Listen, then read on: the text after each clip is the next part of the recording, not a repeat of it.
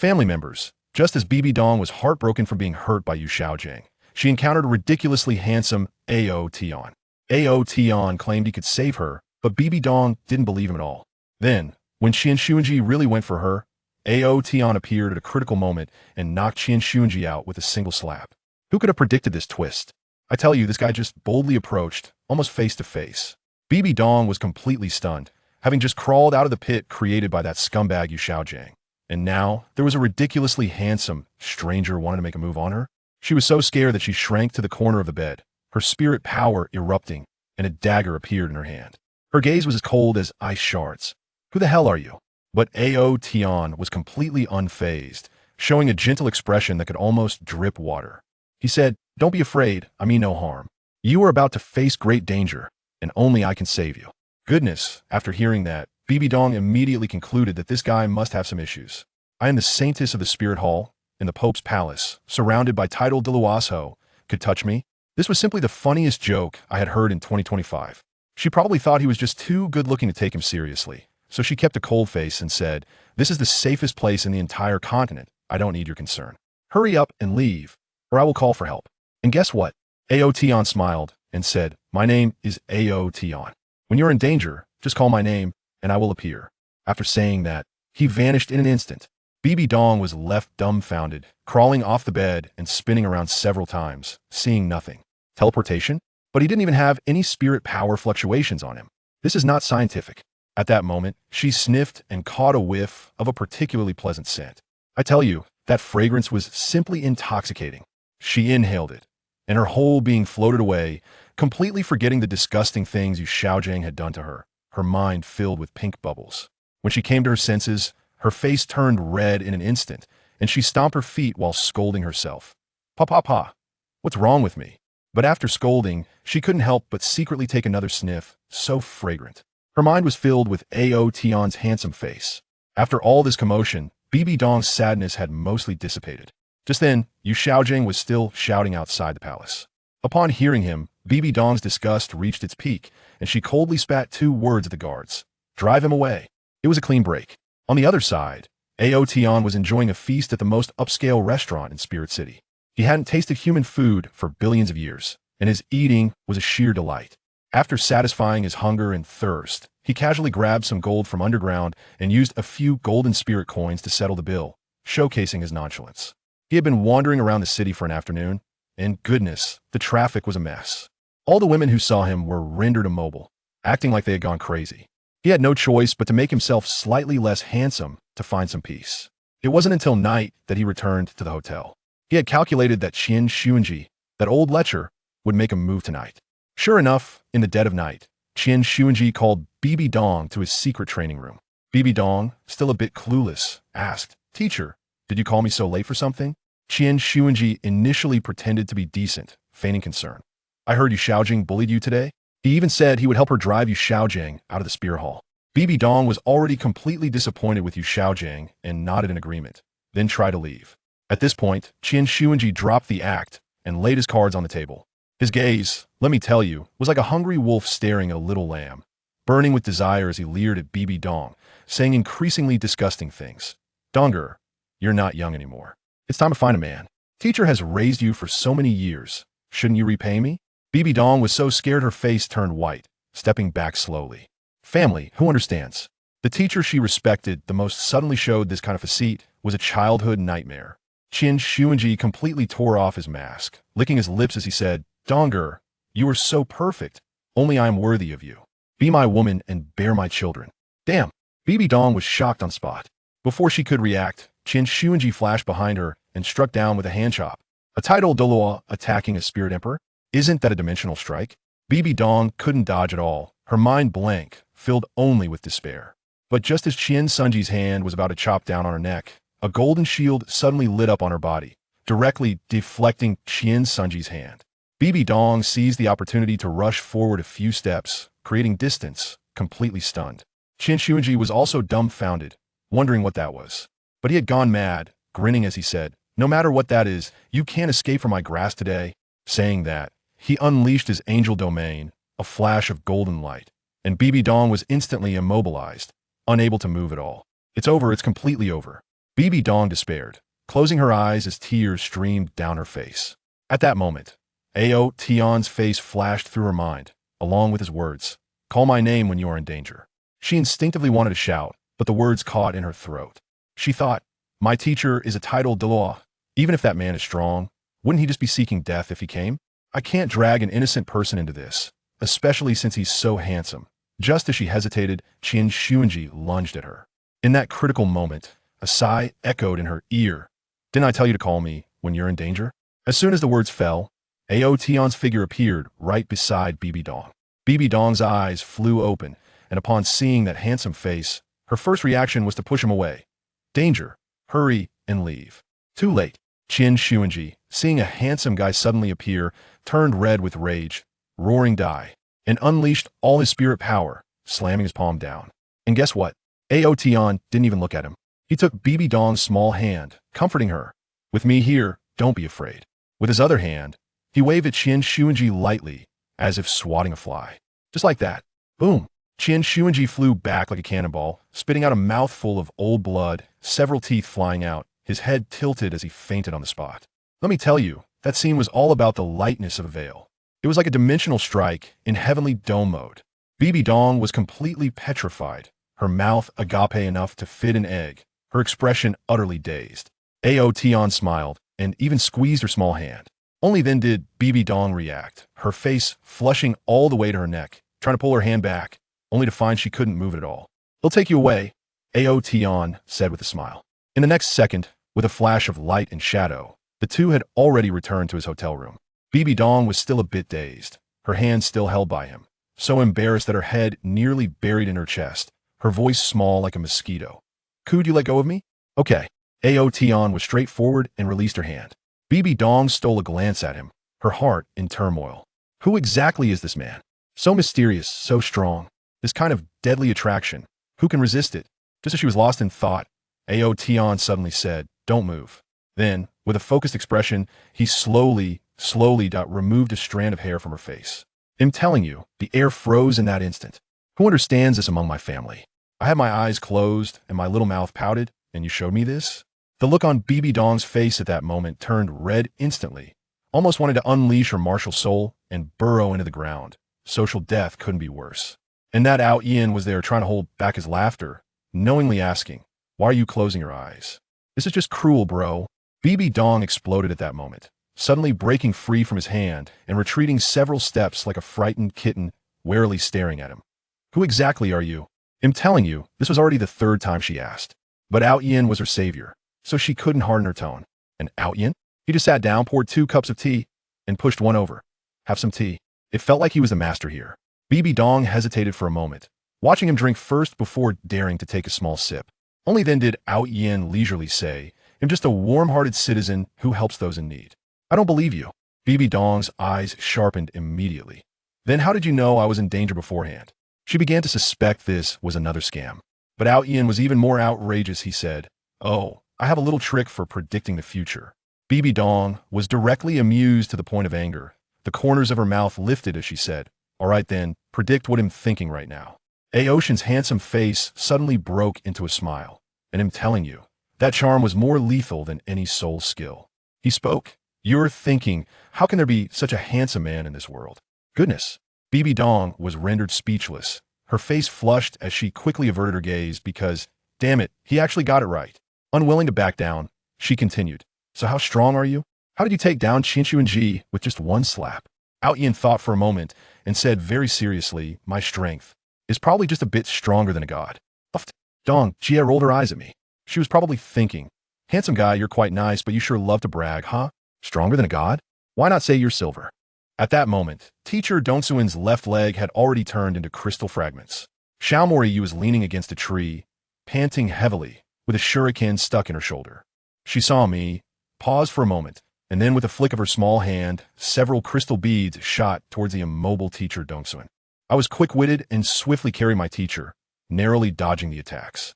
Then, with a few precise strikes using my shuriken, I knocked away the remaining crystal marbles. The teacher from East Village looked stunned, probably not expecting me, a mere genin, to be so fierce. I glanced at the girl opposite me, who looked both terrified and stubborn, and I felt a surge of irritation. Why did this mess have to involve me? There was no choice but to control the situation first. Water release, hidden mist technique.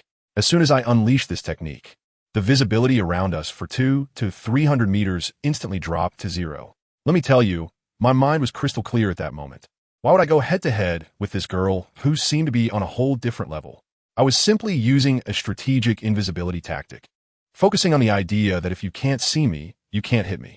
My injured teacher was still there giving me thumbs up, saying I had the demeanor of a ninja, but I didn't have time to listen to flattery. My life was at stake. Anyway, by the time the mist cleared, that girl had already slipped away, which suited me just fine. Pursue her? No way. I wrapped things up, collected 4,000 Rio, and went home to be with my wife. Now that's what life is about. Finally, things settled down, and my wife Meili's belly was growing day by day. I practiced my ninjutsu at home, preparing to take the Chunin exam, ready to lead missions and double my salary. What a delight. However, just 2 months into my peaceful life, in the middle of the night, I heard a knock at my window, and a shadow zipped away. I thought, who could that be? Playing extreme parkour in the dead of night? I chased after it and was shocked to find a familiar face. It was that Bloodline Limit user, Komoriyu. She took off her mask and immediately said she couldn't believe it, claiming I was a good person for letting her go twice. Then, her tone shifted. She glared and said her mother had been killed by the village, and she had joined some dark night organization to give the fourth Mizukage a little surprise. Who understands this? I couldn't handle this plot twist. I quickly took a few steps back and told her to get lost. In this day and age, choosing sides is a serious business, and if I got involved with a rogue ninja, my whole family would be singing a sad song. Another 2 months passed, and while I was having breakfast, there was a loud knock at the door, and there stood the shark-faced Kisame Hashigaki. He came in with an order. The fourth Mizukage had been assassinated, the rogue ninja, Itachi Uchiha, had fled, and I was to team up with 2 special jounin, Swearin and Ganryu, to chase after him. Wow, I, a mere Jinin, was being teamed up with a special forces unit. Were they respecting me, or sending me my doom? There was no choice but to brave it.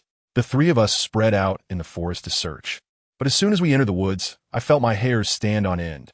A water line shot over my head. I instinctively rolled to dodge. Just as I steadied myself, another shot came. Let me tell you, that thing is called water gun, a B-rank ninjutsu, capable of taking out jounin. I managed to deflect it slightly with a shuriken, narrowly missing my face and almost giving me a close shave. The lady called Swearin looked dumbfounded, probably not expecting a Jinin to react so quickly. The attacker, Itachi Uchiha, seeing that his shots missed, got anxious and charged at me with his sword.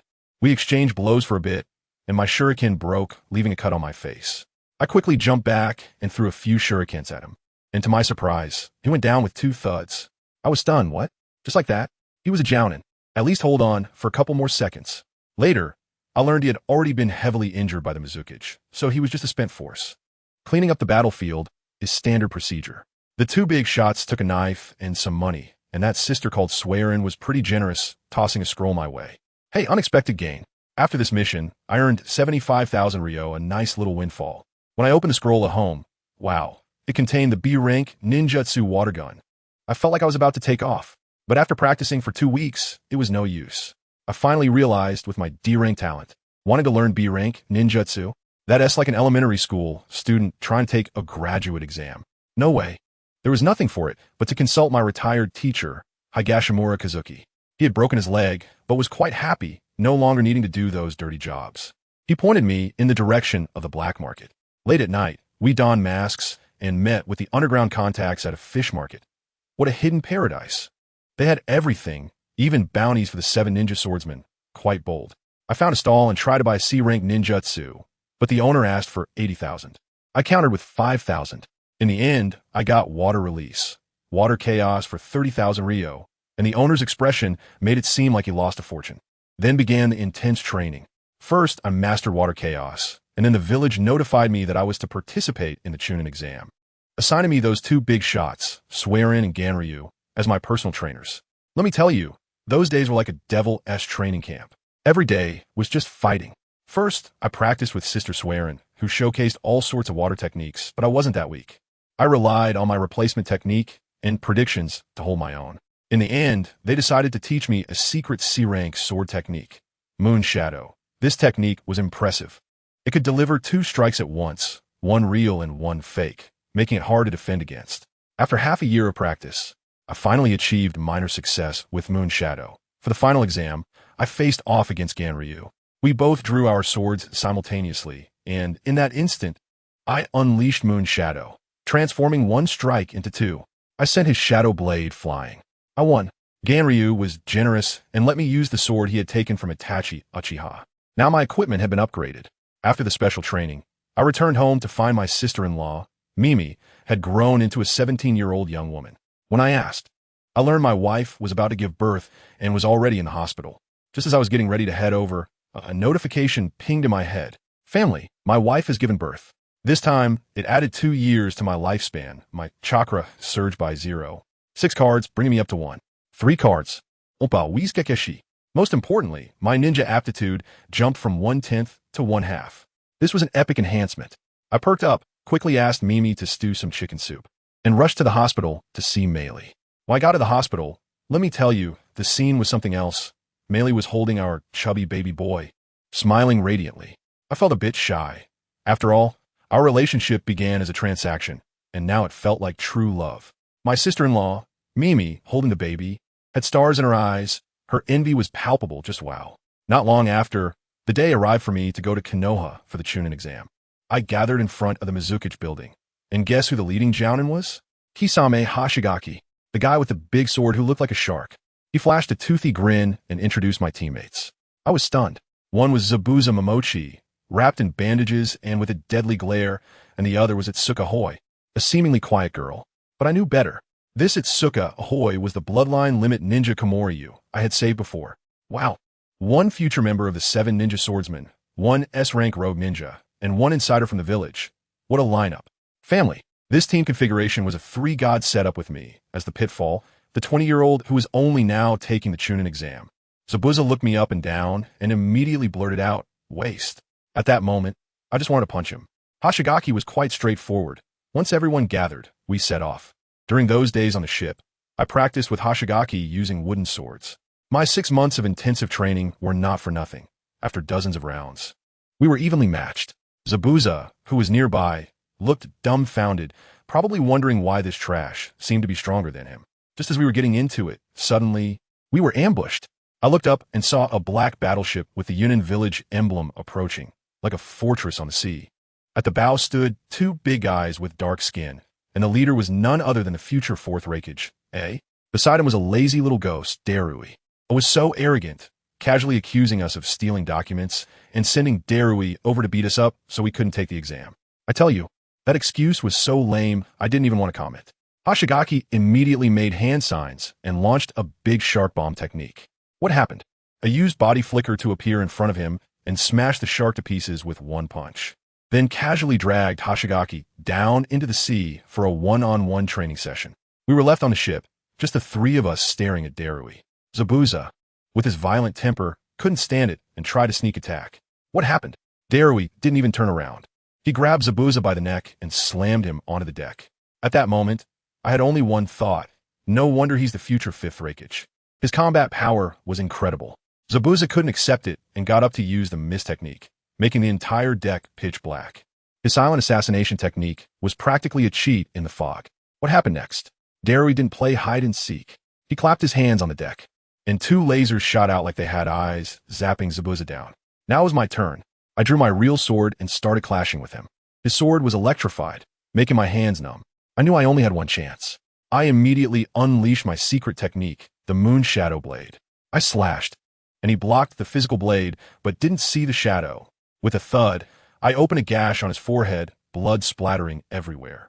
When I saw Darui was at a disadvantage and realized he couldn't gain anything, he knocked Hashigaki down and retreated with his men. After that fight, I realized my talent had really improved. On the way to Konoha, I actually mastered the one-handed hand seals for the shadow clone technique and transformation technique. When we arrived in Konoha and settled down, Hashigaki let us play on our own. I suggested we should train together to build team synergy. Zabuza was so arrogant, claiming he never cooperates with trash. Fine, you said it. I went up and gave him a good beating. The next day, he refused to train. I beat him again. On the 3rd day, he still refused, and before he could finish his sentence, I beat him again. After a week of this, I tell you, the look in his eyes had a hint of fear. It was a physical exorcism, primarily about listening to reason. Just as I was about to train, I ran into someone on the road, a guy with white hair, wearing a mask, with dead fish eyes, Kakashi. At this time, Kakashi had just lost his teammate and was in the peak of his angsty phase, feeling like the world owed him 500,000. Without saying a word, he wanted to teach us from a mist village a lesson. We exchanged a couple of moves, and I knew that if it came down to a real fight, I'd get beaten badly. I quickly tried to divert the conversation to village conflicts, hoping to make him cautious. But this guy got carried away, lifted his mask, activated his Sharingan, and summoned Chidori. I was sweating bullets and ready to fight for my life. Just then, a Jinjutsu activated, and a cherry blossom tree appeared. When the Jinjutsu lifted, a stunning red-eyed beauty appeared between us, persuading Kakashi to leave. Family, who understands? It was Yuhi Kurenai. I scanned her with the system and saw she had B-rank talent. What was I waiting for? I quickly stepped forward, grabbed her hand, and said, "Beautiful lady, you're so kind. Could you help me have a child?" At that moment, my two teammates were petrified. Kurenai cursed pervert and ran away. Sorry, not a good start. But it didn't matter. The ChNIN exams were the priority. The first written exam came, and I tell you, Zabuza was really something else. He used a mist technique to flood the entire exam room, so no one could cheat, and then he strolled around inside, copying all the smart kids' answers, and finally tossed us a copy of the answers. Just like that, the three of us passed smoothly. After the exam, I tried to encounter Kurenai again, but she directly told me, "I don't like weaklings. You're over 20 and still a genin." I hadn't even spoken yet, and Zabuza was the first to object, jumping on the table and calling her ugly. My fake teammate, Koshi, joined in the heckling. Kurenai got so mad that she activated a Jinjutsu. Hey, I could tolerate a lot, but not this. I immediately unleashed my chakra, broke the Jinjutsu in an instant, pulled my teammates behind me, and said to Kurenai, "I really like you, but if you dare touch my teammates, I won't hold back." Kurenai was slightly taken aback. This man had actually broken her Jinjutsu in a breath's time. She was a ChNIN, and her Jinjutsu ranked among the best in all of Konoha. Facing Kashigawa, she felt a sense of looking up to him, as if Kashigawa could actually defeat her. Seeing Kashigawa confront Kurenai, Koshi couldn't help but blush. Was Kashigawa senpai siding with me? It must be. He was willing to fall out with an ugly woman for me. The conflict was timely stopped, and Kashigawa and the others returned to our lodging. We waited until 3 days later when the written exam results were announced, gathering again in the exam room for the first test. The white paper was filled with calligraphy, and Kashigawa searched for our names. Luck was on our side. All three of us passed and entered the next round of exams together. As expected, Zabuza was very confident. This result seemed trivial to him. Kashigawa frowned. The second team from a mist village did not pass the written exam, which was clearly due to Zabuza's influence. He didn't know what kind of punishment they would face upon returning. Kurenai, mixed in with the crowd, felt a bit relieved when she saw Kashigawa and the others' names. Passing the written exam meant she had the chance to witness Kashigawa's ninja skills. "I'm a bit looking forward to your strength, Kashigawa." Kurenai couldn't help but develop some interest in Kashigawa. With the written exam resolved, the remaining 2 rounds of the ChNIN exam awaited us. The second exam was an unregulated team battle, and the third exam was a supervised individual battle. Of course, the world of ninjas is cruel. Killing is not against the rules in the ChNIN exams.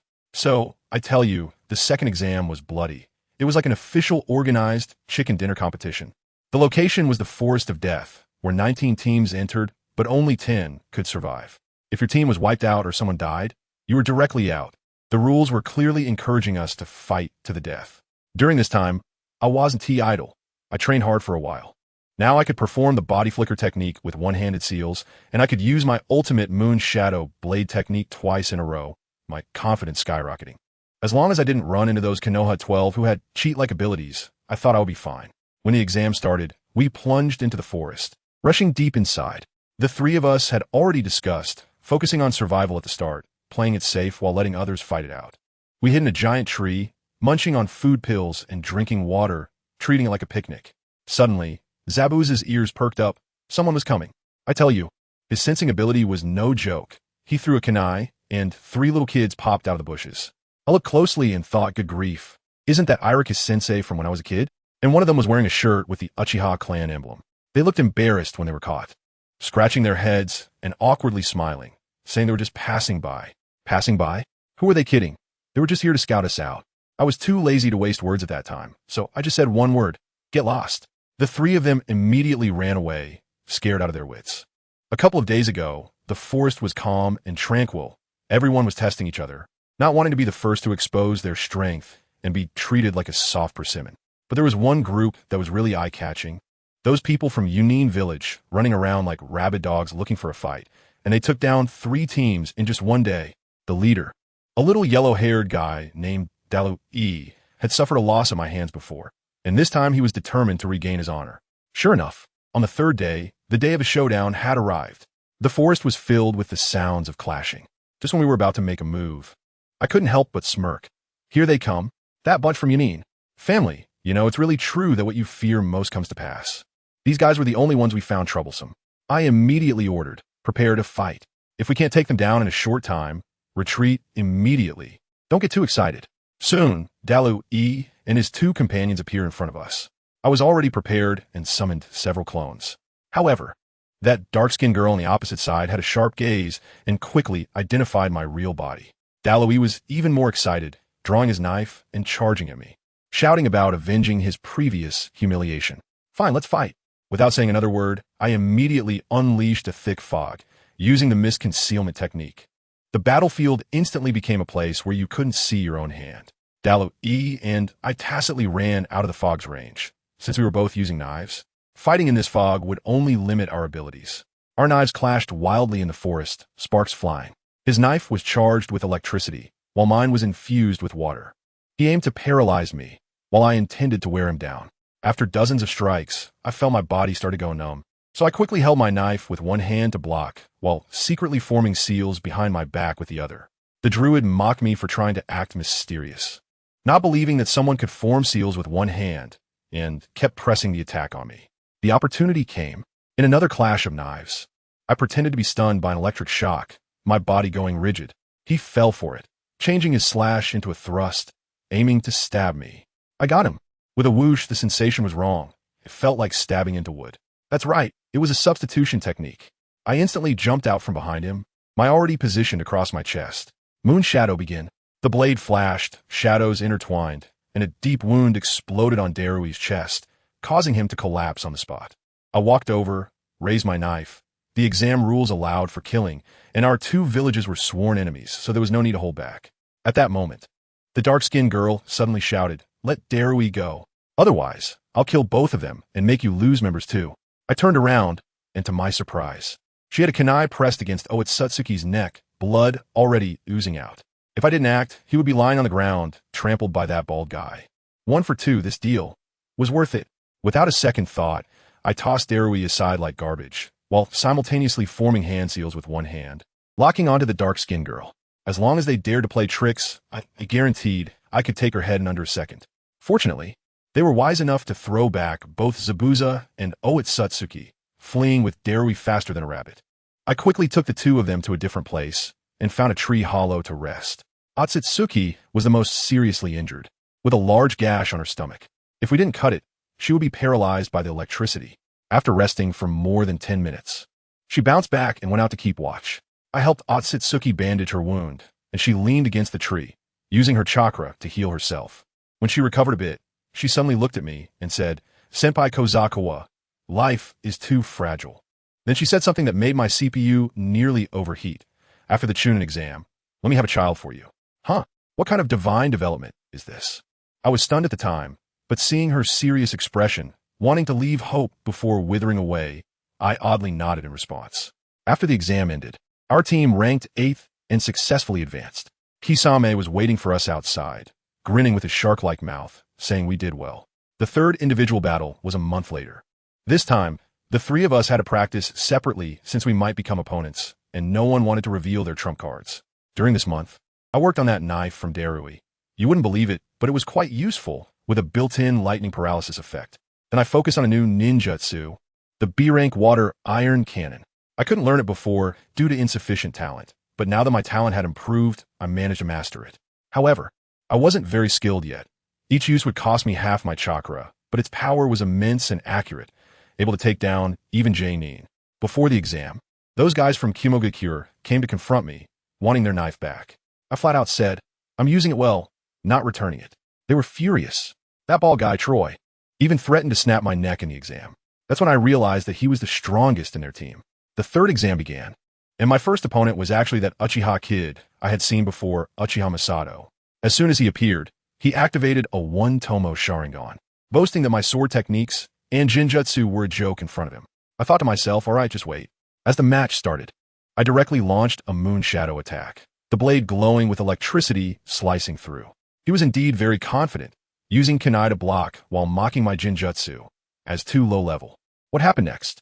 In the next second, a shadow-like blade struck him from another angle. He was stunned because my two strikes were not one real and one fake.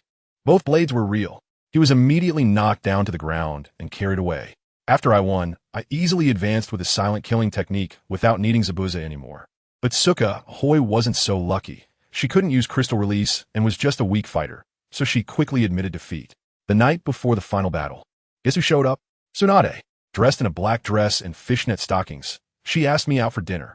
Let me tell you, those legs were amazing. During dinner, she looked worried and reminded me that my opponent, Troy, would be using lightning release, telling me to surrender quickly if I couldn't beat him. The next day, in a final battle, I faced that bald guy, Troy. I tell you, this guy was like a living bug. As soon as he entered the arena, he was surrounded by lightning. Although it didn't look complete, his speed and strength completely overwhelmed me. As soon as the examiner shouted start, he was already in front of me, sending me flying with a single punch. I didn't even have time to form a hand seal. He kept punching me like an explosion. What to do if I couldn't win? In a moment of desperation, I grabbed a handful of dirt and, just as his fist was about to hit my face, I threw it in his face. A surprise attack. He roared and instinctively closed his eyes. Now's my chance. Boom. The shadow clone technique activated. My main body escaped, instantly forming hand seals, and I used the clone technique. A large group of clones surrounded him, constantly switching places. Ninjutsu, Moon Shadow. All the clones shouted together and attacked from all directions. I bet he couldn't find my real body. I hit him. My blade did indeed cut him, and the blade's shadow crossed over him. But the next second, my face turned green. Those two strikes only cut through a layer of skin. His lightning release was like an iron shell. He grinned, having locked on my real body. It's over. My sword technique didn't work. I steeled my heart and decided to go all out. I created distance, posed with one hand like a gun, betting all my chakra on this one shot. Water release, water iron cannon. I only had one chance. A tiny water bullet, almost invisible, shot through him with a soft sound like piercing thin paper, directly passing through his body. Troy fell to the ground, astonished and in disbelief, blood splattering everywhere. The referee was stunned for a moment before announcing, "The winner is Kazukawa Ikamesa." The arena was silent at first, then erupted into thunderous applause. I won. Finally won. In the stands, Kisame smiled, Kakashi left with a dark face, and Tsunade finally breathed a sigh of relief. And just like that, the 2-month CH Nin exam finally ended.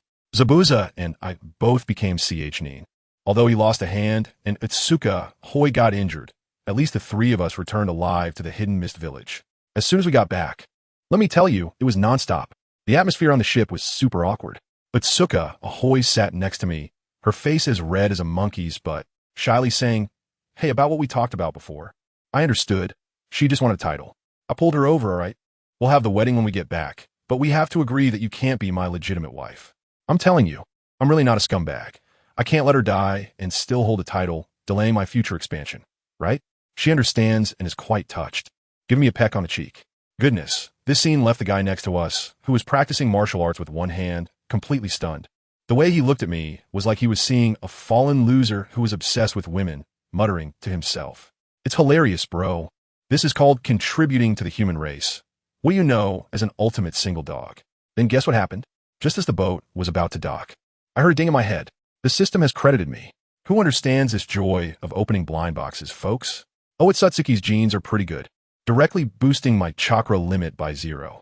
4 cards, and my ninja qualification is almost reaching C rank. This is a huge profit.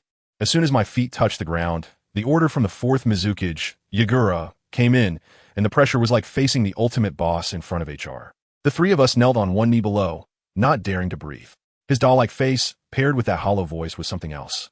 Anyway, it was a round of scolding, praised me a couple of times for almost taking down the Cloud Village's Troy, then gave us 100,000 taels as hush money. Reward money, and sent us on our way. Our temporary team has officially disbanded. That guy Kisame went straight to the intelligence department. It seems to be a good fit for him. My wedding with Otsuka Ahoy was incredibly swift. She said she didn't want to make a big deal out of it, which I thought was perfect, saving money. We held it at a shrine with 2 witnesses. One was Terumi Mei, and the other was that grumpy Zabuza. That guy probably came just for the free meal. As soon as the ceremony ended, he vanished in a flash. All about I've come, I've left. That night, we lay together. I wanted to get a bit philosophical before bed, urging her to let go of her hatred and enjoy life with me. She was responding with hom, and I thought she was absorbing it. But what happened? The next morning, good grief, the side of the pillow was cold. I knew it wouldn't be that simple. If she left, she left. Life had to go on, and training couldn't stop.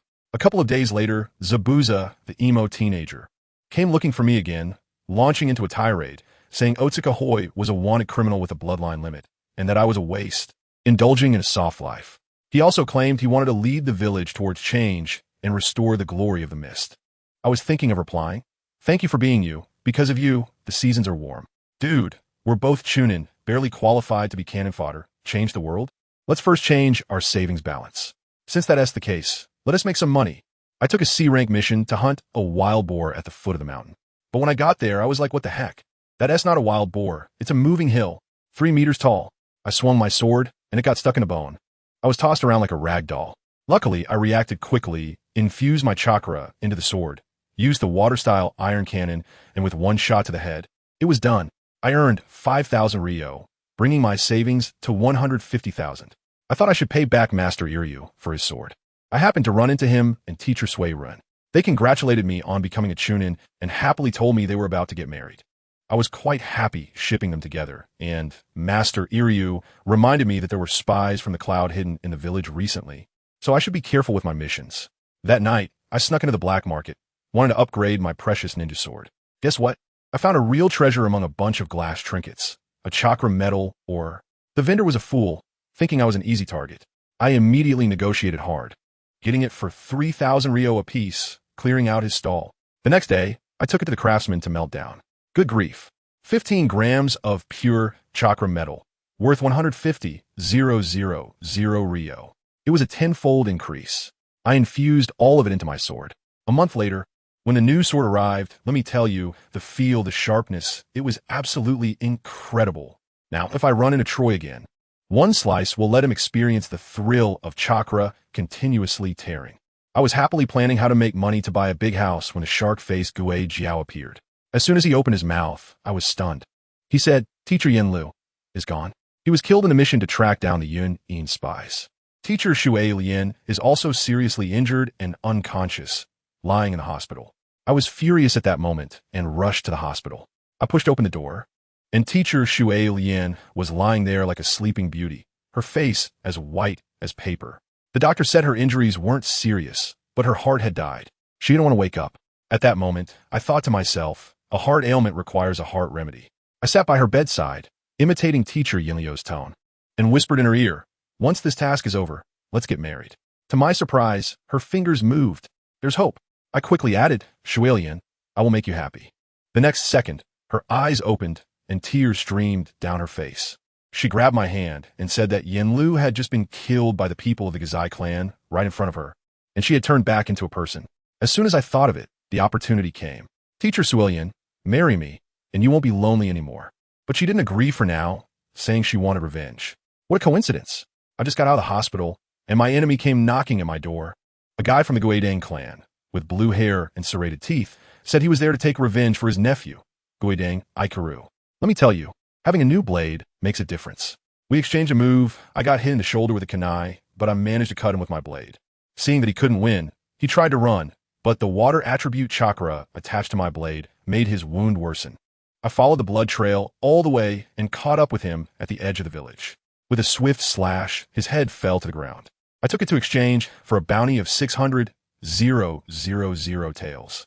Now my buddy had money, and his savings directly surpassed 1 million. I calculated that with this money, I could buy a nice apartment next to the Water Shadow building, with a luxurious home, plus my record of taking down 2 traitorous ninjas.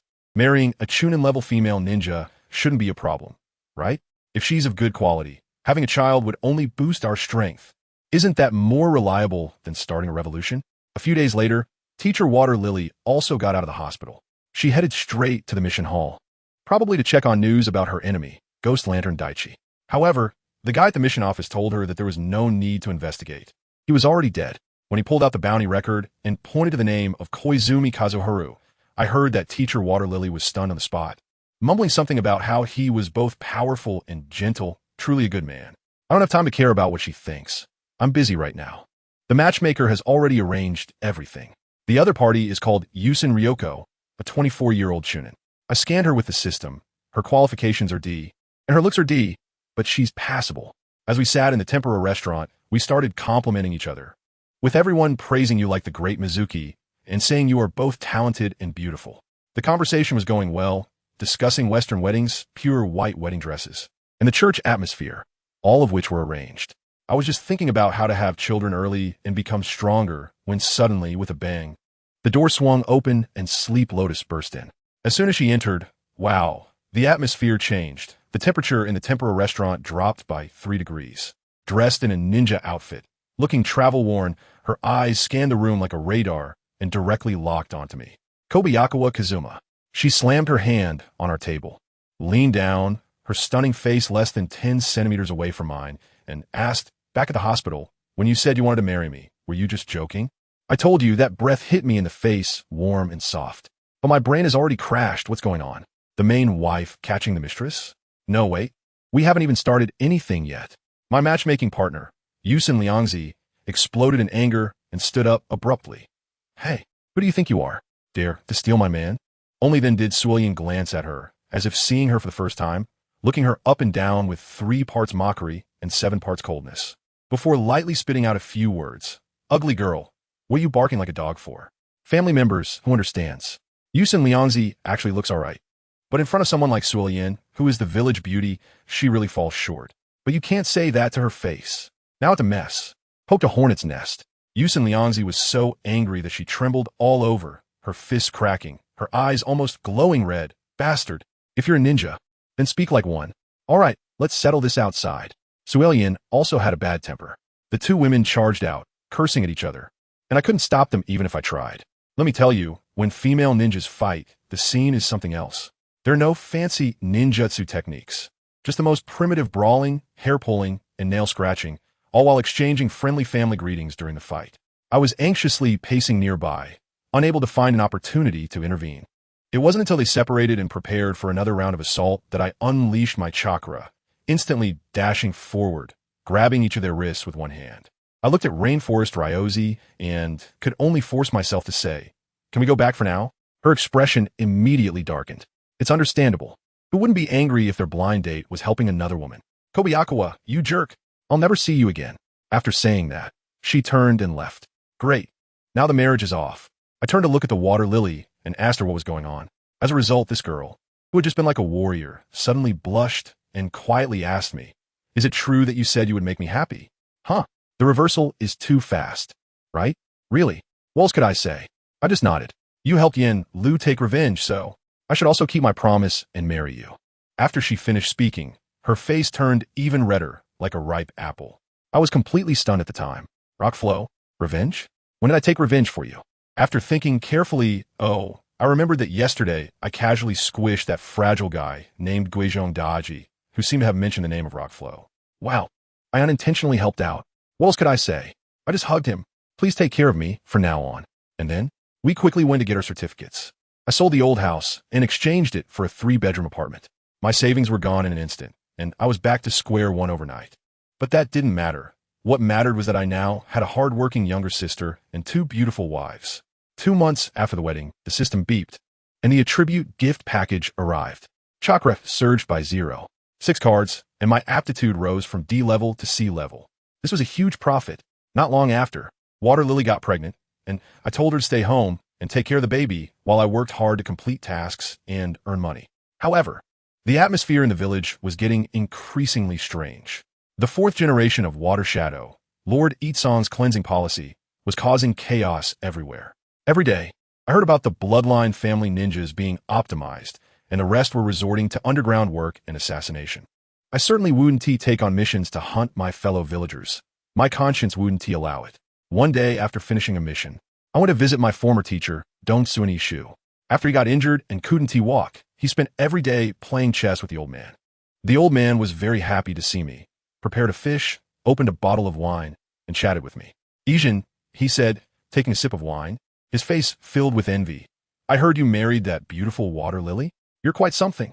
As we chatted, he suddenly shifted his tone and became serious. "By the way, you must be very careful lately.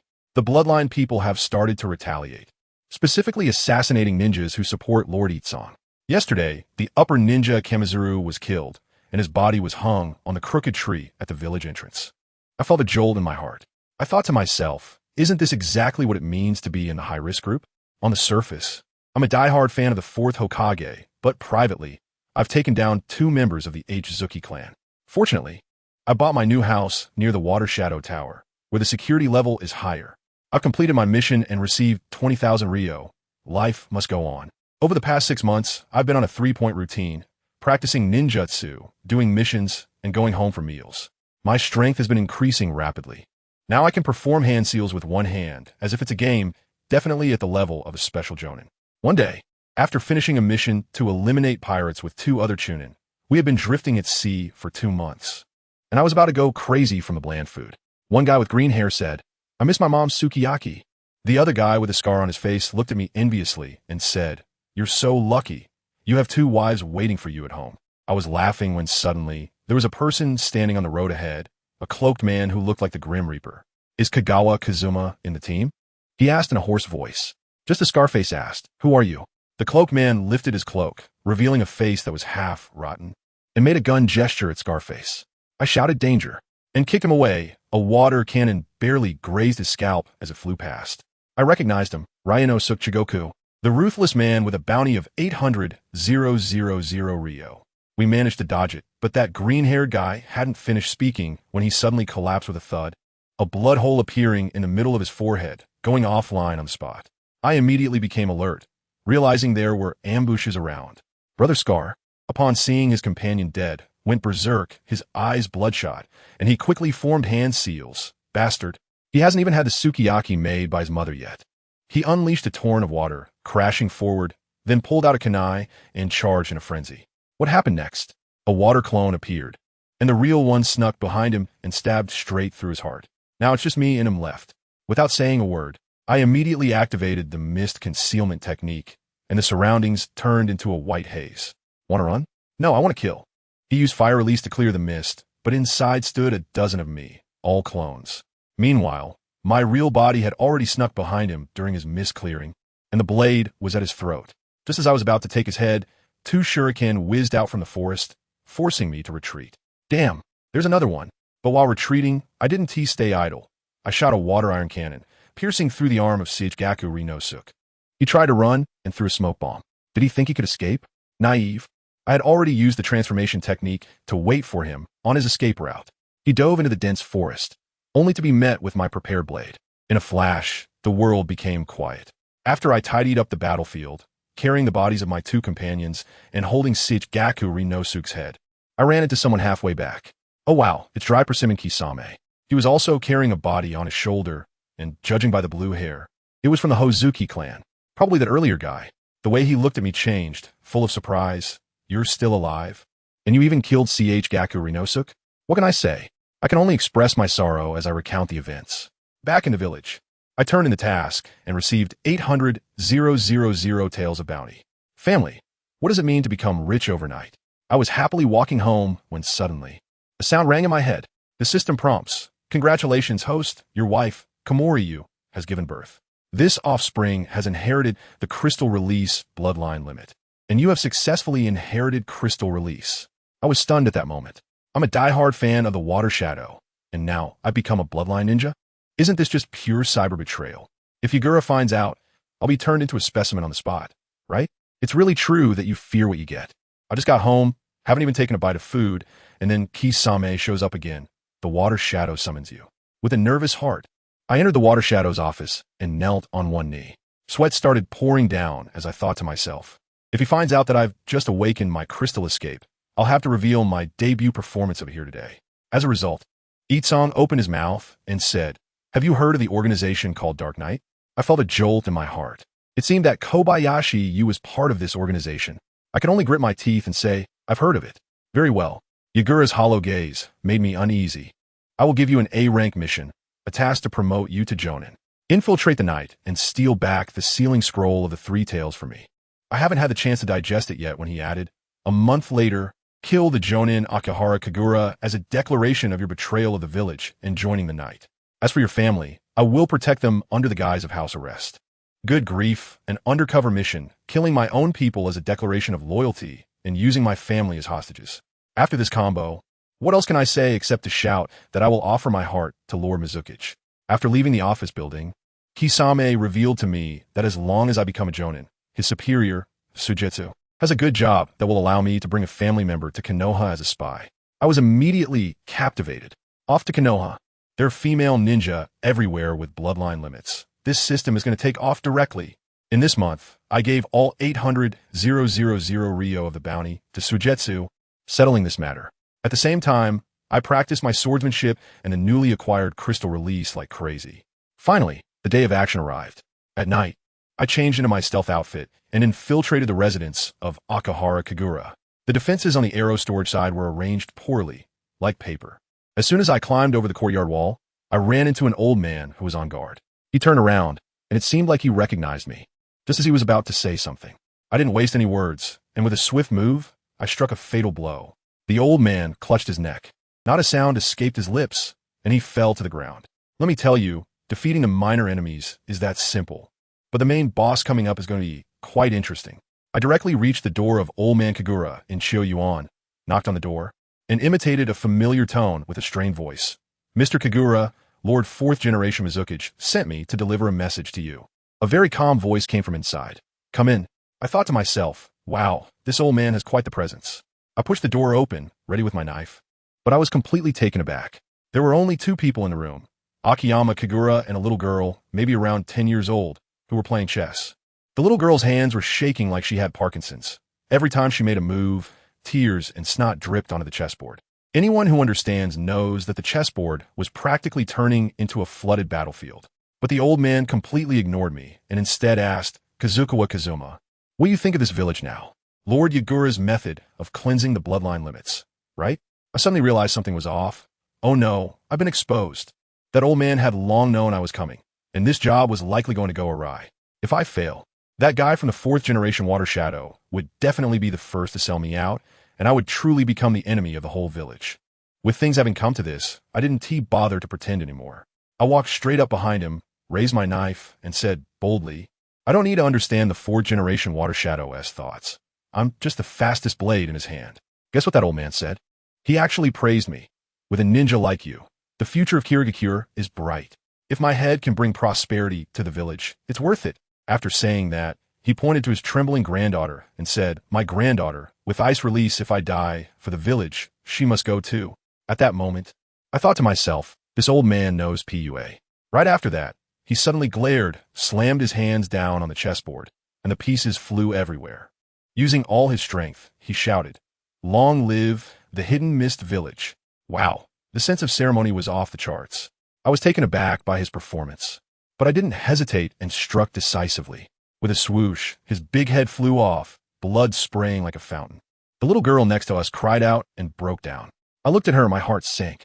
After hesitating for a long time, I finally retracted my knife. Taking advantage of the explosion in the distance, I dragged the head of Akiyama Kagura and slipped into the darkness.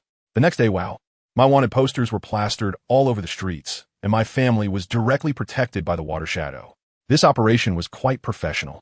As for me, I went straight to the underground black market. It wasn't open for business today, but there was a stall with its light on, where a sister wearing a smiling mask was selling scrolls. Without saying a word, I threw the head of Akiyama Kagura onto her table and coldly said, I want to join the night organization. That sister's eyes lit up, and she smiled meaningfully. Akiyama Kagura, this is quite the impressive greeting for the left and right arm of the 4th Mizukichi. As she spoke, she took off her mask, and I was taken aback. Her face looked strikingly similar to Conan's. However, when others bring this head, I wouldn't even give them a glance. But you're different, my dear brother. I was confused at that moment. Who is your brother? I quickly asked, who are you? She picked up a cigarette holder, took a puff, and said slowly, Zhao Maya, the older sister of Zhao Meiming. I felt a buzzing in my head. It seemed like I remembered someone like that. My relationship with the Terumi family is so distant that we're almost 5 degrees apart. I visited once when I was a child, and I've forgotten all about it. Fortunately, since the relationship is distant, I can live in the village as a small fry. I quickly opened my golden finger system to take a look. Name, Terumi Yamami. Age, 23, beauty, B talent, C bloodline limit, melt release. Wow, she has a potential asset. With this connection, joining the organization would be a breeze. However, I would just be a low-level errand boy at first, and I have to wait 3 months for an assessment to become a regular member. With internal personnel and the real leadership above. Well, since I've temporarily left the Hidden Mist Village, my only current KPI is to find a way to retrieve the sealing scroll for the Three Tails. Once I joined this Dark Knight organization, I realized how extensive this operation was. We peripheral members just send messages and run errands. The real work is done by the internal members. Assassinations, revenge, you name it. The top-tier big shots, as I heard, all possess bloodline limits and were once elite jonin in the village, shrouded in mystery. My chief sister, Terumi Yamami, is one of the leaders. One day, she called me over and tossed me an envelope. Pufferfish, here's your mission. 33 Akiyama Town, Ozaki Village. This job can only be done by someone like you who has killed a jonin. I received the letter and couldn't help but complain about this code name 1,000 times in my mind. Pufferfish? Who understands this, my friends? The moment I heard that name, I felt like my life's highlight might just be being turned into sashimi. The naming taste of this organization is really terrible. This task of delivering messages across villages is as difficult as the journey to the west. Going out and coming home feels like a life and death struggle. However, the rewards are indeed tempting. After completing a job, I can take a month off and even apply for ninjutsu or money from the organization. I put on a mask and slipped out of the village under the cover of night. Fortunately, we have an undercover agent in the patrol team, so I got the schedule in advance. At 3 in the morning, the defense is the weakest, with only 1 chunin and 1 genin on duty. My cat waited in the bushes until 3 o'clock, and just at the moment they changed shifts, it dashed out. Enemies. That lower ninja reacted pretty quickly, pulling out a flare to launch. I changed my route, kicked him away, and snatched the flare at the same time. No joke. Dealing with a chunin or genin is just a moment's work for me. I dashed out, taking down a few unsuspecting ones, and a few hours later, I finally slipped out of the Hidden Mist Village. I sat on the tree, panting like a dog, exhausted, gnawing on a few military rations, preparing to head to the great storehouse village. Just as I emerged from the woods, I saw a muscular man wrapped in bandages standing at the end of a small path. It's Koizumi Kazuma. I didn't expect even a ninja like you to betray the village. It's Momochi Zabuza. I wasn't intimidated either. Standing more than 10 meters away, I said coldly, I didn't expect to run into you here. Let me pass, I don't want to kill you. Upon hearing this, Jean was nearly wide-eyed. Kill me? You really dare to say that? Today, I'm going to experience your skills. After saying that, he quickly began to form hand seals with both hands at lightning speed. Mist hidden technique. In an instant, thick fog enveloped the area, reducing visibility to even lower than my wallet in 2025. He quietly approached, holding a kunai. I wasn't foolish either. I directly created several shadow clones to confuse him. But this guy was indeed perceptive. He completely ignored my clones and came straight for my real body, launching a kunai that flew towards me. I easily knocked away the shuriken, and I already had a sense of where he was. Sorry about this. I used a substitution technique to deceive him, drew my hidden blade, and swung it back at him. My current moon shadow sword technique no longer requires a starting stance. With a casual slash, the blade light didn't hit him, but the shadow of the sword struck him solidly. What? If he didn't cut back in pain, he quickly retreated into the mist. It was at this moment that he realized I was no longer the little brat from the Chunin exams a year ago. He relocked onto me in the mist, this time clearly more cautious. However, the next second, the expression on his face changed from vigilance to terror because I had already appeared behind him. I aimed the handle of my knife at his belly and struck hard. He let out a grunt and fell to his knees, and the thick fog around us began to disperse. I sighed and walked past him, putting away my knife. Wait a minute. He stood up, enduring the pain. Little Takagawa, since you have such strong power, why not simply replace the water shadow? As long as you want, I can help you. I glanced back at him. This guy was already looking to stir up trouble. But what could I say? That there's a mastermind behind the water shadow? He wouldn't understand a thing. I can only act cool to the end. The frog at the bottom of the well, the deep foresight of the fourth Mizukage, is something you cannot understand. After saying that, I unleashed my chakra and instantly disappeared, leaving Zabuza behind, who was probably bitterly laughing, thinking that my words were a sign of my fear of the fourth Mizukage. After several days of travel, I finally arrived at the hidden grass village. I carefully wrapped my ninja sword, changed into casual clothes, and blended in. Soon, I found a meeting place, knocked on the door, and a woman in a kimono opened it. I directly say the code.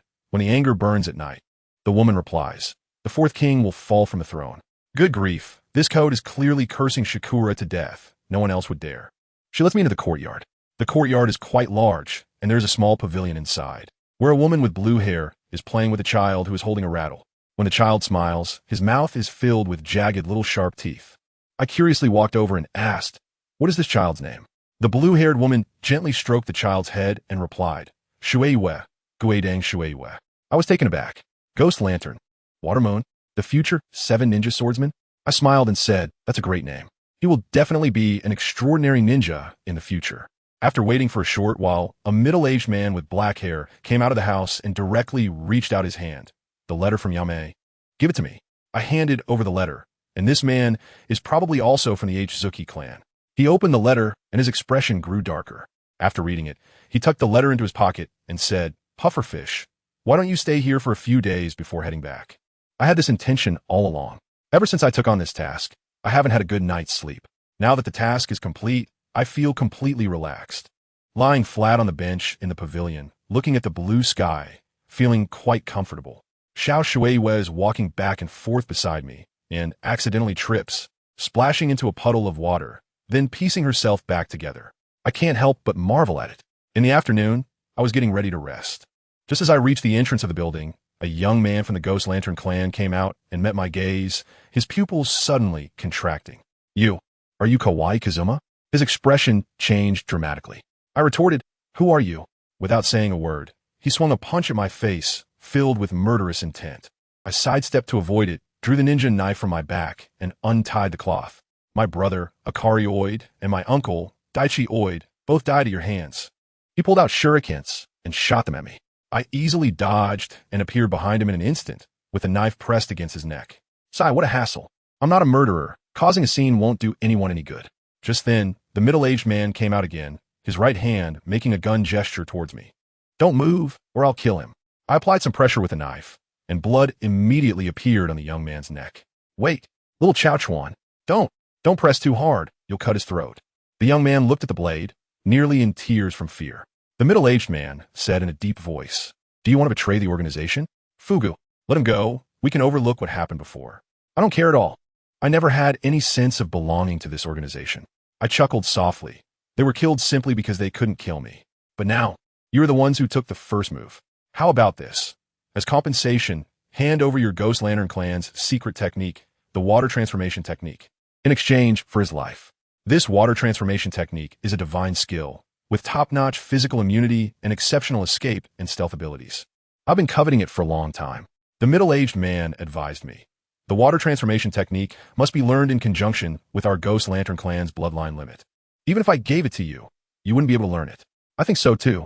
It seems that only the people from the H-Zuki family can use it in the original work.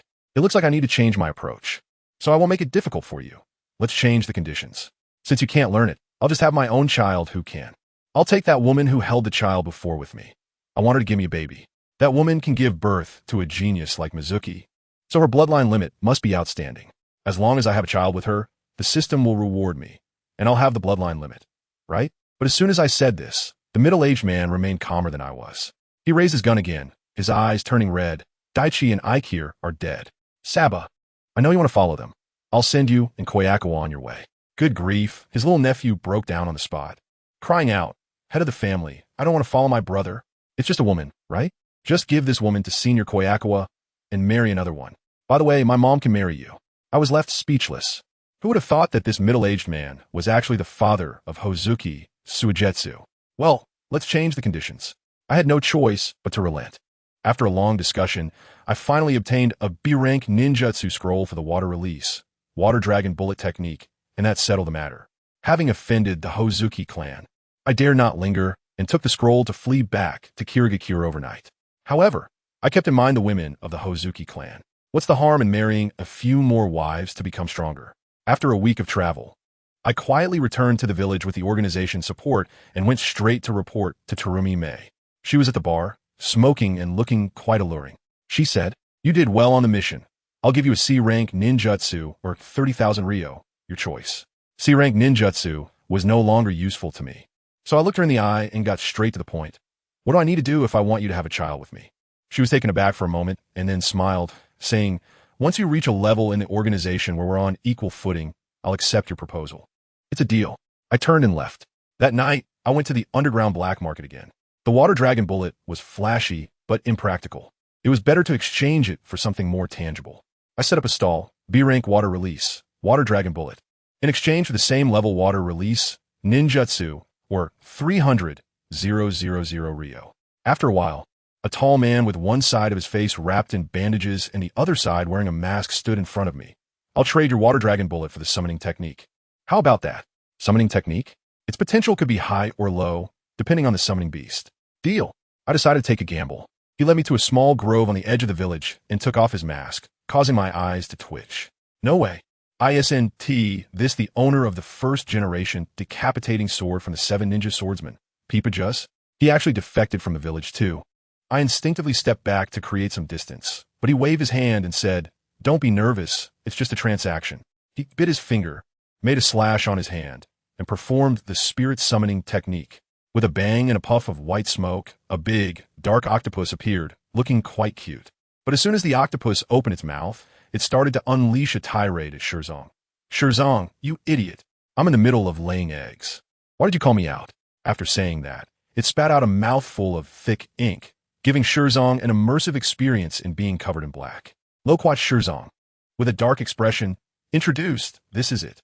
It doesn't have much combat power, but it's wise, can use reverse spirit summoning, and is great at sneaking through small gaps for reconnaissance." As soon as I heard this, I thought I hit the jackpot. Swapping the water dragon bullet for a wise spirit beast was a great deal. I quickly signed the contract. Consider it a way to cultivate talent for the organization. After Shirko Juzong finished speaking, his figure disappeared into the night. It seems that there are indeed hidden talents in this dark organization. 2 months passed in the blink of an eye, and I was completing my message delivery tasks at an incredible speed. I would be promoted next month. During these 2 months, I also got to know quite a few people under the command of Meiyame. One of them was a guy named Suyu, who was almost 30 and a nice person. That night, while I was at the bar, Suyu leaned over and whispered, "Senpai Kawa, I have news about that woman who can use crystal escape." I felt a tightness in my heart. "It was Komori-yu." I forced myself to stay calm and asked, "Where?" He handed me a note, and I gave him a 5,000 Ryo bill in return. He was overjoyed, saying, "Thank you, senior. Just 10,000 more, and I can gather enough for my bride's dowry." Just then, Terumi Maya appeared and handed a letter to Aoyu, saying, "This mission goes to Akita Port. Deliver this letter to the person from Yunin." As soon as Aoyu left, Terumi Maya pulled out another letter and shoved it into my hand, whispering in my ear, "The one in his hand is fake. If necessary, sell him out directly.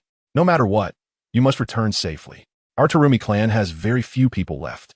This woman is truly ruthless and charming." However, I was finally about to make contact with someone from Yunin, and my A-level mission was starting to take shape. So, before the gathering, I needed to visit the address Aoyu had given me. It was dark and windy at night. With a transformation technique, I slipped into that small courtyard. Wow. The room was dimly lit, like a haunted house, and I could hear the sound of water splashing. I peeked through the window, and Komori was taking a bath, holding a shiny crystal in her hands. No, practicing her skills. Seeing that she was fine, I felt half of my worries ease. I went around to the door and gently knocked, calling out, "Yu-chan." Guess what happened? The lights inside went out with a click. It was a cold reception. I sighed and thought, well, time to leave. Just as I turned around, the door creaked open, and Komori-yu's voice floated out, "Ikijin-kun." In an instant, I dashed to her side, and then, the next morning when I woke up, she was sleeping next to me. Family, who understands? It was too dark last night to see clearly, but this morning when I took a look, her body was covered in wounds, both old scars and new injuries, making my heart ache. Yet, she acted as if nothing was wrong, waking up to take a shower, and then bustling around to make breakfast. I hugged her from behind, inhaling the scent of her shower gel mixed with the smell of cooking oil from the kitchen. In a moment of impulsiveness, I asked, "What about our child?" The air instantly froze. She held the meat chops in the pan, not turning her head, her voice as cold as ice. "I gave the child away." I was stunned. What did gave away mean? She said that before she took down the fourth generation of the Water Shadow Shikigami, she didn't want to involve the child. What was even more shocking was that she said, as a traitor ninja, I had no right to know where the child was, fearing it would affect the child's future in civil service. No, it was about affecting the child prospects. What else can I say? I can't just tell her, hey, I'm on a secret mission too, right? I can only admit it for now. After finishing breakfast, I changed my clothes and got ready to leave. Before I left, I told her, you need to become stronger or else the assassination of the Water Shadow will be in vain. After saying that, I slipped away. I was afraid that if I stayed even a second longer, I wouldn't be able to hold back and would spill everything. After meeting up with that guy, AOEU, we sneaked out of the village. Thanks to the inside help, leaving the village was incredibly smooth. The mission site wasn't far from the village, but there were patrols all along the way. It felt like we were playing a stealth game, and we only felt completely safe after dodging 3 waves of people. 2 days later, we finally approached Akita Port. AOEU was so excited, saying he felt like he was 1 step closer to marrying a wife. I told him not to get too happy too soon. The closer we got, the more we needed to stay vigilant. I always felt something was off about how smoothly this mission was going. No sooner had I spoken than a thick fog suddenly enveloped us, reducing visibility to less than half a meter. I grabbed AOEU and pulled him back. This fog was definitely a ninjutsu, and the guy who unleashed it had a terrifying amount of chakra, at least enough to match 3 Kakashis. I made a quick decision to change my route. After running for just a few minutes, I saw a man with orange hair standing in front of me, a seabird perched on his shoulder, smiling at me. It was Kobayakawa Kazuma, the genius favored by Lord Mizuichi. Why would he betray the village? His voice was as gentle as that of a friendly older brother.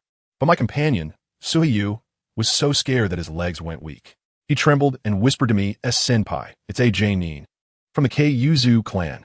I felt a tightness in my heart. This is a big trouble. Should I explain it to him? Would he believe me? I infiltrated the organization with the achievement of having killed Akiyama Kagura. There's no choice now. I can only fight.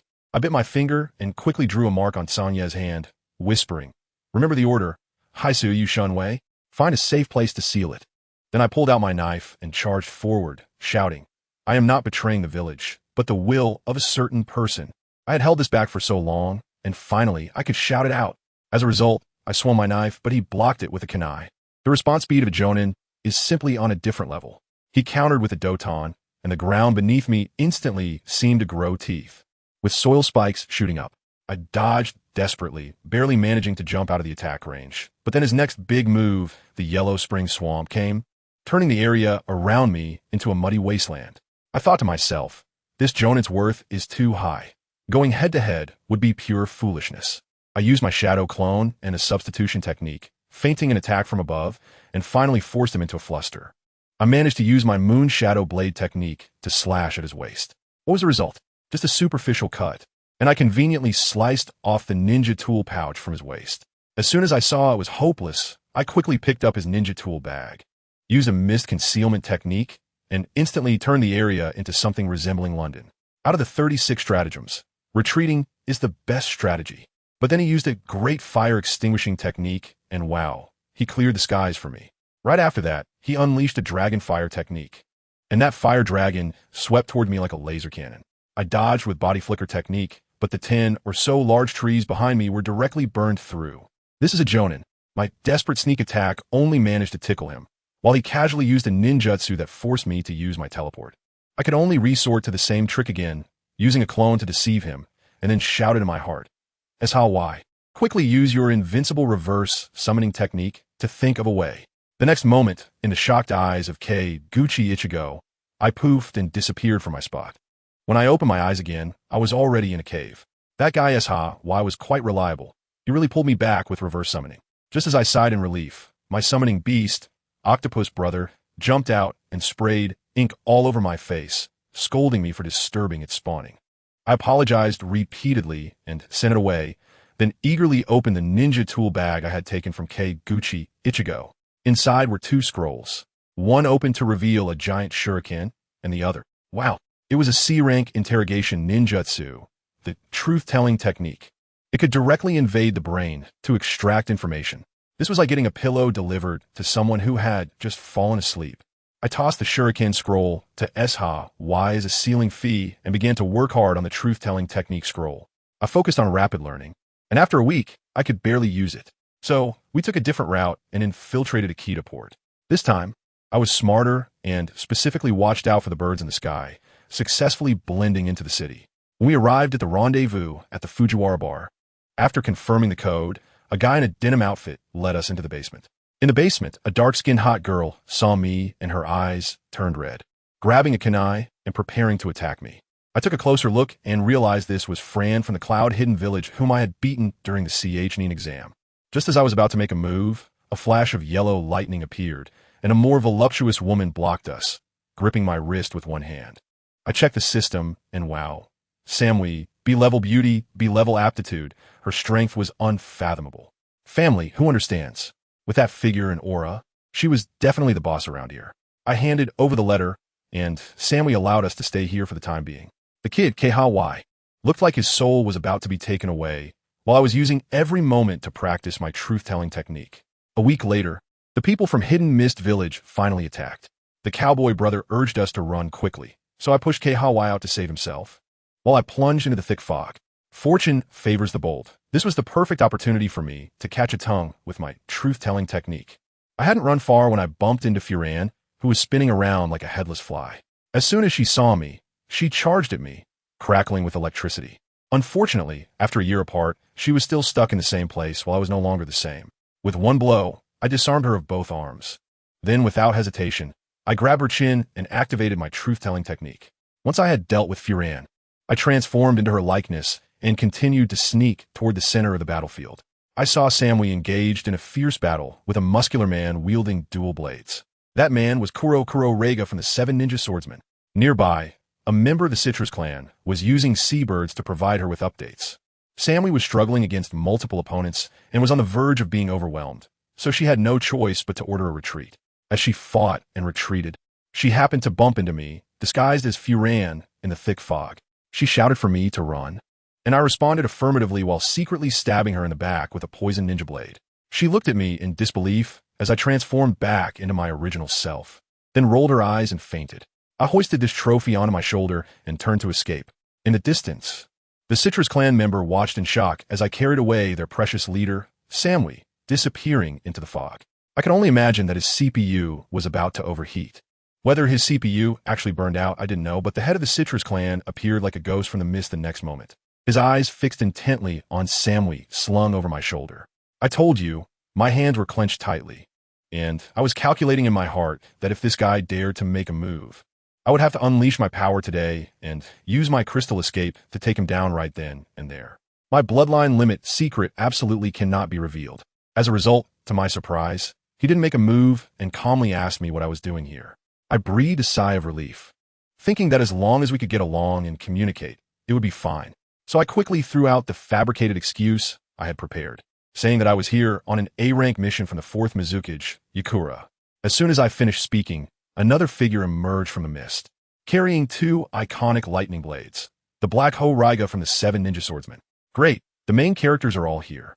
Seeing this situation, I decided not to hide anything and directly revealed my trump card, saying, "You two seniors, stop fighting. Something big is about to happen at home.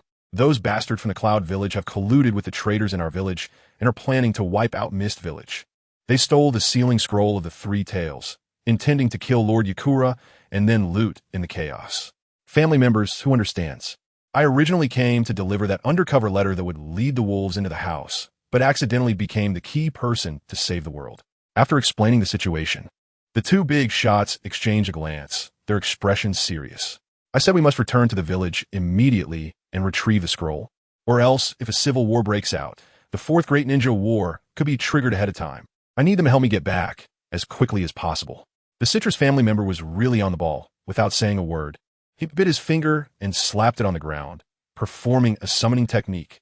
With a bang, a giant seagull appeared before me, bigger than a Boeing 747. He directly opened a VIP line for me, saying, "Get on, it'll take half a day, my people won't stop you." Just like that, I sat in the first class of Seagull Airlines and within half a day returned to the Hidden Mist Village. It was already dark, and I didn't disturb anyone. I snuck back home first, mainly to leave myself an escape route. As soon as I entered, my little sweetheart, Komi, ran out of her bathrobe, and she was so surprised to see me. I quickly told her to be quiet, patted her head, and said, Once this mission is over, I'll take you to Konoha. Then, right in front of her, I summoned a small octopus the size of my palm, which I called Octopus Ball. I tore it off me and stuffed it into Komi-Ai's hands, instructing it. Listen, as soon as the sun comes up tomorrow, use the reverse summoning technique to bring me back. This was my life-saving charm, my ultimate cheat for rebirth in the hidden mist as the sixth wheel. After arranging everything, I set off to the bar run by Komi-Ai's older sister, Kamiya. She was the leader of the rebel organization, the Dark Knight. I had to go there first to report. After all, when acting, you have to go all out. I told her the letter had arrived and then, with great emotion, asked her, now, can we get married?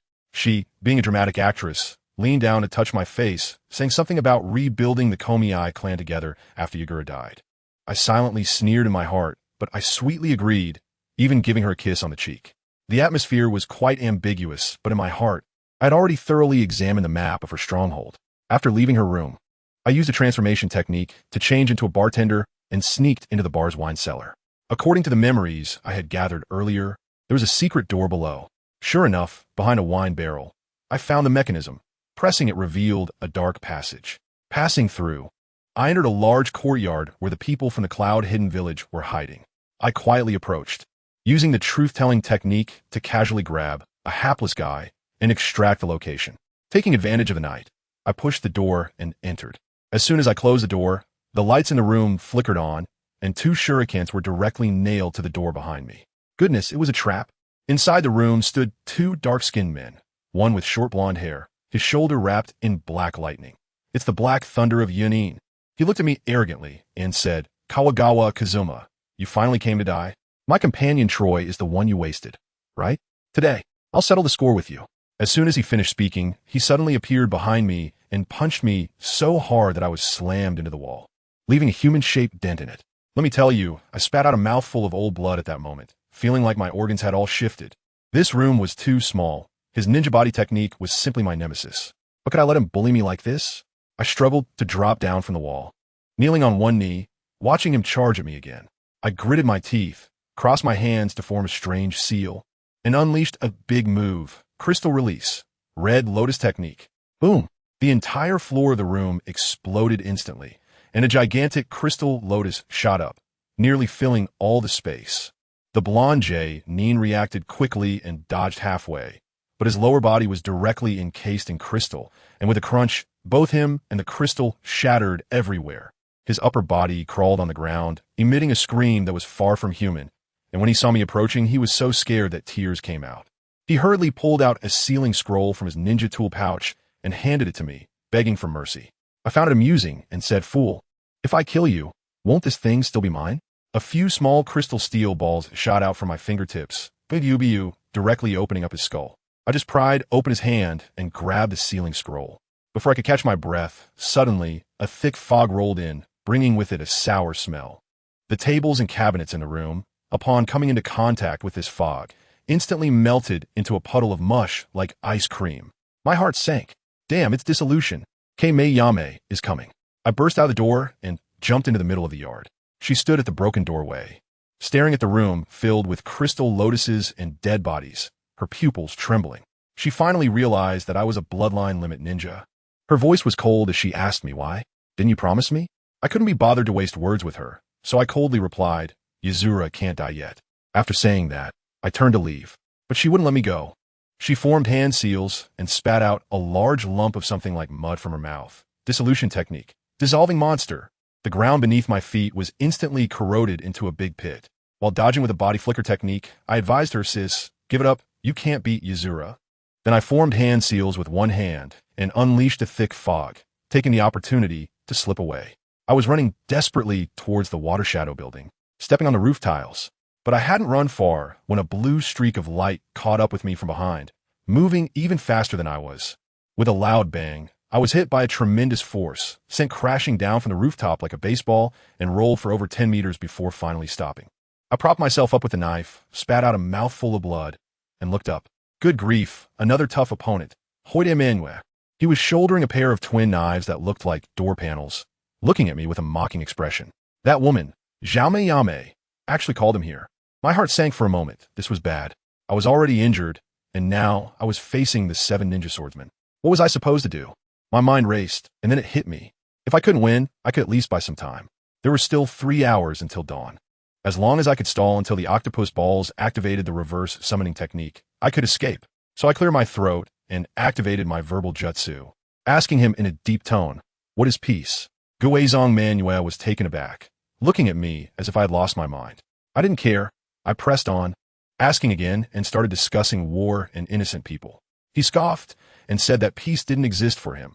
For him, family was everything, and he would destroy a village for his family. Hearing this, I realized this was going to be tough. This guy was an ultimate family fanatic. I quickly shifted my approach and said that the Cloud Village was coming to raid, and if that happened, his entire family would be doomed. But he didn't care at all, saying that as long as he could avenge his clan, it was worth it. Seeing that I couldn't sway him, I resorted to desperate measures, casually lying. "Do you really think there's no one behind Igura? I'll tell you, it's Konoha that's supporting him." At that moment, Guizong Manuel was genuinely stunned. Yes, with so many bloodline limit clans, how could they not defeat one Igura? In that instant of distraction, a miracle happened. My wife, the one I left outside, swearing, had given birth. Another child had equipped me. Instantly won. 2 cards of chakra flooded my body, and all my injuries healed in a flash. I was fully revived. Guizong Manuel also noticed my transformation and realized I was stalling for time. He sneered, "Interesting, but you still have to come back with me." Saying that, he split his twin swords, each in one hand, preparing to strike. I sighed, realizing I couldn't escape it. I straightened up, holding a knife across my chest, and said, "Sorry, my child has just been born, and I need to go back to see her." In the next moment, the battle resumed. His strikes were too fierce. With just one hit, my knife had a big dent in it. I could only use substitution techniques to play tricks on him, dodging and weaving. After a lot of effort, I finally found an opportunity and struck him, but damn it, his body turned into a puddle of water, immune to physical attacks. What the hell was I supposed to do? I steeled myself and decided to go all out. Just when he thought he had the upper hand, I prepared to unleash my ultimate technique, the Crimson Lotus technique. A gigantic crystal lotus burst forth from the ground, surrounding him. Unfortunately, this place was too open, and a fast ninja could easily dodge it. He leaped back and avoided it. He cleaved through my crystal, and on my side, the hand seal was already completed, water style, hidden mist technique. I tell you, that thick fog sprayed out directly covered Guizong Yu's face. I took advantage of this momentum to suddenly retreat, instantly creating distance. Goodness, the entire place was suddenly a white haze. I quickly created a clone to wander around in the fog, pretending I was still there confronting him, while my main body crouched low like a mouse, desperately looking for an opportunity to slip away. And the result? I held my breath for a long time, but couldn't find a breakthrough. This guy was like a radar, standing still in the fog. Just when I saw him suddenly charge towards my clone, thinking the opportunity had come, I bolted towards the center of the village. The next second, I was paralyzed. Guizong Yu flashed right in front of me, and those 2 big kitchen knives came down toward my forehead. At that moment, I did a back bridge, and the blade brushed past my scalp, almost giving me a middle part. With that, I lost my balance and fell flat on the ground. "Little brother, don't think you're the only one who can create clones." He twisted his neck, making cracking sounds, and walked towards me with confident and calm steps. It was simply overwhelming. I turned back and saw that the fog had cleared, leaving no trace of him. Only puddles remained. Who understands what my family did? He used water to trick me, while his real self had long slipped away, anticipating my every move, waiting for me along my escape route. What the hell? Ninjutsu experience. I was completely overwhelmed. To make matters worse, his water transformation technique countered my swordsmanship.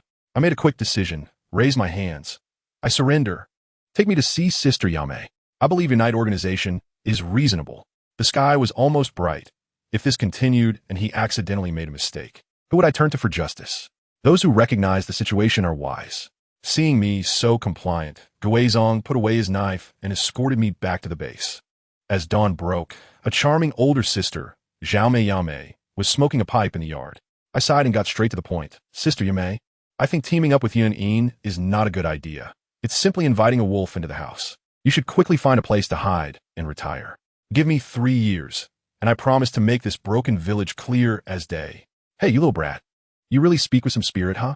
You look down on your sister, don't you?" Sister Yame was so amused that she laughed in anger and swung her fist toward my face.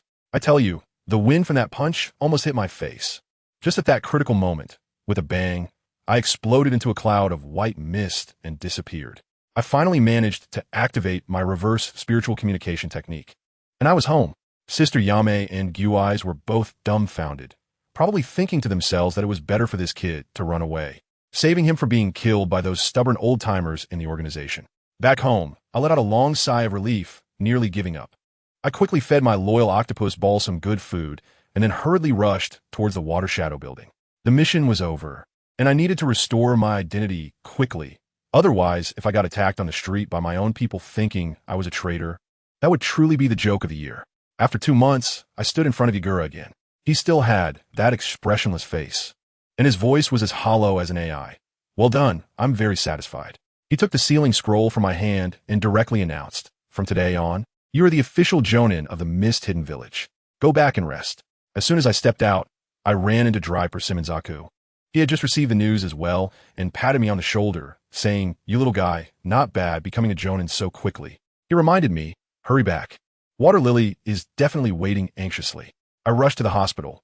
Water Lily just gave birth yesterday, and I must go see her. As a result, I ran into an acquaintance at the hospital entrance, a member of the Goju family. He stopped me and asked straightforwardly, what did that guy, Chiyuin Shinla, say before he died? I smiled and said honestly. He said that if his head could bring peace to the village, there would be no hesitation. He also asked me to hide his granddaughter Shaoling. After hearing this, the family from the kuzu tree nodded and walked away, feeling relieved. Finally, I entered the hospital room and saw Shulian, holding a tiny baby in her arms, sleeping soundly. When she saw me, her eyes lit up with a smile. Welcome home. Ijin, you are now one of the only 13 Jonin in the Mist-Hidden Village. I once kissed her forehead, and my heart felt so soft. Family, who understands? Just came back from a tough day outside, and now I'm a dad at home. The identity switch is too fast. Sualian was exhausted, leaning on my shoulder, and fell asleep in no time. After settling her down, I turned around and went to the big guy Sugishin Tonkatsu's house. A few months ago, I had given him 800,000 Ryo to ensure that once I became a Jonin, I could take that mission to Konoha as a spy. Oh no, as an ambassador. You brat, your upgrade speed is absurd. Sugishin Tonkatsu looked at me in disbelief. He immediately wrote me a recommendation letter, telling me to report to Konoha in 2 months. Holding the letter, I felt delighted. Going to Konoha means I'll have the chance to meet those ninjas with bloodline limits. Then I went to the mission office to settle the reward for this A-rank mission, which was a hefty one. 2 million Ryo, filling up a whole suitcase. Life at home was so comfortable. Meili was even more clingy, and Sualian was out of the hospital, focusing on taking care of the child. Goodness, during dinner, Sualian blushed and told me that she had recovered and could share a room with me. As soon as Meili heard this, she immediately suggested that Sualian give me a massage to relax first. Before I could say anything, those two had already arranged the order for my night service. Who can withstand such overwhelming wealth? However, I couldn't stay in this gentle paradise for too long. I cleared my throat and announced the serious matter. Next month, I would be going on a long trip to Konoha, and there was a family quota there, so I planned to take Ming along for better education. With a month left before departure, I thought I should improve my offensive skills. I couldn't just rely on water jutsu. So I took 300,000 Ryo and went to find the Citrus family to learn B-rank ninjutsu, fire release, dragon fire technique. I have to say, this thing is really hard to practice. I spent a whole month just barely getting my completion rate to 1. Before I knew it, the departure day arrived. I said goodbye to Sualian and the others, took Kogami Ming with me, and boarded the ship to Konoha. 2 weeks later, we arrived in Konoha. Let me tell you, this place is completely different from ours. Sunny, and the air smells of freedom. Kogami Ming, like a little girl who had never seen the world, had a string of candied hawthorns in her left hand and a sugar figurine in her right, looking blissfully happy. I found a Mist-Hidden Village's embassy in Konoha and met with my predecessor, Shitachi Naoya, who was about to step down. He handed over some tasks to me, one of which was that one of our Nin had a conflict with a member of the Hyuga clan and was killed by the clan leader, Hyuga Hizashi, with a single punch. The village's intention was for me to take advantage of the situation and see if I could extort some benefits from the Hyuga clan, preferably obtaining a Byakugan. After the handover, this old guy said he hadn't fought in a long time and insisted on stretching his muscles with me. All right then, let's have a spar. He started with a fire-style, fireball jutsu, and the fireball was as big as a house. I didn't dodge or evade. Instead, I made hand seals and unleashed a technique I had just learned. Fire-style, dragon fire jutsu. A fire dragon shot out from my mouth and collided directly with his fireball. Let me tell you, my chakra level is off the charts. My dragon was thicker, longer, and more powerful than his. It swallowed his flames and continued to blast through several large trees in the distance. Shitachi Naoya was dumbfounded, amazed that my chakra level was simply inhuman. After our spar, he told me about the current situation in Konoha. In short, the third Hokage was back in power, and with Danzo's help, he was making things difficult for the Uchiha clan every day to the point where it felt like they were being excluded. This gave us outsiders a chance to win over the Uchiha. 3 days later, Shitachi Naoya returned to the village, and I officially took office.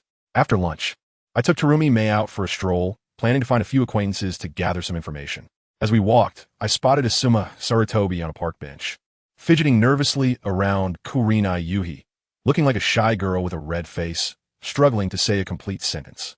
Kurinai was probably at her wit's end, mentally complaining. Then, she turned her head and saw me, her eyes instantly lighting up as she waved at me, leaving Asuma hanging. Hey, I walked over with a smile, brothers. What does it mean to be a top-tier man with high value? It's all about efficiency. Asuma was there dragging things out for half a day without results. And as soon as I arrived, I directly took over. What a coincidence, Miss Sunset read. I greeted her. She proudly patted her chest and said, I have time today. I can show you around Konoha. Feel free to ask me anything you want to know. We walked away in front of Asuma, leaving him alone in the wind, silently lighting a cigarette. As we walked down the street, the setting sun curiously asked me, Kozawa, how did you come to Konoha? I pointed to the forehead protector on my head and casually said, I've been promoted to Jonin and came here to be a diplomat, taking over the position of my predecessor. Guess what? When Hinata saw me, her eyes nearly popped out. She probably didn't expect that the low-ranking ninja she looked down on a year ago had suddenly transformed into a Jonin diplomat, now on the same level as her. Let me tell you, her expression was a mix of 3 parts shock and 7 parts disappointment. It was just ridiculous. As for me, I couldn't be bothered to chat with her too much. I shook her hand nonchalantly and managed to gather some intel about Konoha, confirming that Orochimaru hadn't run away, and that the 2 Uchiha prodigies, Itachi and Shursui, were thriving and igniting the ambitions of their entire clan. All right, with the intel in hand, the real business came the next day. My subordinates reported early in the morning that the third Hokage was personally stepping in to pressure the Hyuga clan to quickly settle the matter of our mist village's dead. Well, isn't that just perfect? I immediately changed my clothes, tied a white cloth around my forehead, and was all set to cause some trouble. I figured, since I was going to extort them, I might as well pick out a Hyuga girl to take back with me, killing 2 birds with 1 stone. I stormed into the Hyuga clan's territory with 2 Chunin. Those people surrounded us like they were watching monkeys. I glanced around and used my system to casually check a few random passersby. TSK, Ninja Aptitude, E, Beauty D, this gene is too abstract. It's simply a waste of my time.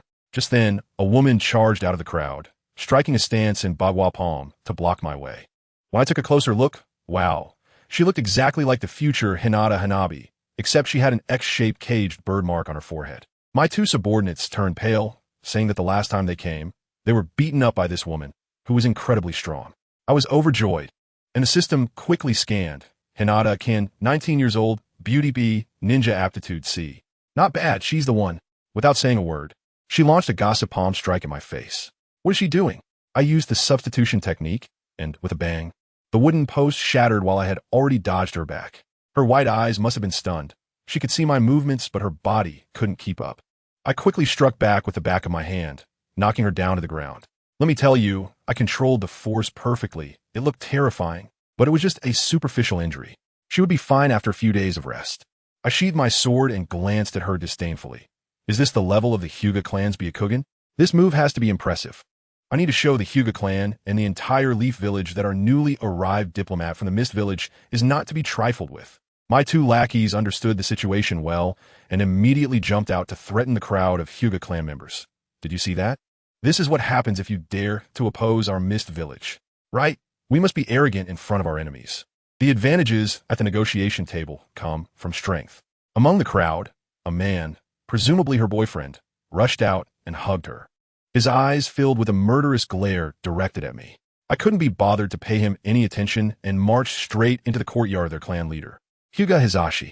As soon as I entered the house, I saw Hyuga Hizashi kneeling there, with a character hanging on the wall behind him, trying to act all dignified. When he saw me, without saying a word, he immediately knocked his head on the ground and shouted, I am deeply sorry. It was my mistake, and I take full responsibility for all the faults. I looked at him coldly, not saying a word. Who understands the family? As the leader of a large family, showing such weakness to the outside world is simply like serving oneself up on a platter. I didn't speak, but my loyal subordinate immediately understood and drew his knife, charging forward to point at his nose and shout, "You bastard, is a simple apology enough? Our compatriots died at your hands, and I want your life to pay tribute. Just act, and act tough." In fact, none of us three were familiar with that deceased mist ninja. I only learned his name that morning.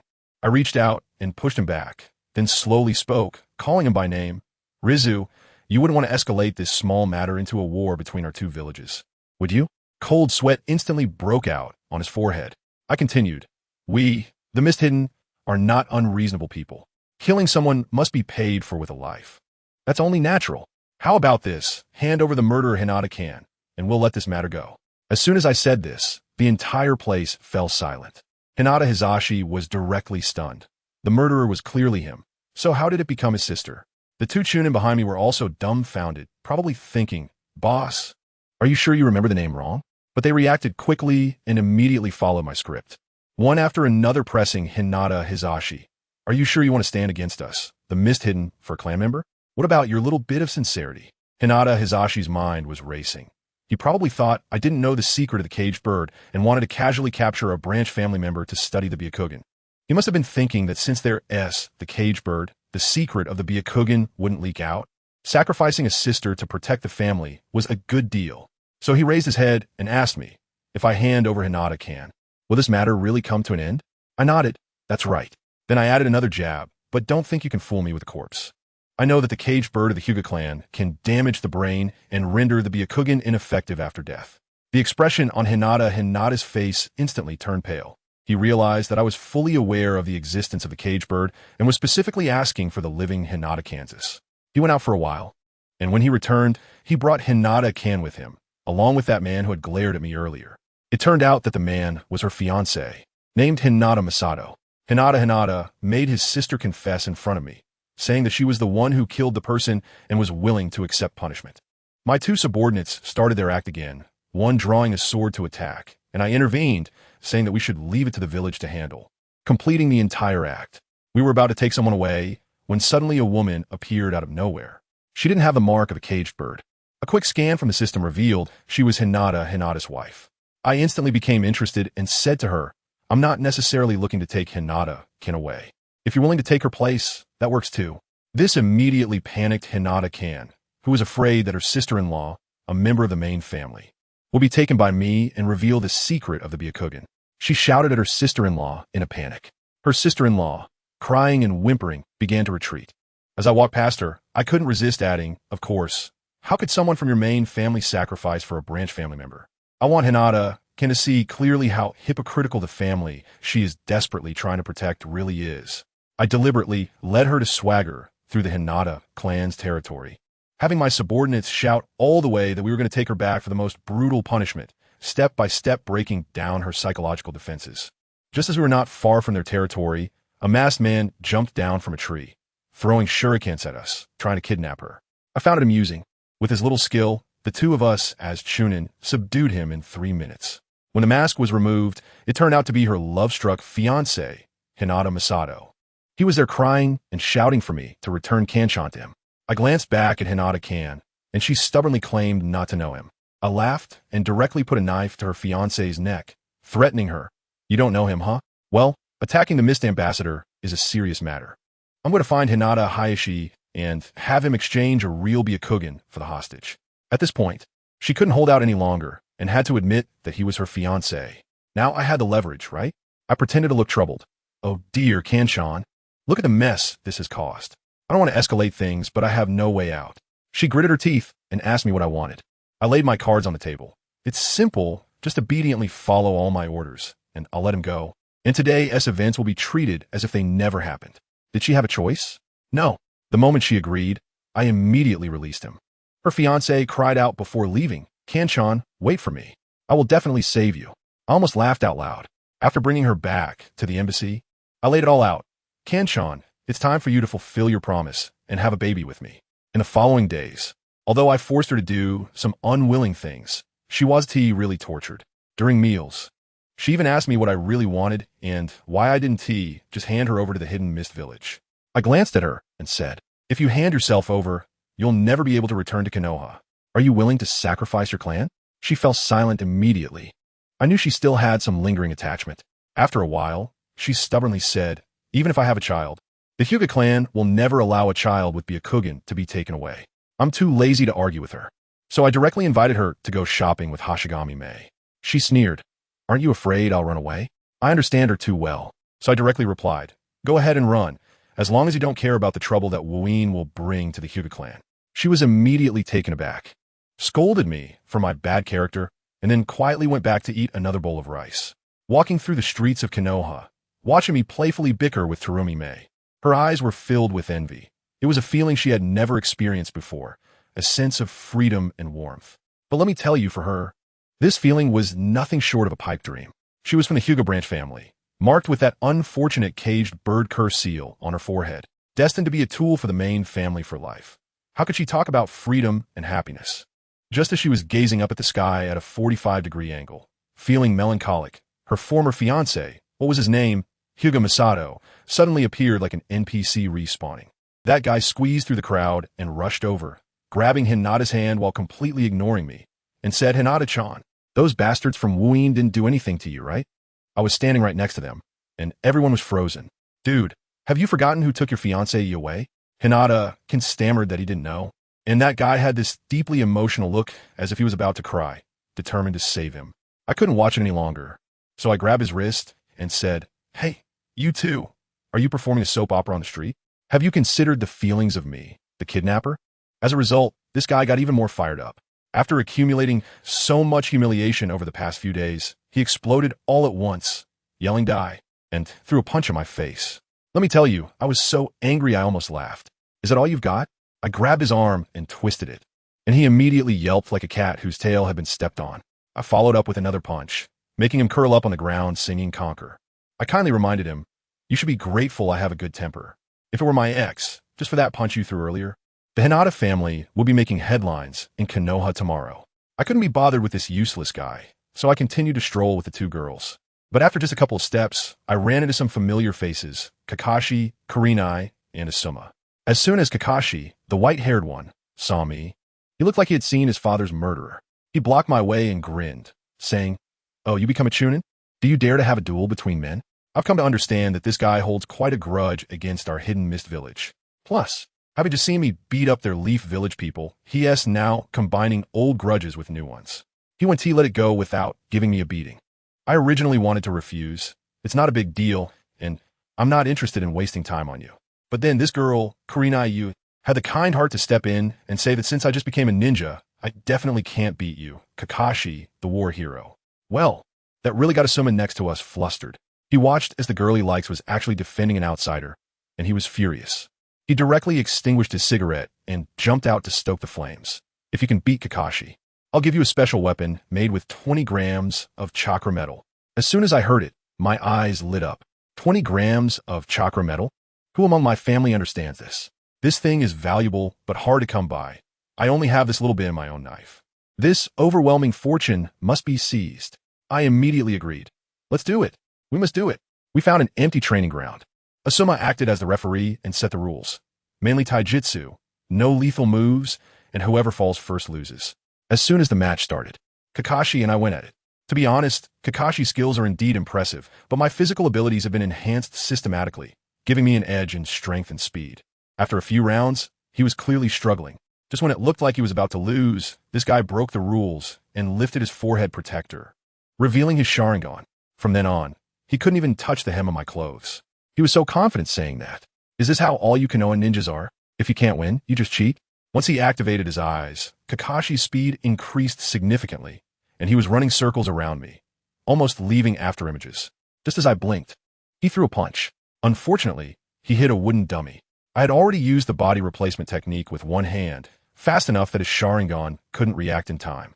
While he was still stunned, I had already appeared behind him, casually picked up a branch, and executed a ninjutsu technique, Moon Shadow. The essence of this technique is to create both a real and a fake attack simultaneously. His Sharingan could see the real one, but his body couldn't keep up, and he took 2 solid hits. Taking advantage of his confusion, I used another body replacement technique and appeared directly above him, kicking him down to the ground. KO. The outcome was clear. Asuma's face turned dark. He probably felt sorry for his weapon. Kakashi fared worse. He didn't say a word, just got up and left, looking incredibly dejected. After getting my new weapon, I was in a great mood and immediately went to find a craftsman to upgrade my ninja blade. When I returned to the embassy, Hinata-kun was acting strangely. She actually went to ask Kurenai about me, questioning if I had ever interacted with women. As a result, Kurenai, being quite innocent, spilled the beans. How could that be? My brother has plenty of kids.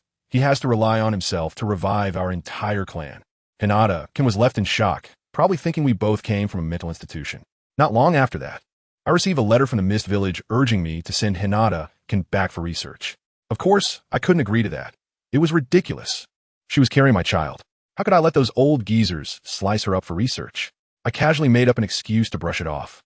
However, I was out and about every day, interacting with the Uchiha clan, which made Hinata-kun feel neglected.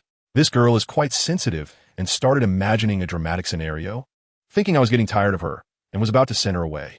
One day at dinner, she suddenly put down her chopsticks and asked me, "What are you planning to do with me?" I was pondering things at that moment and casually replied, "I'll take care of things over at Wayne. You just focus on nurturing the baby." The words nurturing the baby ignited the fuse. She didn't say a word, stopped eating, and went back to her room. When I sensed something was wrong and went after her, I kicked the door open and saw her holding a fruit knife, about to stab her own belly. I instantly became furious, knocking the knife out of her hand with a shuriken, rushing over to grab her wrist, my eyes turning red. "Are you crazy? What do you want to do to my child?" She actually sneered at me. "Kozawa Kazuma, don't dream. This child, whether it's Konoha or the Hyuga clan, will never be allowed to be born." I looked at her determined face, and my heart sank. Damn it, she was right. Once this child is born, he will become the biggest ticking time bomb between the 2 villages. The only way to save him is one way. I took a deep breath, stared into her eyes, and said, "All right, since that's the case, you should go back to the Hyuga clan to carry the child.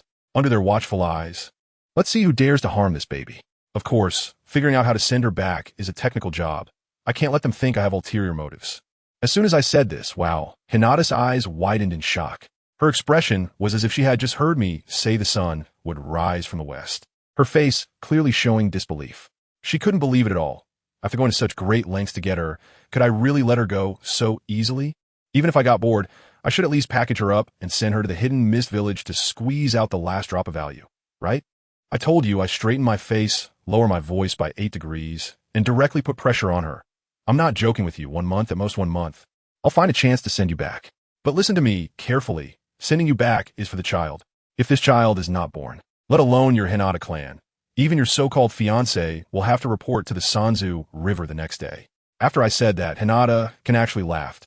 And for the first time, there was a hint of expectation in her eyes.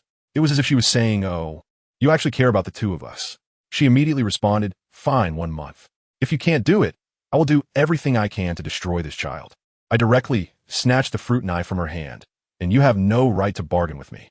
Then I immediately called in 2 ninjas to keep an eye on her 24 hours a day, because this is the vault of my future white-eyed bloodline, and I can't let her ruin it. I thought to myself, you want to play with me? Little brat, I've already written the script for you. My real plan isn't just given away for free, right? I have to make the Hyuga clan exchange something for it. That way it seems reasonable. And those old foxes in Konoha won't suspect anything. Once I settled things here, I took the time to visit the Uchiha territory. There's so many good things there. The Sharingan, Shadow Clone Technique. Hey, if it weren't for my limited strength, I would have wanted to take the whole Uchiha clan with me. But early in the morning, just as I reached the road to the Uchiha house, I was stopped by someone. Who is it? Uchiha Shursui. Goodness, those Mangeki Sharingan were staring straight at me. And he came up and said, "Lord Chikawa, please don't come here. The peace of our clan is hard won." I almost laughed out loud at the time. Peace? What peace? Is it the kind of peace where the village higher-ups treat you like a thief and end up with a genocide? I shook my head, seeing his naive expression. Too lazy to waste more words with him. Are your eyes just for decoration? Can't you even tell what's real? This kid, pure and sweet, doesn't even realize he's been PUA'd by the higher-ups. I directly bypassed him and went to find Uchiha Fugaku to discuss the Shadow Clone Technique. As expected, that old stick in the mud was unyielding, giving me the cold shoulder, and I got nothing out of him. Fine, this matter isn't urgent. I'll take my time. Who knew the real show was yet to come? That night, I returned from Uchiha's place, deliberately taking a dark, winding path. As soon as I turned in, my hair stood on end. Without thinking, I pulled out a kunai and blocked. Clang! Several shurikens were knocked away by me.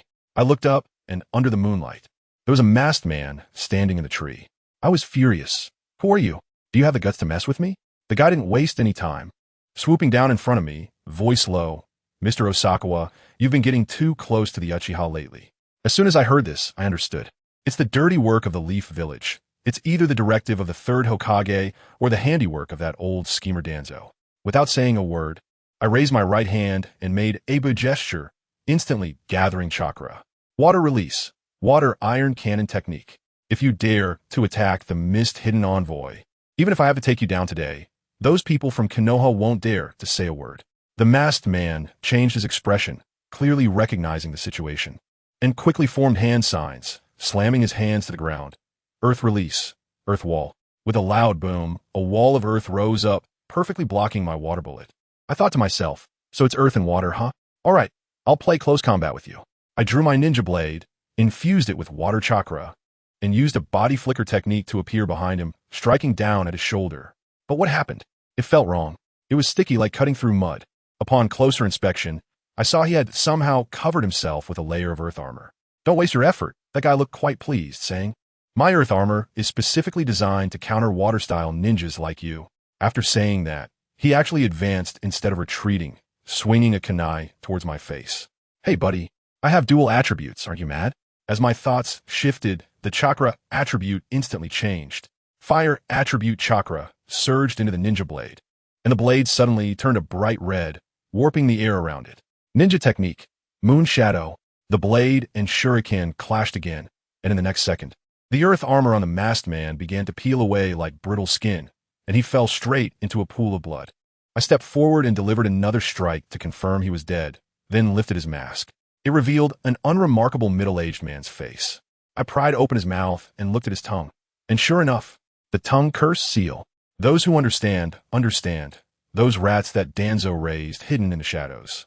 I dragged the body back to the embassy and immediately created a media uproar, instructing my subordinates to spread the news of the attack on the hidden mist ambassador through every street and alley in Konoha. I wanted to see how Sarutobi Hiruzen and Shimura Danzo would handle this.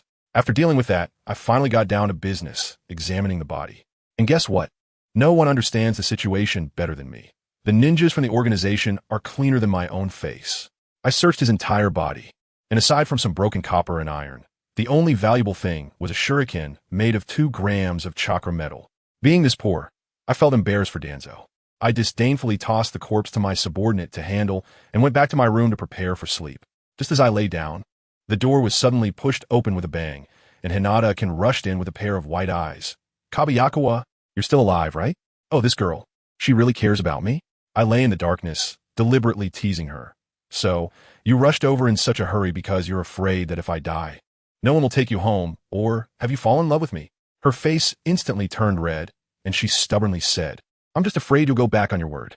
After saying that, she slammed the door shut like a rabbit and ran away. I listened to her heartbeat outside the door, and I couldn't help but laugh. Is that her liking me? She's experiencing Stockholm Syndrome. In this embassy, I am her only lifeline, and the intertwining of fear and desire has been misinterpreted by her as infatuation. The girl is still too young. The next day, as the assassination incident escalated, I walked out with a sense of swagger. The high-ranking officials of Konoha didn't dare to make a sound, fearing that I would seize the opportunity to incite war. I leisurely went shopping and casually bought some matsutake mushrooms, intending to bring them back for Tsunade to try. Just as I reached the street corner, a vendor selling candy rushed over and quickly shoved a note into my hand. I turned into a deserted alley and opened it, laughing. Hinata, Hyuga's wife, Hinata Hanabi, was out shopping on this street with their future Hokage wife, little Hinata. I thought to myself, the opportunity has arrived. I approached them holding matsutake mushrooms and soon cornered the mother and daughter at the end of the street. I looked at the timid little Hinata hiding behind her mother and deliberately said to Hyuga Haru in a sarcastic tone, Oh, madam, what a refined interest you have. It seems that a life lost in the branch family is less important than a few cabbages in the eyes of your main family. Hyuga Haru's face instantly darkened. filled with disgust towards me. Why are you so persistent? I came to propose a deal to the madam. I smirked, leaned close to her ear, and whispered, Madam, you wouldn't want Hinata being handed over to the hidden mist village to experience what true cruelty is, would you? After saying that, I left her alone, confused in the wind. But that wasn't the end. I quickly arranged for people to spread a carefully fabricated rumor within the Hyuga clan, claiming that the new diplomat from the hidden mist, was a lecherous fiend, and that my initial request for Hinata was purely driven by lust for her young and beautiful body. I tell you, those who play tactics have dirty hearts. As soon as this rumor spread, Hinata-kan's unfortunate fiancé, Hinata Masato, exploded on the spot, catching a gossiping clan member and giving them a beating, crying so pitifully. Kanchan's sacrifice for the family. And you people are still spreading rumors and insulting her behind her back. I am utterly hopeless about this boring family. Hinata Haruka happened to witness this scene, and after hearing those words, her face turned pale, then blue, then purple. I figured she realized at that moment that my lecherous image was meant for her to see, forcing her, as the head of the clan, to personally come to me for this deal. You see, the fish has taken the bait, right? That night, I, Terumi and Hinata gathered around a small stove to grill matsutake mushrooms, and it was so pleasant. Hinata had gotten familiar with me over the past few days and was no longer so restrained. While eating, she asked me, hey, when are you going to take me back? Soon, I took the opportunity to negotiate. Can you use the shadow clone technique? If you can help me get that, I'll send you home tomorrow. How could I possibly use such advanced ninjutsu? She pouted, but still revealed some information, saying that the Hyuga clan indeed had a scroll, awarded by the third Hokage, in the hands of her brother, Hinata Hayashi. While we were eating, she suddenly asked me, Kozakawa Kazuma, what is your wish? I looked up at the sunset on the horizon and said, deeply, I hope Misty Village can be peaceful so that my family can live in a peaceful village. At that time, I was so righteous that I almost believed it myself. Sure enough, Hinata-kan's gaze towards me changed. She probably thought of her increasingly weak brother who had become that way for the family, not knowing what was on her mind. By evening, I received a report that Hinata Haruka had indeed arrived, right outside the embassy. I had her come directly to my room. I ordered that everyone else be restrained and not allowed to approach. Although Hinata Haruka is also a great beauty, I had no interest in her. It was just a formality. As a result, the next morning, just as I finished getting dressed and was about to leave, I was blocked at the door by Hinata-kan. Her eyes were red, and she was staring at me fiercely. I saw it with my own eyes last night. What? What did you do to my sister-in-law? I looked at her, who was both angry and aggrieved, and deliberately didn't explain. I replied to her with 7 words, not bothering to say a single word more. Just as you imagined. She was stunned at that moment, and her tears almost fell. I guess she couldn't understand where she had lost her sister-in-law. After a long while, she gritted her teeth and said, You must not tell anyone about this, and you can't let my brother know. In exchange, I will definitely steal the shadow clone technique for you when I return to the clan. I could hardly contain my laughter. Wasn't this yet another pleasant surprise? I nodded. I promise you. She lightly punched my chest with her small fist, and rather than a warning, it felt a bit resentful. Remember what you said? After saying that, she turned and walked away, her back looking so dejected. Clearly, we had done so much together before, and now that we have a baby, I don't even touch her. Once I settled things here, I headed straight to the ninja school with 2CH needing to find Orochimaru, who had just returned to the village. Coincidentally, that guy was standing outside the school, watching a bunch of kids on the playground, seemingly lost in thought. That guy, with his sinister demeanor and snake-like eyes, was quite unsettling. I directly pulled him to a side path and got straight to the point. Orochimaru, I want to research data on the Byakugan. In exchange, I'll give you a piece of information that you would definitely be interested in. As soon as he heard the word research, his expression instantly darkened, and a murderous aura was almost spilling out. Where did you hear this news? I rested my hand on the hilt of my sword, steadying my mind. Don't worry, heaven knows, earth knows, and I know. I looked at him and threw out my trump card. At the border of the Land of Fire, there's a place called the Mountain Graveyard, where you can find the first Hokage cells that you have always dreamed of, and also the secrets of the Sage of 6 Paths. I directly sold off Obito's lair. As the saying goes, a dead comrade is better than a living Taoist, right? It's 2025, and who doesn't understand this logic? Orochimaru's snake-like eyes suddenly narrowed, clearly taken aback. He stared at me for a long time before hoarsely saying, Tomorrow, same place, I'll give you the things. Deal reached. The next evening, I successfully obtained the research materials from Orochimaru and then returned to the embassy, waiting for Hinata Haruka to come again. In the early morning, she indeed arrived. For the sake of Hinata-kan, this clan wife was prepared to make sacrifices. But as soon as she entered my room, the lights suddenly turned on. Hinata-kan was standing next to me, looking pale and staring at her. Sister-in-law, what on earth are you doing? Do you think you deserve my brother? Kanchan. Hinata Haruka's face instantly turned as red as a monkey's, but speechless with shame.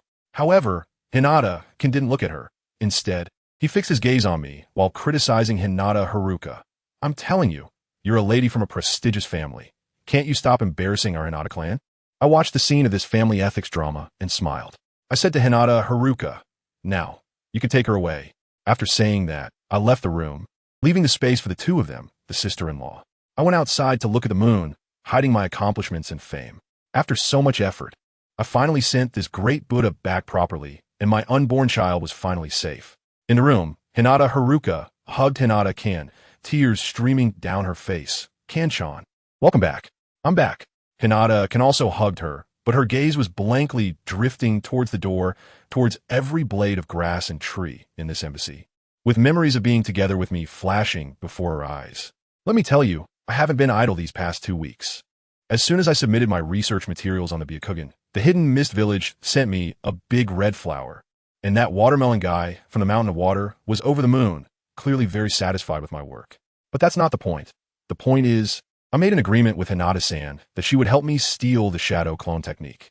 One day, just as dawn was breaking, I sneaked out of the embassy and headed straight to our old meeting place. When I got there, she was already waiting, waving a scroll in her hand.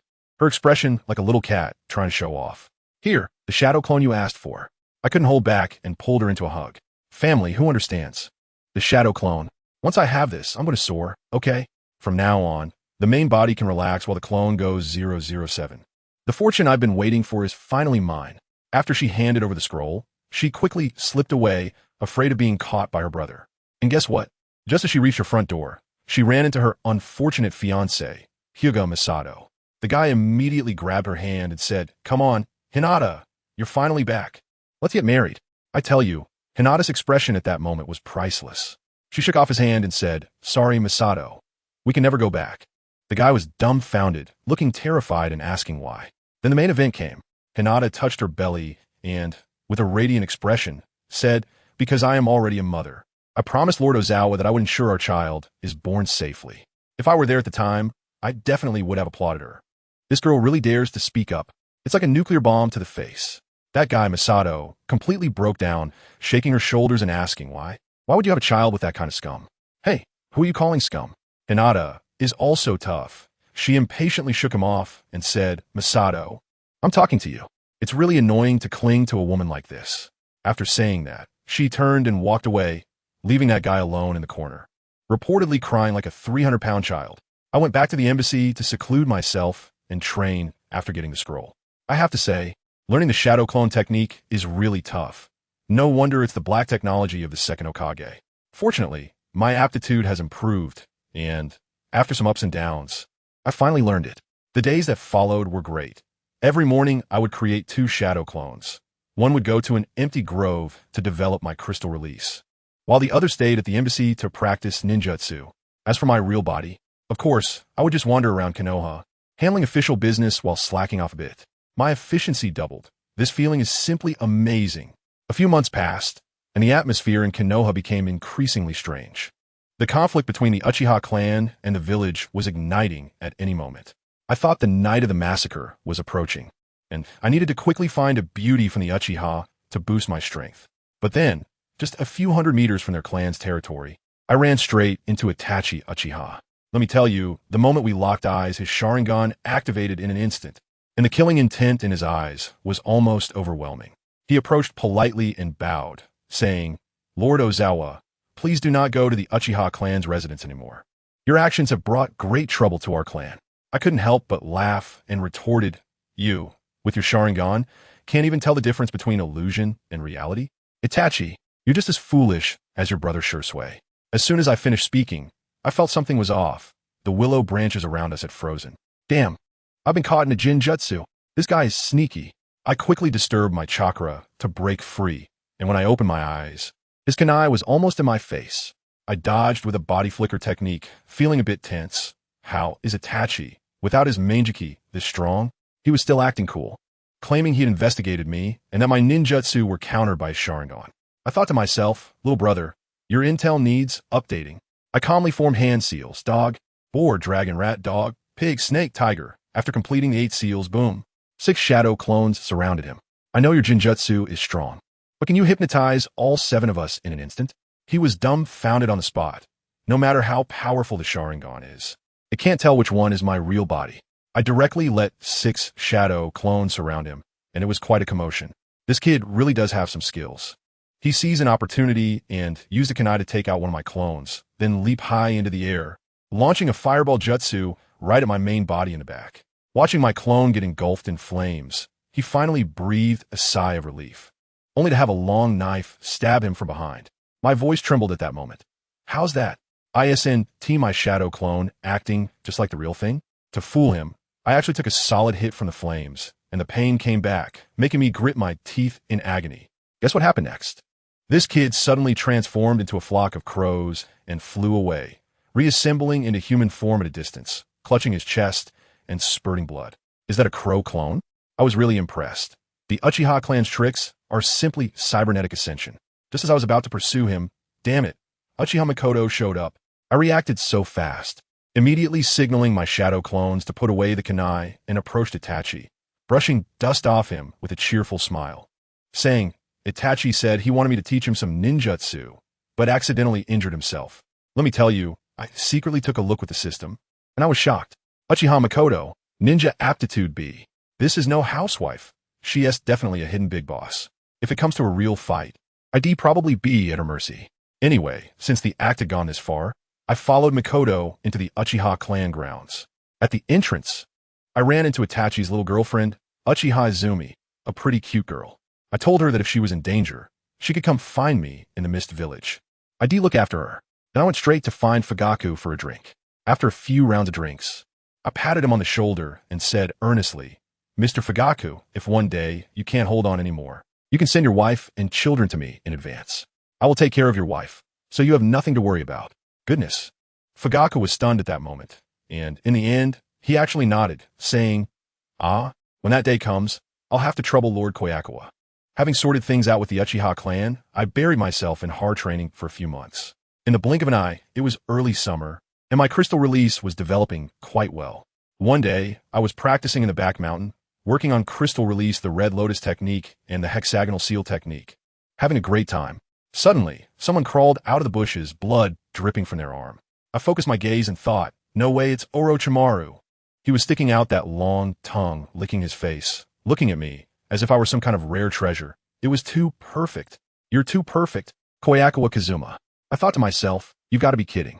I asked him how he ended up like this, and he said he was betrayed by the 3rd Hokage. The human experiments were exposed, and now the whole village was after him. As soon as he finished speaking, there was noise in the distance. Kakashi and his team were chasing after him, and Orochimaru took off like a shot. My mind instantly clicked. Orochimaru had run away, which meant his laboratory was now unguarded, right? It must be full of valuable things. I immediately returned to the embassy and sent all the people I could mobilize out, giving them maps to mark possible locations of Orochimaru's hideout. As soon as night fell, I put on my mask and prepared for battle, sending out 2 shadow clones to scout the way while I headed straight for the safest point. I had to make a big score this time. I stumbled upon a dilapidated wooden cabin and started rummaging through it. Sure enough, I found a hollow space beneath my feet. With a knife, I pried open a large stone, revealing a dark underground cave. After lighting a torch, I entered the cave alone. Following the tunnel to the end, I discovered a massive underground chamber.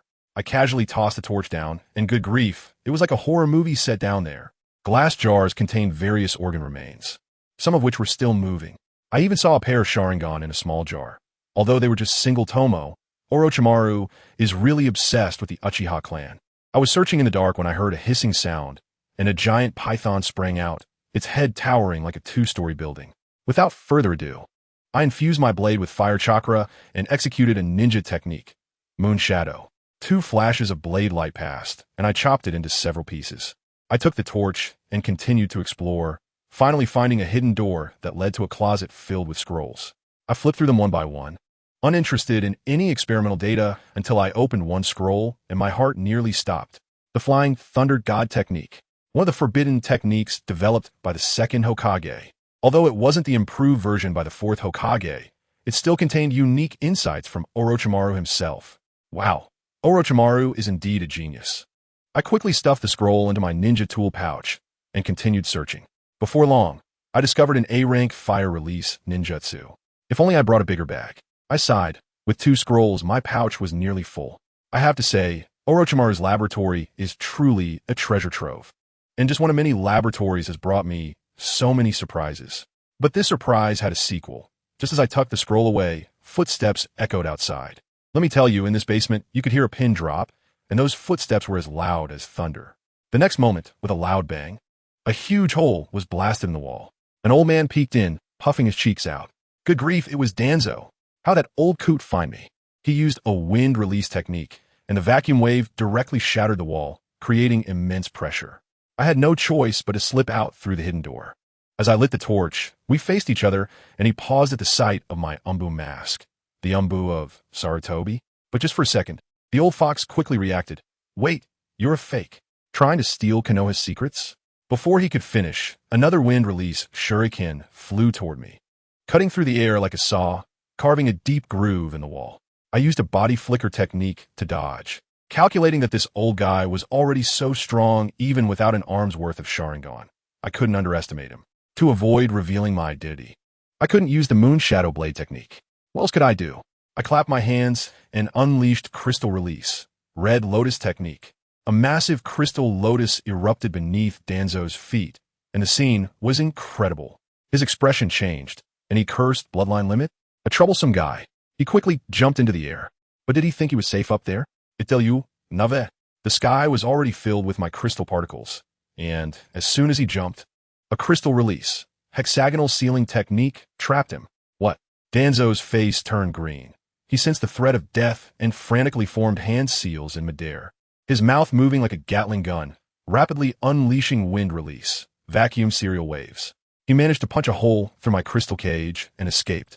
Just as he ran, my ninjutsu fully formed into a massive solid crystal block, crashing down with a loud bang and shattering. Danzo turned back to glance, cold sweat breaking out. He must have been wondering when Konoha produced someone like me. While he was stunned, I dashed forward, swung a kunai, and made a cut on his old face. I had to vent this anger. I then jumped up, and with a powerful kick, I stomped on his face, using him like a springboard to soar back into the passage I came from, making my escape. That old coot Danzo was left dazed, spitting blood mixed with a few teeth. When he looked up, guess what he saw? A jar of Sharingan floating in formalin. I couldn't help but laugh. Well, now we had both the witness and the evidence. He immediately pounded the ground and shouted, "Evil Uchiha! I will remember this grudge." Oh my God, folks, who understands? This blame was simply a case of divine justice falling from the sky.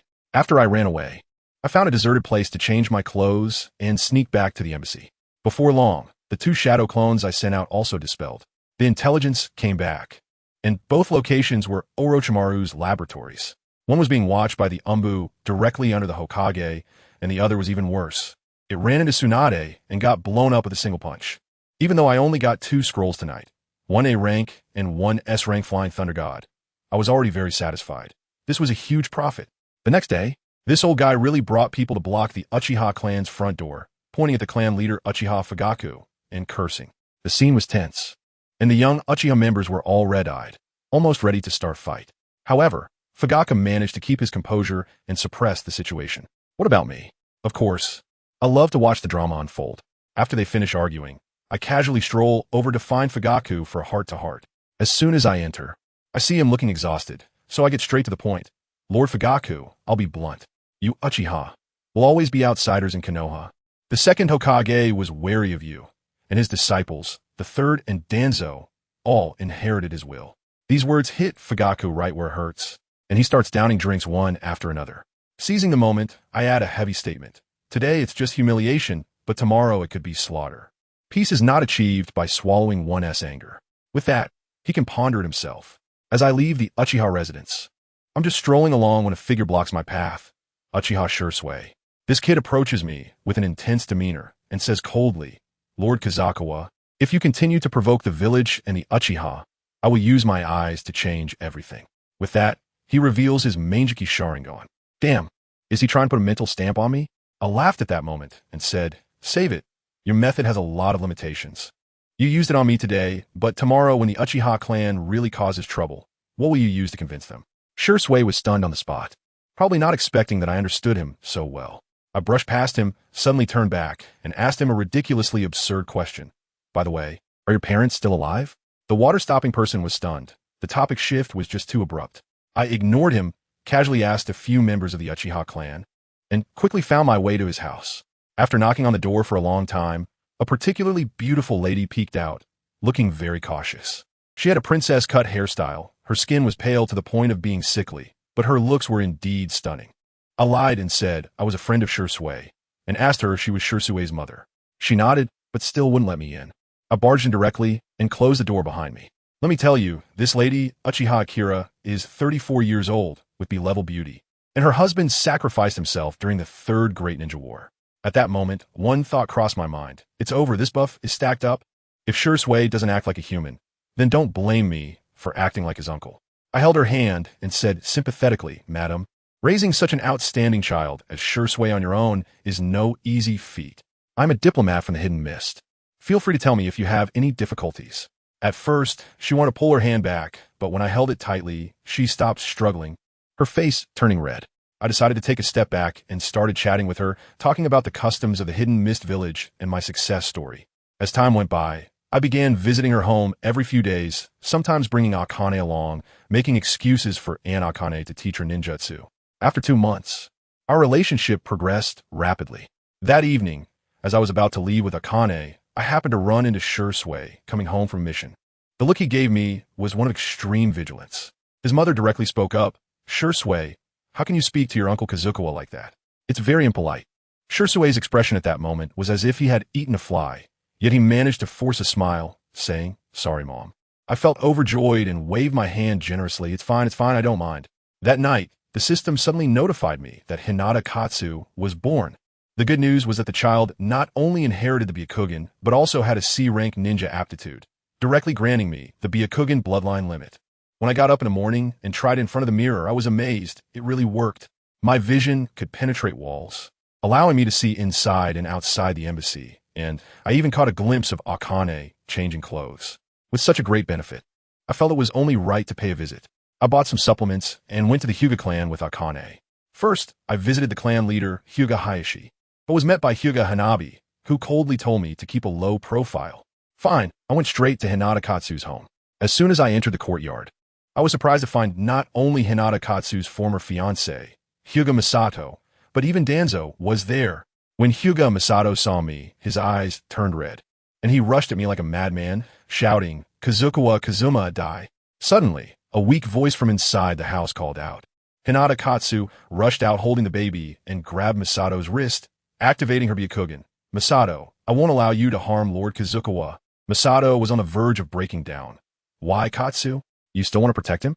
Hinata Katsu looked at me with unwavering determination, a hint of happiness on her face, because Lord Kazukawa is the child's father and my husband. The guy was instantly petrified, dropping his kunai and walking away like a zombie.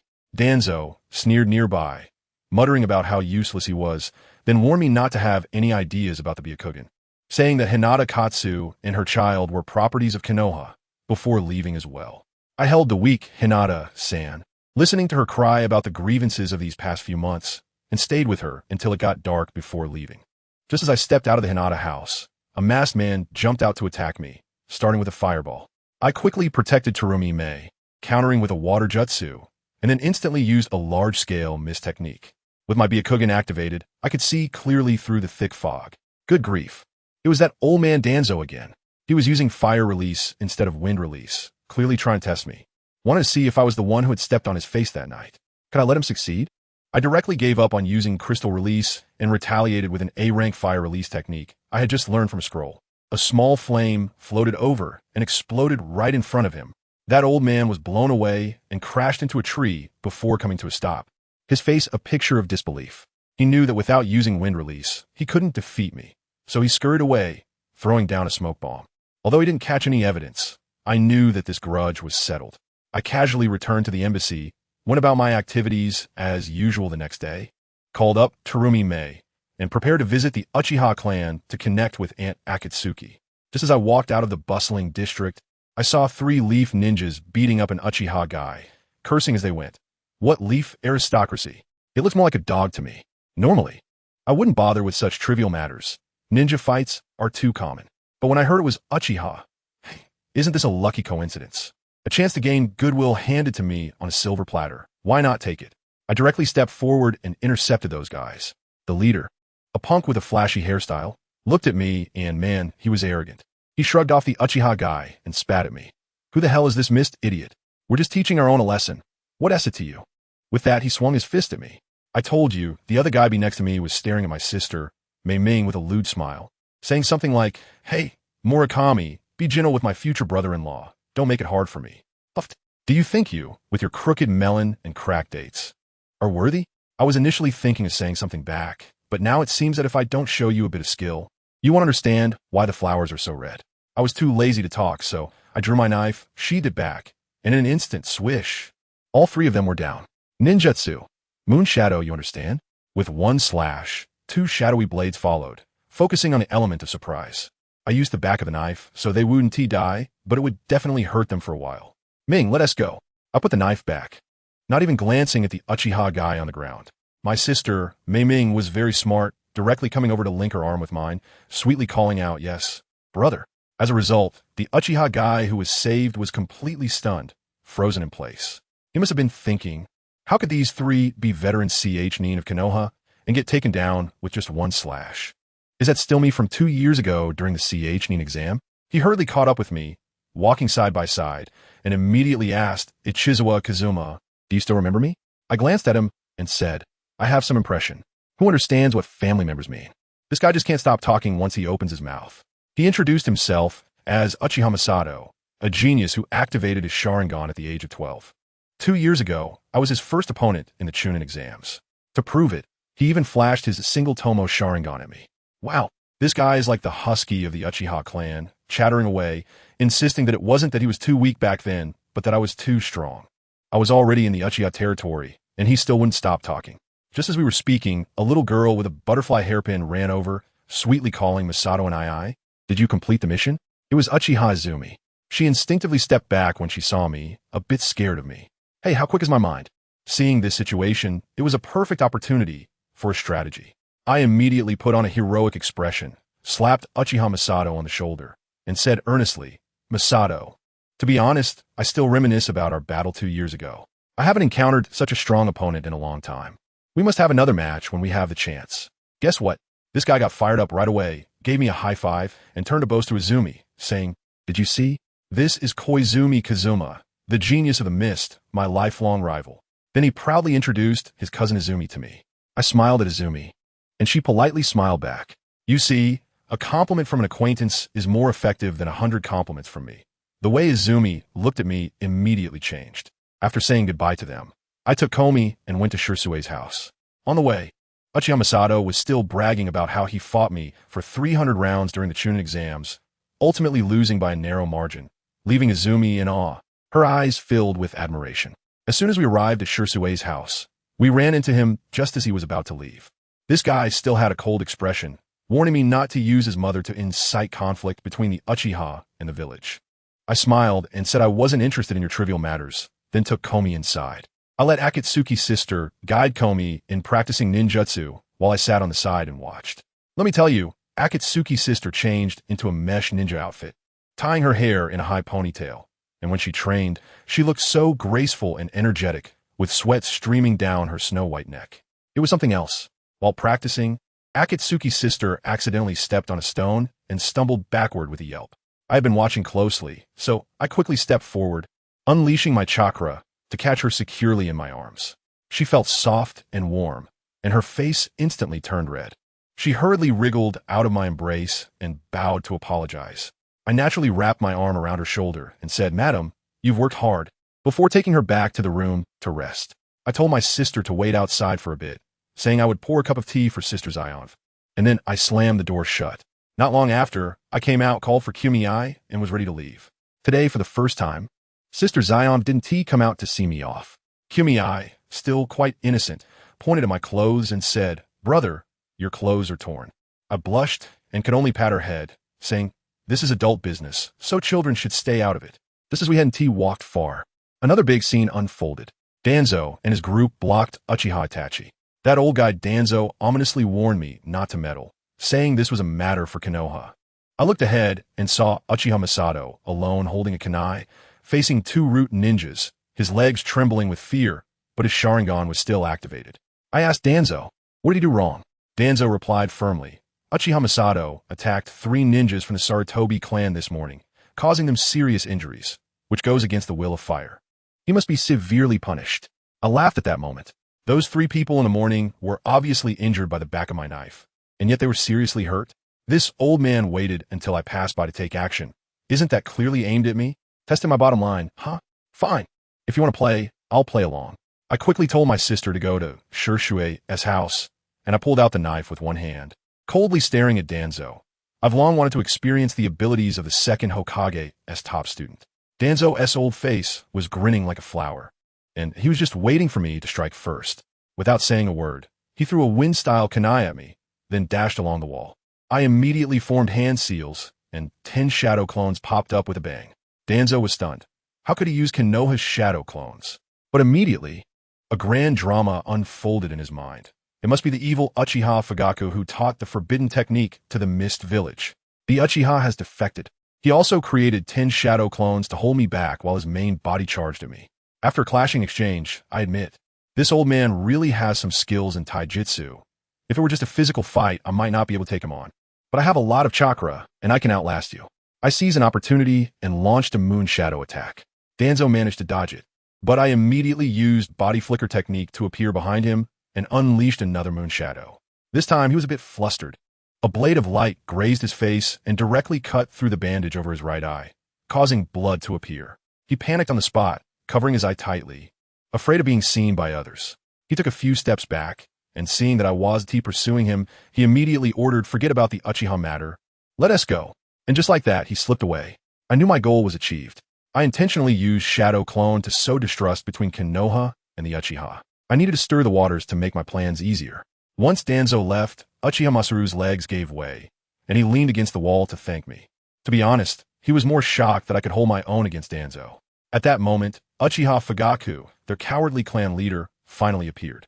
Instead of showing concern for his clan members, he approached with a dark expression and questioned me, accusing me of attacking Danzo and putting the Uchiha in an unjust position. I haven't said anything yet, but beside me, Uchiha Masato suddenly mustered the courage to grab Fugaku by the collar and shouted, "Aren't you the clan leader? You swore to protect us. Were you when we were being bullied? Were you when my mother was injured by them?" Fugaku was left speechless by the questions and could only stammer out, "I have my own difficulties." Uchiha Masato, feeling disappointed, let go and went back to carry his injured mother to the hospital. The surrounding Uchiha clan members all bowed their heads, as if they were performing a mute play. At that moment, Uchiha Makoto, wearing an apron, walked over, nodded at me, and softly said, "Thank you for today." I waved my hand, went back to Zion's house to call Zhao Mei Ming, and then returned to the embassy. That night, an unexpected guest arrived at the embassy, the dry persimmon Zetsu.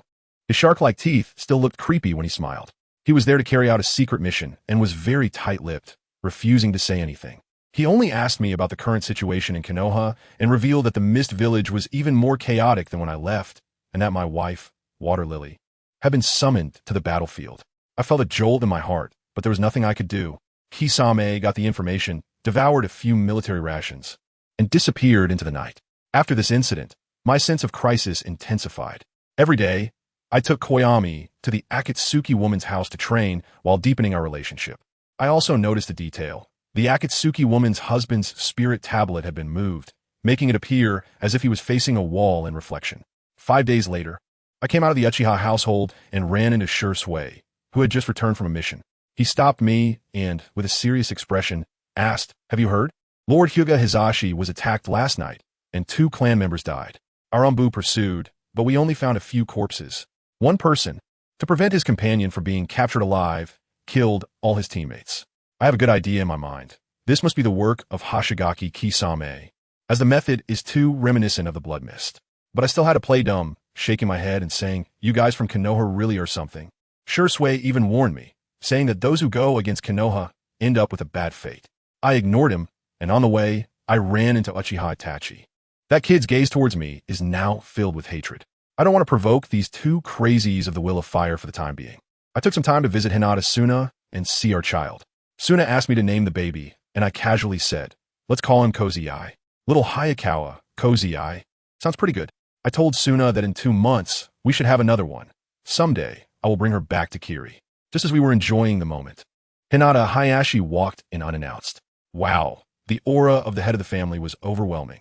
He got straight to the point and asked me, "Do you know about the attack I faced 3 nights ago?" Since he had brought it up, there was no point in playing dumb.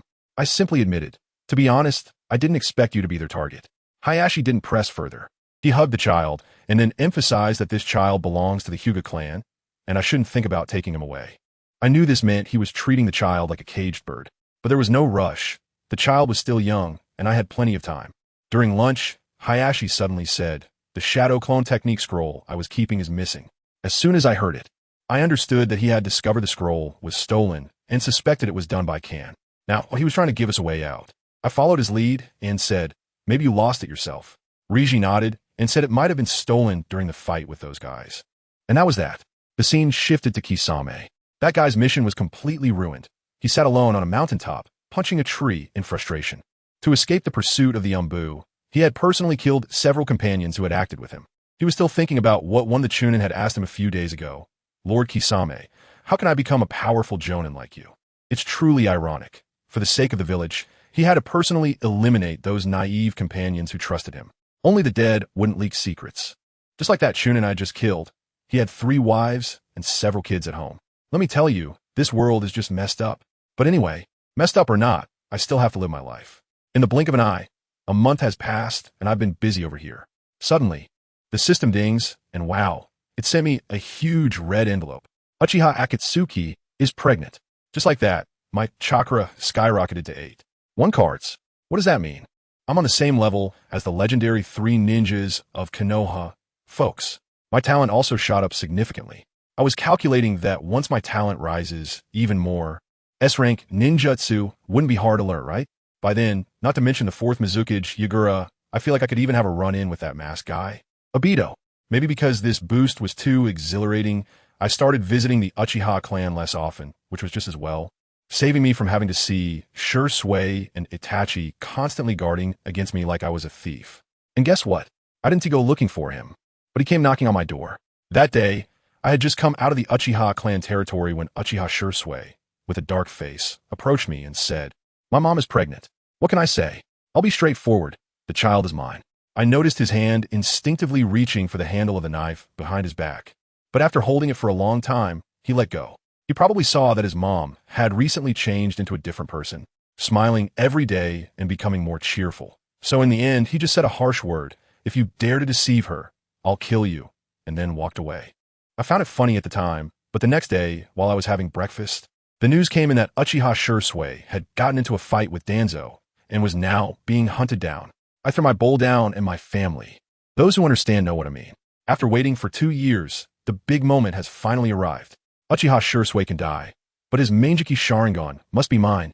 No, not the gods. That's a divine tool that can turn the tide of battle. I immediately created a shadow clone, activating everyone's white eye mode, as if I had turned on a map hack, sending them out to search for him all over the world. After a while, one of the shadow clones returned with a message. Found him. I directly hung back and sent a shadow clone to scout ahead. This kid is emotionally unstable right now, like a ticking time bomb, and I don't want to rush in and get taken out in one blow. As soon as my shadow clone caught up with him, he stopped and started playing the emotional card. "Go back, I don't want my mom to be sad, and I don't want my younger siblings to grow up without a father." As he spoke, he directly activated his Susanoo. A massive green giant appeared, and with a slap, my shadow clone had to make a run for it. He thought he had scared me away and let out a sigh of relief, thinking he didn't need to kill me anymore. How naive. He didn't know that my Byakugan was watching from a few kilometers away, seeing his every move clearly. That night, these two put on a dramatic show of life and death at the bottom of a waterfall. Shursui entrusted his remaining eye to Itachi after explaining his affairs, saying that Danzo had taken one of his eyes and now he wanted to leave the other one to Itachi to protect the peace of Konoha. Let me tell you, that scene, wow, Shursui gouged out his eye, handed it to Itachi, and then jumped off the cliff. Itachi had just activated his Manjiki Sharingan due to the death of his best friend and was still immersed in grief when I threw a poison kunai at him. He reacted quickly, dodging to the side, but still got his face cut. By the time he turned back to see who it was, the person was already gone.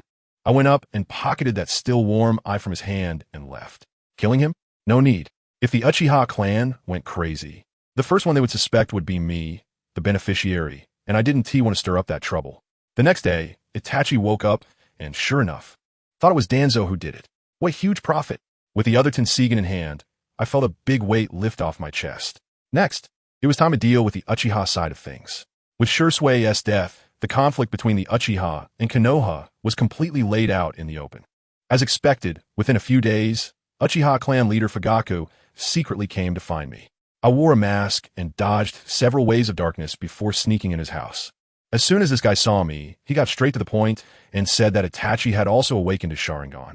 But he was worried and wanted me to take his wife Mikoto and his youngest son Sasuke away. I couldn't help but laugh at the time. As a clan leader, you're leading your wife and kids to run away. What's that all about? But then Fugaku had a serious look on his face and said that now was the best time, using Shusui's death as an excuse to silence Konoha. All right then, since you say so, how could I not support you? I agreed on the spot and arranged to meet a week later behind Hokage Rock with my people to back me up. I definitely couldn't go myself. So I found a trusted female subordinate named Shizen. This girl is tough too, a diehard fan of the third Mizukage, and she hates Yagura to the bone. To prove her loyalty, without a second thought, she cut a line on her face with a kunai and said, "For the sake of Kirigakure, I know what to do." At that moment, I thought, wow, this girl really understands workplace awareness. To create an alibi for myself, the day before the action, I specifically invited Yugao to go shopping. Guess what happened? I ran into Kakashi and Asuma, who insisted on dragging me to the cemetery to pay respects to their friend. I thought, fine, let's go. But then I ran into some tough opposition at the cemetery. A guy wearing a spiral mask appeared, and suddenly the space twisted, and he was right in front of me. I was shocked for a moment. Damn it, Obito Uchiha? How'd this guy end up here? I wouldn't dare to fight him. I quickly created 8 shadow clones and used a large-scale misconcealment technique. The best strategy is to retreat. Just as I was running, suddenly the fog was blown away and Kakashi and Asuma came in. When Obito saw so many people, he slipped away. As a result, Kakashi grabbed my collar and asked what I was doing in the cemetery. Fortunately, Asuma found someone else's footprints on the ground, which helped me out of the predicament. I was so flustered that I couldn't believe Kakashi had saved me. This incident also reminded me that Obito's space ninjutsu is too overpowered. I need to find a way to counter it. A week later, I was having dinner at Yuhi Kurenai's house when the operation began. Kakashi, the unlucky guy, happened to be on duty and immediately targeted my people and Uchiha Mikoto. Shizen took Mikoto and ran, while Kakashi chased from behind. The 2 mercenaries I arranged went to block him, but were pierced by Kakashi's Chidori like candy. Kakashi caught up and disabled one of Shizen's arms, severing her tendons. But he underestimated Shizen. Just as he was about to grab Mikoto, Shizen lunged at him with her last breath, biting a kunai and stabbing it towards Kakashi. Kakashi swiftly slashed back, cutting her throat. But in that moment, Shizen held onto Kakashi tightly. Boom! Everyone, she was covered in explosive tags. She took Kakashi along for a deadly ride. The violent explosion nearly shattered Kakashi's bones, and he passed out on the spot. By the time the Umbu arrived, Mikoto had already vanished. Kakashi lay in a hospital for 3 days before waking up, and the 3rd Hokage and Danzo came to interrogate him like a criminal. After hesitating for a while, Kakashi ultimately revealed Mikoto's whereabouts. As a result, Fugaku, this old brother, stood firm this time and directly sent a message. Mikoto had long since stopped being a ninja, and I do not wish for her to meet the same fate as Shursui. It was my decision as the clan leader that allowed her to leave. Good grief. He took the blame entirely. Because of his statement, Konoha's surveillance of the Uchiha clan increased several levels, and the entire clan felt like they were under house arrest. Now, it's tough for me to even visit Akatsuki's sister, especially since her husband and son are gone, which weighs heavily on my heart. But the Uchiha area is now like a fortress. I can't get in, so I'll have to let it go for now. What can I do? I can't just sit around. I thought about visiting Hinata's side since she had given birth, and her health was almost back to normal. Time to tackle the system mission. I told you, after another half month of hard work, the system panel lit up, and look, my chakra increased by 0.4. And I also got a bit of talent. Does anyone understand this? Using the same account to farm resources, the diminishing returns are too real. But I have a good mindset. It doesn't matter. I'm mainly craving the Byakugan from the Hyuga clan. What if this newborn can have some gene mutation or something? During this time, I wasn't idle either. I was digging up dirt on Danzo, just waiting for an opportunity when he is alone. That other Sharingan from Shursui is still in his eye socket. I have to pry it out.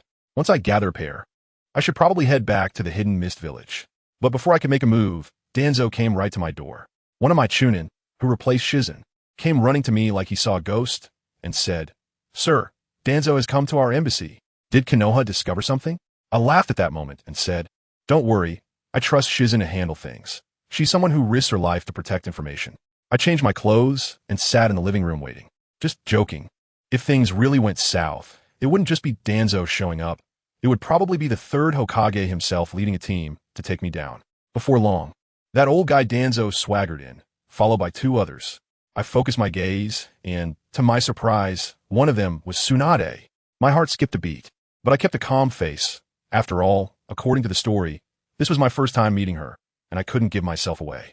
I pretended to invite them to sit down, poured tea, and then knowingly asked, "Oh, Danzo, what brings you here?" The old man slammed his hand on the table, causing tea to splash out, and shouted at me, "There are Uchiha defectors, and you Miss Shinobi still dare to help them? Do you want to go to war with Konoha?" At that moment, I wanted to laugh. Is he trying to fool me? I immediately switched to my act dumb mode. "Oh, Lord Danzo, what you said is quite something. Our Mist Village and Leaf Village are friendly neighbors. The Uchiha defection is a matter for your village. What does it have to do with me?" I was clear in my mind. If he had any real evidence, he wouldn't be sitting here arguing with me, but would have taken action by now. Seeing that his intimidation tactic wasn't working on me, Danzo started laying down the facts. Among all the ninja villages, only your Mist Village is so close to the Uchiha. Who doesn't know that you're after the Sharingan? He kept babbling, but I didn't engage and directly changed the topic, poking him right where it hurts. I heard that the Uchiha genius, Shunshin no Jutsu, died at your hands, didn't he? It's only reasonable that Uchiha Fugaka feared you would harm his wife. As soon as I said this, Danzo's face turned as dark as a pot bottom. You see, everyone knows about this, but he has no evidence, which is similar to my situation. He could only glare at me, but he clearly wasn't here just to argue today. While I was speaking, I noticed him lightly tapping his fingers on the table. This was a signal. The man behind him suddenly stood up, shouting, "You scoundrel from the mist, daring to slander Lord Danzo." In a flash, he lunged at me, gripping a kunai, ready to stab me. I tell you, with this level of CH Nin Taijutsu, it's like child's play in front of me. I dodged with A and snatched the kunai from him, ready to send it straight to his chest. After all, he made the first move, so this is self-defense? At most an excessive defense. But then there was a crisp sound, my hand went numb, and the kunai in my hand was directly knocked away. I turned my head and saw that the teacup on Tsunade's table was gone, shattered all over the ground. I only heard her coldly say, "Do you guys from a Mist Village want to kill someone in my grandfather's village?" After saying that, she slammed her fist on the table, and with a loud crash, the wooden table shattered into pieces. I couldn't help but give her a thumbs up in my heart. No wonder she's a top-tier ninja. That strength, that aura, it's just incredible. I secretly opened the system to take a glance at her data, and wow, beauty A, talent A, this is simply top tier. All right, I've noted this down. If there's a chance in the future, she must give me 3 kids. But I won't go easy on them verbally. Attacking me on my turf is just too much for you, Konoha. I clapped my hands, and the 2 hidden mist ninjas I had lurking in the shadows pinned down that Konoha Chunin and dragged him away. Killing is off the table, but keeping him as a hostage to extort some money from Konoha is definitely on the agenda. Well, this escalated to direct insults. I pointed at Danzo's nose and cursed his ancestors for 18 generations. Diplomacy, as long as we don't resort to violence. Who is afraid of whom when it comes to words? Danzo was so furious he could hardly contain himself, and after throwing out a few harsh words, he left. Tsunade also snorted coldly and followed him out. Later, I found out that Danzo's little stunt today was meant to get Tsunade's confirmation. They met near the Hokage building, and Danzo asked her, "Did you figure it out? Was it this kid who went to Orochimaru's lab that night with a shadow clone?" Tsunade said, "This guy is a master with a blade. Based on his movements, I have a 70% confidence it's him." 70%? That's enough. That old schemer Danzo was just waiting for those words. With Tsunade's testimony, He could bypass the third Hokage and secretly plot against me.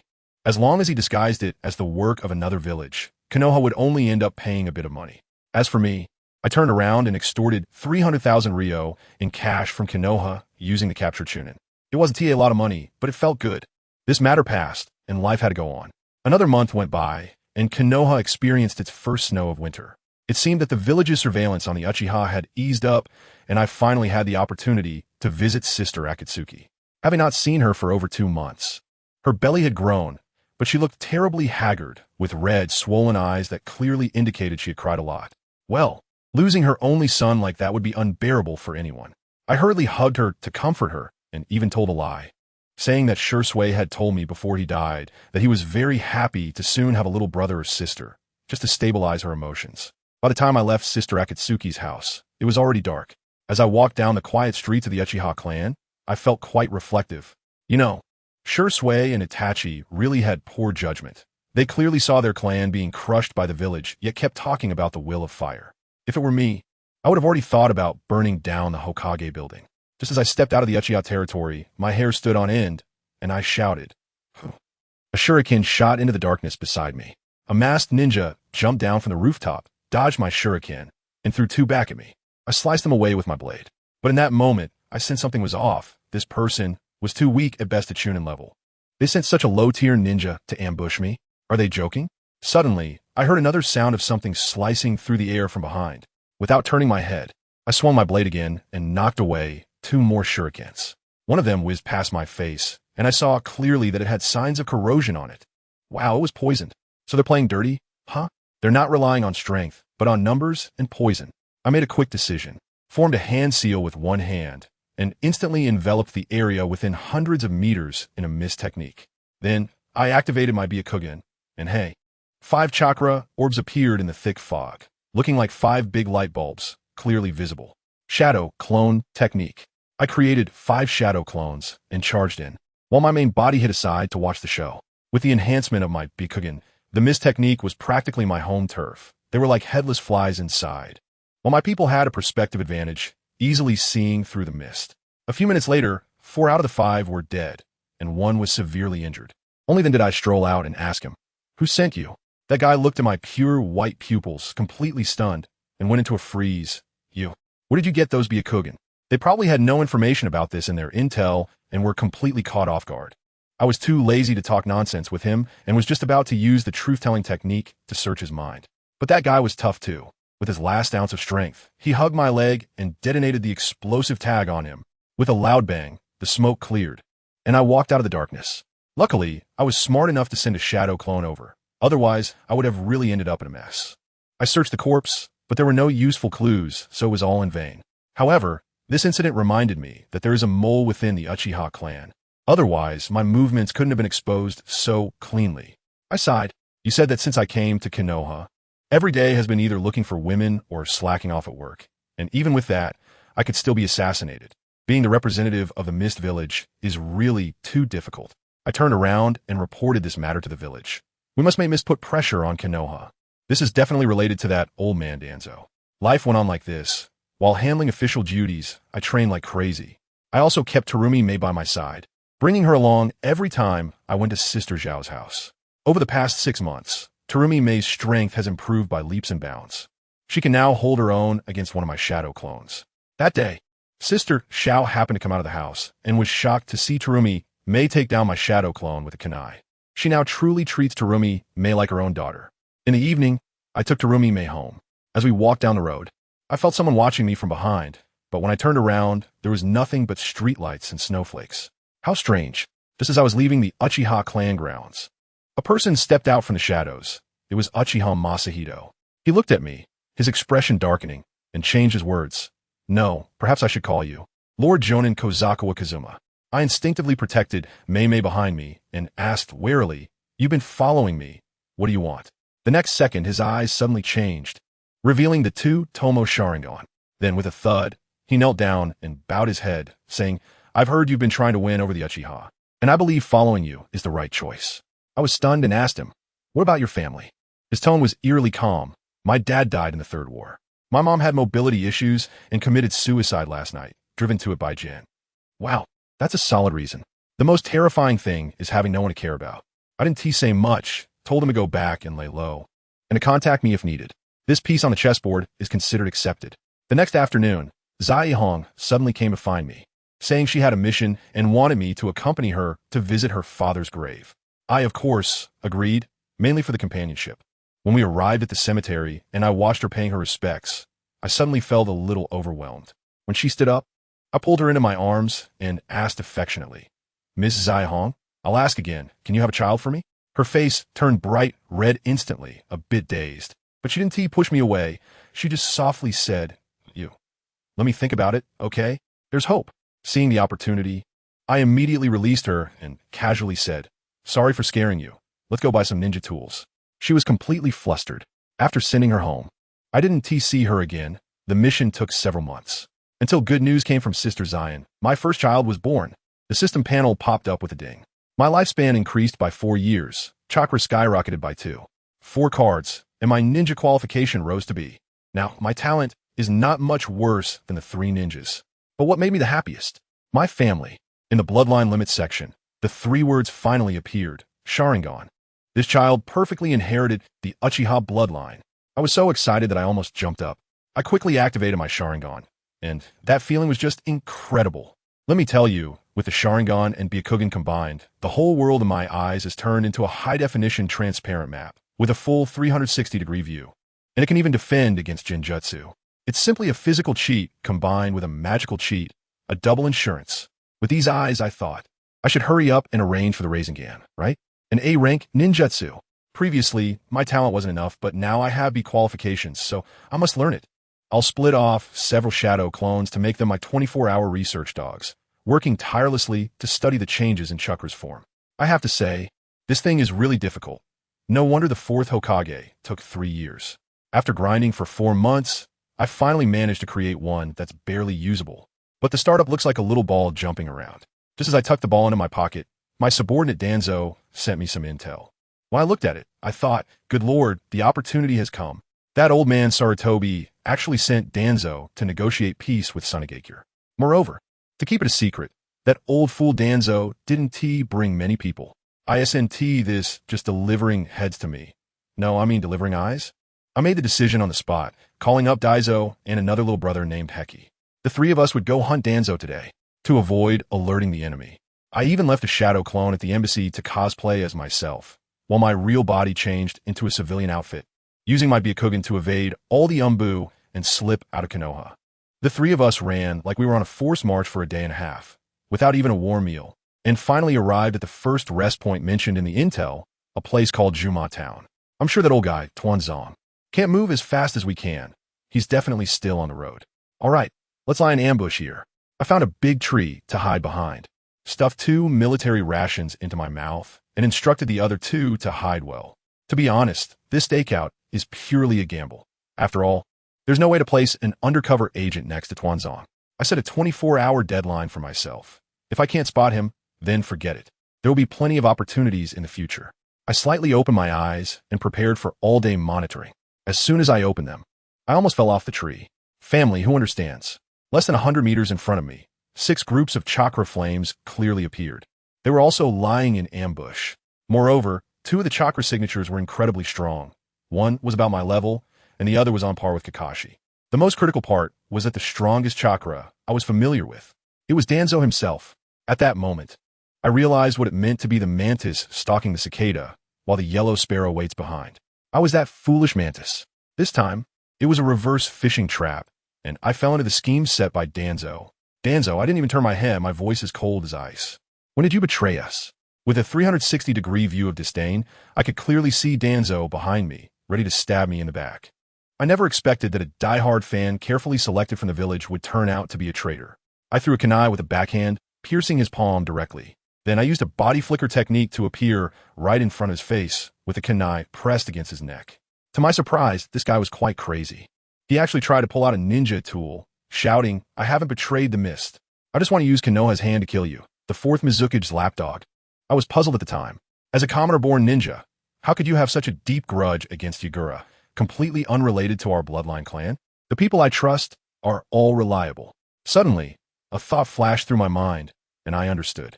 I stopped wasting words, and with a swift motion, I sent him to meet the sage of the six paths. Another underling and Hickey ran out, looking at the corpse on the ground in shock. I sighed and summed it up. He was caught in Konoha's Jinjutsu and brainwashed. This was definitely done by Danzo, using Shursue's Kodoamatsukami. That old fellow must have transplanted the first Hokage's cells. Otherwise, the cooldown for Kodoamatsukami wouldn't be so long. As I spoke, Danzo's men had already surrounded us. I quickly drew a blood seal on Hickey's hand and told him a set of hand seals. In dog, rooster, monkey, and goat. Run back. There's no one over there. Once you get out, use this mark to summon me. As soon as Hickey left, I completely let loose. Danzo's target was me. So I decided to fight to my heart's content today. A Konoha ninja charged at me, and I clasped my hands together. CrystalRelease. Hexagonal sealing technique. That guy was stubborn. He actually tried to smash my crystal with his fist, only to be instantly assimilated and shattered into pieces. It was truly a shattered piece. Mist concealment technique. A thick fog enveloped the area, and now it was entirely my domain. With my Byakugan activated, I felt like a god of war with X-ray vision in the fog. CrystalRelease. Crimson Lotus technique. Water release. Water iron cannon. It felt so good to use my Kekkei Jinkai without holding back. In less than a few minutes, Chunin were taken down by me. Now, only Danzo and a Jonin at Kakashi's level were left on the opposite side.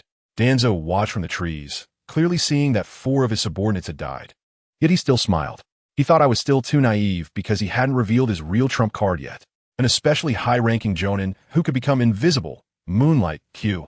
He deliberately taunted me from outside the fog, saying I was laughably weak to draw my attention. Then he unleashed a wind technique to disperse the thick fog, just to create an opportunity for his invisible assassin. I saw that guy quietly sneaking up behind me, ready to stab me with a knife. Then, I countered with a strike. Ninja technique, Moon Shadow. A real blade, 2 shadow blades, 3 strikes struck through his heart. Blood sprayed out, breaking his invisibility. And he appeared with a face full of disbelief. Impossible. How did you find me? I drew my knife and watched him fall, shrugging helplessly. Come on. Do you think my pair of white and red eyes are cosmetic lenses? I was initially wary of his high-level chakra, but since he insisted on playing dirty, I could only play along and put on a show, then swiftly delivered a backstab.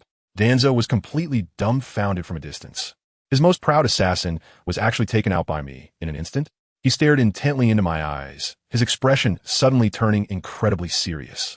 He finally realized that my eyes were neither Sharingan nor Byakugan, but a completely new type of information monster he had never seen before. Danzo, hand over Shursue's eyes. And I'll spare your life. I stared at him, feeling a bit nervous myself. After all, it was my first time risking my life against this old fox. When I directly exposed his secret, his face darkened, and he ripped off the bandage from his right eye, revealing the kaleidoscope Sharingan. That fool Danz should have listened to me back then. He roared, as green chakra surged from that eye. I clearly saw it with a side eye. What a delusion.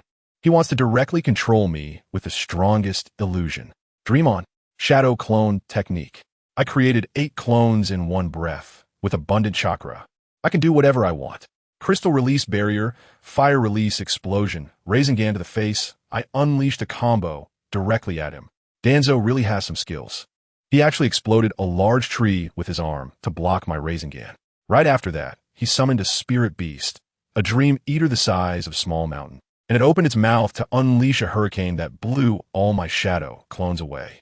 I seized the opportunity, using the wind to unleash my Dragonfire technique, directly roasting that big guy and sending him back. Just then, Danzo's Kodoamatsukami was about to be completed. He stared at me intensely, blood tears streaming from his right eye. However, the next second, he suddenly knelt down in front of me. He was bewildered. What am I doing? Why am I kneeling to this guy? I sheathed my knife, walked up to him, and looked at him with an incredibly loving gaze, slowly speaking. Danzo, have you already forgotten about your father? Indeed. Just as he was about to cast his Jinjutsu on me, I had already sent a camouflaged octopus, carrying Shursue's other Sharingan, to hide in a nearby tree. My Kodoamatsukami acted faster than he did. I named this Jinjutsu, A Father's Love. Countless false memories flooded Danzo's mind in an instant. Like me carrying him while running under the sunset and the deep father-son bond. He was still struggling, but it was futile. In the end, his thoughts completely transformed, and he bowed to me, saying, "Please forgive my rudeness, father." Done. I patted his shoulder. Good son, we must keep this relationship a secret. After this operation, although I used up one Kodoeme Tsukumi, I gained a filial son from the Konoha high ranks. What a profit. In the following month, I had a secret meeting with Danzo, from whom I extracted the ability of his Kodoeme Tsukumi. It turned out that his version implanted in the subconscious could be used once a month. Although the success rate depended on the opponent's willpower, it was simply a divine tool for wooing. No, I meant for fulfilling my goal of having children. So, I directly asked my newly acquired filial son, "Is Tsunade still in the village?" Danzo scoffed. "That little girl only knows how to gamble every day, bringing shame to the first Hokage." I nodded in satisfaction and said, "Great, then for father, I'll find you another stepmother." The next day, the two of us waited outside the casino that Tsunade often visited. As soon as Tsunade came out, I acted as if I had run into her by chance and greeted her. "Lady Tsunade, what a coincidence." Tsunade glanced at me and coldly replied, "You from the mist. Do you want to get beaten up?" I made a gesture of victory and smiled, saying, "I heard your gambling skills are exceptional. I want to play a couple of rounds with you. How about 200,000 Rio per round?" Tsunade snorted coldly and waved a finger in front of me. "I bet 2 million. If you win, you take the money. If you lose, just take one punch from me." All right, I agreed immediately. I was joking. I knew that if she punched me, I might have to meet the little brother I just recruited from the Akatsuki. However, I was betting on two things. First, her legendary luck of always losing when gambling. Second, even if she won, with the Akatsuki's loving father Danzo in the shadows, could she really bear to hit her future father-in-law? Tsunade clenched her fist, the knuckles cracking ominously, and her gaze turned dangerous. "You've got guts. You better pray your luck is good." For Tsunade, the little Kokowa Ichiro in front of her was an enemy. She usually didn't involve herself in Konoha's politics, so she could allow Kawakawa to do as he pleased, but since he had come to her, even if he got beaten up, that guy Hizashi wouldn't say anything. "My luck has always been good. I believe it will continue today." Kawakawa Ichiro shrugged and entered the casino with Tsunade. After asking the boss for 2 dice cups, the two started playing. The rules were simple. It's a game of high card, and the first to lose 2 million Rio would lose. They shook the dice randomly. The casino's cups were specially made, and even ninjas couldn't hear the points. As the cups opened, in the first round, Kawakawa Ichiro won with 2 threes. In the second round, he won big. In the third round, he narrowly won. The fourth and fifth rounds were also won by Kawakawa Ichiro. Before long, they reached the 9th round, and cold sweat was about to start dripping from Kawakawa Ichiro. This time, the total bet was 2 million Rio, with a single round bet of 200,000 Rio, and winning 10 rounds meant the end. He thought he could at least delay for a while, allowing Danzo to slowly activate the Kodoeme Tsukumi. But unexpectedly, this big fat sheep's constitution was surprisingly strong. He couldn't even lose if he wanted to. At this rate, forget about delaying time. He only needed 3 minutes to win the 2 million Rio. After shaking the cup, Kawakawa Ichiro opened the points again. Looking at the terrible points, he couldn't help but laugh. 1-2 for points. There's no way I can win this time. Kawakawa Ichiro was sure that this hand was the smallest. Letting Tsunade win a round would allow for a little more delay, making it more assured to activate the Kodoeme Tsukumi. However, as Tsunade opened her cup, Kawakawa Ichiro fell silent again. Due to Tsunade's excessive force, 1 die had turned to dust, leaving the other 2 as 1 and 3 points.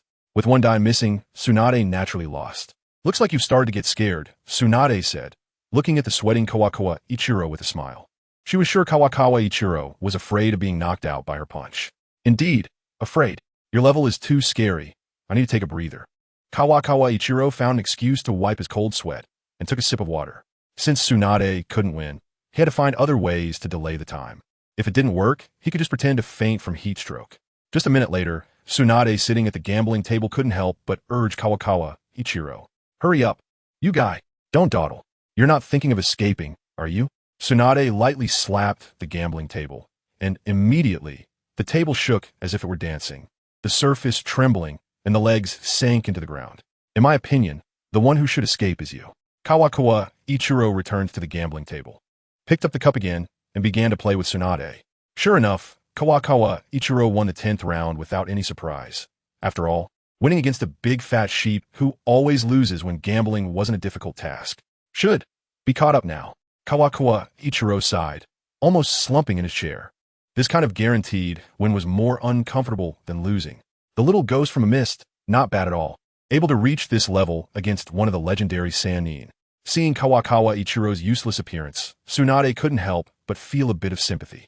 She walked over and patted his shoulder, almost breaking his bones. The 2 million will be sent to the Mist Embassy today.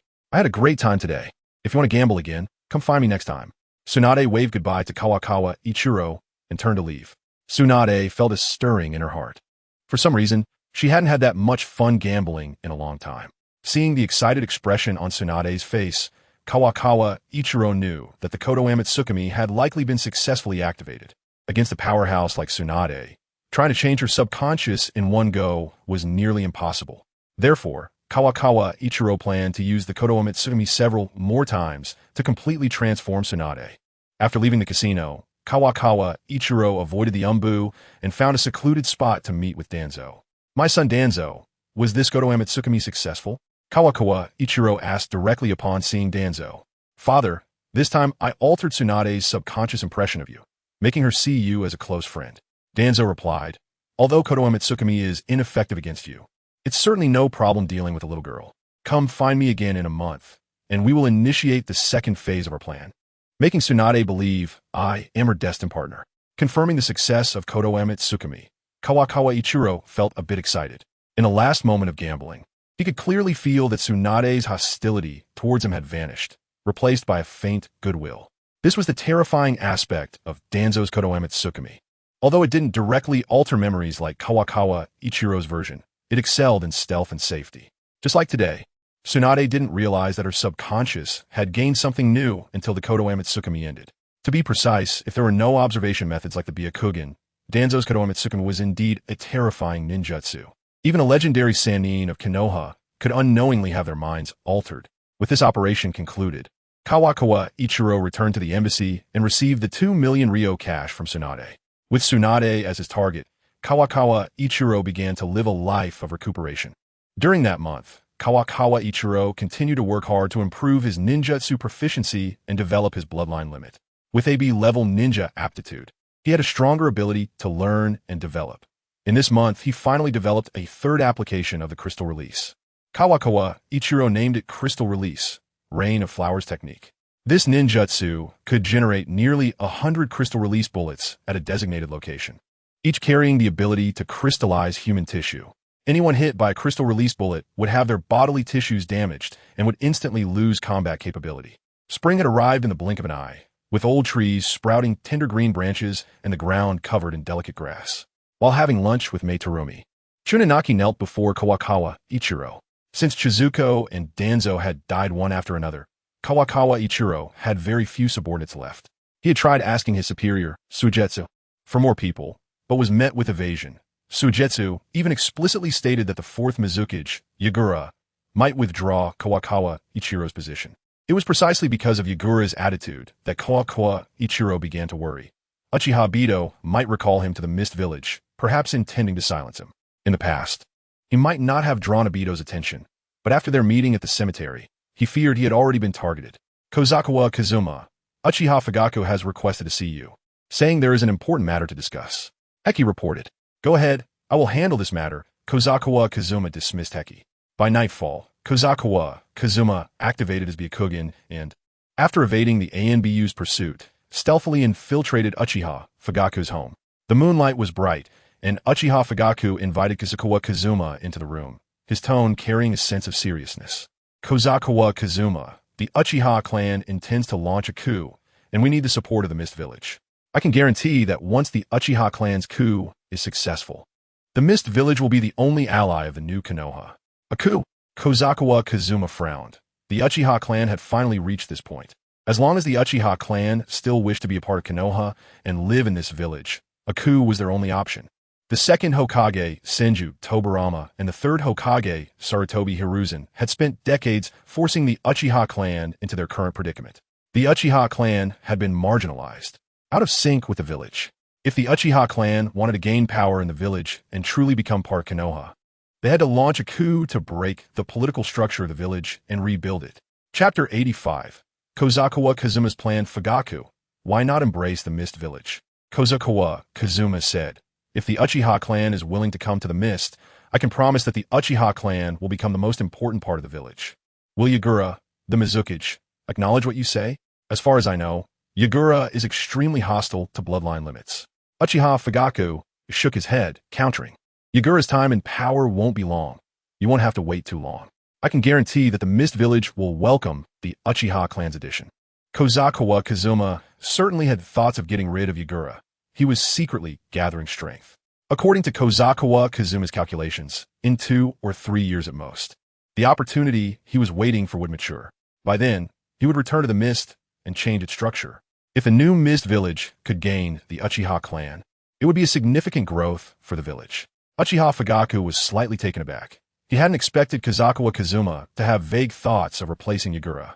It was quite a delusion for a Jonin to want to replace the 4th Mizukage. This is the Konoha of the Senju clan, the Konoha of the Sarutobi clan, and more importantly, the Konoha of the Uchiha clan. We Uchiha will never flee like a stray dog, Uchiha Fugaku said firmly after a pause. Uchiha Fugaku did not want to abandon everything in Konoha.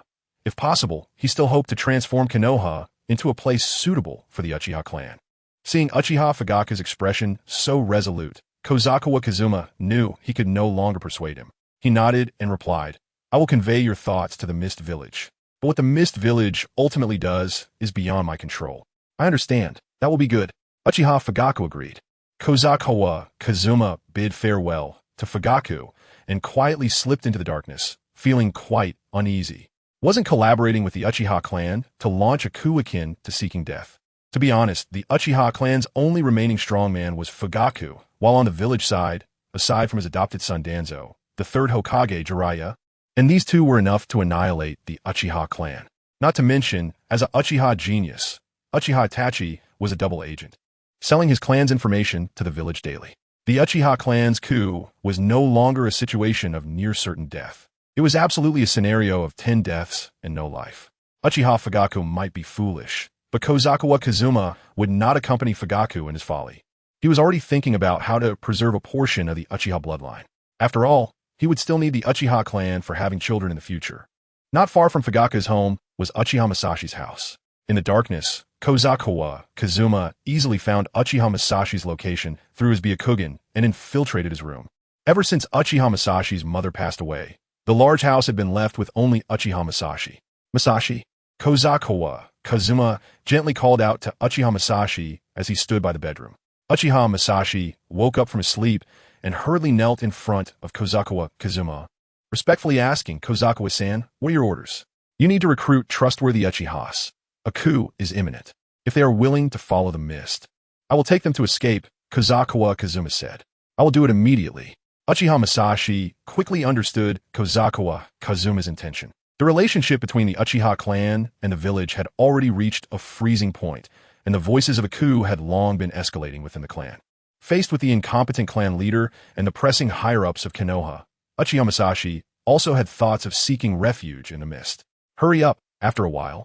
I will arrange for you to escape from Konoha, Kozawa Kazuma urged, then left the Uchiha clan's territory. Kozawa Kazuma understood very well that time was running out for him. Whether it was the outbreak of civil war in Konoha or the annihilation of the Uchiha clan, he, as an ambassador, would lose his value.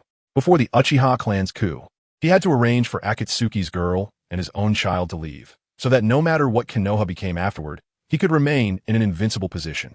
Danzo's Kodowa Mitsukami had cooled down. The next day, Kozawa Kazuma called on Danzo again. As before, Kozawa Kazuma arranged a gambling match with Tsunade, with the stakes still at 2 million ryo. In the afternoon, Tsunade and Kozawa Kazuma each brought a box of cash and met at Konoha's casino. Danzo lurked in the shadows, taking advantage of the opportunity, while Tsunade and Kozawa Kazuma were gambling. He activated his right eye's Kodowa Mitsukami, attempting to alter Tsunade's subconscious. Last time, he had injected Tsunade's subconscious with a favorable impression of Kozawa Kazuma. This time, he injected lust for Kozawa Kazuma. Everyone has desires, and Tsunade, one of the legendary Sannin, was no exception. What Danzo aimed to do was to transfer Tsunade's desires onto Kozawa Kazuma, with the previous favorable impression as a foundation. Danzo's Kodowa Mitsukami activated even faster this time. It only took 5 minutes for him to rewrite Tsunade's subconscious. Next, he only needed to apply Kodowa Mitsukami one last time to fully complete Tsunade's transformation. Deeply engrossed in gambling, Tsunade did not notice anything unusual. She merely thought Kozawa Kazuma was a good opponent, skilled in gambling and fun to play with. Suddenly, when Tsunade looked at Kozawa Kazuma, she swallowed hard, her face turning red. Upon seeing the intense gaze Tsunade directed at him, Kozawa Kazuma instantly understood that Danzo's Kodo Amatsukami had successfully activated. How about we change the way we play? Kozawa Kazuma proposed. As expected of the gambler, I acknowledge. Your idea is interesting. Tsunade stared at Kozawa Kazuma, very intrigued by his suggestion. Thus, the two spoke to the casino owner and specifically found a room. Until the evening, when Kozawa Kazuma left the casino, the system also displayed a prompt. Name, Kozawa Kazuma lifespan. 51 years chakra amount, 11. 9 cards ninja qualification. B. 2180, bloodline limit. CrystalRelease, Byakugan, Sharingan. Ninjutsu, body replacement technique, completion 59. Transformation technique, completion 59. Shadow clone technique, completion 59. Water release. Hidden mist technique, completion 48. Water release. Water chaos wave, completion 43. Sword technique, moon shadow, completion 43. Water release. Water cannon, completion 22. Summoning technique, completion 100. Truth-seeking technique, completion 15. Fire release. Dragon fire technique, completion 19. Shadow clone jutsu, completion 18. Fire release. Head hardening, completion 15. Rasengan, completion 6. Tsunade's beauty level is A. And just the success of the first half has permanently increased Kawaii Kazuma's chakra amount by 1 card. And his ninja qualification has risen from B, 180, to B, 2180. This is just the success of the first half. When the child is born, there will be more rewards. Kawaii Kazuma has reason to believe that, based on his and Tsunade's ninja qualifications, their child is expected to reach B level or even a level ninja qualifications. A child with such ninja qualifications will undoubtedly bring a chakra amount and ninja qualifications far superior to the past. Chapter 86, Success. After fighting all afternoon, Tsunade returned home, carelessly throwing her clothes on the floor and drunkenly falling asleep after drinking some alcohol.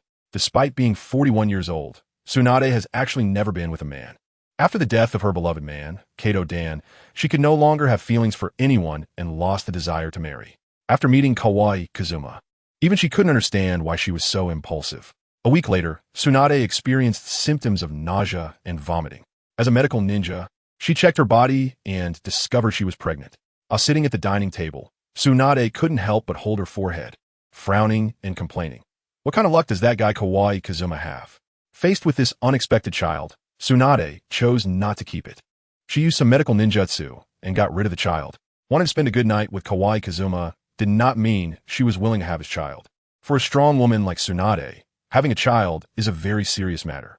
On the other hand, Kawaii Kazuma, unaware, was still waiting for Tsunade's child to be born, looking forward to the child's ninja qualifications. During the cool-down period of Danzo's Tensigen, Kawaii Kazuma was also busy scouting for female ninjas from Konoha and observing their qualifications with the system. Unfortunately, female ninjas with beauty above B rank are already rare, let alone those with ninja qualifications above C rank. After going around in circles, Kawaii Kazuma returned to the starting point. Even in the talent-rich Konoha, he had very few excellent female ninjas to choose from. The next generation of Konoha's 12 Little Strong had not yet grown up, and many female ninjas from this generation had died in the Third Great Ninja War. However, after 2 weeks, Kawaii Kazuma's completion rate for the 3-body technique improved a bit. The completion rates for the clone, body replacement, and transformation techniques reached 60, unlocking new abilities. After the completion rate of the 3-body technique reached 60, Kawaii Kazuma's mastery of these 3 ninjutsu reached a superb height. He no longer needed to form hand seals. He could release these 3 ninjutsu just by concentrating chakra. In terms of the 3-body technique, Kawaii Kazuma now surpassed most jonin. Without needing hand seals, he gained a significant advantage in battle. The shadow clone technique he learned later also reached a completion rate of 20 through daily training. This completion rate did not simplify the hand seals, but instead enhanced the shadow clones created. Although the shadow clones are made from the original's chakra, their reaction and combat abilities are still much weaker than the original. This often leads to shadow clones only serving as cannon fodder and not as main combat forces. However, now that the completion rate of the shadow clone technique has reached 20, the combat ability of the shadow clones has further improved. Kawaii Kazuma roughly estimates that the current shadow clones are close to his original strength, probably reaching about 80 of the original's capability. This change in the shadow clones also gave Kawaii Kazuma the idea of developing new ninjutsu, if he could cooperate with the shadow clones. Even simple ninjutsu could produce astonishing effects. As the cherry blossoms in Konoha bloomed, while Kawaii Kazuma was practicing ninjutsu, Nagi suddenly appeared before him, presenting a letter. Seeing the letter sent by the hidden mist, Kawaii Kazuma opened it without hesitation. The letter contained a response to him. Previously, Kawaii Kazuma had expressed his thoughts about Uchiha Fugaku to the hidden mist village, intending to seek help against the Uchiha clan's coup. Suigetsu specifically wrote a reply regarding the Uchiha clan and handed it over to Kawaii Kazuma. Looking at Suigetsu's handwritten letter, Kawaii Kazuma couldn't help but frown. The fourth Mizukage, Yagura, was not interested in the Uchiha clan, as he was already in the process of cleaning up bloodline limit families. He naturally did not want any more bloodline limit families to join the Hidden Mist village. Suigetsu, who oversees the Hidden Mist Intelligence Department, had contrary views to the Mizukage. He did not want the efforts of the third Mizukage, Yagura, to go to waste after many years, so he used his authority to send some ninjas for assistance. As for the assisting ninjas, Kawaii Kazuma could tell without much thought that they would be of little use. In the world of ninjas, strength is everything. A single Kaga-level powerhouse can face multiple Jonin without being defeated, and someone with the strength of pain can destroy a village with a single jutsu. Given the current situation, unless the Hidden Mist sends out the remaining 3 members of the 7 ninja swordsmen and Yagura simultaneously, the Uchiha clan would have little chance of a successful coup. Putting away the letter, Kawaii Kazuma returned to the process of scouting female ninjas. Chapter 87. Kisame vs. Kakashi. About 2 weeks later, Kawaii Kazuma met with the support from Konoha, the Sharkman Kisame. As a most capable subordinate of Suigetsu, Kisame could also be considered a colleague of Kawaii Kazuma. In Kisame's case, Suigetsu's orders were much more effective than those of the Mizukage. It's been a long time, Kawaii Kazuma. In the archives, Kisame took off his special Umbu mask and greeted Kawaii Kazuma. It was clear that Kisame had infiltrated Konoha alone. Only ninjas of the Jonin level could come and go freely in the heavily guarded Konoha. It's been a year since we last met, Senior Kisame. Kawaii Kazuma smiled and directly asked Kisame, how many people did the village send this time for the Uchiha clan's coup? It's a bit ridiculous to say, but we from the Hidden Mist can't even handle our own village's internal strife. Kisame sighed and helplessly replied, I'm leading a team of 5 special Jonin and 10 Shunin. Kawaii Kazuma couldn't help but frown. He believed this was the strongest lineup Suigetsu could send for the Uchiha coup. However, such a lineup was simply not enough against a behemoth like Konoha. To put it bluntly, just Itachi alone could annihilate this small team in a short time. Mr. Kisame, are you really going to carry out Lord Suigetsu's orders, as they are? Kawaii Kazuma confirmed. Helping the Uchiha clan complete their coup is almost equivalent to sending them to their deaths. I must emphasize one point. A ninja's duty is to complete the mission. Upon hearing the words of Kozawa Ikizane, the dried persimmon Zabuza first denied what Ikizane said, then explained. Assisting the Uchiha coup is indeed a difficult task, but even if it cannot be completed, we will withdraw in time. Kozawa Ikizane nodded and said seriously, these matters can only be judged by us. He began to somewhat understand the thoughts of Suigetsu, as even if he couldn't watch the plan of the third Mizukage, Yagura, being thwarted, it shouldn't be right to send someone to their death. Of course, he had to carry out Suigetsu's mission, but how to execute, it was something Kozawa Ikizane had his own ideas about. After learning quite a bit from Kozawa Ikizane, the dried persimmon Zabuza left Konoha under the cover of night. The subsequent activities would depend on Kozawa Ikizane to relay the messages. Once the Uchiha clan's coup began, he would lead people to attack Konoha from the outside, creating a situation where Konoha was besieged from both inside and out. Just as Zabuza was about to leave the Konoha exit and enter the forest, Kakashi Hitaki, a member of the Umbu, caught up with him. With the power of the Sharingan, Kakashi could see farther and clearer than the average Umbu, which was why he was able to detect Zabuza. Who are you infiltrating our village? Kakashi asked coldly, his expression turning serious. Oh, Konoha really has a lot of talent. I was so careful. Yet I still got noticed by the Umbu. Zabuza stopped and turned around, wearing a mask similar to Kakashi's. Having carried out several espionage missions, Zabuza considered himself quite knowledgeable about them, but he didn't expect to be discovered by an Umbu of Konoha. Could it be that you were the one who helped the Uchiha escape some time ago? Seeing Zabuza stop, Kakashi threw out another question. During this time, too much had happened in the village, and Kakashi had many questions to ask. Help the Uchiha escape? What is that? Zabuza was unaware of the incident regarding Mikoto's escape. That matter had been orchestrated entirely by Kozawa Ikizane. Even Kozawa Ikazane's direct superior, Suigetsu, did not know that it was the Uchiha clan that had fled Konoha, only that the woman had a close relationship with Kozawa Ikizane. Although I'm not sure if you really don't know, or just don't want to say. As long as I catch you here, I'll get everything clear after some interrogation. Kakashi did not underestimate Zabuza. Facing him, he directly pulled off his mask, revealing his 3-tomo Sharingan. Copy Ninja Kakashi Hitaki? Upon seeing the 3-tomo, Zabuza immediately guessed Kakashi's identity and felt a sense of unease. However, Zabuza did not believe he would lose to someone like him. He had been a Jonin for nearly as long as Kakashi. Moreover, Zabuza was confident in his chakra and strength. As Kakashi approached, using body flicker technique, Zabuza swiftly drew his ninja blade to block Kakashi's shuriken. The sound of clashing echoed through the dark forest as sparks flew. Zabuza was slightly surprised. Even in their first encounter, he could sense that Kakashi's strength was extraordinary. And in terms of physical skills, Kakashi was not inferior to him. Zabuza pressed down on the shuriken with his blade, and Kakashi took the opportunity to retreat. During his retreat, he quickly formed hand seals, and with 20 years of experience, he completed the seals as he landed. Fire style, great fireball technique. A massive fireball, glowing red and carrying intense heat, surged towards Zabuza. Zabuza was taken aback. The speed at which Kakashi formed the seals, coupled with the Sharingan and his impressive physical skills, truly lived up to the name of Copy Ninja. Zabuza quickly formed seals to counterattack. After forming about 10 seals, he clapped his hands together and shouted, "Water style, waterfall technique." Just as the great fireball was about to engulf Zabuza, the seals for the waterfall technique were finally completed. Zabuza expelled a massive amount of water from his mouth, and with the help of his vast chakra, the waterfall technique was far more spectacular than the great fireball. In the face of the great waterfall, the fireball was insignificant. In an instant, Zabuza's water drowned out Kakashi's fire, and he stood on the water as if walking on waves, charging towards Kakashi. Kakashi frowned. He quickly used Earth Style, Earth Flow Wall to block the incoming water. Seizing the moment when the water was diverted, he clasped his left hand around his right and tightened his grip. Chidori, white lightning wrapped around his palm, and Kakashi used his Sharingan to observe Zabuza's position behind the Earth Flow Wall, charging out swiftly. The Chidori erupted with a sound like a high-pitched bird call, exuding a powerful presence in the dark night. Using the momentum from his rapid sprint, Kakashi attacked Zabuza.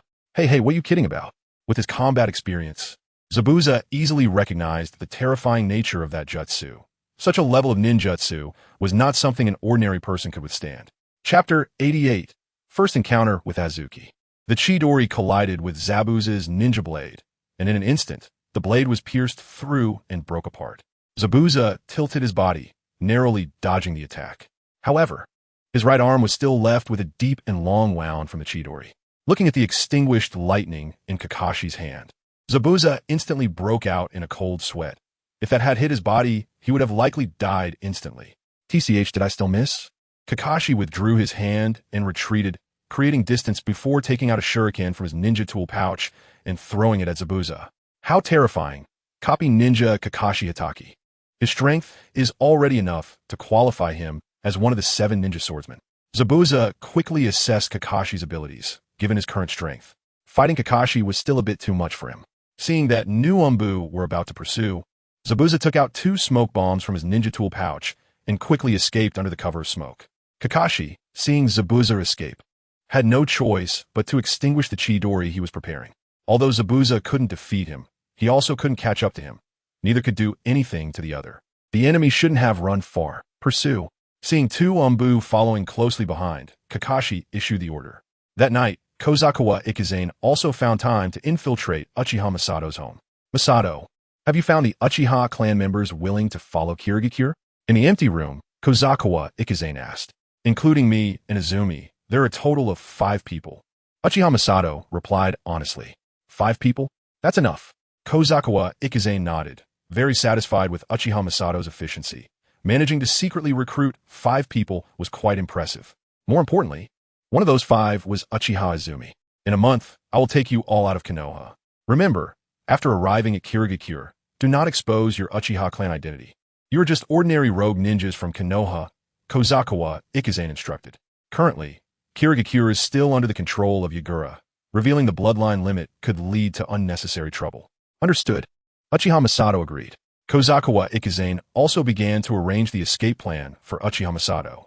Compared to the previous escape plan for Mikoto, this time there were more people, and their strength was somewhat weaker, making the escape more complicated.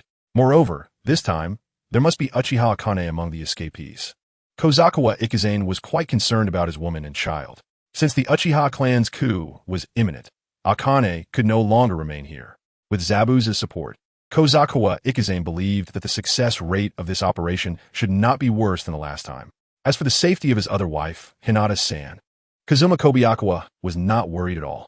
No matter how fierce the flames of war between Konoha and the Uchiha clan burned, they would never reach the Hyuga clan. Of course, it would be difficult to let Hinata-san leave Konoha. After all, she was not only the younger sister of the Hyuga clan leader, but also a highly valued Byakugan possessor in Konoha, whose every move could attract a lot of attention. The next day, Kazuma Kobayakawa explained the plan to escape Konoha to Uchiha Akane, who, having lost her husband and son, had no lingering attachments and agreed. Thus, one afternoon, 3 weeks later, Kazuma Kobayakawa's system responded. His chakra amount permanently increased by 0. 3 cards, and his ninja aptitude also increased slightly. For Kazuma Kobayakawa now, this amount of chakra and ninja aptitude was nothing significant, but the Uchiha bloodline was a great help to him. Based on Kazuma Kobayakawa's speculation, his Sharingan should be related to the richness of the Uchiha bloodline. The reason he had not unlocked the second Tomo was not due to emotional fluctuations, but simply because the bloodline concentration was insufficient. As long as he continued to enhance the Uchiha bloodline, unlocking the third Tomo and even the Manjiki would be a natural progression, easily avoiding the Umbu in the village. Kazuma Kobayakawa leisurely returned to the embassy. The moon was bright, and the scattered cherry blossom petals slowly fell under the moonlight. A girl stood in the darkness outside the embassy wall, occasionally glancing inside. Kazuma Kobayakawa frowned. He activated his Byakugan to observe and confirmed that the girl's chakra was not very strong. An Umbu? Is she hiding here to check on my status? Kazuma Kobayakawa hesitated slightly, then took out a kunai from his ninja tool pouch and used the body flicker technique to appear in front of the girl. He pressed the kunai against her throat, not giving her a chance to react. Orochimaru's disciple, what are you doing here? Upon seeing her face, Kazuma Kobayakawa couldn't help but be slightly taken aback. It was actually Mitarashi Anko. Why was she here? At that moment, Anko was still quite young, but her body had developed well. Compared to women like Tsunade and Uchiha Mikoto, her beauty, while not as striking, had a touch of youthfulness and haziness. Especially with that nervous and vigilant expression, it truly evoked a desire to bully her. Seeing the kunai pressed against her throat, glinting coldly, Anko instinctively took a step back, her eyes fixed on Kazuma Kobayakawa. Out of fear, she unconsciously swallowed. Even though she hadn't detected this man, the kunai was already at her neck, and the pressure he exuded was overwhelming. Is this the genius Orochimaru spoke of? What can I do in front of him? Anko's mind was racing, and she even recalled the disappointed expression on Orochimaru's face when he looked at her.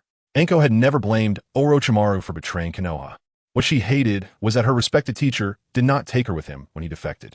The village's distrust and Orochimaru's abandonment felt to Anko like a nightmare that would never fade, tormenting her spirit. I heard you might be the only one who knows Orochimaru's whereabouts. Tell me where he is. I want to kill him with my own hands. Anko's gaze became resolute. Her fists clenched tightly, as if she had made a certain decision. Chapter 89. The growth of Terumi made Kazuma Kobayakawa put away the kunai in his ninja tool pouch. He could understand Anko's eyes. They were not eyes filled with hatred, but simply unwillingness. Like a young daughter desperately wanting to prove her ability to survive in front of her father. If a young child desires attention, then follow me to Kirigakure. I will help you like I would your father. Kazuma Kobayakawa snorted lightly and advised. Who are you calling a kid? Do you look down on me? Anko gritted her teeth, her gaze turning dangerous. Then she raised her hand, and several venomous snakes suddenly surged out from her sleeve. Ninjutsu, hidden shadow, snake hands. Kazuma Kobayakawa casually took out his ninja sword. He didn't even use the moon shadow technique, and simply sliced the snakes into pieces with one stroke. Opening the system, Kazuma Kobayakawa confirmed Anko's information.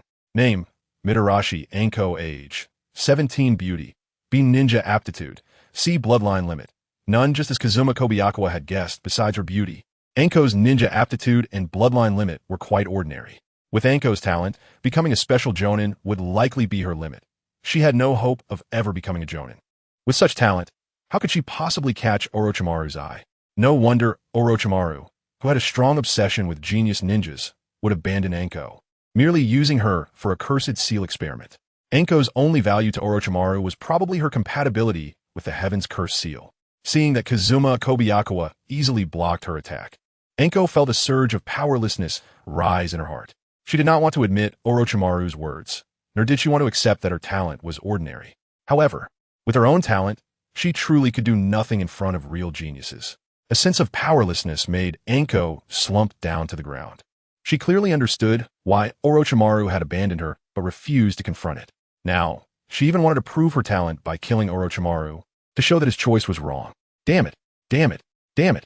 Anko pounded her fists on the ground, one punch after another, until her fists were bloodied, splattering blood and flesh. Why? Why? Why do I only have this kind of talent? Kazuma Kobayakawa let Anko go on a rampage. He couldn't be bothered with her until she exhausted herself from venting. Then he extended an olive branch once more. If you want to become a jonin, if you want to prove to Orochimaru that you are not a useless waste, then follow me.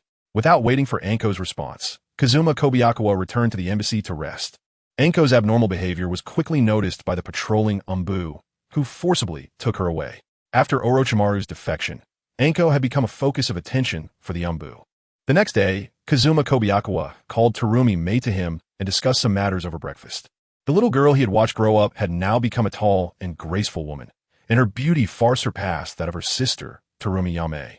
Mei, Konoha is no longer safe. I hope you can return to Kirigakure.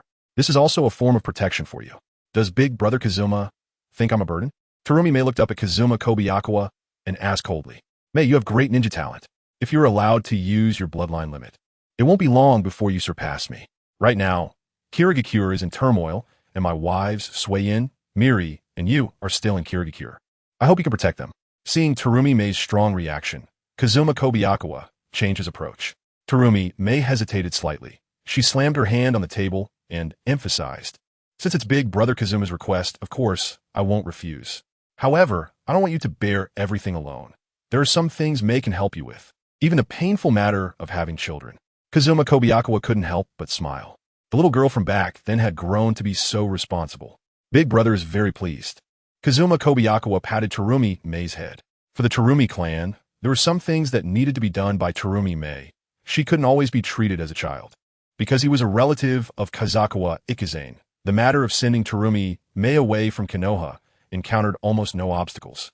In just a week, Terumi Mei boarded a ship back to the Hidden Mist Village. After Terumi Mei left, Kazakawa Ikazane's style of conduct became even more reckless. Now, the mission of the embassy was nearing its end, and the coup of the Uchiha clan was imminent.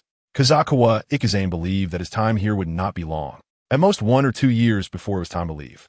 He hoped that by the time he left, Tsunade and his child would have been born, and that his ninja qualifications would have reached A rank. Before he knew it, it was time to transfer the Uchiha. Kazakawa Ikizane himself was holed up in his room, reviewing documents to distance himself from the operation. His 2 shadow clones had left the village the night before, assisted by Kisame Hashigaki. As the sun set, on a mountain not far from Konoha, Kisame Hashigaki met with the 2 shadow clones of Kazakawa Ikizane. Was it really worth the effort to transfer a few rogue ninjas from Konoha? Kisame chuckled, not believing that Kazakawa Ikizane would go to such lengths for something useless, and asked the targets for this transfer. Could it be the Uchiha clan? Yes. But Mr. Kisame, you know the village's current policy. I don't want their identities exposed to avoid being hunted down, replied the shadow clone. The task was reported by you. I can only pretend to know nothing. However, Lord Suigetsu will also have his suspicions. Your little tricks can't fool too many people, Kisame said, looking towards the distant Konoha village as a gust of wind blew, causing the grass beneath them to ripple like ocean waves. You won't have to hide for long. The time will soon be ripe. Kazakawa Ikizane put on a mask. Before long, night had completely fallen. Under the lead of 2 Chunin, several members of the Uchiha clan mixed out of the village. Kazakawa Ikizane and Kisame Hashigaki lurked in the shadows to protect the team. Through Kazukawa Ikazane's Byakugan perspective, he noticed three individuals quietly following behind the group. They were likely A and BU. These three didn't reveal themselves immediately, probably wanting to follow the team to uncover the mastermind behind the scenes. Seeing that the situation had been exposed, Kazukawa Ikazane decided to stop hiding. He quickly formed hand seals, puffed up his cheeks, and shouted, "Fire style. Dragon Flame Jutsu." Chapter 90, Kazukawa vs. Kakashi. What on earth is Kazukawa planning? Kisame Hashigaki was drawn in by the high temperature in the air and looked in surprise at Kazukawa Ikazane's ambush position, where a fire dragon had begun to take shape. Soon, the formed fire dragon shot off in a straight line towards the distance, crashing into the treetop of a giant tree by the roadside, igniting the canopy. Within that big tree, a guy with Sharingan and two ANBU members scattered. It was Kakashi Hitaki and the ANBU. Clearly, these three were part of small ANBU team. Seeing the three blown out by the Dragon Flame Jutsu, Kisame couldn't help but be taken aback. He hadn't even noticed them, yet Kazukawa Ikazane had discovered them so easily. Moreover, the Kazukawa Ikazane present was just a shadow clone. It seemed that Kazukawa Ikazane had made significant progress during his years in Konoha. Don't hold back, take them out right here. Kazukawa Ikazane's two shadow clones immediately charged towards Kakashi, the strongest among the team. TSK. Looks like there are experts among this team. Kakashi's Sharingan spun as he noticed someone charging at him and immediately shot out three shurikens. The two shadow clones kicked off each other in midair and effortlessly dodged the shurikens. Seeing that their taijutsu was on par with his own, Kakashi began to gather Chidori in midair, intending to quickly deal with the two guys in front of him. Chidori, accompanied by the sound of birds. Kakashi landed firmly on the ground and quickly dashed out, his speed suddenly increasing to the point where he almost left an afterimage. Be careful, that ninjutsu is very powerful. Kisame couldn't help but remind Kazukawa Ikazane. He had suffered a great loss under Chidori when he fought Kakashi before. That ninjutsu could eliminate enemies in one hit. Since Kazukawa Ikazane had already revealed himself, Kisame also emerged from his hiding spot, drawing his ninja sword and charging toward the other two ENBU members outside Kakashi. After all, as a well-known jonin, Kisame severely injured one ANBU member in just a single encounter. Oof. It's too late to remind him now. Kakashi had already locked onto one of the shadow clones with his Sharingan.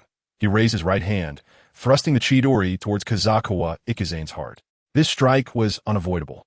However, just as it was about to close in, he saw Kazukawa Ikazane gathering a chakra sphere in his hand, the chakra sphere spinning like Minato's Rasengan. That's right, that ninjutsu is Rasengan. In Kakashi's memory, only Jiraiya and Minato could perform such advanced ninjutsu. Kazukawa Ikazane's Rasengan collided with Kakashi's Chidori, and the two ninjutsu canceled each other out, resulting in a violent explosion and a dazzling burst of white light. Due to the force of the explosion, Kazukawa Ikazane's shadow clone and Kakashi were both sent flying, and the shadow clone was forced to dissipate, but Kakashi also sustained serious injuries. He barely managed to stand up. The arm that had performed Chidori was already rendered useless. Seeing the exploded shadow clone, Kakashi was momentarily stunned, his eyes revealing strong unwillingness. The guy he had worked so hard to take down turned out to be just a shadow clone. It seemed that luck was not on Konoha's side tonight. Seeing the violent explosion, Kisame felt slightly relieved. Although he didn't know what Kazukawa Ikazane had done, it was clear that a single shadow clone could compete with that copying ninja. Kazukawa Ikazane had become absurdly strong. Another shadow clone took the opportunity to charge at Kakashi with a ninja sword, not using the Moon Shadow sword technique for fear of being recognized by the NBU. Damn it! With one arm lost, Kakashi could no longer perform hand seals. He had lost his greatest advantage. Fortunately, his taijutsu was decent, and Kakashi quickly dodged the shadow clone's attack. Taking advantage of the shadow clone's missed strike, he threw out several shurikens tied with wire, allowing him to control their flight trajectory. Kakashi pulled hard on the wire, and the shuriken hit Kazukawa Ikazane's shadow clone. Body replacement technique without hand seals? Kakashi was once again astonished by the scene before him. Not only could the shadow clone use Rasengan, but also employed a non-hand seal ninjutsu. Just before the shuriken hit, the person replaced themselves with a wooden stump, while the real body used the body flicker technique to appear behind Kakashi. The ninja's sword slashed down, splattering a series of bloodlines. Kakashi turned his body in midair, causing the sword not to strike a vital point, only inflicting a deep wound on his back. It seems your legend ends here. Kazukawa Ikazane closed in on Kakashi again, thrusting his ninja blade towards Kakashi's right eye. Kakashi's life or death didn't matter, but Kazukawa Ikizane wanted to try to destroy Obito's Sharingan. Although he also wanted to obtain that Sharingan, it was better to destroy it here than to let Obito use it to summon the dual Kimyui. Kazukawa Ikizane's strength did not rely on the Sharingan. It was better to destroy it here than to leave it as a hidden danger, which could lead to unpredictable changes in the future confrontation with Obito. Kakashi was momentarily taken aback. It was the first time he had seen someone targeting the Sharingan. Before he could dodge, the blade flashed past, and a black crack appeared before his eyes. His vision blurred. How did he encounter such a guy? He was simply absurdly strong. Knowing that he was not a match, Kakashi quickly threw a smoke bomb, using its cover to make his escape. Kawaii Ikijin activated his Byakugan again. Although the Shadow clone only possessed 1/3 of the original's chakra, a bloodline limit is still a bloodline limit. Under the observation of the Byakugan, the smoke bomb was nothing but a decoration. PFFT, PFFT, PFFT. Several shurikens flew through the air and struck Kakashi, causing him to fall from the tree, landing on the ground, unconscious. Kawaii Ikijin did not pursue further. He could clearly see that more Leaf Village ninjas were rushing towards this location, preparing to give chase. Clearly, the noise from the battle had attracted attention. Time to go. Seeing that the person he was supposed to capture had already escaped, Kawaii Ikijin called out to Kisame Hashigaki. Quite efficient, Kisame swung his ninja sword, making a cut on the remaining ANBU member, and without paying any further attention to him, he dropped a smoke bomb and turned to escape with Kawaii Ikijin's shadow clone. Kawaii Ikijin never expected that he would face the copy ninja Kakashi Hitaki without much effort, only sacrificing a shadow clone to eliminate this renowned copy ninja in the ninja world. Chapter 91. The entangled Danzo after dealing with the pursuing ENBU. The next tasks became relatively easy. Kisame Hashigaki and Kawaii Ikijin escorted Uchiha away, bypassing the pursuit from the Leaf Village. No other forces in the Land of Fire could stop this fleeing group.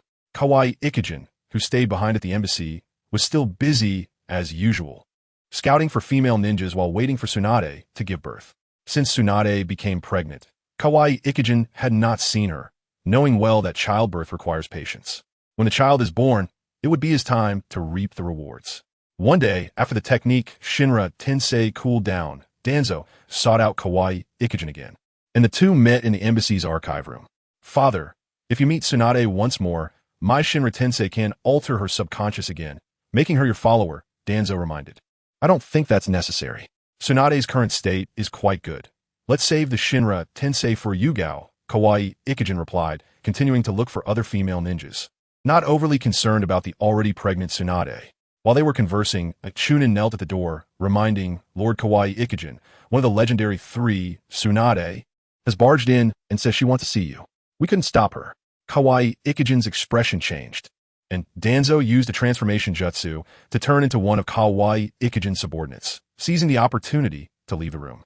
Just as Danzo had exited, Kawaii Ikijin heard Tsunade's voice from outside the door. Kawaii Ikijin.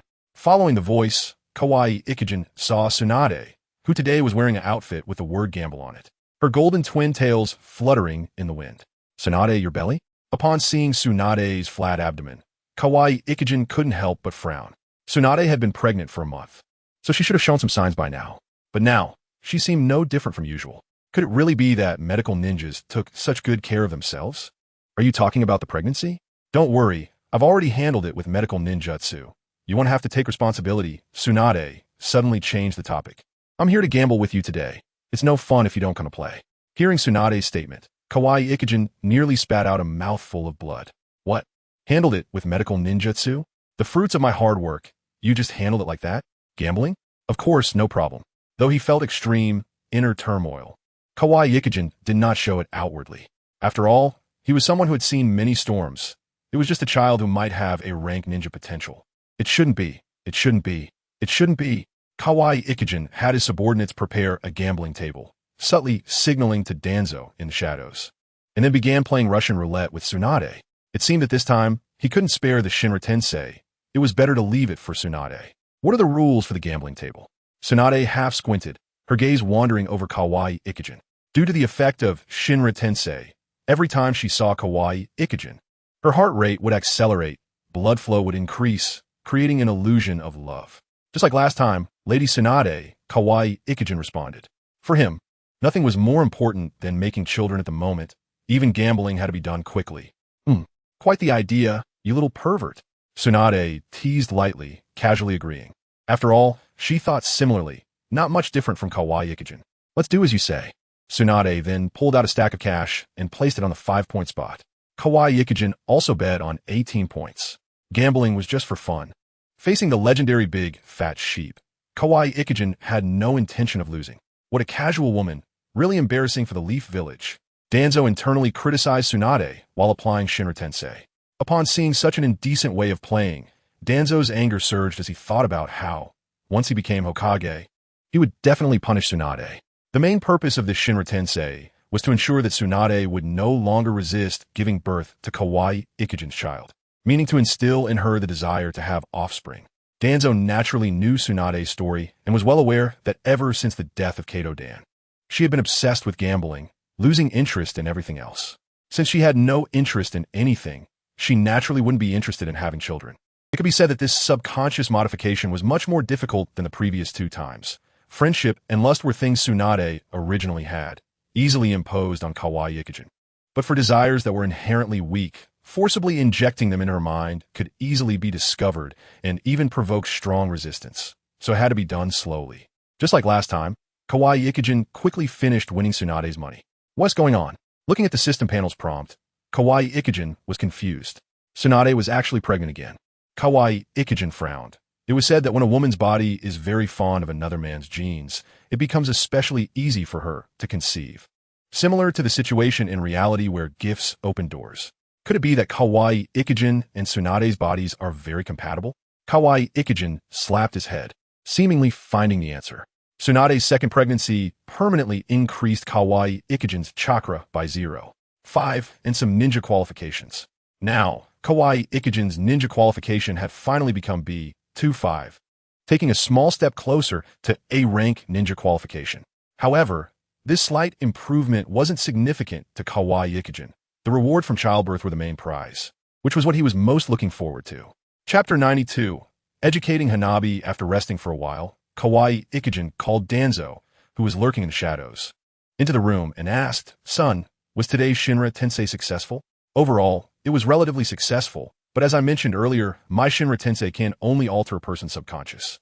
Tsunade is very strong and not so easily changed. Whether she will give birth to this child still depends on her own thoughts. Danzo replied honestly. "That's enough. You can go back and rest. If there's anything else, I'll call for you." Kazuma nodded. Danzo had already tried hard. No matter how anxious he was to have Tsunade bear children, he could not go against objective laws. "Yes, father." Danzo flashed out of the embassy. With Danzo and Tsunade's departure, Kazuma began to clean up the aftermath. Although he did not know when the Uchiha clan's coup would start, it was obvious that it would be within these 2 years. Once the coup began, regardless of whether he was willing or not, leaving Konoha would become inevitable. He began to sort through the scrolls left over from these years in bulk. Some unimportant ones, or those already reported to the Hidden Mist Village, would be destroyed. Important ones, particularly those involving secrets of key figures in Konoha, will be kept for future leverage. After a few busy days, Kazuma felt relaxed again. He would casually scout for beautiful kunoichi in Konoha and try to approach Yuhi Kurenai. Unfortunately, for some unknown reason, Kurenai had been avoiding him lately, even seeming to dodge him when she was out. For this, Kazuma had nothing to say. Dating was like that, and one would always go through some lows. The reasons behind these lows were sometimes quite inexplicable. Accepting some realities was also a lesson every good man had to learn. One night, just as Kazuma was settling down to sleep in the embassy, he heard slight noises outside his room. He activated his Byakugan and saw a sneaky figure in the courtyard. Judging by the chakra, it should be Mitarashi Anko. "Lord Kazukawa, there's an enemy intrusion." A ninja appeared at Kazuma's door and whispered a reminder. "You don't need to worry about this. I'll handle it." Kazuma dismissed his subordinate ninjas and opened the door, quietly waiting. Mitarashi Anko, who had just infiltrated the embassy, looked around, thinking that her actions were flawless, unaware that everything was under Kazuma's observation. "Tonight, I must force that guy to reveal Orochimaru's whereabouts." Anko's eyes were determined as she crouched by the wall, using the shadows to conceal her figure. The moonlight was bright, and cherry blossom petals fell as Anko bit her finger and formed several hand seals. Summoning technique. A small green snake was summoned, constantly flicking its tongue as if searching for something. Find the person with the largest chakra here, Anko commanded the summoned beast. After receiving the order, the small snake slithered away, heading towards the back of the embassy. Suddenly, a kunai flew out, striking the snake's tail, immobilizing it and forcing the summoning technique to be released. Anko looked up in surprise at the direction from which the kunai had come, only to find that the figure in front of her had vanished, and her right hand was already bound. Feeling the cold touch of the kunai against her neck, Anko couldn't help but narrow her pupils. She hadn't even seen Kazuma, and her mission had already failed. Coming to see me so late. It can't be just to keep me company, right? Kazuma said with slight boredom. Although it would be reasonable for him to take advantage of Anko here, he had no interest in such matters. After all, both getting pregnant and giving birth were not things that could be accomplished in one go. Simply indulging in desires would only affect his reputation. Kazuma, you know Orochimaru's whereabouts, don't you? Anko's voice was somewhat cold. She forced herself to calm down and emphasized, tell me, and I can guarantee I won't disturb you again. Kazuma couldn't help but sigh. It seemed that Orochimaru's abandonment had left a significant shadow on Anko. It was no wonder that even after being abandoned for over 10 years, Anko still couldn't forget Orochimaru, and even when she saw him, she was willing to use a self-destructive technique. For Anko, Orochimaru was both a teacher and the person she admired the most. Being abandoned by Orochimaru was probably a nightmare that Anko would never escape. I'm not telling you Orochimaru's whereabouts because your strength is too weak. You will be killed by him. Kazuma made up an excuse and then shifted the conversation, suggesting, how about this? When you could defeat my shadow clone, I'll tell you Orochimaru's whereabouts. Kazuma immediately formed hand seals, and moments later, 10 shadow clones appeared out of thin air. He then dispelled the remaining clones, leaving only one behind. However, even so, this shadow clone had chakra slightly stronger than Jonin Kakashi, and its physical abilities were still at about 80 of Kazuma's level. This is what you said? Anko said confidently as she used the shadow snake hands technique on the shadow clone. Although the clone had a portion of the main body's chakra, its combat skills were far inferior to the main body.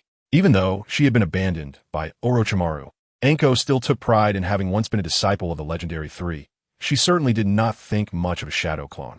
The shadow clone merely flickered and then delivered a punch that knocked Anko to the ground. I'm going to rest now. If you're interested, you can come every day. I'm always welcoming. Kazuma left the shadow clone to play with Anko while he returned to his room to sleep. He knew that as long as Anko frequently appeared outside the embassy, it wouldn't be long before she would face exclusion from Konoha. Abandoned by Orochimaru, and then by Konoha, Anko's remaining choices would be few. Becoming his plaything was only a matter of time. Damn it. Anko wiped the blood from the corner of her mouth and then charged at Kazuma with a heavy punch. Until dawn broke, Anko had yet to land a hit on the shadow clone.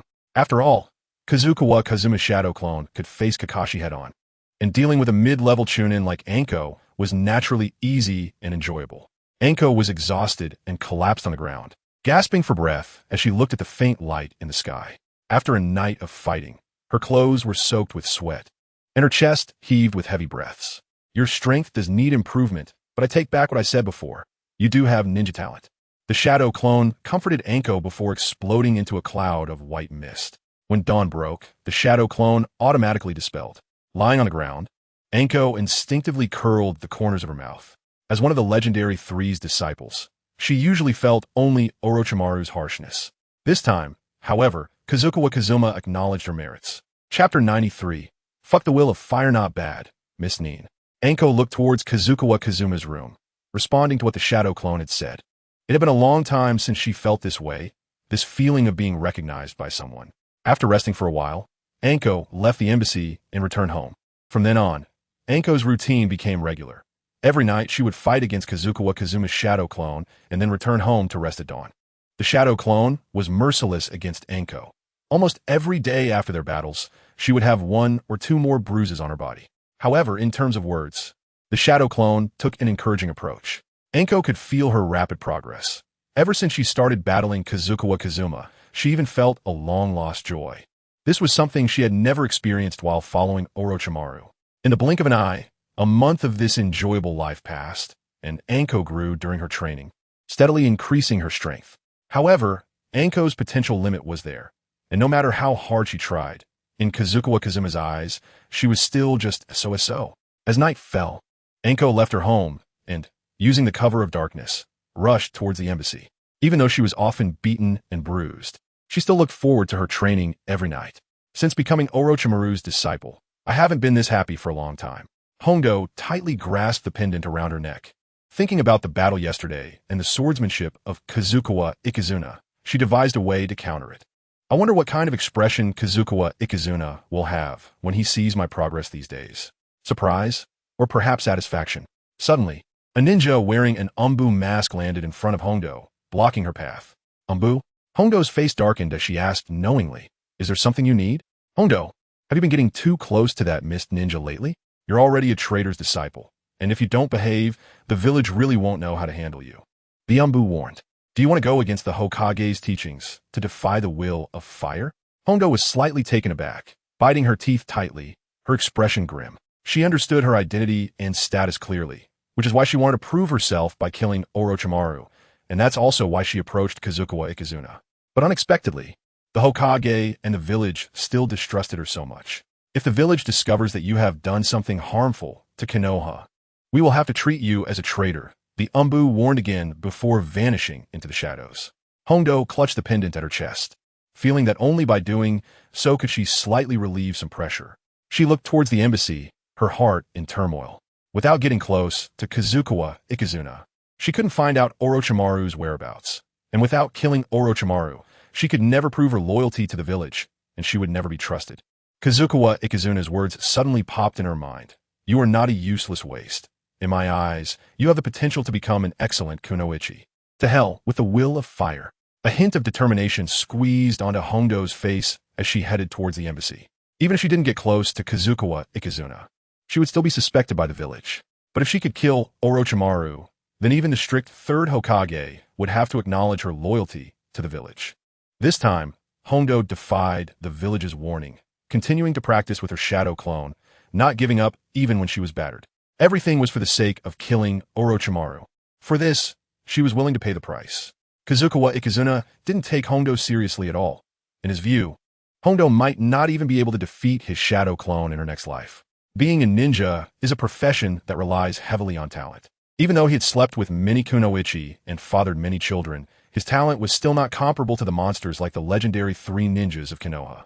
After confirming that the Uchiha clan was planning a coup, Kazukawa Ikizuna became even more relaxed. He no longer tried to persuade Fugaku to defect to the mist, focusing entirely on flirting with kunoichi and having children. Just as he entered the Uchiha clan's territory, a member of the Uchiha guard came over to talk to Kazukawa Ikizuna. "Mr. Kazukawa, could you come to the clan leader's house?" The guard asked. "Does Mr. Fugaku want to see me?" Kazukawa Ikizuna nodded and replied, "All right then. We don't meet often anyway." Under the guard's lead, Kazukawa Ikizuna went straight to Uchiha Fugaku's home. After Makoto and Sasuke left, the atmosphere in Fugaku's house seemed to become heavier. Uchiha Itachi, practicing throwing shuriken, stared at Kazukawa Ikizuna, and his Sharingan instinctively activated. Kazukawa Ikizuna quickly turned his head away. Ever since Itachi activated his Manjiki Sharingan, he had been intentionally avoiding Itachi's gaze. After all, that pair of eyes skilled in Jinjutsu had a significant impact on him. And even with the enhancement of both Byakugan and Sharingan, it was still easy to fall into a trap. However, if he fought Itachi under prepared conditions, Kazukawa Ikizuna was confident he could drag Itachi down. Itachi's strength was indeed formidable, but his body and chakra reserves were a bit too weak for prolonged combat. "Mr. Fugaku, you call me here today, for what purpose?" Kazukawa Ikizuna asked when he saw Uchiha Fugaku in the living room. The Uchiha clan has lost a few rogue ninjas, one of whom is Shirsue's mother, Uchiha Fugaku said, sitting at the table, drinking sake. "I was wondering if this is your doing." "Is indeed my doing. Akatsuki's woman is pregnant with my child. I don't see any problem with my actions." Kazukawa Ikizuna poured himself a cup of sake and spoke honestly. Fugaku slammed the table heavily. In his emotional turmoil, patterns similar to Itachi's appeared in his pupils, revealing his own Manjiki Sharingan. Kazukawa Ikizuna smiled faintly, while Uchiha Fugaku sighed, collected himself, and walked to the window, where his gaze fell on Uchiha Itachi practicing shuriken throwing. "Such matters should at least be discussed with me." Allowing some of the Uchiha bloodline to remain in the Mist Village is also a good idea, Fugaku affirmed. Kazukawa Ikizuna did not respond. He had already formed a conclusion in his heart about the fate that awaited the Uchiha clan. In his view, the path chosen by Fugaku and Itachi had already sealed the Uchiha clan's doom. The Uchiha Fugaku, who desperately wanted to be accepted by Konoha, had only the option of a coup, while Itachi, who sought peace, probably only had the option of extermination. Chapter 94. Are you serious? After bidding farewell to Uchiha Fugaku, Kazukawa Ikizuna continued to look for Kunoichi as usual, and the frequency of his system activation visibly increased. Passing through the ninja school, Kazukawa Ikizuna arrived at the most bustling street in Konoha, where he saw Yuhi Kurenai and Sarutobi Asuma lingering at a stall, with Asuma buying a cherry blossom necklace for Kurenai and handing it to her. Long time no see. Encountering the two face-to-face, Kazukawa Ikizuna had no choice but to greet them casually.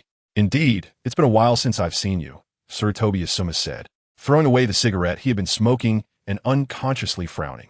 Upon seeing Kazukawa Ikizuna, Kurenai instinctively distanced herself from him, as if avoiding something. It was hard to imagine how much weight Kazukawa Ikizuna held in Kurenai's heart. Kurenai turned her head away, refusing to look at Kazukawa Ikizuna, suddenly closing her eyes as if enduring pain. After a long internal struggle, Kurenai ultimately chose the village. She firmly believed that personal feelings could be forgotten over time. But the village her father vowed to protect was a legacy of the will of fire that could never be abandoned. Seeing Kurenai's silence, Kazukawa Ikizuna said nothing and walked past the two, leaving. Although he didn't know what had happened, giving up on a Kurenai was not a big deal for Kazukawa Ikizuna. Back at the embassy, Kazukawa Ikizuna sent a shadow clone to accompany Hondo in training while he himself began to rest. During this time, Kazukawa Ikizuna noticed changes in Hondo. At first, she just wanted to quickly defeat the shadow clone. But now, Hondo had begun to get used to this training and was gradually becoming addicted to it. Just as Kazukawa Ikizuna had guessed, Hondo's hatred for Orochimaru stemmed from her feeling of abandonment. And once someone took over Orochimaru's role, she would naturally develop an attachment to that person. It was clear that Kazukawa Ikizuna's shadow clone was gradually replacing Orochimaru's position in Hondo's heart. After battling until midnight, Hondo lay on the ground, staring blankly at the sky, gasping for breath. Seeing the shadow clone walk towards her, Hondo aimed the kunai in her hand at the shadow clone, revealing a provocative smile. Soon, I will definitely defeat you, Kazukawa Ikizuna. During this time, you've made great progress. You're not far from defeating me. The shadow clone, with a blank expression, lied and probed. Once you defeat the shadow clone, I will naturally tell you the whereabouts of Orochimaru. Just wait and see. After I defeat you, I will personally kill Orochimaru. Hondo's declaration was firm, yet her heart began to beat irregularly. She didn't know why. Even though she was about to learn Orochimaru's whereabouts, she couldn't feel happy about it. It seemed that her hatred for Orochimaru was not as intense as it once was. Instead, she vaguely felt a reluctance to progress. It seemed that continuing on like this wasn't so bad after all. Although Kashikawa Ikamesa was as strict as Orochimaru, he had given her care that Orochimaru had never provided. As an orphan, she felt for the first time that she was valuable, that someone needed her. After training all night, Hondo returned home, exhausted. By nightfall, she came to the embassy, spirited to challenge Kashikawa Ikamesa. Under the moonlight, her carefree figure brushed past the shadow clone, and Hondo noticed a flaw in the shadow clone's defense. This time, with just one strike, she might be able to defeat it. However, she hesitated slightly and chose not to attack at that moment. You don't seem to be in good shape today. Hondo, won't take advantage of you one day. I will defeat you head-on. Hondo put away her kunai into her ninja tool pouch and gave a thumbs up to the shadow clone behind her. She gradually clarified her thoughts. Seeking revenge on Orochimaru was not more important than the life she had now. Although she didn't know how long this life could last, it was one of the few times she felt happy. You're quite good. The shadow clone sheathed its ninja sword. The flaw just now was intentionally created to test Hondo's heart. It seemed that his importance was gradually surpassing that of Orochimaru, and next, with some small tricks, he could obtain Hondo's body. That night, after training, Hondo didn't leave immediately. She had a late-night snack with the shadow clone, drank some alcohol, and shared her thoughts. She expressed her dissatisfaction with the village, her grievances against Orochimaru, and the struggle she had faced over the years. What do you think those guys in Konoha are thinking? Orochimaru defected. What does it have to do with me, Hondo? Why do they suspect me? Hondo hugged the shadow clone's neck, smelling of alcohol, and sighed, Kashikawa Ikamesa. You're a good guy. You've never suspected that I am an undercover agent sent by the village. Several days passed in this way, and Kashikawa Ikamesa felt the time was ripe. Or rather, he felt that he had already wasted too much time on Hondo and that it was unnecessary to continue. That night, Kashikawa Ikamesa sat in front of the door. He chose to meet Hondo in his true form rather than using a shadow clone. Let me see the results of your training over these days. If I am satisfied, I will naturally tell you the whereabouts of Orochimaru. Seeing Hondo climb over the wall, Kashikawa Ikamesa drew his ninja sword. However, Hondo did not immediately attack him. She lowered her head in disappointment and frowned. After a moment, Hondo lifted her head, looked at Kashikawa Ikamesa, and explained, I'm not feeling well today. Let's train another day. Saying this, Hondo raised her hand and shook the plastic bag containing dumplings. All right, let's drink some alcohol today. Although you're a shadow clone, it should be okay to drink with me, right? Are you no longer obsessed with killing Orochimaru? Kashikawa Ikamesa sheathed his ninja sword and did not reveal that he was the true body. Of course, I want to kill Orochimaru, but I want to rest today. Hondo's voice was slightly softer, as if feeling a bit guilty. Kashikawa Ikamesa said nothing more. He accompanied Hondo to eat some dumplings and drink some alcohol until late at night. Tonight, Hondo appeared somewhat silent, drinking her worries away. After finishing the dumplings, she suddenly looked at Kashikawa Ikamesa and asked, Can you be my teacher? I think if I could learn ninjutsu from you, I would definitely become an excellent kunoichi. Then, the first thing you must do as my disciple is to have a child, Kashikawa Ikamesa responded. Hondo looked at Kashikawa Ikamesa's serious expression, slightly taken aback, and asked with a smile, Are you serious? I won't take useless people as my disciples, Kashikawa Ikamesa said truthfully in response to Hondo's inquiry. Hondo stretched lazily like a cat, raised her head to look at the cold moonlight, and murmured, Having a child? That really doesn't seem like the way of a ninja. You can think about it more and give me an answer in a few days. Kashikawa Ikamesa stood up, and just as he was about to walk back to his room, he was suddenly grabbed by the corner of his clothes by Hondo. Kashikawa Ikamesa looked at Hondo, who avoided his gaze, her ears flushed red. The girl's blush surpassed a lengthy monologue. A month and a half later, the system's notification sound came through. Name, Kashikawa Ikamesa lifespan, 51 years chakra amount, 13. 3 cards ninja qualification, B, 5-8, bloodline limits, CrystalRelease, Byakugan, Sharingan. Ninjutsu, substitution technique, completion 61. Transformation technique, completion 61. Clone technique, completion 61, water release.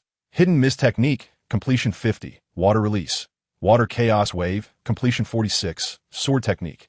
Moon shadow, completion 46. Water release. Water iron cannon, completion 28. Summoning technique, completion 100. Truth-telling technique, completion 17. Fire release. Dragon fire technique, completion 21. Shadow clone technique, completion 21. Fire release. Head hardening, completion 17. Rasengan, completion 13. This time, Hondo brought Kashikawa Ikamesa an increase of 0. 6 cards in chakra capacity and a slight increase in ninja qualifications. Kashikawa Ikamesa's ninja qualification was now close to a rank, extremely approaching the level of the legendary 3 ninjas of Konoha. In addition, he possessed 3 major bloodline limits, CrystalRelease, Sharingan, and Byakugan, far surpassing the combat abilities of Kakashi Hatake, known as the Copy Ninja. If Kashikawa Ikamesa faced Mikoto Uchiha now, he would have considerable confidence in subduing her. Moreover, this was far from Kashikawa Ikamesa's limit. Once Akatsuki's women, Tsunade, and the child in Hondo's belly were born, he was confident of reaching a rank qualification. Once his ninja qualification reached a rank, and he mastered the S-rank Flying Thunder God technique, or further developed the Rasengan, Kashikawa Ikamesa would have mastered 2 S-rank ninjutsu simultaneously. At that time, he would have considerable confidence even in a face-to-face confrontation with Yahiko. In the years since he came to Konoha, Kashikawa Ikamesa had always pushed himself, always on the path to becoming stronger, never easily giving up.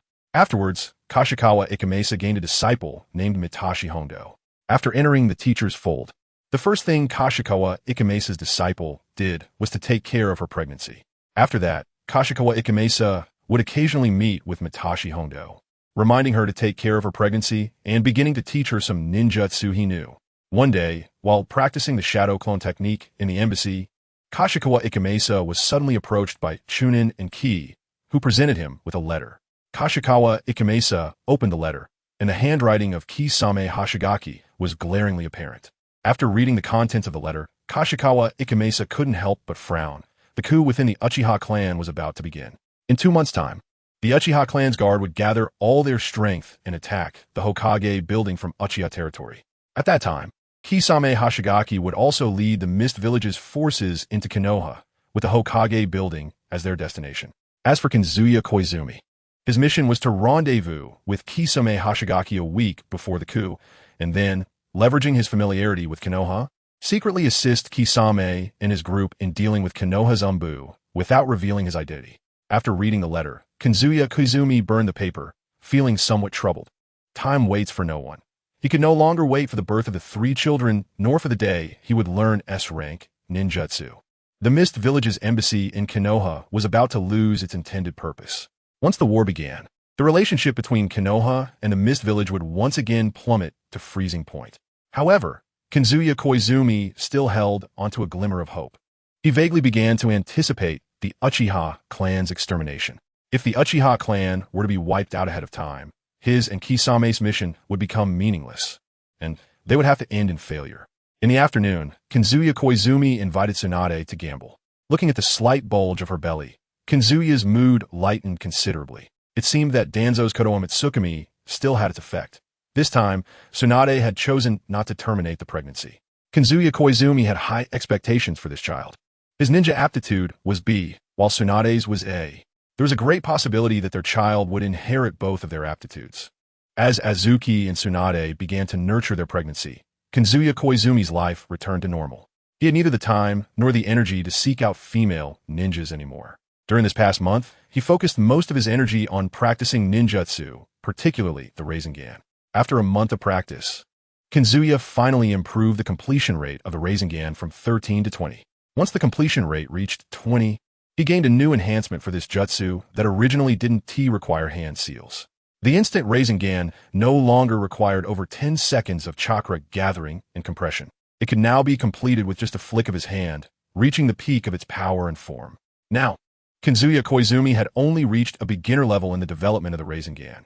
He could now execute it as effortlessly as the 4th Hokage, Minato Namikaze. Soon, the day to meet with Kisame Hashigaki arrived.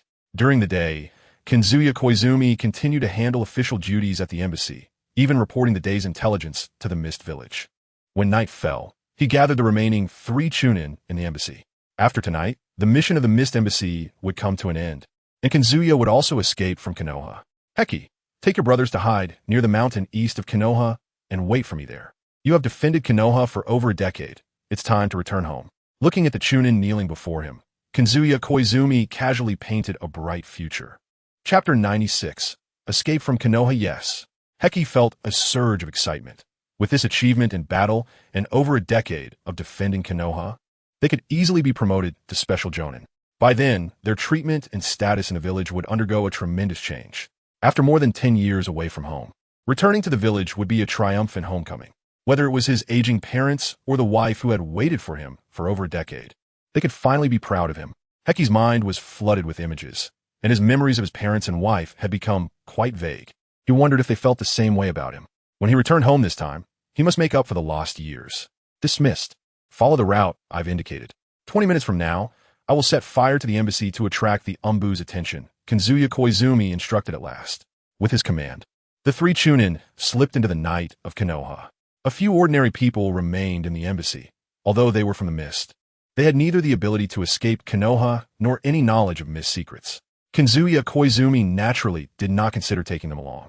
What would happen to them in Konoha's hands was not something he could control. Fire style, dragon fire technique. About 20 minutes later, a fire dragon tore through the embassy's living room and archives, also sweeping through the lush cherry blossom tree in the courtyard.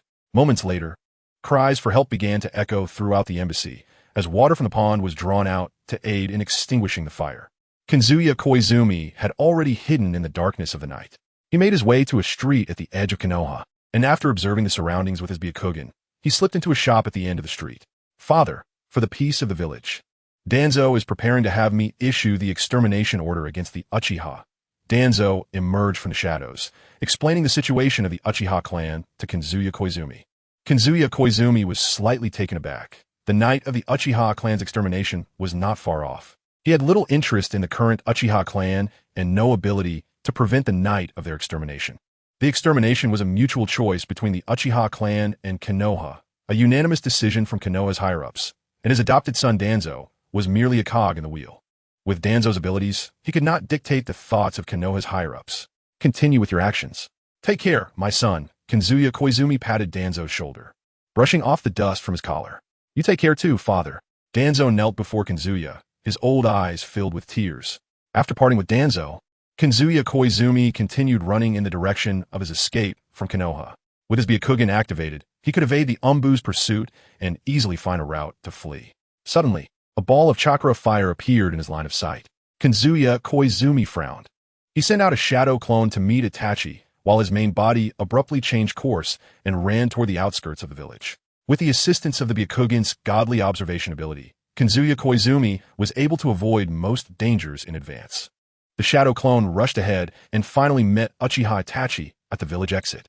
Were you waiting specifically for me? I don't recall having such a friendship with you.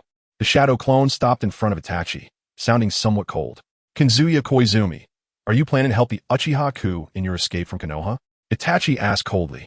During his patrol that night, he discovered that the Mist Embassy was ablaze and deduced that Kazuya Koizumi was trying to leave Konoha.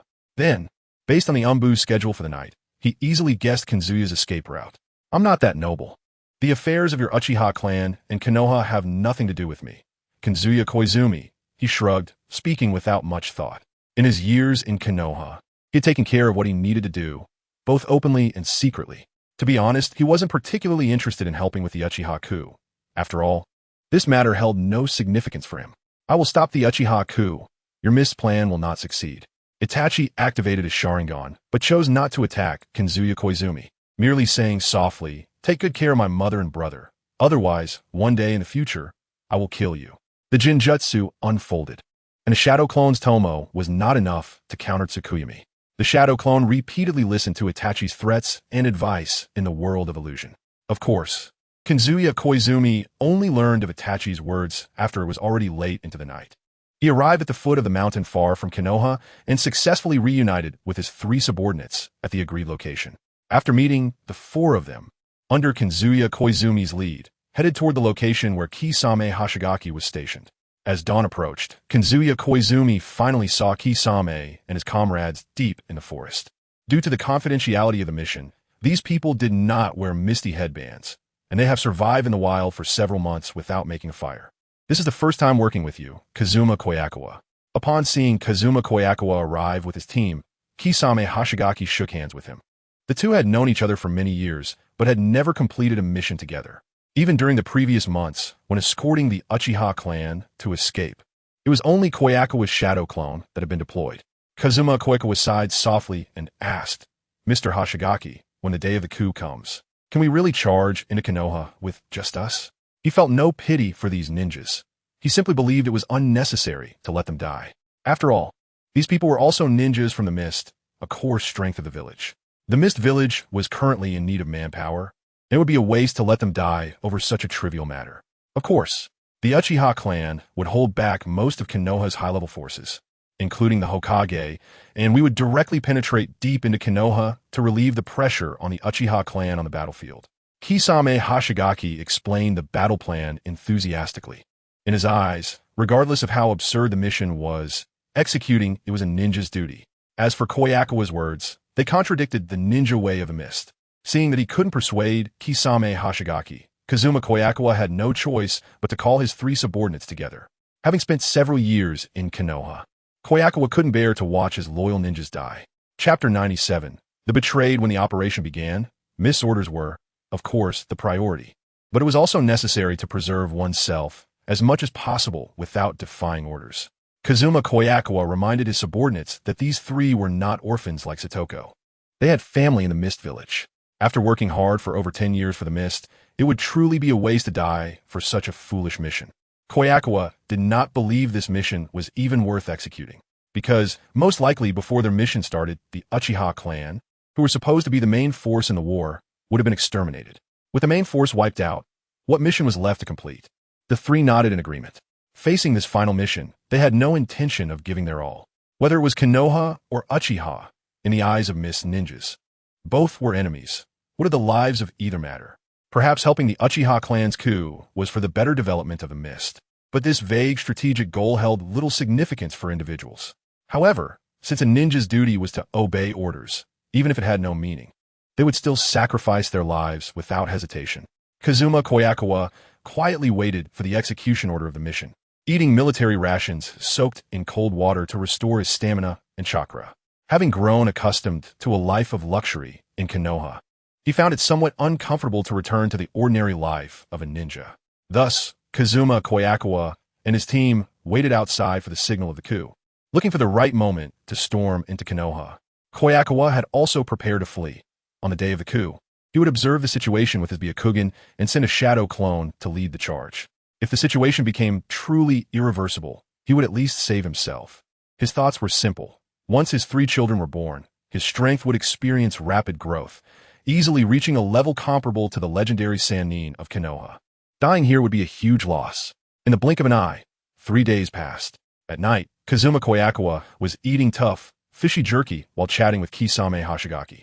Soon, I will infiltrate Konoha to inform the Mist spies.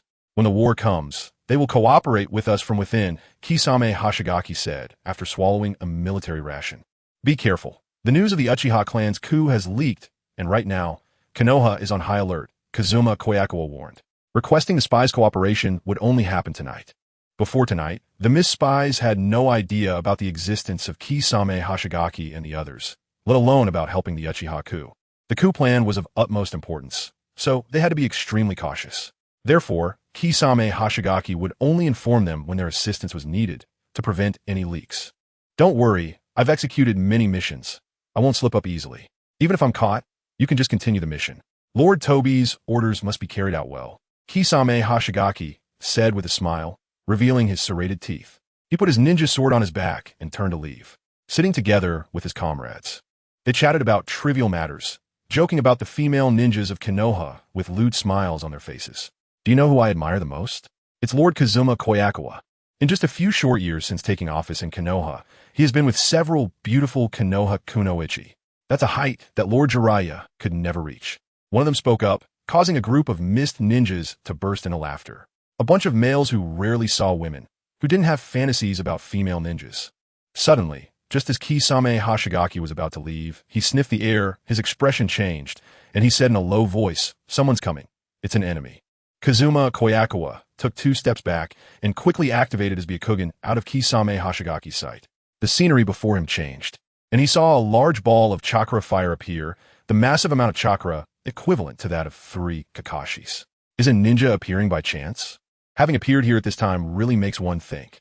KazumaFaces shifted his gaze and continued to observe the surroundings. 2 more similar chakra signatures appeared before him.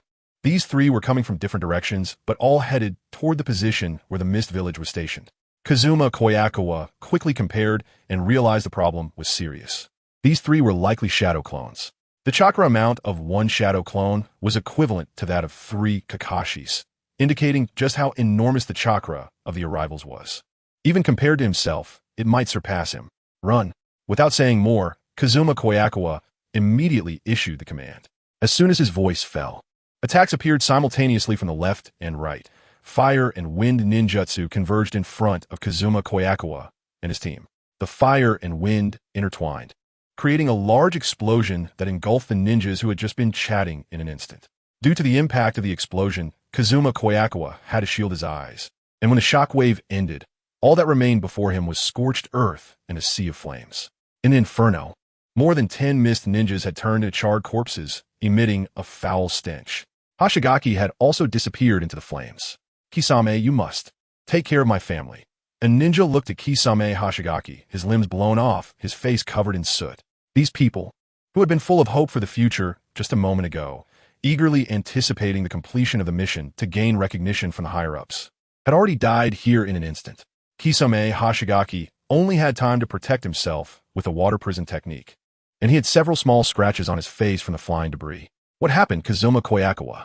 As the aftermath of the explosion subsided, The water prison he used to protect himself evaporated, and he quickly rushed to Kobayakawa's side, asking for the situation. I'm afraid Konoha already knows our plan. The people coming this time aim to annihilate us.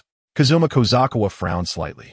Although he couldn't identify the person from his Byakugan perspective, the amount of chakra and the simultaneous use of wind release and fire release suggested it was likely the third Hokage of Konohagakure, Hiruzen Sarutobi. Even the elderly Hiruzen was difficult to handle, let alone the Hiruzen in his prime. How many of the 5 great nations Kage could stand against Hiruzen Sarutobi? Impossible. We are being cautious in every way. How could Konohagakure know? Kisame Hashigaki punched a tree, leaving a deep impression of his fist on the trunk. Chapter 98. The overwhelming third Hokage. Now is not the time to talk. The mission to support the Uchiha has already failed, and it's lucky enough for us to escape. Kazukawa didn't have time to discuss the exposure of their plans with Kisame Hashigaki and quickly performed the shadow clone technique.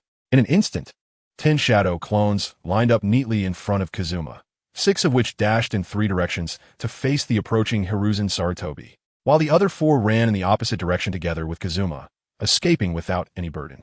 After all, they were being pursued by the third Hokage. Hesitating for even a second would be disrespectful to an opponent of his caliber. The scent grew closer, and Kisame looked ahead to see an elderly man in a black ninja outfit running toward them, the 2 streamers on his hat fluttering in the wind. Indeed, it was Hiruzen Sarutobi, the third Hokage. Kisame had witnessed Kazuma's strength. With Kazuma's ability, even the famous copy ninja Kakashi Hatake could be easily handled. But facing this man, Kazuma chose to flee at the first opportunity. Although Kisame didn't recognize Hiruzen Sarutobi, he trusted Kazuma's judgment. After all, Kazuma's instincts were far sharper than his own.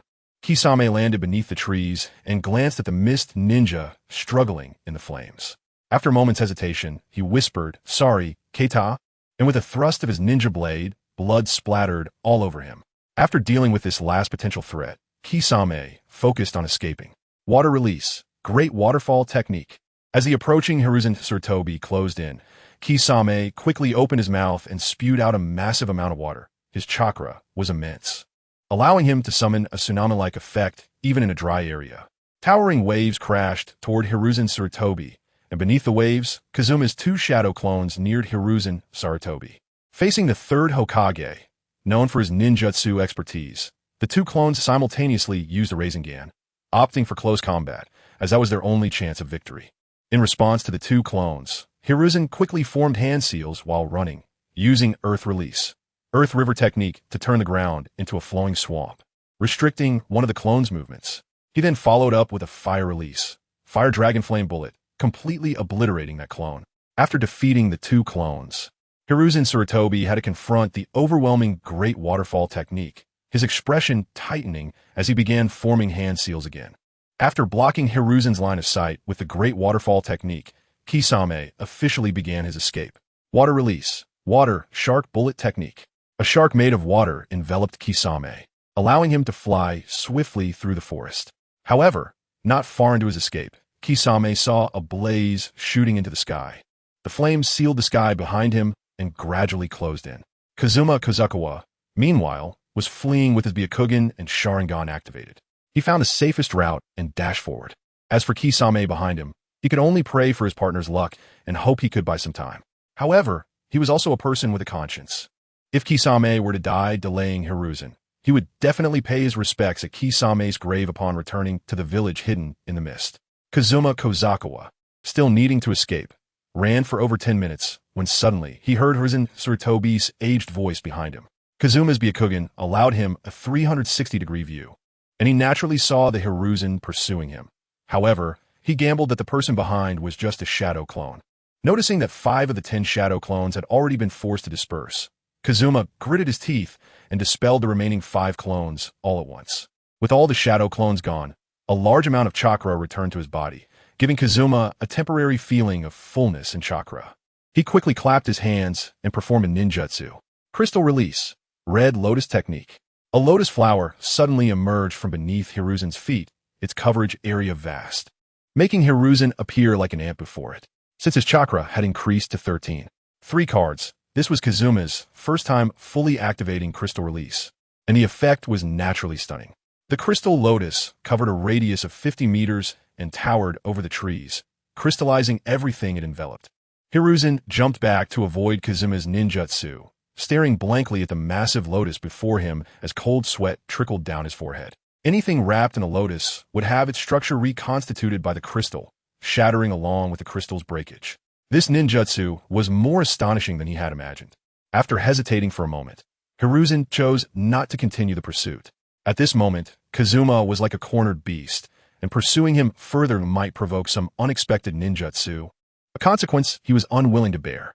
Wasn't the village hidden in the mist always hunting bloodline limit users? As long as the news of Kazuma's bloodline limit spread, someone would naturally deal with him. Seeing that Hiruzen was not coming after him, Kazuma remained vigilant and again used the shadow clone technique to disrupt visibility, sending 3 shadow clones running in 3 different directions. After a long journey, Kazuma had escaped far from Konohagakure, his chakra depleted by 80%, forcing him to find a relatively safe place to stop, eat some soldier pills, and recover his strength and chakra. Only then did Kazuma finally relax. The thought that Kisame was finished made him sigh. What a pity! If Kisame had acquired the sword Samahada, he might not have been unable to defeat the current 3rd Hokage, and they wouldn't have to flee in such a disheveled manner. After resting for 2 hours and recovering half of his chakra, Kazuma set off for the port city of the Land of Fire, Yazakura Port. This was the border of the Land of Fire and the nearest dock to the Land of Water. After 3 days of travel, Kazuma arrived at Yazakura Port smoothly. The sea merged with the long sky, and a massive steamship belched black smoke as it disappeared into the horizon, accompanied by the sound of its horn. In this city, there were people who made a living by smuggling. The individuals Kazuma had sent away before had left the Land of Fire through this route. Checking the money in his pocket, Kazuma sighed in relief, glad he had brought some cash with him when he escaped. This money was enough for him to return to the village hidden in the mist. Chapter 99. The ninja's mission upon entering the port city. Kazuma disposed of his ninja attire and placed his ninja blade into a handbag, dressing in a suit to blend into the dock city of Yazakura Port. The salty sea breeze brushed against his face, bringing a refreshing sensation, and the streets were filled with shops selling seafood. Kazuma walked like a traveler, stopping occasionally. He had some snacks to regain his strength while avoiding the official forces of the Land of Fire. As night fell and the workers of the dock finished their shifts and left, Kazuma Kobayakawa cautiously made his way to the dock warehouse. Among a row of dilapidated warehouses, he found one with a rolling shutter door and knocked on it. Knock, knock, knock. His fingers tapped on the door, producing a sound like striking iron. A metal plate was lowered from the door, revealing a pair of brown eyes that scrutinized Kazuma Kobayakawa, along with a ticket to the Land of Water. Kazuma opened his mouth. He was quite familiar with the process of smuggling. 100,000 Ryo. The person stated the price. Kazuma handed over the 100,000 Ryo, and a crumpled ticket was pushed through the hole in the warehouse door. The person replaced the metal plate and added, at 3 a.m. tonight. It seemed he was lucky. Kazuma smiled. Normally, ships smuggling people from the Land of Fire to the Land of Water only left once a week. Being able to board a ship on the same night he bought the ticket was indeed good fortune. Leaving the Land of Fire a little earlier also meant he could escape the pursuit of Konoha sooner. However, he had to think about the upcoming journey. He must return to Kirigakure, but when and how he would return were questions he needed to ponder. The Uchiha clan had been annihilated, and the forces of Kirigakure had been wiped out by Sarutobi Hiruzen alone. He had every reason to believe that those who betrayed them were the higher-ups in Kirigakure. Moreover, this person was very likely his and Kisame Hashigaki's direct superior, Suigetsu. Only Suigetsu would know their specific location in Kirigakure and the time he and Kisame were to meet. Now, returning to Kirigakure so openly would not yield him glory and rewards, but rather a butcher's knife from the Mizukage and Suigetsu. Whether it was Suigetsu who betrayed them, or the 4th Mizukage controlled by Obito, how could they allow someone who knows the truth to live? As the night deepened, Kazuma Kobayakawa arrived at the dock where the ships were moored, hiding his body within a large gray cloak. By now, 3 to 5 people had gathered at the port, all intending to smuggle out of the Land of Fire. Kazuma Kobayakawa, I knew you could escape. Suddenly, a person approached Kazuma, towering at about 2 meters tall, with blue skin beneath his oversized clothing. Using his keen sense of smell, Kisame easily found Kazuma among the crowd. Kazuma was slightly taken aback. He turned his head and saw Kisame. Kisame had a patch of charred skin, but his eyes still radiated confidence. Kisame, you escaped too? Kazuma was somewhat surprised. As he had prepared to return to the village to burn paper for Kisame, Consider it luck. The Hokage of Konoha is indeed powerful, Kisame exhaled, still haunted by the previous chase. Remembering those comrades who died in Konoha, Kisame became sadder, speaking with a tone of regret. The mission to assist the Uchiha coup has failed, and the brothers I brought with me are all dead. Some of them are my friends. I really don't know how to explain this to their families. The memories felt like they were still fresh. That guy, Kuda Nishiju, had bid farewell to his just pregnant wife, determined to achieve great things with the idea of raising a son, and had gone to the land of fire without hesitation. Although Kisame had tried to persuade Nishiju, his friend had brushed it off with lofty ideals. Nishiju may not have been strong, but his will to fight for the water was stronger than anyone else's. Kisame, don't you think things are quite strange? Kazuma reminded him. Kisame frowned and coldly asked, "Are you suggesting that someone betrayed us?" "Exactly. I believe you can guess who has the ability to betray us." Kazuma did not reveal the truth, knowing that Kisame did not want to accept this fact. Sometimes there's no need to think too much. A ninja's mission is to complete the task. Kisame tightened his fists, feeling a bit shaken inside. Is a ninja's mission just to complete tasks? But what if the task is to die? What if it's to send comrades who have fought alongside you for years to their deaths? After arriving in the land of water, I won't return to the village for the time being. I hope you can consider me dead in battle, Kazuma emphasized. With his bloodline limit already exposed, being dead would make him safer. If he died in the line of duty, the village might turn him into a hero. But if he lived, knowing too many secrets of Kirigakure would likely lead to him becoming a corpse. Understood. Kisame snorted lightly and advised. We've escaped from the third Hokage. Don't casually die in a land of water, Kazuma. Upon seeing the fishing boat docked before them, Kisame boarded the ship first, hiding in the cargo hold like most of the smuggling passengers. 5 days later, with the first rays of morning sunlight rising, Kazuma stepped onto the land of water. Kisame headed towards Kirigakure, while Kazuma made his way to the Great Store Village, and the two parted ways again. Kisame walked hurriedly, stopping to replenish his energy with soldier pills when he was thirsty and tired, and resumed his journey once his chakra had partially recovered. He was eager to verify the truth in his heart. Thanks to Kisame's efforts, a journey that would typically take 2 weeks was completed in just 3 days, and he arrived outside Kirigakure. In the midsummer, Kirigakure was shrouded in thick fog, and the dark buildings appeared hazy. It's hard to believe. Could the one who betrayed us really be you, Suigetsu? Kisame stood atop a large tree, gazing at Kirigakure, feeling deeply conflicted. He still remembered years ago when he had just become 8 J-nin and was recognized by Suigetsu, joining the intelligence department of Kirigakure for the village and its intelligence. He could kill comrades he worked with on missions and could turn against friends and family. He understood very well that the village's interests came above all else. Anyone could be sacrificed for the village, including himself.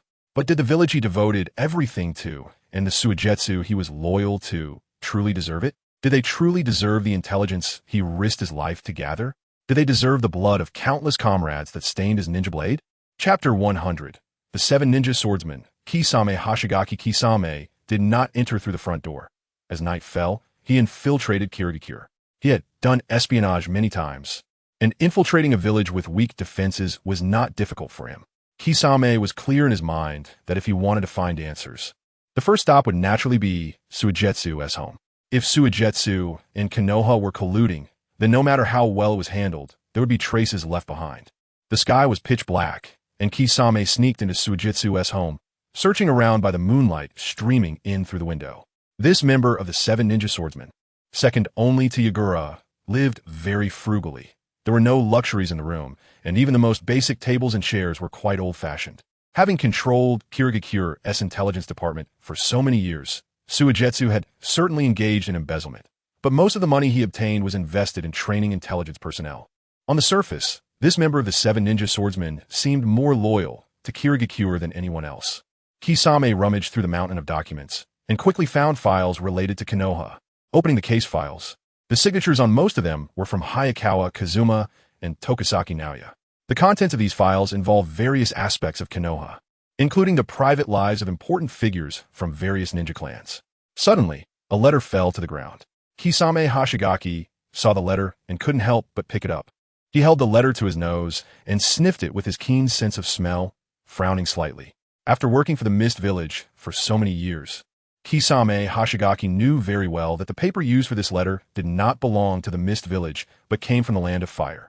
Opening the envelope, Kisame saw the contents inside, and his expression instantly became serious. This is truly a deception. The world of ninjas is merely a tapestry woven from lies. Some create lies, while others sacrifice themselves within those lies. With a slight exertion, he tore the letter in half. After losing his composure for a moment, Kisame managed to restrain himself. He put the letter away and then went to find Suigetsu Hozuki. After some searching, Kisame infiltrated the Mist Village prison in the early morning hours. Because he had defied the fourth Mizukage's wishes, Suigetsu had been captured by the Umbu of Mist and was currently being interrogated in this prison. For Kisame, sneaking into a heavily guarded prison was not difficult. He quickly subdued a guard and learned Suigetsu's location. At the end of the stone brick corridor, there was a staircase, and Suigetsu's cell was on the second floor. Suddenly, Kisame looked to the side and took a few steps back to create distance, placing his hand on the ninja sword at his back. Mizukage Yukura, how could you be here? Cold sweat broke out on Kisame's forehead. He hadn't expected the fourth Mizukage to still be in the prison, which complicated matters. Go do what you want to do. Surprisingly, Yukura did not attack directly, but just made a hollow statement. Huh? You don't plan to make a move against me? Kisame asked, puzzled. Seeing Yukura clear a path for him to leave, he didn't think much of it and headed straight for the cell where Suigetsu was being held. On the dark blue walls, for chains thicker than arms were fixed, and Suigetsu was bound in the cell, with a large sword Samahata on his back. The moment Suigetsu saw Kisame, cold sweat broke out on his forehead. The guy who was supposed to have died on a mission actually appeared here. This is great. After a moment of surprise, Suigetsu quickly regained his composure and shouted excitedly, "Let me out. The Mist Village is saved." The Mist Village, huh? Kisame laughed contemptuously, taking out the letter from his pocket and spreading it open in front of Suigetsu. Byakugan? You would sell out your fellow villagers to Konoha for something like this? The moment Kisame saw the letter, he understood that Suigetsu had sold them, the ninjas, to Konoha in exchange for a pair of Byakugan. Although he didn't understand why Suigetsu was so obsessed with Byakugan, it was pointless to ask such questions now. Byakugan is not something you can just talk about. Suigetsu questioned. Kisame, aren't you curious why the mist has become like this? The fourth Mizukage Yukura was once a diligent leader. Kisame, however, drew the ninja sword from his back and struck Suigetsu with it. Right now, he only wanted to take revenge for those compatriots who had been killed. It was truly ironic that Suigetsu, who had always taught them to protect intelligence with their lives, had handed their intelligence over to Konoha. At this point, nothing mattered anymore, neither the Mizukage nor the village. Kisame tossed the ninja sword aside and picked up the large sword Samahata, placing it on his back. Even the 7 ninja swordsmen were nothing but garbage. To abandon the lives of their fellow villagers for a mere Byakugan was disgraceful. Suigetsu's massive body fell into a pool of blood, his eyes filled with deep unwillingness as his breathing gradually weakened. Suddenly, the image of the third Mizukage, Yagura, appeared before him. Lord Yagura, I still fail to protect our village. Suigetsu reached out his hand toward the vision of Yagura, his expression gradually calming. Even with all means used, he ultimately failed to save the Mist Village. Bored, Kisame glanced contemptuously at the nearly dying Suigetsu and spat a thick phlegm onto him. With the curtain falling on this member of the 7 ninja swordsmen, an indescribable feeling of loneliness rose within Kisame. In that moment, he lost the meaning of living as a ninja. As he turned to leave the cell, Kisame saw Mizukage Yukura waiting outside the cell, his hollow eyes seemingly devoid of any color. What a splendid betrayal. The new member of the 7 ninja swordsmen, Kisame Hashigaki. Yukura praised in his hollow voice. I can trust you. Only you, who have completed the betrayal mission, will know that only lies exist in this world. Chapter 101. Reaching consensus after parting ways with Kisame, Hayakawa Kazuma slowly walked along the road to the great storehouse village. For him, the primary task at hand was not to meet anyone or do anything specific. Instead, it was to buy time. As long as the 3 female ninjas previously mentioned gave birth, and as long as it was time for labor, his ninja qualifications would significantly increase, making it much easier for him to learn ninjutsu. It was very possible for him to master 2 S-rank ninjutsu within a few months. With the help of 2 S-rank ninjutsu, along with his 3 major bloodline limits, he would be more than enough to deal with Yukura. On the 3rd day heading to the great storehouse village, Hayakawa Kazuma encountered a large area of mist on the road. The mist seemed to be slowly moving, heading towards the border of the land of water. Due to its expansive area, the visibility in the thick fog was not very low. and he could vaguely see flashes of lightning intermittently in the mist. Hayakawa, Kazuma naturally thought of one of the 7 ninja swordsmen, Raiga Kurisuke, who was skilled in both the mist techniques and lightning release. Realizing that a mist ninja might be nearby executing a mission, Kazuma stopped to wait, planning to act after Raiga left. Suddenly, a person ran out from the direction of the mist. Upon seeing the bandages on that person's face and hands, Kazuma recognized the familiar figure. It was the rebellious Momochi Zabuza. "What mess, Zabuza?" Hayakawa Kazuma mocked, blocking Zabuza's path. Zabuza looked at Kazuma in surprise, temporarily halting his escape. Ever since Kazuma had been promoted to Jonin a few years ago and left the Mist Village, they hadn't seen each other again. Shouldn't you be on a mission in Konoha? How did you end up here?" Zabuza asked coldly. Kazuma shrugged, explaining. "We were sold out by Lord Sujitsu Hozuki and almost died at the hands of the 3rd Hokage, Sarutobi Hiruzen. After fleeing the Land of Fire, I didn't choose to return to the Mist Village immediately." Upon hearing Kazuma's words, Zabuza did not seem too shocked. His expression grew cold, and the unwillingness on his face became evident as he bitterly said, "The current mist is already rotten to the core." At that moment, Zabuza's desire to replace the Mizukage resurfaced, haunted by the screams of his fellow villagers. Due to Yakura's policies, he had been forced to kill the comrades he had spent every day with. The Mist Village should not be in this state. "So, are you willing to follow me? I return this time to kill Yakura and establish a Mist Village free of blood and tears." Kobayakawa Kazuma extended an invitation to Momochi Zabuza, knowing that Zabuza had long been dissatisfied with the situation in Kirigakure. Now, Zabuza only needed an opportunity to betray the village. "Even if you don't come, I won't be able to hold back for too long. It's about time to take down Yagura." A faint smile of relief appeared on Zabuza's face. "With the two of us joining forces, we indeed have a chance to eliminate Yagura." After confirming their alliance with Zabuza, Kobayakawa Kazuma turned his attention back to the thick fog in front of him and curiously asked, "Are you engaging with one of the 7 ninja swordsmen, Kirikira Raiga? Or are you on a mission with him?" "I was assigned to hunt down Kirikira Raiga after receiving the task. That guy has taken a child with a bloodline limit, and he has already been marked as a target for elimination by Kirigakure," Zabuza replied honestly. Initially, Zabuza didn't want to take on the task of dealing with Kirikira Raiga, but due to pressure from the village, he had to go through the motions. He never expected that Kirikira Raiga had become so powerful now. Not only could he skillfully wield the Raijin, but he could also accurately pinpoint the enemy's location in the thick fog, leaving Zabuza's silent assassination techniques with no room to operate. Just after a brief engagement, 2 teammates were severely injured, and he only managed to escape the fog after being struck by a bolt of lightning. This is a rare opportunity. It seems that Yagura's era is destined to end here. Kobayakawa Kazuma immediately directed his thoughts towards Kirikira Raiga. As one of the 7 ninja swordsmen, Raiga was definitely one of Kirigakure's elite forces. If he could gain Raiga's assistance, it would be a significant boost. "What are you planning to do?" Seeing Kobayakawa Kazuma's surprised expression, Zabuza kindly advised, "I suggest you don't have any ideas about him. The current Kirikira Raiga is not someone you can talk to calmly. Once he sees you, he will immediately attack, and you might die. If I can't even defeat a mere member of the 7 ninja swordsmen, how can I dare to go after Yagura?" Kobayakawa Kazuma had never intended to have a peaceful conversation. The Blood Mist Village revered power, and to gain Kirikira Raiga's recognition, the best approach was to defeat him first. Moreover, Raiga's level could only be considered average among the 7 ninja swordsmen, not particularly formidable.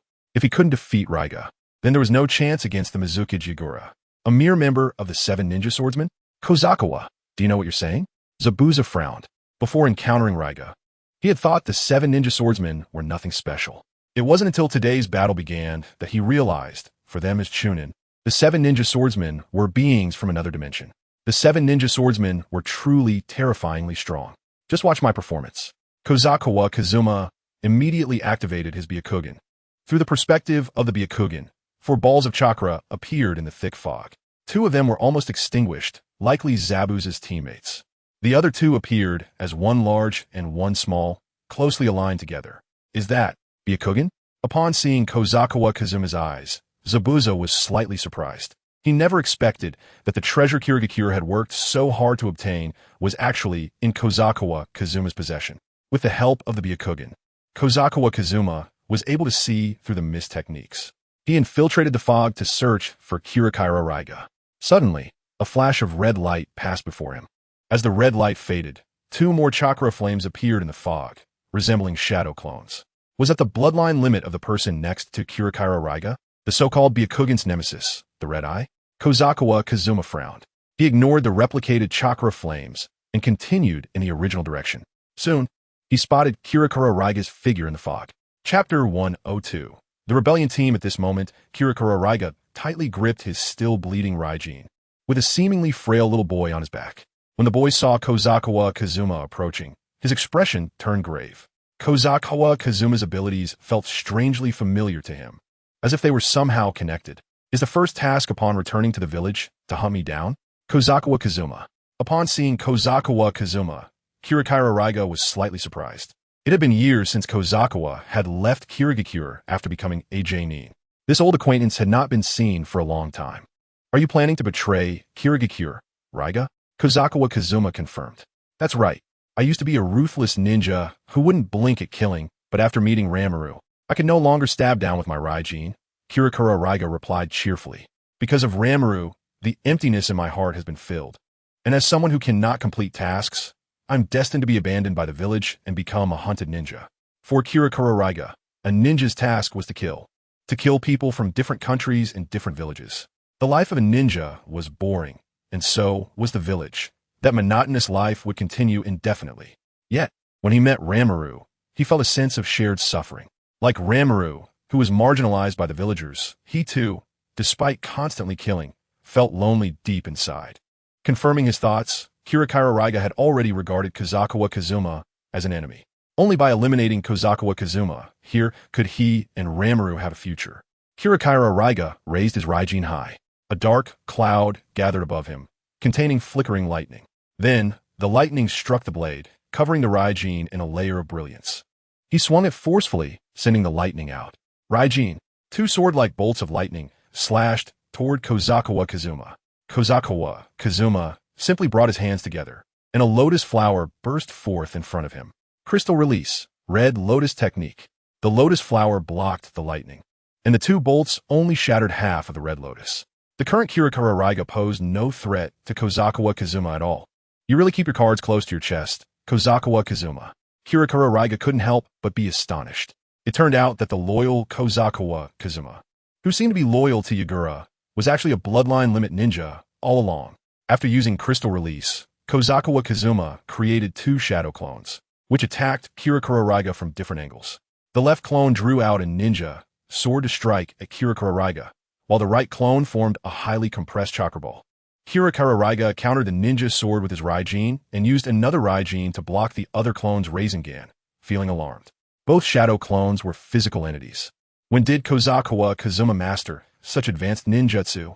More importantly, these two shadow clones were incredibly strong, matching his own speed and power as a member of the 7 ninja swordsmen. However, just as Kirikara Raiga was dealing with the two shadow clones, the real Kobayakawa Kazuma had already used the body flicker technique to appear in front of him, quickly forming a Rasengan in his hand. Damn it! Kirikara Raiga let out a reluctant roar.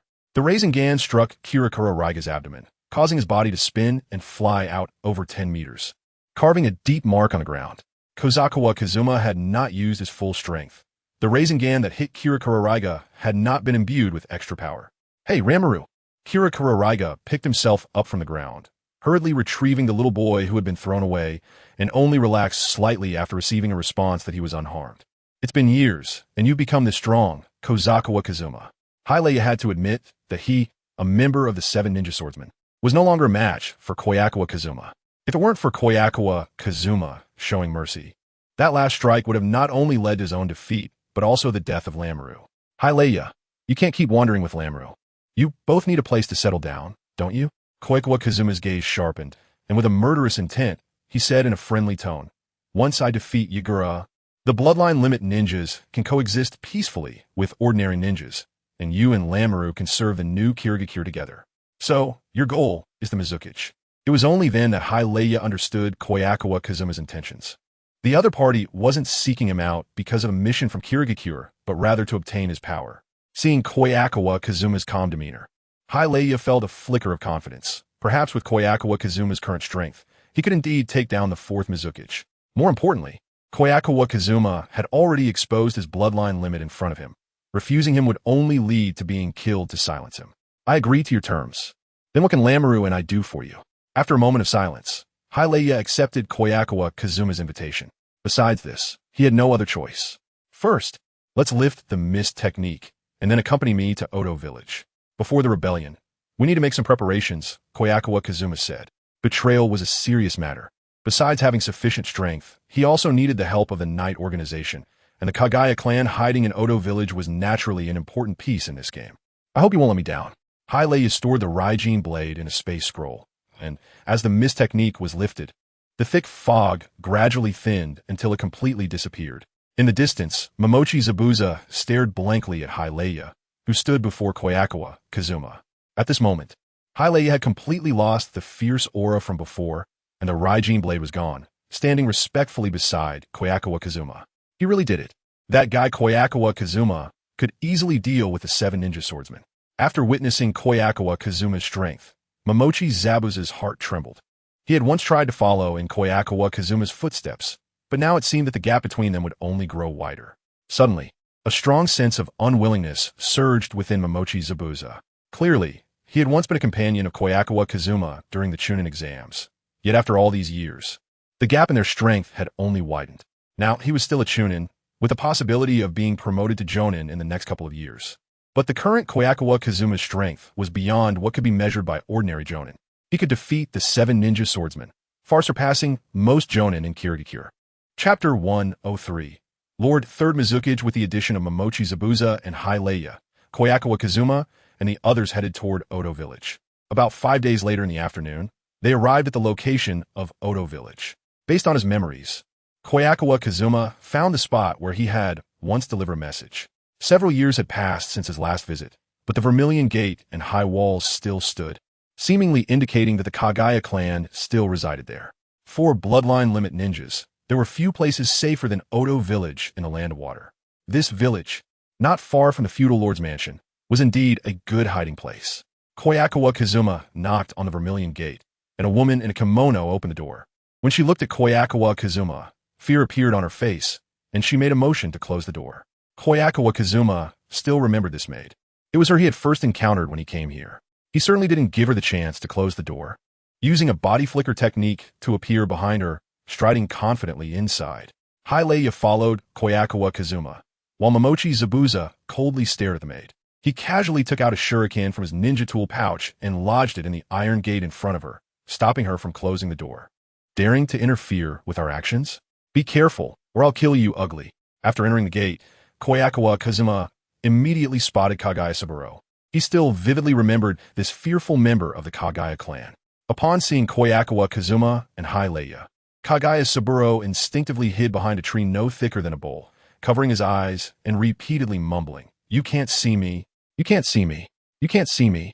He certainly knew about Kobayakawa Kazuma's betrayal of the Knight organization, and today, Kobayakawa Kazuma had brought the 7 ninja swordsmen to his door, likely intending to massacre the Kagaya clan. The thought of ending up like his uncle and brother, being killed by Kobayakawa Kazuma like a dog, filled him with terror. What kind of sins had the Kagaya clan committed to encounter a demon like Kobayakawa Kazuma? Kobayakawa Kazuma glanced around, and, seeing that the owner was not present, grabbed Kagaya Saburo from behind a small tree. Kagaya Saburo was nearly scared to death by Kobayakawa Kazuma's actions, and the cold sweat on his face poured out like rain, making it comparable to washing his face with clear water. "So, we meet again, my dear Senior Kobayakawa. Why didn't you notify me before coming? I could have introduced the clan leader's wife to you for children." Kagaya Saburo's gaze darted around, his speech fragmented, like a tape that had gotten stuck. "Call your clan leader out.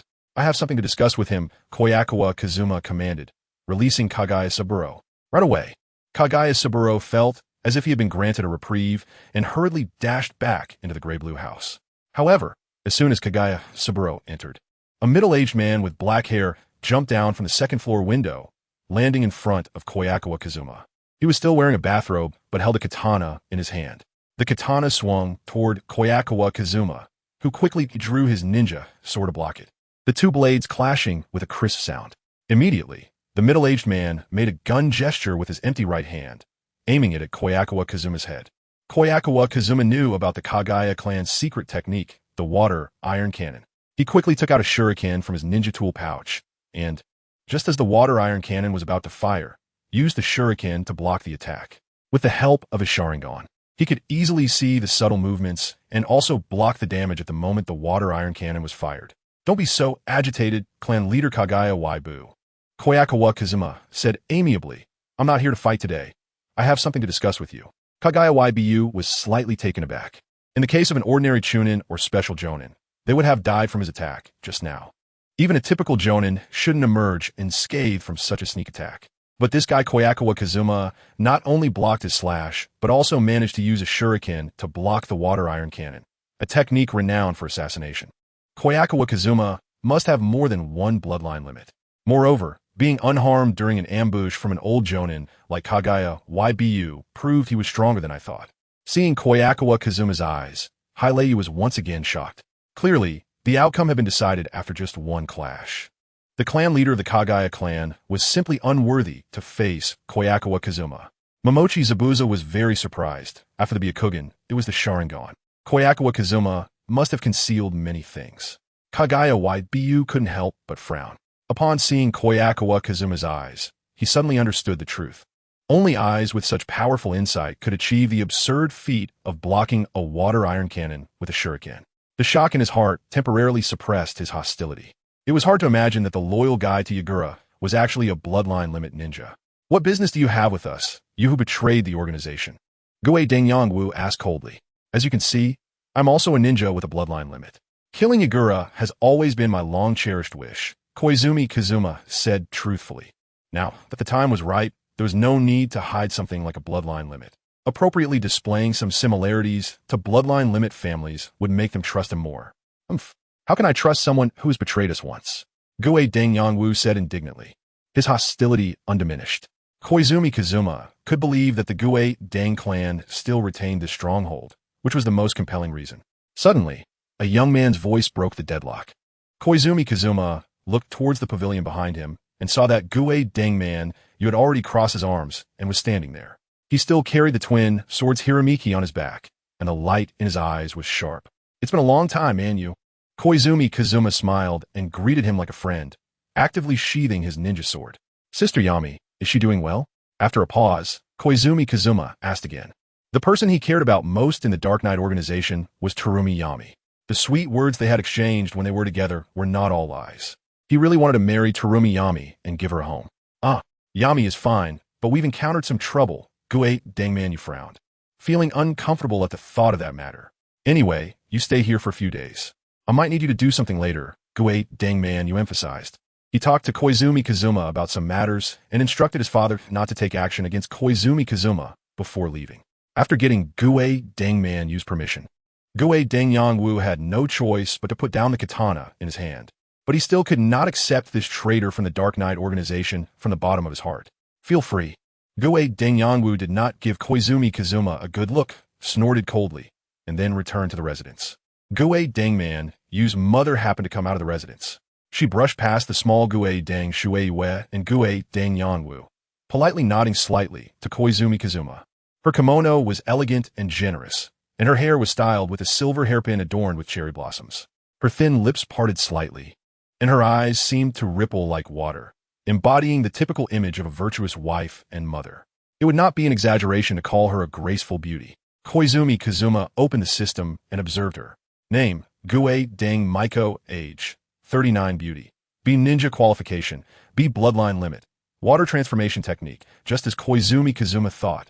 Being able to give birth to geniuses like Gue Dangman Yu and Gue Dang Shueiwe. Gue Dang Maiko's bloodline limit and ninja qualification could not be considered lacking. It would be difficult to find another woman like her in the entire Gue Dang clan. For now, he would rest here and avoid conflict with the Gue Dang clan members. Koizumi stared at Gue Dang Maiko for a while, then retracted his gaze and issued orders to Momochi Zabuza and Kurozai Raya. Although he had not yet gained the trust of the Gue Dang clan, such things could not be rushed. Being able to stay with the Gue Dang clan was already excellent. Kurozai Raya and Momochi Zabuza followed Koizumi orders to rest. While Koizumi approached Gue Dang Maiko, he looked at the 6 or 7-year-old Gue Dang Shueiwe and the excellent bloodline that occasionally turned into a puddle of water. filled with envy. The water transformation technique of the Gue Deng clan indeed had its drawbacks. When it encountered lightning release, it would become limp and powerless.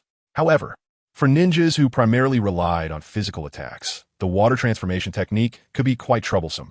Madam, I wonder if you have heard of the third Mizukage, Gue Deng Eiji? Koizumi Kazuma asked Gue Deng Maiko. I am indeed the niece of Lord Eiji, Gue Deng Maiko replied softly, her voice very pleasant to hear. Koizumi Kazuma suddenly slapped his thigh. You are actually related to that lord. What a coincidence.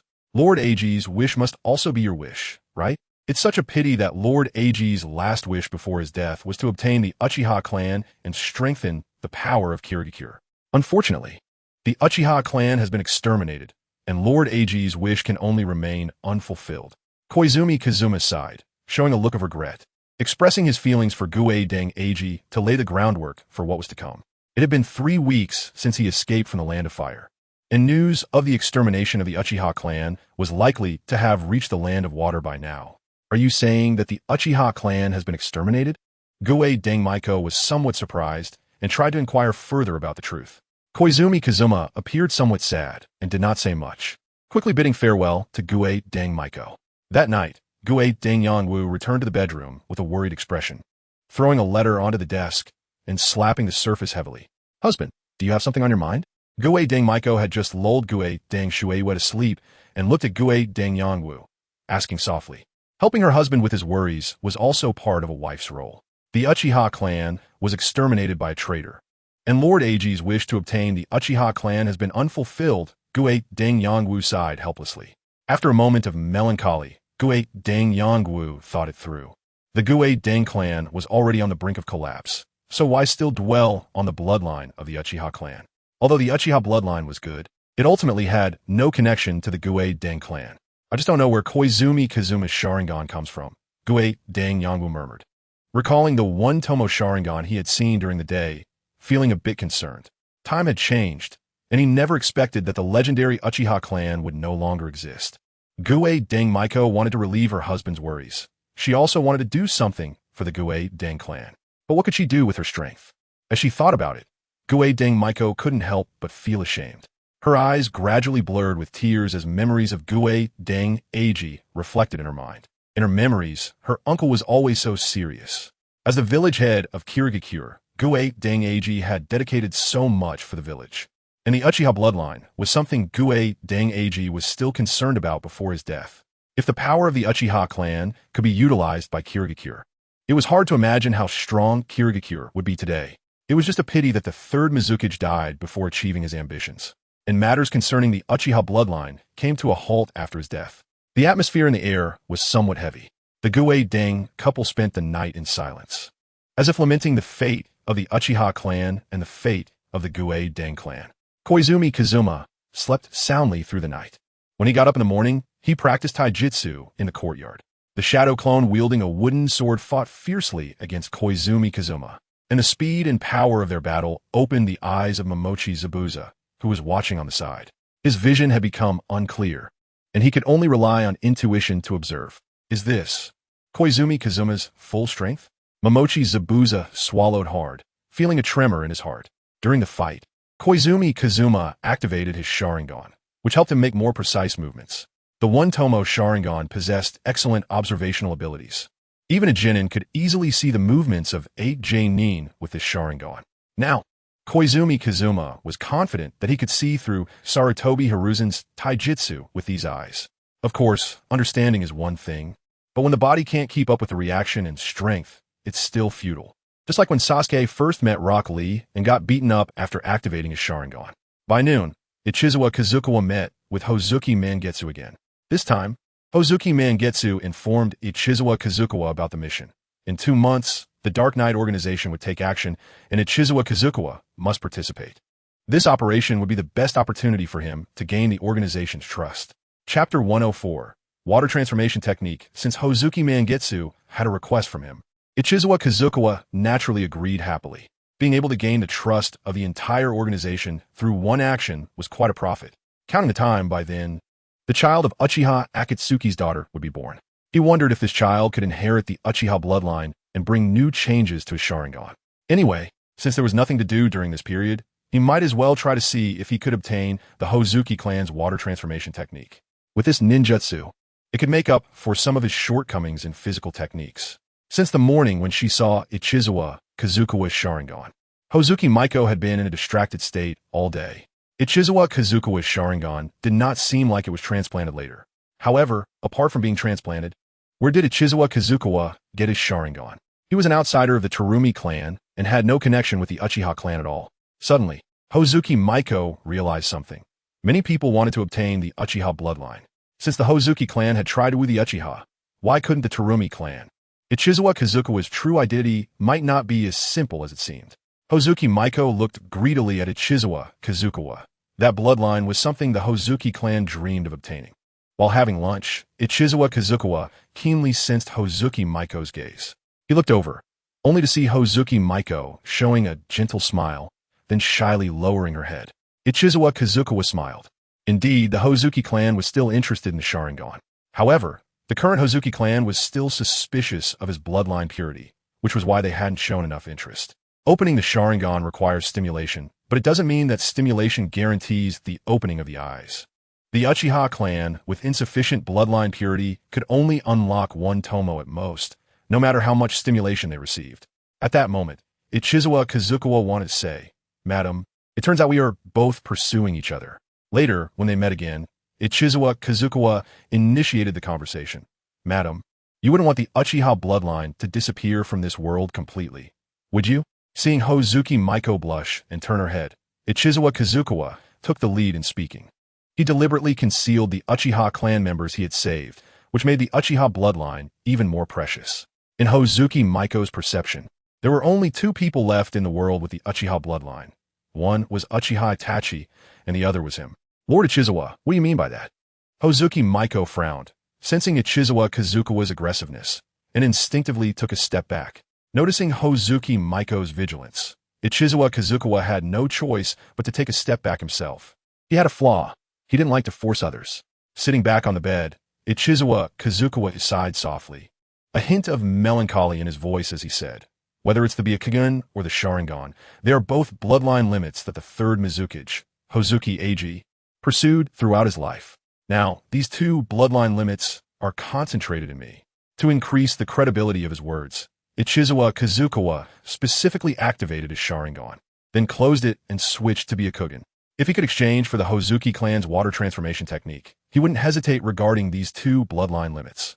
Hozuki Maiko was very surprised. Ichizawa Kazukawa actually possessed both Byakugan and Sharingan, and these two bloodline limits seemed not to conflict. How is this possible? Driven by curiosity, Hozuki Maiko approached Ichizawa Kazukawa. She held his shoulder and carefully scrutinized his eyes. Ichizawa Kazukawa was right. Whether it was the Sharingan or the Byakugan, they were both renowned bloodline limits in the ninja world. Especially the Byakugan. It was a treasure that all major ninja villages dreamed of obtaining. The Byakugan did not significantly enhance individual power, but on the battlefield, it was a strategic weapon. I discovered my background while browsing through Lord Hozuki Eiji's manuscript during my appointment as an ambassador. Ichizawa Kazukawa casually fabricated. Lord Hozuki Eiji once collaborated with the Terumi clan to conduct an experiment on bloodline limits, and I should be the result of that experiment. Seeing Hozuki Maiko's eyes widen with curiosity, Ichizawa Kazukawa knew the groundwork had been laid, and it was time to ignite Hozuki Maiko's greed.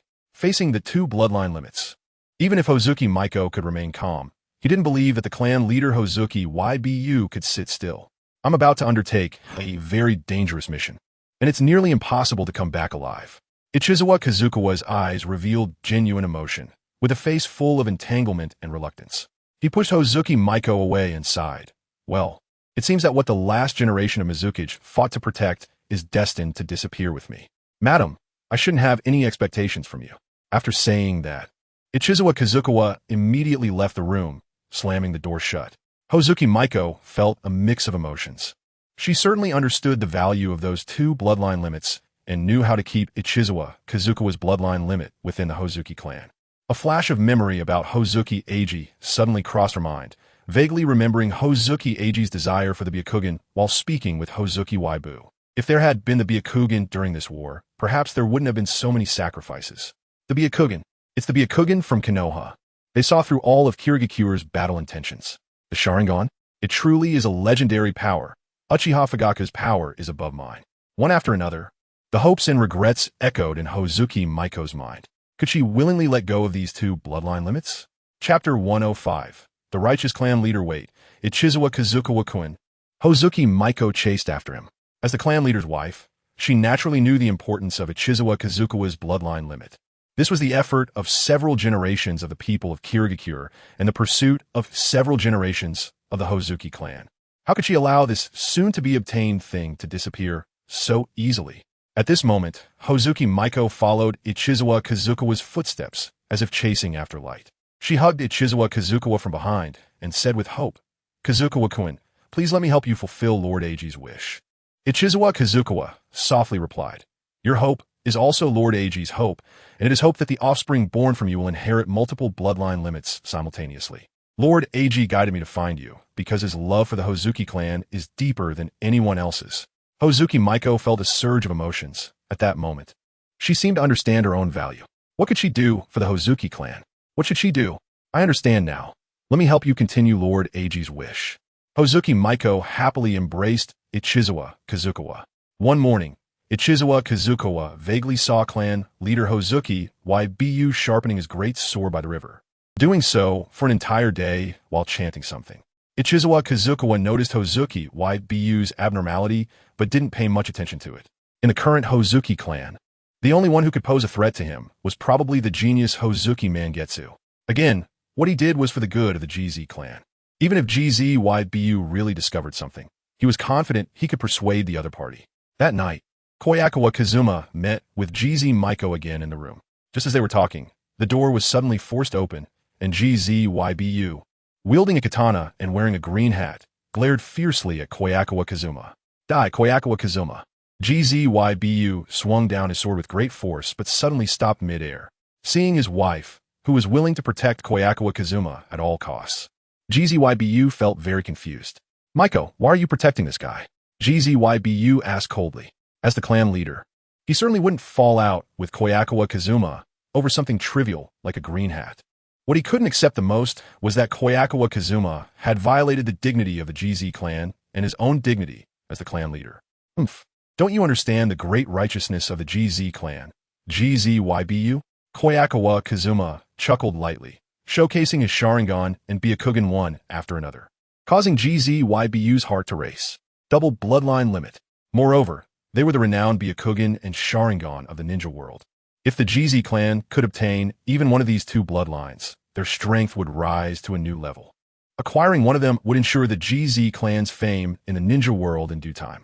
Clang GZ YBU, threw the katana aside, embraced GZ Maiko, and comforted her. "For the GZ clan, you must work hard, my lady."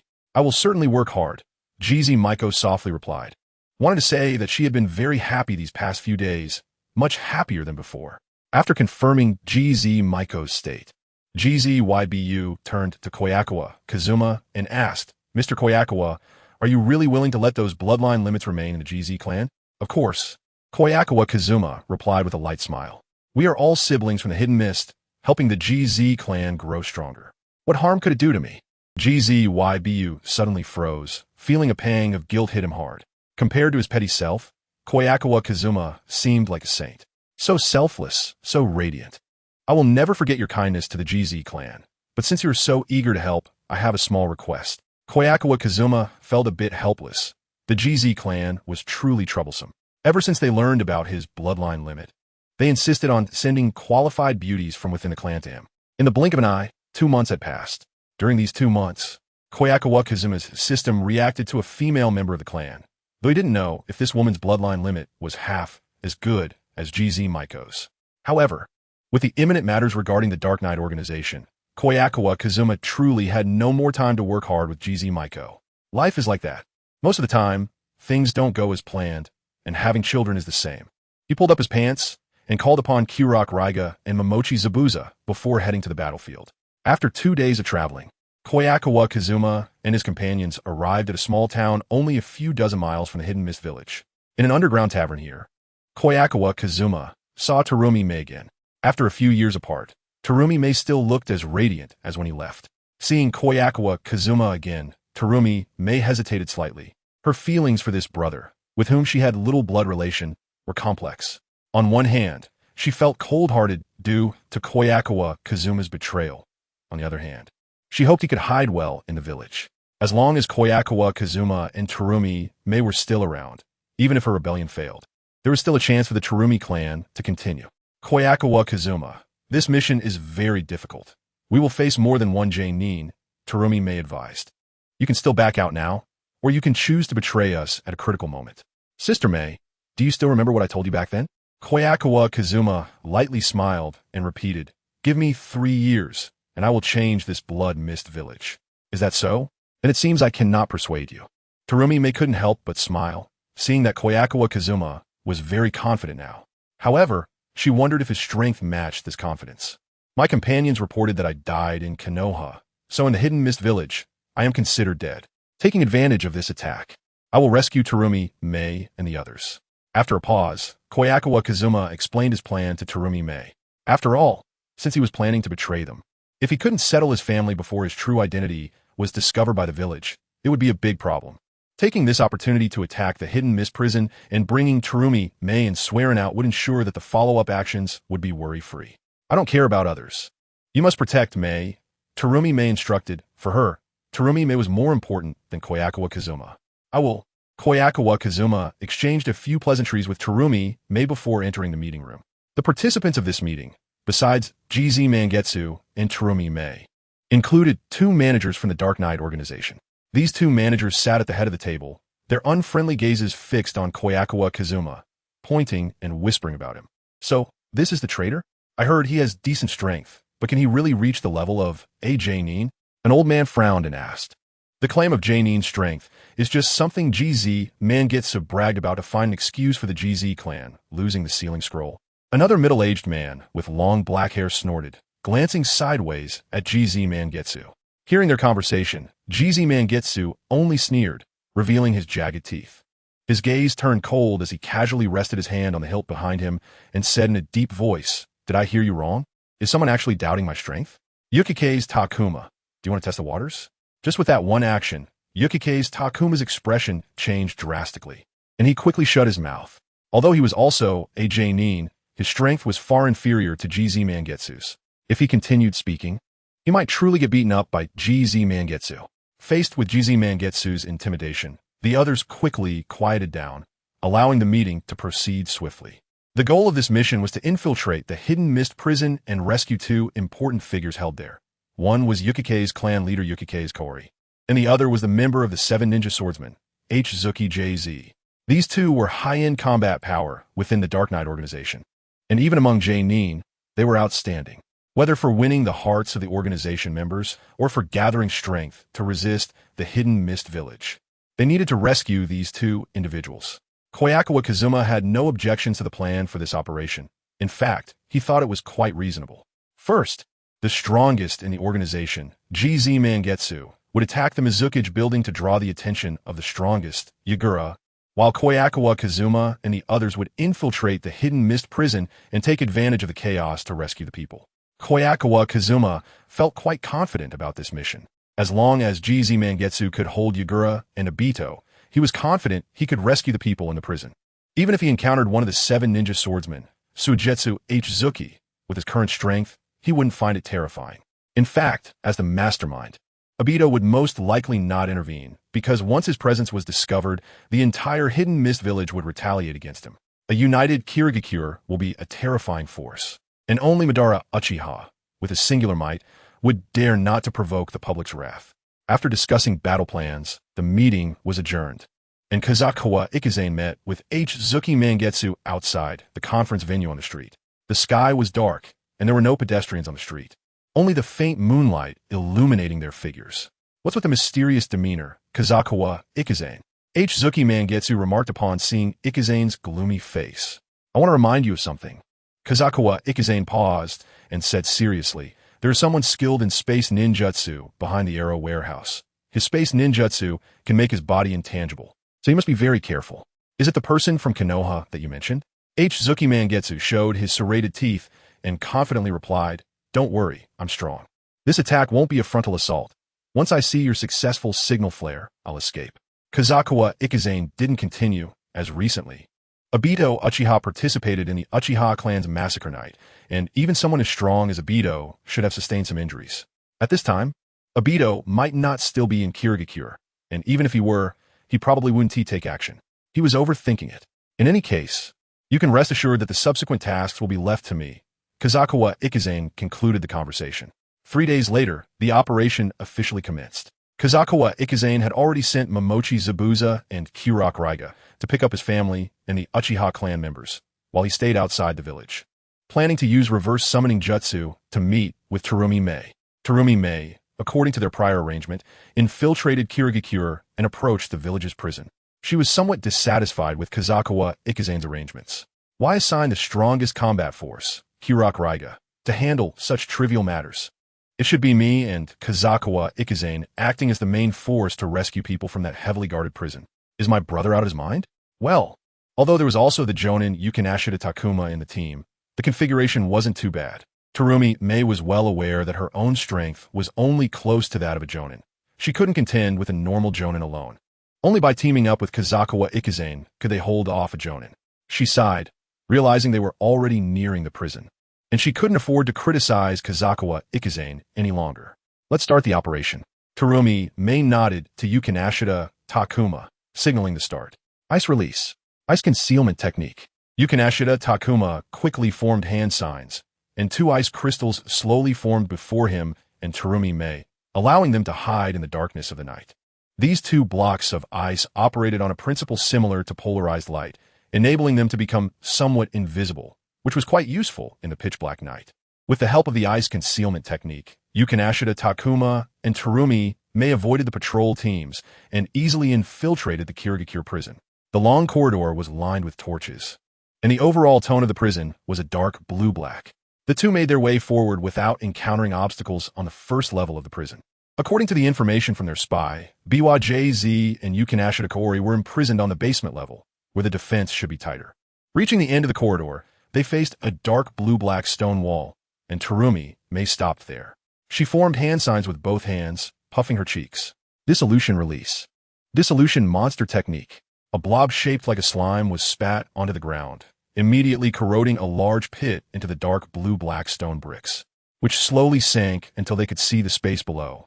Yukinashita Takuma jumped down first, landing softly with barely a sound on the ground. The torches were sparse on this level, making the corridor appear darker, and the structure of the prison was quite different, with stone walls over a meter thick, clearly built for defense. Terumi Mei followed closely, landing in the corridor as well. Suddenly, she became alert, hearing faint footsteps emerging from the darkness of the corridor. Fire release. Great fireball technique. A surge of red flames erupted from deep within the corridor, filling the entire passage. Have we been discovered so soon? Yukinashita Takuma frowned. Clearly, the person approaching had considerable strength, easily seeing through his ice concealment technique. As they had suspected, this basement level housed serious criminals from Kirigakure, and there should be a Jonin guarding it. Ice shield. Ice coffin technique. Yukinashita Takuma hurriedly formed hand signs, and an ice block shaped like a coffin blocked them from the heat of the fire release. The flames in the corridor dissipated, and the ice blocks in front of Yukinashita Takuma melted completely, turning into steam that filled the area.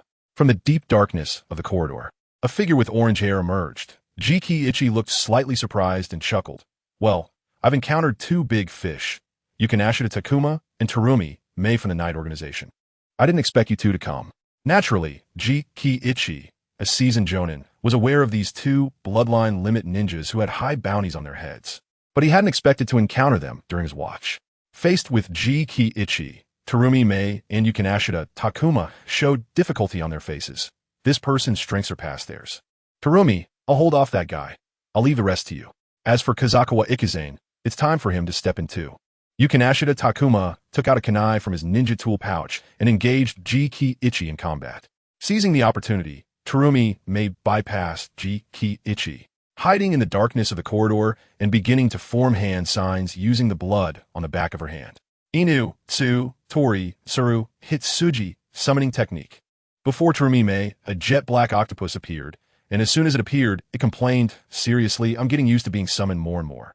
The night breeze blew gently as Kazukawa Ikizane stood on a tall tree outside the village, observing the situation within Kirigakure. The Mizukage building in the center of the village had already engaged in battle. Zuki Mangetsu first used the Great Waterfall technique to alter the terrain near the Mizukage building and then transformed into a massive water monster using the water source, continuously destroying the village's buildings and residences. That gigantic water monster was the bloodline limit of the Zuki clan, derived from the water transformation technique. What a brilliant talent from Kirigakure! Kazukawa Ikizane thought enviously as he looked at the creature comparable in size to a tailed beast. The water transformation technique was not merely a bloodline limit used for evading physical attacks. It had extensive applications, and the SHKB was one of them. Of course, maintaining the SHKB form required a significant amount of chakra, and even among the Zuki clan, only a few could use this form. Not long after, a tailed beast bomb shot out from the night sky. It seemed that the Mizukage Jigura had made his move. At that moment, Kazukawa Ikizane sensed something and vanished from his spot, leaving behind a cloud of white mist that gradually dispersed. Utilizing the reverse summoning technique, Kazukawa Ikizane instantly arrived inside the Kirigakure prison, where the torchlight was dim. Terumi Mei stood before him, entangled in the tentacles of the octopus. I've had enough. It's always different people summoning me. Isn't your contractor supposed to be you? The octopus complained while embracing Terumi Mei. This time, I'm counting on you, octopus. I'll compensate you afterward, Kazukawa Ikizane promised, knowing that maintaining a good relationship with summoning beasts was a responsibility of a contractor.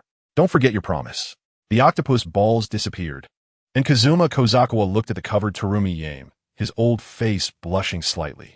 Be serious, Yame-ne, Kazuma Kozakiwa reminded Terumi Yame, and he immediately activated his Byakugan. Even a stone wall a meter thick could not block the line of sight of the Byakugan. Based on the size of the chakra, Kazuma quickly determined the rooms of Biwa Juzu and Yukinokita Kaori, and he ran ahead, quickly leading Terumi Yame forward. They arrived at a room around the corner, and Terumi Yame puffed up her cheeks again and unleashed her melt release. In just about a minute, the melt release corroded the heavy stone wall. Behind the stone wall, Biwa Juzu was chained in the center of the room, his body covered in wounds. Hearing the noise, the weak Biwa Juzu barely opened his eyes and saw a large hole in the wall. You guys are here, Yame Kazuma. Biwa Juzu smiled for the first time in a long while, a recognition of his companions. Melt release. Melt monster technique. Terumi Yame used her ninjutsu again. Among those present, only her melt release could easily deal with the stone wall and chains, which was also the reason she had to come here. As the chains were dissolved, Biwa Juzu finally regained his freedom, struggling to drag his exhausted body out of the large hole in the wall. Terumi Yame supported Biwa Juzu, and time was urgent. She once again confirmed with Kazuma Kozakiwa, Yukinokita Kaori's room. Those two, Kazuma pointed to two rooms not far to the left. Through the Byakugan, he could only roughly judge based on chakra and could not pinpoint Yukinokita Kaori herself. Terumi Yame hurried to the first room, using her melt monster technique to dissolve the wall again. At that moment, light footsteps echoed down the hollow corridor. Kirigane Ichigo walked over slowly, with Yukinokita Takuma already unconscious on his shoulder. Damn it! Watching the still dissolving stone wall, Terumi Yame felt a surge of helplessness. The plan had failed. Chapter 107. I will take everyone away. Kazuma never expected that, despite both being jonin, the gap between Yukinokita Takuma and Kirigane Ichigo would be so great. By the time calculations, Yukinokita Takuma had only delayed for 3 minutes. Terumi Yame stopped making hand seals, clenched her fists tightly, her face grim. Having lost the strongest combat power in their team, Yukinokita Takuma, with just her and Kazuma, there was no time left to rescue Yukinokita Kaori. However, Terumi Yame, having seen many storms, quickly recovered after a moment of despair. Kazuma, I will hold Kirigane Ichigo back with all my strength. You take Biwa Juzu and leave. Terumi Yame warily stared at Kirigane Ichigo not far away, choosing to leave the chance of survival to Kazuma. After secretly fighting against the mist for many years, Terumi Yame was already tired of hiding. Since only one of her and Kazuma could escape, let it be Kazuma. Kazuma's strength was not inferior to hers, and with the excellent bloodline limits of CrystalRelease and Byakugan, he would surely be able to protect Terumi Yame. There's no need for that. I will defeat him here and take all of you away, Kazuma Kozakiwa said, gripping the ninja sword behind him, stepping in front of Terumi Yame to face Kirigane Ichigo alone. When he was still in the mist, he had crossed paths with Kirigane Ichigo before. Back then, He was far weaker than he was now, and was certainly no match for Kirigane Ichigo. But now, he didn't regard a mere jonin as a threat at all. What nonsense are you talking about? That someone, Yuki no Kita, Takuma, couldn't even hold back. Terumi Yame widened her eyes, thinking Kazuma's actions were tantamount to seeking death. After a moment's thought, Terumi Yame slightly curled her lips, looking at the half-dissolved stone wall, her voice gentle. Kazuma, I leave Kirigane Ichigo to you. Today is about escaping with our companions, or us perishing here together. All depends on your performance. Then, Terumi Yame disregarded the waste of chakra, and used Melt Release again to accelerate the corrosion of the stone wall. Kirigane Ichigo tossed the unconscious Yuki no Kita Takuma into the darkness behind him. Seeing Kazuma Kozakawa here, he felt no surprise in his heart. I heard from an information organization that you died in Konoha. I even went to comfort your family. They were all very sad. Kirigane Ichigo said flatly. With a hint of regret, I didn't expect you to betray the mist and mix with the bloodline limit families. Kazuma Kozakawa, you've fallen. I didn't betray the mist. I only betrayed the Yagura, Kazuma said, crossing his ninja sword over his chest. Once I deal with Yagura, I will return a better mist to you. No more useless talk. I will defeat you here and then have a good talk with you after capturing you, Kirigane Ichigo said. Taking a kunai from his ninja tool pouch, the end of which was tied with an explosive tag, and casually threw it out. The explosive tag exploded in front of Kazuma, showering him with smoke and flames. Taking advantage of the smoke and flames, Kirigane Ichigo created several ordinary clones to interfere with Kazuma's line of sight, blending in with the clones, using body flicker technique to appear before Kazuma. Several clones and the real body attacked Kazuma with kunai, and Kazuma merely glanced hurriedly, his body being struck by the kunai. What? No hand seals? Kirigane Ichigo's expression became serious. The Kazuma he stabbed had turned into a wooden stump, clearly a substitution technique. He still remembered the first time they met. He was surprised to see Kazuma perform one-handed hand seals, something many jonin couldn't do. But now, Kazuma even abandoned the hand seals. A technique without hand seals, even if it was just the most ordinary substitution technique, could still bring a great sense of crisis. Kazuma used the body flicker technique to appear behind Kirigane Ichigo. With the help of the Byakugan, Kirigane Ichigo's ninjutsu held no secrets. The clone technique was like a joke. Sorry, Ichigo-senpai. Kazuma swung his sword forcefully, and two sword shadows instantly appeared before Kirigane Ichigo. It was the sword technique, Moon Shadow. Those eyes, that sword technique. Kazuma, he has become stronger than a few years ago. Kirigane Ichigo barely had time to glance back, and three blades struck him from different angles.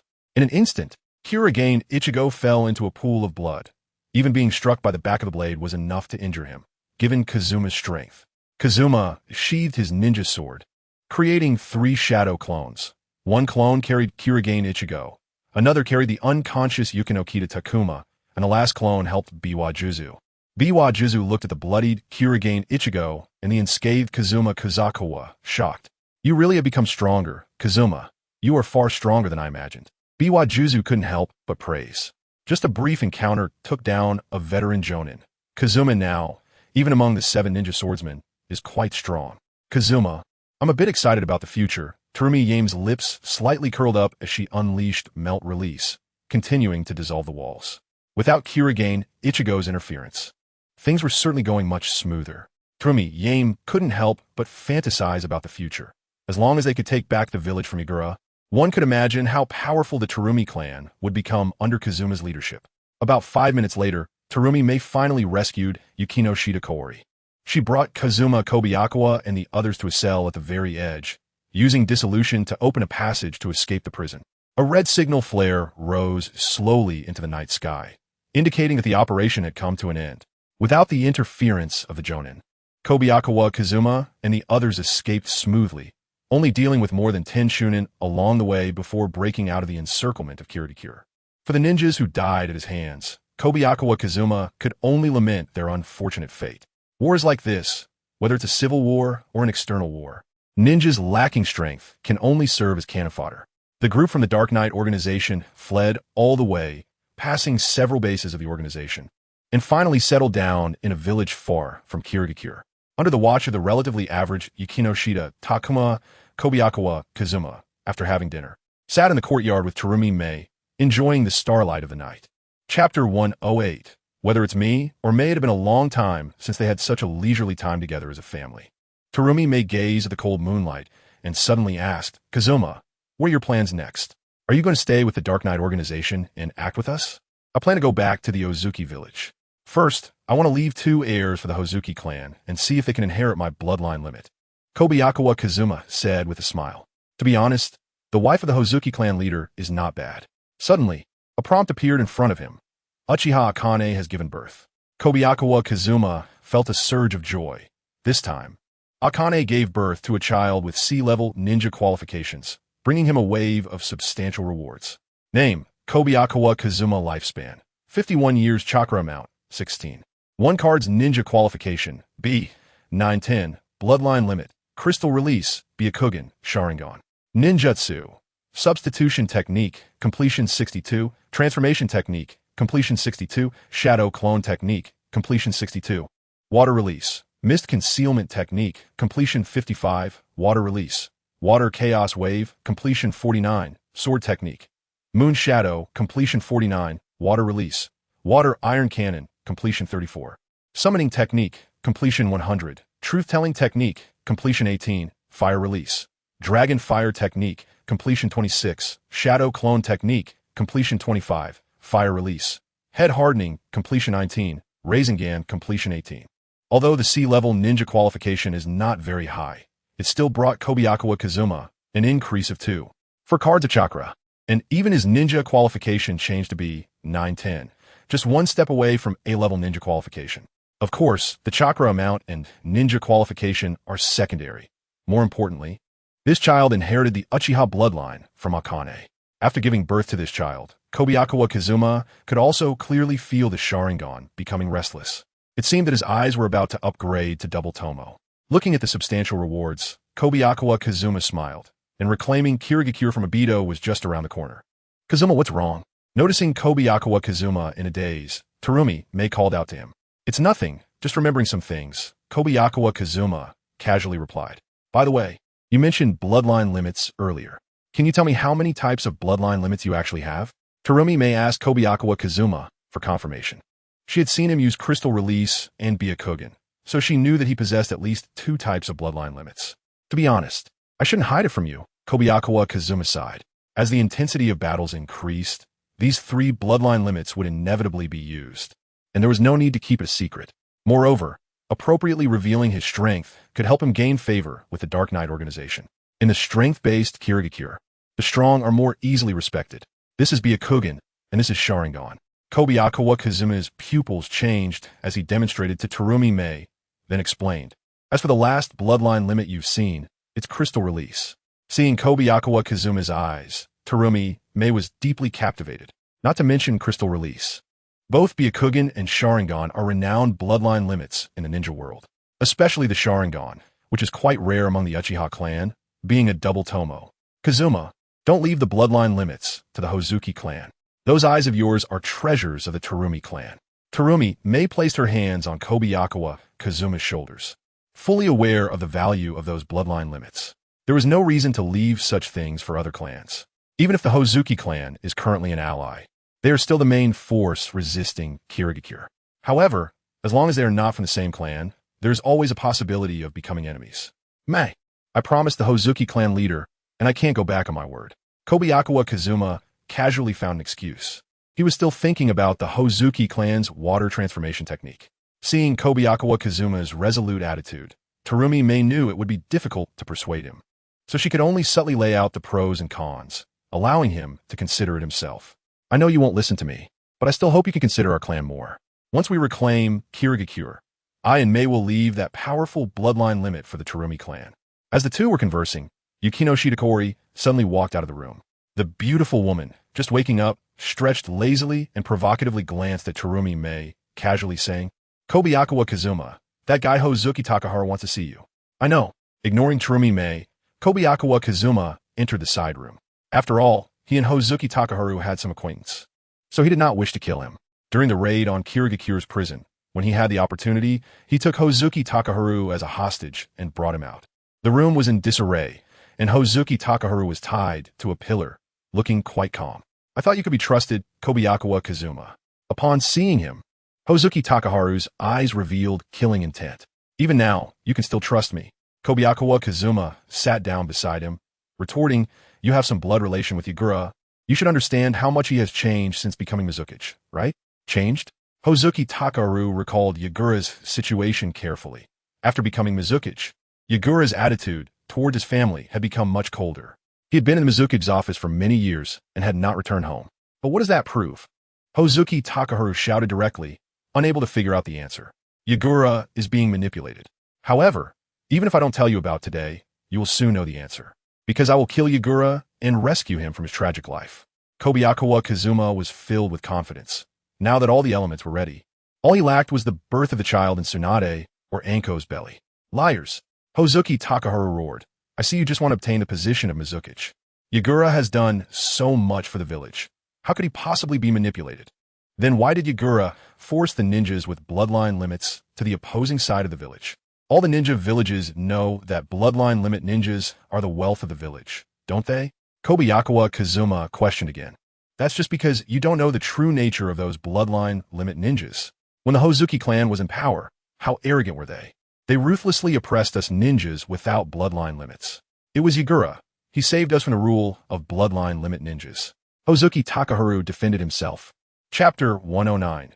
In rank qualification, Kaguchi Ichizu suddenly recalled his younger days, when both the second and third Mizukichis, the Yagura and the Mangetsu clans, primarily represented the bloodline limit families, pushing aside smaller ninja clans like his own. During that foggy spring, his sister had merely spoken out against a prominent member of the Ichizuki clan and was severely injured by him, ultimately leading to her tragic death. Therefore, Kaguchi Ichizu believed that whether it was the exclusion of bloodline limit families or the cleansing of the village, it was all necessary. Even without those scum who possessed bloodline limits, Kirigakure could still stand at the pinnacle of the ninja world. Kobayakawa Kazuma, you're just looking for excuses for your rebellion, aren't you? Kaguchi Ichizu's voice suddenly turned cold as he stared intensely at Kobayakawa Kazuma. Forget it. The truth is as it is. It doesn't matter whether you believe it or not. Kobayakawa Kazuma replied indifferently. The reason for meeting Kaguchi Ichizu was merely to provide some psychological comfort to an old acquaintance. Whether he could persuade him was not his concern. The current Kaguchi Ichizu couldn't affect anything at all. What a commotion, Kobayakawa Kazuma. Just as they were discussing key matters, Ichizuki Mangetsu violently kicked open the door and appeared before them. His clothes were tattered, and his body was covered in unhealed wounds, making him look like a patchwork doll. Delaying the fourth Mizukichi, Yagura, was still quite challenging, even for someone as talented as Ichizuki Mangetsu. However, despite his ragged appearance, the rebellious spark still shone brightly in his eyes. Kobayakawa Kazuma, you're right. Yagura is in a very strange state and seems to be under someone else's control. Ichizuki Mangetsu smiled, showing more interest in Kobayakawa Kazuma than in the person behind Yagura. It was hard to imagine that Kobayakawa Kazuma not only had a rare bloodline limit, but also had such precise intelligence about Kirigakure and Yagura. I wonder how many more secrets Kobayakawa Kazuma is hiding. Yagura has done nothing wrong, but once we breach Kirigakure, his death is a necessity. Kobayakawa Kazuma sighed, stepping out the door without continuing the topic. The ninjas and families that had once been persecuted by Yagura needed an explanation. And that was the sole reason for Yagura's must death. I understand. Ichizuki Mangetsu snorted lightly and mocked Kobayakawa Kazuma's back. I never expected your thoughts to be as dirty as those old men, coming from a prestigious family. Ichizuki Mangetsu clearly understood Kobayakawa Kazuma's reasoning. Their war with Yagura was one of life and death, not a game of right and wrong. In the world of ninjas, right and wrong do not matter. The truth does not matter. Only interests matter. The benefits of Yagura's death are too numerous. Ichizuki Mangetsu's words indirectly confirmed Kobayakawa Kazuma's statements, and Kaguchi Yagura remained steadfast in his beliefs. He instead thought that these words were merely a performance arranged between Kobayakawa Kazuma and Ichizuki Mangetsu to deceive him. Fool! Don't think you can trick me with such tricks. I want to fall for it, Kaguchi Ichizu mocked. He had already reached a conclusion in his heart. Regardless of whether what Kobayakawa Kazuma said was true, as a relative of Kaguchi Yagura, he must stop Kobayakawa Kazuma's actions. Even if Yagura was truly being controlled, so what? They just needed to find a mastermind behind it and rescue Yagura. Kirigakure did not need a Mizukichi other than the Koguchi clan. What a nuisance. If it weren't for Kobayakawa's face, I would have cut you down already. Zuki Mangetsu punched Koguchi Ichizu in the face, causing blood mixed with teeth to splatter on the ground. Kobayakawa Kazuma stayed at this stronghold for a few days, adjusting his condition before returning to Gakure.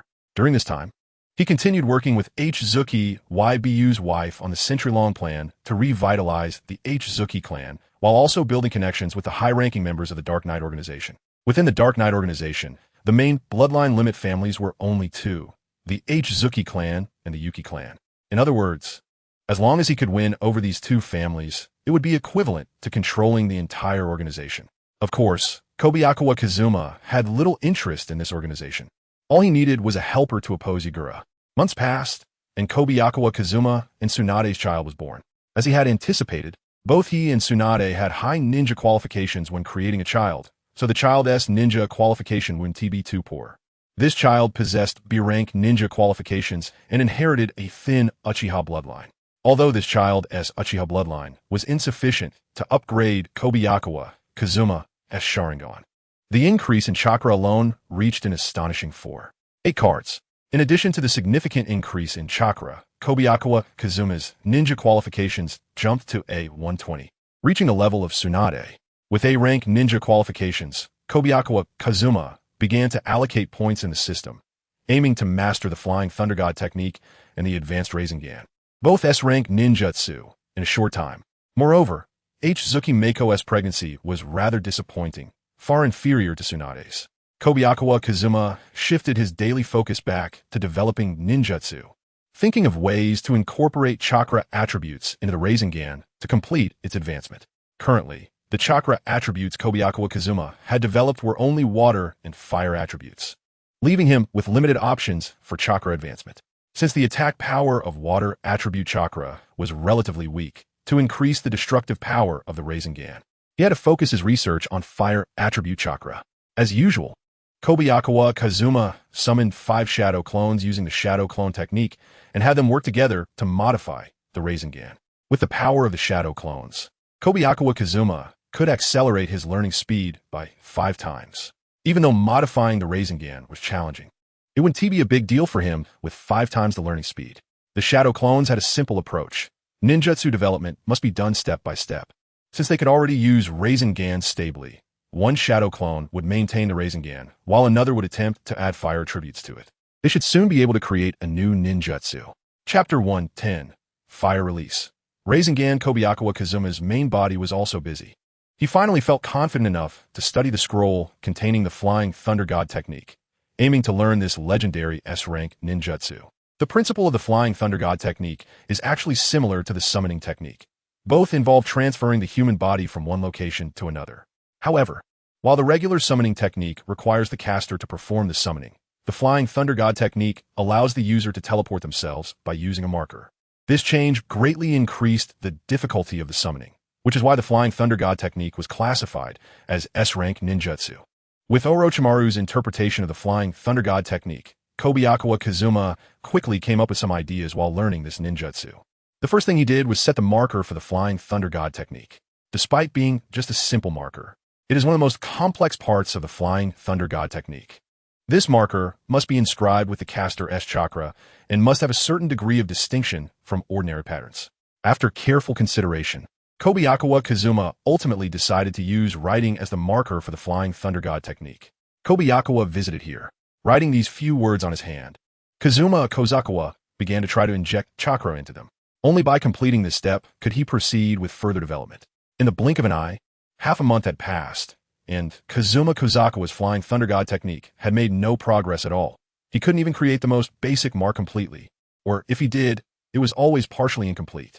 The emergence of this problem was due to his insufficient control over chakra, as the use of the Flying Thunder God mark had extremely strict requirements for chakra. However, the shadow clones studying the Rasengan had made progress. After adding fire attribute chakra, the Rasengan became extremely unstable, colloquially known as flammable and explosive. Although it became unstable, its power increased significantly. A Rasengan infused with fire attribute chakra could cause a massive explosion in place, instantly annihilating several of Kazuma Kozakawa's shadow clones. This also led the subsequent development of the Rasengan to focus on achieving stability, as only a stable form of Rasengan would have practical combat value. During these days, Zabuza Momochi was also making progress. After experiencing the hunt for the Black Hoe Thunder Tooth and the prison break of the Mist Village, he deeply recognized his own shortcomings. Zabuza's use of ninjutsu primarily focused on mist technique and silent assassination technique, so his requirements for taijutsu were very high. Every couple of days, he would call the Black Hoe Thunder Tooth to spar in the woods outside the great storehouse village, as the 7 ninja swordsmen were excellent opponents for him. Although he was always injured by the Black Hoe Thunder Tooth in actual combat, Zabuza was not discouraged. He understood that if he couldn't even surpass the level of the 7 ninja swordsmen, there was no need to mention betraying the Arrow Warehouse. Thunder welcome. Just as Zabuza was about to get close, the Black Hoe Thunder Tooth swung his ninja sword, and several bolts of lightning spread outward from his body until they disappeared hundreds of meters away. The land and rocks around the Black Hoe Thunder Tooth seemed to be cleaved apart by a tremendous force, shattering into pieces. Zabuza jumped back to evade this attack, panting heavily, his expression grave, and he was shocked in his heart. As expected of the 7 ninja swordsmen, their taijutsu and ninjutsu are flawless, and ordinary ninjas can't get close at all. Boom! Suddenly, a massive explosion shook the earth, drawing the attention of both Zabuza and the Black Hoe Thundertooth. The two, who were engaged in a taijutsu battle, unconsciously stopped their movements and looked back at Kazukawa. The startled birds in the forest fled into the distance, and a piece of land had formed a hemispherical pit, with red flames soaring into the sky, accompanied by thick black smoke rising into the air. A failed fire release Rasengan had rendered the area within 30 meters lifeless. The trees affected by the fire release Rasengan instantly turned into charcoal, ignited by the high temperature and emitting bright red flames. What kind of ninjutsu is that? Zabuza watched the hellish scene, his pupils slightly constricting. It was astonishing. The power of this ninjutsu was truly frightening, and compared to this ninjutsu, the Black Hoe Thundertooth's Thunder Welcome was nothing. I've never seen such a ninjutsu before. In terms of power, it can already rival a small-tailed beast bomb. The Black Hoe Thundertooth looked curious, not understanding what Kazukawa was up to. However, it was evident that Kazukawa's strength was becoming stronger and stronger. If hit by that ninjutsu, regardless of how strong a ninja was, they would instantly lose their combat ability. In front of them, the last shadow clone of Kazukawa sighed and said helplessly, "Failed again. I must have used too much chakra." This explosion caused the 4 shadow clones of Kazukawa to perish in an instant, and because of this power, the development of the fire release Rasengan became extremely dangerous. Immediately, this shadow clone formed a hand seal, turning into a cloud of mist and disappearing. Is this called failure? Kazukawa was truly harsh on himself. Zabuza, however, widened his eyes. Compared to Kazukawa's ninjutsu, his and the Black Hoe Thundertooth's ninjutsu could only be considered minor skirmishes. Kazukawa still had his own troubles. The difficulty of learning S-rank ninjutsu was clearly much higher than that of A-rank ninjutsu, whether it was the Flying Thunder God or the modified fire release Rasengan. It was not easy to learn. Therefore, Kazukawa had to start learning from a most basic chakra control again, hoping to solve the problem in the most exquisite way. Meanwhile, Kazukawa encountered a common temptation in a ninja's career. After neglecting Yuhi Kurinai for 2 weeks, she finally started to actively seek him out. It was evident that after witnessing Kazukawa's Sharingan evolve into the double Tomo, she had become even greedier. In the blink of an eye, another month had passed, and Kazukawa's fire release Rasengan finally completed its preliminary development. Now, he could integrate fire attribute chakra into the Rasengan ninjutsu and maintain it within a very small range of fluctuation. After adding the fire attribute, the pale blue Rasengan turned a bright blood red, and once used, the surrounding temperature would rise. Chapter 111. Joy as for the Flying Thunder God technique, which was more difficult than a Rasengan.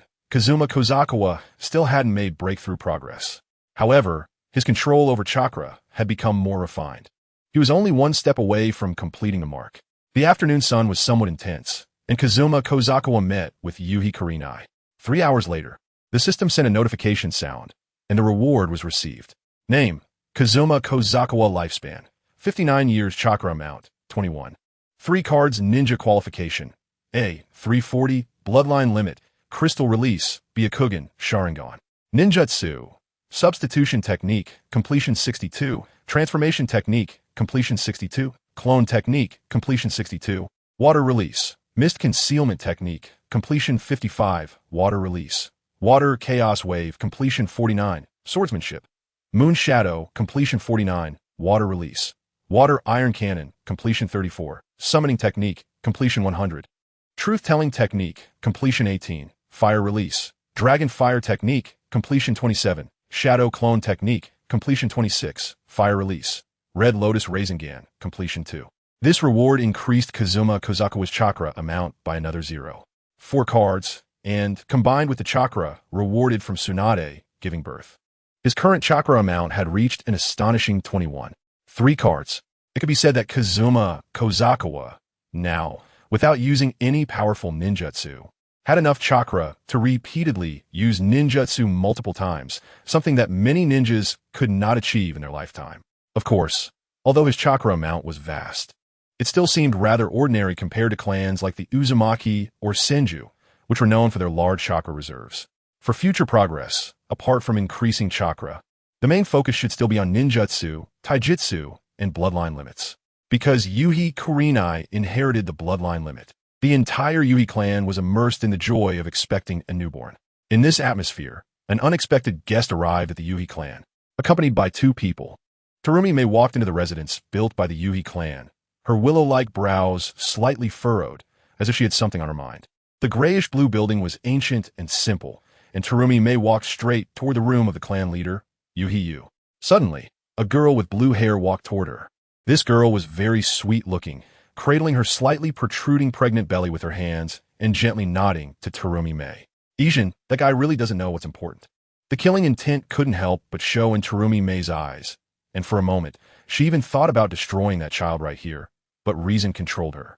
She was very clear that the child the woman in front of her was carrying belonged to Kazukawa Ijin, and this child might inherit the bloodline limits of the Sharingan or be a Kugen, with unlimited potential in the future. Such an important bloodline limit. And Kazukawa Ijin actually left it to the Kirigakure clan, which was truly displeasing. Reaching the end of the corridor, Terumi Mei arrived at the room where Kirigakure was located. The noon sunlight made the room bright, and Kirigakure Maiko was sitting next to Kirigakure, gently stroking her abdomen, sharing her joy with her husband. After confirmation from the medical ninja, the fetus was in good condition. This child was growing up healthily. Kirigakure laughed out loud and happily said, "Madam, you must protect this child well. This is the future of our Kirigakure clan. I cherish this child immensely." Kirigakure Maiko's eyes were filled with the brilliance of maternal love. She was very clear about how hard-won this child was and how much effort she had put in. Seeing this scene, Terumi Mei became even more displeased. That bloodline that should belong to the Terumi clan was now actually benefiting the Kirigakure clan. Clan leader, shouldn't we discuss serious matters? Seeing that Kirigakure had no intention of addressing her, Terumi Mei had to take the initiative to speak. With the success of the last prison break mission, Kirigakure village had become more enthusiastic about retrieving bloodline limit ninjas. Now, Kirigakure village was willing to invest heavily to eliminate the power left by the Dark Knight organization in Kirigakure. The Kirigakure clan's main stronghold had already moved far away from Kirigakure village, so the impact was not significant. However, the main forces of the Yuki clan and the Terumi clan were still in Kirigakure village. For these 2 parties, it was necessary to thwart Yagura's plans. Once Kirigakure succeeded in eliminating the Terumi clan and the Yuki clan, the Dark Knight organization's power would also suffer a major setback and would no longer be able to compete with Yagura. At that time, the bloodline limit families would be completely buried in the river of history, and the Land of Water would once again welcome an era of great unification. "Maiko, you step aside." Kirigakure smiled broadly as he sent Kirigakure Maiko out. He looked at Terumi Mei and gratefully said, "Thanks to your brother Kazukawa Ijin, the future of the Kirigakure clan is secured." Looking at Kirigakure's happy expression, Terumi Mei frowned. Kazukawa Ijin's bloodline limit originally should have only belonged to the Terumi clan. She lit her pipe, took a puff, and slowly exhaled the smoke. Perhaps it was time to have a talk with that foolish brother. Terumi Mei and Kirigakure discussed the actions in Kirigakure village. Kirigakure still had that attitude, unilaterally stating that Kirigakure Manatsu would stay in Kirigakure village to thwart Yagura's plans. Terumi Mei had nothing to say. Kirigakure Manatsu was indeed the strongest of the Kirigakure clan, and sending this person to support the organization was already a contribution from the Kirigakure clan. Regarding the actions of Kirigakure village, their countermeasures were actually not many. The Dark Knight organization did not have the strength to confront Kirigakure village head-on and could only adopt a strategy of hiding. Having resolved the future of the Dark Knight organization, Terumi Mei was determined to find Kazukawa Ijin. In the afternoon, Kazukawa Ijin was still practicing ninjutsu in a clearing outside Okazaki village. He finally succeeded in marking the Flying Thunder God technique. With chakra attached to his hand, Kazukawa Ijin lightly pressed it against the tree trunk, and immediately, the words Kazukawa Ijin was here appeared on the trunk. This mark made of chakra was like a spatial coordinate. Soon, Kazukawa Ijin sensed that he had established some connection with this mark, as if with just a thought. The Flying Thunder God technique could be activated from a mark. The Flying Thunder God technique did not have the concept of hand seals. Compared to ordinary hand seal ninjutsu, it was equivalent to having one less step of chakra transformation. It was precisely because of this missing step that the difficulty of the Flying Thunder God technique was greater. As the connection to the mark gradually strengthened in his mind, Kazukawa Ijin felt something. His body suddenly vanished from the spot. Now, Flying Thunder God. In the next moment, Kazukawa Ijin appeared 2 meters in front of him. The Flying Thunder God technique was activated, but it was not completely successful. Halfway through the activation, the connection between him and the Flying Thunder God mark became tenuous, causing him to directly withdraw from the spatial transfer. Clearly, there was still some distance to go before completing the Flying Thunder God technique. Just as Terumi Mei was arriving from the Kirigakure clan, she happened to see the failure of the Flying Thunder God. Her thoughts became active. The ninjutsu that Ijin had just performed could be a space-time ninjutsu? Terumi Mei was astonished. Space-time ninjutsu was extremely rare even in the entire ninja world, and ninjas who mastered such techniques were invariably powerful figures. As for the most famous user of space-time ninjutsu, it was undoubtedly the Yellow Flash of Konoha during the Third Great Ninja War. At that time, the name Yellow Flash made all major ninja villages tremble in fear. Ijin, how is your ninjutsu learning going? Terumi Mei stepped forward and inquired about Kazukawa Ijin. Her kimono fluttered, and her usually loose red hair was tied in a high ponytail, swaying in the wind. Seeing that the person was Terumi Mei, Kazukawa Ijin temporarily stopped practicing ninjutsu and released the shadow clones of the Red Lotus spiraling sphere, allowing them to rest for a while. It hasn't gone too smoothly. The Flying Thunder God technique is more difficult than I imagined. Without a month or two, it's probably hard to complete it thoroughly. Kazukawa Ijin sighed. In the past, when learning A-rank ninjutsu, he could usually finish it within 2 months and apply it in actual combat. But this time, learning the Flying Thunder God technique was more difficult than ever, even more so than the development of the Red Lotus spiraling sphere. Terumi Mei couldn't help but look up at the sky. It really was that ninjutsu, the ultimate ninjutsu that made Konoha's Yellow Flash famous, the Flying Thunder God. Terumi Mei couldn't help but recall the events of the Third Great Ninja War, still remembering that day when the light rain fell, and it was not yet bright. All she could see were the shadows of distant mountains in the darkness. That day, her mission was to lead a team to attack Konoha's ninja troops from behind. But at dawn, she saw a kunai flying towards her. Soon, the blonde-haired man appeared before her like a nightmare. He picked up the kunai and simply said one sentence. "I'm very busy here. Can I ask you to go back?" It was this sentence that made Terumi Mei and her team completely abandon the mission they were willing to sacrifice their lives to complete. Everyone understood that as long as that man wanted to make a move, they would all die without any chance of survival. Konoha's Yellow Flash was indeed terrifying. Terumi Mei felt a bit sentimental. Ever since the 4th Hokage, Minato Namikaze, died, this ninjutsu that had once disappeared from the ninja world had actually appeared in Kirigakure village. Ijin, you have truly reached a realm that the predecessors of the Terumi clan could only look up to. Terumi Mei's smile was as radiant as a blooming sunflower. She hadn't been this happy in a long time. Kazukawa Ijin nodded in response. Once this ninjutsu is completed, I will gain enough power to defeat Yagura. At that time, I hope the organization can lend me a hand so that we can take back Kirigakure village together. With the Flying Thunder God combined with the Red Lotus spiraling sphere, Kazukawa Ijin was confident that the destructive power of his ninjutsu had surpassed that of the former Minato Namikaze. Of course, this was only in terms of destructive power. However, since he was facing the Three Tails Jinchuriki Yagura, speed was not the most important thing. Destructive power was what mattered most. I'm so happy that you can have such thoughts. Mizuki Ayam walked up to Ozawa Kazuma and said gently, the Mizugakure's water shadow is essentially the strongest person in the village. As long as you can defeat Yagura head-on, you will become the water shadow. The water shadow of Mizugakure is actually quite different from the Hokage of Konoha. Although the water shadow has great power and can decide war or peace, they don't actually have to handle too much political affairs. The village's political matters are generally decided by the Elder Council, allowing the water shadow to focus more on developing their own strength.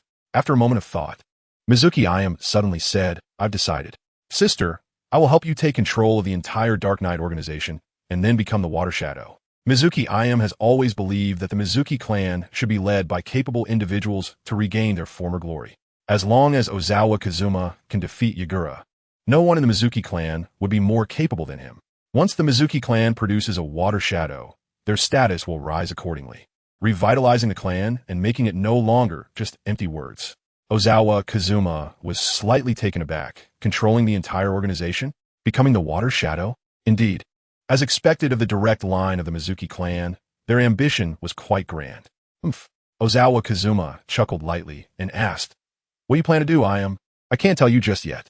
At the moment, she decided to help Ozawa Kazuma take control of the entire organization. Mizuki Ayam already had a complete plan in her mind.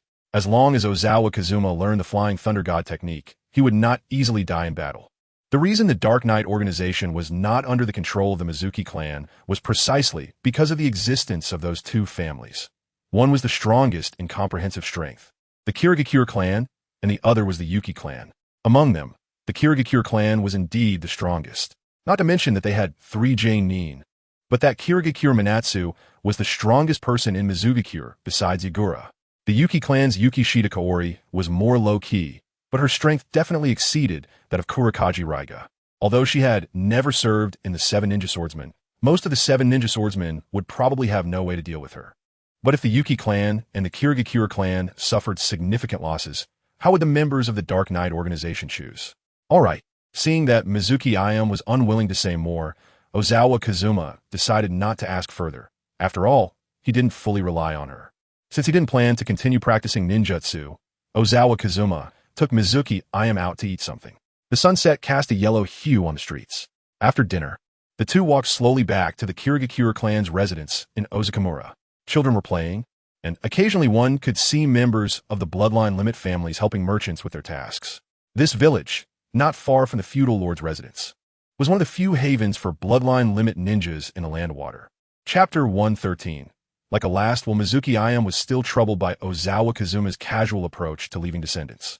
If the Kirigakure clan's descendants inherited the Byakugan or Sharingan bloodline limits, then the increasingly powerful Kirigakure clan could potentially become a threat to the Mizuki clan in the future. Moreover, seeing the smug expressions of the Kirigakure clan leader and his wife was truly infuriating. Kazuma, since you have already left descendants for the Kirigakure clan, it should also be natural for you to contribute to the Mizuki clan. Recalling unpleasant matters, Mizuki Ayam suddenly changed her tone to a more forceful one. Before she could confidently hand over the entire Mizuki clan and the Dark Knight organization, there were still some things to confirm, namely whether Ozawa Kazuma was willing to contribute to the Mizuki clan. "What contribution do you want me to make, Ayam?" Ozawa Kazuma asked with a smile. "Did you not say before that you wanted me to bear your children? Now the time has come. I want to bear your children immediately." Mizuki Ayam suddenly grabbed Ozawa Kazuma's collar, leaned in aggressively, and bit his lip. Although she wanted a child with excellent bloodline limits, Mizuki Ayam understood that this was a critical moment for the Mizuki clan's survival and a key moment for her to lay the groundwork for seizing power. After a brief hesitation, Mizuki Ayam suddenly said, "Kazuma, once you become the water shadow, marry May. Her talents are better than mine, and she is prettier. You two will surely lead our clan to new heights." She was very clear that Ozawa Kazuma had feelings for her. Therefore, compared to herself, May, who was both more attractive and talented, would definitely be more appealing to Ozawa Kazuma. Why does that sound like a last will? Ozawa Kazuma chuckled as he embraced Mizuki Ayam. Although he was slightly surprised, he still agreed to Mizuki Ayam's request. Not long after, Mizuki Ayam left, and Ozawa Kazuma casually ate something before returning to his daily practice of ninjutsu. The completion rate of Fire Release, Crimson Lotus Spiral Sphere, began to steadily improve. Ozawa Kazuma believed that it wouldn't be long before he could use this ninjutsu in battle, making it a powerful weapon. As for the practice of the Flying Thunder God technique, Ozawa Kazuma also began to see results. After successfully inscribing the Flying Thunder God seal, his understanding of this ninjutsu had surpassed that of Orochimaru, Completing this ninjutsu was merely a matter of time. Using unfamiliar ninjutsu would result in a significant waste of chakra, which Ozawa Kazuma couldn't change. This also caused him to have limited time to practice the Flying Thunder God technique daily. After only a few attempts, his chakra would become critically low. Insufficient chakra was also one of the reasons for the slow progress of the Flying Thunder God technique. Before he knew it, another month had passed. Snowflakes fell in Ozukamura, covering the entire village in white. After a day of practicing ninjutsu, Ozawa Kazuma returned to the Kirigakure clan's settlement amidst the wind and snow. Suddenly, Kirigakure Saburo fell from the rooftop, wearing heavy winter clothes, and said in a panic, "And no. This is bad, Kazuma-senpai. The Kirigane clan member imprisoned in the dungeon has escaped. This is a letter for you." Looking at the letter handed over by Kirigakure Saburo, Ozawa Kazuma took it. The letter was indeed in the handwriting of the Kirigane clan member, and the content was not friendly. The general idea was that he advised Ozawa Kazuma to return to Mizugakure and admit his mistakes while there was still time. Otherwise, one day he would come for him. The escape of the Kirigane clan member would indeed bring some trouble. If he returned to Mizugakure, knowing the location of Ozukamura, the Kirigakure clan's base would immediately be exposed. Water Shadow Yagura was currently working hard to eliminate the rebellious forces in Mizugakure, and he wouldn't have the time to spare. It was likely that some of Mizugakure's Nin would come to encircle them. Ozawa Kazuma was not worried about the encirclement.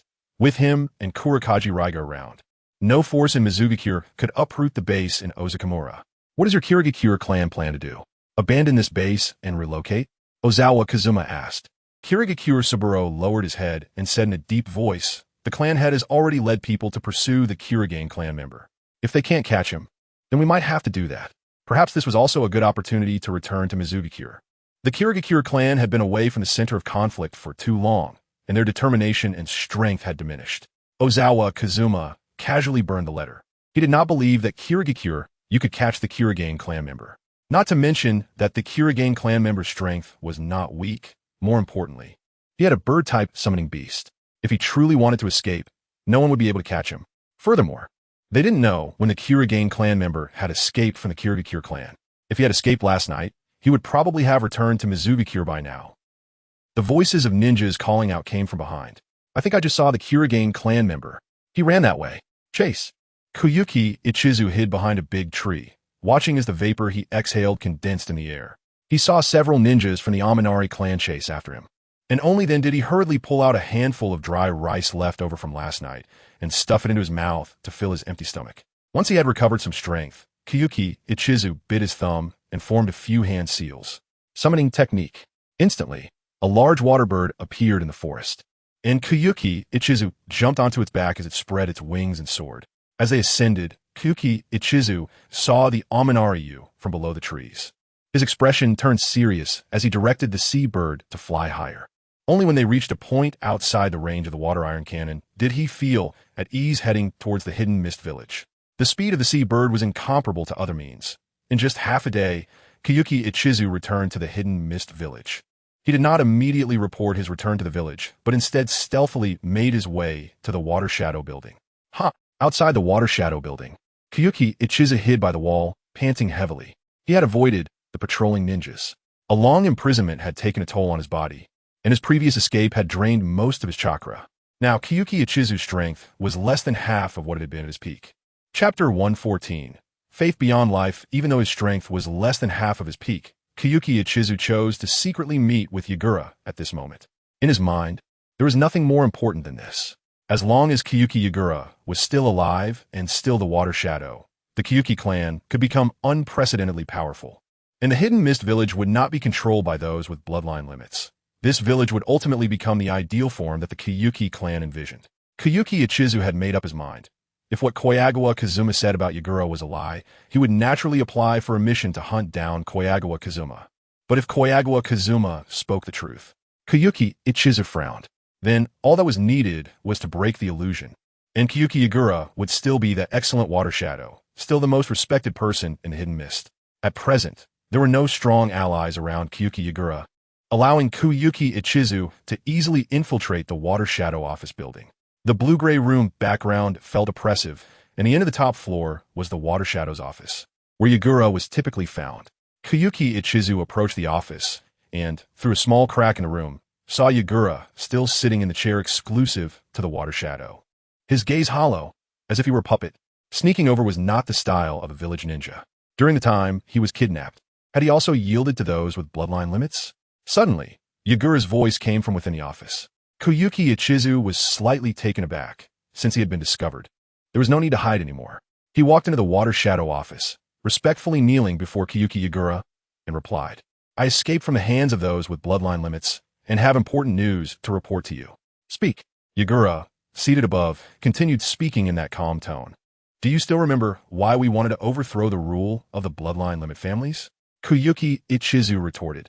"Have you forgotten our former wish? Forgotten our dream of making this village grow strong, even surpassing Konoha?" Faced with Koyuki Ichizu's series of questions, Yagura remained expressionless. And this demeanor made Koyuki Ichizu finally realize the truth. The Yagura who once cherished his clan was no more. The one sitting here now was a puppet. According to the prior plan, Koyuki Ichizu stood up, forming hand seals as he approached Yagura. It was a universal seal that could dispel illusions. However, just as he formed the first seal, a sharp object resembling a branch pierced through Koyuki Ichizu's heart. The branch spread within him, and in an instant, it punctured his body with several bloody holes. Koyuki Ichizu glanced back faintly. It was a masked figure with a Sharingan that did not belong to the basic patterns. Pua! Koyuki Ichizu opened his mouth, spewing out blood mixed with internal fragments, staining the ground. He resembled a human fountain, wildly spraying his blood. Yet his hands continued to move. As he completed the 6 seals, Koyuki Ichizu weakly shouted, "Illusion, dispel." How could ordinary illusion-dispelling hand seals break the Uchiha clan's illusions? Let alone the fact that Obito had been controlling Yagura in the Hidden Mist Village for years, deepening his control to the marrow? His vision gradually blurred, and Koyuki Ichizu still did not see any signs of Yagura awakening. He understood very well that ordinary seals were no longer sufficient to break such a level of illusion. Then, there was a more direct method to make Yagura feel pain. After the massive loss of blood, Koyuki Ichizu's body had actually run out of blood to flow, but he dragged his broken body step by step toward Yagura. Koyuki Ichizu let out a shrill, angry scream. Although his steps were slow, they were unprecedentedly powerful. Obito's indifferent Sharingan showed a hint of confusion. Clearly, Koyuki Ichizu had suffered a fatal injury, and the amount of blood loss was enough for him to die several times. Why could he still move? Crack! Obito broke the tree spike extending from his palm and used the insertion technique again to pierce through Koyuki Ichizu's body. This time, not only was his heart affected, but even his brain was thrown into chaos by the insertion technique. Koyuki Ichizu felt all the strength drain from his body. Yet he still walked step by step toward Yagura, lightly landing a punch on Yagura's face. "But you must carry on living for the sake of me and my sister. Koyuki clan, I'm leaving it to you." Koyuki Ichizu collapsed to the ground with satisfaction, and until his death, a smile remained on his lips. He believed that by making Yagura feel pain, he had successfully broken the illusion. Obito looked at the body lying before Yagura and was slightly moved, murmuring, so-called faith beyond life. After Koyuki Ichizu's escape, Kobayakawa Kazuma did not pay much attention to this matter. He was just an ordinary J-nin, not worth his special concern. He ate when it was time to eat, trained ninjutsu when it was time to train, and improved his chakra when it was time to improve.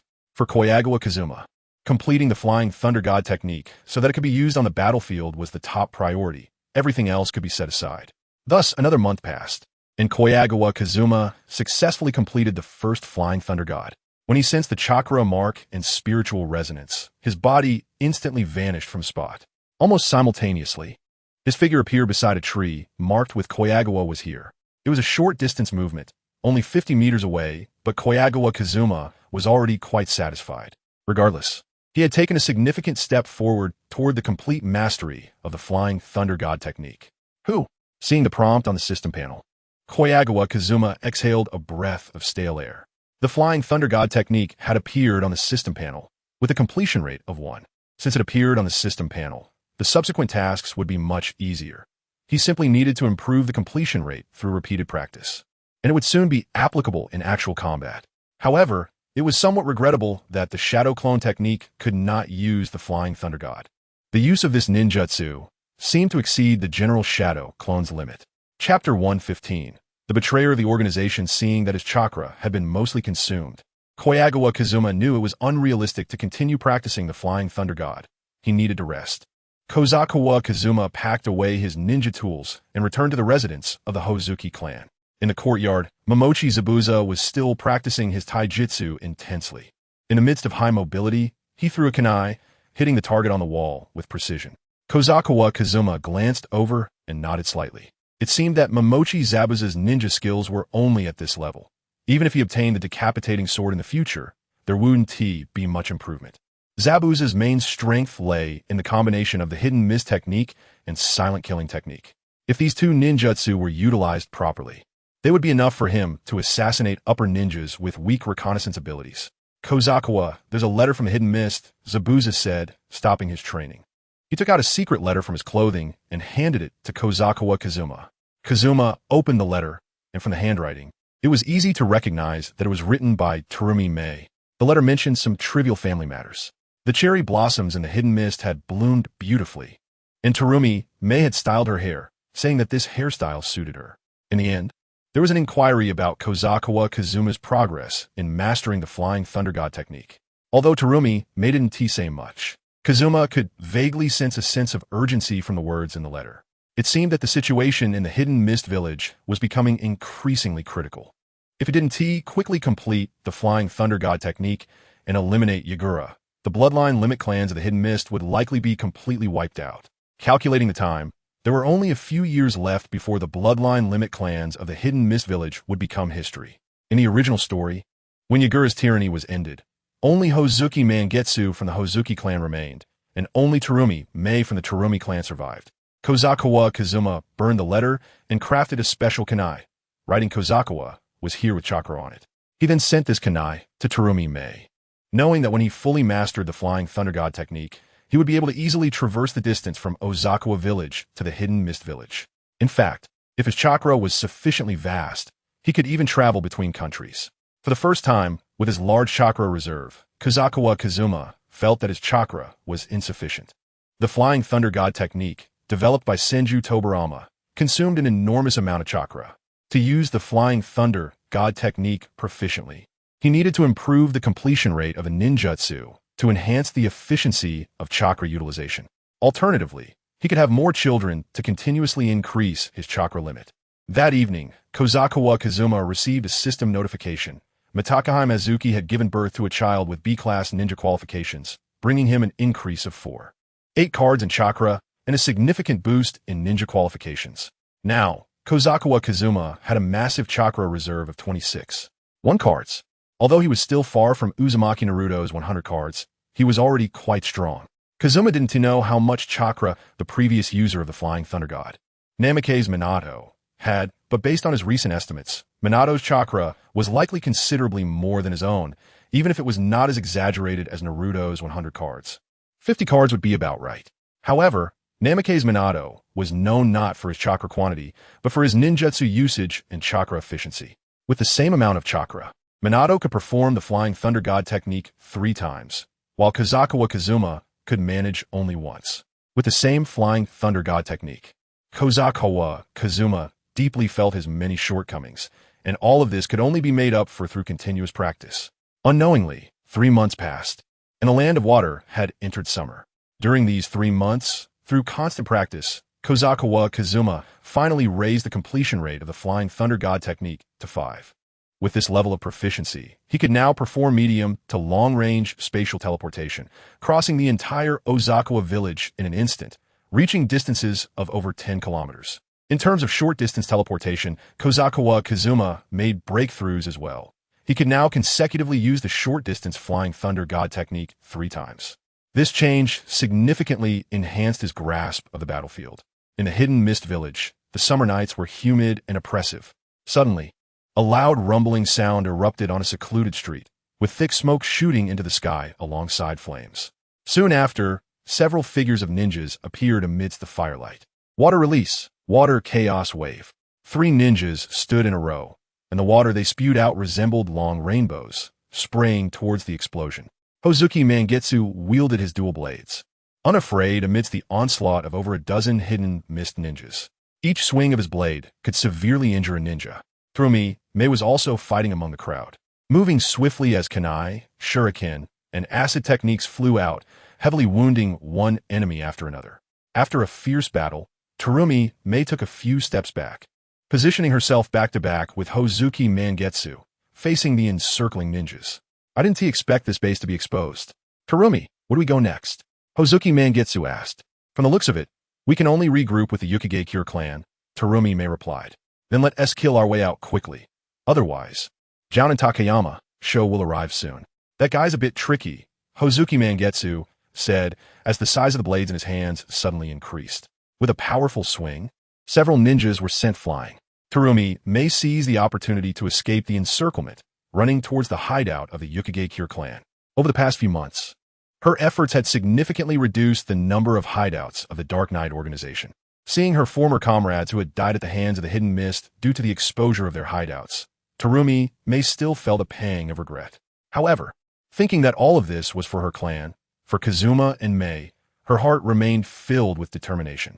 How much longer could the Dark Knight organization hold out under the village's siege? A year or two. 5 bloodline limit clans, on the surface, appeared harmonious as they worked together to oppose the Hidden Mist village. However, in reality, the organization was disorganized, and the clans fought amongst themselves for interests, unable to mount effective resistance against the Hidden Mist organization. Since they would be exterminated sooner or later, why not let everyone sacrifice themselves for the Terumi clan? The dead would die eventually, but those who survived would unite under Kazukawa Kazuma's leadership, and this united force would bring about a brand new Hidden Mist village. Terumi Mei's gaze became resolute as she formed hand seals, using a body replacement technique to evade the attention of the ninjas ahead, completely escaping the encirclement. No one would suspect that the Terumi clan had betrayed the organization because next time, I will die there to cover the escape of the Dark Knight organization. Terumi Mei stood atop the treetops, looking at the blood-stained land and the flames brought about by explosive tags. At this moment, the Hidden Mist village felt like a purgatory. Terumi Mei saw Hozuki Mangetsu break through the encirclement, and a flash of disappointment crossed her eyes, but this fleeting emotion was quickly repaired. Turning around, Terumi Mei blended into the darkness to reunite with the escaping Hozuki Mangetsu. Chapter 116. Return to the Hidden Mist village in Ozakawa Village. Kozawa Kazuma, who had become increasingly proficient in the use of the Flying Thunder God technique, began to consider returning to the Hidden Mist village. Firstly, he was concerned about how Terumi Mei was doing. Yagura was now quite strong, which worried him. Secondly, he had gained some confidence in his own strength. With his current power, as long as he found the right opportunity, it was possible to kill Yagura in one strike. Of course, just to be safe before killing Yagura, he would also try to steal the sealing scroll of the Three Tails and recruit the Anya organization. Zabuza Raiga. Kazuma Kazukawa called his 2 companions who were training in ninjutsu to his side and said, "Starting today, we will return to Kirigakure. Yagura's death will happen soon." Raiga Hikuro smirked confidently. Looks like Yagura will be too scared to sleep. Zabuza Momochi couldn't wait to pack his ninja tools as he returned to his room. He had been waiting for this day for a long time. Yagura, the cruel Mizukage, would pay with his life for his series of inhumane policies. Early the next morning, Kazuma Kozakawa received assistance from the Kirigakure's Hozuki clan. He set off with 6 ninjas from the Hozuki clan back to Kirigakure. At first, Hozuki Yobu was reluctant to assist Kazuma Kozakawa. After all, in the conservative Hozuki Yobu's view, the war in Kirigakure had little impact on the Hozuki clan. Even if all the strongholds of Kirigakure disappeared, the Hozuki clan would not suffer a heavy blow. Moreover, his son Hozuki Mangetsu was still carrying out missions in Kirigakure, and having this genius ninja on their side was already the Hozuki clan's greatest goodwill towards the organization. Kazuma Kozakawa would never resort to threatening people. He was a person who valued his reputation, so how could he act against his partners in the Anya organization? However, Raiga Hikuro and Zabuza Momochi were too rough. Because of a small oversight by Kazuma Kozakawa, these 2 nearly killed Hozuki Yobu. Thus, after a reasonable explanation from Kazuma Kozakawa, Hozuki Yobu finally sent out all the Hozuki clan members with some combat capability within the stronghold, 3 Chunin and 3 Special Jonin. In the weakened Kirigakure, these 6 ninjas could be considered a decent ninja force, even in the current Konoha. Senior Kozakawa, are we going to confront Yagura head-on this time in Kirigakure? Hozuki Saburo quickly stepped forward and asked while following Kazuma Kozakawa. There's a possibility of direct combat, but our primary task is to seize the sealing scroll of the Three Tails. Direct confrontation will have to be postponed for a long time. Kazuma Kozakawa answered truthfully. Hozuki Saburo couldn't help but break into a cold sweat, wiping his face with it. Are you kidding? Going to confront Yagura with so few people? Isn't that asking for death? Kazuma Kozakawa was indeed very strong. But in Hozuki Saburo's eyes, no matter how strong Kazuma Kozakawa was, he was just a jonin. Yagura, however, was the Mizukichi. In a place like Kirigakure, where strength was paramount, only the strongest could serve as Mizukichi. As expected of Senior Kozakawa. I feel my future is bright. Seeing the kind look Kazuma Kozakawa gave him, Hozuki Saburo gestured with both hands, his tone becoming extremely sincere. Kazuma Kozakawa felt a bit helpless. Seeing Hozuki Saburo's timid appearance, he knew that the 6 members of the Hozuki clan could not be his helpers against Yagura. It seemed that he could only have these people engage in some intelligence-related activities. Having someone was better than having no one. With the help of the Hozuki clan, many trivial matters could be taken care of without him having to handle them himself. About a week later, Kazuma Kozakawa finally arrived outside Kirigakure. The summer weather was slightly muggy, and Kirigakure was shrouded in thin mist. There were only 2 ninjas guarding the entrance to the village, and the patrolling forces were nowhere to be seen. It seems the war in Kirigakure is indeed very urgent. Kazuma Kozakawa chuckled lightly, waving his hand, and Raiga Hikuro and the other ninjas scattered, stealthily infiltrating Kirigakure from all directions. As a former high-ranking member of Kirigakure, Raiga Hikuro was well aware of the village's weak defense points and was naturally able to lead people in quietly. After circumventing the village's defenses, the group headed towards a previously agreed-upon location and eventually gathered on a relatively remote abandoned street in Kirigakure. Zabuza Momochi, Raiga Hikuro, and 5 ninjas from the Hozuki clan were all present, and the last to arrive was Hozuki Saburo, who ran from a distance toward Kazuma Kozakawa and the others. Senior, we've successfully infiltrated Kirigakure, right? Hozuki Saburo gave a thumbs up to Kazuma Kozakawa, his face still showing some pride at having successfully infiltrated the village. Seeing Hozuki Saburo, Kazuma Kozakawa frowned, and Raiga Hikuro also looked toward the position behind Hozuki Saburo. Kazuma Kozakawa then nodded. Raiga Hikuro understood and quietly retreated behind the crowd, seemingly disappearing slowly. Not long after, a bolt of lightning struck a large tree behind Hozuki Saburo. As the lightning faded, a figure fell from the treetop, and Raiga Hikuro's blade was pressed against the neck of a person in casual clothing, his gaze slightly narrowing. Chiji Naoya? Why are you, a non-combat jonin here? Raiga Hikuro questioned. Since Chiji Naoya had resigned as the Konoha ambassador and returned to the village, his daily work had shifted from combat to research in ninjutsu. Chiji Naoya coldly met Raiga Hikuro's gaze and retorted, And you? Why are you, a traitor of the village's 7 ninja swordsmen, here? Kirigakure is not a place for you rogue ninjas. Coincidentally, Chiji Naoya caught a glimpse of Kazuma Kozakawa not far away. He paused slightly, as if he had found a lifeline. Chapter 117. Seizing the sealing scroll, Chiji Naoya was slightly taken aback. The person succeeding his position, Kazuma Kozakawa, was actually still alive and had returned to Kirigakure. With Kazuma Kozakawa's help, the 2 of them together could very likely defeat the 7 ninja swordsmen. Kazuma, the failure of Konoha's mission is nothing. As long as you join me here to capture Raiga Hikuro, Lord Yagura will surely forgive you, Chiji Naoya hurriedly suggested. Join forces with Kazuma to capture me? Chiji Naoya, do you even know what you're saying? Raiga Hikuro seemed to have heard something funny. He couldn't help but curl his lips in a smile, mocking Chiji Naoya. You still don't understand the situation. Do you think I want to return to this stinky village? I'm the one being threatened to take out Yagura. You say, you're being threatened? Chiji Naoya looked at Kazuma Kozakawa in astonishment. What kind of person could threaten such a powerful individual like Raiga Hikuro, who was one of the 7 ninja swordsmen, with a status far exceeding that of Jonin? As if to respond to Chiji Naoya's doubts, Raiga Hikuro looked at Kazuma Kozakawa and reminded, Hey, our future Mizukichi, Lord Kazuma Kozakawa, you should explain this to him. Chiji Naoya is very afraid of death and won't betray our information. As a favor for my previous connection with him, let him go, Kazuma Kozakawa said coldly. Since it's your order, I will naturally comply. Raiga Hikuro sheathed his thunderblade and stepped back toward Kazuma Kozakawa.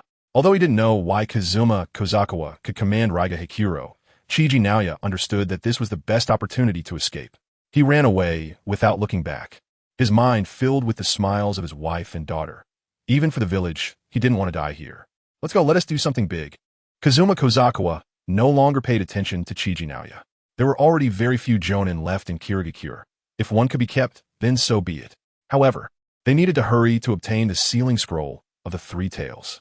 The sealing scroll of the tailed beast had always been an important asset for a village. This scroll was passed down through generations, not only as a tool for sealing tailed beasts, but also as a symbol of power. In the Hidden Mist Village, the preservation of sealing scrolls is generally decided by both the Mizukage and the elders. This nature makes the preservation of sealing scrolls not a significant secret. One only needs to ask important figures in the village to find the answer. As part of the village in the past, the spies of the Dark Knight organization have infiltrated various aspects of the Hidden Mist Village. Without much effort, Kazukawa obtained the location of the sealing scroll. The altar of the Hidden Mist Village? Kazukawa frowned. It was clear that even the Yagura was not an absolute authority in the village. There were still those among the higher-ups who could curb Yagura's ambitions. The altar of the Hidden Mist Village was indeed a good place for sealing scrolls. It was at the center of a lake, and ordinary ninjas couldn't even approach the altar. Kazukawa called on Momochi Zabuza and Kurokatsu Raiga to head to the altar, while he sent a few members of the Hozuki clan to contact the Dark Knight organization. The task of seizing the sealing scroll carried a certain level of danger. These few chunin and special jounin could not help and might bring trouble instead. The night grew deeper. The moonlight reflected on the lake, and at the center of the lake was an artificial island not much larger than a playground. This was the altar of the Hidden Mist Village. Kazukawa created a shadow clone and instructed it to cross the water's surface to scout ahead. For Kazukawa, who could master the flying thunder god technique, walking on water was child's play. The shadow clone dashed forward, effortlessly running on the water as if it were solid ground. The 200-meter distance was not far, and in the blink of an eye, the shadow clone had covered half the distance. Just then, a shark leaped out of the water, opening its mouth wide to bite the shadow clone. The shadow clone jumped high, avoiding the shark's attack. Following that, several sharks leaped up in succession, each with its mouth open, attacking the shadow clone. The shadow clone threw a few shuriken, instantly taking down the attacking sharks. Such a low-level summoning beast posed no significant threat to Kazukawa-Ikugen's shadow clone. After just a bit of time, the shadow clone landed on the artificial island. Soon, a ninja stationed at the altar noticed the situation and charged the shadow clone. Kazukawa-Ikugen quietly observed from a distance. Through the Byakugan, he could see that the shadow clone was engaged in combat with several ninjas, whose skills were quite average, likely around the level of special jounin, making it difficult for them to pose a threat to the shadow clone. Suddenly, Kazukawa-Ikugen closed his eyes, and the shadow clone exploded. From the information relayed by the shadow clone, Kazukawa-Ikugen understood the situation on the artificial island. In addition to the guarding ninjas, there were traps everywhere. The sealing scroll of the three tails was located at the center of the altar, almost as if it was intentionally set up to lure others to steal it. If the sealing scroll was not a bait, it indicated that the Hidden Mist Village was quite confident. Kazukawa-Ikugen smiled. Under normal circumstances, not many would dare to boldly attempt to seize the sealing scroll. But now he had broken this rule. Raiga Zabuza, you wait here. Kazukawa-Ikugen dropped a shuriken with the words Kazukawa visited here written on it, and then drew his ninja blade, rushing towards the altar. Countless sharks launched attacks from beneath the water surface. With a single swipe of his blade, Kazukawa-Ikugen could take down several of them, and the scattered shark corpses and entrails rained down like blood in the air. The 200-meter distance was covered in an instant, and Kazukawa-Ikugen soon arrived at the altar in the center of the lake, facing the guarding ninjas. Kazukawa-Ikugen quickly formed hand seals, using the shadow clone technique. Two shadow clones attacked the ninjas on the left and right sides. The shadow clones, inheriting 80 of the main body's abilities, were slightly stronger than an average jounin, and quickly severely injured several of the guarding ninjas. Kazukawa-Ikugen then activated the Byakugan. Beneath his feet, countless chakra traces appeared in his vision, revealing the traps set around the altar. With the help of the Byakugan, Kazukawa-Ikugen easily dodged the traps and explosive tags, allowing him to approach the sealing scroll. It was indeed too easy. Looking at the sealing scroll, so close at hand, Kazukawa-Ikugen felt a sense of pride. The protective measures for the sealing scroll were actually quite thorough, under such stringent measures, even a powerhouse like the Seven Ninja Swordsmen would likely return empty-handed. Yet, Kazukawa Ikijin not only possessed strength far surpassing that of the Seven Ninja Swordsmen, but also had the godly observational ability of the Byakugan, rendering the protective measures at the altar nearly useless. Finally, Kazukawa Ikijin reached out his hand towards the sealing scroll. Crack! Just as Kazukawa Ikijin was about to touch the sealing scroll, the platform holding the scroll roared to life, descending and sealing the scroll within the stone wall. I see. Even after coming here, I still have to use force? Chapter 118. Determination. Kazukawa Ikijin raised his right hand, a light blue chakra gathering in his palm to form a sphere, which suddenly turned a bright red. Fire style, Crimson Lotus spiraling sphere. As the spiraling sphere hit the ground, an explosive shockwave swept outward, sending debris flying in all directions. On the shore, Momochi Zabuza and Kurokatsuraiga, who had been vigilant of their surroundings, were completely unaware of the situation at the altar until a booming explosion echoed throughout the night sky. A pillar of fire erupted from the center of the artificial island, which then began to shatter apart, crumbling into pieces that fell into the lake. The altar of the hidden mist village, which had stood for a century, was destroyed today. What a troublesome situation. Kazukawa Ikijin has gone too far. This will easily attract the attention of the hidden mist village. Momochi Zabuza frowned and complained. It's that devastating ninjutsu. Kazukawa Ikijin's power is already in a different dimension from ours. Kurokatsuraiga summoned his ninja blade, ready to respond to any potential ninjas that might appear. Just then, Kazukawa Ikijin's figure suddenly appeared beside Momochi Zabuza, holding the sealing scroll of the Three Tails and casually picking up the shuriken with the words Kazukawa visited here written on it.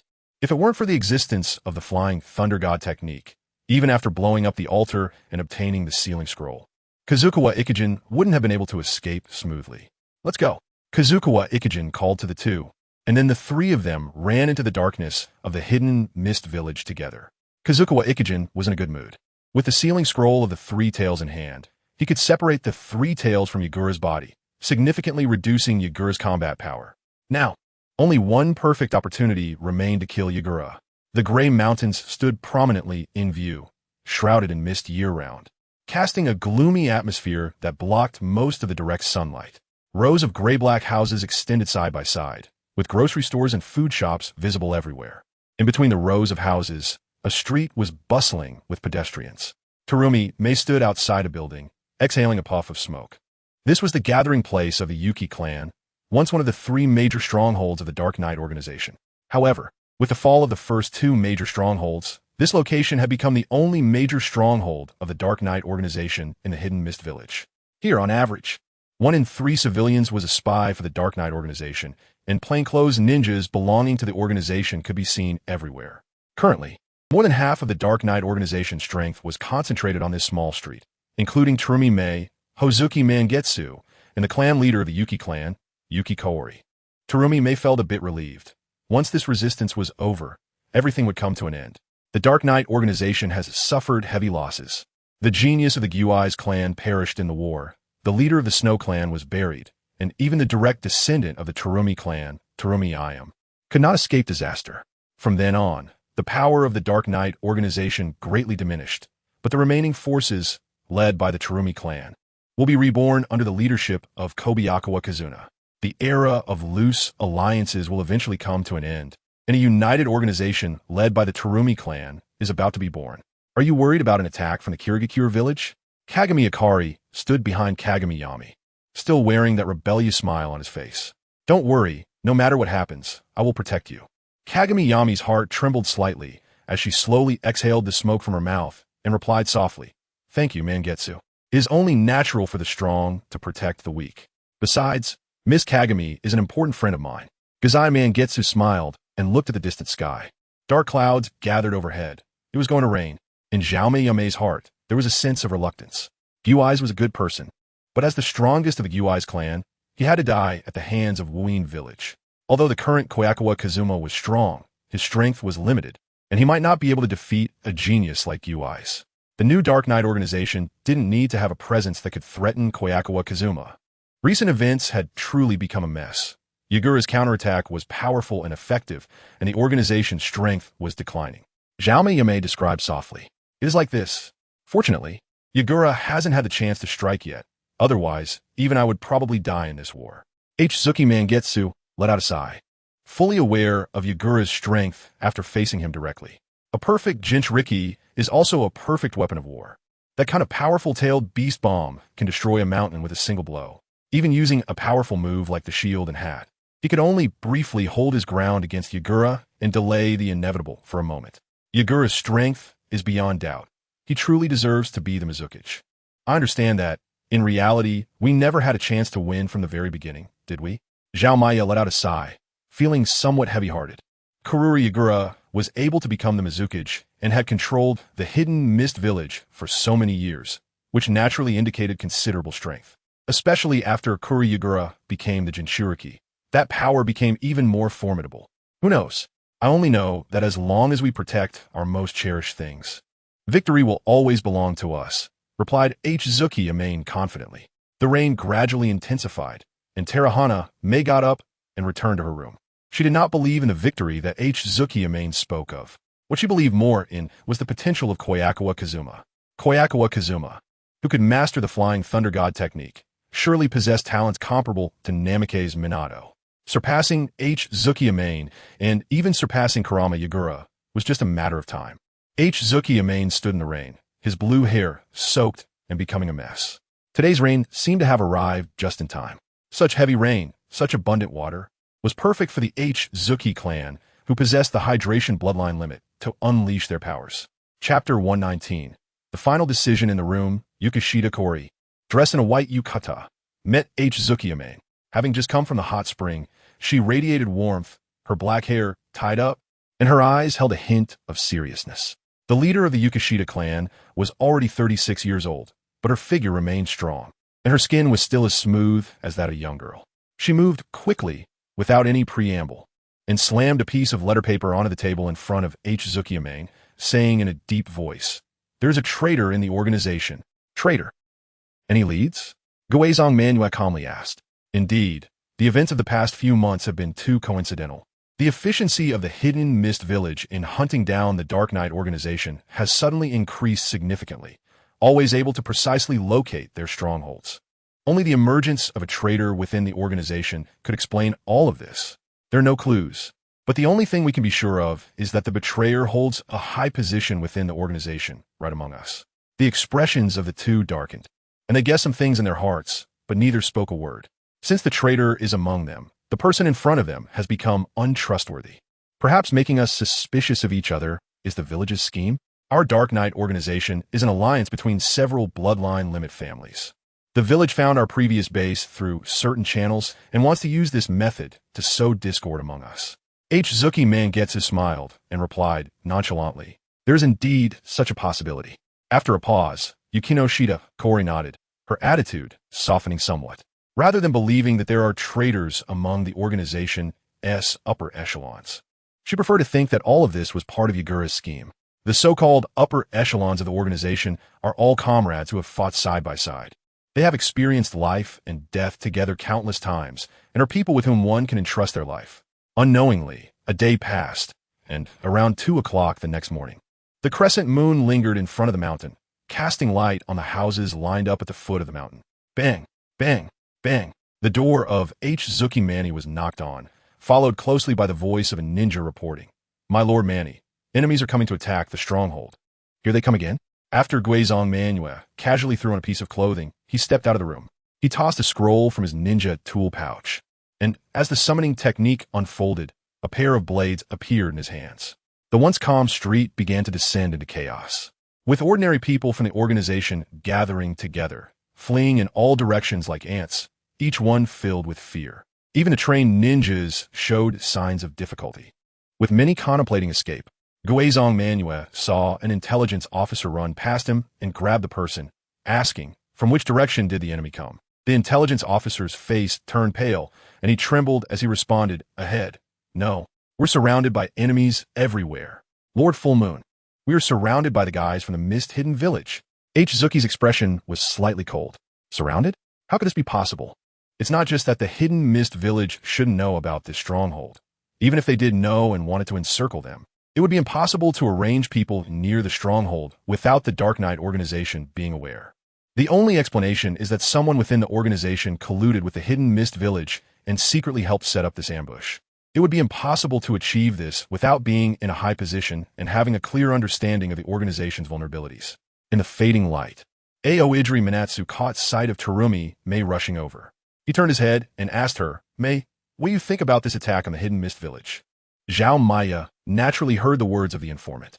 She deliberately avoided the topic of the traitor, her gaze firm, and said in a deep voice, "Right here, let's make a definitive decision with the village. I'm tired of living in hiding." Koji Maya understands very well that her death will increase the status of the Koji Maya clan within the organization, and the powerful Koizumi Kazuma will take her place, leading the organization and the Koji Maya clan down a completely different path. The only variable left in realizing the plan is Hozuki Mitsuki. If this genius is determined to escape, it will be difficult even for Yagura to kill her. "This really isn't like your style?"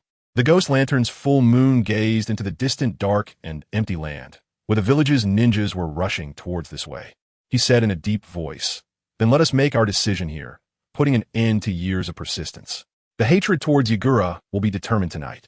"I feel the same way. Since there is nowhere to escape, let's make a decision here." Yukino Shidakuri slowly walked from behind the full moon of Zuki, already dressed in a ninja combat outfit.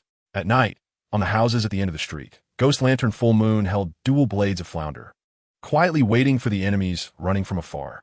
As the enemies approached, he leaped down, and the flounder in his hands quickly expanded, becoming enormous.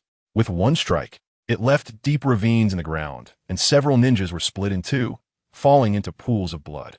"Can you withstand me for 5 minutes, Yagura?" Ghost Lantern Full Moon faced the man before him, revealing a confident smile. As a genius, he had absolute confidence in his strength. 5 minutes would be enough. Lord Yagura would completely defeat the rebels here, and you, Ghost Lantern Full Moon, would die here as well. As soon as the two made contact, war broke out. In the completely opposite direction of Ghost Lantern Full Moon, Yukino Shidakori also encountered a team led by another Jonin. With the death of the Watermelon Mountain Pig Demon, she was not afraid of any Jonin. Ice Release, Cherry Blossom Snow. Upon meeting, Yukino Shidakori unleashed a cold wind, crystallizing countless cherry blossom petals within it. The petals were as sharp as blades, injuring over 10 Chunin in an instant. Although the Mist Jonin dodged Yukino Shidakori's Cherry Blossom Snow, he still bore some injuries, displaying an embarrassed expression. Despite being a Jonin himself, he had no confidence in defeating the woman before him. "Yukino Shidakori, if you surrender to the mist, I'll make your death easier," the Mist Jonin persuaded, not wanting to engage with Yukino Shidakori too quickly.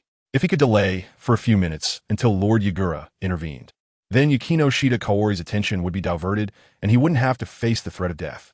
But Yukino Shidakori gave him no chance to delay, her hands moving continuously, making whooshing sounds. Ice Release, 1,000 Cherry Blossoms. In an instant, numerous ice crystals coalesced in the air around the Mist Ninja, and she snapped her fingers.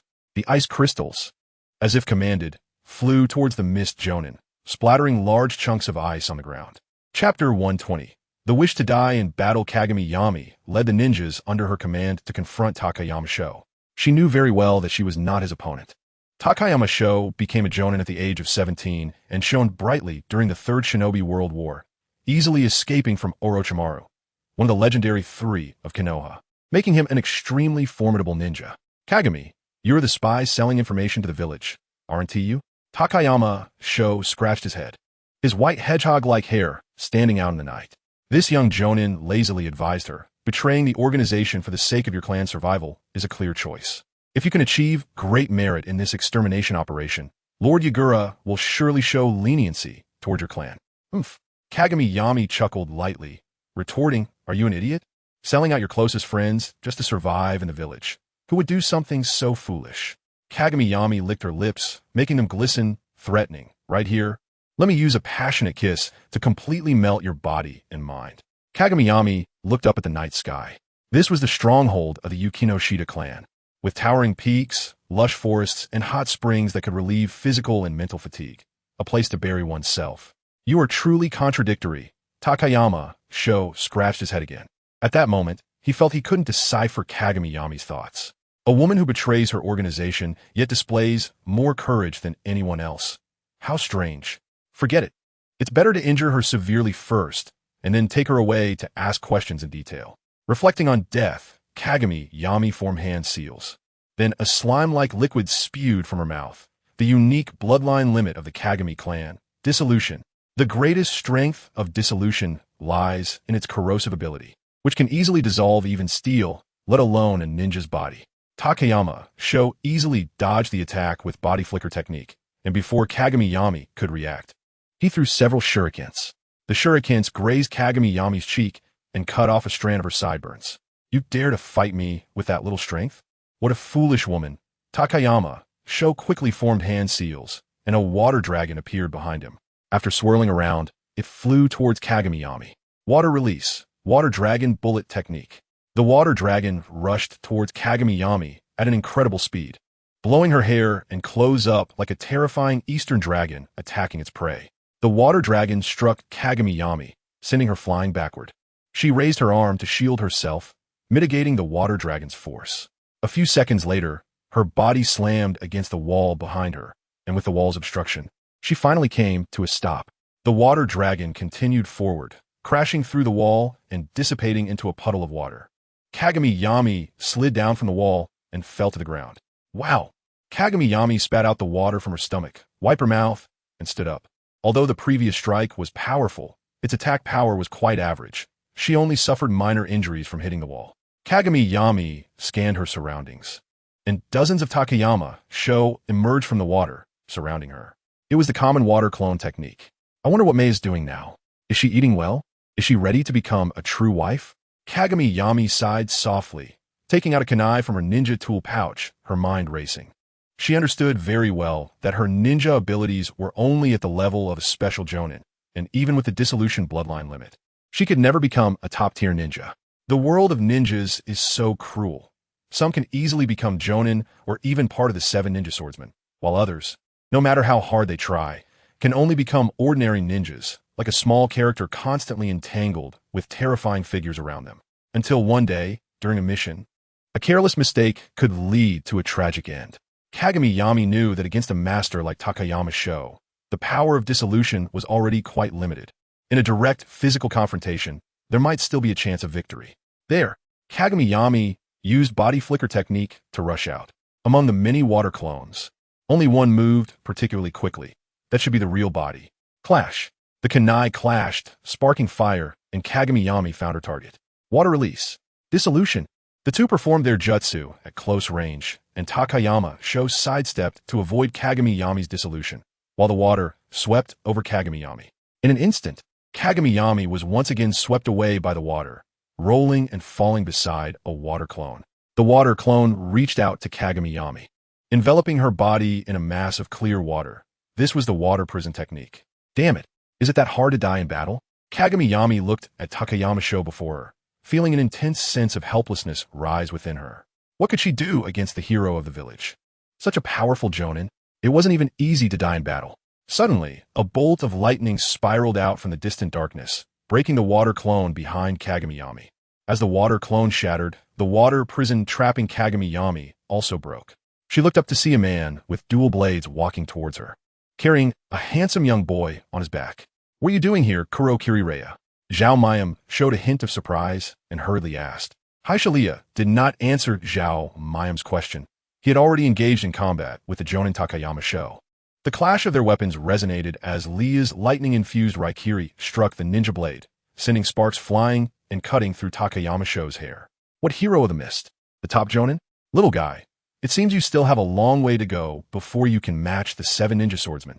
Haisha exerted force, and his Raikiri broke through the kunai, slashing forward. Takayama jumped back to evade Haisha, but found that his sense of crisis only intensified as he leaped into the air. Suddenly, a mist spread through the air, enveloping Takayama's body. This mist was the hidden mist technique of Momochi Zabuza. Chapter 121. It's time, Zabuza. You won't have trouble dealing with this talentless guy, right? Haisha planted his ninja blade into the ground, guarding outside the thick mist. His presence deterred the Chunin and special Jonin of the Mist Village from approaching. Within the thick mist, only Momochi Zabuza and Takayama existed. Sounds of metal clashing echoed from within the mist. and after a few minutes, the sounds of battle faded, and the mist dispersed. Momochi Zabuza stood coldly in the mist, and at his feet lay Takayama Sho with a kunai embedded in his right arm and thigh, blood seeping from the wounds. Zhao Mayam was momentarily stunned, murmuring, "Is this the power of the 7 ninja swordsmen?" Takayama Sho was among the top jonin of the Mist Village, yet even such strength was no match for Haishalia. Perhaps tonight, there is hope. Zhao Mayam, who had been saved, felt little joy. With 2 members of the 7 ninja swordsmen present, perhaps the organization would not be destroyed tonight.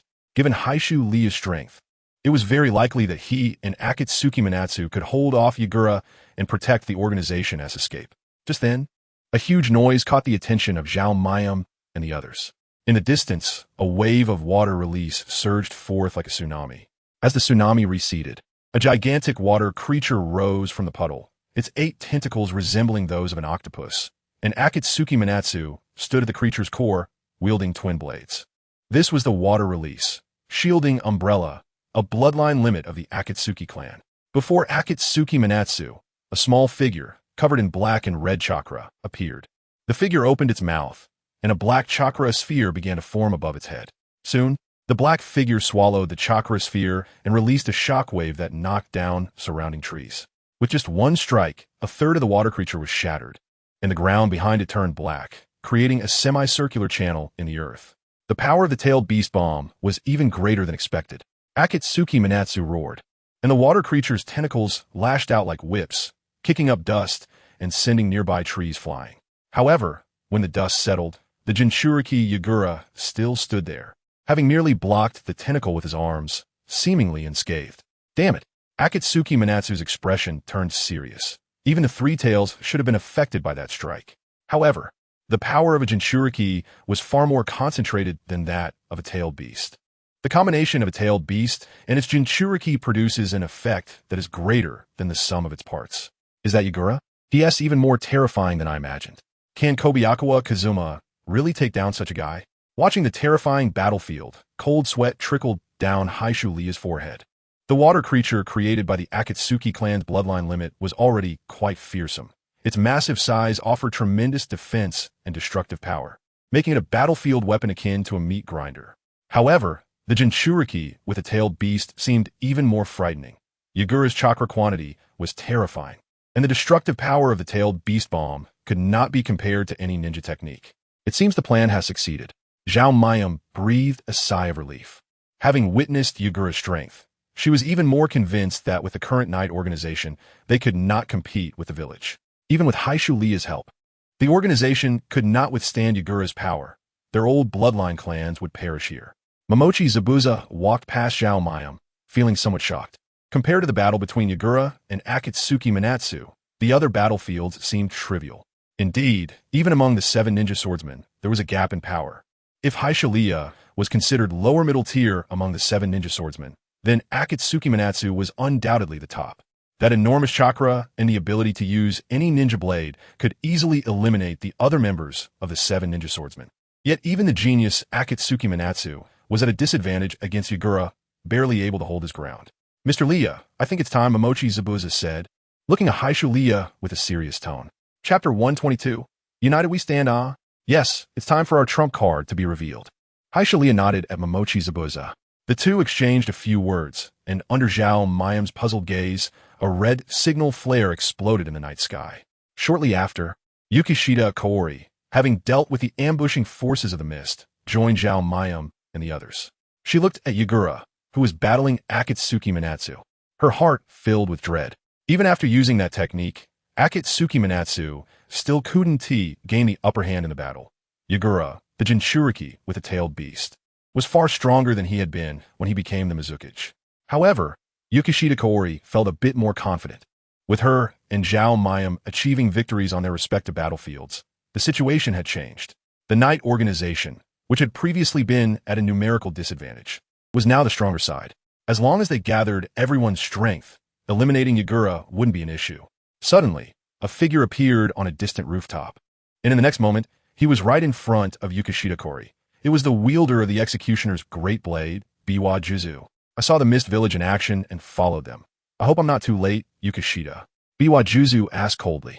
After leaving the mist prison, he had been hiding in the village to recover, only realizing there was trouble when he accidentally discovered the village ninjas gathering at the organization's base.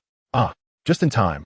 Since the Third Great Ninja War ended, the 7 ninja swordsmen of the mist have never gathered so completely. Yukishita Kaori smiled. With us joining forces, even Yagura will meet his end here. Zhao Mayam suddenly froze. With the appearances of Biwa Juzu and Haishalia, their organization now had 3 members of the 7 ninja swordsmen. On paper, their strength had already surpassed that of the Mist Village. Moreover, both Akatsuki Manatsu and Yukishita Kaori were highly motivated for this war, no longer harboring thoughts of fighting individually. The crisis of the Night Organization's annihilation inadvertently brought this loose alliance together. At this moment, everyone was striving for the same goal. Let's fight Yagura to the death here. Zhao Mayam, who had been seeking death just a minute ago, suddenly became filled with fighting spirit. She understood that from this moment on, the Night Organization's loose alliance would solidify into a powerful force against the Mist Village. In front of the group, the battle between Yagura and Akatsuki Manatsu had already entered a heated stage. Wrapped in the tailed beast cloak, Kirigane Yagura leaped high and landed a heavy punch on the water monster's head. The massive creature fell to the ground, instantly flattening the surrounding buildings. At that moment, Terumi May had already rushed in from the side, her cheeks puffed up and her hands forming seals continuously. Finally, Terumi May opened her mouth and spat out a viscous substance. Dissolution, dissolving monster technique. This jutsu was aimed at the Jinchuriki Kirigane Yagura. While still in the air, Kirigane Yagura swung his 3 tails behind him, causing the puddle of slime to be knocked down to the ground. As for Yagura, only a small patch of his chakra covering was corroded, emitting a hissing sound. Ice release. 1,000 cherry blossoms. Just as Yagura landed after blocking the dissolving monster technique, countless ice crystals formed around his body. Those ice crystals were exceptionally sharp, flying towards him like a torrential rain. In an instant, a large number of ice crystals splintered out, and Kirigane Yagura was knocked down to the ground by the ice crystal attack, with half of his body already frozen, looking extremely miserable. But it wasn't over yet. Taking advantage of this opportunity, Kurozai Raiga had already appeared in front of Kirigane Yagura, stabbing 2 thunder knives into Yagura's back. Thick lightning erupted from the sky, and the immense power exploded in a blinding white light centered on Yagura. Ultimate technique. 3,000 Thunder Realms. A smile appeared at the corner of Kurozai Raiga's mouth. This was his strongest move, and even someone as strong as Yagura had no reason to remain unscathed after taking this hit. Terumi May's eyes reflected the bright lightning, and a slight smile formed on her lips, filled with fighting spirit. She understood very well that if the members of the Night Organization fought individually, they would never be able to close in on Yagura, let alone inflict serious damage. But through a tacit cooperation, they not only successfully approached Yagura, but also unleashed their respective techniques. With the lightning dissipating, Kirigane Yagura let out a miserable roar. The black-red tailed beast cloak on him had mostly fallen off, and he was impaled by 2 ninja knives, curled up on the ground like a small beast. Kurozai Raiga jumped back to avoid the attack, standing next to Yukinashi Kaori. The already prepared Biwa Juzu had arrived above Yagura with a beheading sword in hand, ready to bring it down, seemingly intending to completely tear the enemy apart. However, at that moment, Kirigane Yagura suddenly let out a beast-like roar, and Biwa Juzu's eyes widened. He could not control his body as he fell. Accompanied by the roar, a shockwave spread out, centered on Kirigane Yagura. Biwa Juzu, who was closest to Yagura, was the first to suffer heavy damage, and he, along with the beheading sword, was sent flying like a kite with a broken string, landing far away. Unsure of his fate, Kurozai Raiga and Yukinashi Kaori were also blown away by the shockwave, crashing into distant buildings and sustaining various degrees of injury. Even Terumi May, who was the farthest away, had to brace herself against the shockwave, the debris scattered by the wind injuring her body and hitting her ankle, hindering her movement. Kirigane Yagura stood up at the center of the shockwave, once again fixing his gaze on Terumi May, behind whom lay the unconscious Biwa Juzu. Yagura opened his mouth, and a tailed beast ball slowly formed above his head. Although it was not large, everyone could feel the violent and terrifying chakra. Roar! Kirigane Yagura forcefully launched the tailed beast ball, and the black sphere, carrying immense power, tore through the ground as it passed just above it. Terumi May's heart sank. At that moment, she didn't even have time to feel fear. Don't be too arrogant. Just as the tailed beast ball was about to hit, The octopus-like water monster blocked in front of Terumi Mei. In the center of the water monster, Hozuki Mangetsu had merged his twin knives together. This massive ninja knife struggled to block the tailed beast ball, and Hozuki Mangetsu used all his strength, finally stopping the tailed beast ball's trajectory. A flash of white light passed, but the twin knives could not reflect such a massive chakra, and the tailed beast ball exploded violently upon impact. Chapter 123. The strongest strike. As the explosion subsided, Hozuki Mangetsu, holding the twin knives, was left charred all over, and the massive water monster had been torn to shreds by the tailed beast ball. Damn it! Hozuki Mangetsu was pulled away from the water monster's body. The continuous battles had led to heavy injuries, and now forcibly releasing the twin knives meant his remaining chakra was insufficient to maintain such a chakra-consuming technique as the shield you had. However, even though Hozuki Mangetsu was exhausted, Kirigane Yagura, as a Jinchuriki, still had abundant chakra. He raised his head again, replicating his previous actions to create another powerful tailed beast ball. Damn it, I'm not willing to accept this. Seeing the tailed beast ball forming again, Hozuki Mangetsu faced the fate of death. He pounded the ground with his fists, unwilling to die like this, unwilling to fail. His mother and younger brother were waiting for him at home. They were so close, just one step away. Biwa Juzu could have defeated Yagura. How did it come to this? Not far away, Yukinashi Kaori stared blankly at the appearance of the tailed beast ball, sighing in resignation. Yagura is too strong. The Yukinashi clan has reached its end. Don't despair. We still have an ace up our sleeves. Kurozai Raiga, who had fallen next to Yukinashi Kaori, smiled. He looked at the red signal flare slowly rising in the sky, his thoughts becoming firmer. Yukinashi Kaori was slightly taken aback. She didn't understand what kind of ace could give this member of the 7 ninja swordsmen such confidence. Even when all the high-ranking members of the Knight organization teamed up, they had never been so confident. Hidden in the shadows, Momochi Zabuza threw a kunai inscribed with Kozakura has come to visit, which flew in front of Yagura. Along with the kunai, a figure appeared. This figure held a crimson chakra ball, which was about a meter in diameter, making the figure appear small. Then, the red chakra ball smashed down on Yagura's head, and a burst of red flame erupted, the explosive force instantly spreading and engulfing Yagura's small figure. Fire release. Red Lotus Spiral Sphere. As Yagura was knocked down by the spiral sphere, the tailed beast ball also fell. The tailed beast ball collided with the spiral sphere, producing a huge explosion, and the terrifying power began to spread. Even before the spiral sphere hit Yagura, Kozakura Ikizoku had already used the body flicker technique to distance himself from Yagura. He brought his hands together, and a crystal began to grow in front of him, transforming into a gigantic lotus flower. CrystalRelease. Red Lotus Technique. The crimson flames engulfed everything around, blossoming with dazzling white light together with the tailed beast ball. As the explosion ended, the ground beneath Kirigane Yagura transformed into a deep spherical pit, with the rocks inside melted into scorching magma, emitting a red glow. And lying in the pit, Kirigane Yagura had shed his tailed beast cloak, his skin burned to a charred appearance, lying there without any signs of life. Yagura is dead? Hozuki Mangetsu looked in astonishment at the giant pit before him, feeling no chakra fluctuations from Yagura's body. Kozakura Ikizoku's jutsu was indeed immensely powerful, to be honest. Even a tailed beast ball might not achieve such an effect. Presumably, even a Jinchuriki like the Three Tails could not withstand such a strong attack. Dying would be the most normal outcome. Hozuki Mangetsu confidently curled the corners of his mouth, laughing. I really shouldn't die in a place like this. Such a powerful jutsu. Kozakura Ikizoku has truly become a man beyond Hozuki Mangetsu. Yukinoshita Kaori slowly exhaled. With the crisis averted, her mood lightened. So this is the trump card that Kirikara Rega spoke of. It truly is a strike capable of changing the course of the war. Terumi Mei was also slightly taken aback.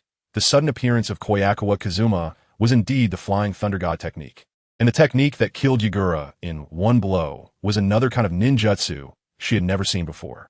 Without a doubt, the current Kobayakawa Kazuma, who could defeat Yagura, the Jinchuriki, is much stronger than Hozuki Mangetsu. The Mizukage belonging to the Terumi clan is about to appear. Terumi Mei smiled as she quietly watched the center of the explosion, her eyes gradually blurring with tears. Kobayakawa Kazuma took a deep breath. The red lotus in front of him blocked most of the shockwave, but his hair was singed.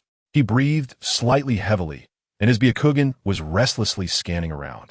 Preparing this oversized red lotus spiraling sphere had taken him a full 3 minutes since he received the signal, and he had even created 2 shadow clones. Just this spiraling sphere alone drained a third of his chakra. If this couldn't take down Yagura, he really had no other options. However, after defeating Yagura, things were not over. Uchiha Obito, who was hiding in the shadows, might very well make a move. At present, whether it was the Akatsuki organization or the ninjas of the Mist Village, any ninja with some power had already lost their combat ability. If Obito were to launch a surprise attack at this moment, it would indeed be difficult to stop him. However, once Obito made his move, his identity would be completely exposed to the spotlight, and the fact that Yagura was being controlled would also be discovered. No ninja would willingly submit to the rule of a puppet. Regardless of whether Obito made a move, Yagura's reign would end tonight. Kobayakawa Kazuma did not sense any chakra reaction around his body. Instead, a black-red chakra slowly emerged from the pit in front of him. Not dead yet. The vitality of a Jinchuriki is indeed formidable. Kobayakawa Kazuma was slightly taken aback and quickly rushed forward, drawing the ninja blade from his back. Even a Jinchuriki would inevitably die once their heart was destroyed. Yagura would be no exception. Looking at the almost lifeless Yagura, Kobayakawa Kazuma did not hesitate to stab towards the heart. He did not want to complicate things. Suddenly, a turtle-like claw extended from the charred Yagura, gripping the ninja blade and preventing Kobayakawa Kazuma from advancing even an inch. At the same time, the black dead skin on Yagura began to gradually peel away, revealing tender white skin beneath the shed dead skin. The three tails, the tailed beast controlled by the Sharingan, actually began to actively protect the Jinchuriki. Indeed, stealing the sealing scroll was a wise choice. Kobayakawa Kazuma released the ninja blade and reached into his ninja tool pouch to retrieve the sealing scroll. He fully unfolded the sealing scroll and formed several hand seals according to the patterns on it. Chapter 124, Victory Night Release. As the hand seals concluded, Kobayakawa Kazuma pressed both hands onto the sealing scroll, and tadpole-like characters crawled out of the scroll, burrowing into Yagura's body. In an instant, a massive amount of chakra surged from Yagura.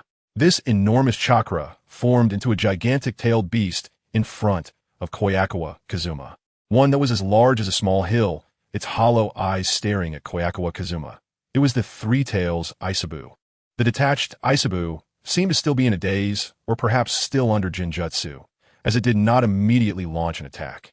Kobayakawa Kazuma grabbed the sealing scroll and ninja blade, jumping back to distance himself from the Three Tails Isabu. At this moment, the tailed beast had been separated from a Jinchuriki Yagura. Without the bloodline limit, Yagura would die within minutes after losing the tailed beast, unless someone sealed the tailed beast back within the Jinchuriki before their death, which would only take a few short minutes.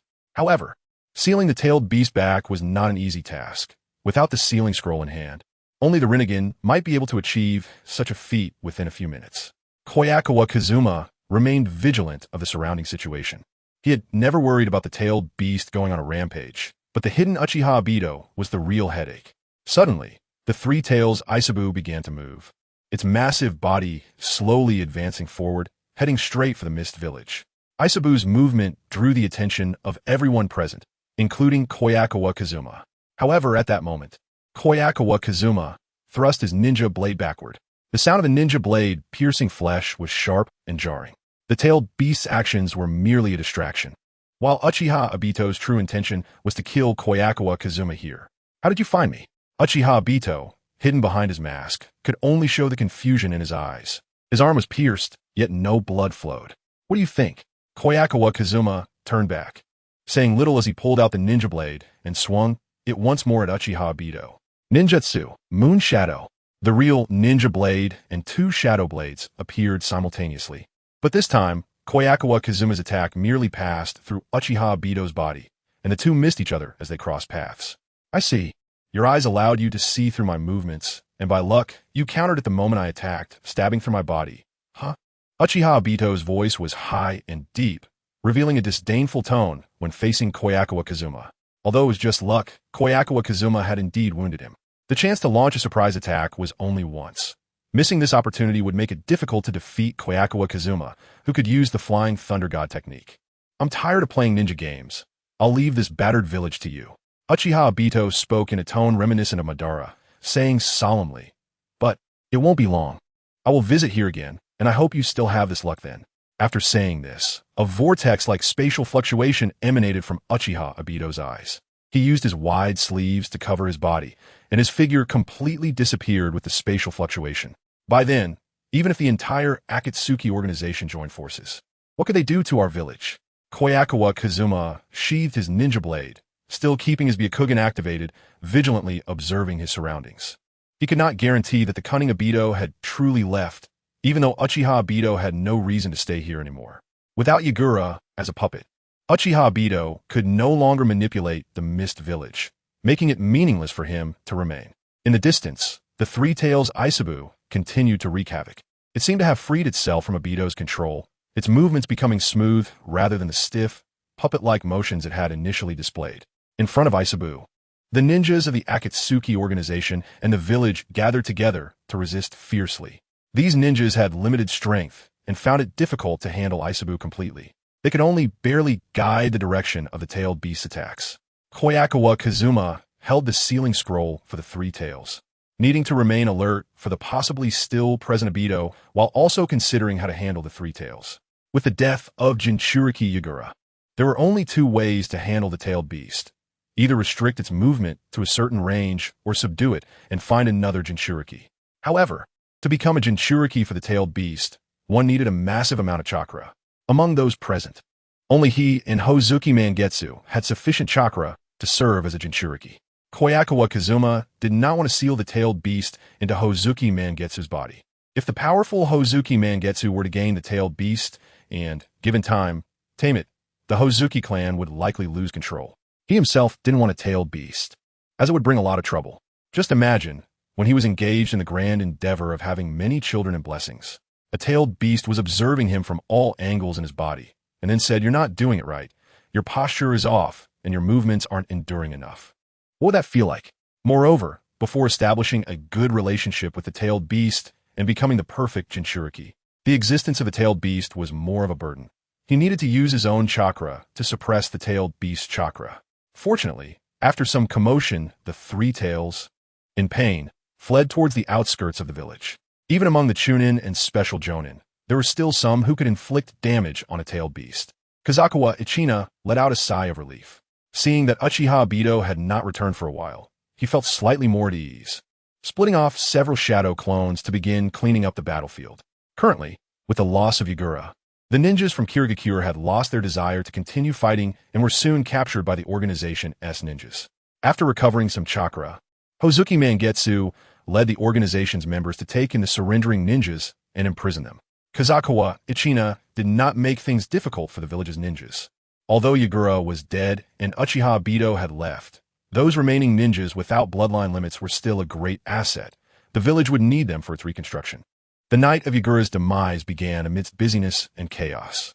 This brutal war, lasting for several years, ultimately ended in victory for the bloodline limit ninjas. Chapter 125. Decision amidst the chaos. Terumi May quietly watched Kazukawa Ichina busying himself, a smile in her eyes. With Yagura's death, it marked the end of the fourth Mizukage's era of blood mist. Next, to stabilize the situation both inside and outside the village, and to give an account to the daimyo of the Land of Water, they would need a new leader. Ichina, you have created a significant advantage for the Terumi clan. Now it's my turn. Terumi May stood up with the support of Yukike's Kori, her lips curling slightly. She hadn't felt this happy in many years. War has always been like this. As it ends, the victors distribute the spoils, and the position of Mizukage and the tailed beasts are the most valuable among those spoils. Tonight, the one who defeated Yagura was Kazukawa Ichina, so the Terumi clan should have the right to prioritize the distribution of spoils. Terumi, I heard Kazukawa Ichina possesses 3 bloodline limits, besides Byakugan and Sharingan. He also has CrystalRelease. Yukike's Kaori, supporting Terumi May, realized tonight the strength of Kazukawa Ichina and the limits that bloodlines could exert on the battlefield. Not to mention CrystalRelease. Both Byakugan and Sharingan are incredibly precious powers in war. It seems that Kazukawa Ichina could find the opportunity to defeat Yagura on the ever-changing battlefield thanks to those eyes. Able to counterattack unscathed despite the mysterious person's ambush. Regardless of who becomes the Mizukage in the future, Kazukawa Ichina's bloodline limits hold significant strategic value for the Yukike's clan. Don't think about taking him. Ichina belongs to the Terumi clan, Terumi Mei said coldly, emphasizing her point. Allowing the Hozuki clan to keep Kazukawa Ichina's bloodline was already an irreparable mistake. They must never let the Yukike's clan obtain his bloodline limit. That belongs to the Terumi clan's private property. Don't be greedy. After all, we are comrades who have experienced life and death together. Yukike's Kori playfully winked at Terumi Mei, completely disregarding her warning. Through Terumi Mei's reaction, she confirmed the fact that Kazukawa Ichina possessed 3 bloodline limits. Since that was the case, whatever means necessary should be used to obtain Kazukawa Ichina's bloodline limits. I am the leader of the Yukike's clan, and I must prioritize the greater good of the Yukike's clan. I cannot let personal relations affect my judgment. Yukike's Kaori fixed her gaze on Kazukawa Ichina's busy figure, her mind calculating. By the corpse of Igura, Kurozai Raya and Momochi Zabuza gathered together and chatted for a while. Although they had thought Kazukawa Ichina could take down Igura, they did not expect that guy to do it with just one strike.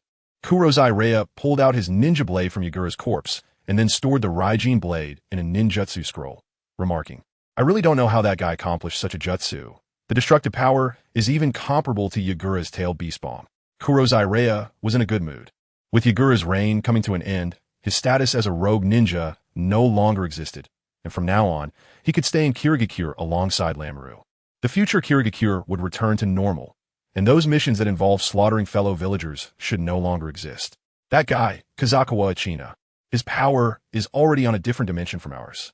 Momochi Zabuza clenched his fists tightly. After witnessing that jutsu today, he realized he would never catch up to Kazukawa Ichina's pace in his lifetime. The profession of ninja values not the effort put in afterward, but the innate talent. A ninja with talent like Kazukawa Ichina is not something an ordinary ninja can compare to. I need to go pay my respects to some people. Suddenly, Momochi Zabuza turned to leave. With Yagura's death, those inhumane ninja policies should also disappear, and he needed to inform his companions. Kaiman, ahoy Rei. Are you happy in heaven? Momochi Zabuza gazed into the dark, deep night where shadows appeared before his eyes.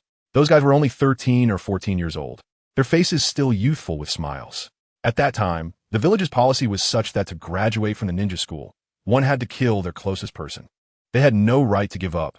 They could only choose between death and killing friends. Momochi Zabuza hated this policy, so he chose to kill all the students about to graduate on the graduation day, bearing the lives of everyone. Those who cannot bring themselves to kill will eventually die, and those who kill their companions have no right to live as humans. It would be better for everything to end here, with him taking action, letting them freeze their lives at the moment they were still human. Momochi Zabuza knew that such a large-scale massacre would definitely attract the attention of the village's higher-ups. He hoped Yagura would notice the dangers brought about by this graduation method. For the development of Kirigakure, this policy should be abolished. Momochi Zabuza's actions cannot be said to be a failure. He did indeed attract the attention of the higher-ups. However, they rewarded him and bestowed upon him the title of demon. The rebellion he made with all his friends' lives resulted in the village's praise. It was from that moment on that Momochi Zabuza realized that in the eyes of the fourth Mizukage Yagura, everyone in Kirigakure was merely disposable toys. A night quickly passed. A hint of dawn appeared on the horizon, and daylight was not far away. That night, the ninjas of the Dark Knight organization were filled with excitement as they cleaned the battlefield. Starting today, the members of the Bloodline Limit clans would no longer have to hide like rats crossing the street. They would gain a higher status than ever before.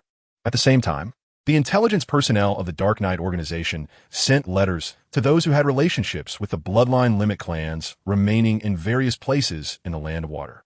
The organization hoped they could return to the village and help establish a brand new Kirigakure with their strength. Meanwhile, the higher-ups of the Dark Knight organization were also planning the election of the Mizukage. Having just gone through a great battle, Kirigakure was very weak and needed a strong leader to deter those restless nations. Mayami Terumi only had the medical ninjas give her simple treatment for her injuries, and then she went to find Kazukawa Kazuma. Whether for the Terumi clan or for the position of Mizukage later, there were many things that needed to be done. After searching around, Mayami Terumi finally found Kazukawa Kazuma in a guest room with a hot spring, where he was drinking tea. Kazukawa Kazuma was sipping his tea cup by cup when he suddenly slammed the cup down on the table. After a night of contemplation, he had ultimately made a simple and bold decision. First become the Mizukage, then marry a wife. Finally, have many children. After becoming the Mizukage, he would have an irreplaceable political status in the Land of Water, even able to modify the policies of the Mist Village, allowing the ninjas of the Mist Village to openly marry female ninjas from other villages. With the support of the Mist Village, the major bloodline limit families in the village would also have to listen to his orders, and negotiating for a well-qualified female ninja would be easy, making it only a matter of time before he became stronger. Chapter 126. You're truly you, Kazuma. I have something to tell you. Seeing Kazuma lost in thought, Mayami Terumi directly interrupted his train of thought, emphasizing seriously, I want you to marry me now. Today we will get married. By doing so, you will have the same power as the head of the Terumi clan, and you can represent the Terumi clan in organizational meetings, making it legitimate to compete for the position of Mizukichi. Cough, cough. Kazuma choked on his tea, shocked by Mayami Terumi's statement. He hadn't even settled his own marriage and childbearing matters yet. How could someone guess his thoughts? As expected, she is indeed his sister, always in sync with her brother's thoughts. Are you serious, Sister Terumi? Kazuma asked in return, knowing that Mayami Terumi had political motives in saying this. But he hoped it wasn't entirely for political reasons. Moreover, after marrying Mayami Terumi, he wondered if those conservative family female ninjas would accept marrying Mayami Mei afterward. To be honest, if he had to choose between Mayami Terumi and Mayami Mei, Kazuma would prefer to choose Mayami Mei. After all, Mayami Mei had better ninja qualifications and beauty, and he had spent more time with her, establishing a foundation of feelings. Mayami Terumi was slightly taken aback, subconsciously thinking that Kazuma was unwilling to marry her. With the sweet words you said to me when you first joined the organization a few years ago, All Eyes, was your promise to help revive the Terumi clan All Eyes? Mayami Terumi slammed her hand on the tea table in front of Kazuma, causing the cups on the table to topple over, her tone filled with anger. That is not what I meant. Seeing that Mayami Terumi was getting a bit angry, Kazuma didn't want to directly express his thoughts, only asking indirectly. I mean, if we get married, what will Mei think? Didn't you say before that you hoped I would rebuild the Terumi clan together with Mei? Of course, it means that Mei will also marry you, and I will explain this to her later. In any case, today, we must hold the wedding. Once the people from the organization arrive at the Mist Village, it will be too late. A makeshift wedding will not be recognized by those old men in the organization. Mayami Terumi emphasized again, showing some impatience. All right then. Kazuma reluctantly suppressed the smile that was about to break out. He stood up, gazing into the distance with deep and calm eyes, and declared with righteous determination, Sister Terumi is right. For the sake of the Terumi clan, I cannot be too selfish. I hope Mei can understand our difficulties. Mei is very understanding. She will definitely understand. Mayami Terumi took Kazuma to prepare for the wedding, and they got married in the shrine, holding the ceremony under the witness of the deity. As a senior member of the organization, Mayami Terumi's marriage was also a big deal for the Night Organization, and many came to witness the event, including Akatsuki's Hozuki Mangetsu. Now that the village was in dire need of revival, it was indeed the time for procreation. Mayami Terumi and Kazuma were both very busy. They not only had to take over the Mist Village, but also had to deal with the ninjas belonging to the Mist Village. In fact, within the Night Organization, there were voices calling for the execution of Mist ninjas. As Yagura's minions, the ninjas from the Mist side had bloodline limit family members' lives on their hands to varying degrees. However, a ninja's duty is to execute orders, and even the victorious Night Organization could not convict them for having killed ninjas. In the end, except for a few high-ranking Mist ninjas who still had discussions, the rest were released without charges. Kazuma was also busy winning people's hearts. To be a good Mizukichi, he needed to have his own group of confidants, which was essential for ensuring his political influence. The people of the Night Organization all had their own factions, making it difficult to win them over.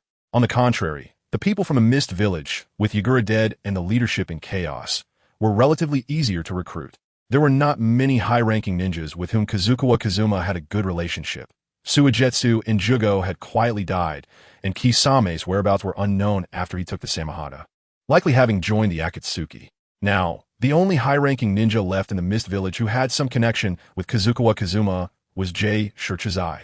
This high-ranking ninja rarely participated in battles between ninjas, thus he had not fallen into the hands of the Night Organization, and was now leisurely accompanying his wife at home. Jay Shirchizai lived on a street quite far from the Mizukichi building, and the atmosphere was rather quiet. Kazuma arrived outside Jay Shirchizai's house, knocked on the door, and then pushed it open to enter. Night had fallen, and under the light, Jay Shirchizai was sitting at the dining table, enjoying dinner with a woman. Kazuma?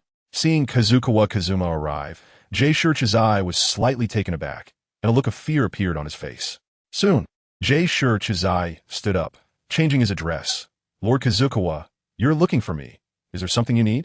There is no need for me to elaborate on the current situation in the village, right? Kazukawa Kazuma sat down in the empty seat at the dining table. It had already been the night before last when they defeated Yagura, and even the dullest ninja should have received the news by now. Yes, I have received the news. Jay Shirchizai replied, and the fact that Yagura had died was indeed shocking. What was even more shocking was that the one who defeated Yagura was the newly promoted high-ranking ninja, Kazukawa Kazuma, from a few years ago. I never expected that in just a few years, Kazukawa Kazuma would have gained the strength to defeat Yagura. The village's structure will undergo new changes. The people of the Night Organization are busy taking over the Mist Village. Would you like to join me in rebuilding a stronger Mist? Kazukawa Kazuma extended an invitation to Jay Shirchizai. Now, the situation in the village was clear, and it was better to speak plainly among ninjas. Jay Shirchizai pondered for a moment, then knelt on one knee before Kazukawa Kazuma, emphasizing, I am willing to help you ascend to the position of Mizukichi. For Jay Shirchizai, there was no better choice than Kazukawa Kazuma now. There were no characters in the Night Organization with whom he had a good relationship, and Kazukawa Kazuma not only had a connection with him, but also saved his life. Moreover, even the members of the 7 ninja swordsmen, like Raiga, followed Kazukawa Kazuma's orders. It would not be a loss to follow such a significant figure. Chapter 127. The foolish Take-Torai clan very well. Kazukawa Kazuma nodded. The situation was progressing smoothly, and with Jay Shirchizai's help, his strength had increased somewhat. Power is also one of the capitals for competing for the position of Mizukichi. And now he had one more asset in hand. After discussing things, Kazukawa Kazuma didn't plan to stay any longer. Aside from Jay Shirchizai, there were others waiting for him to recruit. Suddenly, a chunin in a vest walked in. He looked slightly surprised at the scene in the room. High-ranking ninja Jay Shirchizai was kneeling before Kazukawa Kazuma, as if pledging allegiance. The nin hesitated for a moment before kneeling down to Kazuma Kozakawa. The reign of Yagura had ended, and the next Mizukichi was likely to be this genius who had defeated Yagura, Kazuma Kozakawa. What is the rush? Tell me, Kazuma asked. Yes. The nin raised his head and said, the Take-Torai clan is attacking the village, and the only nin available in the village is Lord Jakazai. Kazuma nodded slightly. With Yagura's defeat, most of the nin in Kirigakure had been imprisoned, leaving only a few who hadn't participated in the battle unaffected. The nin of Kirigakure didn't have a good relationship with the clans of bloodline limits. They couldn't seek help from the Night Organization, so they came to ask the available Chikazai for assistance. Let us go together, Kazuma said as he stood up. That's great. If you're here, there's nothing to worry about, the nin said, showing a relaxed expression. With Kazuma Kozakawa stepping in, the Take-Torai clan would be no threat at all. After all, he was the strong nin rumored to have defeated the 4th Mizukichi, Yagura, with just one jutsu. Kazuma was aware that the Take-Torai clan was the family of Kayamaru, which made him a bit more cautious. Kayamaru possessed the Shikatsumiako bloodline limit and a small portion of healing abilities that probably belonged to sage body traits. Although the bloodline limit was powerful, unfortunately, the Take-Torai clan was not strong, and most of its members were bloodthirsty maniacs. Such a clan, such power. Its extinction was only a matter of time. Led by the nin, Kazuma and Chikazai followed him out, and the three ran all the way to a street on the east side of the village. The night sky was dark, with the sounds of burning flames and metal clashing constantly ringing out, and occasionally the cries of adults and children could be heard. Shadows of people were fighting everywhere. Members of the Take-Torai clan were battling against the people of Kirigakure, with both sides suffering injuries in a stalemate. Although there were no nin stationed, the Kirigakure side gained the upper hand with just nin and special nin. It was evident that the activity space of the Take-Torai clan had been compressed. Even without the arrival of nin, this battle would likely come to a conclusion within a few hours. Suddenly, a guy with dark circles under his eyes charged at Kazuma with a knife, his hair tied up, and a cruel, bloodthirsty smile on his face. The ninja knife in his hand seemed out of place, as if it had been grabbed at random. Lord Kazuma, be careful. The Take-Torai clans. Before he could finish, Kazuma's ninja knife pierced the man's neck. As the knife was withdrawn, the dark-eyed man fell into a pool of blood. the madness on his face gradually fading, replaced by terror. Were you trying to say their bodies are tough, and ordinary attacks can't cause much damage? Kazuma asked as he sheathed his knife. Yes. The Ch-nin was horrified. He had never seen someone dispatch a guy with a body of steel so easily. Kazuma Kobayakawa truly was the man who could defeat the Mizuki Jigura. Kazuma glanced down at the man lying in the blood. Visibly, his wounds were healing. And before the blood loss could threaten his life, it had already stopped. Seems like there's some value here, Kazuma nodded. The Take-Torai clan's bloodline didn't seem completely worthless. Since there was some usefulness, he thought to try and see if he could tame him to serve Kirigakure. Putting away his knife, Kazuma jumped onto the rooftop and shouted down at the fighters below. Who is the leader of the Take-Torai clan? Instantly, most people's gazes were drawn to Kazuma. Upon seeing him, the ninjas from Kirigakure felt their confidence surge. They hadn't expected that the one who had come was Kazuma Kobayakawa, the strong man who had defeated the fourth Mizuki. I am the leader of the Take-Torai clan. A middle-aged man in a linen long coat stepped forward, pointing his bone knife at Kazuma with a rough voice, provocatively saying, "Are you here to die, pretentious fool? Why have you come to Kirigakure?" Kazuma ignored the provocation and asked directly, "Isn't it obvious? We want Kirigakure to know our strength." The middle-aged man replied, as if it was a matter of course. "Isn't it natural for the strong to plunder the weak?" Kazuma frowned. The strong plundering the weak? Is that really how it is? These guys really didn't understand the situation. A clan that couldn't even defeat the station Ch-nin and Special J-nin of the village dared to speak such words so brazenly. "If I defeat you here, will it mean you are the one being plundered?" Kazuma asked. "Oomph. Foolish man." The middle-aged man smirked, shouting, "If you can do that, then come and try. I can't wait to use your corpse as a toy." Seeing that communication was impossible, Kazuma didn't continue speaking. He threw a kunai inscribed with "Kazuma was here." "Is this the level we're dealing with?" The middle-aged man sidestepped to avoid the kunai, his eyes full of disdain. The next moment, his pupils suddenly contracted. Kazuma had disappeared from his sight. Using the Flying Thunder God technique, Kazuma teleported behind the middle-aged man, a light blue chakra sphere appearing in his hand. Rasengan. With just a simple Rasengan, Kazuma knocked the leader of the Take-Torai clan into the ground, instantly rendering him unconscious. The dust raised by the Rasengan obscured the surroundings. And for a moment, the entire battlefield fell silent. Both the Take-Torai clan and the ninjas of Kirigakure stared blankly in the direction of Kazuma. "Hey, did I not see this correctly? Our clan's strongest leader was instantly defeated by a guy from Kirigakure," one of the Take-Torai clan members asked a nearby woman.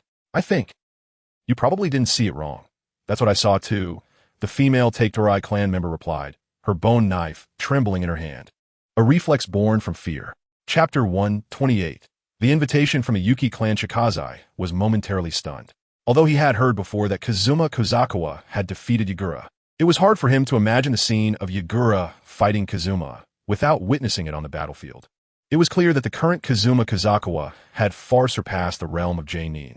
The Take-Torai clan was known for its own defensive capabilities. They boasted bones as hard as steel and healing abilities that far exceeded ordinary people. Even typical J-nin, without particularly strong offensive means, could easily be dragged into a protracted battle by this clan. Yet now, Kazuma had taken down two members of the Take-Torai clan, both in an instant. With the sudden disappearance of their leader, most of the Take-Torai clan lost their fighting spirit, watching Kazuma warily, as if guarding against him attacking again. Capture them alive. With Kazuma's orders, the ninjas of Kirigakure erupted with victory cries, shouting as they charged forward. With their morale boosted, these ninjas fought even more fiercely than before. Kazuma, meanwhile, began searching for Kayamaru among the chaotic crowd. Kayamaru should still be a 7- or 8-year-old child now. Without a doubt, Kayamaru was exceptional. His bloodline limit was special even within the Take-Torai clan. Scanning the area, Kazuma did not see Kayamaru's figure until he activated his Byakugan. So he fell behind? In the gaze of Kazukawa Ikamesa, a surge of chakra fire was rushing towards him. Kazukawa Ikamesa ran towards Kimimaro, meeting him outside the village's defensive line. With white hair, green pupils, and a bone sword in hand, there was no doubt that this was Kimimaro. "Are you an enemy?" Kimimaro asked, crossing his bone sword in front of his chest, warily staring at Kazukawa Ikamesa. At this age, Kimimaro seemed a bit too honest. "I am not," Kazukawa Ikamesa replied indifferently, shaking his head. "That's good." Kimimaro relaxed, continuing to run forward with his bone sword, seemingly eager to join the main force. Kazukawa Ikamesa then used the body flicker technique to appear behind Kimimaro, condensing a Rasengan in his hand and striking the back of Kimimaro's head. In an instant, Kimimaro fell straight to the ground, unconscious. Kimimaro was indeed excellent, but at his age he might not survive the attack from so many ninjas in the Hidden Mist Village. So there was no need for a meaningless fight to break out. Subsequently, Kazukawa Ikamesa looked towards the woods behind Kimimaro with cold eyes and said, "Come out." A man dressed in a ninja vest walked out from behind. It was Orochimaru, who had previously defected from Konoha. Kazukawa Ikamesa did not find Orochimaru's appearance surprising, as kidnapping children was Orochimaru's daily life and hobby across the ninja world. The Byakugan is indeed powerful. To be honest, aside from Uchiha Itachi, I've never admired anyone as much as you, Orochimaru said, hands on his hips, his pale face appearing quite handsome under the moonlight. His voice was hoarse as he invited Kazukawa Ikamesa. "Would you like to come with me? I will take you to witness the winds that sweep through the ninja world. Using your tricks to lure children is somewhat acceptable, but your words do not attract me. I do not wish to witness the winds that sweep through the ninja world." Kazukawa Ikamesa smiled and replied, "However, if you want to cooperate with me, we might be able to discuss it." Orochimaru's mouth curled into a smile, lowering his head, his gaze turning dangerous. "What a pity. You who can defeat Yakura do not currently need my power, but one day, you will realize the weakness of ninjas. Only a long life can find the meaning of being a ninja." Kazukawa Ikamesa smiled. "A long life? Isn't that a system reward from having children? Although the lifespan reward from each child is not much, it's still quite enough." However, Kazukawa Ikamesa did not have time to chat with Orochimaru.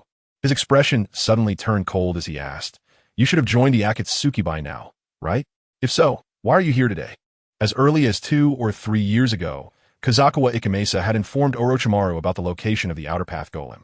Since Orochimaru might have investigated the location, it was likely he was now a member of the Akatsuki. "Sure enough, you deceived me, Kazukawa Ikamesa." Orochimaru's expression darkened. "The information you told me about the Sage of Six Paths was just to deceive me into revealing the secret of the Byakugan." Kazukawa Ikamesa also drew his ninja blade, the Byakugan restlessly scanning the surroundings. In his view, Orochimaru's previous words were equivalent to admitting that he was a pawn of the Akatsuki. "Don't worry." Seeing Kazukawa Ikamesa so vigilant, Orochimaru changed the subject and replied, "My task is just to check on the situation of the Three Tails, nothing more." "It better be just that." Kazukawa Ikamesa sheathed his ninja blade. He did not engage Orochimaru here. After all, Orochimaru was indeed hard to kill. However, this incident reminded him that both the tailed beasts and Jinchuriki were the village's most valuable assets and should be carefully guarded. Picking up the unconscious Kimimaro, Kazukawa Ikamesa returned to the village. After tonight, he had completely resolved the issues with the Teitori clan. As for the Akatsuki, he was not too worried for the time being. That organization was not yet strong enough to seek trouble in the Land of Water.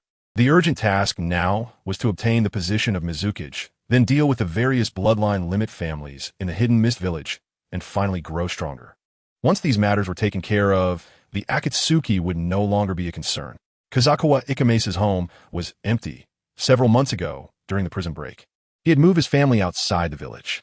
It would take some time for Terumi, Mei, and the others to return to the Hidden Mist Village. After resting at home until dawn, Kazukawa Ikamesa got up to continue recruiting talents, with his main destination this time being the Hidden Mist Prison. Currently, the Hidden Mist Prison had been taken over by the Dark Knight organization, and the Bloodline Limit members inside had been released, while several Jonin from the Hidden Mist Village had been imprisoned. Although these ninjas were temporarily detained, once released, they would undoubtedly be a formidable force. Even recruiting just one Jonin could significantly enhance a family's power. The Hidden Mist Prison had a dark gray exterior, appearing serious and oppressive. At the corner of the prison, Kazukawa Ikamesa encountered Yukinashita Kaori, who had just come out from deep within the prison. Chapter 129. The Value of Samui, looking at Yukinashita Kaori in front of him. Kazukawa Ikamesa was slightly surprised, but then he understood. It made sense. If he could think of it, the Bloodline Limit families had probably already thought of it too. Perhaps the Jonin in prison here had already received offers from several families. Of course, among these families, there was likely also the Terumi clan. Kazukawa. Suddenly, Yukinashita Kaori stopped in front of Kazukawa Ikamesa, hands on her hips, her hair neatly tied in a ponytail, and her clothes tightly clinging to her body's curves. "What is it?" Kazukawa Ikamesa coldly stared at Yukinashita Kori and asked, "What type of woman do you like?" Yukinashita Kori playfully blinked her eyes and said, "Our Yukinashita clan has quite a few good women, sweet-looking, aloof. Just say the word, and I can introduce them to you." Kazukawa Ikamesa squinted his eyes. He did not refuse and directly said, "Clan leader, I see you aren't really concerned about what type I like. You just want my bloodline limit. You are really boring." Yukinashita Kori sighed. Since the other party had already said it, there was nothing to hide. She smiled and boldly admitted, "You are right. The double bloodline limit is stunning. The Yukinashita clan hopes to obtain it. As long as you agree, we will push you to the position of Mizukichi." It was quite a worthwhile deal. Kazukawa Ikamesa's favor for Yukinashita Kori instantly increased a lot. Being open about her desires and willing to offer something in exchange, Yukinashita Kori was undoubtedly a qualified clan leader. He opened the system and silently examined Yukinashita Kori. Name, Yukinashita Kori. Age, 35. Beauty, B ninja qualification, B bloodline limit. Ice release or beauty was decent. Her ninja qualification was also quite good, and she had the ice release bloodline limit. If he had children with such a woman, the children would likely have good ninja qualifications, bringing considerable rewards. Currently, Kazukawa Ikamesa's ninja qualification was A, and as long as he had children with Yukinashita Kori, who had AB ninja qualification, it was possible to give birth to offspring with good ninja qualifications. Yukinashita Kori might not be the most beautiful in the clan, but she was likely the strongest in terms of power and had the best bloodline limit. Having children with such a woman would not be a waste of time. Clan leader, your conditions lack sincerity. Even without the help of the Yukinashita clan, the position of Mizukichi would likely belong to me. Kozawa Kazuma looked at Yukinoshita Kaori with eager eyes. He deliberately brushed past her and sniffed the scent at the tips of her hair. This action not only showed his interest in Yukinoshita Kaori, but also indicated his own attitude. Things that are too easily obtained are not cherished. Getting Yukinoshita Kaori to take the initiative is also a skill. Kozawa Kazuma's breath brushed against her skin, and Yukinoshita Kaori instinctively recoiled, her face slightly flushing. So that's it. This guy doesn't want an ordinary woman. He wants me? Yukinoshita Kaori thought to herself, feeling a sense of clarity about Kozawa Kazuma's mindset. For a man, conquering a woman is far more enjoyable than merely obtaining her. In Kirigakure, there are hardly any women more worth conquering than her. After all, what could be more pleasurable for a man than conquering the leader of the Yukinoshita clan? Yukinoshita Kaori wasn't particularly interested in a youthful man like Kozawa Kazuma, but when she thought about him being from the Takemiya clan and the younger brother of Takemiya Yamami, she had some thoughts. Takemiya Yamami has always had good taste. She was genuinely curious about how she would react.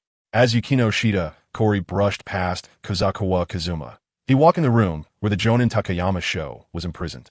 Without any preamble, he directly asked Takayama Sho, "As a Jonin, are you willing to help me establish a stronger Kirigakure?"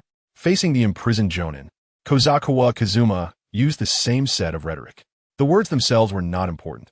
What mattered was that he had defeated the Mizukichi, Kirigane Yuzura.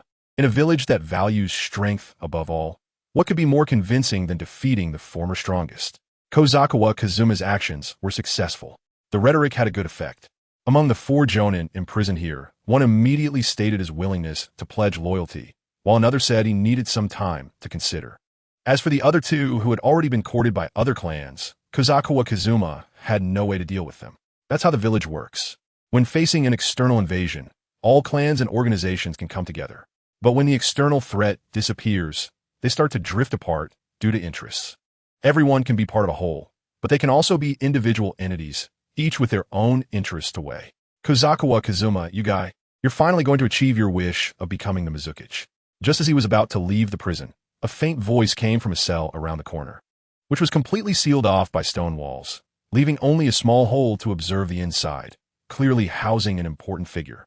"Yinin, Samui? It's been a few years since I've seen you." Kozawa Kazuma glanced at her, his tone indifferent. He felt somewhat nostalgic when he handed Samui over to Kirigakure. He was still a Chunin, and he never expected that several years had passed in the blink of an eye. Now, Samui was still imprisoned in Kirigakure's dungeon, while he had returned to Kirigakure and defeated the Mizukichi. "I don't want to see you." Samui looked through the small hole at Kozawa Kazuma's figure and said resentfully, "If it weren't for you, that sly guy, disguising yourself as Furan and tricking me, how could I have ended up imprisoned here? At that time, we were enemies." I had no problem with my actions.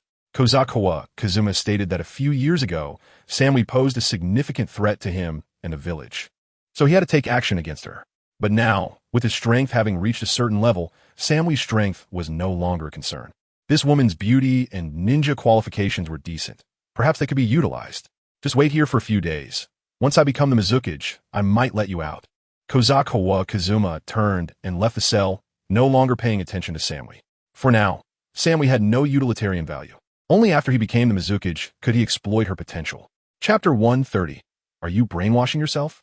After Kazuma left, Samui sighed deeply. Sitting against the cold, gray stone wall, she heard a man speaking softly on the other side. Lady Samui, during this time before leaving Kirigakure, you shouldn't complicate things. That guy Kazuma is quite formidable. I've heard he has to be a Kugen, and if he sets his sights on you, it could be troublesome. Kune, are you criticizing me for being talkative?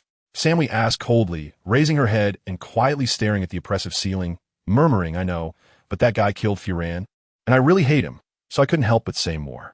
The man was silent for 4 or 5 seconds before slowly speaking. You're always so kind to us ordinary ninjas. Lady Samui, you must return safely to Yunin. Please don't let our sacrifices be in vain. I will never let you down, Samui promised. She felt a bit guilty. If it weren't for her being captured, these people wouldn't have to take such great risks to save her. And that detestable Kazuma, not only did he kill Furan, but he was also the indirect cause of her subordinates' deaths. The sunlight broke through the fog, emitting a white light. Yukino Shitakori arrived on a street in the eastern part of the village, which had been completely abandoned. The front of the houses was overgrown with weeds, and each shop door was still marked with Kirigakure's sealing signs. This had once been the property of the Yukino Shida clan. After Yuzora purged the bloodline clans, the Yukino Shida clan members either fled or died, and this street was thus abandoned. Now, with Yuzora dead, the Yukino Shida clan had returned to their former homeland. Yukino Shitakori's expression was somewhat desolate as she spoke to herself. I still remember this house used to be occupied by the old man Hashru. He pretended to be hard of hearing and would always cut an extra piece when selling tofu. His scales were also a bit off. That store over there was my brother's business. That guy had no ninja talent and married a virtuous wife. I intended for him to live like that for the rest of his life. Lady Clan Leader, at least we are all still alive. With us here, the Yukino Shida clan will one day be able to restore its former glory. Yukino Shida Takuma comforted. Now that Yuzora is dead, the Yukino Shida clan is still a well-known clan in Kirigakure. We living ones will bear the hopes of our deceased comrades and make this clan stronger. Indeed, as a clan leader, I cannot wallow in grief. Yukino Shida raised her head again and commanded, clear away all traces left by Yuzora here. In the future, this street will still belong to the Yukino Shida clan. Yes, instantly, more than a dozen shunin following Yukino Shida Kaori dispersed, removing the traps and explosive tags set in the shadows. Yukino Shida Kaori and Yukino Shida Takuma walked down the street, occasionally discussing recent political issues. In the aftermath of Yuzora's death, electing the next Mizukage was currently the most important matter. For the Yukino Shida clan, it wasn't that they didn't want to run for Mizukage, but rather that they lacked the ability. Whether it was the Kirigakure clan or the Takamiya clan, they had strength superior to that of the Yukino Shida clan and had made greater contributions to the organization. The Yukino Shida clan could only choose which candidate to support for the position of Mizukage. As they walked, Yukino Shida Takuma suddenly stopped and asked, Lady Clan Leader, how did your conversation with Kazuma go? Is he willing to leave the bloodline limit for the Yukino Shida clan? Failed. Yukino Shida Kaori shook her head and replied, Kazuma-kun believes he is almost guaranteed the position of Mizukage, and it seems he is not interested in the beauties of a Yukino Shida clan. Zwazixia, Takuma's expression darkened. He believed that Kobayakawa Kazuma was not uninterested in the beauties of the Shuef family, but rather did not want to give up the Byakugan's bloodline limit. In terms of strength, the Shuef family might not stand out too much in Kirigakure, but when it comes to the number of beauties, the Shuef family had even more than all the other clans in the village combined.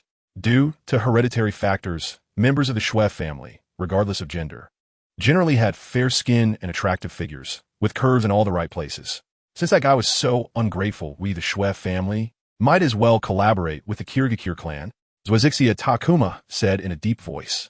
Zwazixia Kaori, however, shook her head, took a deep breath, and said softly, it's not a complete rejection. Recalling Kobayakawa Kazuma's frivolous demeanor when facing her, Zwazixa Kaori was well aware that if she were willing to submit to Kobayakawa, this young man would undoubtedly not hesitate to share his bloodline limit. Takuma, do you know what kind of person Kobayakawa Kazuma is? Is he worth my trust? Seeing the way Zwazixa Kaori slightly pursed her lips, Zwazixa Takuma's pupils constricted. As a seasoned ninja, he understood that this bastard Kobayakawa Kazuma had his eyes on their clan leader. And now, their clan leader was actually considering this absurd matter. Leader, please think twice. Zwazixa Takuma knelt on one knee before Zwazixa Kaori, emphasizing, your bloodline is pure Shui family blood. Only by marrying someone from the same clan can that bloodline be better passed on. Moreover, the Shui family cannot let the bloodline flow into the Kawai family. Seeing that Zwazixa Kaori did not take his words to heart, Zwazixa Takuma gritted his teeth and emphasized again. Kobayakawa Kazuma is a downright scumbag. Even before marrying Kawai Yami, he already had 2 wives. One is a commoner, and the other is his instructor, Swearin. How can someone who betrays his teacher and ancestors be worthy of your trust? After hearing this, Zwazixa Kaori's expression immediately darkened. She nodded in agreement. To have married multiple wives one after another, Kobayakawa Kazuma's character is indeed problematic. If he doesn't divorce those women, I can't bear to share a husband with others. Only then did Zwazixa Takuma breathe a sigh of relief. He clenched his fists tightly, finally managing to convince her. After all, the clan leader is a symbol of the Shui family. How could such a noble and beautiful leader choose a scoundrel from outside the clan? So what if this scoundrel defeated Yagura? However, Zwazixa Kaori then spoke again, helplessly saying, but if I don't compromise, how can I obtain Kobayakawa Kazuma's bloodline limit? Zwazixa Takuma was shocked and opened his mouth wide. Are you looking for excuses for your actions? Are you brainwashing yourself? You can't possibly be throwing away the Shui family's reputation just because you haven't been with a man for so many years and suddenly encountered the pursuit of an excellent male. Right? Leader. Chapter 131. Excellent subordinates on the other side, Kobayakawa Kazuma, who aspired to become the Mizukage, was unaware that he had suddenly taken on several lives from the cloud-hidden village and had made several unseen enemies. He was still busy with his own matters, awaiting the election for Mizukage. In no more than 3 days, the nominal leaders of a night organization would come from all over the water country to gather in Kirigakure for a meeting. These leaders, who had long been absent from the front lines, indeed had the right to share in the fruits of victory, but by the time they arrived, the spoils of Kirigakure would likely have been divided nearly among themselves. The ninjas fighting on the front lines bore great risks and naturally deserved to enjoy more of the fruits of victory. Kobayakawa Kazuma and Kawai Yami walked down the road together, heading towards the Mizukage building. It was said that the village elder, Jinji, had ties with the Kawai clan, and this elder was surprisingly well-liked, holding significant status both within the night organization and in Yagura's Kirigakure. If they could gain the support of this elder, it would be very helpful for their takeover of Kirigakure. As they arrived in front of the Mizukage building, Kobayakawa Kazuma encountered Zwazixa Kaori and Zwazixa Takuma walking towards him. It seemed that these two were also going to visit Elder Jinji. Zwazixa Kaori suddenly stopped in front of Kawai Yami, brushed her hair back, blinked, and asked, "So, Yami, do you think my earrings are pretty?" Kawai Yami couldn't help but shake her head and hold her forehead. It seemed that matters regarding the bloodline limit still needed to be kept secret. Otherwise, Kobayakawa Kazuma could easily become a target. Although Zwazixa Kaori appeared to be showing off her earrings, in reality, her flirtatious demeanor was probably an attempt to attract Kobayakawa Kazuma. "You old hag, what are you pretending to be innocent for?" Kawai Yami shot a cold glance at Zwazixa Kaori, with a glimmer of killing intent in her eyes. Zwazixa Kaori instantly stiffened her face. Even at 35 years old, she never thought her charm would lose to a young girl like Kawai Yami. "Who are you calling an old hag? I'm only 9 years older than you." Zwazixa Kaori stepped closer to Kawai Yami, emphasizing, "I'm talking about you. You old hag. You really think that look can charm a man? It's making me sick." Kawai Yami pointed her finger at Zwazixa Kaori's chest, showing no sign of backing down. "Huh? Are you looking for a fight? Yami, come on. Who's afraid of who?" Kawai Yami and Zwazixa Kaori started arguing. Kobayakawa Kazuma and Zwazixa Takuma exchanged glances, both sighing at the same time. The leader was cursing like a shrew and even wanted to tear each other apart. It was simply embarrassing. "Let's go, Yami. We have things to do, leader." The two dragged one of them, completely separating the two women. Kawai Yami complained to Kobayakawa Kazuma, "Don't stop me. I'm going to beat that old hag into the ground today." Kobayakawa Kazuma remained silent. "It's probably you who will be beaten into the ground, Yami." Soon, Kobayakawa Kazuma and Kawai Yami arrived at Elder Genji's home. This nearly 80-year-old man still appeared vigorous. Elder Genji held a high political status in Kirigakure, likely because this big figure always secretly protected the bloodline limit families, allowing those families to survive for so long under the village's siege. Kobayakawa Kazuma discussed the election for Mizukage with Elder Genji, but the elder seemed unwilling to wade into murky waters, speaking ambiguously. Kobayakawa Kazuma could roughly guess Elder Genji's concerns. Regardless of who became Mizukage, it was unlikely to affect the elder's political status. However, once the elder expressed his stance, it could easily offend the next Mizukage. Seeing that no conclusion could be reached, Kobayakawa Kazuma had no choice but to take Kawai Yami back. Unknowingly, it was already dark. In the Kirigakure prison, Samui stood up, wearing a thin and somewhat tattered prison uniform, quietly gazing at the ceiling. "Hey, it's time to eat." The prison guard opened a small hole in the wall of the cell, just big enough to pass in a bowl of food. Suddenly, the guard felt a blur before his eyes as an irresistible drowsiness hit him. Behind the guard, a ninja with a goatee appeared, accompanied by several ninjas. He found the cell key on the guard and opened a small door, then used an explosive tag to blow open the cell. "Gu Yuan-e, thank you for your hard work. You must escape Kirigakure safely." As Samui walked out of the prison, she gave a brief glance at the surrounding ninjas. Her heart filled with shock.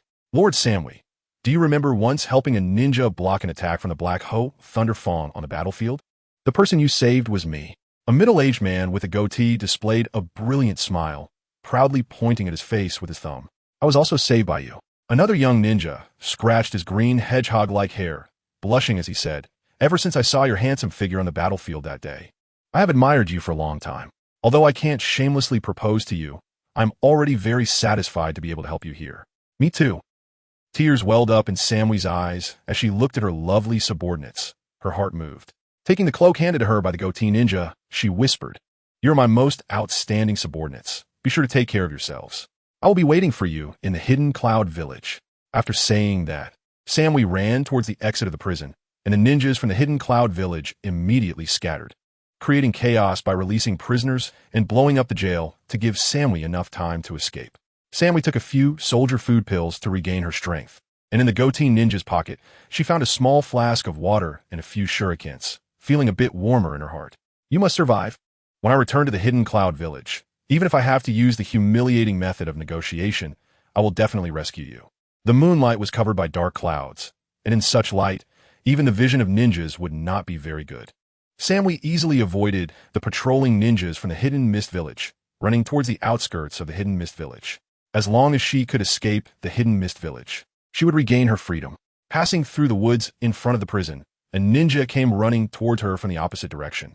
Samui was momentarily startled, then quickly formed hand seals to perform her ninjutsu. Instantly, arcs of electricity wrapped around her, greatly increasing her running speed. Using lightning to stimulate her cells could significantly enhance her physical functions, although there might be some aftereffects later. However, for Samui at this moment, escaping the village was the most important thing, and the side effects could be put aside. Chapter 132. Loyal subordinates, get out of the way, or I'll kill you. Stimulated by the lightning, Samui suddenly accelerated, her figure almost disappearing. Ice release. Ice coffin technique. The approaching Yukishita Takuya's expression turned serious. After using the lightning stimulation method, Samui's speed had clearly increased a notch, and he was barely able to keep up. As the hand seals were completed, a wall of ice appeared in front of Yukishita Takuya, and the next moment, this ice wall was struck by lightning and shattered with a loud bang. Samui's figure arrived in front of Yukishita Takuya along with the lightning, and with a swift motion of her kunai, she broke through the ice wall, even cutting some of the hair on Yukishita Takuya's head. Yukishita Takuya turned his head to the side with a gloomy face, narrowly avoiding being stabbed. This Yunin Jonin, after years of imprisonment, still possessed such skill. Forced to dodge led to an unsteady center of gravity, and Yukishita Takuya fell to the ground, rolling away awkwardly. "Takuya, when will you grow up to be a good man like Kobayakawa?" From the shadow behind Yukishita Takuya, Yukishita Kori, dressed in a white kimono, stepped out, looking disdainfully at Yukishita Takuya with a face full of contempt. Yukishita Takuya's face flushed red, avoiding the clan leader's gaze and pretending to faint. Yukishita Takuya understood, well, that in terms of strength, he would probably never catch up to Kobayakawa Akida in his lifetime, so it was better not to humiliate himself. Samwee's pupils constricted slightly upon seeing the Yukishita clan leader. She instinctively felt fear. After all, she was just a jonin, facing a woman who had slaughtered on the battlefield during the Third War, and she had almost no chance of winning. Moreover, this was still the territory of the hidden mist village. If she continued to entangle, pursuers would soon arrive. Changing direction, Samwee quickly ran out, but she didn't notice that transparent ice crystals had already spread around her body, reflecting a bright sheen under the moonlight. Ice release. 1,000 cherry blossoms.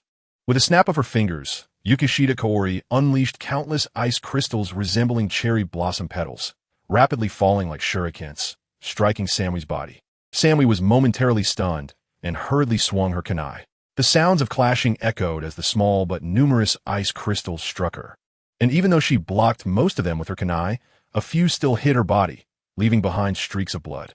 After the attack ended, Samwee had already sustained several small cuts, and her stamina had also been significantly depleted. Breathing heavily, Samwee's chest rose and fell erratically. She turned and pointed her kunai at Yukishita Kaori before her, knowing very well how terrifying this woman was. If she didn't defeat her here, it would be very difficult to escape. But with her own strength, what could she use to deal with the Yukishita clan leader? The opponent was not just a jonin, but also possessed the troublesome bloodline limit of ice release. Just then, a figure came running from the direction of the hidden mist village prison, wearing a headband belonging to the hidden cloud village, using body flicker technique to block in front of Samwee. Guyuan, you bastard. Samwee looked at the man in surprise, her emotions trembling slightly. Guyuan pointed his ninja sword at Yukishita Kaori and urged Samwee behind him. Lord Samwee, when you return to the village, tell my daughter that her father sacrificed himself for the village. He is a hero. Guyuan knew very well that he was not Yukishita Kaori's opponent, but if he could buy some time for Samwee to escape here, then his efforts would be worth it. After all, it is ninjas like them who are willing to risk their lives for the village and country that make it so strong. After saying that, Guyuan charged at Yukishita Kaori with his ninja sword. The sword came down, but was easily dodged by Yukishita Kaori using the body flicker technique. Given Yukishita Kaori's level, even if her opponent were the 7 ninja swordsmen, she would have a chance of winning, let alone Guyuan, who was merely a special jonin. Yukishita Kaori quickly formed hand seals, blowing out a cold wind filled with ice crystals resembling cherry blossom petals. Ice release. Cherry blossom blizzard. Guyuan did not choose to evade the ninjutsu. Instead, he crossed his arms in front of his chest to block the cold wind, his arms stiffening from the cold, and a layer of white snow formed on his hair. Crack! Because his fingers had frozen solid. Guyuan could no longer hold the ninja sword, causing it to fall to the ground. He turned his body and quickly charged towards Yukishita Kaori. Stinky woman, let me show you the will of our hidden cloud ninjas. A smile appeared at the corner of Guyuan mouth. The plan was successful. The damage to his arm from the ice release made Yukishita Kaori let her guard down, and he, relying on his damaged arm and will, completed the body replacement technique. In the snowstorm, Guyuan's movements slowed down, while the real Guyuan had quietly circled behind Yukishita Kaori after performing the body replacement technique. Due to Yukishita Kaori's carelessness, the plan succeeded. Guyuan firmly grasped Yukishita Kaori's wrist with one hand, while with the other hand, he forcefully pulled, causing a kunai to be stomped into the dirt beneath his feet. At the end of this kunai was a detonating tag, and the fuse of that detonating tag had already been lit. At this distance, even a ninja of Yukishita Kaori's caliber would be heavily injured by a special jonin. Of course, this type of attack was a life-or-death attack. Guyuan, being closest to the center of the explosion, would surely die, as he was sacrificing his life to buy Samwee a chance to escape. What impressive tactic. I didn't expect that Yunin also had a special jonin like you. It wasn't until her wrist was grabbed that Yukishita Kaori realized she had been played. She forcefully pulled her forearm. Although she was a jonin, she didn't have a significant advantage in strength and couldn't break free for a moment. With no other choice, Yukishita Kaori could only form hand seals with one hand. A thin layer of ice quickly formed in front of her, providing some protection to reduce the damage and prevent serious injury. However, she would no longer be able to pursue Samwee. Guyuan, why are you doing so much for me? Samwee's expression was dark. If it weren't for himself, Guyuan, he wouldn't have to sacrifice here. In his mind, the image of Guyuan's daughter gradually became clear. It was a little girl with black skin who had lost her mother at a young age, always pestering Guyuan to tell her stories. Samwee didn't know how to explain to the little girl that because of his own incompetence, Guyuan had died in a mist village. and even the body was difficult to retrieve. The fuse of the explosive tag was about to reach its end, and at that moment, two shurikens flew out in succession. One shuriken appeared in front of Guyuan E and Yukino Kitakori, while the other was nailed to the tree trunk in front of Samui. Yukino Kitakori's gaze was fixed on the tail of the shuriken, and she paused her hand seals, a smile appearing on her lips. On this shuriken, it was written, Shao Zakawa visited here. As expected, with the appearance of the shuriken, the figure of Shao Zakawa Ichin came right after. He grabbed Yukino Kaori's shoulder with his arm. Chapter 133.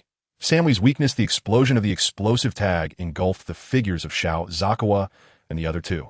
In the next moment, Shao Zakawa Ichin appeared in front of Samui with Yukino Kaori, his expression somewhat grim. Shao Zakawa Ichin was still not proficient in the use of the Flying Thunder God technique. Using it consecutively twice while carrying two people had left him quite fatigued. However, even in poor condition, Shao Zakawa Ichin was still absolutely confident in dealing with Samui. How could a jonin locked in a prison for 2 years without any progress pose a threat to him? Are you still going to run? Shao Zakawa Ichin looked at Samui and asked coldly. Samui shook his head. Where could he escape in front of the Flying Thunder God technique? However, he was somewhat relieved. The appearance of Shao Zakawa Ichin not only saved Yukino Kaori, but also prevented Gu Yuan Yi's needless sacrifice. Let Gu Yuan Yi go, and I will obediently go back with you. This time, there was no hesitation on Samui's face. You have no choice if you don't come back with me. I will kill him right now. Shao Zakawa Ichin casually picked up the shuriken nailed to the tree trunk and pressed it against Gu Yuan Yi's neck. Gu Yuan, who had experienced the Flying Thunder God technique, still hadn't realized the change in situation. When the cold sensation at his neck hit him, he realized that the tactic he had set up with his life had been so easily undone. In the face of Shao Zakawa Ichin's incomprehensible ninjutsu, all efforts seemed so futile. Gu Yuan, he felt a bit disappointed. He was so close, just so close to becoming the hero of the village. However, he still had a chance. As long as he charged towards the shuriken, it would pierce his artery, and Shao Zakawa Ichin wouldn't be able to threaten Samui. However, the courage to seek death was not something one could have at any time. After experiencing life and death, when Gu Yuan he looked at the cold shuriken at his neck, the image of his daughter flashed through his mind. The little girl's smile was always so sweet, and her voice was clear and childlike. Daddy, I want to become a ninja too and protect our Yunin village. Daddy, congratulations on becoming a special jonin. I baked a cake to celebrate for you. Daddy, where's mommy? Deep in his memories, the repeated calls of daddy awakened Gu Yuan Yi's cowardice. Tears of regret flowed from the corners of his eyes, and at that moment, Gu Yuan he could no longer make up his mind to leave such a lovely child behind. I'm sorry, Lord Samui. I hindered you. 2 lines of tears extended to his lips and dripped down. Gu Yuan he tightened his mouth. At that moment, he had selfish thoughts and the desire to return alive. You are a very brave ninja, Gu Yuan Yi. Samui walked over and patted Gu Yuan Yi's shoulder, comforting him in front of Shao Zakawa Ichin. We are all powerless. Escaping from a mist is simply impossible. Not giving Gu Yuan Yi a chance to feel guilty, Samui looked at Shao Zakawa Ichin and emphasized, I will no longer resist. Spare my subordinates' lives. They are all important ninjas of the village, and through negotiation, you can also obtain a considerable ransom. Can't you? That's a good suggestion. Shao Zakawa Ichin put away the shuriken and watched Samui return to the Mist Village prison. Suddenly, he had some thoughts. Since Samui valued his subordinates so much, there was no need to worry about lacking bargaining chips in the subsequent negotiations. Those subordinates who did not die tonight were Samui's weakness. Among the ninjas who came to rescue Samui, none were particularly powerful. Just 2 hours later, these people were all captured by the Mist Village and sent to prison. After resolving the matter, Shao Zakawa Ichin also left the prison and walked towards the Mizukage building with Yukino Kaori. Unknowingly, it was already late at night. It was time to go home and rest. Yukino Takuji's expression was somewhat awkward. If Shao Zakawa Ichin hadn't appeared, the clan leader would have been injured tonight. Because of this incident, the Yukino clan owed Shao Zakawa Ichin a favor, and with this favor, they could only support Shao Zakawa Ichin's ascension to the position of Mizukage. Yukino Kaori appeared quite calm and even started to calculate. Perhaps Shao Zakawa Ichin's rescue tonight was just a coincidence, but she had to bear some favor in return. This favor couldn't go unpaid, so why not use the excuse of repaying the favor to get Shao Zakawa Ichin's bloodline limit? Ichin, I still want to thank you tonight. Yukino Kaori tucked her hair behind her ear, her gaze drifting elsewhere, deliberately exposing her white neck. In fact, she had already considered Xiao Zakawa-ichin quite a bit. It was merely about having a child with him, nothing significant. Moreover, this child would be their offspring, and both in terms of ninja talent and status, will be quite high. In any case, the birth of this child would surely bring a brighter future to the Yukinokita clan. If gratitude is to be expressed, it would be better to consider something practical. Xiao Zakawa-ichin glanced at Yukinokita Kaori and smiled, with the beauty of the clan leader. You must be quite a famous beauty in a mist, right? Yukinokita Kaori's face flushed red instantly. She understood that it was time to dedicate herself to the Yukinokita clan. To ensure the smoothness of future actions, she now needed to find an excuse to send away Yukinokita Takuji, the third wheel. Takuji, I suddenly remembered that the matter of my two nieces applying to become chunin yesterday hasn't been settled. You should hurry back and handle it. Right now. Yukinokita Kaori coughed twice and emphasized in a weak tone. Yukinokita Takuji was full of question marks, although he didn't know why Yukinokita Kaori was suddenly so anxious. The clan leader's orders were hard to refuse. He quickly ran out, heading toward the Yukinokita clan's base, planning to complete these tasks as soon as possible. While running, Yukinokita Takuji suddenly remembered something. The clan leader had rejected the applications of the two nieces to become chunin yesterday. Could it be? It couldn't be. The clan leader, Yukinoshita Takuma, immediately felt something was wrong. Without any hesitation, he ran straight to Kobayakawa Kazuma's home and quietly sneaked inside. Chapter 134. Appointment of the Mizukage in the morning. As the sunlight just began to filter through the window, Kobayakawa Kazuma and Yukinoshita Kaori had not yet awakened from their dreams when they were reminded by Yukinoshita Takuma. Clan leader, Kobayakawa Kazuma, the meeting is about to start. This meeting will determine the position of the Mizukage. We can't be late. Takuma knocked on the door and reminded them.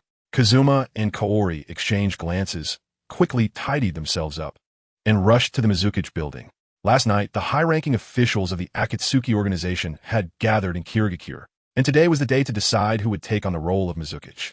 As the symbol of Kirigakure and the highest political figure, the Mizukage must not only be able to deter the other four great nations, but also represent the interests of many families within the village and the daimyo of the Land of Water to some extent.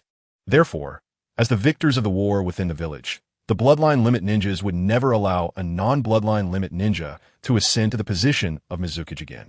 This action was not only for the interests of their respective families and organizations, but also to prevent another madman like Yagura from emerging, without knowing about Obito's existence. These high-ranking officials unanimously believed that as long as they did not allow non-bloodline limit family members to take the position of Mizukage, such absurd massacres would not occur again. The usually empty Mizukage office was lively today, with 11 people gathered around a large wooden round table. These individuals were mostly prominent figures in Kirigakure, some of whom were even clan leaders. Each of them had their own means, and despite suffering persecution for several years, they still held considerable influence in Kirigakure. Sitting in the east position was the leader of the Hozuki clan, Hozuki Ybu, who had some thoughts about the position of Mizukage. He believed that with the strength and contributions of the Hozuki clan, they were qualified to send Hozuki Mangetsu to the position of Mizukage. Among these bloodline limit families, the Hozuki clan was one of the best in terms of both seniority and strength. The second Mizukage, Hozuki Munehira, and the third Mizukage, Hozuki Eiji, both came from the Hozuki clan. Although they did not make significant political contributions during their tenures, they still fulfilled their responsibilities. It could be said that if it weren't for the sudden emergence of Kobayakawa Kazuma, a powerful figure, there would have been no need for a meeting. And the fifth Mizukage would have been Hozuki Mangetsu, the strongest within the clan. Hozuki Ybu furrowed his brows, firming up his thoughts. Let's do our best. Even if that guy Kobayakawa Kazuma defeated Yagura, and even if the Mizukage in Kirigakure values personal strength, the Hozuki clan is not without hope. If the Hozuki clan can produce a fifth Mizukage, then Kirigakure will belong to the Hozuki clan in the future. As everyone who received the invitation took their seats, the meeting officially began. What are everyone's thoughts regarding this Mizukage position? Hozuki Ybu gently cleared his throat and slowly spoke. The Hozuki clan indeed had ideas about the position of Mizukage, but as the clan leader, he could not bring it up himself. He needed others to voice it to appear legitimate. There were a total of 6 bloodline limit families present, and besides the Terumi clan, which was a competitor, all the other families had ties with the Hozuki clan. Before the meeting began, Hozuki Ybu had also contacted these families, And this time the momentum of the Hozuki clan in the Mizukage election would be unprecedentedly strong. Even if they ultimately could not compete with Kobayakawa Kazuma, the Hozuki clan would definitely be the strongest contender for the position of Mizukage. The silver-haired elder sitting beside him let out a gentle breath. And Hozuki YBU looked at him with eager anticipation, the corners of his mouth involuntarily rising. This elder was an old friend of the third Mizukage, Hozuki Eiji, and had been loyal to the Hozuki clan during the third Mizukage tenure. There was no doubt that his current stance was to speak for the Hozuki clan. Bang! The silver-haired elder slammed his palm heavily on the table, standing up abruptly, and declared with grandeur, the position of Mizukage should undoubtedly belong to Kobayakawa Kazuma of the Terumi clan. Is there anyone who would oppose such an obvious matter? Hozuki YBU looked in astonishment at the elder beside him, momentarily unable to process what was happening. What the hell did he just say that? After so many years of camaraderie, an old friend of the third Mizukage? The silver-haired elder glanced apologetically at Hozuki YBU. Although Hozuki Mangetsu was also excellent, did he have the Byakugan as a bloodline limit? Could he be as generous as Kobayakawa Kazuma, offering his own bloodline limit? Hozuki YBU hadn't even had the chance to respond when the various families present began to express their opinions. I agree. A talent like Kobayakawa Kazuma can probably only be compared to the first Mizukage, who pacified the chaotic world. The Hozuki clan has been too embarrassing. The position of Mizukage was stolen by Yagura, and it almost led to the extermination of our clan. For such an outstanding talent, if he doesn't become the Mizukage, then who will? It was Kobayakawa Kazuma who saved us bloodline limit families. Anyone who dares to disagree today will face my merciless kunai. Some even drew their kunai and slammed them onto the conference table. Hozuki YBU hadn't even had the chance to speak, and the election for the Mizukage had already concluded. Before Hozuki YBU could figure out the situation, Terumi Yame had already stood up to deliver her acceptance speech. Thank you, fellow villagers, for your trust. The Terumi clan has always been an important part of the village, and we will certainly contribute to the village in the future. I assure you here that Kobayakawa Kazuma will lead Kirigakure down a new path and will not disappoint everyone's expectations. Terumi Yame bowed solemnly to everyone present. Instantly, there was a warm round of applause at the conference table. Except for Hozuki YBU, everyone was very satisfied with the election results. In just a few minutes, this meeting, which had been prepared for a long time, came to a hurried end, and Kobayakawa Kazuma was pushed into the position of Mizukage. Of course, after the meeting concluded, Kobayakawa Kazuma also faced harassment from these bloodline limit families. These families hoped that Kobayakawa Kazuma would select a beautiful woman from within their clans to spread the bloodline limit and benefit everyone in Kirigakure. Besides the Terumi clan, the Yukino-Shida clan, and the Hozuki clan, 3 other families also wanted Kobayakawa Kazuma's bloodline limit. In response, Kobayakawa Kazuma easily agreed, but he insisted on personally selecting the female ninjas and that they would have to line up for their turn. After all, he had other matters to attend to recently. Chapter 135. Terumi Mei's qualifications. The process of assuming the position of Mizukage went smoothly, and Kobayakawa Kazuma quickly became the Mizukage. The day after becoming Mizukage, he announced the policy of reform and opening up in Kirigakure, not only strongly encouraging the ninjas of Kirigakure to intermarry with bloodline limit ninjas from outside villages, but also encouraging bloodline limit ninjas to marry non-bloodline limit ninjas within the village. Wasn't the reason Kirigakure previously found itself in the embarrassing situation of bloodline limit families and non-bloodline limit families opposing each other precisely because the bloodline limit families considered themselves noble and were self-secluded? If the two sides of ninjas did not distinguish between each other, how could they give Uchiha Obito a chance? In short, Kobayakawa Kazuma's policies were all aimed at making Kirigakure stronger. Once the major direction was set, Kobayakawa Kazuma continued his grand endeavor of having many children. It must be said that Yukino Shida Kaori's figure was indeed impressive. A week later, Kobayakawa Kazuma saw a prompt from the system. Name: Kobayakawa Kazuma. Lifespan: 59 years. Chakra amount: 26. 9 cards. Ninja qualification: A. 320. Bloodline limit: CrystalRelease, Byakugan, Sharingan. Ninjutsu: body replacement technique, completion rate 62. Transformation technique, completion rate 62. Clone technique, completion rate 62. Water release. Hidden mist technique, completion rate 58. Water release. Water chaos wave, completion rate 50.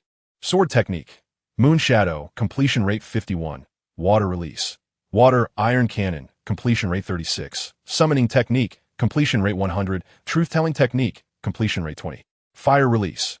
Dragon Fire Technique, completion rate 29. Shadow Clone Technique, completion rate 27. Fire Release. Head Hardening, completion rate 19. Rasengan, completion rate 22. Fire Release. Red Lotus Rasengan, completion rate 6. Flying Thunder God, completion rate 5. This time, helping Yukinoshita Kaori has permanently increased Kobayakawa Kazuma's chakra amount by 0. 8 cards, and his ninja aptitude has changed from A 340 to A 320. Now, even if a B level beautiful woman gets pregnant, the boost in strength it brings to Kobayakawa Kazuma has become quite limited. However, at the same time, his ninja aptitude is getting higher, and the bloodline limit in his lineage is becoming purer, making it easier to give birth to children with high ninja aptitude. Kobayakawa Kazuma did not take these changes to heart, as his requirements for selecting female ninjas have always been a combination of beauty and strength. Even if the situation has changed now, it would only mean loosening the beauty requirement for female ninjas to C. A C-level beauty is still considered a pretty girl among crowds. With Yukinoshita Kaori's pregnancy, Kobayakawa Kazuma couldn't help but shift his focus on selecting female ninjas to the entire Hidden Mist Village. Although there are many ninjas in the Hidden Mist Village, female ninjas with both aptitude and beauty are quite rare, and such female ninjas are often admired by many male ninjas. The path to becoming stronger will always encounter some difficult troubles. Let's wait for a while. Once Mei and those surviving Uchiha members return to the clan, I will try to acquire the Uchiha bloodline. Kobayakawa Kazuma has temporarily decided what to do next. Currently, his Sharingan still only has 2 Tomo. If he can have a child with Uchiha Mikoto, as the concentration of Uchiha bloodline increases, he should be able to awaken the 3 Tomo. By the time he reaches 3 Tomo, the abilities of the Sharingan will be quite terrifying. Even an ordinary ninja can quickly reach the level of AJ Nin with the 3 Tomo Sharingan. The abilities of the 3 Tomo Sharingan are not just about seeing through others' movements. These eyes also enhance Jinjutsu, allowing an ordinary ninja to become a master of Jinjutsu in a short time. Although it is not as unbeatable as Itachi Uchiha Tsukuyomi, it is still quite powerful. In fact, there are not many members of the Uchiha clan who have awakened the 3 Tomo Sharingan. Anyone who awakens, it will become a core member of the Uchiha clan. Furthermore, to protect the Uchiha bloodline and enhance its power, the Uchiha clan has policies that encourage intermarriage among those who have awakened the 3 Tomo Sharingan. A week has passed unknowingly, and Terumi Mei and the others, who were previously relocated outside the village by Kobayakawa Kazuma, have returned to the village. Kobayakawa Kazuma received the news early and waited alone outside the main gate. After years of not seeing each other, there were a few strands of white hair at the temples of the water lily, but her smile was still so beautiful. The water lily was holding a small child, who was indeed Kobayakawa Kazuma's offspring. Kazuma, this time you won't suddenly disappear again, right? The water lily wrapped her arms around Kobayakawa Kazuma's neck and suddenly kissed him. Over the past few years, the water lily had been living as an ordinary ninja in the village. She had not expected Kobayakawa Kazuma to return as a rogue ninja and become the new Mizukage after defeating Yagura. There will be many things to be busy with in the future, but I promise I won't make you wait so long again. Kobayakawa Kazuma held one of his wives and returned to the family. Misato went to prepare a meal, and Kobayakawa Kazuma faced Terumi Mei alone, opening the system to examine Terumi Mei's ninja aptitude. Name, Terumi Mei. Age, 20. Beauty, a ninja aptitude, a bloodline limit, liquid release, boil release. Kobayakawa Kazuma was not surprised by the A-level beauty. Terumi Mei was even more beautiful than a few years ago when she first went to Konoha. Although she lacked Tsunade's impressive figure, her charm was undeniable. However, the A level of ninja aptitude was indeed surprising. He did not expect that despite his efforts to improve his aptitude, he was still not as good as Terumi Mei. If he had given Terumi Mei enough space to grow from the beginning and sent her to other ninja villages for training, she might be stronger than him now. Defeating Yagura might not even require his personal intervention. Mei, you must be tired from your long journey. You should rest well today. Kobayakawa Kazuma did not intend to take action against Terumi Mei immediately. They had been together for many years and shared a family-like bond that needed time to transition. Moreover, Kobayakawa Kazuma felt it was better for Terumi Yagami to bring up the topic of marriage. Just then, Terumi Yagami pushed the door open and walked in. She looked at Terumi Mei in surprise, momentarily finding it hard to believe. Then, Terumi Yagami quickened her pace, walked up to Terumi Mei, and embraced her. Unknowingly, you've grown so big, Mei. I'm sorry I couldn't watch you grow up. Terumi Yagami held Terumi Mei tightly, as if embracing a treasured possession. Terumi Mei also gently embraced Terumi Yagami, and something slowly sprouted in her memories. She softly called out, "Sister." However, Kobayakawa Kazuma, watching this touching scene, suddenly changed his expression. In his view, the system's prompt regarding Terumi Mei's beauty had actually changed from A to A. Could it be? Kobayakawa Kazuma seemed to have thought of a possibility and couldn't wait to verify it. After a while of hugging, Terumi Yagami released Terumi Mei and said seriously, "Mei, since you returned this time, hurry up and complete the wedding with Kazuma. The remaining members of our Terumi clan are already less than 20. This bloodline limit and the glory of the Terumi clan should be passed on well." Terumi Mei's face turned red, and she secretly glanced at the expressionless Kobayakawa Kazuma. After a moment, she nodded, blushing, as if agreeing with Terumi Yagami's statement. Over the years spent with Kobayakawa Kazuma, she was well aware of how hard he worked for the growth of the family. Now, she was willing to work together with Kobayakawa Kazuma. "Then let's complete the wedding another day. I think Kazuma has no objections." Terumi Yagami turned her gaze back to Kobayakawa Kazuma. Kobayakawa Kazuma not only had no objections, but he also wanted to give Terumi Yagami a thumbs up.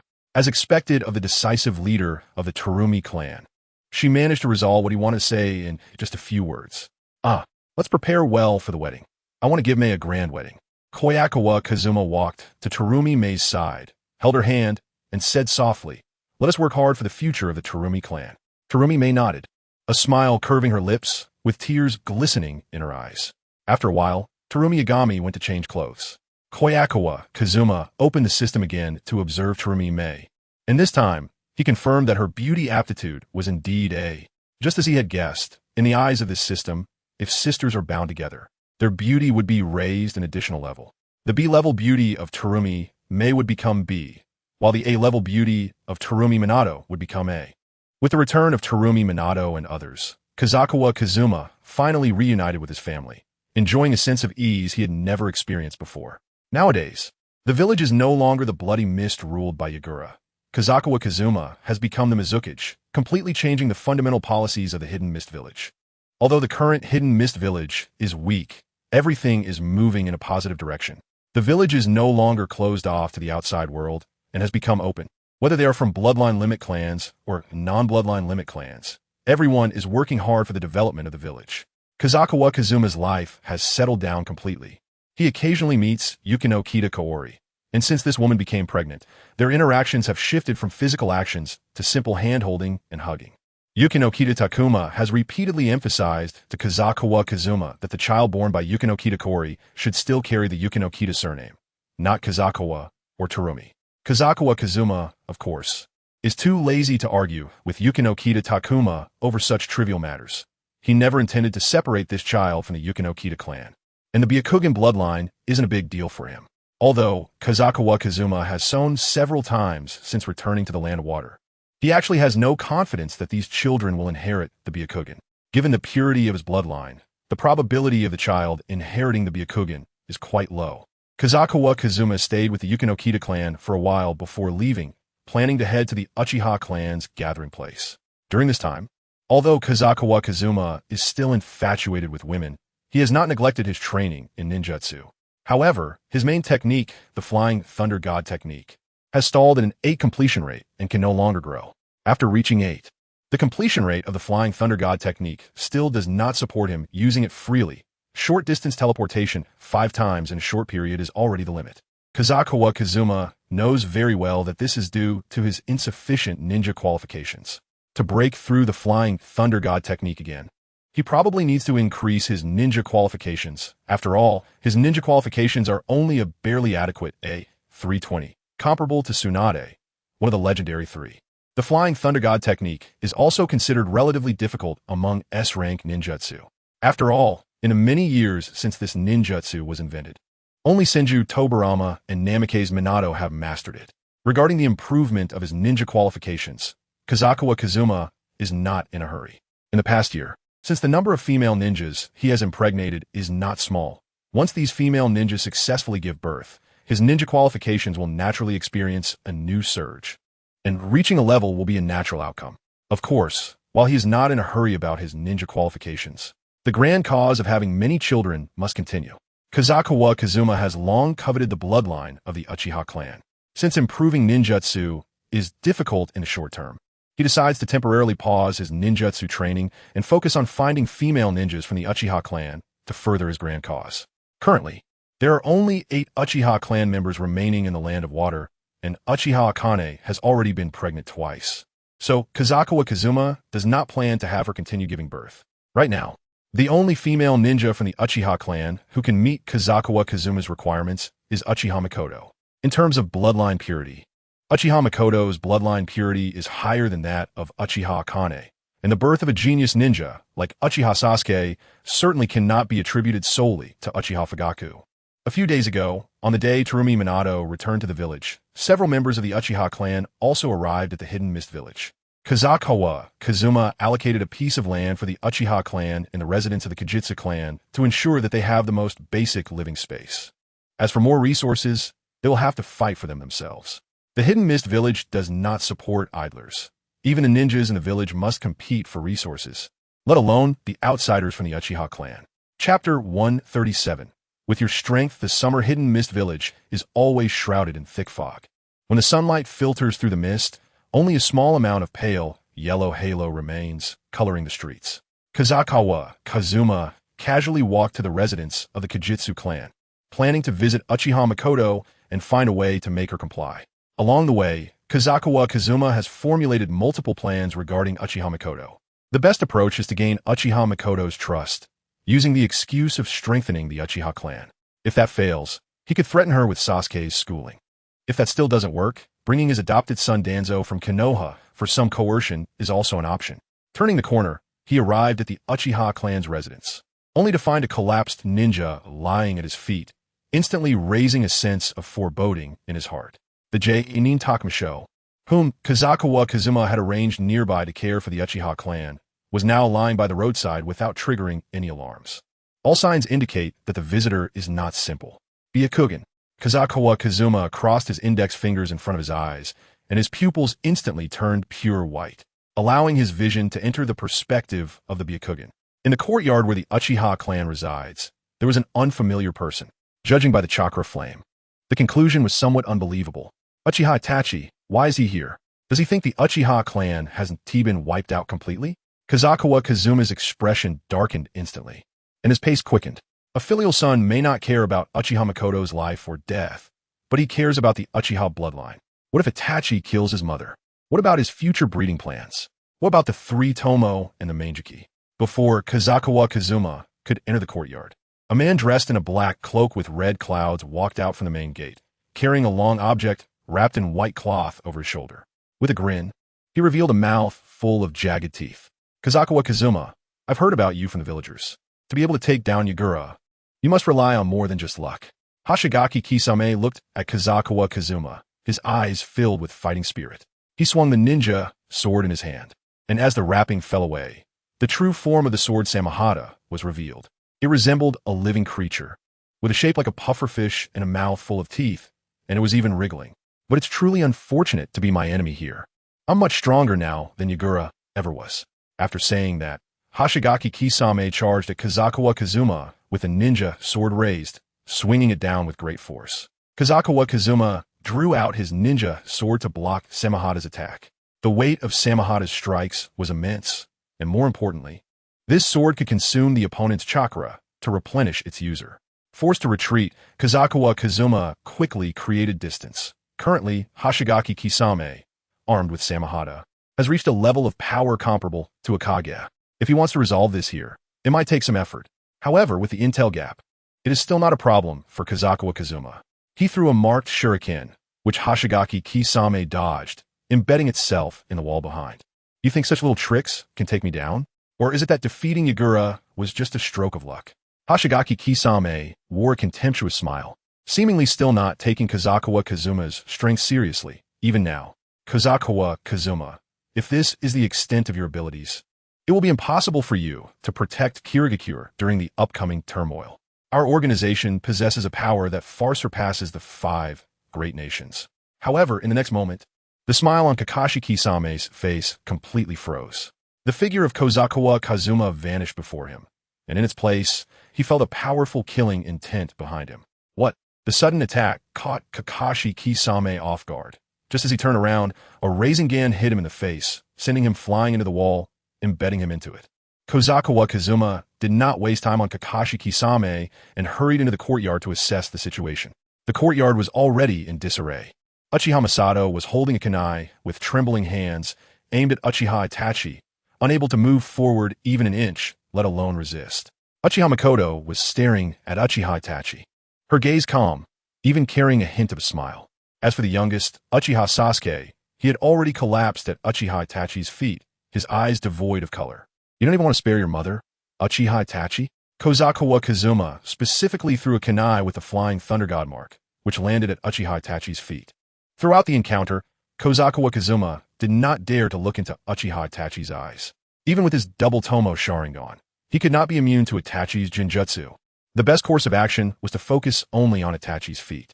Fortunately, with the Flying Thunder God technique, even without the physical training of Guy, he was confident he could launch an effective attack in an instant.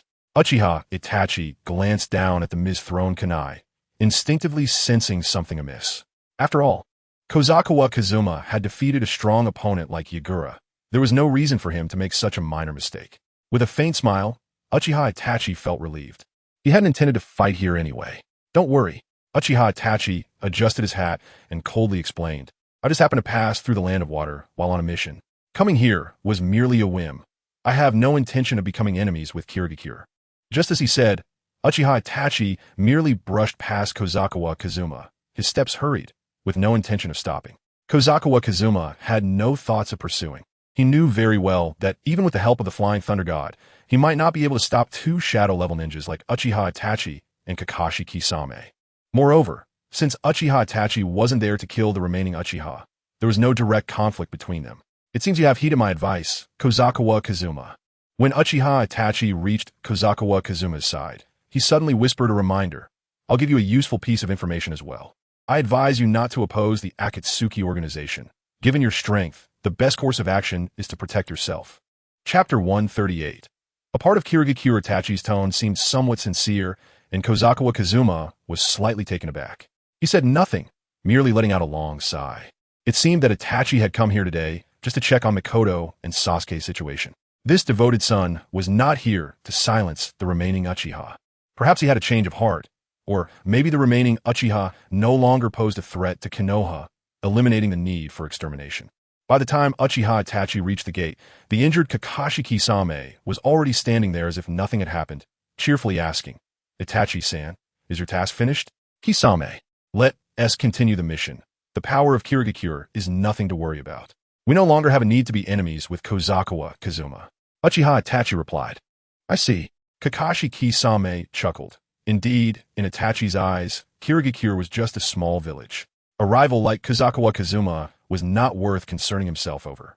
Exactly. Uchiha Itachi nodded slightly. Having found a reason for today's withdrawal, Kobayakawa Kazuma frowned. These two were truly arrogant. However, their arrogance stemmed from confidence. One had the Manjiki Sharingan, and the other possessed a chakra mount and a sword, the Samahata, that even he could only look up to, which indeed gave them some grounds to look down on the Mizukichi. In a direct confrontation, while these two might not be able to do much to him, he would also find it hard to keep them. Nevertheless, Kobayakawa Kazuma had no intention of establishing two strong enemies here for the time being. His journey of becoming stronger continued, and it wouldn't be long before he possessed eyes comparable to or even surpassing Itachi's. Moreover, it wouldn't be long before Uchiha Itachi would become his son. What father would argue with a child who turns out poorly? After thinking for a moment, Kobayakawa Kazuma extended his hand to Kakashi Kisame, inviting him. Now that Yagura and the Watermelon Mountains Tanaka have become history, the Bloody Mist era will not repeat, and the mission of slaughtering compatriots will no longer exist. Why not stay and help me build Kirigakure, Mr. Kisame? The fifth Mizukichi extending an invitation to me? That's quite significant.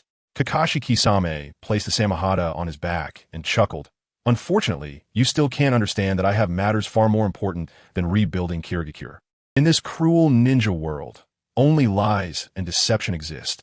Until the old era disappears, the world will remain false.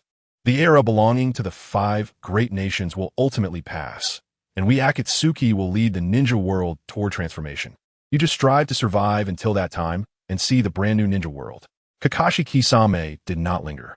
He and Uchiha Itachi quickly headed in the direction of leaving Kirigakure. Kobayakawa Kazuma wanted to discuss the deception of the moon's eye plan in detail, but unfortunately, Kakashi Kisame did not give him the chance to speak. Clearly, the transformation Kakashi Kisame mentioned should refer to the infinite Tsukuyomi plan. However, at the same time, Kobayakawa Kazuma also felt a sense of crisis. Although he had defeated Yagura, his strength among the shadows of the 5 great nations was still not strong. If pain from the Akatsuki had come today, he would have found it difficult to resist. Uchiha Obito was right. In the current ninja world, if the Akatsuki organization took action, it was likely that no nation could stop them. Therefore, he needed to hurry and strengthen himself. As long as he could elevate his Sharingan to the level of the Manjiki, his strength would experience a significant leap in a short time. Turning back, Kobayakawa Kazuma looked at Uchiha Mikoto, who seemed to be prepared for death upon seeing Itachi. Or perhaps, she simply believed that Uchiha Itachi would not harm her as his mother. Their eyes met, and Uchiha Mikoto forced a strained smile. "I'm sorry. Itachi has brought trouble to your Kirigakure." Kobayakawa Kazuma placed his palm on Uchiha Mikoto's soft shoulder, comforting her. "Madam, you're also a part of Kirigakure now, aren't you?" "Indeed." Uchiha Mikoto sighed in relief. Clearly, Kobayakawa Kazuma did not intend to pursue the effects caused by Itachi. However, Kobayakawa Kazuma smiled. If he easily forgave Uchiha Mikoto like this, how could he deceive her into his grasp?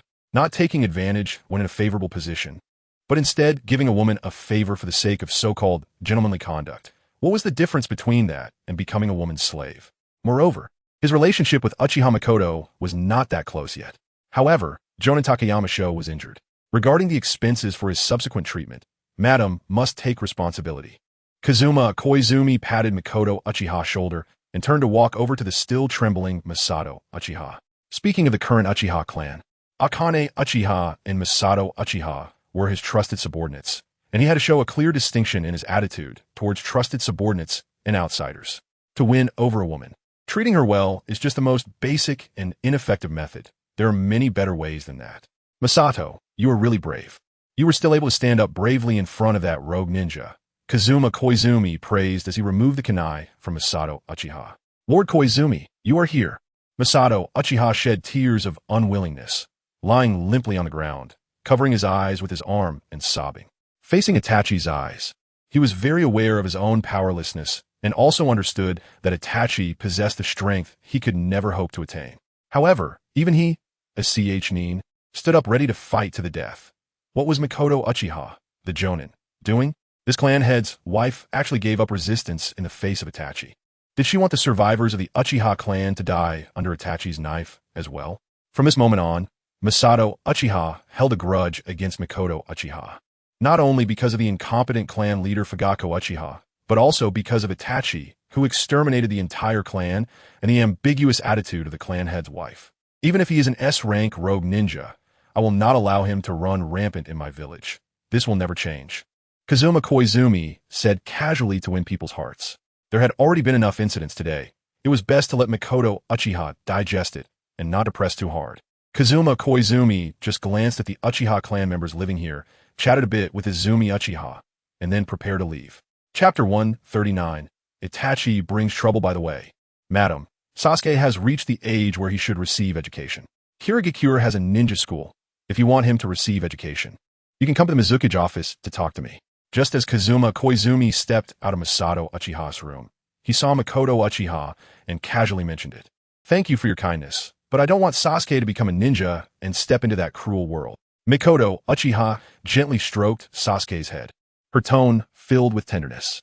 Before Mikoto Uchiha could finish her sentence, little Sasuke, who was only half her height, tugged at the hem of her skirt. His eyes filled with hatred. Mom, no matter what, I want to become a ninja. And then I will kill that guy Itachi.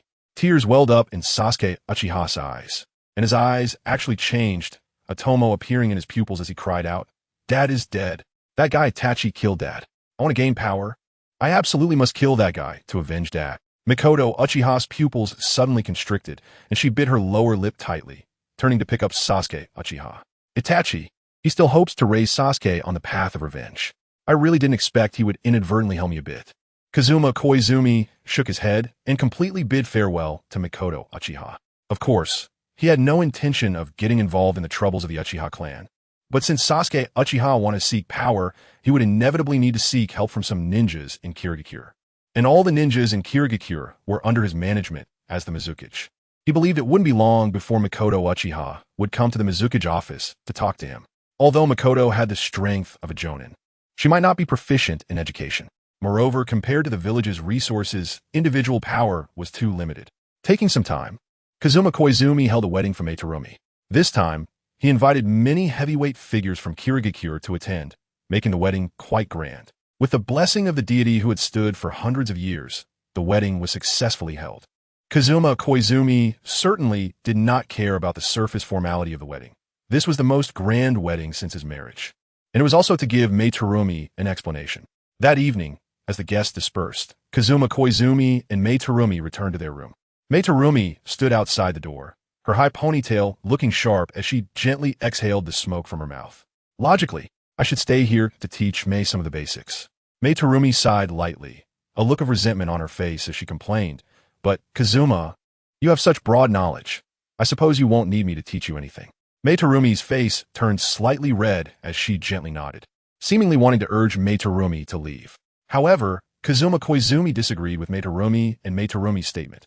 After all, he also wanted system enhancements.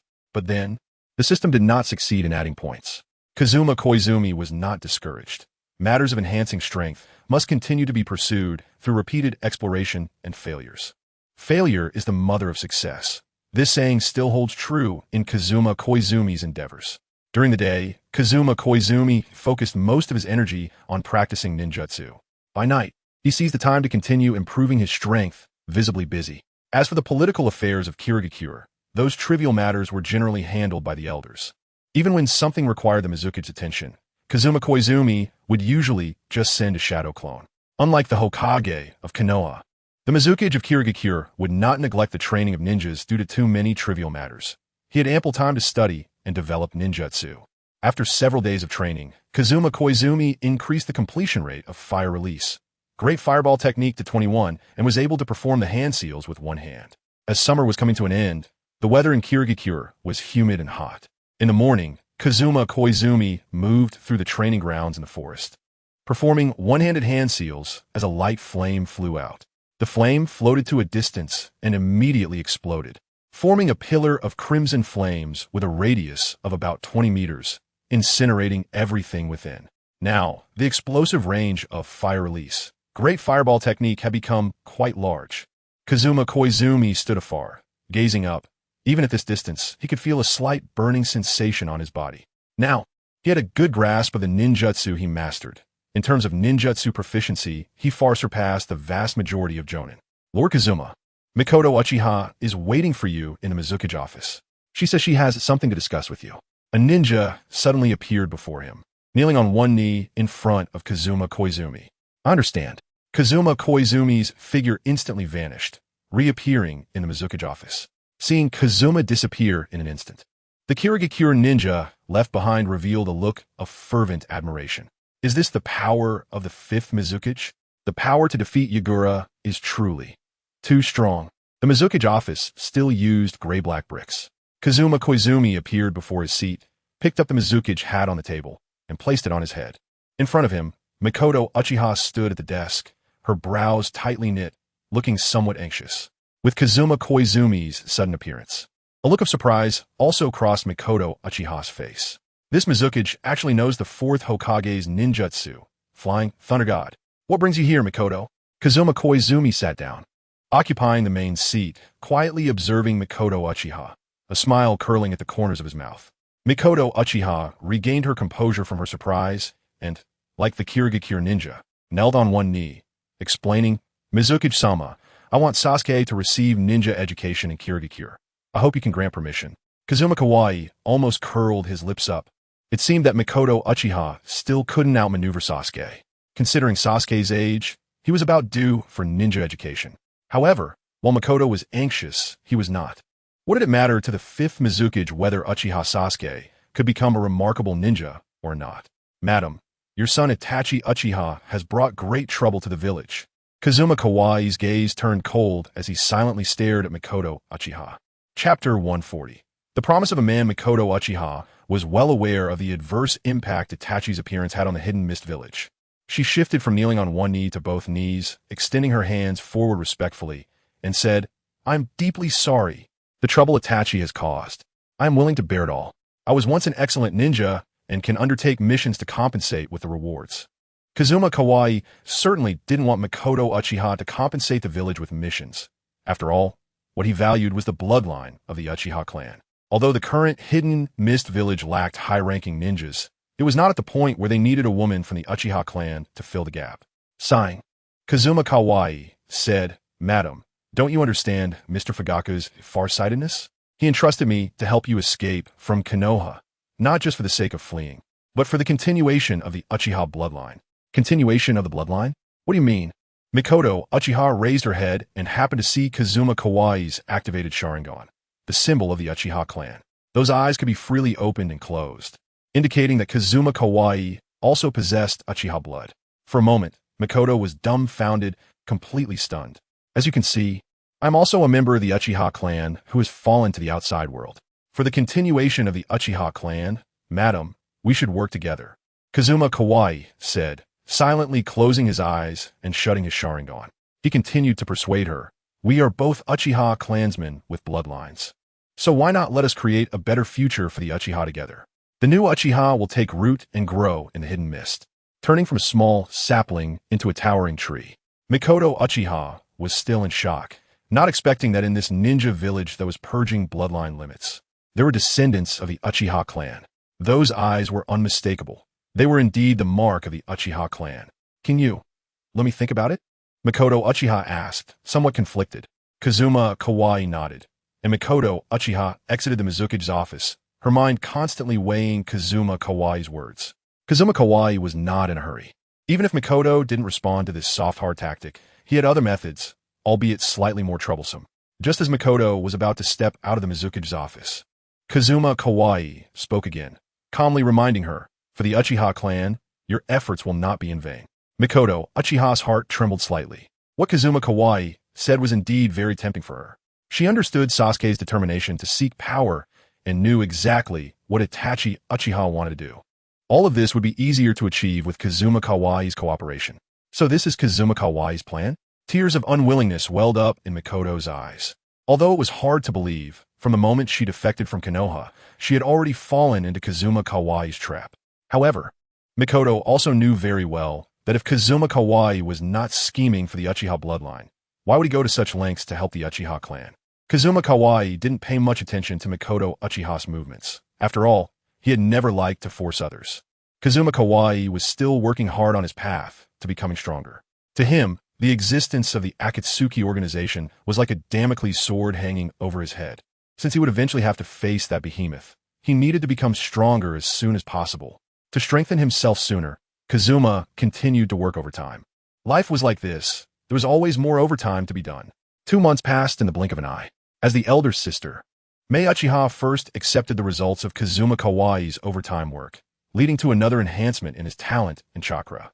Mei Uchiha's pregnancy permanently increased Kazuma Kawaii's chakra by 0.8 cards and even improved his ninja talent slightly, changing from A320 to A940. Unfortunately, Mei Uchiha's ninja talent was only C rank, making it difficult for the offspring's talent to compare with that of Mei Uchiha. Kazuma Kawaii did not have high expectations. However, just a day after Mei Uchiha's pregnancy, Mei Uchiha's belly finally showed signs of movement, and Kazuma Kawaii received another reward from the system. This time, Kazuma Kawaii's chakra increased by 1.2 cards, bringing it to 29 cards, and his ninja talent changed to A720. Chapter 141. Seeking peace in the land of wind. Since both Mei Uchiha and Mei Uchiha had become pregnant, Kazuma Kawaii allowed them to focus on a peaceful pregnancy. The monotonous days passed day by day, and Kazuma Kawaii continued his ninja training in the training ground. Occasionally, he would split off a few shadow clones for practice, steadily increasing all his abilities. Unknowingly, the completion of the Rasengan had also risen to 28.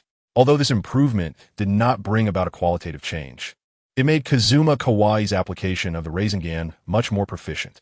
The sunlight had become slightly yellow, and the leaves in the forest began to wither. Before long, it was spring again. After a day of training, Kazuma Kawaii was covered in glistening sweat. He ate 2 soldier pills to replenish moisture and suddenly sighed. With my training alone, it's becoming increasingly difficult to improve my taijutsu. I need a master in taijutsu to guide me.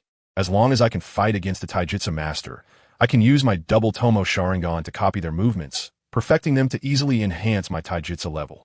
Suddenly, a ninja rushed from afar to the training ground and stopped in front of Kazuma Kawaii, reporting, "Mizuki-sama, Mikoto Uchiha is waiting for you in the Mizuki's office." Finally, she has come? My 3 Tomo Sharingan. Kazuma Kawaii stood up, and his figure instantly vanished from the training ground. At the same time, Kazuma Kawaii's figure appeared in the Mizuki's seat before Mikoto Uchiha. "What you thought about?" Kazuma Kawaii asked, unabashedly disregarding his current appearance. Mikoto Uchiha bit her lip, hesitated for a moment, and replied, "This deal is limited to one time. Afterward, not only must you fulfill all the promises you made, but you must also not use any excuses to evade. I can guarantee in the name of the Mizuki that I will meet all your requests." Kazuma Kawaii easily agreed. Even without using threats, he had other methods. Moreover, he had never had the same woman give birth to 3 children. The Uchiha clan's bloodline was indeed rare, and Mikoto Uchiha's bloodline was indeed pure, but that did not mean Mikoto Uchiha was irreplaceable. For Kazuma Kawaii, he had many options. "Since we've decided, let's complete it quickly," Mikoto Uchiha urged. Soon after, Mikoto Uchiha exited the Mizuki's office, her gaze cold. "Don't forget your promise." 5th Mizuki. Supporting herself against the door frame of the Mizuki's office, Mikoto Uchiha turned back to glance at Kazuma Kawaii, her 3 Tomo revealed, filled with killing intent. "I will never go back on my word." Kozawa Kazuma watched Mikoto leave and immediately summoned the on-duty ninja, ready to fulfill the promise he made to her. For now, he would let Sasuke study some basic knowledge at the ninja school, and in a year or 2, he would arrange for him to train with the powerful Yukino Shitakori. As for the secret of the Sharingan, he could certainly share some information with Sasuke, as it wasn't something that needed to be kept secret. The life of a ninja is quite simple. After the Miyabi sisters became pregnant, Kozawa Kazuma focused on Uchiha Mikoto, a strong member of the Uchiha clan, whom he respected deeply. A week passed quickly, and Uchiha Sasuke enrolled in the ninja school, starting his education about ninjas. Knock, knock, knock. The door to the Mizuki's office was suddenly knocked on, and Kozawa Kazuma returned to his desk. "Come in." After receiving permission, a ninja wearing a Kirigakure forehead protector entered. Kneeling on one knee to report, "The 4th Kazakage wants to negotiate with Kirigakure. They seek peace." "Peace," Kozawa Kazuma retorted. "Then what does the Kazakage intend to offer in exchange for this hard-won peace?" The 3rd Great Ninja War had ended 5 years ago, but the war between the Land of Wind and the Land of Earth had not yet completely ceased. The Kazakage's desire to negotiate must be due to the end of the civil war in the Land of Water. A village embroiled in civil war, like Kirigakure, couldn't pose a threat to the Land of Wind. Even if there were occasional skirmishes between the 2 countries, there was little to worry about. However, after Kozawa unified Kirigakure, it gained the capability to launch an attack on the Land of Wind at any time. Once the Land of Water decided to attack the Land of Wind, the latter would face a situation of being attacked from both sides, even risking annihilation. The other side said they were willing to hand over the village's hero, Yakura, in exchange for peace. From the 3rd war until now, that woman, Yakura, has killed many of our Kirigakure compatriots, and even 3 Jounin have perished at her hands, the Chunin replied. Chapter 142. The betrayed hero, the village's hero, Yakura? Kozawa Kazuma lightly tapped the table, and an image of her formed in his mind. A very beautiful woman, and even more enticing was her voluptuous figure. Beyond her appearance, Yakura was also a candidate for the Kazakage of Sunagakure, indicating her impressive ninja qualifications. Any ninja who could reach the level of a Kage should have at least A-rank qualifications or higher. Having children with such a female ninja would likely result in offspring with a high chance of achieving A-rank as well. It must be said that a child with A-rank ninja qualifications would be a tremendous temptation for Kozawa Kazuma. A child with B-rank qualifications could already bring an increase of 8 chakra units, so how much more would a child with A-rank qualifications bring? Looking across the entire ninja world, there were probably very few female ninjas with B qualifications or higher. Such women were truly rare. Leave first. I will give a Land of Wind a response soon. Kozawa Kazuma ordered the ninja. Yes. The Chunin immediately exited the room. After another day of hard work, Kozawa Kazuma calmly watched Uchiha Makoto leave the Mizuki's office, preparing to negotiate with the Land of Wind. Handing over the village's hero, Yakura, in exchange for a chance at peace was a mutually beneficial deal for both the Land of Wind and the Land of Water. For Sunagakure, they wouldn't have to worry about being attacked from behind during conflicts with the Land of Earth, and for Kirigakure, peace meant ample time to develop their economy and strength, allowing for the training of more high-level ninjas. Furthermore, for Kozawa Kazuma, who had a system, more time meant more points to allocate and greater power growth. Kozawa, have you developed feelings for that woman from the Land of Wind? Just as she stepped out of the Mizuki's office, Uchiha Makoto turned back to ask Kozawa Kazuma. For a moment, she was quite curious. I'm indeed a bit interested, but not in the way you think, Kozawa Kazuma replied with a smirk, not hiding the matter from Makoto. How disappointing. The shameless Mizuki, Uchiha Makoto, softly retorted. After making some preparations, Kozawa Kazuma replied to the Kazakage, accepting their terms of exchanging Yakura for peace. However, Sunagakure had to send Yakura to Kirigakure, and once Yakura was in their hands, a peace treaty would be signed immediately. Just a few days after sending the letter, the Kazakage responded. The content of the letter was clear. First, it expressed the Kazakage's personal longing for peace, then shifted the blame for the killings of Kirigakure ninjas entirely onto Yakura, describing her as bloodthirsty, and finally expressed admiration and gratitude for the fifth Mizuki, Kozawa Kazuma. In short, it was all just grandiose talk. The reality was often cruel. It only took a couple of letters exchanged between the two Kages to settle the matter of betraying the hero Yakura. The golden sand underfoot felt scorching in the midday heat, and vultures flew across the blue sky. Yakura walked alone out of the village, glancing back at the familiar village with a slight smile. Are we secretly executing a mission under the pretext of negotiation? Sunagakure has finally become somewhat respectable, Yakura thought, filled with hope. After years of war, Sunagakure had become increasingly desolate. As long as she successfully completed this mission, she could gain the leverage to restrain Kirigakure, and the Land of Wind could finally catch its breath to deal with conflicts with the Land of Earth. Gradually, Yakura distanced herself from Sunagakure, feeling a bit more confident. She had heard that the 5th Mizuki had defeated the 4th Mizuki through a sneak attack and was of relatively average strength. If that were the case, this mission might be completed quite easily. In her mind, a young ninja with a white cloth tied around his head appeared. He was a Chunin Yakura had met on the battlefield. That young Chunin was bored, consumed with thoughts of ending the war and returning to help his father, who had lost a leg, run a vegetable shop. His father worked hard, often leaving before the moon and stars had rested, carrying vegetable boxes larger than himself to deliver to the villagers' homes. Predictably, that young ninja died right before Yakura's eyes, blown up by a Kirigakure ninja using an explosive tag. Later, Yakura visited the young man's father, and upon hearing the news of his son's death, the father turned white-haired overnight. After 2 weeks of travel, Yakura finally arrived alone outside Kirigakure. Even in autumn, the village was still shrouded in thick fog, with sunlight blocked by dark clouds, giving the entire village a sinister feel. On the road leading into the village stood a towering mountain peak, with a path carved through its center. Lady Yakura, you have finally arrived suddenly. A ninja wearing a Kirigakure forehead protector appeared from the nearby woods, wearing a sincere smile. Take me into Kirigakure. We have Sunagakure come with full sincerity for this negotiation. Yakura replied, smiling as well, thinking how the obstinate 4th Kazakage had finally made the right choice. This time, she must complete the secret mission, not disappointing the expectations of her compatriots. Of course, we also come with full sincerity. The Kirigakure ninja led Yakura into the narrow mountain path. Just as Yakura reached halfway, the ninja behind her leaped onto the peak beside the path, and with a puff of white mist, over a dozen ninjas stood in formation beside him. Kozawa Kazuma walked to the front of the crowd, allowing him to scrutinize the figure of Yakura beneath him.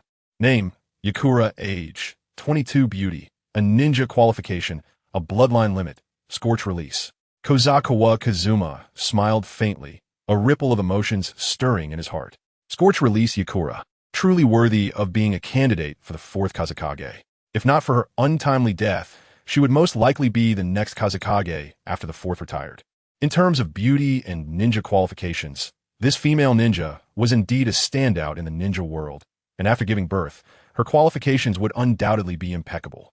Yakura looked up at Kozukawa Kazuma and the mist ninjas above her, her eyes trembling slightly, a flicker of panic crossing her face. How could the fifth Mizukage, who was supposed to meet her in the Mist Village, appear here? Fifth Mizukage, what do you mean? Are you not afraid of Tsunagekyu's retaliation if you eliminate me here? Yakura suppressed the panic in her heart and inquired towards Kozukawa Kazuma above. Tsunagekyu's retaliation? How terrifying to threaten me, the Mizukage, with such a thing. Kozukawa Kazuma asked the ninja beside him. Do you fear such things? Ha ha ha. Retaliation? Are you kidding? Isn't Tsunagekyo begging us to cease hostilities? They even sacrificed their village's hero for it. This foolish woman still hadn't realized the situation. In an instant, the more than 10 mist ninjas accompanying Kozukawa Kazuma erupted into loud laughter. Fear appeared on Yakura's face as she raised her hand, and immediately 2 red fireballs appeared beside her, swirling around her, ready to launch at any moment. It seemed that the hero of Tsunagekyo still hadn't grasped the situation and didn't understand the consequences of resisting the Mist Village. Kozukawa Kazuma's figure suddenly landed not far from Yakura, drawing the ninja blade from his back. Let me teach you how to behave when you come to someone else's village. It's not a good habit to attack the host. Kozukawa Kazuma cracked his neck and casually threw a kunai. Yakura tilted her head to dodge, and the kunai marked with Kozukawa's presence firmly embedded itself in the rock wall behind her. Kozukawa Kazuma rushed forward, crossing the ninja blade in front of him, and then slashed towards Yakura. In an instant, 2 blade shadows appeared simultaneously. Ninjutsu, Moon Shadow. Yakura frowned slightly, but she was confident she could evade this ninjutsu. From his movements, Kozukawa Kazuma, the Mizukage, indeed didn't seem very strong. There was some room for improvement, even if isolated and unsupported, relying on CrystalRelease. Carving a bloody path was not impossible. With a swing of her kunai, Yakura easily blocked the 2 blade shadows, stepping back half a step. She found herself beneath the kunai, marked with Kozukawa's presence. Got it. In an instant, Yakura raised her hand, and 3 fireballs ignited around Kozukawa Kazuma, leaving him with no escape. Kozukawa Kazuma was slightly surprised. CrystalRelease was a powerful ability, not only appearing unpredictably, but also possessing great strength. This ninjutsu could cause the moisture within a human body to boil upon contact, making it a lethal ability. It could be said that with CrystalRelease, Yakura was the nemesis of ninjas. If she hadn't been betrayed by the Mist Village, even he, the Mizukage, would find it impossible to capture her alive. Now let's talk. 5th Mizukage. Yakura revealed a victorious smile and proposed, as long as you agree to let me go, I will release you. Surely, we both have important people waiting at home. You are right, but what do your family members have to do with me? Kozukawa Kazuma sheathed his ninja blade and activated the Flying Thunder God technique, instantly appearing behind Yakura. Raising his right hand, a Rasengan formed in his palm, crashing onto Yakura's shoulder like a heavy object, instantly slamming her into the solid ground. For Kozukawa Kazuma, letting Yakura go was absolutely out of the question. The hero of Mist and Tsunagekyo held a strong grudge. Allowing her to live would be the greatest mercy. The intense pain made Yakura's eyes widen. She gritted her teeth, planning to use her last consciousness to attack Kozukawa Kazuma. However, as she looked down, her heart trembled violently. Her body could not move. Kozukawa Kazuma's strength was formidable. That ninjutsu not only broke the bones in her hand, but also disrupted the chakra within her body, rendering her unable to use ninjutsu for a short time. I have reached a consensus with the 4th Kazekage. If you return to Tsunagekyo, both the land of wind and the land of water will lose face. Kozukawa Kazuma stated calmly, you are valuable. Because of your sacrifice, I agreed to the Kazekage's peace talks. You successfully prevented the war between the land of water and the land of wind, saving the lives of thousands. Is that so? Yakura bit her teeth tightly, not expecting that in the end, it was her beloved Tsunagekyo that betrayed her. For the sake of peace talks? For the sake of harmony? At that moment, Yakura felt an indescribable humiliation taking root in her mind. She felt like an object, discarded by Tsunagekyo. What hero of the village? What Kazekage candidate? In the eyes of the village, she was merely a useful tool. Sacrificed for peace talks, this was the final value of a tool. Kozukawa Kazuma locked Yakura in the Mist prison. Whether it was her qualifications or that troublesome bloodline limit, they were things he coveted. There was no need to deceive or tempt enemies. Threats were enough. He ordered that she be imprisoned in the dungeon, with the feeding frequency maintained just enough to keep her from starving to death. Before leaving the dungeon, Kozakiwa Kazuma instructed the ninja under him. Yes. The ninja retreated to carry out Kozakiwa Kazuma's orders. Kozakiwa Kazuma sighed lightly. He had been overworked lately. His pace of cultivation was nearly unable to keep up. However, he also understood that after being busy for another 6 months, once these female ninjas had their children, he would be able to relax. At that time, not only would their ninja qualifications experience rapid growth, but even their chakra reserves could become incredibly vast, possibly reaching a level comparable to tailed beasts. With Yakura temporarily left in the dungeon, Kozakiwa Kazuma went to find Uchiha Mikoto to assist her in childbirth. Chapter 144. System rewards arrive again, Mikoto. You should take a break for the next few days. When I need you, I will notify you to come to the Mizuki's office. After a short rest, Kozakiwa Kazuma prepared to leave. Suddenly, a youthful voice came from outside the door. Mom, I'm back. Sasuke took off his shoulder bag and casually tossed it onto the living room sofa. Then, without any hesitation, he quickly ran into the bedroom. At a glance, he saw the calm Kozakiwa Kazuma and his mother, who wore a face full of grievance. Sasuke froze for a moment, his mind flashing back to the scene of the neighbor's quarrel next door. Fifth Kazekage, why are you bullying my mom? Sasuke charged forward with great momentum, his fist striking Kozakiwa Kazuma. That hurts. At the moment Sasuke hit him, he realized something was off. What he struck was clearly a wooden post. The wooden post was knocked away by Sasuke, crashing against the wall with a loud thud. Sasuke, don't be impulsive. Uchiha Mikoto grabbed Sasuke's arm, holding him in her embrace and gently stroking his little head. Uncle Kozakiwa didn't bully us. On the contrary, he has always taken good care of you and me, and has helped us a lot. As she spoke, Uchiha Mikoto's eyes instinctively squinted. Seeing such a happy mother, Sasuke also showed a smile. He was sure that what his mother said at that moment was the truth. This kind of happy and reassuring smile was something his mother rarely displayed.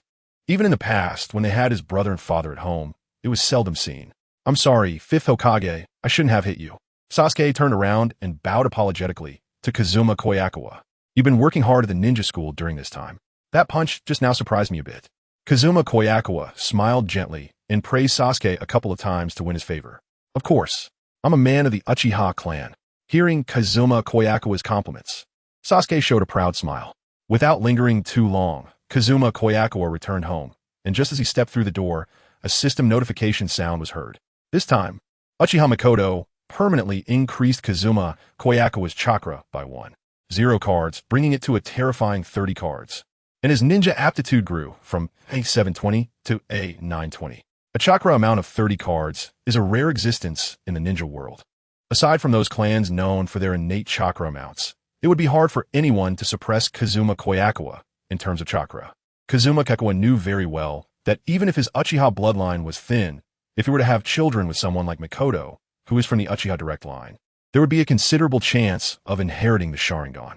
By the time Uchiha Mikoto and his child are born, his Uchiha bloodline should significantly increase, and it wouldn't be impossible for it to jump directly from the Two-Tomo to the Manjiki.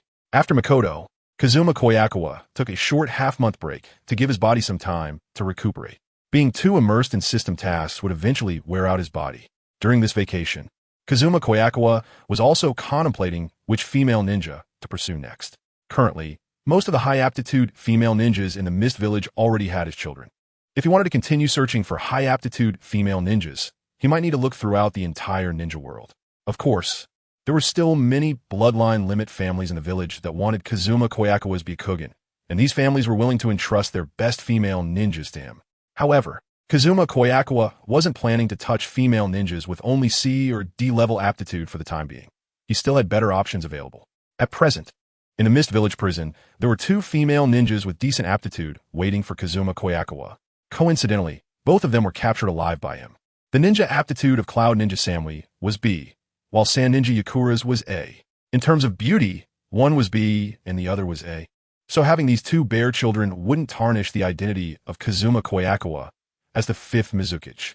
As the sun rose, it shone through the dense fog and into the Mizuki's office. Kazuma Kobayakawa tidied up some clutter and changed into his ninja attire, preparing to visit the Mist Village prison. Yakura's ninja aptitude and beauty were relatively high, but Kazuma Kobayakawa hadn't yet found Yakura's weaknesses and didn't know how to make this female ninja submit. Samui's aptitude was slightly lower, but Kazuma Kobayakawa was well aware of this jonin's weaknesses and knew how to force Samui to comply. Therefore, after some thought, he decided to start with Samui. Inside the Mist Village prison, the guard ninja opened the cell of Gyuen-e, and KazumaFaces called out this cloud ninja. This ninja was Samui's subordinate, and a few months ago, before he took office as Mizukage, he had staged a jailbreak. It had been several months since the last jailbreak by Cloud Ninja, and Gyuen-e had not been living well in the prison. His black skin appeared withered, and his complexion was somewhat yellowish, a sign of malnutrition. Did someone from the Cloud Village come to redeem us? Gyuen-e looked at KazumaFaces and asked coldly. It's just that I have a personal matter I'd like to ask of you. KazumaFaces replied honestly. As long as you act in a play with me, I can send you out of the Mist Village tomorrow. Gyuen-e looked at KazumaFaces with surprise, his lips curling slightly. It's not often in the Mist Village that something could be worthy of the 5th Mizukage's involvement. What is it? Gyuen-e asked curiously. I'll use you to threaten Samui to bear children for me. You just need to act like you don't want to die, and Samui will definitely plead for you. KazumaFaces answered. Let Samui bear children for you? Gyuen-e was momentarily unable to comprehend KazumaFaces' thought process. At present, KazumaFaces was the 5th Mizukage of the village, and it could be said that if he wanted, it would be easy for him to choose several beautiful mist women to bear children. If that's the case, why specifically target Samui? Is it more satisfying to conquer elite jonin from other ninja villages? One must understand that a jonin is already a high-ranking member of a village, and whether in wartime or peacetime, the number of jonin is not large. Even in the 5 great ninja villages, it would be hard to exceed 50. Chapter 145, Persuading Samui's Subordinate I Refuse. Gyuen-e sat in front of KazumaFaces, coldly responding, You can kill me here. I will never let you use me to threaten Lord Samui. KazumaFaces smiled. He had long realized that Samui was indeed a jonin with a lot of personal charm. Any ninja who followed Samui had a high degree of loyalty. Of course, Samui treated her subordinates well too. She was a jonin who could live or die with her subordinates. However, KazumaFaces had come to find Gyuen-e for a reason, and he was quite confident. If you die, what will happen to your daughter? Can you bear to let your daughter know that her father died far from home? KazumaFaces sat in front of Gyuen-e and casually took out a paper file, slapping it down in front of him. The file contained a picture of Gyuen-e's daughter. Looking at the blurry image, Gyuen-e was momentarily stunned. He picked up the document and examined it closely, tears welling up in his eyes. After a moment, Gyuen-e hesitated and put down the picture, trying to appear strong in front of KazumaFaces. I'm a hero. She will be proud of me. You will still be heroes when you return alive. After Samui bears my second child, I will send her back to the Cloud Village as well. At that time, your jailbreak plan will succeed, and my goal will be achieved, KazumaFaces persuaded again. Think about it. I'll give you a day. KazumaFaces stood up to leave, and just as he took a few steps out, Gyuen-e suddenly asked from behind, KazumaFaces, were your words just now true? KazumaFaces nodded and replied yes. Absolutely true.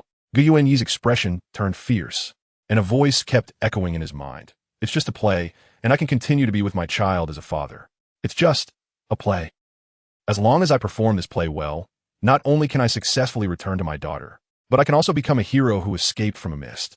I agree. Under this unbalanced temptation of interests, Gyuen-e's psychological defenses completely collapsed, and he even convinced himself that this play was to save Samui. Considering the time, Samui had already spent 4 years in the mist prison, and just 2 years of humiliation could allow everyone to gain freedom. It was indeed a worthwhile deal. If it weren't for the persuasion of people like him, Lord Samui would most likely have chosen to go down in flames, sacrificing her life in vain. It was indeed myself who saved Lord Samui's life. By the way, please help me persuade a few more people. The more willing participants we have, the better the outcome will be. KazumaFaces reminded once again. After KazumaFaces left, Gyuen-e immediately took action. With the help of the guarding ninja, he approached his former companions. After a while, the sound of arguing came from the cell deep within the hidden mist. Bastard, did you really betray Lord Samui like this? You know how much she hates KazumaFaces, and yet you still fantasize about her being humiliated. I'm not like you, a homeless orphan. I have children. I just want to raise them. What's wrong with that? Lord Samui is so understanding of us subordinates. She surely hopes we can escape rather than worrying about her own chastity. Yeah, it's just having 2 kids. What's the difference who we have them with? We're doing this to save Lord Samui. In any crowd, most people tend to seek benefits and avoid harm. If the benefits far outweigh the drawbacks, they can easily make a choice. If at this moment we give them another reason, their actions can be easily manipulated. After persuading Samui's subordinates, Kazuma Kojikawa returned to the office of the Mizukage, allowing the situation to ferment. He was waiting for tomorrow to reap the rewards from this Nin who loves his subordinates, hoping not to be too disappointed. Knock, knock, knock. Suddenly, the door to the Mizukage's office was knocked on.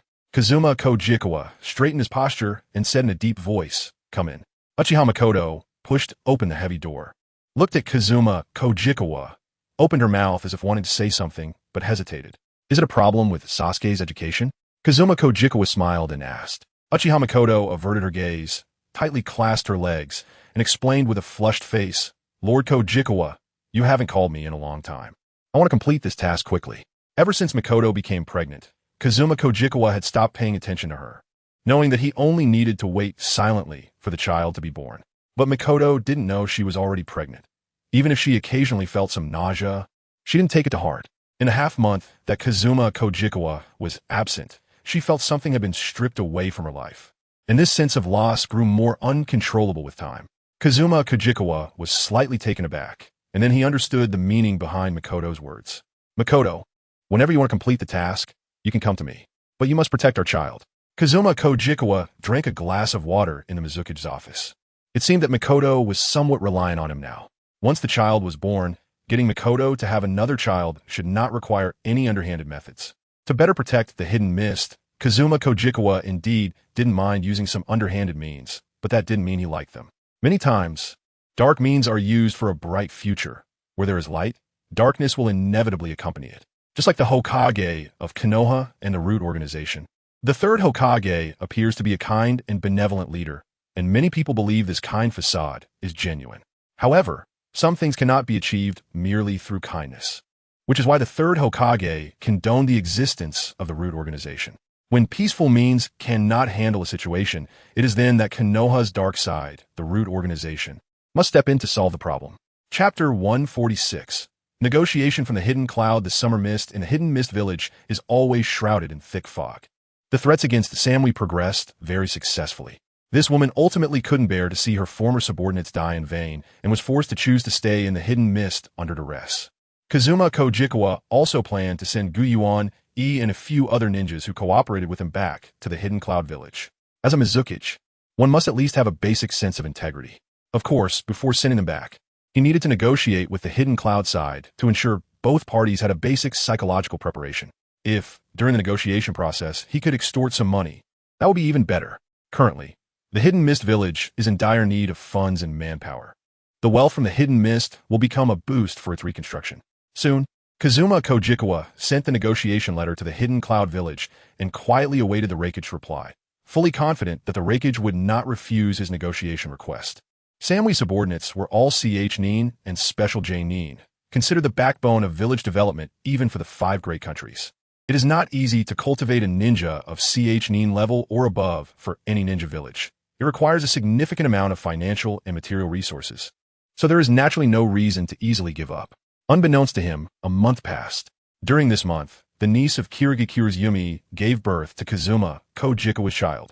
Just as Kazuma Kojikawa had guessed, the child born from this woman did not inherit the Byakugan bloodline limit, nor did they even inherit the water transformation technique of the Hozuki clan. The child's ninja aptitude was only C rank, and the increase in chakra and ninja aptitude was quite limited. Although the birth of this child brought no substantial rewards, Kazuma Kojikawa originally had little expectation for this woman. The child that is about to be born is the main event. Unconsciously, it has been half a year since Kazuma Kojikawa ascended to the Mizukage position. The previously pregnant female ninjas have started giving birth one after another.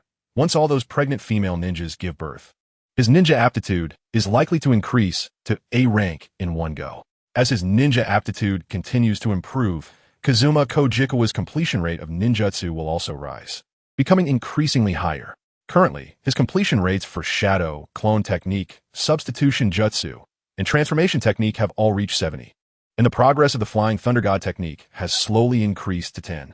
With a completion rate of 10, Kazuma Kojikawa can already use the Flying Thunder God Technique continuously more than 10 times in a short period. This change gives him a little leverage to negotiate with the other Kage. He believes that once his ninja aptitude reaches A rank, the completion rate of the Flying Thunder God Technique will easily surpass the 20 threshold, reaching the level of the second Hokage. Currently, The Hidden Mist is beginning to lack female ninjas with good aptitude, so Kazuma Kojikawa has temporarily set aside the matter of planting seeds. He plans to focus on improving the completion rates of his ninjutsu, raising all the ninjutsu he has mastered to the current aptitude limit, to continue growing stronger. Relying on system rewards to increase chakra and ninja aptitude is one aspect. Self-training is also another aspect. The sun shone brightly as Kazuma Kojikawa practiced the shadow clone technique in the training ground when he received news from an information ninja at noon. Lord Kojikawa, the Hidden Cloud Village has agreed to our negotiation request, but Reikage AI requires you to be present in person to meet him. The information ninja knelt before Kazuma Kojikawa, relaying the message. What do you think of this negotiation? Kazuma Kojikawa casually asked, his gaze drifting into the distance, a hint of melancholy on his face. The information ninja looked at Kazuma Kojikawa in surprise. Generally, they should not express their opinions, but since the Mizukage asked, he decided to share his thoughts. Bowing his head, the information ninja voiced his speculation. For something as simple as releasing prisoners of war, it usually doesn't require your personal involvement in negotiations. The Reikage request for a meeting might be a trap. A trap? Kazuma Kojikawa murmured to himself. Although he didn't believe that the straightforward fourth Reikage would do such a thing, he still had to be cautious. Yunying and Wuyin are sworn enemies. Who knows if that big brute will do something foolish in a moment of impulse. Ugly Dog, Chun Z Dog, Hai Si In Shadow Clone Technique. Kobayakawa Kazuma quickly formed hand seals, summoning a shadow clone. After the completion rate of the shadow clone technique reached 40, his shadow clone could inherit 90 of the main body's abilities. This level of completion for a shadow clone could basically be considered an independent ninja. Even when subjected to regular attacks, it could resolve them with its abilities. It can be said that if it weren't for Reikage AI personally testing it, this shadow clone would not have been discovered. This time, let the shadow clone go scout, and I will disguise myself as an attendant. Kobayakawa Kazuma nodded, having made his decision. In this treacherous ninja world, it's always wise to be cautious. 2 weeks passed, and the day of negotiation finally arrived. After reaching a consensus between Yunying and Wuyin, the negotiation site was chosen to be on the sea between the two countries. Hosted by a private cruise ship from the land of water, Kobayakawa Kazuma traveled by boat to the sea over 100 miles away from the land of water, where a luxurious cruise ship had silently anchored. The people from the land of lightning seemed to have arrived early, as soldiers in silver-white armor were already standing guard on the deck. The gangway extended out to the cruise ship, and Kobayakawa Kazuma walked across it according to the prearranged plan. He let the shadow clone take the lead, while his main body used transformation jutsu to change into Terumi Mei's appearance. With a 70 completion boost, Kobayakawa Kazuma was confident that even the best reconnaissance ninjas from the land of lightning would not easily see through his transformation. After passing through the deck, Kobayakawa Kazuma quickly arrived at the top of the ship. There was not only an outdoor swimming pool, but also seating for fishing. A chef in pure white clothing was publicly showcasing his culinary skills, and the steak, with fat and meat evenly blended, sizzled. Stepping out of the door at the top level, Kobayakawa Kazuma was greeted by beautiful women from the land of lightning on either side of the path. The woman on the left had white skin, while the one on the right had black skin. These women were not only good-looking, but more importantly, they were well-trained. They were almost the same height, all wearing pleasant smiles, and their movements were highly synchronized. Disguised as Terumi Mei, Kobayakawa Kazuma silently activated the system to examine the dozen or so women in front of him. He sighed slightly, dismissing the idea of casually picking a woman to have children with. Although these women were beautiful, their looks were generally rated C and B, but their ninja qualifications were far too poor. F-grade ninja qualifications are simply not ninja at all. Having children with such women would yield only a slight reward from their beauty, and would essentially be a waste of time. At the end of the path, the fourth Reikage, a burly man, was lounging in a rocking chair, wearing a shirt with coconut trees and large sunglasses, seemingly enjoying the sunlight at sea. Beside the fourth Reikage, a dark-skinned woman held a stack of documents, coldly looking at Kobayakawa Kazuma and Terumi Mei. Kobayakawa Kazuma was slightly taken aback. The sudden appearance of system data made him instinctively smile. Name, Mabu E. Age, 19 Beauty. B. Ninja Qualification. B. Bloodline Limit. None Chapter 147. Deduction of Samui. The azure sea seemed to merge with the sky. With the shadow clone impersonating Kobayakawa Kazuma, the main body followed beside the shadow clone, appearing as Terumi Mei. The fourth Reikage AI took off his sunglasses and, upon seeing the shadow clone, displayed a hint of disdainful laughter. I didn't expect that guy Yagura was so weak that you could take him down. He was really lucky not to have fought me before he died. AI scrutinized the shadow clone and chided, but don't get too complacent just because you defeated Yagura. Even as the leaders of the 5 great nations, the gap in strength is like heaven and earth. I could teach you a lesson in an instant. AI clearly knew from their first meeting that Kobayakawa Kazuma's strength was more than that of a Chunin. But he absolutely did not believe that in just a few short years, Kobayakawa Kazuma could grow to a level equal to his own. In the end, Yagura being defeated by Kobayakawa Kazuma only proved that Yagura was a subpar Mizukichi. It's been a while since we last met. I didn't expect you to become the Raikage as well. How does it feel to be on the same level as me? The shadow clone looked down at the Mizukichi from a high position, deliberately blocking the sunlight. Seeing Kobayakawa Kazuma express dissatisfaction, Raikage AI then called out for his secretary. Mabu-e, how are you doing your job? Is there no chair for the weak here? After all, this weak guy is still the Mizukichi. The slow-witted Mabu-e looked at Raikage in surprise, tightly grasping the hem of her clothes, and awkwardly asked, Didn't you say that the Mizukichi is just a lucky little brat, and his strength doesn't deserve to sit in the same chair as you?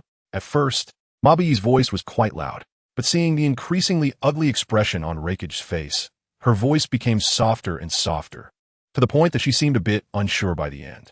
Having just entered the workplace, she was still somewhat clumsy and not adept at reading her superior's mood. Mabu-e, when did you become so talkative? Raikage frowned, a hint of anger surfacing on his already rough face, his golden beard bristling. Mabu-e was frightened by this terrifying expression and took a half step back, closing her eyes as she scurried away. Yes, I'll go do it right away. About 10 seconds later, a lounge chair identical to the Raikage's appeared behind the shadow clone. Heavenly delivery technique. What a convenient ninjutsu. The main body of Kobayakawa, disguised as Terumi Mei, instinctively glanced at Raikage, filled with envy. Raikage's secretary Mabu-e was not only beautiful, but even her ninjutsu was of high value. The heavenly delivery technique could quickly transport objects to designated coordinates, with effects similar to Flying Thunder God. However, the Flying Thunder God transports people, while the heavenly delivery technique transports objects. It's such a useful secretary. It's a bit of a shame to have her beside Raikage instead of taking her back to have children. Speaking of which, as the 5th Mizukichi, shouldn't I also find a secretary like Mabu-e? After all, a secretary's value is not just in work. They can also take care of many trivial matters in life. 5th Mizukichi, our Union ninjas are really well taken care of by you. Once the shadow clone sat on the lounge chair, AI spoke again. Someone wants to destroy Wuin Village. As the 5th Mizukichi, it's natural for me to do some outrageous things. You should understand this.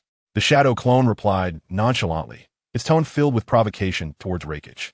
Oof, sharp-tongued little brat. Seeing he couldn't gain an advantage in words, Raikage directly got to the point and asked, How much do you want for the release of our village's ninjas? That depends on your sincerity, Raikage. The shadow clone did not give a direct quote. In negotiations, the party that quotes first is more easily gauged for their bottom line. Of course, you could also choose to quote randomly, but that could easily lead to a bad reputation. Hearing Kobayakawa Kazuma's response, Raikage instinctively frowned, feeling as if he was punching a cotton ball, powerful but ineffective. Negotiations are the most troublesome. Fighting is indeed more straightforward. At this moment, AI regretted sending Mabu-e away. If she were here, he wouldn't have to deal with such troublesome matters.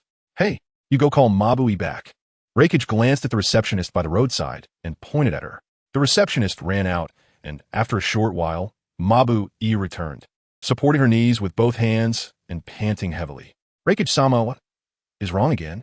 Mabu-e looked at Raikage, whose complexion wasn't very good, and felt a bit impatient being bossed around all the time.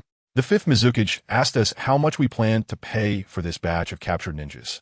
You tell him, Raikage repeated. Yes. Mabu-e quickly forced herself to stop panting and approached Koizumi Kazuma.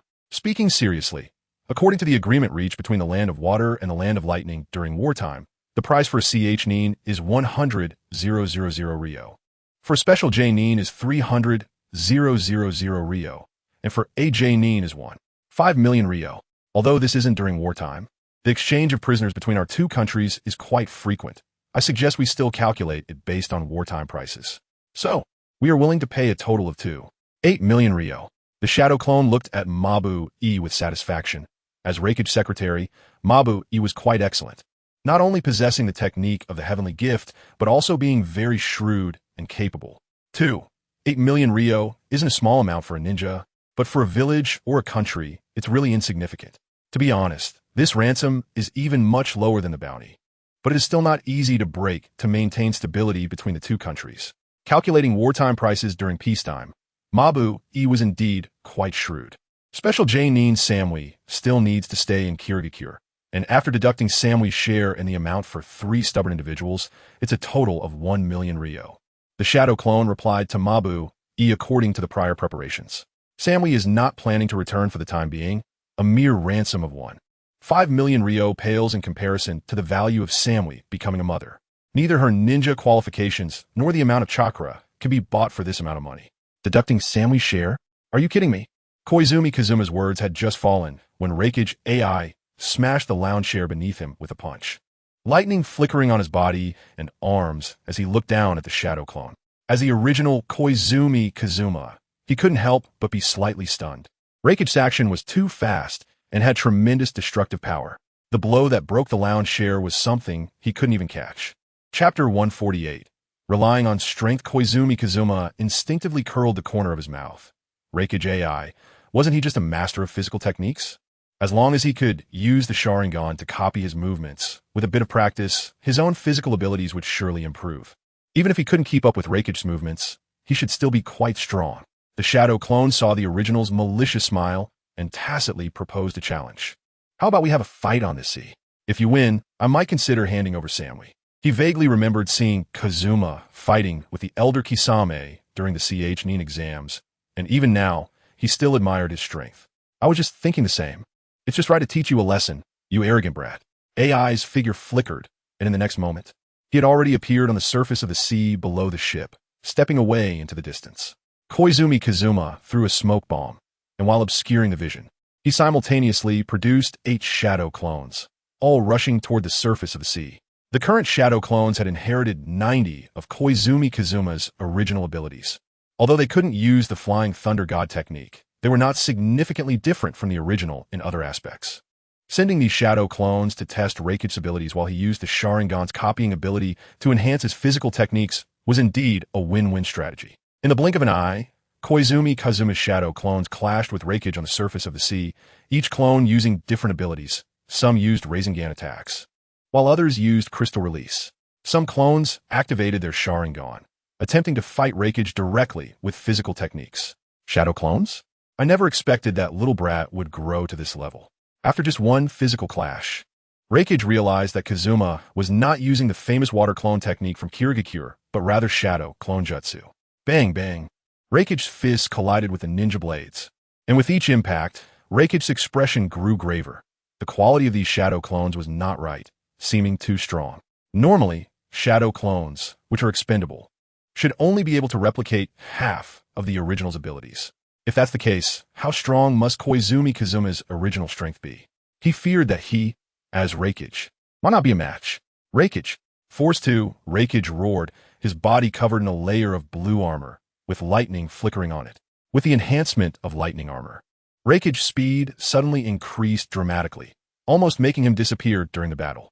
Waves surged on the sea, and several large crystals appeared on the surface, then fell into the water, splashing massive amounts of water. The power of Rasengan was also displayed on the sea. The Rasengan, dodged by Reikage, created several whirlpools of varying sizes on the water surface, resembling a natural disaster. Koizumi Kazuma, as the original, stood on the cruise ship, activating his Sharingan to copy Reikage's every move. Seeing Mabu E beside him, Koizumi Kazuma draped his arm over her shoulder and pulled her into an embrace. Miss Mabu E, have you ever thought about developing in Kirigakure as the secretary of our Mizukage? Our Mizukage is quite caring, whether it's the care you understand or the care you don't. We'll take care of it. At this time, Koizumi Kazuma was still maintaining the transformation into the beautiful Terumi Mei, taking advantage of her body to be somewhat reckless. We're both women. Please don't do this, Terumi. Mabui pushed Koizumi Kazuma away with a sullen face. After activating lightning armor, Reikage's ninjutsu had already been able to crush the shadow clones. But it still took 2 full minutes to clear away these 8 shadow clones that had 90 of the original's abilities. Where's the original, exactly? After defeating the shadow clones, Reikage remained vigilant about the surrounding sea. After 2 minutes of fighting with the shadow clones, he had already lost confidence in his own strength. If mere shadow clones could achieve such a level, then Koizumi Kazuma must be a monster whose hard power exceeds his own. Watching Reikage remain alert after winning, Koizumi Kazuma kissed Mabu-e on the face again, dispelled the transformation technique, and directly used Flying Thunder God to return to the ship's cabin. It was better to slip away while Reikage hadn't discovered the true situation. Otherwise, who knows what that brute would do. As the pillar of Kirigakure, one must not get into a dispute with a thick-headed guy. Seeing the woman beside him suddenly turn into a man, Mabu-e's face turned as if it had been painted, quickly turning red from bottom to top. Was it the fifth Mizukage who just kissed me? Is he always so frivolous with women? Mabu-e quickened her speech and voiced all her doubts in one breath.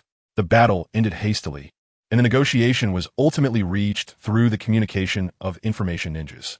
Koizumi Kazuma received 1 million Ryo and would release the Cloud Ninja who had betrayed Samui. Although the amount of money gained was not much, he believed the harvest was sufficient. Just using the Sharingan to copy Reikage's movements made the trip worthwhile. At the same time, Koizumi Kazuma also confirmed the abilities of the fourth Reikage. At this current stage, the fourth Reikage is definitely not someone I can provoke.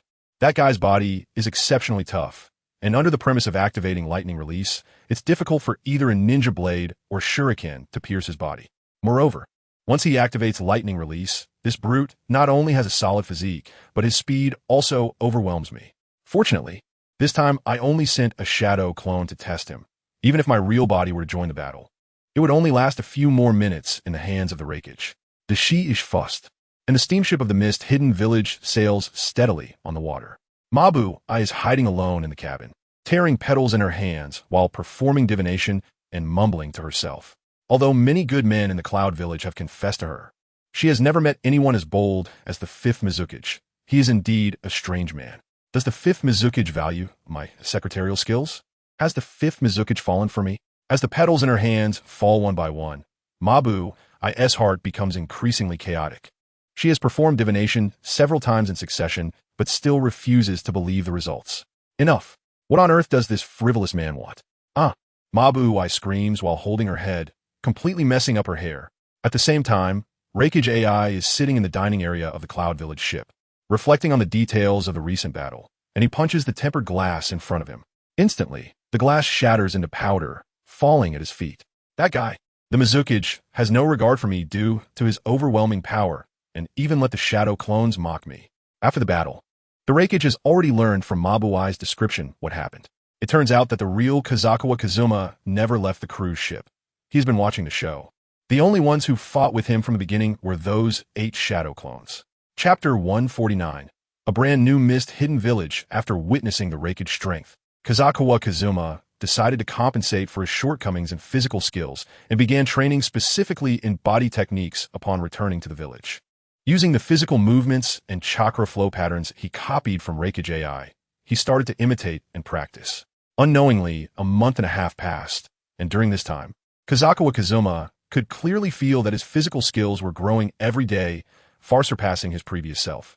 Kazukawa Kazuma understands well how much physical skills enhance a ninja, and he knows that truly powerful ninjas may not highlight their physical skills, but at least they want to have them as a shortcoming. Just like Uchimadura, even if his Edo Tensei state isn't his full power, his reputation wasn't gained through physical skills. Yet in this state, he could still toy with Might Guy in the 8th gate. It's worth noting that Might Guy is the pinnacle of physical skills in the ninja world, and the 8 gates of life is his ultimate technique. Currently, Kazukawa Kazuma possesses an enormous chakra reserve of 30 cards, which means his physical skills can easily reach a level unattainable by ordinary jounin. While the amount of chakra does not equate to a ninja's strength, a large chakra reserve signifies ample stamina and energy, allowing the body to keep up with the demands of high-speed movement. If we compare a ninja's training to the process of constructing tall buildings, then chakra is the foundation of that construction.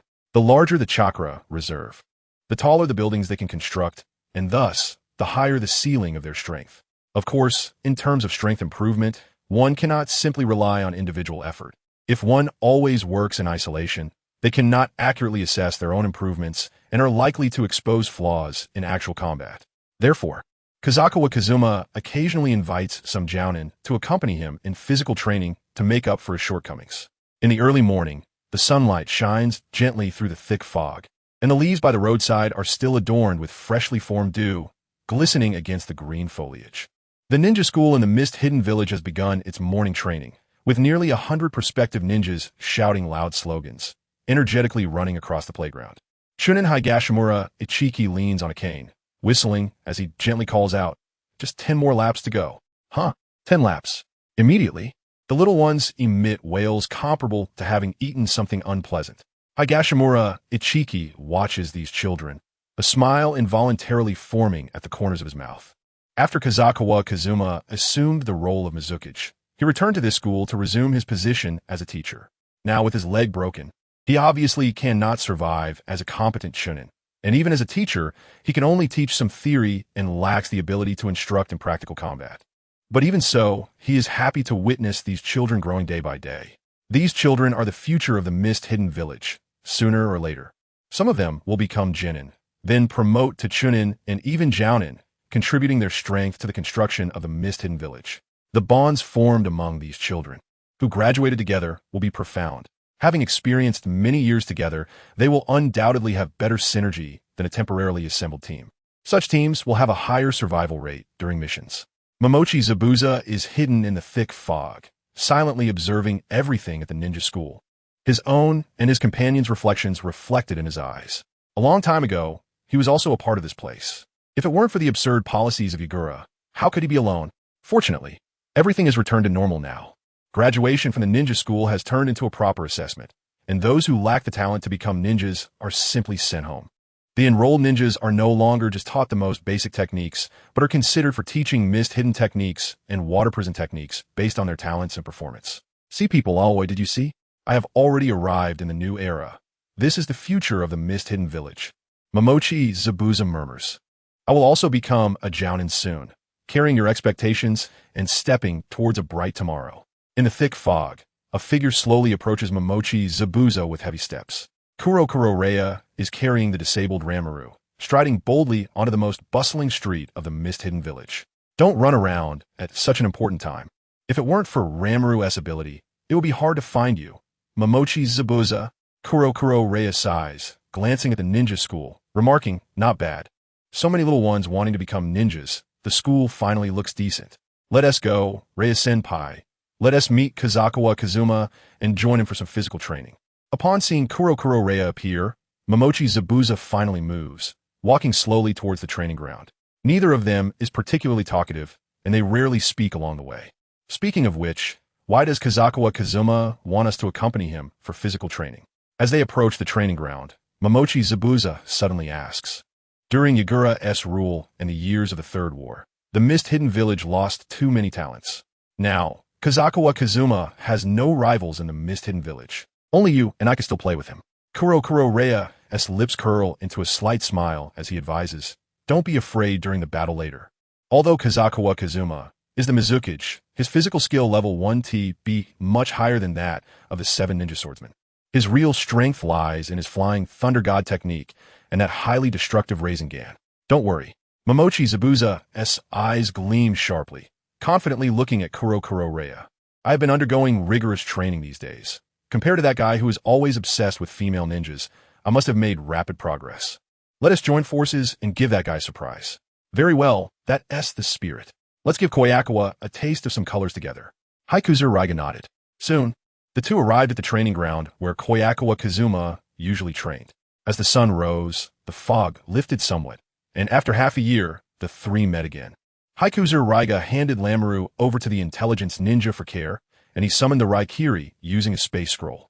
He held it firmly in his hand. Momochi Zabuza crossed his arms and stood coldly, facing Kobayakawa Kazuma alongside Haikuzer Raiga. Lord Mizukichi, should I go first, or let Zabuza go first? Haikuzer Raiga asked Kobayakawa Kazuma for confirmation. You two can come meet together. If you can't defeat me in a short time, it only proves that my training during this period has failed, Kobayakawa Kazuma replied. Momochi Zabuza frowned and, without saying a word, took out a kunai from his ninja tool pouch. Although Kobayakawa Kazuma's tone was infuriating, he knew he had the capital to look down on them. Haikuzu Raiga snorted lightly and raised his Raikiri in front of him, warning, "You better not regret it, Lord Mizukichi. Zabuza and I are strong. It won't be good if we hurt you. I will do my best not to hurt you either," Kobayakawa Kazuma said, drawing the ninja sword from his back. If he could still get injured facing these two, it would prove that his physical training during this time was completely a waste of time. With his two-tomo Sharingan, he could easily see through all the movements of opponents at his level and effectively target their weaknesses for counterattacks. Chapter 150. Secretary Samui Momochi Zabuza and Haikuzu Raiga acted together, exchanging glances and silently following the plan. Haikuzu Raiga, with stronger physical abilities, would hold off Kobayakawa Kazuma, while Zabuza would attack from the side. Even if Kobayakawa Kazuma was the Mizukichi, there was no reason he could easily counter the combined strength of the 7 ninja swordsmen. However, right before them, Kobayakawa Kazuma's figure suddenly vanished. A look of surprise appeared on Momochi Zabuza's face, and in the next moment, he took a solid punch and was sent flying over 10 meters, crashing into a large tree at the edge of the training ground. Immediately, Kobayakawa Kazuma reappeared next to Haikuzu Raiga using the body flicker technique and slashed down with his ninja sword. The two sword shadows arrived as expected, forcing Haikuzu Raiga to hurriedly raise his dual blades in defense. The two ninja swords expanded his defensive area, easily blocking 3 attacks. However, what Haikuzu Raiga did not expect was that after this period of training, Kobayakawa Kazuma's strength had also increased. Even though he blocked all the attacks during the fight, he was still pushed down to one knee by the force of the ninja swords. Damn it! Haikuzu Raiga gritted his teeth, the Raikiri crackling with lightning, allowing him to finally match Kobayakawa Kazuma. However, just as Haikuzu Raiga was about to fight back, he felt the pressure on his hand suddenly lighten. He looked back, and a bad feeling surged in his heart. Utilizing the body flicker technique, Kobayakawa Kazuma appeared behind Haikuzu Raiga before he could mount an effective counterattack, kicking him away and sending him to Momochi Zabuza's side. As he rolled, Haikuzu Raiga instinctively released the Raikiri, and his body uncontrollably landed at the edge of the training ground, stopped by a tree trunk. Looking at Momochi Zabuza, who was sitting aside and had given up struggling, Haikuzu Raiga also propped himself up against the tree and sat next to Zabuza. "This guy is simply a monster," Haikuzu Raiga complained. "Although I don't know who Kobayakawa learned this explosive combat style from, there's no doubt that his speed and strength far surpass ours. Our strength is already quite strong. There's no need to lose confidence because of someone like him. That guy is simply from a different dimension than us." Momochi Zabuza deeply agreed. Kobayakawa Kazuma sheathed his ninja sword, and through the recent battle, he had a renewed understanding of his physical abilities. After copying and training with the Reikige's physical techniques, his physical capabilities had indeed improved significantly. During the fight, Momochi Zabuza's eyes could barely keep up with his speed, leaving him to passively take hits. Even Haikuzu Raiga of the 7 ninja swordsmen could only keep up with his vision. His reflexes and movements doomed him to simply take hits. Now, his physical level was definitely much stronger than an average jonin, and even Might Guy, who was known for his physical prowess, would probably need to open a gate to match his speed and strength. Of course, a ninja's strength is measured in all aspects. Merely improving physical skills was not enough, and subsequent ninjutsu development had to keep pace. After resting for a while, Momochi Zabuza and Haikuzu Raiga regained their composure, and Kobayakawa Kazuma called the two into the Mizukichi's office. The gray-black office appeared empty, and Samui, wearing the yukata provided by Kobayakawa Kazuma, stood by the desk, while Momochi Zabuza and Haikuzu Raiga knelt on one knee below the desk. "I have a task for you too," Kobayakawa Kazuma said. "There are members of the Take-Torai clan imprisoned in the Mist Hidden Village's prison. These people are all born warriors who worship strength. Their clan leader is the strongest among them. You two must go and fight their leader every day until they are willing to serve the Mist Hidden Village." More than half a year ago, Kobayakawa Kazuma had already imprisoned the Take-Torai clan and had tried to persuade them to serve the Mist Hidden Village twice. However, their clan leader stubbornly refused to yield, claiming that Kobayakawa had defeated him using despicable means. Kobayakawa Kazuma was also busy and had no extra time to waste on this clan, so he had to keep these battle maniacs imprisoned until now. Momochi Zabuza and Haikuzu Raiga exchanged glances. Although they couldn't defeat Kobayakawa Kazuma, bullying the Take-Torai clan leader shouldn't be a big problem. "Understood. We will complete the task." The two replied simultaneously to Kobayakawa Kazuma before exiting the Mizukichi's office. Just as the two were about to leave, Kobayakawa Kazuma suddenly remembered something and hurriedly reminded them. Oh. When beating the Take-Torai clan leader, be sure to ensure that other clan members witness it. The impact of the beating should be shocking. Those guys have very sturdy bodies. And being bloodied is not a problem at all. A few stabs will heal quickly. Momochi Zabuza and Haiku Zuraiga paused slightly, but they said nothing and left tacitly. Samui looked at Kobayakawa Kazuma in surprise, a drop of cold sweat sliding down her temple. She opened her mouth and complained, "Kobayakawa, are you some kind of devil?" Kobayakawa Kazuma smiled, and after Momochi Zabuza and Haiku Zuraiga left, turned to Samui and reminded, "Samui, it's time for me to eat." Samui's face flushed, and she bit her teeth tightly. Although Kobayakawa Kazuma had recently focused on training, he occasionally still needed a caring secretary to help with daily life. At this time, the new secretary Samui was expected to show her value. Although Samui's level as a secretary was far inferior to that of Mabu, Kobayakawa Kazuma found it difficult to find a better candidate for the moment, so he could only make do for now. Chapter 151.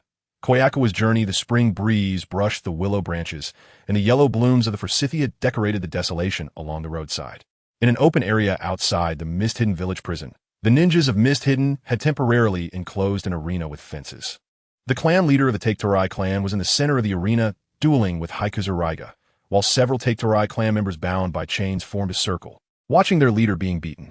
Thunder Strike, Thunder Welcome, Thunder Roar, Heibei Raiga, swung the Raidao. Yeah, unilaterally abusing the leader of the Take-Torai clan. This guy, in terms of strength, barely reached the level of a newly appointed Jonin. As one of the 7 ninja swordsmen, it was very easy for him to bully a newly appointed Jonin. Moreover, the strength of the Take-Torai clan was quite unbalanced. They were naturally more durable than ordinary ninjas, but their offensive measures were quite limited. This resulted in the Take-Torai leader, despite having considerable strength, being beaten like a punching bag by Heibei Raiga every day. I said, "You should probably surrender soon. Bullying a weakling like you gives me no sense of achievement at all," Heibei Raiga advised while inserting the Raidao. "You back into his side." The Take-Torai leader moved his fingers, changing from the usual strong prey on the weak demeanor, and indignantly said, "Our Take-Torai clan are natural warriors. Even if we are defeated, we will rise again and face the challenge." "You call yourself a natural warrior?" Heibei Raiga glanced at the Take-Torai clansmen watching from the stands. These clansmen were cheering. To put it bluntly, the Take-Torai clan was indeed a race that worshipped the strong, and a considerable portion of the clansmen only admired the strong. "Go on, Mr. Raiga. This guy Take-Torai Mizuki, to be trampled into the mud by a master like Raiga every day, is truly a stroke of luck." Seeing that the Take-Torai leader had stopped speaking, Heibei Raiga sighed and withdrew the Raidao back into the ninja scroll. "Well, think about it some more. If you don't agree today, we can continue to beat you tomorrow. After all, this is the order of the 5th Mizukage. Even though it's shameful to bully the weak, we cannot refuse." Before Heibei Raiga had left the arena, a woman from the Take-Torai clan rushed up and shouted, "Lord Raiga, I want to have a strong baby with you." The woman who appeared was the second wife of the Take-Torai leader. In fact, in the Take-Torai clan, which lived in a relatively primitive manner, there was no concept of wives. Women without combat power were merely breeding tools. These breeding tools yearned for the genes of the strong and would find ways to have children with them, as strong children would ensure the women-s status. Raiga, Heibei Raiga, summoned the Raidao again, and a bolt of lightning struck the woman. "Foolish woman, do you think you can intrude on the bond between me and Ranmaru?" Looking at the charred body of the Take-Torai woman, Heibei Raiga twisted his neck and left. After beating the Take-Torai leader for half a month, Heibei Raiga had gained some experience. Although the Take-Torai clan was relatively weak, they could take a beating, and even if he hit a little harder, it wasn't easy to cause a fatality. This clan was the perfect human target. However, the mission was nearing its end. Currently, 70 of the Take-Torai clan had accepted the more powerful reality of Kirigakure. For them, the weak should naturally submit to the strong. So the even weaker Take-Torai clan should submit to Kirigakure. He believed that with the addition of the Take-Torai clan, Kirigakure could temporarily replenish its combat power. Although there were no experts among this clan, their overall strength was between ordinary Chunin and special Jonin, which was still a considerable force for Kirigakure, which was extremely shorthanded after the war. On the other side, the lone Kagawa Kazuma, who was cultivating ninjutsu, received a rather troublesome commission. The commission was rated A, to help Hashigakure retrieve a stolen star. The so-called star was actually a meteorite that fell from the sky, rumored to enhance chakra, and was a powerful secret of Hashigakure. Because of this effect, the star was easily targeted by other ninja villages. Basically, every few years, the 5 great nations received a commission to retrieve the star. The task was rated A, with a reward of 900,000 Rio, which was quite a lucrative task. Normally, such tasks would be taken by Kirigakure, but currently, the village was short-handed, and the jonin capable of completing A-rank tasks were basically all occupied with other matters. Samui, accompany me on this trip. Kagawa Kazuma thought for a moment and decided to go personally. Kirigakure was fairly stable now, and most of the talented female ninjas were already pregnant, so he should go out and look for some excellent women. Although Hashigakure was just a small village, it was not lacking. Their village chief claimed to be the Hashikage, the 6th nominal Kage aside from the 5 great nations. Kagawa Kazuma remembered that there was a woman in this village who had reached the peak of star cultivation, and she was also very beautiful, named Natsubi. He had some thoughts about this respected woman. You really trust me, don't you? Samui silently stared at Kagawa Kazuma and mocked. You still have 3 subordinates in Kirigakure. As a good superior, you wouldn't easily do something foolish. Moreover, Kagawa Kazuma glanced at Samui's abdomen, a faint smile appearing at the corner of his mouth. After being marked with the flying Thunder God seal, do you still want to escape? Samui was probably overthinking it. Samui instinctively followed Kagawa Kazuma's gaze and looked down. The words Kagawa was here came into view, and an overwhelming sense of helplessness rose in her heart. Before removing this mark, it seemed impossible to escape from Kagawa Kazuma's clutches. This Mizukage, although debauched, had to be acknowledged as a genius, as he could even master the legendary ninjutsu, the Flying Thunder God. There was no choice. Samui decided to accompany Kagawa Kazuma as a secretary. Kagawa Kazuma envied the 4th Reikage once again. When it came to the abilities of a secretary, it should really be Mabui's heaven-sent technique. A female ninja who could assist her superior at any time was what the job needed. In contrast, although Samui had a decent appearance and acceptable strength, compared to Mabui, she was basically just a vase. After 2 weeks of traveling, Kagawa Kazuma crossed the Land of Wind and arrived at the small country of Kuma, located at the border of the Land of Fire and the Land of Wind, where Hashigakure was situated. Before him lay a deep ravine, separating Hashigakure from the Death Canyon, which was filled with toxic gas, serving as a natural protective barrier. Looking at the toxic gas canyon, Kagawa Kazuma fired a white signal flare to notify the villagers that the person accepting their commission had arrived. Shortly after, a man wearing a gas mask ran over from the suspension bridge on the other side of the Death Canyon. He handed Kagawa Kazuma and Samui gas masks and then led them into the village. Once they passed through the Death Canyon, the 3 of them finally removed their gas masks and began to discuss the situation in the village. Chapter 152. Arrogant Hashigakure. The man who came to receive them for Hashigakure was named Akahoshi. He was somewhat slender, with a rebellious gleam in his eyes, and looked at Kagawa Kazuma and Samui with some disdain. I heard that ninjas from the 5 great nations generally operate in teams of 3 during missions. Why did Kirigakure only send 2 this time? Akahoshi asked. Generally speaking, Kirigakure does indeed operate in teams of 3 for important missions. This number has been validated through countless ninja world wars.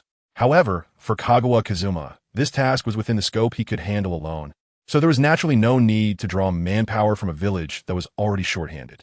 Bringing Samui along was merely to prevent this Kumogakure Jonin from causing any trouble. In reality, completing the task was just a side benefit. His main purpose was to see if there were any women worth his attention in this village that dared to call itself the 6th Great Ninja Village. Having strong children was what a Mizukage should do. Also, one of our companions was injured along the way and had to return to the village. Kobayakawa Kazuma was talking nonsense, and he obviously had no intention of answering the question properly. Akahoshi curled his lips into a cold smile and mocked, as expected. One should not have any expectations from you, useless people. We in Saiyan can solve the matter of the star internally. Samui frowned slightly. She was about to retort when Kobayakawa Kazuma raised his hand to stop her. It seems you have quite a deep prejudice against the 5 great nations. Kobayakawa Kazuma said calmly, not wanting to create conflict with the employer here. One must understand that even the 5 great ninja villages in the ninja world rely on external commissions for their financial income.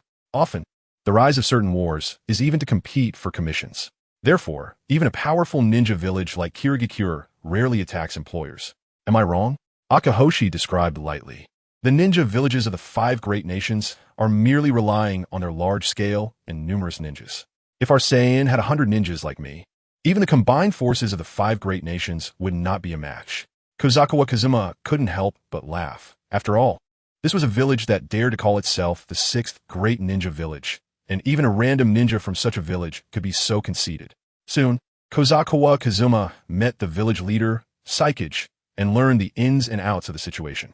It turned out that a week ago, a group from Kusagakure passed by Saiyan, and at that time, the star that the village relied on for training was lost. After this incident, Saiyan sent a mission to Kirigakure in the name of the village, with a rank of A, and the goal was, of course, to find the lost star. After understanding the situation, Kozawa Kazuma took Samui to the scene for investigation.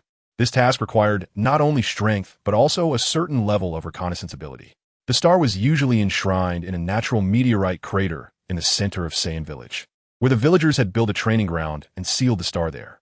The wooden house was completely enclosed, with only the wooden door and ventilation holes connecting to the outside world. What do you think? After surveying the site, Kozawa Kazuma checked the roof and the ventilation openings, then looked at the shrine that held the star and asked Samui. If a skilled upper ninja had infiltrated here, there would be no way they wouldn't leave any traces. Samui shrugged and replied honestly. By the time night fell, Kozawa Kazuma told Samui, "I already have a clue. Come with me tonight to verify it." "What clue? Why didn't I notice anything?" Samui was quite surprised. After surveying the scene, she hadn't found any traces at all, but Kozawa Kazuma said he had found a clue. However, there was no need to doubt anything. She just needed to accompany Kozawa Kazuma that night to see for herself whether what he said was true. At night, Kozawa Kazuma began his operation. With his and Samui's strength, they could easily avoid most of the ninjas in Saiyan. Under the cold moonlight, Kozawa Kazuma activated his Byakugan and saw a ninja running toward the outskirts of the village. He followed closely behind that ninja, who arrived in the vast misty forest outside the village, looking around as he walked deeper into the forest. "It's so late, and you're not resting in the village. Why are you here, Akahoshi?" Kozawa Kazuma threw a kunai, using the Flying Thunder God technique to block Akahoshi's path, and asked, "So you're the one who stole the star?" Akahoshi. Samui was somewhat surprised and couldn't help but ask Kozawa Kazuma, "How did you notice that Akahoshi was acting suspiciously?" The only people who could silently steal the star from a secret place, apart from upper ninjas from the 5 great nations, were those within the village itself. "I checked the duty records regarding the star at Saiyan, and Akahoshi's duty frequency has significantly increased over the past half-month," Kozawa Kazuma explained. "There are chakra traces left at the scene. The appearance of these traces usually indicates that certain jutsu-utilizing seals have been activated. And the ninjas from Saiyan are known for their signature secret technique, the peacock method, as well as using seals to perform jutsu. This guy, even while doing something like that in such a place, still didn't forget to observe and think." Samui was slightly taken aback. She didn't expect this lecherous Mizukage to have such clear judgment. Chapter 153. Teaching Akahoshi a lesson. Do I need to explain this to you? You guys are just dogs hired by the village chief. Akahoshi crossed his arms, and behind him, a faint blue chakra formed a peacock display, which was the secret technique of Saiyan, the peacock method. "Are you trying to wage war against the 5 great nations by using ninjutsu here?" Kozawa Kazuma cracked his neck and asked Akahoshi. "Humph." A hint of disdain appeared on Akahoshi's face. "As long as I kill you here, who would know that it was me who did it? Even if Kirigakure sends someone to investigate, I would just kill again. Then it seems there's nothing more to say." Kozawa Kazuma smiled. Although attacking the employer's side during the mission would affect his reputation, since the other party initiated the conflict first, the situation was different. The ninja code of Kirigakure does not include a rule against fighting back when attacked. The only concern for Kozawa Kazuma was that his truth-telling technique's completion rate was only 21, and he couldn't minimize the side effects of the technique. Hopefully, Akahoshi would be lucky enough not to randomly search and end up with brain death. There was originally nothing more to say. If someone had to be blamed, it was just bad luck for him to discover Kozawa Kazuma's secret. Akahoshi crossed his arms and made different gestures with his fingers. Peacock method. Beast. The chakra behind Akahoshi transformed into the shape of a tiger, seemingly carrying a fierce might, and it opened its mouth wide to bite at Kozawa Kazuma. Kozawa Kazuma simply threw a kunai. Although it was blocked by the chakra behind Akahoshi, it landed right in front of him. Bang! The beast made of chakra pounced at Kozawa Kazuma's location, sending rocks and dirt flying, creating a circular pit in the ground. However, before Akahoshi could feel pleased, He saw Kozawa Kazuma's figure reflected in his eyes. For some reason, Kozawa Kazuma not only easily dodged the attack of the peacock method, but also strolled casually to stand right in front of him. Kozawa Kazuma casually threw a punch, and that punch lightly landed on Akahoshi's face. Instantly, Akahoshi's face contorted, and he flew backward, crashing into a sturdy tree. The tree trembled violently, accompanied by rustling sounds as the trunk swayed. What astonishing moves, Sammy murmured. Having suffered a heavy blow, Akahoshi could no longer maintain the peacock method. He looked at Kozawa Kazuma approaching him in terror, his eyes filled with panic as if they would overflow. Monster. You monster, don't come any closer. Akahoshi kicked back to try to escape, and the composure he previously had was nowhere to be seen. Where's your confidence for before? That calmness of not taking the five great nations seriously. Kozawa Kazuma dug at his ear, reached out his hand towards Akahoshi, and used the truth-telling technique. Moments later, a large amount of information filled his mind, and Akahoshi let out a piercing scream. During the days when the star was stolen, Akahoshi indeed increased his duty frequency, and he had discussed with several companions about stealing the star and restarting his training in the star after avoiding psychage. After all, the peak of star training was simply too tempting. Chixing was very clear that although he was also a genius of Xingyin Village, he was still far from the peak of Xing's cultivation, Summer. With his strength, it was impossible for him to become the fourth-generation Xingyin. However, on the day he was prepared to steal Xing, he discovered that the Xing enshrined in the shrine was missing. Realizing that something was wrong, Chixing hurriedly sounded the alarm, and Xingyin Village was unable to resolve the issue, which led to the subsequent task being assigned to Wuyin Village. Chixing's luck was relatively good. After undergoing the truth-seeking technique, he remained clear-headed, but the fear in his eyes when he looked at Chikawa Kazuma was evident. This was indeed a headache. Chikawa Kazuma frowned, not expecting that the culprit was not the Chixing before him. Since that was the case, he could only drag the hidden rat out to sea. The moonlight could not penetrate the dense forest, and only the Byakugan bloodline limit could easily see the figures hidden in the darkness. Chikawa Kazuma threw a marked kunai, and with a crisp sound of metal clashing, a figure leaped out from the darkness, its back covered in pale blue chakra, which formed a pair of wings. Chixing's gaze fixed on the figure. Having experienced Xing's cultivation, he knew that the ninjutsu used by the figure was also the peacock technique. Moreover, unlike him, the opponent's massive peacock tail feathers were a symbol of having reached the peak of Xing's cultivation. The first kunai thrown did not achieve the expected effect, and Chikawa Kazuma's figure instantly disappeared, using the body flicker technique to appear in front of the figure, with a crimson Rasengan already condensed in his hand. What? Seeing Chikawa Kazuma's speed and physical technique, the figure seemed a bit surprised. The figure's hands quickly crossed, and the chakra on its back transformed from the shape of wings into the shape of fists, attacking Chikawa Kazuma. The state of cultivation of the peacock technique could be judged by the size of the chakra tail feathers controlled by the ninja. The chakra tail feathers of the figure before him were at least 3 times larger than Chixing's. Boom! The Rasengan collided with the peacock technique, producing a tremendous roar. And for a moment, the red flames illuminated the surrounding darkness. When the flames subsided, Chikawa Kazuma stood in place, while the mysterious person using the peacock technique had fallen to the side, gasping for breath. After all, the peacock technique was merely a secret art that allowed chakra to change shape to achieve different functions. In Chikawa Kazuma's view, this secret art was worthless. If chakra were compared to gold, then ninjutsu would be akin to weapons bought with gold, each having various abilities. The function of the peacock technique, however, was like using gold to hit people, failing to maximize the benefits of chakra. Pulling off the gas mask from the figure's head revealed a man with green hair, who looked warily at Chikawa Kazuma. Who are you? Chikawa Kazuma asked directly. I am Inghua, not your enemy, the green-haired man replied as he sat up. Explaining to Chikawa Kazuma, I was also from Xingyin Village. I heard that the star was lost, so I came back to see if I could help. Chikawa Kazuma frowned. Upon hearing the man introduce himself, he remembered who he was. Inghua, also known as Summer's husband, was a genius in the field of Xing's cultivation, just like Summer. The two had considered taking away the star to completely end Xing's cultivation because they were well aware of its side effects. However, their actions were thwarted by the third-generation Xingyin, and they were ultimately expelled from the village as traitors. Nevertheless, because of this incident, Xingyin Village sealed the star and suspended Xing's cultivation. It had been 3 years since the suspension of Xing's cultivation. Chapter 154, Finding Summer. Chikawa Kazuma activated his Byakugan, and from its perspective, the chakra within Inghua's body appeared in patches of purple-black, clinging to the internal organs like maggots. It seemed that he did not falsely report his identity. He was indeed Inghua, and the excessive cultivation of Xing was nearly killing him. The harder one worked on Xing's cultivation, the shorter their lifespan became, as the chakra activated by the star would erode their body, ultimately leading to death. "Aren't you the one who stole the star?" Chikawa Kazuma casually asked.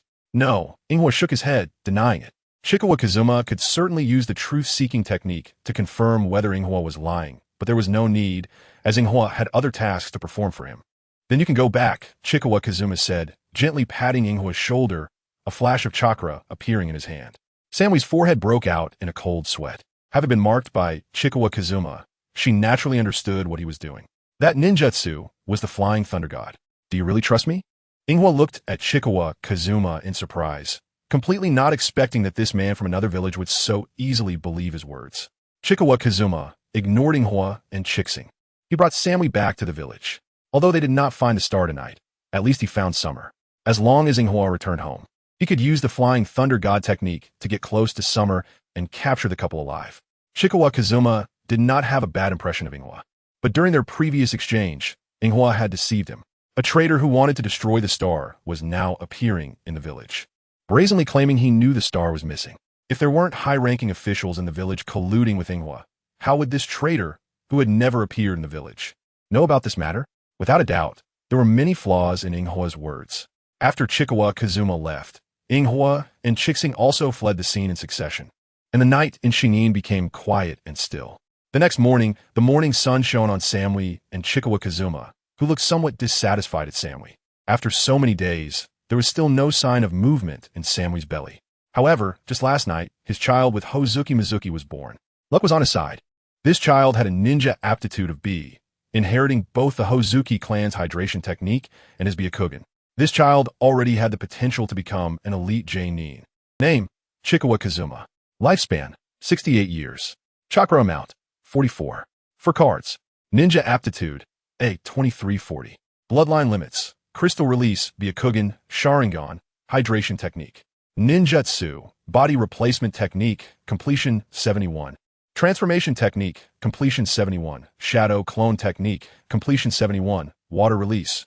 Mist Concealment Technique, Completion 59. Water Release. Water Chaos Wave, Completion 55. Sword Technique.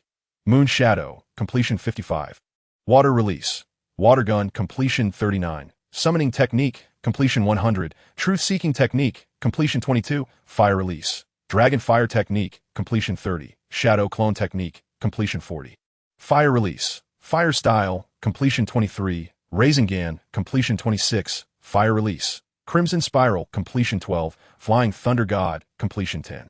The birth of this child brought Chikawa Kazuma a one-time reward of 9. 6 cards of chakra, along with the hydration technique as a bloodline limit. Now, his physical strength had reached the level of Might Guy under normal conditions, and if he fully mastered the hydration technique, he would no longer need to worry about his defense issues. Looking at the system panel's prompt, Chikawa Kazuma couldn't help but smile. Now, if he faced Kisame Hashigaki, who had the Samahata, he wouldn't even need to rely on intelligence differences to fight. With the combination of the spiraling sphere and the half-baked Flying Thunder God, it was enough to defeat Kisame Hashigaki. As for Itachi Uchiha, who possessed a Sharingan, he also gained confidence to confront him. As long as he didn't fall victim to Tsukuyami, he was sure he could defeat his opponent. With his massive chakra, even if it turned into a war of attrition, he could outlast a ninja like Itachi, who had a smaller chakra reserve. The improvement in strength left Kazukawa Ikizuna pleasantly surprised. He pushed off the weight of Samui above him and changed into battle attire. Calculating the time, Firefly should be back home by now, and this timing for an ambush should allow him to encounter Summer.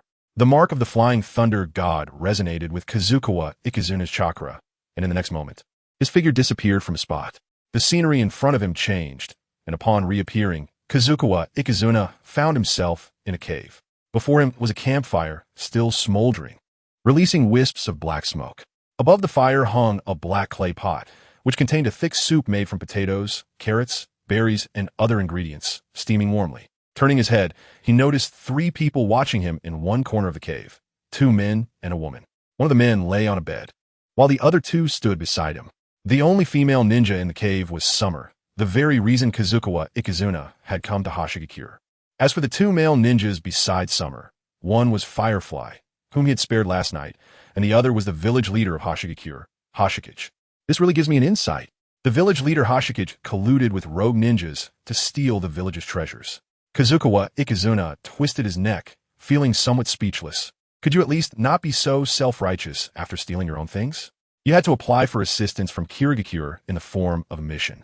The three people in front of him were the strongest in Hashigakure. If it weren't him coming for the mission, but another J-nin, even if they uncovered something, they wouldn't dare to speak out, only letting the mission drag on for a while before ultimately ending in failure. However, these individuals were unfortunate. The one going on the mission was him. You are from Kirigakure? Hashikage's expression darkened as he immediately made a decision. Since you know things you shouldn't, you'll have to stay in Hashigakure for a while. Once we reclaim the star from Kusagakure, we will let you go back. Chapter 155. The peak of the star. Hashikage stood up, crossing his hands, summoning chakra to form a tail feather, which was the peacock technique. Peacock technique. Seeing the village leader take action, Summer didn't hesitate either. She summoned an even larger tail feather than Hashikage's. Kazukawa Ikizuna judged the strength of the three in front of him based on the size of the tail feathers. The strongest was the female ninja Summer, followed by Hashikage, with Firefly, who lay in bed, being the weakest. However, judging by Firefly's condition, he was nearing his limit and evidently lacked the ability to join this battle. If he hadn't fought Firefly last night, Firefly might have been able to hold on for a few more days, but just a few days at most. Summer, Hashikage, you wouldn't want Firefly to be affected by our battle, would you? He pointed outside the cave and said, I'll give you both a chance to challenge me. Let me see the peacock technique at the peak of Hashigakure. Kazukawa used the body flicker technique to leave the cave. With his strength, it was naturally impossible for these few from Hashigakure to keep him. His strength, while not exceptional among the shadows, was certainly not weak. With the flying thunder god technique, he was confident of a 50-50 fight with any shadow. Although he had only caught a glimpse earlier, Kazukawa Ikizuna had already developed thoughts about Summer. No matter what, he had to trick this woman into Kirigakure to have children. Name, Summer. Age, 29. Beauty, B ninja qualification, a bloodline limit. None. One could only say that Summer truly deserved to reach the peak in the cultivation of stars, with an extremely rare ninja qualification of A. This woman had undergone years of star cultivation without any side effects, likely due to her ninja qualification. With Summer's ninja qualification, if she could learn excellent ninjutsu, she might really lead Hashigakure to grow and become the 6th great ninja village beyond the 5 great villages. However, it's a pity that her prime years had mostly been wasted on the trivial peacock technique. Even if she abandoned the peacock technique, now to learn other ninjutsu, she could only reach the elite J-nin level at best. That guy, how could he reach that level? Watching Kazukawa Ikizuna leave them as if there was no one around, Hashikage felt a serious sense of crisis rise in his heart. They would probably find it hard to keep Kazukawa Ikizuna. The secrets of Hashigakure were likely to leak out. Lord Hashikage, don't worry. Your prestige in Hashigakure cannot be lost. If we combine our strength, even the J-nin of the 5 great nations shouldn't be able to escape. Summer nodded at Hashikage, emphasizing, then I'll leave it to you. After seeing Summer's determined gaze, Hashikage felt slightly more assured. Kazukawa Ikizuna was just 8 J-nin from Kirigakure, but Summer was the peak of Hashigakure in nearly 50 years. Someone who had reached the end in star cultivation. If even the peak of star cultivation couldn't keep a J-nin, then Hashigakure should stop claiming to be the 6th great ninja village. Summer and Hashikage left the cave together. Before them, Kazukawa Ikizuna was twisting his neck and moving his wrists, looking like he was warming up. Peacock technique. Beast. Hashikage didn't give Kazukawa Ikizuna a moment to react. As he changed his hand gesture, the tail feather behind him transformed into the shape of a giant wolf. The wolf was comparable in size to a 2-story villa, charging forward with immense power. Peacock technique. Spear. The chakra tail feather behind Summer also changed, forming numerous long spears that covered the battlefield like arrows, quickly stabbing towards Kazukawa Ikizuna. Bang! Crack! The attacks from Hashikage and Summer simultaneously hit Kazukawa Ikizuna's substitute, turning the wooden piece used for the substitution technique into a porcupine. Kazukawa Ikizuna stood not far from the wooden post, still engaged in his warm-up, quietly watching the two. Although Hashikage was a bit surprised, his movements didn't stop. The tiger formed from the peacock tail feather charged at Kazukawa Ikizuna again. However, this time, it still hit the wooden post used for Kazukawa Ikezuna's substitution technique. For Kazukawa Ikezuna, whose substitution technique had a completion rate of 71. Continuously using it was not a burden at all. If he wanted, he could even create 2 substitutes at the same time to confuse his opponent's vision. It could be said that for ninjas who hadn't specifically trained their observation skills, they might not even be able to find Kazukawa Ikezuna's real body, let alone launch an effective attack. Is this really all the strength Hashigakura's ninjas have? Kazukawa Ikezuna took a deep breath, and without any warning, a powerful stream of water burst forth from his mouth. With a 55 completion rate, combined with a large amount of chakra, the water chaos wave produced such an effect. Water release. Water chaos wave. A massive torrent transformed into a spectacular river, surging towards Summer and Hashikage. If there were ninjas from Kirigakure here, they might even mistake the water chaos wave technique for the 44-hand sign water dragon bullet technique. As expected, Hashikage and Summer were both swept into the torrent, carried away several hundred meters before finally stopping due to obstacles on the surface. The peacock tail feather behind Hashikage gradually disappeared, seemingly having fainted. Summer wrapped herself in her tail feather to mitigate the impact of the water chaos wave, but even so, she was drenched all over and spat out a puddle of water. You are really impressive. Even being born in such a small hidden village and relying on such unremarkable secret techniques, you can still withstand my attacks. Kazukawa Kazuma walked in front of Natsuhi, looking down at her from above. As long as you want, you could easily kill me and Hashikage the moment you strike, right? Natsuhi dispelled the peacock technique. Her legs spread apart as she slumped down on the wet ground, no longer having the will to resist. All along, she had prided herself on her cultivation, considering herself a genius in the art of star training, stronger than Hashikage. However, she had never imagined that there would be such a significant gap between herself and the ninjas of the 5 great nations.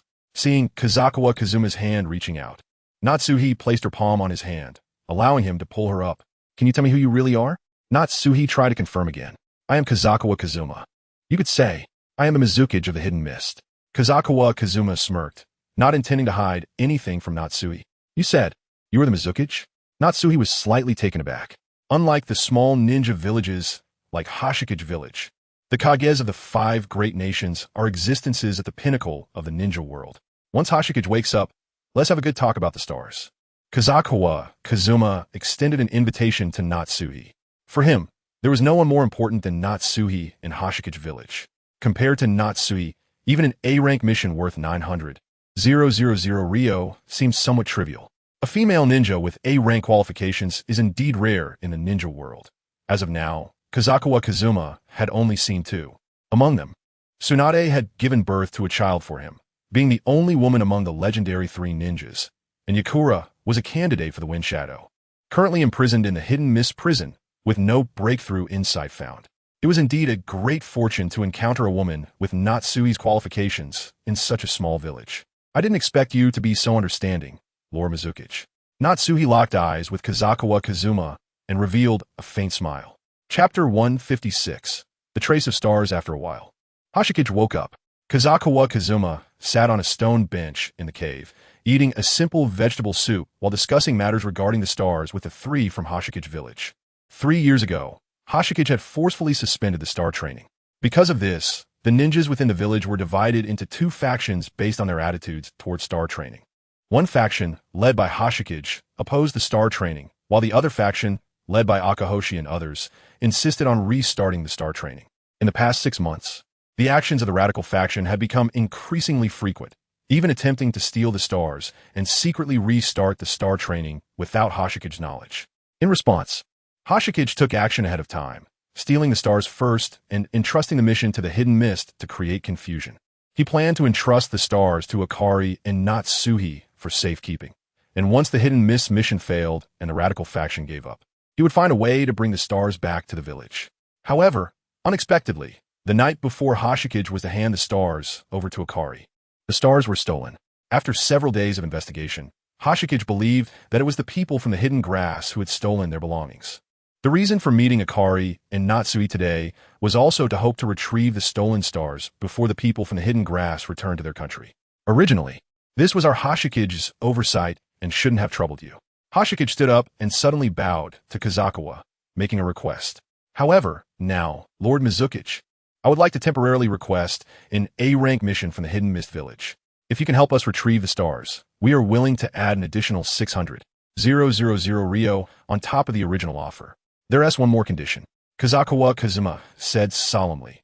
Currently, the Hidden Mist Village is short on manpower, and I need Natsuhi to serve as a jonin in the Hidden Mist Village for 2 years. Hoshikage was slightly surprised. Logically speaking, even if the Hidden Mist Village was short on people, they shouldn't recruit talent from small villages like theirs.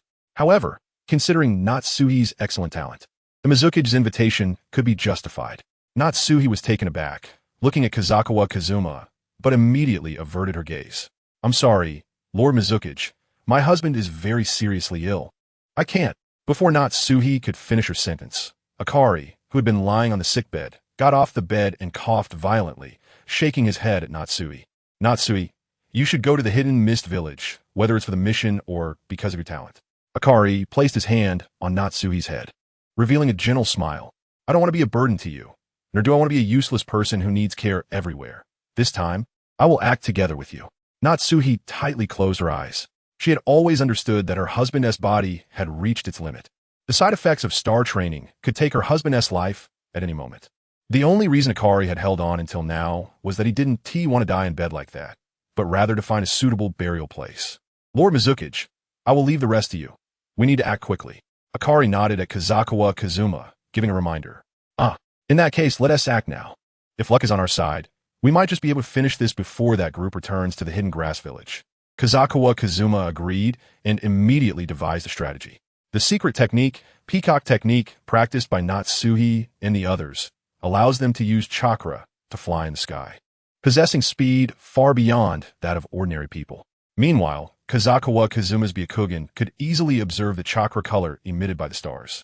Therefore, the best approach was to split into 3 teams, searching along the 3 commonly used routes all the way to the Hidden Grass Country. Since the stars were stolen, 2 days and 2 nights had passed. If luck was sufficient, they could retrieve the stars before entering the Hidden Grass Country. Kazuma created 2 shadow clones and had Hoshikage and Akari each carry a kunai with a flying thunder god mark. Hoshikage, Natsuhi, and Akari used the peacock technique to fly into the sky, with Natsuhi holding Kazuma's real body, while the other 2 held Kazuma's shadow clones. Just keep going at full speed. My vision is wide. As long as the star's chakra appears, I will see it. Kazuma said to Natsuhi, activating his Byakugan. In the perspective of the Byakugan, the crisscrossing dense forest no longer posed an obstacle. Anyone with chakra would be reflected in his eyes. Natsuhi nodded, and once they reached a high altitude, her figure shot straight ahead. The sound of the wind rushed past her ears, blowing her hair loose. And Natsuhi's breathing was drowned out by the sound of the wind as she tightly embraced Kazuma's body. The Byakugan, which was continuously activated, would consume chakra incessantly. But for Kazuma at that moment, this chakra consumption was negligible. It didn't even count as a burden. Natsuhi's chakra was also immense. Even while maintaining a flying state, she could persist for over 2 hours at once. The speed of flight was fast. The Bear Country was a small nation, and there were only the small countries of the Bird Country and the Rain Country separating it from the Hidden Grass Country. If Kazuma and Natsuhi rushed at full speed, they could completely traverse the Bird Country and the Rain Country in just 1 day, reaching the Hidden Grass Country. Although there might be Hanzo and pain in the Rain Country now, as long as they didn't enter the core area of the Rain Village, there was no reason for them to encounter these 2 powerful figures. However, to accommodate Hoshikage and Akari on the other 2 routes, the 2 deliberately slowed down a bit. Before long, it was afternoon, and Natsuhi and Kazuma had already crossed the Bird Country, arriving at the edge of the Rain Country. The weather in this country was just as its name suggested. It was always raining, with thunderclouds gathering in the sky that hardly dissipated. In order to avoid the threat of thunderclouds, Natsu and Kobayakawa had no choice but to give up their flying altitude and visibility, flying only a little more than 10 meters above the ground. Unexpectedly, they truly encountered something. Kobayakawa looked down at the forest. From his perspective, he saw a person standing on the trunk of a large tree below, their body stained with a bit of purple-black chakra. There was no mistake. That was the mark of someone who had come into contact with the star. Chapter 157. The cunning grass hidden for those who had not undergone the training of the star, even if they had come into contact with it. The traces on their bodies would quickly disappear. The clear traces on the person below, like this, indicated that the time since they had separated from the star was not long. Dodge! Suddenly, Kobayakawa Kazuma alerted Natsu behind him. Natsu hurriedly changed her flying direction, but due to the abrupt speed change, she lost her balance and started to fall downwards. On her original flight path, a kunai tipped with powder shot straight up into the sky. Seeing Natsu about to crash, Kobayakawa Kazuma quickly threw a kunai into the forest, and his figure instantly disappeared from Natsu's arms. As Natsu fell in the distance, Kobayakawa Kazuma appeared in the forest using the Flying Thunder God technique. He looked up to the right and saw a short, stout man in civilian clothes, clad in chainmail, standing on the trunk of a tree, his gaze warily scanning the sky, seemingly unaware of Kobayakawa Kazuma's presence. Kobayakawa Kazuma had no interest in alerting him. He formed a hand seal with one hand, and a fire dragon coiled in front of him. Fire release, dragon fire technique. The flames shot out, compressed to the width of a wrist. Kobayakawa Kazuma aimed for the man's shoulder, controlling the power to a very small range, as he still had some questions to ask the person before him and did not intend to kill him. In fact, deep down, Kobayakawa Kazuma did not wish to easily reclaim the star. He wanted to use this opportunity to visit the grass-hidden village. Calculating the time, Kei-Rin and her daughter should still be serving as medical ninjas in the grass-hidden village. If he could take them away from the land of grass, it would also be a significant gain. Though they were called medical ninjas, Kei-Rin and her daughter were merely tools for the grass-hidden ninjas. Due to the nature of the Uzumaki clan, injured individuals only needed to bite them to recover from near-fatal wounds, which made them tools, inevitably exploited until death. The stout man was drawn in by the sudden rise in temperature around him, and by the time he noticed Kobayakawa Kazuma's movement, the dragon fire technique had already shot out towards him. The flames were intensely compressed, emitting extreme heat, and surprisingly appeared blue. When did he arrive? The stout man hurriedly used the body flicker technique to dodge, and the dragon fire technique shot into the sky, creating a small hole in the clouds. After landing on the ground, the stout man took a kunai from his ninja tool pouch and rushed towards Kobayakawa Kazuma, wanting to engage in close combat. Kobayakawa Kazuma drew his ninja sword and lightly swung it, sending two shadow blades slicing towards the stout man. The stout man reacted quickly, retreating to avoid the ninja sword and using his kunai to block one of the shadow blades. Out of the 3 attacks, only one shadow blade struck the stout man's back, cutting a deep and long wound. You bastard, even in one of the 5 great ninja villages, the Mist-Hidden Village, you'd be considered a jonin, right? Our jonin in the Grass-Hidden Village are vastly inferior to the ninjas of the 5 great nations. The stout man gritted his teeth, pain and blood causing him to realize that this man before him could easily kill him. The reason he survived the last 2 attacks was likely that the opponent wanted a live captive for information. It turned out that staying behind to block the enemy was the right choice. Among the team that stole the star, he was the least skilled in combat. Even if he sacrificed his life, Kobayakawa Kazuma would not be able to pursue them, which could be seen as a gain. Once he seriously injured Kobayakawa Kazuma, that guy Amida would have no opponent, and bringing the star back to the village would become a logical outcome. Seems so. Kobayakawa Kazuma nodded. He was indeed a jonin. After all, there was no specialized ninja strength to measure the shadows. It seems that since I encountered you, I cannot escape. The stout ninja sat down on the ground, clasping his hands together and extending them out. Honestly, I'm the one who stole the star. Come and catch me. I am willing to accept any punishment. I'm really surprised. You actually willingly surrender. Kobayakawa Kazuma sheathed his ninja sword and walked up to the stout ninja, asking, "Why did you have to steal the star?" From what I know, although the star can enhance chakra, it has irreparable side effects. Even if you obtain it, you will need to spend a lot of time researching how to counteract the side effects. The stout ninja curled the corners of his mouth, sneering.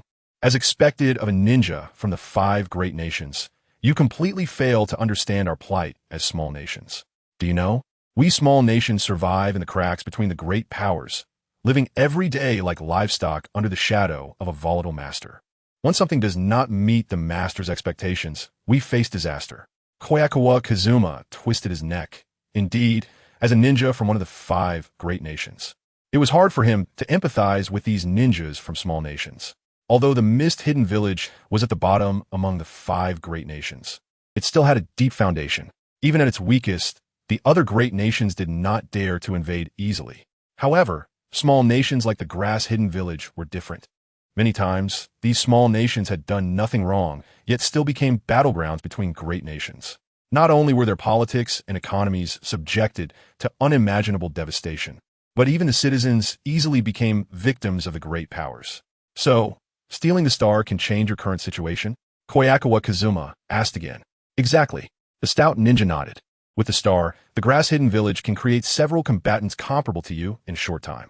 These combatants, even the 5 great nations, cannot underestimate. And the village's wartime situation would be alleviated. My sister, who lost her parents due to war, and my compatriots, they will no longer have to fear that sudden war will take away their loved ones.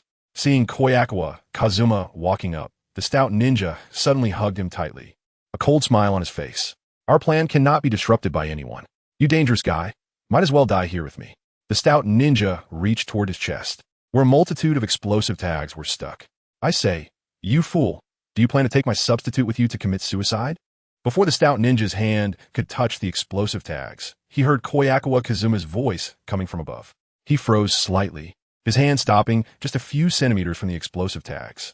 The stout ninja fully realized his failure, in the face of an absolute power gap. All strategies and tactics felt like a joke. Chapter 158. The whereabouts of the Uzumaki mother and daughter that guy Amida should be able to escape back to the grass-hidden village before being caught. Bringing back our hope. As long as that thing is in Lord Shiki's hands, even a jonin from the mist-hidden village can't do anything. The stout ninja calmly gave up resistance, looking up at the gray sky as the rain continued to fall, filling the space around them. If his death could buy some time, he would have no hesitation. However, in front of Kobayakawa Kazuma, even sacrificing his life would be unable to buy a second. The duration of this battle depended on Kobayakawa Kazuma's mood. After about 3 minutes, Natsu hurriedly ran over, her hair soaked by the rain, water sliding down her cheeks. Lord Kobayakawa, did you find the star? Natsu quickly asked. No, Kozawa Kazuma explained. This guy anticipated that we would chase after him, so he had his companion take Hoshi away first. I'm afraid we will have to continue pursuing if we want to retrieve Hoshi. In fact, Kozawa Kazuma is not in a hurry to get Hoshi back. He even secretly hopes these guys return to the hidden grass village a bit sooner. Kozawa Kazuma is the shadow of the hidden mist, enjoying numerous powers while also being constrained by many limitations. To reasonably enter the land of grass to search for K-Rin and K-Rin's mother, he can only seize this opportunity to look for Hoshi. Although the main purpose of this mission is Hoshi, if he can conveniently take K-Rin and her mother as well, that would be the best outcome. After all, K-Rin and her mother might be the last 2 remaining women of the Uzumaki clan. Regardless of their beauty and talent, just the Uzumaki clan's physique is enough to make Kozawa Kazuma take risks. The Uzumaki clan is inherently extraordinary. This clan not only has monsters like Naruto and Nagato with an unbelievable amount of chakra, but also has exceptional blood bags like K-Rin and her mother, who can recover from injuries and replenish chakra with just 1 bite. It can be said that in the ninja world, as long as the name has Uzumaki in front of it, even if it's a dog, one must consider what special qualities that dog might have.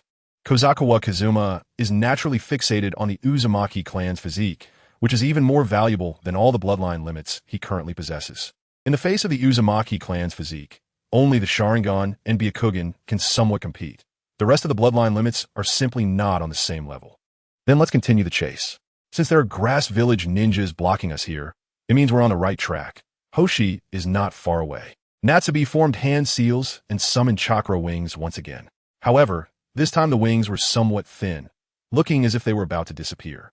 Due to the long journey and the recent injury, Natsubi's peacock method showed flaws, and purple-black chakra blocks appeared on her body.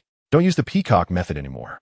Wait until your chakra fully recovers before we continue, Kozawa Kazuma said, glancing at Natsubi.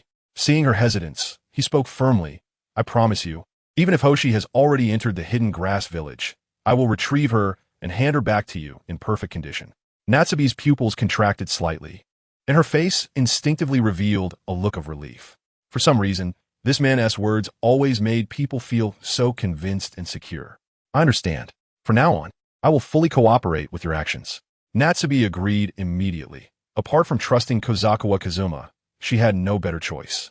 As expected of a ninja from one of the 5 great nations, so arrogant, a nearby grass village ninja flashed dissatisfaction in his eyes and warned, however, you will pay for that arrogance.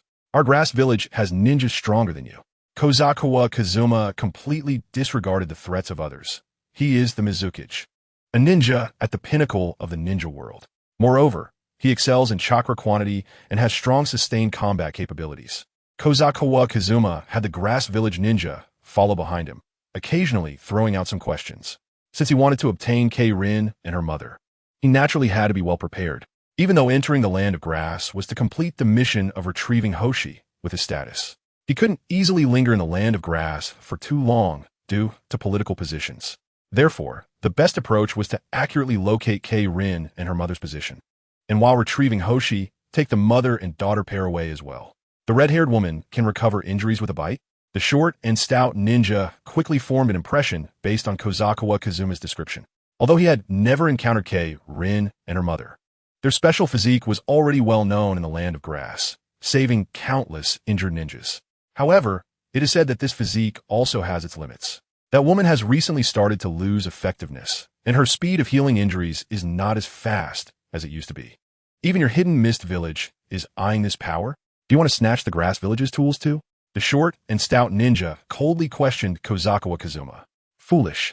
Kobayakawa Kazuma shot a cold glance at him, emphasizing to treat the women of the Uzumaki clan as tools for healing injuries. Don't lump me together with you ignorant people. For Kobayakawa Kazuma, the bloodline of the Uzumaki clan is far rarer than that ability, and treating K-Rin and her mother as tools for healing injuries is simply foolish. Under Kobayakawa Kazuma's interrogation, the short and stout ninja easily revealed information about K-Rin and her mother. For him, the importance of K-Rin and her mother even paled in comparison to Hoshi. Currently, the border between the Wind Country and the Earth Country is at war, and the northern part of the Grass Country borders the Earth Country, occasionally getting caught up in the war between the two major nations. That red-haired woman is serving as a medical personnel on the northern front. After figuring out the general location of K-Rin and her mother, Kobayakawa Kazuma tied up the Grass Village ninja by the roadside, feeling a bit anxious. If you remembered correctly, the time since K-Rin's mother passed away was not far off. The number of casualties during wartime exceeds the usual by more than 10 times. Even the Uzumaki clan's physique probably can't hold out for too long. And during this time, K-Rin's mother had already been serving on the northern front of the Grass Village for over 2 months, treating a large number of injured personnel every day.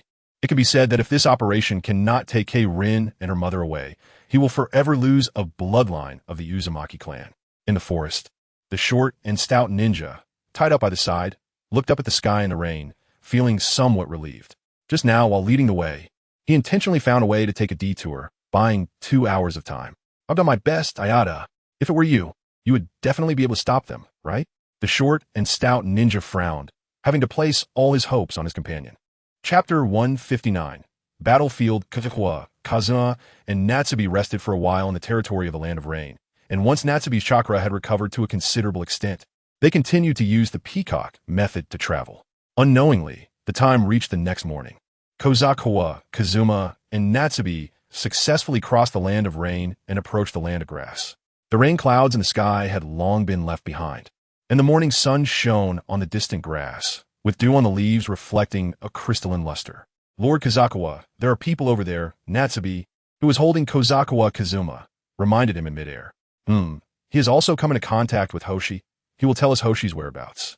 Under Kobayakawa Kazuma's command, Natsume landed on the grass.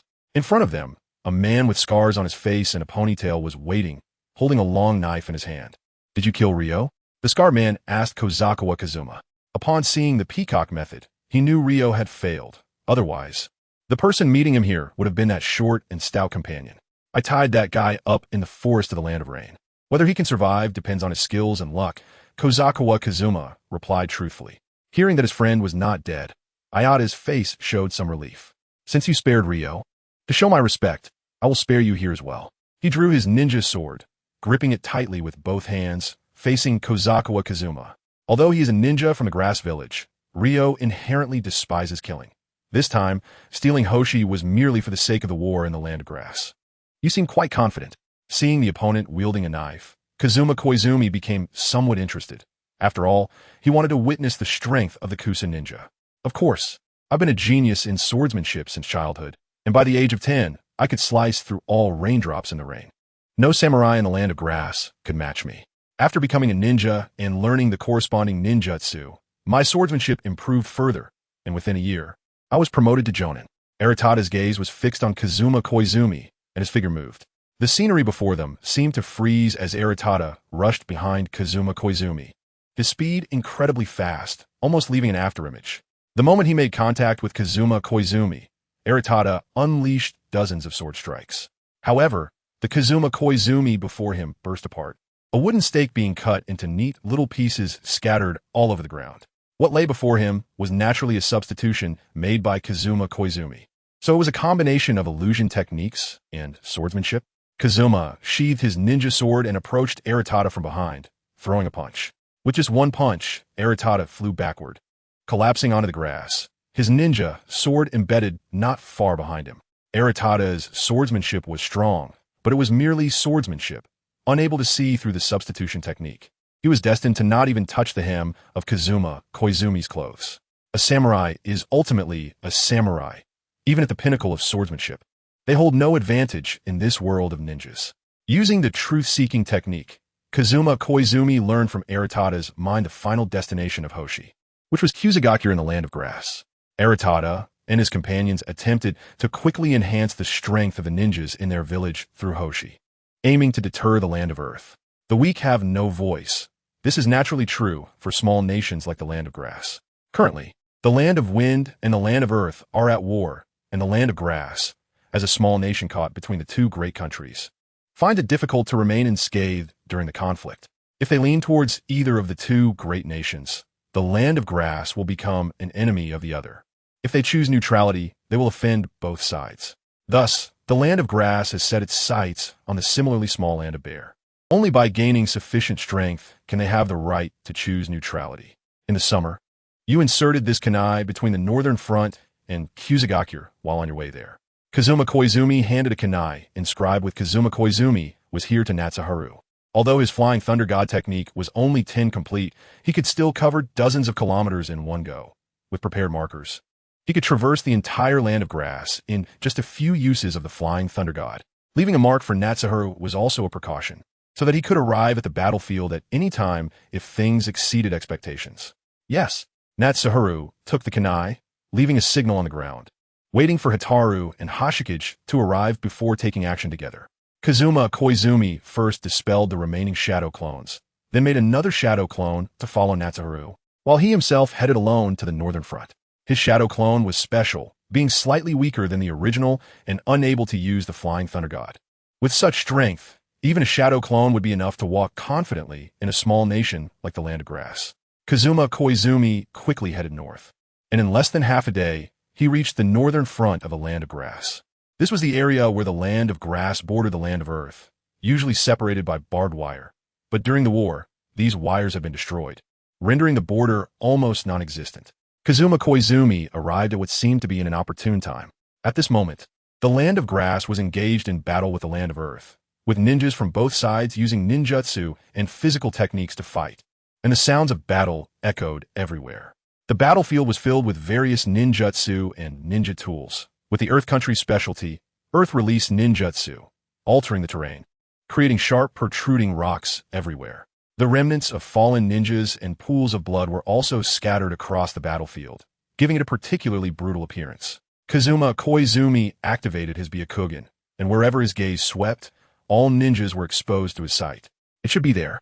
After confirming a rough location, Kazuma Koizumi transformed into the ninja Aratada he had encountered earlier, taking the ninja sword from his back. Less than a kilometer from a battlefield, there was a sunken area of land where a temporary hospital for the Land of Grass had been established. This depression was surrounded by tree branches, and those trees and the surrounding weeds formed a natural cover. Without observation abilities like the Byakugan, it would be difficult to find such a concealed place. By using Aratada's appearance and the Kusagakure ninja headband, Kazuma Koizumi was able to infiltrate this temporary hospital. The building displayed the raw color of crushed stones, with a mixture of disinfectant and feces creating a pungent smell. Upon entering the hospital, Kazuma Koizumi saw injured ninjas lined up on either side of the road. Some were wailing in pain, while others had 4 drips hanging from them, their eyes vacant and dazed. War is painful. Every moment on the battlefield creates injuries. Chapter 160. The choice of tools. Where is that woman? Suddenly, a ninja on the right side of the corridor pulled out his 4 drip. his right eye and hands wrapped in thick bandages, the only visible eyeball bloodshot as he shouted hoarsely, "Bring that red-haired woman here.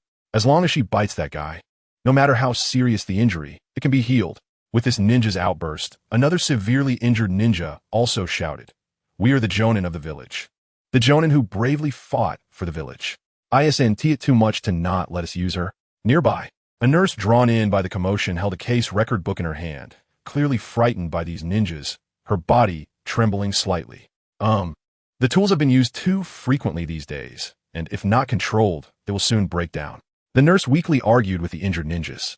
Break down? Is that tool more important than us Jonin who fight for the village? Watching the injured ninjas and hospital staff clash, Kazuma Koizumi secretly activated his Byakugan, observing the traces of chakra around. Normally, the chakra of the Uzumaki clan is immense and should be as conspicuous as stars in the night sky under the Byakugan's view. But Kazuma Koizumi did not feel that way. However, thinking carefully, this is a normal phenomenon. If the Uzumaki clan's chakra were nearly exhausted, it would be difficult to find. Unable to rely on the Byakugan, Kazuma Koizumi had no choice but to cross the corridor and reach the treatment room. Just as he entered the treatment room, a middle-aged male doctor in a white coat extended his hand to block Kazuma Koizumi's path. "Sir Ninja, I understand your urgent desire to treat your injuries.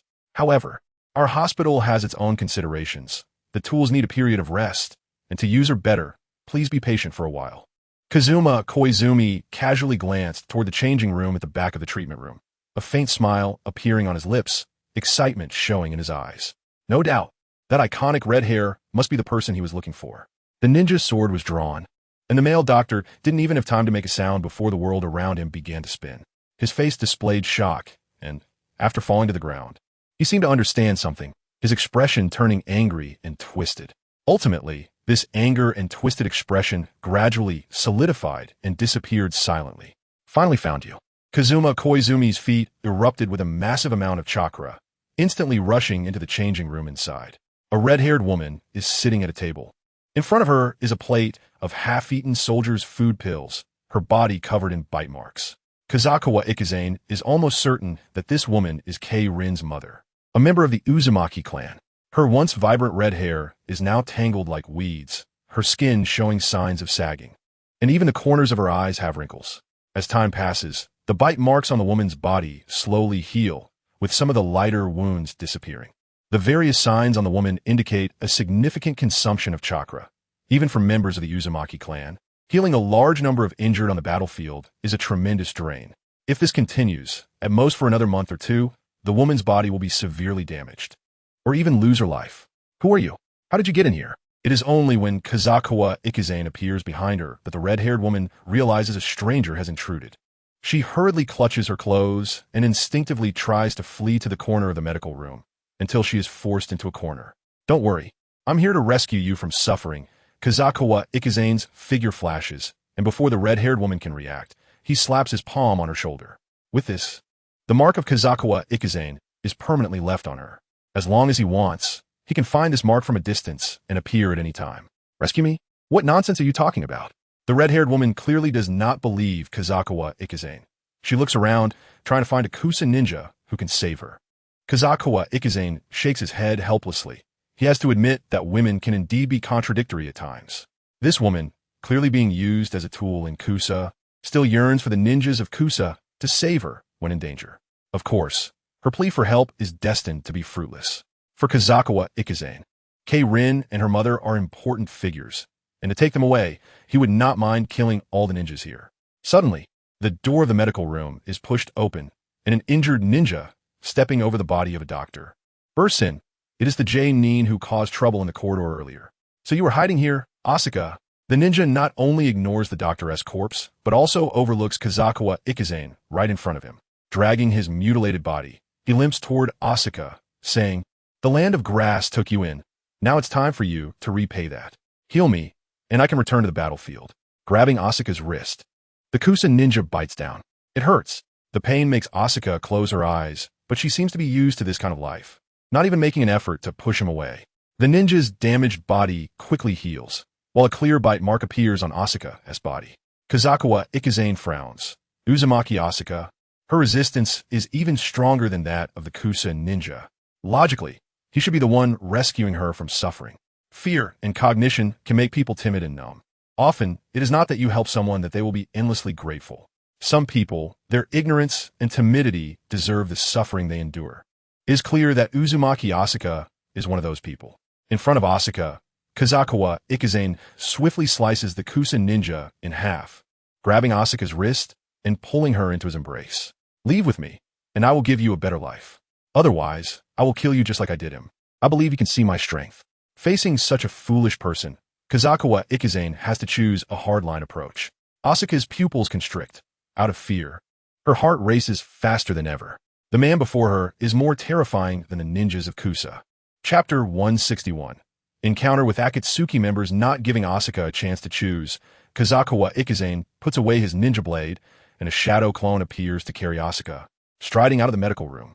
He never regarded the Kusa ninjas seriously, let alone the fact that the ninjas here are all injured. If anyone dares to block his way, he would kill them easily, considering it a way to help these injured ninjas find relief. Perhaps the blood on Kazukawa Ikizane influenced the judgment of these ninjas, causing them to merely watch as he took someone away, without anyone daring to stop him. Kazukawa Ikizane easily left the hospital. With a light leap, he exited the basin where the hospital was located, turning and running into the dense forest opposite the battlefield. After a while, once he was a distance away from the northern front, Kazukawa Ikizane found an open space to sit down. He ate a soldier's food pill, drank a bit of water, and briefly restored his stamina.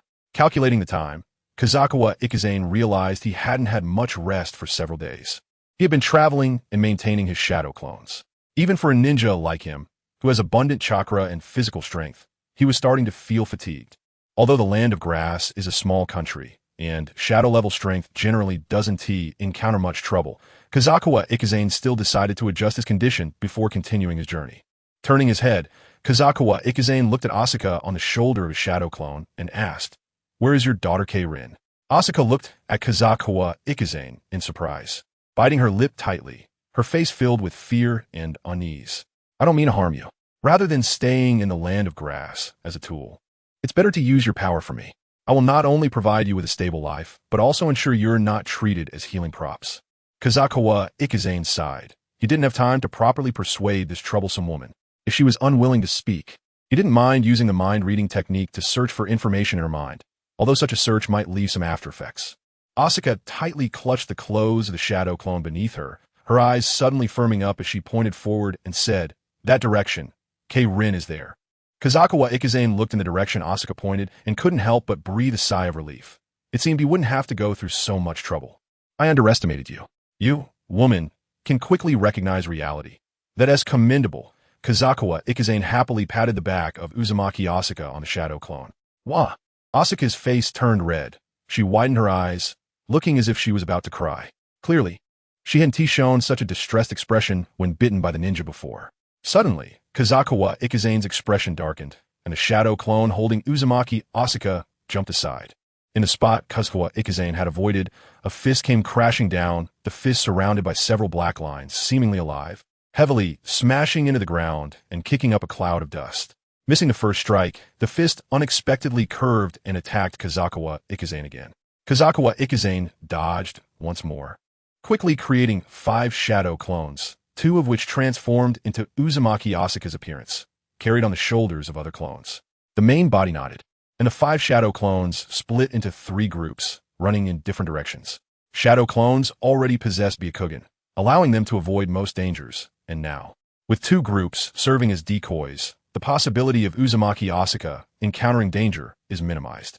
After doing all this, Kazukawa Ikizane turned back, quietly watching the attacking fist.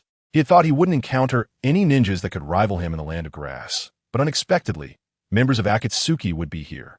If I am not mistaken, the ninjutsu that can separate the body from the fist should be Kakuzu's secret technique, the Earth Grudge Fear. After several failed attacks, the fist was pulled back to behind a tree by a black line.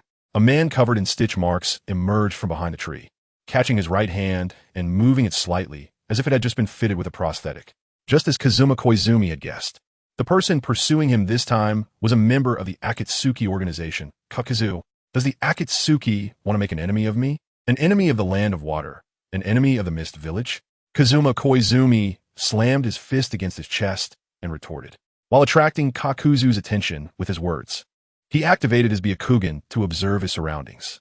Generally speaking, members of the Akatsuki operate in pairs, so Kakuzu naturally had no reason to act alone. At this time, Kakuzu's teammate should be Haiden. Kazu was a monster with 5 hearts, making him a half-immortal, and he could use 5 different elemental ninjutsu. Haiden, on the other hand, was a cultist of the Jashin religion, able to invoke his abilities through the blood of his enemies, sharing damage, though it was unclear whether his abilities had distance limitations. A team composed of these two was extremely terrifying. Even a Kaga-level ninja could fall to these two. Are you trying to scare me with your identity? Kakuzu's voice was somewhat muffled as he took off his black robe adorned with clouds, revealing his muscular physique, and said disdainfully, "It's precisely because you are the Mizukage that I will capture you. Your head is worth 120 million ryo on the black market. That's quite valuable." Kazuma Koizumi smiled, realizing he had found Kakuzu's teammate. At this moment, Kakuzu's teammate was not Haiden, but a middle-aged man with slightly long hair and a somewhat villainous appearance. This middle-aged man first attacked his shadow clone, probably unable to distinguish which was the real Asuka Uzumaki, and ultimately returned empty-handed. Now this middle-aged man had reached behind Koizumi, seemingly preparing for a sneak attack. The Byakugan's field of vision allows for 360 degrees of sight, and Koizumi could see every move of the middle-aged man. He used the body flicker technique to dodge the strike coming from behind. TCH, how did this guy notice me? After missing his attack, the middle-aged man did not continue. He quickly returned to Kakuzu's side. "Jinsook, watch out for his eyes," Kakuzu explained in a low voice. "All our sneak attacks are meaningless in front of those Byakugan." Damn, what do we do now? I can't even tell his shadow clones apart, let alone retrieve the item from that guy. Jinsook couldn't help but complain. Completing the task is simple. We just need to defeat his real body here, and his shadow clones will automatically disappear. Then we can search slowly. Kakuzu bent down, and behind him, 2 black objects began to writhe. Moments later, 2 masked monsters composed of black lines emerged from Kakuzu's back. One of the masked monsters opened its mouth, and a violent red chakra slowly formed within. Chapter 162. An extraordinary opponent. Kazuma Koizumi frowned, knowing Kakuzu's combat style well. He recognized that the masked monster was using Kakuzu's fire release ninjutsu, fire style, great fireball technique, without giving Koizumi much time to react. A crimson flame erupted from the masked monster's mouth. This flame transformed into a massive fire pillar, charging forward with great force. Koizumi did not choose to evade. Instead, he quickly formed hand seals, puffing up his cheeks. Water style, water wave. A huge torrent of water sprayed from Koizumi's mouth, resembling a rapidly flowing river. Although the multiple shadow clones reduced Koizumi's chakra amount, with complete hand seals, he was still able to fully unleash the capability of water wave. The water wave and the great fireball collided in front of Koizumi, creating a massive cloud of white steam that quickly enveloped the surroundings, filling the battlefield with high-temperature vapor. Water release ninjutsu is supposed to counter fire release, but Koizumi's water wave was only C rank, and with the chakra amount at about 1/10 of its peak. He barely managed to block the great fireball. The 2 forces of water and fire were at a standstill, unable to determine a victor for the time being. Suddenly, one of the masked monsters appeared amidst the steam, opening its mouth as a lightning spear shot out, attacking Koizumi. Seeing the lightning, Koizumi's heart skipped a beat. Fighting Kakuzu was troublesome. His 5 hearts could turn into 5 puppets under his control, and in the worst-case scenario, he could be considered to be facing 5 opponents at once. Koizumi stopped maintaining water wave, unleashing a large amount of chakra beneath his feet and quickly dodging to the side. Without water wave's obstruction, both lightning and fire struck the spot where Koizumi had been standing, the 2 ninjutsu intertwining and exploding rapidly. The explosion was akin to a nuclear detonation, spreading large amounts of lightning and fire, engulfing the surrounding forest. Just as Koizumi, who had narrowly avoided the attack, was regaining his balance, Jinsook, wielding a massive sword, came swinging down. The huge ninja blade seemed heavy, yet in Jinsook's hands, it was incredibly light. Koizumi quickly drew his own ninja blade to counter, and the 2 blades clashed, emitting a piercing sound with sparks flying. However, at the moment of impact, Koizumi had to retreat, using the force to step back. He took a few steps back, dragging his feet along the ground before barely stabilizing himself, and his wrist holding the ninja blade trembled uncontrollably. It's no wonder they are the Akatsuki with an average strength at the Kage level. Even just an unassuming person has so much more power than me. Koizumi's expression grew serious, and he had to take these two opponents he encountered today seriously. Kakuzu and Jinsook were both incredibly strong, on a completely different level from the majority of enemies he had faced before. After a moment of thought, Koizumi returned his ninja blade to its sheath, changing his combat strategy. Simply relying on overwhelming strength was certainly not feasible. For now, he would have to utilize his information advantage and bloodline limit to fight. He discarded a kunai inscribed with Kazuma visited here, burying it in the dirt beneath his feet, then brought his hands together. Crystal release, six-sided sealing technique. In an instant, a massive square crystal formed around Jinsook. Jinsook's expression changed slightly as he recognized this bloodline limit. This ninjutsu could assimilate biological tissue with crystal, a terrifying technique. The giant sword struck the crystal that was about to form, and Jinsook quickly escaped through the gap, lightly complaining about how dangerous it was before moving quickly. Just then, Kakuzu, who had been prepared, suddenly charged out from the thick mist behind Kazuma Koizumi, his fist striking Koizumi's body and instantly piercing through it. However, at the moment his body was pierced, Koizumi curled his lips into a smirk. In the next instant, his body exploded into a cloud of white mist, and what was pierced was merely a wooden stump. How could Kazuma Koizumi, with his Byakugan, not notice Kakuzu's movements? The reason he stayed put was to draw Kakuzu to that position. Just behind Kakuzu, on a char tree, the real Kazuma Koizumi silently observed the person beneath him. The moment Kakuzu struck the wooden stump, he drew his ninja blade once more. Infused with fire release chakra, the ninja blade in his hand turned crimson, the surrounding air distorting from the high temperature. In the next instant, using the kunai marked with a seal beneath Kakuzu's feet, the Flying Thunder God technique was activated, and Kazuma Koizumi appeared behind Kakuzu, holding his ninja blade. Ninjutsu, Moon Shadow, a knife pierced out, accompanied by two shadow blades that simultaneously stabbed into Kakuzu's body. However, at that moment, Kakuzu smirked and unexpectedly turned around, throwing a punch at Kazuma. Kakuzu had long guessed that his attack wouldn't easily hit Kazuma, so he was willing to let himself be stabbed by the ninja knife to find an opportunity to attack Kazuma. The force of his fist created a sound that pierced the air, and even Kazuma realized that he couldn't take that punch head-on. His feet pushed off the ground, suddenly releasing a massive amount of chakra, and using the body flicker technique, he narrowly dodged Kakuzu's fist. The fist struck the ground, creating a massive explosion of dust and stone fragments, leaving a small crater behind. It seemed that there would be no way to determine a winner today. Kazuma instinctively touched his cheek. Although that punch had missed, it still left him feeling apprehensive. If he had taken that punch, the outcome of the battle might have been decided in that instant. Kakuzu, from the Akatsuki organization, was on the same level as Kenji, with strength far exceeding that of AJ Nin. It seemed that with the Flying Thunder God technique in play, both he and Kenji would have a hard time capturing Kakuzu. Kakuzu said solemnly, "But next time, I will use your most cherished person as bait, making it impossible for you to escape." You better pray for that opportunity, Kazuma replied. He didn't want to linger on the fight.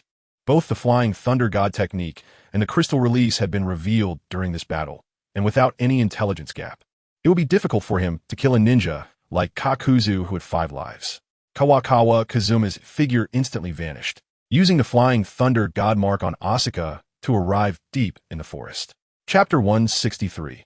The young Phosphor the Shadow clone carried Asuka as it dashed through the treetops, and Kazuma dispelled the clone, catching the falling Asuka and heading towards the direction of Phosphor.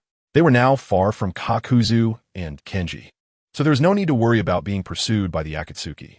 Kazuma sighed slightly. He had thought that this trip to the land of grass would go smoothly, believing that with his strength, he could easily dominate there. But unexpectedly, he ran into members of the Akatsuki. During the previous confrontation, Kazuma discovered that his sword techniques could not break through Kakuzu's earth armor. In that brief moment, his ninja knife did indeed stab Kakuzu, but it couldn't fully penetrate to the heart. Many ninjas used earth armor to defend their bodies, but he had never seen one as tough as Kakuzu. Kakuzu's earth armor far exceeded that of an ordinary Nin in both hardness and thickness. Without using corresponding lightning techniques, it would be difficult to break through. Of course, even without lightning, Kazuma still had ways to bypass the defense. If he found an opportunity to use the tailed beast bomb, he could likely inflict heavy damage. However, during their previous battle, Kawakawa Kazuma had already exposed both his Flying Thunder God and CrystalRelease, without any intelligence gap. It would be hard for him to find another opportunity to attack Kakazu up close. Trees and scenery rushed past, soon left behind. Kawakawa Kazuma hurriedly carried Uzumaki Asuka, and about half an hour later, a lush green wheat field appeared before him. A large water wheel continuously turned, powered by the wind, providing a steady flow of irrigation water to the village. Beside the water wheel stood the windmill that provided the wind power. In the fields, farmers were hard at work, wielding their hoes to remove the weeds. According to Asuka, this village was where Phosphor was located. Phosphor was Asuka's daughter and also served as a replacement medical ninja for Asuka. Previously, Asuka had reached an agreement with the Grass-Hidden Village for her to be responsible for treating the injured, allowing the young Phosphor to live a normal life. Unfortunately, the Grass-Hidden Village did not fully honor the agreement. Although they did not force Phosphor to treat the wounded, they treated her like property and kept her under strict surveillance. Sir, shouldn't we be a bit more cautious? Phosphor was being watched by the ninjas of the Grass-Hidden Village, one of whom was 8J Nin. Our sudden appearance could easily provoke the Grass-Hidden Village. They might take action against Phosphor. After entering the village, Asuka suddenly reminded him. After calming down, Asuka was no longer as wary of Kawakawa Kazuma. For her, the land of grass was not a good hiding place. Even if she was taken away by Kawakawa Kazuma, it would only be a change of location as a tool. As long as the person in front of her could provide a place to stay, then even if she was used as a tool, her and Phosphor's lives wouldn't get worse. You make a good point. The land of grass has powerful ninjas, and there might really be some who can compare with the Jane Nin of the 5 great nations. It's best to be cautious. Kawakawa Kazuma activated his Byakugan, and in his eyes, a massive chakra glowed brightly like the morning star in the night sky. That should be Uzumaki Phosphor. Surrounding that bright star were several tiny specks of light, which should be the ninjas responsible for guarding Phosphor. Kawakawa Kazuma found a stable located behind the windmill and kicked open the wooden door. The moment the door opened, 2 ninjas lunged at him from the left and right. Kawakawa Kazuma used the shadow clone technique to interfere with their line of sight and quickly knocked them both unconscious with 2 punches. He then took out a few shurikens from his ninja tool pouch and injured the ninjas lying in ambush nearby. For Kawakawa Kazuma, who possessed the Byakugan, the ambush of the Grass-Hidden Ninjas was nothing but a joke. Asuka was momentarily stunned. Those ninjas she had never dared to provoke were no different from ordinary people in the face of Kawakawa Kazuma. Perhaps the person in front of her was indeed a very powerful ninja, and such a powerful ninja would surely protect her and Phosphor well.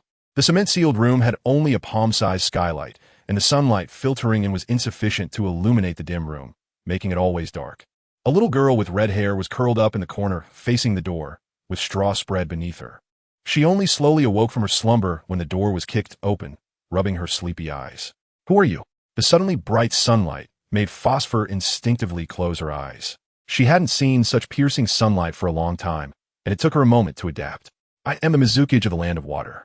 Come with me to the Land of Water. I can guarantee that there you will no longer be a tool for treating injuries." Under the sunlight, Kawakawa Kazuma placed his hand on Phosphor's head. "Mizukage, the hero who defeated Yagura?" Asuka's face showed a hint of confusion, but suddenly, the corners of her mouth curled up. Although she didn't know why the Mizukage had his eyes on them, it seemed she had caught a big fish this time. The Land of Water was one of the 5 great nations, with a transcendent status. Going to the Land of Water must be better than staying in the Land of Grass. Phosphor reluctantly opened her eyes, grasped Kawakawa Kazuma's hand, and revealed a radiant smile, tears filling her eyes behind her glasses. "All right."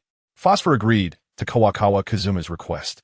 Unlike Asuka, this little girl seemed to have a stronger capacity to accept strangers. Or perhaps, every dreaming little girl has a dream of a Prince Charming. Therefore, even when a stranger suddenly appears, as long as they show a bit of kindness, they can easily gain her trust. In any case, persuading Asuka was somewhat troublesome, but with Phosphor, Kawakawa Kazuma hardly exerted any effort. "We shouldn't delay. Let's leave the Land of Grass today." Kazakawa Kazuma didn't take a moment to rest. He quickly led the mother and daughter, Asuka and Kei-Rin, to escape. Chapter 164, Lightning Release. Heavenly Flash Spiral Sphere. At the end of April, cherry blossom petals scattered on the streets and alleys. Kazakawa Kazuma held Asuka's hand, bringing the 2 of them into the Hidden Mist Village. After the mission with Hoshi, Kobayakawa Kazuma had his shadow clones escort Natsubi and the others back to Hoshi Village, while he borrowed a route from the Land of Wind and directly returned to the Land of Water.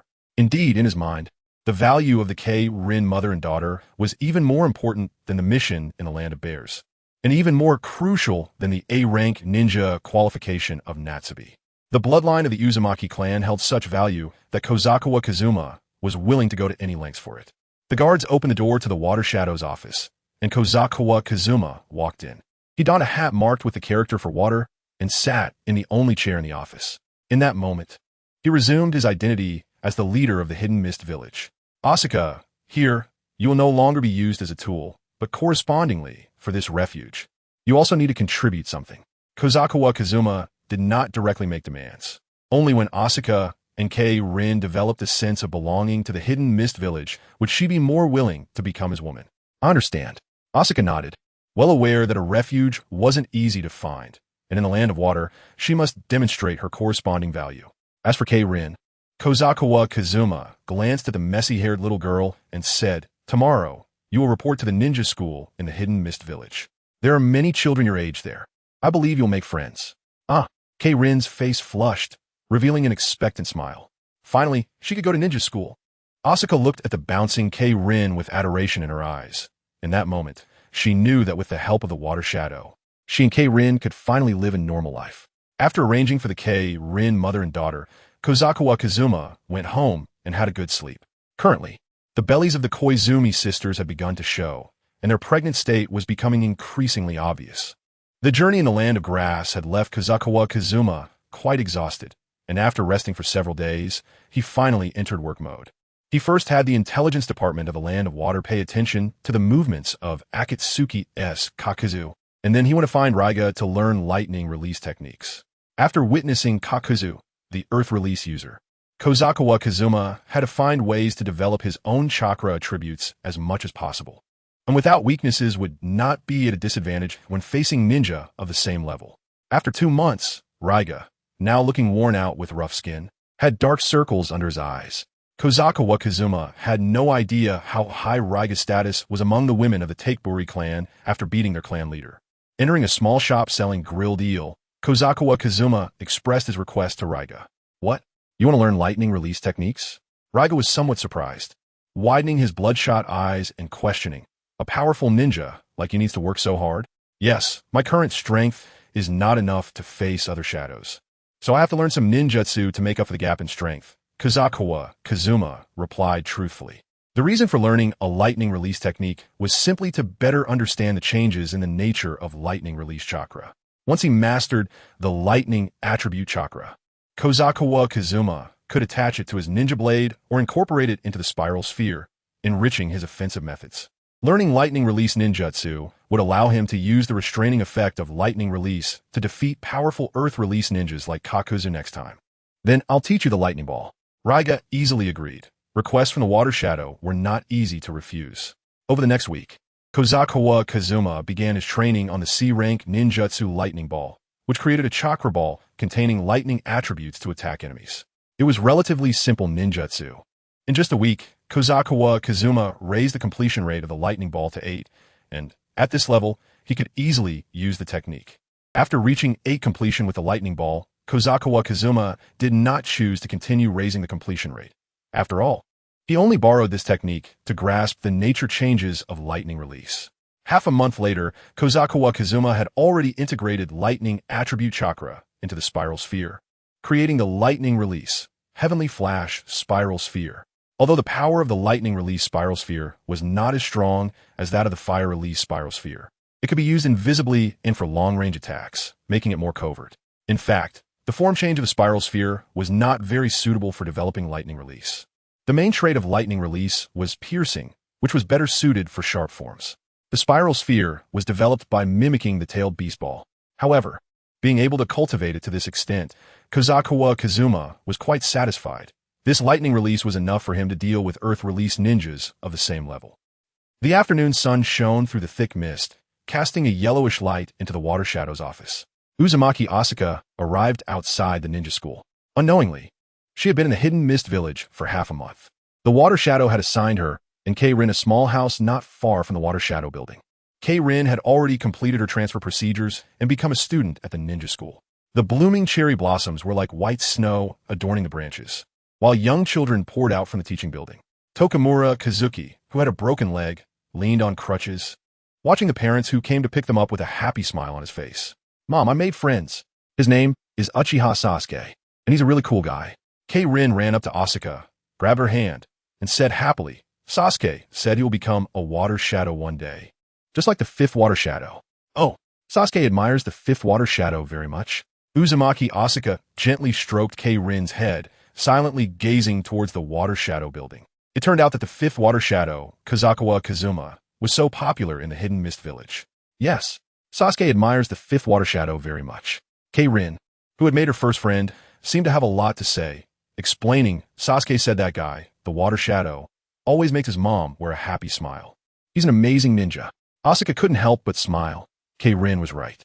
In this chaotic ninja world, someone like Kobayakawa Kazuma, who was willing to take in the Uzumaki clan, was indeed an extraordinary person. While the mother and daughter were chatting, a woman with a loving glow on her face, gently caressing her abdomen, walked towards them. Uchiha Mikoto nodded at Uzumaki Asuka, allowing young Sasuke to rush into her arms and act cute. Unknowingly, she had already been pregnant for 3 months, and Mikoto's abdomen had begun to slightly bulge. The protruding belly did not diminish Uchiha Mikoto's beauty. Instead, it made her appear more feminine. "Mom, I was still first in today's taijutsu test. Just wait, it won't be long before I avenge Dad." Sasuke proudly boasted to Uchiha Mikoto, "My Sasuke is the best." Uchiha Mikoto affectionately stroked Sasuke's little head, murmuring, "Sasuke is so excellent. When your little brother is born, he will definitely take you as a role model. Don't worry, Mom. I will definitely be a good big brother and protect you and my little brother from being bullied." Little Sasuke raised his head, confidently assuring her. Chapter 165. The Ninjas of Hidden Mist. The sunlight was slightly yellow, penetrating the mist and shining into the water shadow's office. Kobayakawa Kazuma stood by the window, and with the observation ability of his Sharingan, he was able to see Uzumaki Asuka holding hands with K-Rin as they walked down the path. The mother and daughter exchanged smiles that spoke of their satisfaction with the Hidden Mist village. A slight curve appeared at the corner of Kobayakawa Kazuma's mouth, and a fleeting glimmer of greed flashed in his eyes. Name: Uzumaki Asuka. Age: 29. Beauty: B ninja qualification, B bloodline limit. Sage body: just as Kobayakawa Kazuma had guessed. The Uzumaki clan's sage body is related to their physique.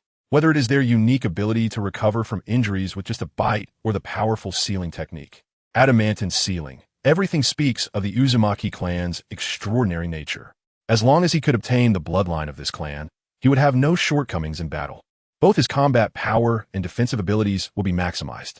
It is well known that ninjas are a profession with high offense and low defense. No matter how strong a ninja is, if ambushed, they could easily die. However, a ninja with a sage body is different.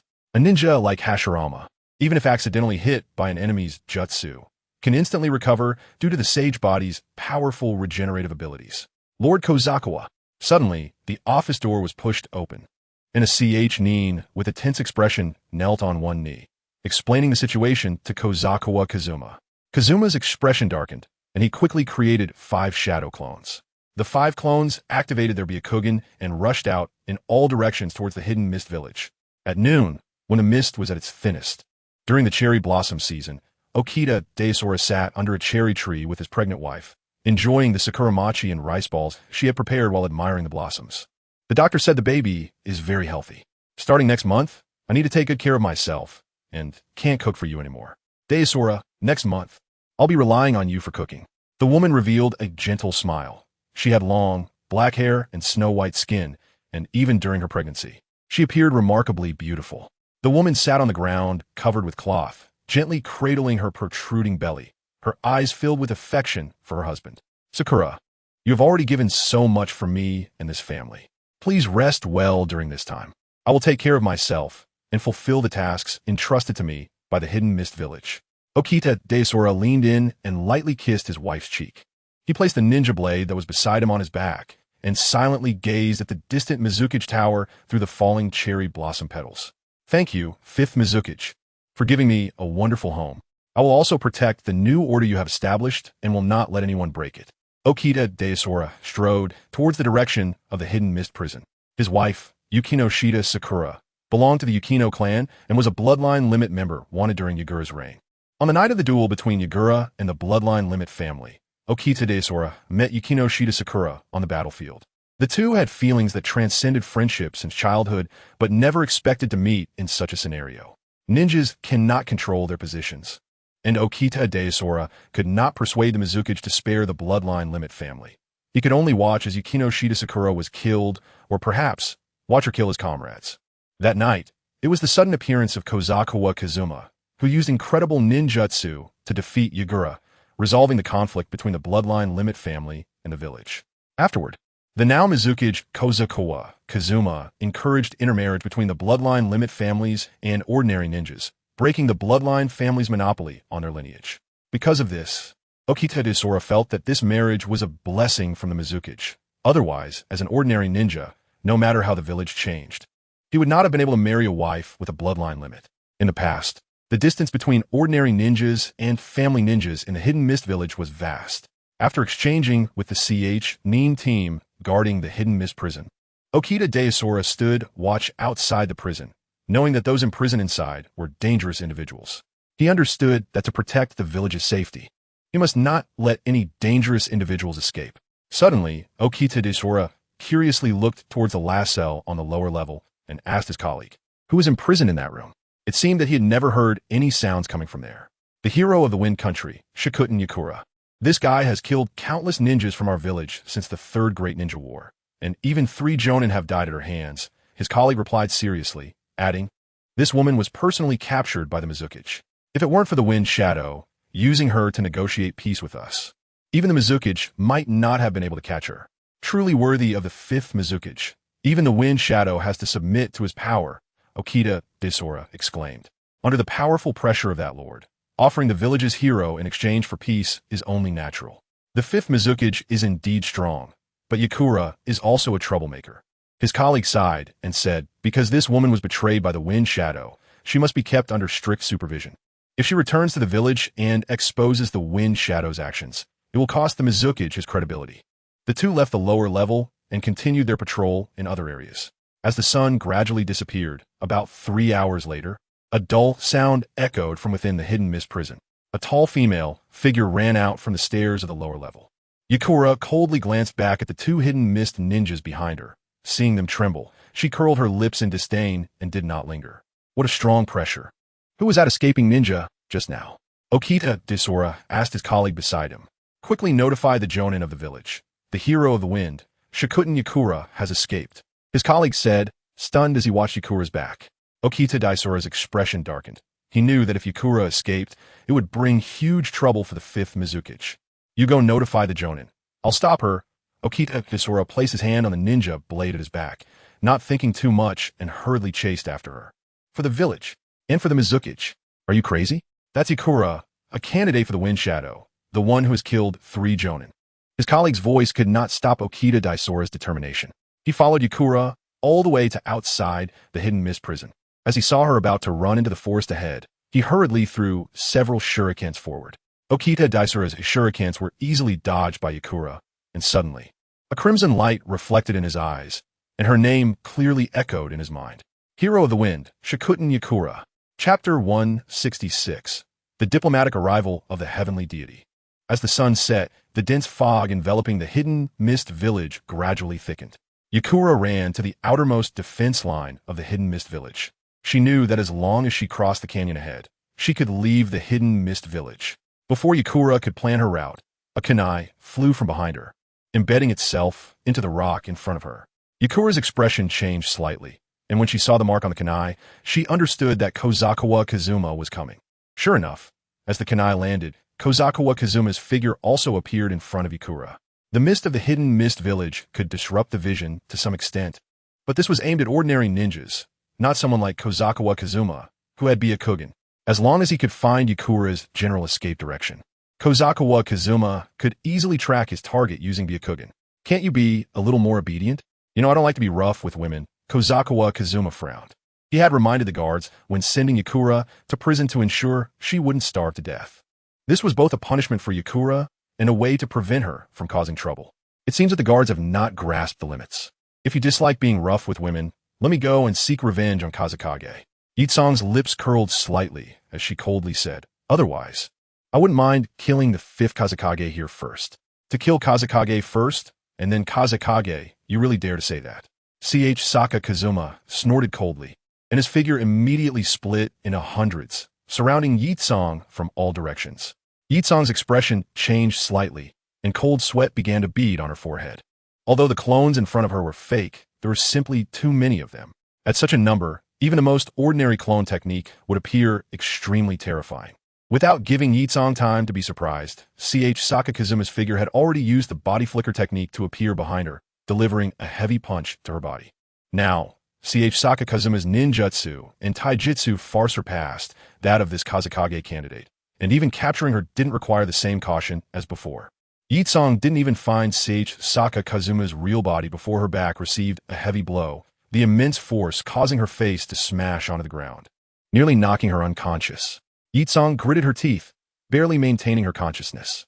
During their first encounter, she hadn't felt how strong this Kazekage was, but this time, she realized the gap between herself and the Kage. Such beautiful ninjutsu application, but you underestimate me too much, Kazekage. Yitsong endured the pain and extended her hand, igniting a flame on Saka Kazuma's body. Your bloodline limit is indeed remarkable, but your chakra application is too rough. In front of my eyes, there are traces of chakra flowing everywhere, too slow. Saka Kazuma had already used the Flying Thunder God technique to return to the place where he first appeared, raised his hand, and pressed it against Yitsong's abdomen. Instantly, the words Saka visited here appeared on Yitsong's body, and from that moment on, she would no longer have the chance to escape from the Hidden Mist Village. As long as Saka Kazuma wanted, he could teleport to Yitsong's side at any time. You'd better kill me now, or I will definitely take revenge for today's humiliation. Yitsong looked at the Flying Thunder God mark appearing on her body and spat a mouthful of blood onto Saka Kazuma's chest. This mark was like a dog leash, forcibly connecting her to Saka Kazuma. Saka Kazuma ignored Yitsong's provocation, locked her back in the prison, and then assessed the losses caused by her escape. There weren't any significant losses in terms of property, but one Nin had injured his leg while pursuing, which was somewhat amusing amidst the seriousness. However, this escape had also brought Saka Kazuma's patience with Yitsong to the breaking point. He had originally thought about spending some time slowly making Yitsong accept the hidden mist, but now he decided to take a more aggressive approach. Saka Kazuma first wrote a letter to the Kazekage, requesting that he send a guard over. Then, he wrote another letter to Konoha, using the pretext of negotiations to prepare to summon Danzo to the Hidden Mist Village. About a week after the letters were sent out, an envoy representing the Kazekage arrived at the Hidden Mist Village, said to be a guard of the 4th Kazekage, absolutely loyal to the Kazekage. The prison in the Hidden Mist Village was dim and quiet, with Yitsong bound in the middle of the cell by iron chains. A ninja wearing a Suna headband entered the cell, and facing this former hero again, the Kazekage's guard felt somewhat guilty. Although sending Yitsong away was for the Wind Country, ultimately, they had acted too selfishly, only considering the big picture without taking into account personal feelings. However, the Miss Kazekage also had some issues. Clearly, they could have just killed Yitsong to settle the matter, yet they chose to imprison her instead. Fonai, are you here to die? Seeing the Kazekage's guard, Yitsong's face was filled with anger. Yitsong's hands and feet twisted, causing the massive iron chains to move along with her. Being betrayed by her own people was far more painful than being killed by an enemy. Yitsong's hatred for the Kazekage far surpassed that for Saka Kazuma. However, emotions could not give her any strength. Even when emotionally stirred, Yitsong could not unleash her proud CrystalRelease. The guard Fonai instinctively took a half-step back, even though this hero was imprisoned. He could never forget Yitsong's heroic form on the battlefield. The hero of the Kazekage was not just a title. Yitsong genuinely had the strength to match that title. Her elusive CrystalRelease even made the Kazekage feel fear deep down. Surely, the Kazekage's decision to send Yitsong to the mist also involved considerations of fear regarding her power. Yitsong, Fonai called out, hurriedly speaking according to Saka Kazuma's instructions. The Kazekage has instructed me to tell you that you'd better obediently follow the orders of the Mizukage, otherwise, your disciple, as well as your good-natured childhood friend, would not end up well. After saying this, Feng Nai trembled as he retreated from the cell, hastily escaping from the place. Damn Kazakage, damn Izukichi. Yitsong's expression was terrifyingly cold as she silently watched Feng Nai leave, tears of despair flowing from her eyes. Did succeed? Outside the cell, Sakakazuma calmly asked Danzo. Chapter 167. Keeping the enemy close outside Yitsong's cell, Danzo knelt on one knee before Sakakazuma, reporting the situation. Using the Sand Village's allies to undermine Yitsong's will, this move of yours is quite brilliant. The effect of the Kodowa Tsukumi was very smooth. Now you just need to wait for this subconscious to take root and sprout in her heart, and she will become addicted to the instinct of being conquered. Very good, Sakakazuma said to Danzo. After all, you were called here under the pretense of negotiation, so you can rest in the hidden mist village for a few days. Danzo's Kodowa Tsukumi has limitations. The stronger the willpower of the person, the weaker the effect.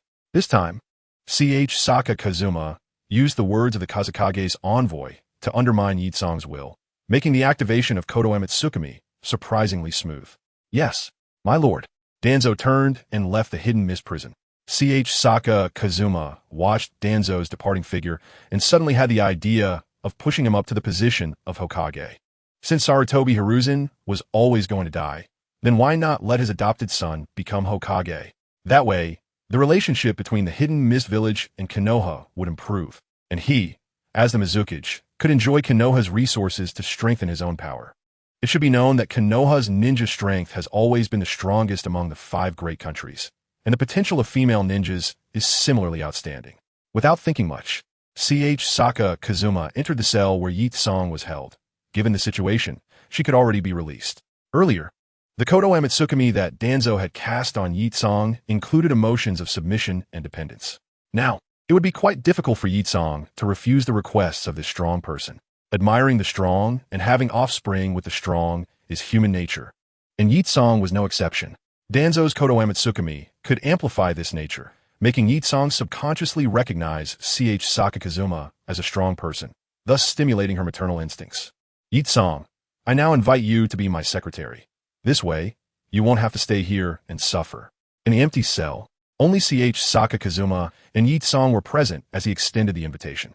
Yitsong opened her mouth, wanting to decisively refuse Sakakazuma, but for some reason, she hesitated instinctively. Her heart raced, blood quickened, as if a momentary rush flooded her brain, causing her mind to go blank. The intertwining emotions of fear and excitement made Yitsong dare not refuse Sakakazuma's request. Yitsong didn't understand why she had such a physiological reaction, but she subconsciously didn't want to refuse Kobayakawa Kazuma's request. She even felt that only by following Kobayakawa Kazuma could she possibly return to the land of wind. Okay. Yitsong raised her head, her scattered hair blocking half of her face. She gently curled her lips, thinking, just right. I also want to know what tricks you were playing. You should know very well that I have no interest in fooling around with you. Kobayakawa Kazuma couldn't help but laugh. This was the power of the Biten God, as Yitsong was finding excuses for her own submission. Kobayakawa Kazuma left the cell, and that night, he found an excuse to let Yitsong out. Although Yitsong had already been subjected to the Biten God, Kobayakawa Kazuma was still not at ease with her. After all, Yitsong was his enemy, and they shared a relationship where he would want to kill her at any moment, fundamentally different from any woman he had encountered before. Therefore, Kobayakawa Kazuma did not rush to demand that Yitsong have children. Instead, he had a shadow clone interact with her to test her loyalty. His water shadow office was spacious and empty. Yitsong stood to the side, silently watching the shadow clone review documents from the hidden mist village. Facing Kobayakawa Kazuma, who was completely unguarded, Yitsong instinctively wanted to use her CrystalRelease. She knew very well that if she launched a sneak attack now, there was a good chance of success. CrystalRelease was a very special bloodline limit. As long as she could touch her opponent, she could instantly kill them. Yitsong reached out her hand toward the shadow clone, but then she gave up on the action. Past experiences told her that Kobayakawa Kazuma was very strong, and given her strength, there was almost no chance of success. If she failed, Kobayakawa Kazuma would definitely collude with the wind shadow and be detrimental to those close to her. Before she knew it, it was noon. The shadow clone reminded her, Yitsong, it's time for me to eat. Huh, I'm telling you, don't really take me as your secretary. I'm a hero of the land of wind. Before Yitsong could finish her sentence, she instinctively closed her mouth when she saw Kobayakawa Kazuma's murderous gaze. She instinctively swallowed and felt cold sweat forming on her face. At that moment, Yitsong's mind was filled with images of battling Kobayakawa Kazuma. During the fight, as long as he wanted, he could kill her at any moment.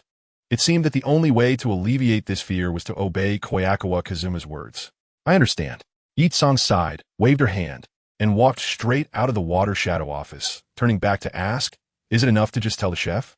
That's up to you. The shadow clone instinctively curled its lips.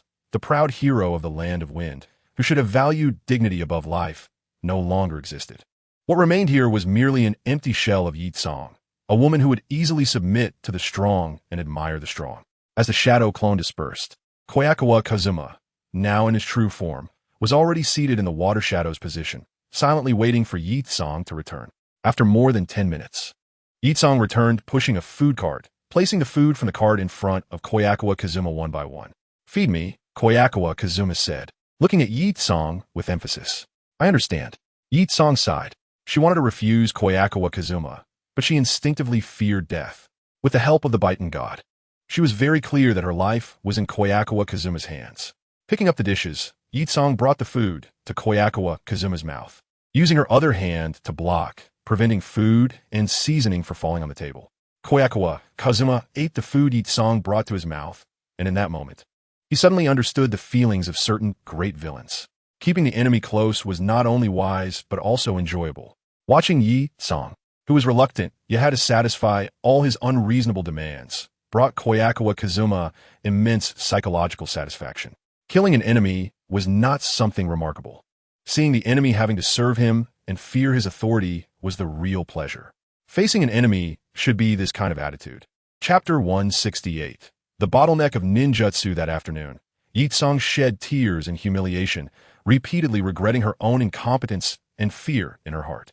It shouldn't be like this. I am a hero of the land of wind. Why do I not even have the courage to refuse Kobayakawa Kazuma? Yitsong murmured, biting her lip as she looked at the empty water shadow office, her gaze hollow, having lost its brilliance. Just a few days ago, the hero Yitsong, who had threatened to kill the water shadow, had now become a cowardly rat. Kobayakawa Kazuma was satisfied to leave Yitsong in the water shadow office, and after work, he happily walked home. On the way, he casually encountered Asuka and Keiho, nodding to them, and the mother and daughter happily responded. It seemed that during these days in the hidden mist, Asuka and Keiho were relatively satisfied with their current lives. Seeing Asuka and Keiho satisfied with life also made Kobayakawa Kazuma pleased. Helping the villagers develop a sense of belonging to the village was one of the significances of his position as Water Shadow. Half a month later, the hero of the Wind Shadow, CrystalRelease Yitsong, seemed to finally recognize reality. She no longer had the courage to resist Kobayakawa Kazuma.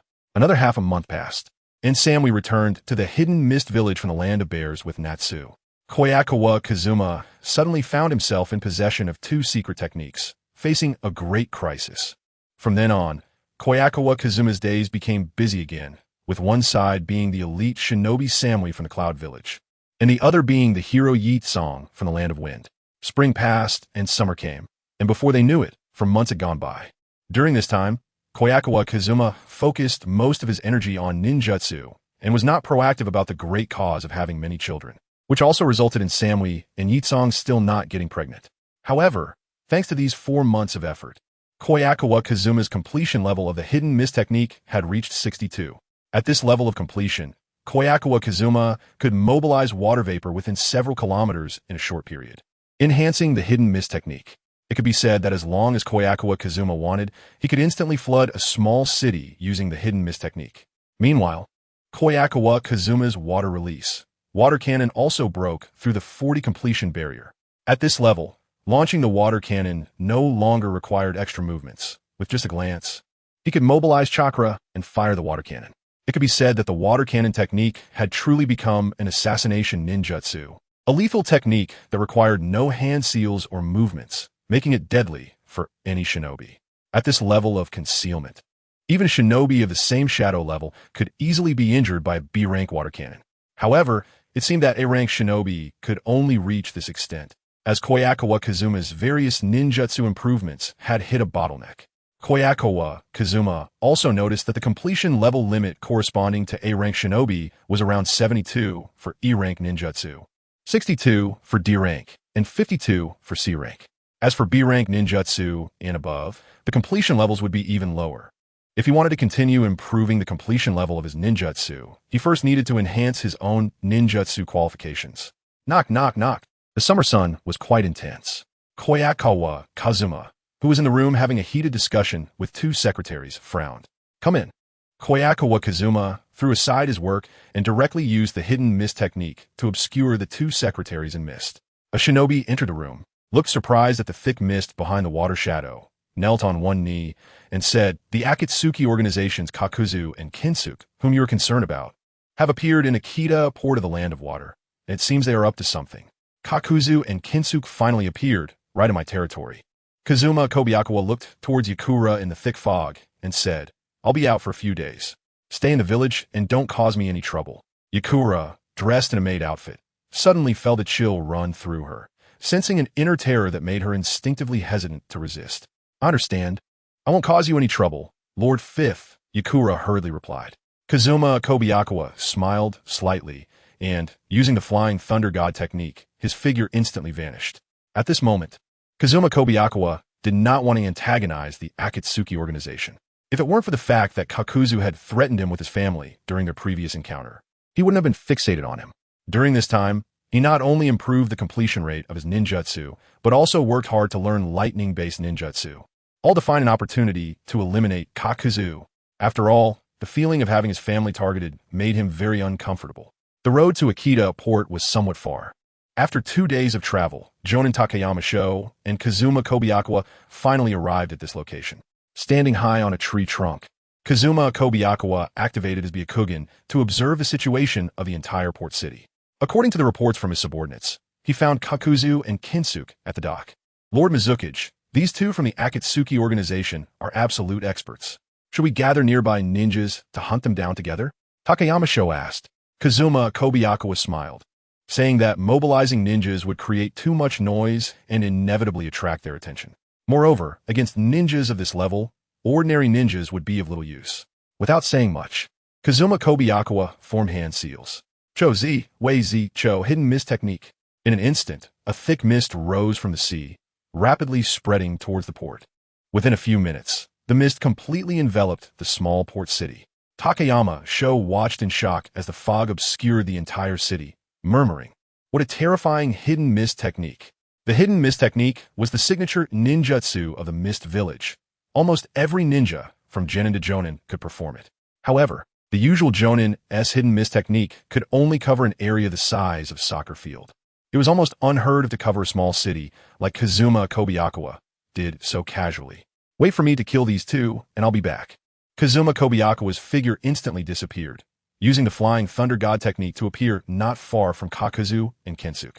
Chapter 169. The Battle of Information. Takayama Sho was slightly taken aback. He hadn't had time to persuade him before Kazuma Kobayakawa vanished from sight. Hey, are you just rushing in like that? They're from the Akatsuki organization, monsters that prey on elite Jonin. Even the Mizukage could be counter-killed." Takayama Sho furrowed his brow and hurried into the town. Although he knew his own strength wouldn't contribute much, he couldn't let the Mizukage have an accident here. "We meet again, Kakuzu Kinsuke." Heavy footsteps echoed in the quiet alley as Kazuma Kobayakawa swaggered out, confronting the two. "Is the infamous Akatsuki organization here in the Land of Water, looking for death?" Using the Flying Thunder God mark left by the Mist Village ninja, Kazuma Kobayakawa was able to instantaneously appear in this port city. Kakuzu tossed aside the box he was carrying, squinting slightly. "I came to the Land of Water to complete the assassination of a Jonin. I didn't expect to catch such a big fish, Mizukage Kazuma Kobayakawa. Your head is quite valuable. Last time in the Land of Grass, I didn't have time to play with you, but this time, who the fish is remains to be seen." Kazuma Kobayakawa drew his ninja blade, holding it horizontally across his chest, coldly staring at Kakuzu. Much of the time, battles between ninjas are battles of information, and once they are mutually aware of information, it depends on who is better prepared. In the previous battle in the Land of Grass, Kazuma Kobayakawa had sent out a large amount of chakra beforehand, putting him in a passive position. Today, however, Kinsuke and Kakuzu were the ones at a disadvantage. Kakuzu took off his red cloud black robe, fully aware that Kazuma Kobayakawa was not an easy opponent to deal with. In a situation where both parties knew each other's information, victory or defeat often hangs by a thread. Unnecessary probing only increases the risk of failure. And only a full-force battle can lead to victory. Suddenly, Kakuzu frowned and turned to look behind him. Before he could speak, 2 water iron cannons struck Kinsuke's chest and wrist. Thud!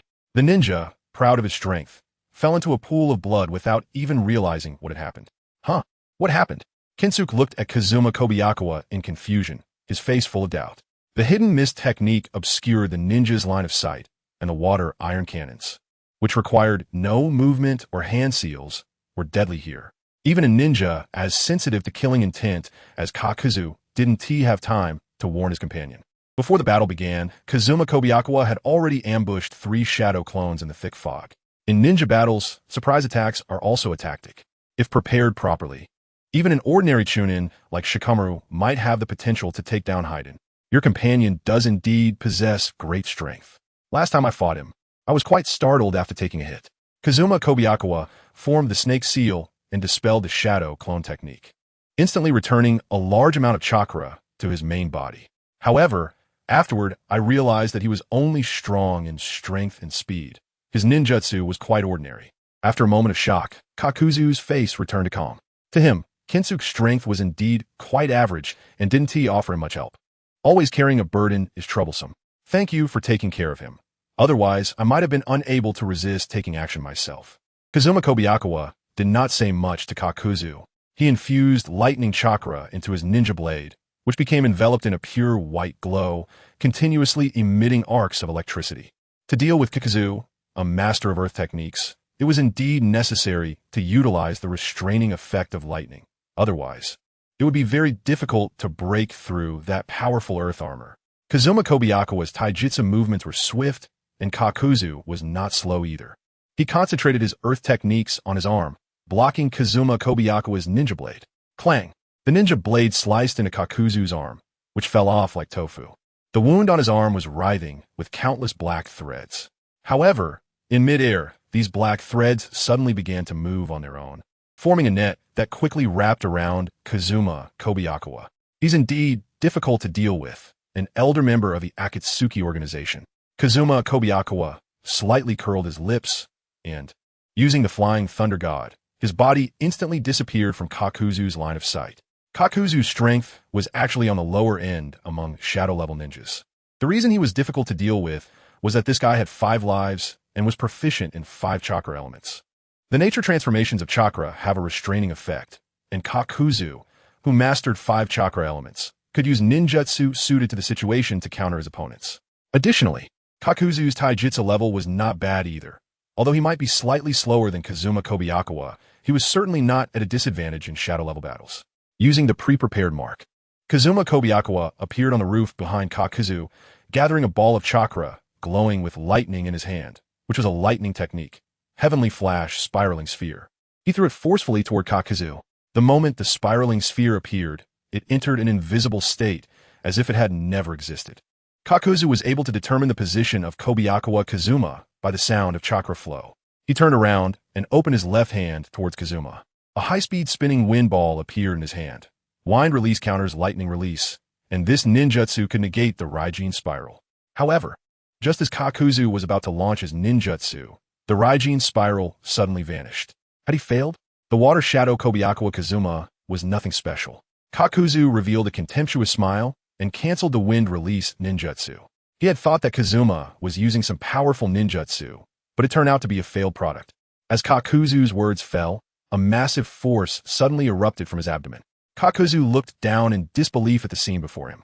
The previously vanished Raijin spiral flickered with lightning and had already struck him. What was going on with this ninjutsu? The earth armor around his body cracked inch by inch as Kakuzu's body was sent spinning backward by the spiral, crashing into a nearby building and kicking up a large cloud of dust. It seemed that the power of the lightning release spiral was still insufficient, merely equivalent to a regular spiral with added lightning release.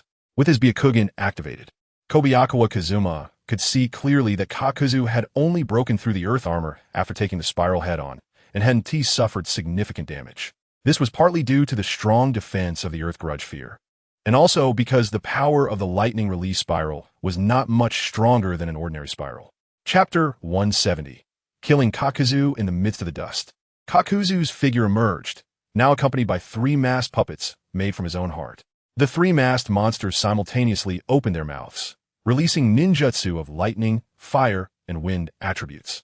Kobayakawa Kazuma quickly formed hand seals and created three shadow clones, each unleashing a Raijin spiral, water chaos wave, and head-pounding technique. In an instant, the ninjutsu from the masked monsters collided with those from the shadow clones, exploding in the quiet coastal town. Flames engulfed the surrounding scenery, while water and electricity intertwined amidst the fire, unleashing tremendous power. Moments later, two figures shot out from the flames. Kobayakawa Kazuma swung his ninja blade at Kakuzu, the overlapping shadows making it hard to defend against. Kakuzu also wielded his teammate's great sword as a weapon, continuously blocking Kazuma's blade. However, there were simply too many blade shadows, and occasionally he couldn't keep up, leaving shallow cuts on his body. In the end, you still lost, Kakuzu. The great sword clashed with Kobayakawa Kazuma's ninja blade, and Kazuma smiled faintly. In the next moment, one shadow clone rushed in from behind Kakuzu, holding a bright red chakra ball in its hand. Fire release, Crimson Lotus Spiral. At the moment it struck Kakuzu, the shadow clone's right hand slightly shifted to the left and then struck an empty space. This guy was trying to escape with a substitution technique. In that instant, Kakuzu recalled the beginning of the battle when Kazuma had misfired a shuriken. It seemed that shuriken must have transformed into a shadow clone. In front of those eyes, indeed, no ninjutsu could be concealed. Kakuzu's face showed intense unwillingness. He was confident in all his ninjutsu. Whether it was the 5 elemental natures or basic techniques like the substitution technique, all far surpassing the elites of the 5 great nations. However, when faced with the Byakugan, any strategy was ineffective, and instead, Kazuma's schemes repeatedly succeeded. The crimson spiral struck Kakuzu, exploding into a massive sphere, like the sun at the edge of the sky. Quickly retreating to avoid the explosion's center, Kobayakawa Kazuma brought his hands together, instantly condensing hundreds of crystals above the explosion. CrystalRelease, Sky Rain Technique. Hundreds of small crystals fell like rain, enveloping the entire explosion area. When the explosion ended, a cracked humanoid crystal appeared in the pit, encapsulating a thick black line, some of which still wriggled. Kakuzu's true body was assimilated upon contact with the crystal release, leading to his death. Given the state he was in, it was unlikely he could be exchanged for a bounty. A negotiation with the Land of Water was probably necessary. Kobayakawa Kazuma sighed. Since the elite jonin of the 5 great nations had bounties, Kakuzu, being more famous than an elite jonin, should also be worth a considerable amount. Unfortunately, after being hit by the crystal release, Kakuzu would slowly shatter along with the crystal, making it difficult to identify his appearance in life.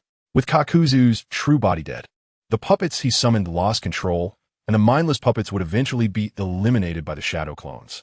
In the ensuing battle, Kobayakawa Kazuma did not participate. Seeing the severely injured Kinjike still alive, he stepped forward to stab him twice more. Battles between ninjas were battles of information, and Kazuma was still somewhat uneasy about this ninja. The members of the Akatsuki organization were all strange individuals, and what if Kinjike turned out to be an immortal? It was safer to stab a few more times, just to be sure. After Kobayakawa, Kazuma finished cleaning the battlefield and lifted the mist concealment technique, Takayama Sho arrived late, looking at the chaotic scene and the 2 dead members of the Akatsuki organization. Takayama Sho decisively picked up the box that Kakuzu had thrown aside before the fight, against 2 opponents who had hunted elite jonin. The 5th Hokage had only taken 3 minutes. Takayama Sho looked around at the collapsed houses, feeling somewhat emotional. Only battles of shadow-level power could create such a level of disaster. Compared to such battles, encounters between jonin could only be considered minor skirmishes. After resolving Kakuzu and Kinjike, Kobayakawa Kazuma counted his spoils.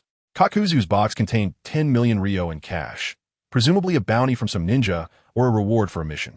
Kinjike's head could still fetch a bounty on the black market, and the price should not be low. Finally, there was Kakuzu's body, which had shattered into tiny fragments after being hit by the crystal release, but notifying the Land of Water about this should still yield some reward. Kobayakawa Kazuma asked Takayama Sho to handle the bodies of Kakuzu and Kinjike, while he took the 10 million ryo in cash from the box and Kinjike's great sword. Kinjike's great sword had decent chakra transmission properties. It likely contained a significant amount of chakra metal. Extracting this chakra metal and integrating it into his own ninja blade should enhance it further. As for the 10 million Ryo, it was naturally the spoils of the water shadow. Kobayakawa Kazuma planned to take this cash back to use as expenses for a hot spring trip with his secretary. After taking the money that Kakuzu had submitted to the Akatsuki, Kobayakawa Kazuma returned to the Hidden Mist Village. After today's battle, he felt that his strength was still somewhat lacking. Being unable to use the Flying Thunder God multiple times in succession was quite limiting to his abilities. Kobayakawa Kazuma felt somewhat helpless. If he could use the Flying Thunder God like Minato continuously, he wouldn't have had to exert so much effort to take down Kakuzu and Kenjike. When he entered the battlefield, he could have just prepared more tagged shuriken, casually throwing them around, and he would have been invincible. The sound of cicadas in summer echoed through the misty village. For Kobayakawa Kazuma, the fastest way to enhance his strength was to have more children with female ninjas. Samui and Yakura had high ninja qualifications, so their children would likely not be inferior. Samui, how is your relationship with Raikage's secret technique? Mabui? In a Hidden Mist office, Kobayakawa Kazuma suddenly asked Samui beside him. There is still some friendship. Before becoming the Raikage's secret technique, Masabi was once guided by me in ninjutsu for a while, Samui coldly replied. Kazuma Kobayakawa barely suppressed the corners of his mouth that were about to curl up. As long as there is a connection, it will be easier to handle. Chapter 171. The visit from the Sound Ninjas. The moment Kazuma Kobayakawa learned that Samui and Masabi had a connection, a complete plan formed in his heart. Once Samui had a child for him, he could propose a hostage exchange to the Raikage, asking the Raikage to trade Masabi for Samui under the pretext of friendly communication between Kirigakure and Kyomobikure. As long as Masabi dared to come to Kirigakure, Kazuma Kobayakawa had many ways to make Masabi conceive his child, allowing a child with B-level ninja qualifications to be born. For Kirigakure, hostage exchange was also part of the village's interests, and Samui here was one of the hostages. Throughout the summer, Kazuma Kobayakawa worked hard, during which the offspring he had previously left behind quietly came into the world. After the wife and niece of Kirigakure's Yagura, the first to give birth to Kazuma's child was Kaori Yukinokita, the head of the Yukinokita clan. After 10 months of pregnancy, gave birth to a child with B-level ninja qualifications. Just as Kazuma Kobayakawa had expected, the child did not inherit the Byakugan bloodline limit, but fortunately inherited the Sharingan of the Uchiha clan. As a father, Kazuma Kobayakawa visited the hospital with his secretary after the child was born. Pushing open the hospital door, Kaori Yukinokita, who had just given birth, lay on the hospital bed, looking lovingly at the sleeping baby girl beside her, humming the famous lullaby of the Land of Water. I plan to train this child to become a ninja of the Yukinokita clan. Seeing Kazuma Kobayakawa, Kaori Yukinokita expressed her aspirations with a smile. I think she has great potential and may become a ninja who rivals you in the future. Although this child did not inherit the Byakugan, she might inherit my Sharingan. Kazuma Kobayakawa responded to Kaori Yukinokita's aspirations. Kazuma Kobayakawa was also very satisfied with this child. With B-level ninja qualifications, this child could grow into a high-level combat force in the village. The inherited Uchiha bloodline also enhanced his vision, allowing him to awaken the Manjiki Sharingan with the birth of this child. Seeing Kaori Yukinokita's happiness as a new mother, Samui, who followed Kazuma Kobayakawa, was momentarily shaken. Her face turned slightly red, and envy appeared in her eyes. Could it be that becoming a mother is such a happy thing? After all, the head of the Yukinokita clan, who was exhausted from childbirth, looked so satisfied and joyful while gazing at her child. After visiting Kaori Yukinokita and the child, Kazuma Kobayakawa, who had awakened the Manjiki Sharingan, began to study illusion techniques. The existence of the Sharingan accelerated his progress in illusions tremendously. In just a month, Kazuma Kobayakawa mastered the use of the Manjiki Sharingan and learned how to cast illusions with his eyes. The power of the Manjiki Sharingan far exceeded that of the double Tomo, and with these eyes, Kazuma Kobayakawa could trap enemies in illusions through eye contact.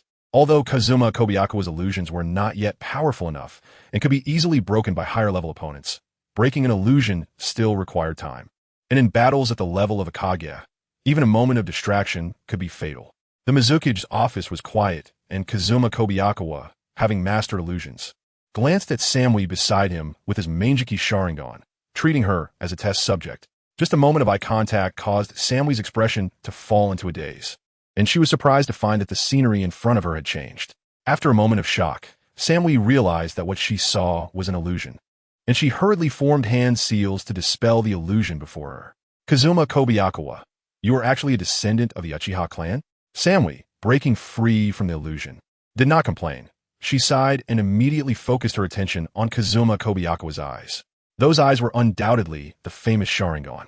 The Mangekyou Sharingan is usually possessed only by core ninjas of the Uchiha clan, and it is not something that just any bloodline descendant can awaken.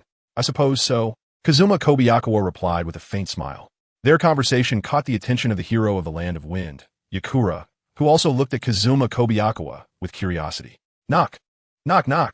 The office door was knocked at an inopportune time, and Kazuma Kobayakawa sat upright, while Samui and Yakura stood straight at either side of the desk. Come in. With Kazuma Kobayakawa's words, a Nin pushed the door open and knelt on one knee, reporting, Lord Fifth, there is a guy claiming to be a sound ninja who wants to see you. Sound ninja? Kazuma Kobayakawa frowned. If you remember correctly, the Sound Village was a ninja village established by Orochimaru in the Land of Rice. It's strange. Why would this ninja village seek me out? The Land of Rice is a small country without a ninja village. In the original story, Orochimaru bribed the officials of this country to reach an agreement and establish the Sound Village. If the Sound Village was indeed established by Orochimaru, it would mean that Orochimaru had now left the Akatsuki organization and regained his freedom. Bring that Sound Ninja to see me, Kazuma Kobayakawa replied coldly. Understood. The Nin turned and left the Mizuki's office, hurrying out of the Mizuki building and heading towards the village's outskirts. Before long, an information ninja ran outside the village and met the guy who claimed to be a sound ninja. The boy, claiming to be a sound ninja, was about 16 or 17 years old, wearing round glasses and looking somewhat sinister, with a forehead protector bearing a musical note symbol. That's right. This guy calls himself Kabuto Yakushi. Lord Mizuki wishes to see you. You may now enter Kirigakure, the Nin said, looking down at Kabuto Yakushi. Thank you very much for your cooperation. Kabuto adjusted his glasses, lowered his head, and followed the Nin into Kirigakure. In Kabuto's mind, he continuously recalled information about Kirigakure. Currently, Kirigakure is the weakest ninja village among the 5 great nations, with fewer than 15 upper ninjas in the village. According to Lord Orochimaru, being the weakest also means being the easiest to coax, possibly becoming friends with the Sound Village. The streets of Kirigakure were filled with mist, obstructing visibility, allowing Kabuto to see only people or objects within 100 meters. However, even under such unfavorable conditions, as a spy, Kabuto was still diligently gathering information. Suddenly, Kabuto's eyes widened in shock, bloodshot in the whites of his eyes. It's actually a member of the Uzumaki clan, the experimental material that Lord Orochimaru dreams of. Kabuto adjusted his glasses, his greedy gaze sweeping over Asuka Uzumaki and Karen Uzumaki. I never expected to find such a rare bloodline in Kirigakure. Chapter 172. Old friends. After a long journey, Kabuto finally arrived at the Mizuki's office. At this moment, Mizuki Kazuma Kobayakawa sat upright at his desk with his 2 secretaries, Samui and Yakura, standing on either side. Samui from Kumogakure and Yakura, the hero of the Land of Wind. Why are they here? Are they here for some important mission? The moment Kabuto saw the 2 renowned ninjas, he was once again shocked. He had never thought that these 2 famous ninjas would be taken in by Kazuma Kobayakawa. As a young man who had been a spy, Kabuto's mind was filled with thoughts of experimental materials and spy missions. Nice to meet you, Lord Fifth Mizuki. Pharmacist knelt on one knee on the ground, raising his head to examine Kazuma Kobayakawa. The round glasses reflected bright light. The newly established Sound Hidden Village hoped to receive assistance from the Mist Hidden Village. Additionally, the founder of the Sound Ninja Village hoped to invite you to meet this old friend of his. Oh, Orochimaru has just left the Akatsuki organization and wants to meet me? Kazuma Kobayakawa couldn't help but curl his lips, truly unsure of what Orochimaru was thinking.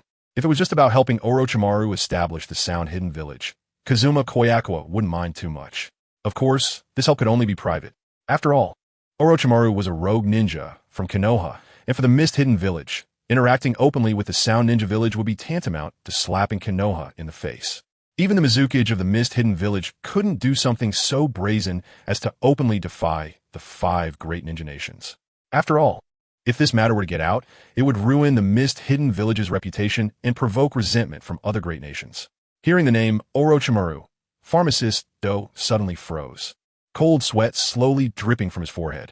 He had clearly tried to conceal Orochimaru's identity. Yet the fifth Mizukage before him had guessed Orochimaru's identity from just a few words and accurately mentioned that Orochimaru had defected from the Akatsuki organization. It should be noted that Orochimaru's identity had always been kept secret, and his defection from the Akatsuki organization had only occurred 2 months ago. The spy-like pharmacist Do was shocked. The intelligence department of the Mist-Hidden Village is terrifying to this extent. You are correct. Pharmacist Do gritted his teeth and agreed. Since everything had already been seen through by KazumaFaces, there was nothing left to hide. Orochimaru said you were his old friend, his confidant, and he hopes to meet you. Pharmacist Do added. Meeting him is fine, but he wouldn't expect me, as Mizukage, to travel all the way to the land of rice. Would he? KazumaFaces shrugged and asked in return. Rest assured, we still know the rules.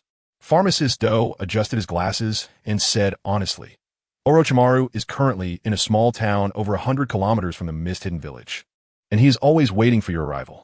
In that case, I will accompany you to meet this old friend.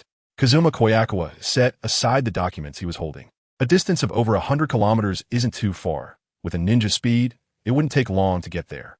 Meeting Orochimaru has more benefits than drawbacks.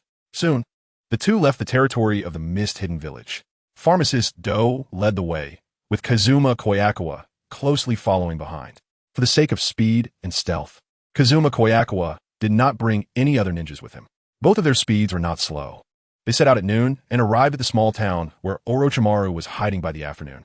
This small town was a relatively ordinary one in the land of water, of medium size, with a military station there, yet no ninjas were permanently based there. Upon entering the town, they entered a secret passage at the village entrance and went straight underground. The dim underground area contained a building resembling a labyrinth, with torches along the corridors casting a shimmering red light on the stone walls. This way, please. Pharmacist Do led KazumaFaces to the end of the corridor and gently knocked on a mechanism, opening the door to a secret chamber. As KazumaFaces stepped into the dark room, a woman with a doll-like face was standing in front of a cabinet, flipping through scrolls. Her pupils had green vertical slits. The doll-faced woman brushed her hair back from her temples, turned her face to look at KazumaFaces, and said in a hoarse voice, I never expected, after a year, you would already be Mizukage. Your growth is truly astonishing, KazumaFaces. Just a glance was enough for KazumaFaces to confirm the identity of the person before him. She was none other than the rogue ninja, Orochimaru from Konoha. The face and gender could be changed, as the impure world reincarnation essentially involved occupying another's body. However, her pupils and the cold aura she emanated remained unchanged. I didn't expect you to defect from the Akatsuki organization in such a short time. It seems there is nothing left in the Akatsuki that can attract you. KazumaFaces exchanged pleasantries. I suppose so. Being tricked into that place by you made me hate you for a long time. Orochimaru put the scroll back into the cabinet and sneered. However, because of you, I have seen another world. Not only the secrets left by the Sage of Six Paths, but also the godlike eyes. I suppose you don't know, right? There are actually people in this world who possess the eyes of the Sage of Six Paths. The Rinnegan? KazumaFaces naturally already knew about Nagato's Rinnegan. With the power of the Rinnegan, Nagato could control the six paths of pain. This power is indeed terrifying, but KazumaFaces was not afraid. Now, his Sharingan had already reached the level of 3 Tomo, and the Uzumaki clan's bloodline remained in the Mist-Hidden Village. As long as he focused on having many children, obtaining the Rinnegan would just be a matter of time. After a brief exchange of pleasantries and sharing some of their experiences, KazumaFaces suddenly shifted the conversation and asked, You call me here, surely not just to reminisce, right? Of course. Orochimaru smirked, walked to one side, and threw a ninjutsu scroll to KazumaFaces, saying, I want to take revenge on Konoha. It certainly won't be possible with just myself, and I hope to gain your assistance. Chapter 173. The greedy Orochimaru. KazumaFaces opened the scroll that Orochimaru handed over, which contained information about Sarutobi Hiruzen's summoning beast, Ima, as well as intelligence on Sarutobi Hiruzen. KazumaFaces unreservedly took note of all this information. The intelligence of a shadow-level powerhouse was quite valuable, and the information in Orochimaru's scroll was even more comprehensive than what he already knew. With this information, even if he were forced to have a falling out with Sarutobi Hiruzen in the future, he would be able to handle it with ease. In battles between ninjas of the same level, the fight is essentially a battle of intelligence. Whichever side has more information has the ability to kill. I want to hear your reasons for hating the third Hokage so much. KazumaFaces put away the intelligence scroll and placed it on the cabinet in front of him. The third Hokage is Orochimaru's mentor and even let him go during his departure from Konoha. Such a reasonable teacher being hated by Orochimaru is truly incomprehensible. Let's start from the Third Great Ninja War. After experiencing 2 Ninja World Wars, Konoha suffered heavy losses. And it was during this time that Sarutobi Hiruzen discovered my laboratory for the first time. Kobayakawa quietly listened as Orochimaru described the ins and outs of the matter, quickly piecing together the cause and effect. During the Third Great Ninja War, Sarutobi Hiruzen discovered Orochimaru's experiments. But at that time, Sarutobi Hiruzen did not pursue the matter or hold him accountable, treating it as if nothing had happened. Not long after, Danzo approached Orochimaru and secretly provided him with funding and various experimental materials. Orochimaru, your experiments are valuable. If you can produce a ninja like Hashirama, Konoha will achieve peace, and the chaos of the world will be quelled. No more innocent people will die, and you will also become Hokage because of this achievement. In that same dim underground laboratory, Danzo once said this to Orochimaru. At that moment, Orochimaru thought he had found the meaning of life, believing that his experiments had finally gained the recognition of his mentor. The ancient ninja of the old era would eventually exit the stage of history, and scientific research would spark a revolution in the ninja world. However, research on the cells of Hashirama did not go smoothly, and by the end of the Third Great Ninja War, this research had not produced results. This experiment, which yielded no results, consumed a massive amount of financial and material resources. Orochimaru, who thought he could gain the position of 4th Hokage through his achievements, was suppressed, while the genius ninja Minato Namikaze rose to power under the promotion of the 3rd Hokage. Nowadays, the ninja world is at peace, and those short-sighted higher-ups have resumed their fade of righteousness, completely abandoning the experiments on Hashirama cells. However, Orochimaru has not given up. He continues to conduct experiments in secret, occasionally targeting certain clans in the Leaf Village to obtain materials for his research, until those clans came knocking, and Orochimaru, who led the experiments, was discarded as a scapegoat and completely expelled from Konoha. Orochimaru, your foolish experiments are despicable. Konoha does not need to use comrades as experimental materials. You mad ninja. That day, in a dim underground room, the 3rd Hokage injured Orochimaru. As a result, Orochimaru no longer held any illusions about Konoha. He fled the village and bided his time for revenge.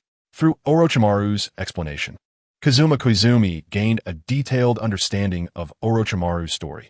A researcher who initially believed his studies could help Konoha, only to find that the lack of results turned his collaborative research into his crime. Thus, Orochimaru lost his position as Hokage and was expelled from Konoha. So, how do you plan to take revenge? KazumaFaces asked. As long as you can create an opportunity for me to battle the 3rd Hokage one-on-one, I am confident I can easily kill him. I have already surpassed the 3rd Hokage and possess strength greater than that of the Kage. Orochimaru extended his long tongue and spoke coldly. Create an opportunity for a one-on-one battle? KazumaFaces frowned. He indeed hoped for the 3rd Hokage's death to bring his adopted son Danzo to power. However, an opportunity for a one-on-one battle with the 3rd Hokage was not so easily obtained, especially in this peaceful era, as the 3rd Hokage rarely left Konoha. How about this? If a suitable opportunity arises, I will inform you. KazumaFaces did not make any promises to Orochimaru. After all, collaborating with a rogue ninja from Konoha to eliminate the 3rd Hokage was not a good reputation in the ninja world. Then I will trouble you, 5th Mizuki. A sinister smile appeared on Orochimaru's pale face. KazumaFaces did not mind. He casually browsed through the scrolls placed on a shelf by Orochimaru, completely disregarding himself as an outsider. Most of these scrolls were various research results by Orochimaru, a significant portion targeting bloodline limits, and another part focusing on tailed beasts. However, KazumaFaces found nothing useful among these scrolls. Orochimaru was clever. He did not place important research results here. In fact, KazumaFaces was not particularly interested in many things, with Edo Tensei being one and the forbidden jutsu for stealing sage body being another. Since there is nothing more, I will take my leave. Seeing that there was nothing he wanted, KazumaFaces casually took 2 scrolls about tailed beast research, preparing to leave. He triggered the mechanism on the rock wall, and with a rumbling sound, the secret door opened. Orochimaru watched KazumaFaces, his greed becoming increasingly apparent. Spending time alone with the Mizuki was a rare opportunity. He was contemplating whether he could succeed in attacking the Mizuki here. Now that the Edo Tensei has been successfully developed, as long as he finds a perfect vessel. His strength would increase significantly. From the intelligence, Kazuma Koizumi in front of him possessed 3 bloodline limits: Byakugan, CrystalRelease, and Sharingan. Each of these bloodline limits is enough to gain fame in the ninja world. Nowadays, apart from the leader of the Akatsuki organization and Uchiha Itachi, it is hard to find a vessel that surpasses Kazuma Koizumi. Orochimaru's thoughts surged. However, the Flying Thunder God technique made Orochimaru wary. The ability to use Flying Thunder God indicated that no one could imprison Kazuma Koizumi. Wait.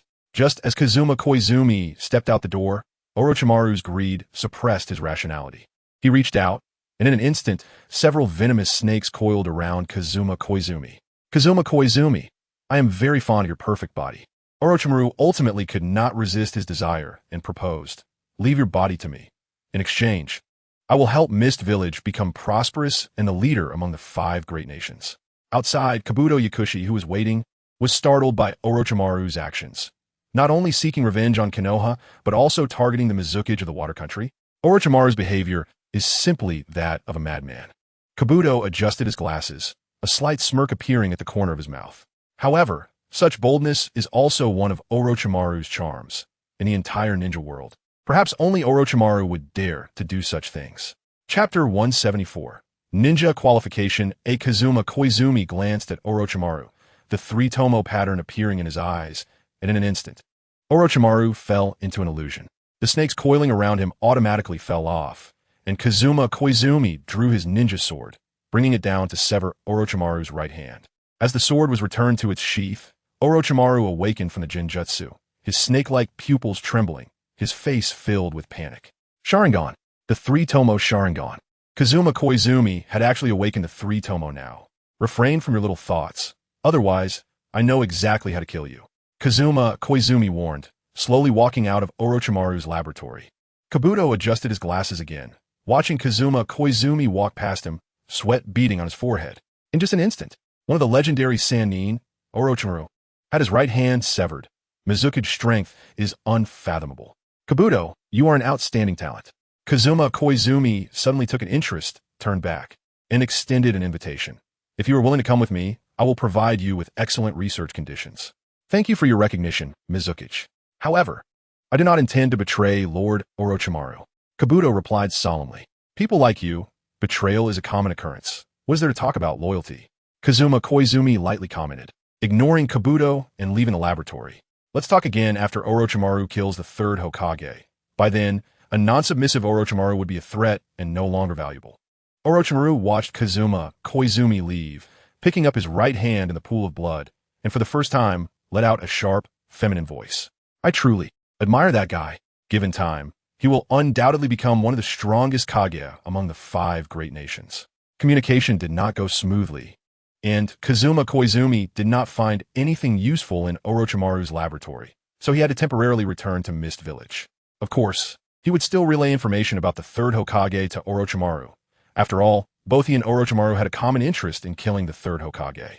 After returning to the village, Kazuma Koizumi, as Mizukage, sat at the Mizukage's desk and looked at Samui, tentatively asking, Samui, what do you think if I said I would send you back to Kumobikure? Samui stared at Kazuma Koizumi in surprise, a slight smile on her lips as she asked, what do you want to use me for? You know full well that with the Flying Thunder God mark on me, I can never escape your control. Don't think of me as so bad. Seeing Samui having thoughts of returning, Kazuma Koizumi instinctively smiled. This intention to return to Kumogakure would later become his bargaining chip in negotiations with the Raikage. The reason I gave you that mark was merely to prevent you from causing trouble in Mist Village.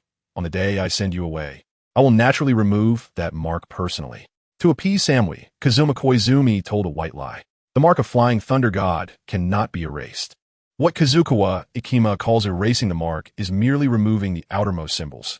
He can still locate Samui and go to her side at any time. I see.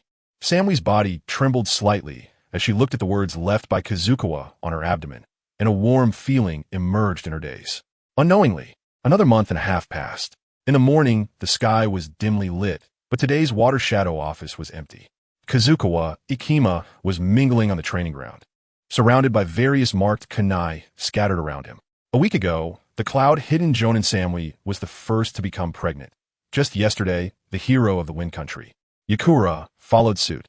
These two female ninjas, one with beauty and the other with a beauty, brought him a total of 8 cards of chakra and some ninja qualifications at once. Of course, the higher the ninja qualification, the more rewards are needed for promotion. Even though both female ninjas with B and A-level beauty became pregnant at the same time, it did not allow Kazukawa Ikima's A-level ninja qualification to advance further. The reason he was practicing Flying Thunder God was merely out of fear of losing his touch. He trained until noon, and without realizing it, his body was already covered in fine beads of sweat. At that moment, the system suddenly sent a notification that Terumi Mei and Terumi Mizu had both given birth to their offspring almost simultaneously. Perhaps because the ninja qualifications improved to A-level before giving birth. Both children had good ninja qualifications, with Terumi Mei's child reaching B-level and Terumi Mizu's child surprisingly reaching A-level. Not only did these two children have high ninja qualifications, but they also inherited the bloodline limit of the Terumi clan, the dissolution. The birth of these two children brought a qualitative leap to Kazukawa Ikima's chakra and ninja qualifications, with his chakra amount terrifyingly increasing to 84. 2 cards, and his ninja qualification finally rising to a name, Kazukawa Ikima lifespan, 100 years chakra amount, 84. 2 cards ninja qualification, A, 27-160, bloodline limit, CrystalRelease, Byakugan, Sharingan, water transformation technique, dissolution. Ninjutsu, substitution jutsu, completion rate 72, transformation jutsu, completion rate 72, clone jutsu, completion rate 72, water release, hidden mist technique, completion rate 62, water release, water chaos wave, completion rate 55, sword technique, moon shadow, completion rate 55, water release, water iron cannon, completion rate 42, summoning technique, completion rate 100, truth-telling technique, completion rate 22, fire release, dragon fire technique, completion rate 39, shadow clone jutsu, completion rate 42, fire release, head hardening, completion rate 25, Rasengan, completion rate 31, fire release, crimson spiral sphere, completion rate 15, flying thunder god, completion rate 10. Chapter 175 Invitation from Hokage, looking at the chakra amount indicated on the system panel. Kazukawa Ikima was full of confidence in his ninja path. A chakra amount of 84. 2 cards is probably enough to rival some weaker tail beasts. With such a large chakra amount, his ninjutsu scale in future battles will be greatly enhanced, and he might even be able to use water release to achieve the effects of sea release. Of course, for now, ordinary ninjutsu is no longer Kazukawa Ikima's main combat means. His main combat method now is Flying Thunder God combined with Rasengan. A level ninja qualification should be enough for me to thoroughly master Flying Thunder God. Surpassing the other Kages of the 5 great nations is only a matter of time. Kazukawa Ikima left the training ground in a good mood. Now, with Terumi Mei and Terumi Mizu just having given birth, as the father of the children, he had to go see them. Still at the hospital, Kazukawa Ikima picked up the newborn baby, being careful not to wake the already sleeping Terumi Mizu, trying to make his movements as gentle as possible. Beside him, Terumi Mei was struggling to keep her heavy eyelids open, her expression resolute, and the sweat from childbirth dampened her scattered hair. Ikima, neither of these two children inherited the Byakugan bloodline limit. This won't do. I want to have more. Terumi Mei pulled at Kazukawa Ikima's sleeve, emphasizing her desire. The Byakugan is a very special bloodline limit. Those who inherit it only have white eyes. And it can be said that as long as someone possesses this bloodline limit, they can be recognized at a glance. Kazukawa Ikima naturally understood Terumi Mei's feelings. As the leader of the Terumi clan, wanting to strengthen the clan and obtain a powerful bloodline limit is a shortcut. And Terumi Mei has a strong obsession with the Byakugan. Sister Mei, you should rest for 2 months first, and then we'll have more children. Kazukawa Ikima gently brushed aside her hair that was blocking her eyes and softly agreed. Although Terumi Mei and Terumi Mizu's 2 children did not inherit the Byakugan, Terumi Mizu's child did inherit the Sharingan. And when the time comes, they might have the opportunity to awaken a Tomo. Kazukawa Ikima's own Byakugan bloodline limit is not particularly excellent, so it is naturally difficult for his children to inherit it. As for the Sharingan inherited by the children, due to bloodline limitations, they can at most awaken to the level of 3 Tomo. I will communicate with Mizu. Let us work hard again for the Terumi clan. After receiving Kazukawa Ikima's affirmation, Terumi Mei seemed to feel relieved, closing her eyes and falling into a deep sleep. Kazukawa Ikima quietly left the hospital, and after his ninja qualification reached a level, he couldn't wait to start practicing Flying Thunder God. Just as Kazukawa Ikima had guessed, A-level ninja qualifications could only raise the completion rate of Flying Thunder God technique to about 10. Only with ninja qualifications reaching a could the completion rate continue to improve. The afternoon sunlight poured onto the training ground, turning into scattered halos after passing through the thick mist. Kazukawa Ikima focused most of his energy on improving the completion rate of the Flying Thunder God technique, and basically every week, he could see his ninjutsu completion rate improving. 2 months later, Kazukawa Ikima finally raised the completion rate of the Flying Thunder God technique to 20, and now, he could barely manage short-distance, multiple teleportation. In the past, the Flying Thunder God technique was merely an auxiliary ninjutsu for Kazukawa Ikima, primarily used to evade fatal damage or launch attacks during battle. Now, with the ninjutsu completion rate reaching 20, this technique has the potential to become a primary attack method. Now, using the Flying Thunder God technique to transport people or objects will no longer be a heavy burden. I won't feel fatigued after bringing someone along like before. Kazukawa Ikima was full of confidence. Now, he was confident that he could go toe-to-toe with any opponent using the Flying Thunder God technique. After all, when faced with an opponent he genuinely couldn't defeat, he could completely escape the battlefield using Flying Thunder God. Then, when the opponent is unprepared, he could suddenly reappear and launch a sneak attack. It can be said that as long as Kazukawa uses the mark well, this technique has the potential to defeat any opponent, even someone as strong as Nagato. After a while, an information ninja rushed to the training ground in a panic, kneeling on one knee and presenting a letter to Kazukawa Ikima. Lord Kazukawa, a letter from the Hidden Leaf Village in the Land of Fire, stating that there is something important they wish to discuss with you. Kazukawa Ikima took the letter and opened it. It was sent by the third Hokage, mentioning Hinata-kan and her children, and also stating that the Hidden Leaf had made proper arrangements for these individuals. A threat from the Hidden Leaf. Kazukawa Ikima looked at the letter sent by the third Hokage, frowning slightly.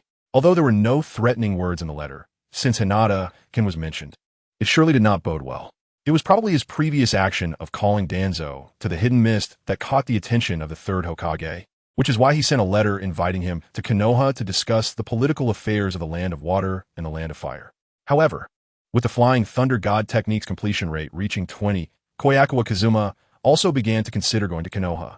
Now, he could rely on the Flying Thunder God technique to take people with him, as long as he set up the marks in advance.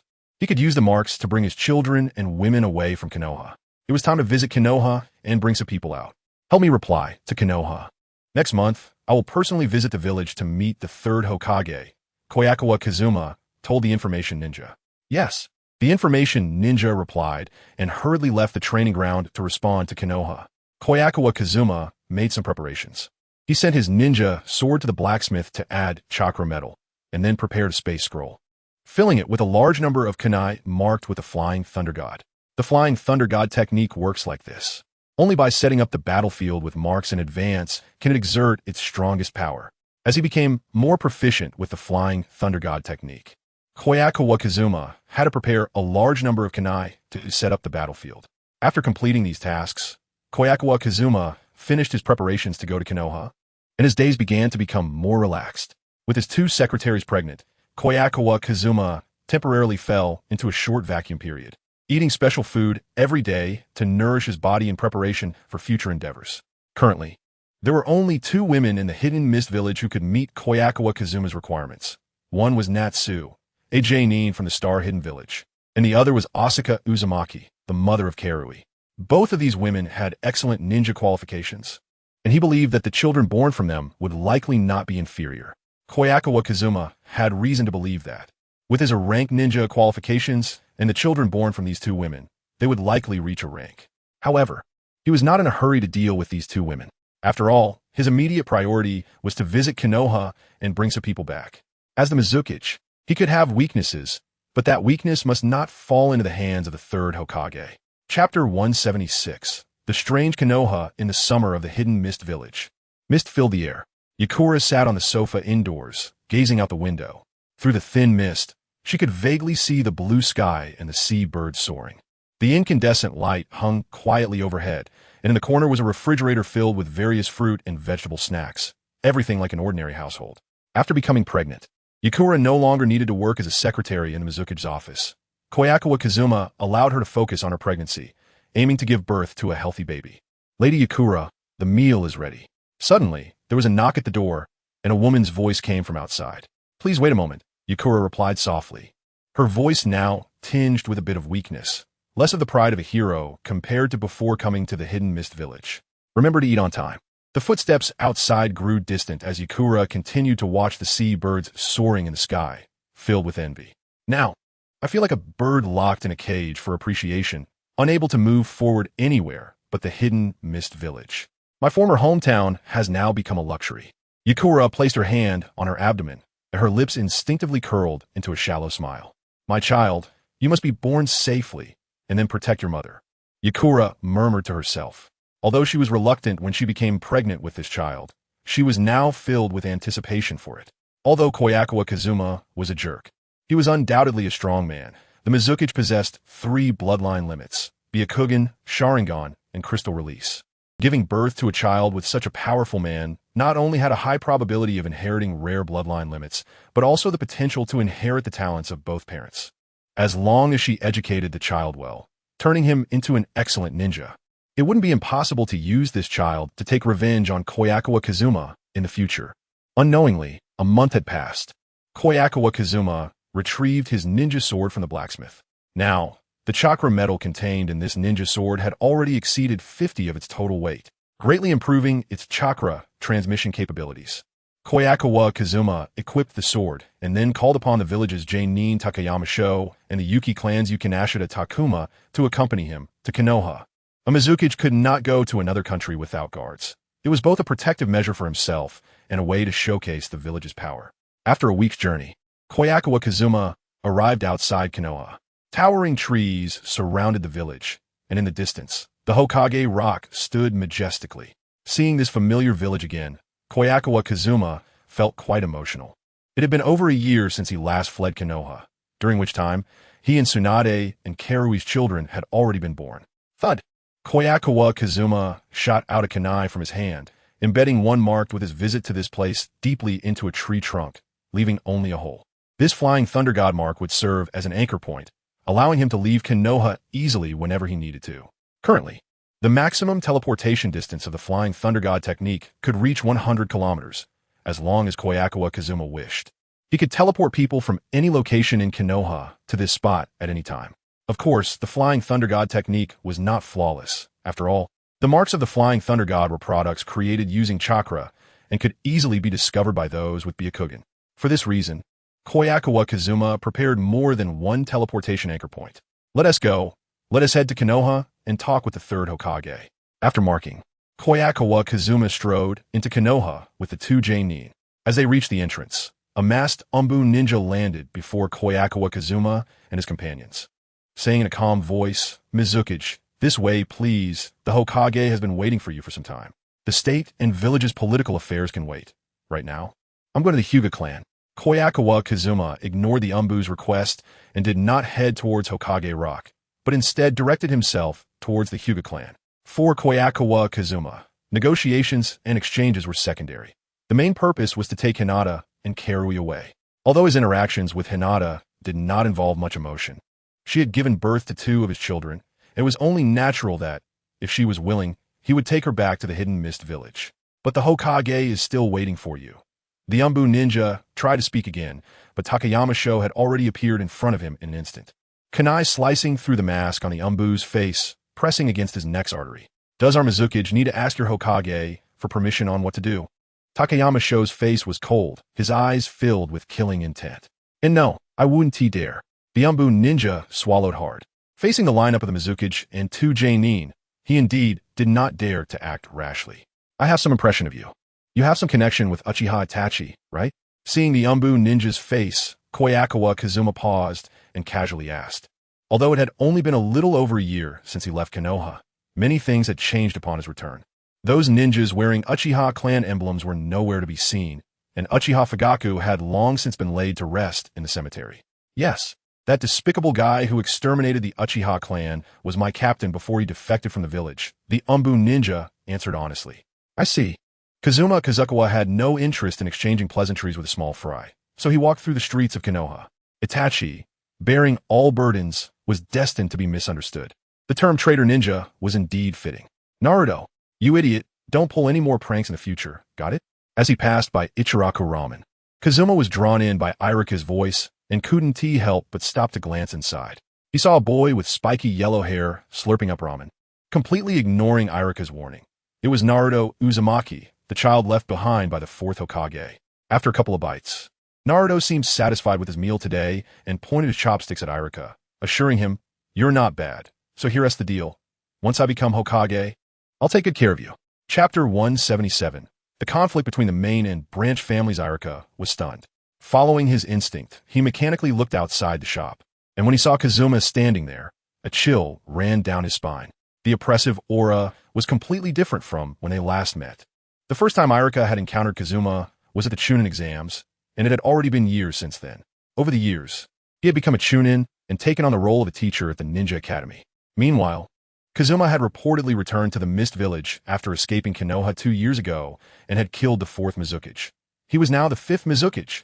Was he still following the same growth path? The reincarnation of Ashura.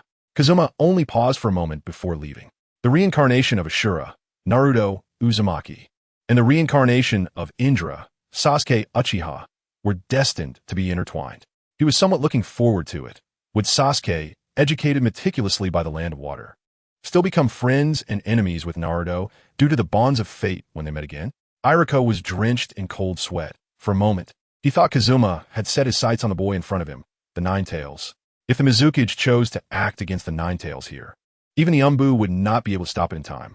After some time on the road, Kazuma finally arrived at the Hyuga clan's territory. The current Hyuga clan was not much different from when he left Konoha. The so-called prestigious clans in the ninja world generally shared a common trait: stubbornness and an inability to adapt. To spare the Hyuga clan's pride, Kazuma did not directly seek out Hinata, but first visited the clan leader, Hayashi Hyuga. As he walked through the entrance, a spacious courtyard came into view, filled with grass that was less than an inch high, bringing life to the empty courtyard. A cute little girl was sitting under the eaves, her white eyes quietly staring at Kazuma, but she suddenly ran away, cautiously hiding behind a pillar. With short hair, distinctive white eyes, and a socially anxious demeanor, Kazuma instantly recognized Hinata, the future wife of the Hokage. Hearing the noise, Hayashi, dressed in a white robe, also came out from a room around the corner. He glanced at Hinata before finally focusing his attention on Kazuma. "Since becoming Mizukage, your presence feels completely different," Hayashi said as he walked behind Hinata and opened the traditional Japanese wooden door, revealing a spacious dojo behind it. Inside the dojo, there was another little girl wearing a cherry blossom-patterned robe, kneeling in the center with sharp eyes, seemingly waiting for something. "Are you interested in the conflict between the main and branch families of the Hyuga clan?" Hayashi invited Kazuma. "Huh." Kazuma smirked and softly replied. "Then let me appreciate the legacy of the prestigious Hyuga clan of Konoha." Kazuma had the 2 jonin beside him wait outside as he entered the dojo and stood alongside Hayashi. "My daughters, Hinata and Hanabi. One of them will lead the Hyuga clan, while the other will one day bear the burden of being a caged bird, guarding the main family for generations," Hayashi explained. "The Byakugan is one of Konoha's most important bloodline limits. As a ninja, I must protect this bloodline from flowing outside." "Are you saying this for my benefit, Hayashi?" Kazuma retorted, sensing the determination in Hayashi's words to never let the bloodline flow outside. These words felt like a warning to himself, not to covet the Hyuga clan any further. "It's just a simple explanation," Hayashi casually replied before turning his gaze back to the 2 little girls, speaking calmly. "Begin." With Hayashi's order, Hinata and Hanabi faced each other and began to fight, both using gentle fist techniques, excelling in close combat. Their punches and kicks collided, making loud thuds. The gentle fist technique, lacking flamboyant moves, was nonetheless extremely lethal. This fighting style could not only directly attack chakra points all over the body, but also seal off chakra pathways, preventing chakra flow. The combat style of the Byakugan was relatively rare, and Kazuma naturally watched with great interest, seizing the opportunity to copy a bit of knowledge. Hinata, being 2 years older than Hanabi, should have had the advantage due to the age gap, but she was too gentle, always holding back at critical moments, as if afraid of hurting Hanabi. The younger Hanabi, however, showed no such reservations. She struck hard, her chakra-infused palm hitting Hinata's chest heavily. With one punch, Hinata coughed up blood, collapsing to the ground, her body curling up as her limbs twitched. Hanabi, who had won, looked back at Hayashi with a bewildered expression, and Hayashi nodded. His father's approval made Hanabi break into a radiant smile. Anyone with keen eyes could see who was stronger. Was Hayashi being too arbitrary in judging worth based on victory and defeat? Kazuma placed his hand on Hanabi's head and gently said, I think the conservative Hyuga clan will miss out on too much talent. Sometimes suitable policies are what keep the Hyuga clan thriving. He patted Hanabi's head lightly before walking over to Hinata and helping her up. The gentle fist had such power that even a child could, at the right moment, take down a jonin with a single punch. Indecisive people aren't qualified leaders. Or has the Mist Village's talent pool dwindled to the point where there are no suitable candidates for Mizuki's? Hayashi's cold warning rang out. Weak-minded individuals are unsuitable to be ninjas, let alone lead the Hyuga clan through this cruel ninja world. This isn't weakness. Hinata is kinder than you think, Kazuma countered Hayashi. He turned to him and proactively invited, Hayashi, are you interested in sparring with me, the Mizuki? It would be a rare opportunity for your daughters to witness a battle between jonin. Hayashi was clearly taken aback for a moment. He seemed surprised that Kazuma would make such a request. After all, there was no benefit for Kazuma in fighting him. As the Mizuki, if Kazuma won against the clan leader, there would be nothing commendable about it. But if he lost even a single move, it would be a shocking event throughout the ninja world. It would be an honor to spar with you, Mizuki. Hayashi opened the dojo door, suggesting, this space is too small for us. Let us head outside. Kazuma carried Hinata out and placed her on the steps in front of the door, followed closely by Hanabi, who leaned against the railing, silently watching the battle scene. Takuma Takashi and Yukinari Yuki looked at Kazuma and the others in astonishment, not quite understanding why Kazuma, who had come to discuss matters with the Hokage, wanted to spar with the clan leader. Kozakawa Kazuma did not take action directly. By doing so, he would not show his true weight, nor would it necessarily make Hinata Hayashi recognize the gap in their strength. Instead, Kozakawa Kazuma created a shadow clone, nodded, and the clone immediately took action. Chapter 178. The rules of the Hyuga clan using the body flicker technique. In the next moment, the shadow clone appeared next to Hinata Hayashi and threw a punch. Is this the power of just a shadow clone? Such speed, such strength. Hinata Hayashi's expression changed slightly. His demeanor shocked. He raised both hands, barely blocking Kozakawa Kazuma's attack, and his body was pushed back, leaving shallow scratches on the grass. The speed and strength. Is it really just a shadow clone? Yukinoshita Takuma widened his eyes. It was the first time he saw Kozakawa Kazuma fight using a shadow clone. Seeing Hinata Hayashi block the attack, the shadow clone used the body flicker technique to approach again, delivering another ordinary punch without any tricks. Hinata Hayashi's clothes fluttered without wind, and an invisible barrier appeared in front of him. The corner of Hinata Hayashi's mouth curled into a faint smile, and his body began to spin rapidly, creating a whirlwind that blew the shadow clone away. Bagua Palm. Kaiten. This technique releases a large amount of chakra through the body's chakra points in an instant to block attacks, known as a form of absolute defense from another angle. Hinata Hayashi believed that even the Mizuki would find it difficult to break through the defensive secret techniques passed down through the generations of the Hyuga clan. No wonder he is the head of the Hyuga clan. If it were an ordinary Nin facing Kaiten, they would probably have no way to deal with it. Kozakawa Kazuma remained indifferent. Years ago, those who coveted the Byakugan, like Kisame Hashigaki, had suffered from Hinata Hayashi's Kaiten. However, today, it was not Kisame facing Hinata Hayashi, but himself. There was no need to show any mercy to the Hyuga clan. He intended to defeat him. Kozakawa Kazuma ordered the shadow clone. As Hinata Hayashi's body stopped spinning, the shadow clone activated the Sharingan at the moment they locked eyes and cast a Jinjutsu on him. The moment Hinata Hayashi's body stiffened slightly, he quickly realized he had fallen into the Jinjutsu and used his fastest speed to break free. In that brief moment, a chilling sensation came from his neck. Hinata Hayashi lowered his head and saw a kunai pressed against his neck. I lost, Hinata Hayashi sighed. If Kozakawa Kazuma wanted, he could have killed him in that instant. He fell into the Jinjutsu. After all, the Mizuki is the Mizuki. He is not someone the head of his clan can provoke. With Hinata Hayashi admitting defeat, Kozakawa Kazuma dispelled the shadow clone technique. Allowing Hinata Hayashi to experience the gap in strength here would make future negotiations easier.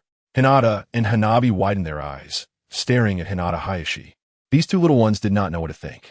You're not bad, but in front of me, you're just okay. Kozakawa Kazuma turned and left Hinata Hayashi's home, having visited him and taken care of the Hyuga clan's face. Next, it was time to see Hinata Hanabi. Takamatsu Sho and Yukinoshita Takuma followed Kazuma closely as the three headed directly to Hinata Hanabi's home. It was noon, and the glaring sunlight cast clear shadows. As they approached Hinata Hanabi's home, Kazuma's gaze was suddenly drawn to a man leaning against the wall. The man was scruffy, and his clothes were torn and seemed like they hadn't been washed in a long time. This man was Hinata Hanabi's former fiancée, Hinata Masato. After experiencing a major setback, he had completely ended his ninja career and was no longer a ninja. Mizukichi, is this your friend? Should we help him? Takamatsu Sho asked, fully aware that Kazuma had been an ambassador to Konoha and it was normal to make some friends during that time. No need to pay him any mind. Kazuma ignored him and directly knocked on Hinata Hanabi's door. The person who answered was a middle-aged woman wearing an apron, who was hired by Hinata Hayashi as a nanny and spy for Hinata Hanabi. I'm here to see Hinata Hanabi, Kazuma simply informed her and walked inside. Passing through the narrow courtyard, Kazuma's eyes brightened. At that moment, Hinata Hanabi was wearing a white training outfit, completely focused on the wooden post in front of her, striking it with the stance typical of gentle fist techniques. Hinata Hanabi's palms struck various chakra points on the wooden post, and her long hair tied in the middle swayed with her movements. Hanabi, I'm here to pick you up. Seeing that Hinata Hanabi had not noticed him, Kazuma spoke up. Hinata Hanabi suddenly froze in place, feeling goosebumps all over her body in that instant. The image of Kazuma's face appeared in her mind, and she quickly turned around and leaped into Kazuma's embrace. Kazuma gently patted Hinata Hanabi's back and asked, "Are you willing to come with me to the Land of Water?" Now, Kazuma was the Mizukichi of the Land of Water, with a high political status and considerable strength, possessing the ability that the Hyuga clan had to take seriously. The Hyuga clan naturally valued their bloodline greatly, but when faced with absolute strength, they had no chance to say no. "I want to go with you, Kazuma." Hinata Hanabi leaned on Kazuma's shoulder, softly expressing her desire to see the sea of the Land of Water, to ride the train of the Land of Snow, and to hold a wedding together. Kazuma understood that Hinata Hanabi had never left Konoha since birth, and, as a branch family member, she had been managed very strictly. This led to Hinata Hanabi having many aspirations for the outside world. It didn't matter what they would do. As long as Hinata Hanabi wanted to leave with him, he would find a way to take her away. "Let's have the wedding when we return to the Land of Water," Kazuma agreed. After a moment of tenderness, Kazuma followed Hinata Hanabi into the house, where he met his two children. The older one was a boy, about 3 or 4 years old. The younger one was a girl, just learning to walk, her steps still unsteady. Both children had average ninja aptitude. The boy, who inherited the Byakugan, had only C-level ninja qualifications, barely qualifying as a special J-nin.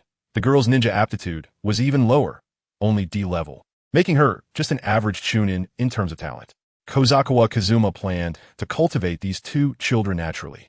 If they wanted to become ninjas, he wouldn't use too many resources. After all, without ninja talent, no matter how carefully they were trained, their achievements would not be high. Chapter 179, Hinata Hanabi's Determination, 4K. This is your dad, the Mizukichi of the Land of Water, a very great man. Seeing that the two children did not recognize Kazuma, Hinata Hanabi took the initiative to introduce him. The two children looked confused, probably not understanding the meaning of dad and Mizukichi. After all, they were too young and had no memories of Kazuma. "Kazuma, during the time you were away, I learned to cook. Do you want to try my cooking?" Hinata Hanabi ruffled the boy's hair and asked Kazuma. "I definitely want to try the food you made for me." Kazuma agreed. A woman willing to cook for him was a form of investment, and he had to agree for both emotional and logical reasons. Properly guiding women to invest in him was also a necessary lesson for men, as it helped women increase their sunk cost. Hinata Hanabi headed to the kitchen to take over the nanny's position and began preparing the meal. After a while, Kazukawa began to eat the meal prepared by Hyuga. To be honest, the taste was quite ordinary, but he finished it all. After all, after guiding a woman to make the right contributions, he also needed to provide timely positive feedback. Just like in the workplace, if a boss wants subordinates to be loyal, they must suddenly give a sweet reward after the subordinate completes a task. Outside, Takuma Yukinoshita complained to his companion, "SH Takayama, I can't understand why that Mizukichi guy keeps changing the female ninjas around him. Most great people have some quirks. Mizuki's fondness for women doesn't harm the interests of Kirigakure, so it's not something difficult to accept.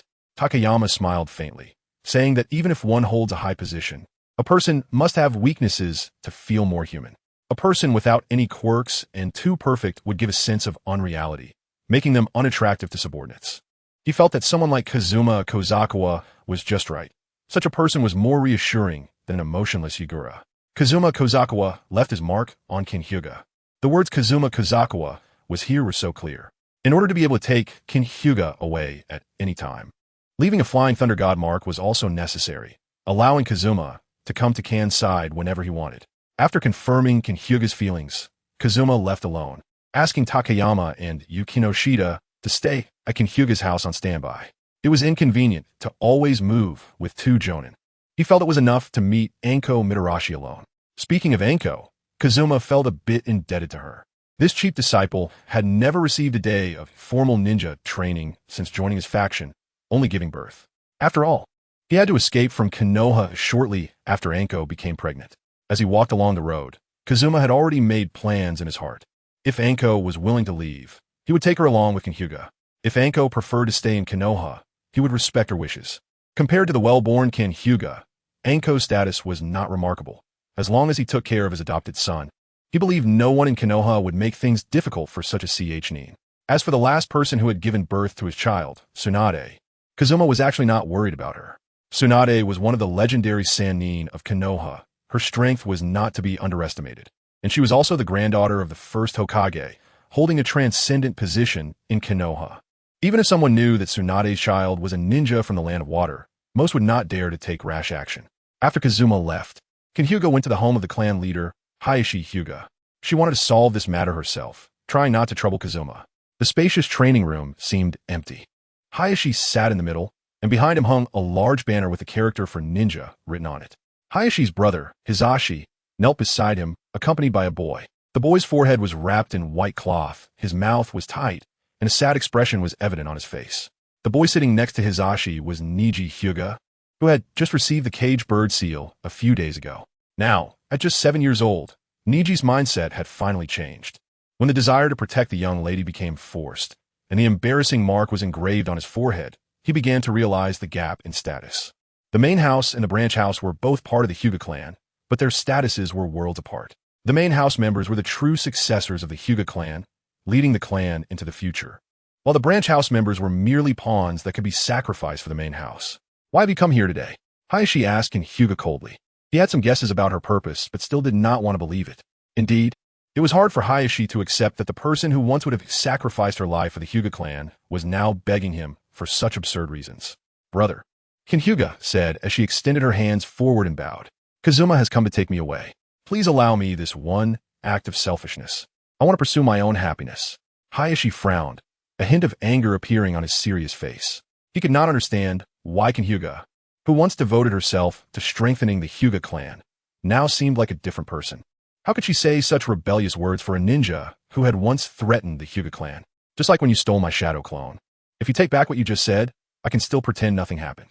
After all, you are my important family member. Hayashi sighed deeply and asked, "Do you remember what you said as a child? You once told our parents that you wanted to follow in my footsteps and help the Hyuga clan reach the pinnacle of power in Konoha. For all these years, Hizashi and I have been working hard for that." Kinhyuga's body trembled slightly. Hayashi's words awakened her memories deep within. Her father's strong hand and her mother's warm embrace were precious memories in her heart. As a child, she had practiced gentle fist diligently with her brothers Hayashi and Hizashi. Unfortunately, her talent was too poor, making it difficult to keep up with her two brothers. With such strength, it was hard to protect the Hyuga clan. Thus, after being branded with the caged bird seal, Kinhyuga felt somewhat relieved. Although she could no longer protect the Hyuga clan, she could use her life to protect her brothers and the main house of the Hyuga clan. Kinhyuga was well aware that her current actions were tantamount to betrayal for Konoha and the Hyuga clan. However, her parents had long passed away, and her brother had become the clan leader, seemingly turning into a stranger who constantly considered the bigger picture. As the glory she once pursued gradually faded, Kinhyuga's mind was filled with the figure of Kazuma Kozakawa. That man dreamed of rebuilding his family and was willing to do many wrong things for it. However, That guy truly regarded her as part of his family and was willing to take risks to come to Konoha for her. In Kobayakawa, Hyuga saw the shadow of her brother Hayashi from her childhood, the one who would sacrifice everything for family. After experiencing Kazuma's strength, Hyuga no longer wanted to persist or care about the main house and branch house. Now, she wanted to be with Kobayakawa and witness everything that man accomplished. I have thought for a long time, if I cannot leave with Kazuma this time, I will regret it for the rest of my life. Please, brother, grant me this. Hyuga emphasized, her tone becoming firm. Beside her, Hizashi opened his mouth in surprise. Never before had anyone from the branch house dared to make such a request to the main house. It should be known that Hayashi sat firmly in the position of clan leader, not just because of his tolerance. He was never merciful to those who attempted to betray the clan. Niji's eyes seemed to shine, and in that moment he saw courage in a woman's actions. At that moment, the little guy even envied the woman before him, as if he saw a caged bird soaring in the sky. Hearing Hyuga's firm tone, Hayashi's expression darkened completely. He stood up looking down at Hyuga. Kanchan, you should know the rules of Konoha and the Hyuga clan. The Byakugan is the most important bloodline limit. To ensure that this important bloodline does not flow outside, our ancestors established the system of the main house and branch house.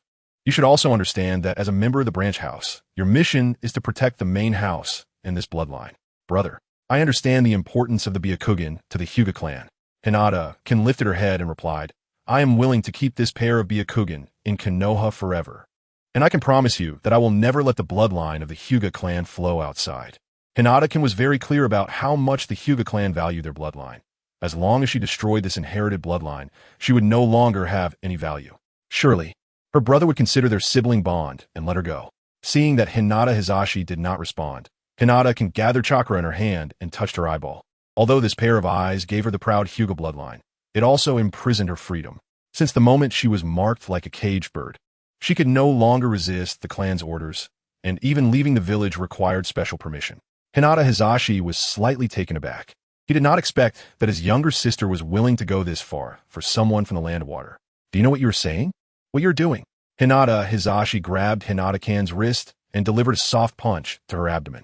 Before Hinata-kan could resist, she closed her eyes and fell into a deep sleep. Hizashi, keep a close eye on Kan, and don't let her do anything foolish when she wakes up. Hinata Hizashi emphasized. Otherwise, as the clan leader, I will have to use the caged bird seal. Hinata Hayashi couldn't help but tense up. He knew how terrifying the caged bird seal was. As long as the main family activated the caged bird seal, the branch family members dozens of kilometers away would have their brains destroyed by this secret technique, which is why the branch family could never betray the main family. Yes, Hinata Hayashi did not dare to defy Hinata Hizashi's orders. He took Hinata-kan away and imprisoned her. Hinata Hizashi walked out of the room, expressionless, looking at the Hokage rock in the distance. Under the Hokage rock stood the Hokage building of Konoha. Had the Mist Village already set their sights on the Hyuga clan? Did Mizuki Koizumi Kazuma also want to obtain the Byakugan? Hinata Hizashi sighed. Although he was reluctant, if he could not stop Koizumi Kazuma, using the caged bird seal to destroy Hinata-kan would become inevitable. Koizumi Kazuma soon arrived at Mitarashi Anko's home. According to his memory, he knocked on the door. The simple two-story building and the small yard overgrown with weeds was Anko's home. The door opened, and a masked ninja knelt before Koizumi Kazuma. He was indeed a member of the Umbu. Koizumi Kazuma frowned. Anko's status was quite ordinary. She was only a chunin, and there was no reason for the third Hokage to value her so highly. Behind this Umbu, Anko looked at Koizumi Kazuma with surprise, holding a sleeping baby in her arms. Master, the Umbu told me you would come to see me today. I didn't expect it to be so soon. Anko placed the child in the crib and stepped forward to hug Koizumi Kazuma tightly. Feeling the warmth of Anko's embrace, Koizumi Kazuma instinctively lifted his head, quickly suppressing the bloodline impulse. The Umbu was still there. This was not the time for reminiscing. I'm really sorry for not saying goodbye when I left Konoha, Koizumi Kazuma said, patting Anko's back. Due to the presence of the Umbu, there were many things he could not say directly. He could only ask, how have you been in Konoha during this time? Thanks to your guidance, I've gained the Hokage's favor and have now become a special jonin. Mitarashi Anko replied with a smile. Koizumi Kazuma was slightly taken aback. It seemed the Hokage had long known about Anko's pregnancy. Releasing Anko, Koizumi Kazuma looked at the Umbu ninja, who was sitting in a chair beside them, and coldly asked, "Hizashi, why does he want to see me?" Chapter 180. Political bottom line. The Umbu ninja looked up at Koizumi Kazuma and answered truthfully, "Perhaps it is just some basic communication. We Umbu are merely the department that executes the Hokage's orders. The Hokage's thoughts are not for us to speculate. Tell your Hokage that I'm on my way to the office and will return shortly." Koizumi Kazuma replied. "Yes." The Umbu vanished, already running on the streets outside. After a while, Koizumi Kazuma finally spoke. "Anko, I have tracked down Orochimaru. If you want to seek revenge, I can tell you his whereabouts." Hearing that familiar name, Anko's pupils constricted sharply, and she instinctively covered her neck, where the curse mark was located. Memories of the past flooded her mind. She had trained hard under Orochimaru's guidance, and had been envied by others in the village for being a disciple of the legendary Sannin. "Master, I don't want to talk about Orochimaru right now." Mitarashi Anko shook her head and softly explained. "Orochimaru has become a part of history. Only this master in front of me truly cares for me. Then I was meddling in your affairs." Koizumi Kazuma gently brushed the sweat on Anko's forehead, then changed the subject, asking, "So, would you like to come live in the Mist Village with me? I am a Mizukichi, and there I can provide you with a better life." Anko fell silent again, and Koizumi Kazuma withdrew his hand. He could already guess Anko's response. She probably couldn't let go of her feelings for Konoha.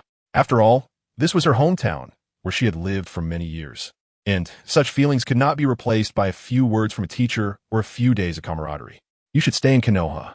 If there's any ninjutsu you want to learn, you can tell me in the coming days. I can help you obtain many jutsu," Koizumi Kazuma reminded her, finally wanting to fulfill his role as a teacher. Before he could wait for Anko's response, Koizumi Kazuma left her home. Since he had promised the third Hokage, it was best to keep the appointment. After all, it wouldn't look good if the Mizukichi stood someone up. In a hurry, Koizumi Kazuma arrived outside the Hokage's office in just a few minutes, where the Umbu members waiting outside opened the door for him. The afternoon sunlight was yellow, shining into the smoke-filled Hokage office, where Sarutobi Hizashi sat in the Hokage's position, with the window behind him showing the distant Hokage rock. Shimura Danzo stood opposite Sarutobi Hizashi, his hands on the table, passionately arguing about something. "Hizashi, I absolutely do not agree with this decision," Danzo shouted loudly, completely disregarding the Hokage's face. As the door to the Hokage office opened, Danzo glanced at Koizumi Kazuma, then turned and left the office, leaving behind a remark for Hizashi to consider carefully. Koizumi Kazuma glanced at the Umbu behind him. They tactfully brought over a yellow wooden chair. Sitting on the chair, Koizumi Kazuma addressed Sarutobi Hizashi. "I have come for our appointment, third Hokage, Sarutobi Hizashi." Sarutobi Hizashi suddenly took a deep puff, and as the embers in the pipe flared brightly, he set it down. Compared to their meeting 2 years ago, Hizashi now appeared somewhat aged. It can only be said that many people's aging seemed to happen overnight. A puff of blue smoke slowly escaped from his mouth and nose as Hizashi lamented with his somewhat frail voice. "It has been 2 years since we last met. I didn't expect that the little guy who barely escaped from me back then would defeat Yagura and succeed to the position of Mizukichi. Thanks to your blessing. If it weren't for your pursuit back then, I wouldn't have been able to infiltrate the Land of Water and find the right opportunity to take down Yagura." Koizumi Kazuma replied with a smile. "You were lucky. I never intended to show mercy to the enemies who helped the Uchiha defect, nor did I expect that the Jonin I let go back then would rise to the position of Mizukichi." Sarutobi Hiruzen changed the subject and slowly said, "Under your leadership, Kirigakure is continuously growing, but in this process of growth, you have also touched the bottom line between our 5 great nations." "Bottom line?" Kazakawa Ikima asked curiously, "What bottom line?" "The Mizukichi of the Land of Water deals less with political affairs and focuses more on personal strength. So in terms of political tactics and diplomacy, he is far inferior to the versatile Hokage. Even now, Kazakawa Ikima wouldn't dare to say he is well-versed in politics." Sarutobi Hiruzen did not seem angered by the Mizukichi's ignorance. He calmly added, "Unilaterally harboring members of the Uzumaki clan to strengthen your power, and extending your hands to the surrounding small countries, harboring the rogue ninja from the land of bears, Natsu. The tacit understanding between the 5 great nations is not to easily harbor rogue ninjas or those with terrifying bloodline limits. After all, if one country becomes too powerful, it will cause unease among the other 4 nations." Sarutobi Hiruzen paused halfway through. In fact, the extermination of the Uzumaki clan was tacitly approved by the 5 great nations. After all, no major country wishes to have such a formidable clan riding on their heads. Kazukawa Ikima furrowed his brows. He had considered this point that Sarutobi Hiruzen mentioned before. In fact, after he took in the two bloodline heirs of the Uzumaki clan, the Land of Thunder had also voiced their dissatisfaction. However, in the world of ninjas, strength is still the most important. When the power of the Land of Water is strong enough, even if the other great nations voice their opinions, they would not dare to interfere with the policies of the Land of Water. What if I refuse your proposal? Kazukawa Ikima countered. Then, Sarutobi Hiruzen suddenly raised his eyes, an invisible killing intent instantly radiating from him. I wouldn't mind letting the 6th Mizukage take office.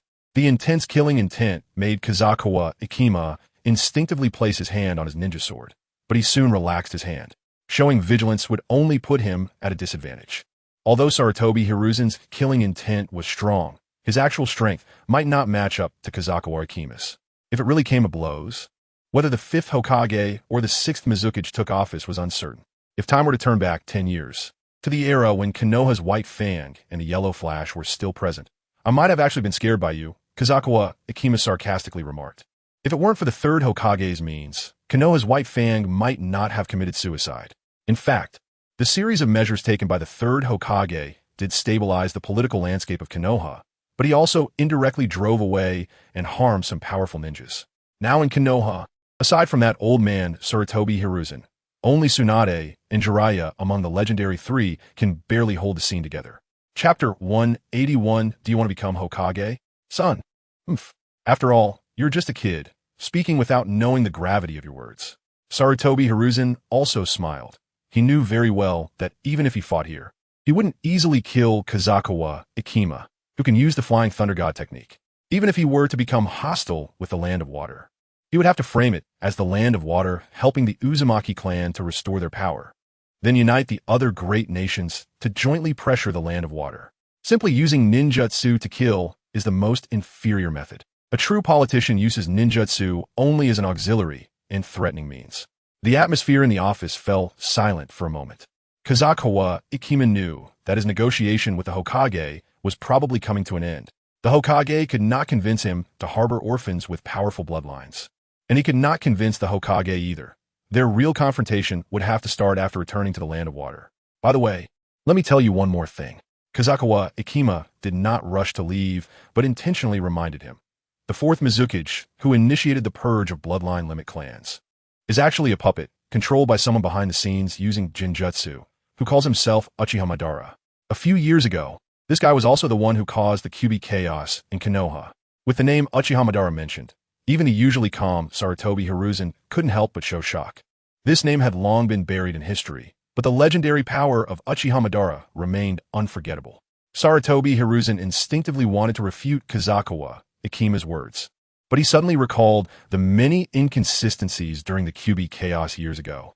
At that time, the vast majority of people in the village suspected someone was manipulating the QB, and even among the Uchiha clan, it was extremely rare to find a ninja capable of controlling the QB.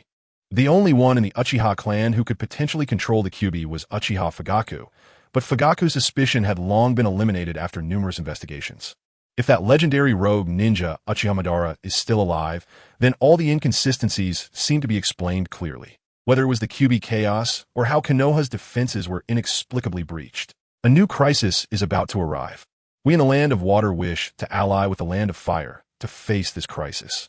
Kazukawa Ikima said nonchalantly, Sarutobi Hiruzen, you're not suited for the position of Hokage. After the new Hokage takes office, the relationship between our two countries will enter a new era. The Land of Fire does not necessarily need the Land of Water as an ally. Sarutobi Hiruzen coldly countered Kazukawa Ikima's words. After all, he had worked hard to secure the position of Hokage. How could he easily give it up because of a few words from Kazukawa Ikima? In that case, we probably have nothing more to discuss. Kazukawa Ikima turned around and walked out of the Hokage's office. He still had important matters to attend to. Although Mitarashi Anko was unwilling to leave with him, it was inevitable that he would take Hinata-san away from Konoha. This woman from the Hyuga clan had been waiting for him for the past 2 years. Sarutobi Hiruzen leaned back in his chair. He keenly sensed a sense of crisis. Mizukage Kazukawa Ikima seemed to want to pull him down from the position of Hokage, even with the same Flying Thunder God technique. The effects are vastly different depending on who uses it. How much of Minato's strength does Mizuki Kazakawa Ikima truly have? Sarutobi Hiruzen couldn't help but walk to the window and gaze at the distant Hokage rock. After leaving the Hokage's office, Kazakawa Ikima did not immediately return to the Hyuga clan, but went to the Uchiha clan's territory. Nowadays, the Uchiha clan at night is still brightly lit, but it is no longer the domain of Konoha's prestigious Uchiha clan. It has become the private property of Konoha's higher-ups. Kazakawa Ikima knew very well that his adopted son Dan's had certainly taken a lot of resources from here. Arriving at a dark street, Kazakawa Ikima met Shimura Dan's. "Father, you urgently called for me. Is it about something?" Dan's knelt on one knee before Kazakawa Ikima, his voice cautious, entirely different from when he faced Sarutobi Hiruzen. "Dan's, do you want to become Hokage?" Kazakawa Ikima asked directly. That's right. Kazakawa Ikima wanted to push Dan's into the position of Hokage. Having a Hokage from his own side would always be more reassuring. And from today's conversation, he understood that his relationship with Sarutobi Hiruzen would not be easy. Although no conflict occurred during their exchange. Once he left Konoha, Sarutobi Hiruzen was very likely to unite with the other great nations against the Land of Water. Even in times of peace, conflicts frequently arise among the 5 great nations. It is common to unite with other great nations against a certain major nation. Otherwise, there wouldn't be so many ninja world wars. Just like a few days ago, in order to avoid being passive in the war against the Land of Earth, the Land of Wind actively offered the village's hero, Yakumo, to exchange for peace between the Land of Wind and the Land of Water. Hokage. Dan's looked up at Kazakawa Ikima, a hint of greed flickering in his eyes. He really wanted to become Hokage, even dreaming about it. If that were the case, he could inherit his teacher Senju Tobarama's will and better protect Konoha according to his own ideas. Over the years, Sarutobi Hiruzen, who was from the same lineage, did not recognize his abilities, even leaving the position of 4th Hokage to a blonde kid from another village. This guy just wanted to let him manage Root in peace, doing some shady things for Konoha. Is father planning to take action against the 3rd Hokage? Danzo asked. That's right. If you become Hokage, the relationship between the Water Country and the Fire Country will enter a new era, and I will also feel more at ease. Kozakawa Kazuma squatted down and gently patted Danzo's shoulder, saying softly, "What could be more reassuring than handing the Hokage position to my own son?" Danzo's eyes widened, tears welling up in his old eyes. He declared, "Father, thank you for your trust. I will definitely become Hokage, but I hope to accomplish this in my own way. After all, Sarutobi Hiruzen is my fellow disciple, and I hope to transfer power as peacefully as possible." Chapter 182. Father is your strongest support. Hearing Danzo's request, Kozakawa Kazuma couldn't help but frown. The people of Konoha were somewhat narrow-minded. Become Hokage in your own way. Can you outsmart the cunning Sarutobi Hiruzen? I understand. When you can't hold on anymore, make sure to ask for my help. Kozakawa Kazuma chose to respect Danzo's choice and added, "If you feel that your strength is insufficient to accomplish this, then ask me for help. Father will always be your strongest support. Yes, I, Danzo, will definitely go through fire and water and will never disappoint Father's expectations." Tears streamed down Danzo's face, his gratitude evident.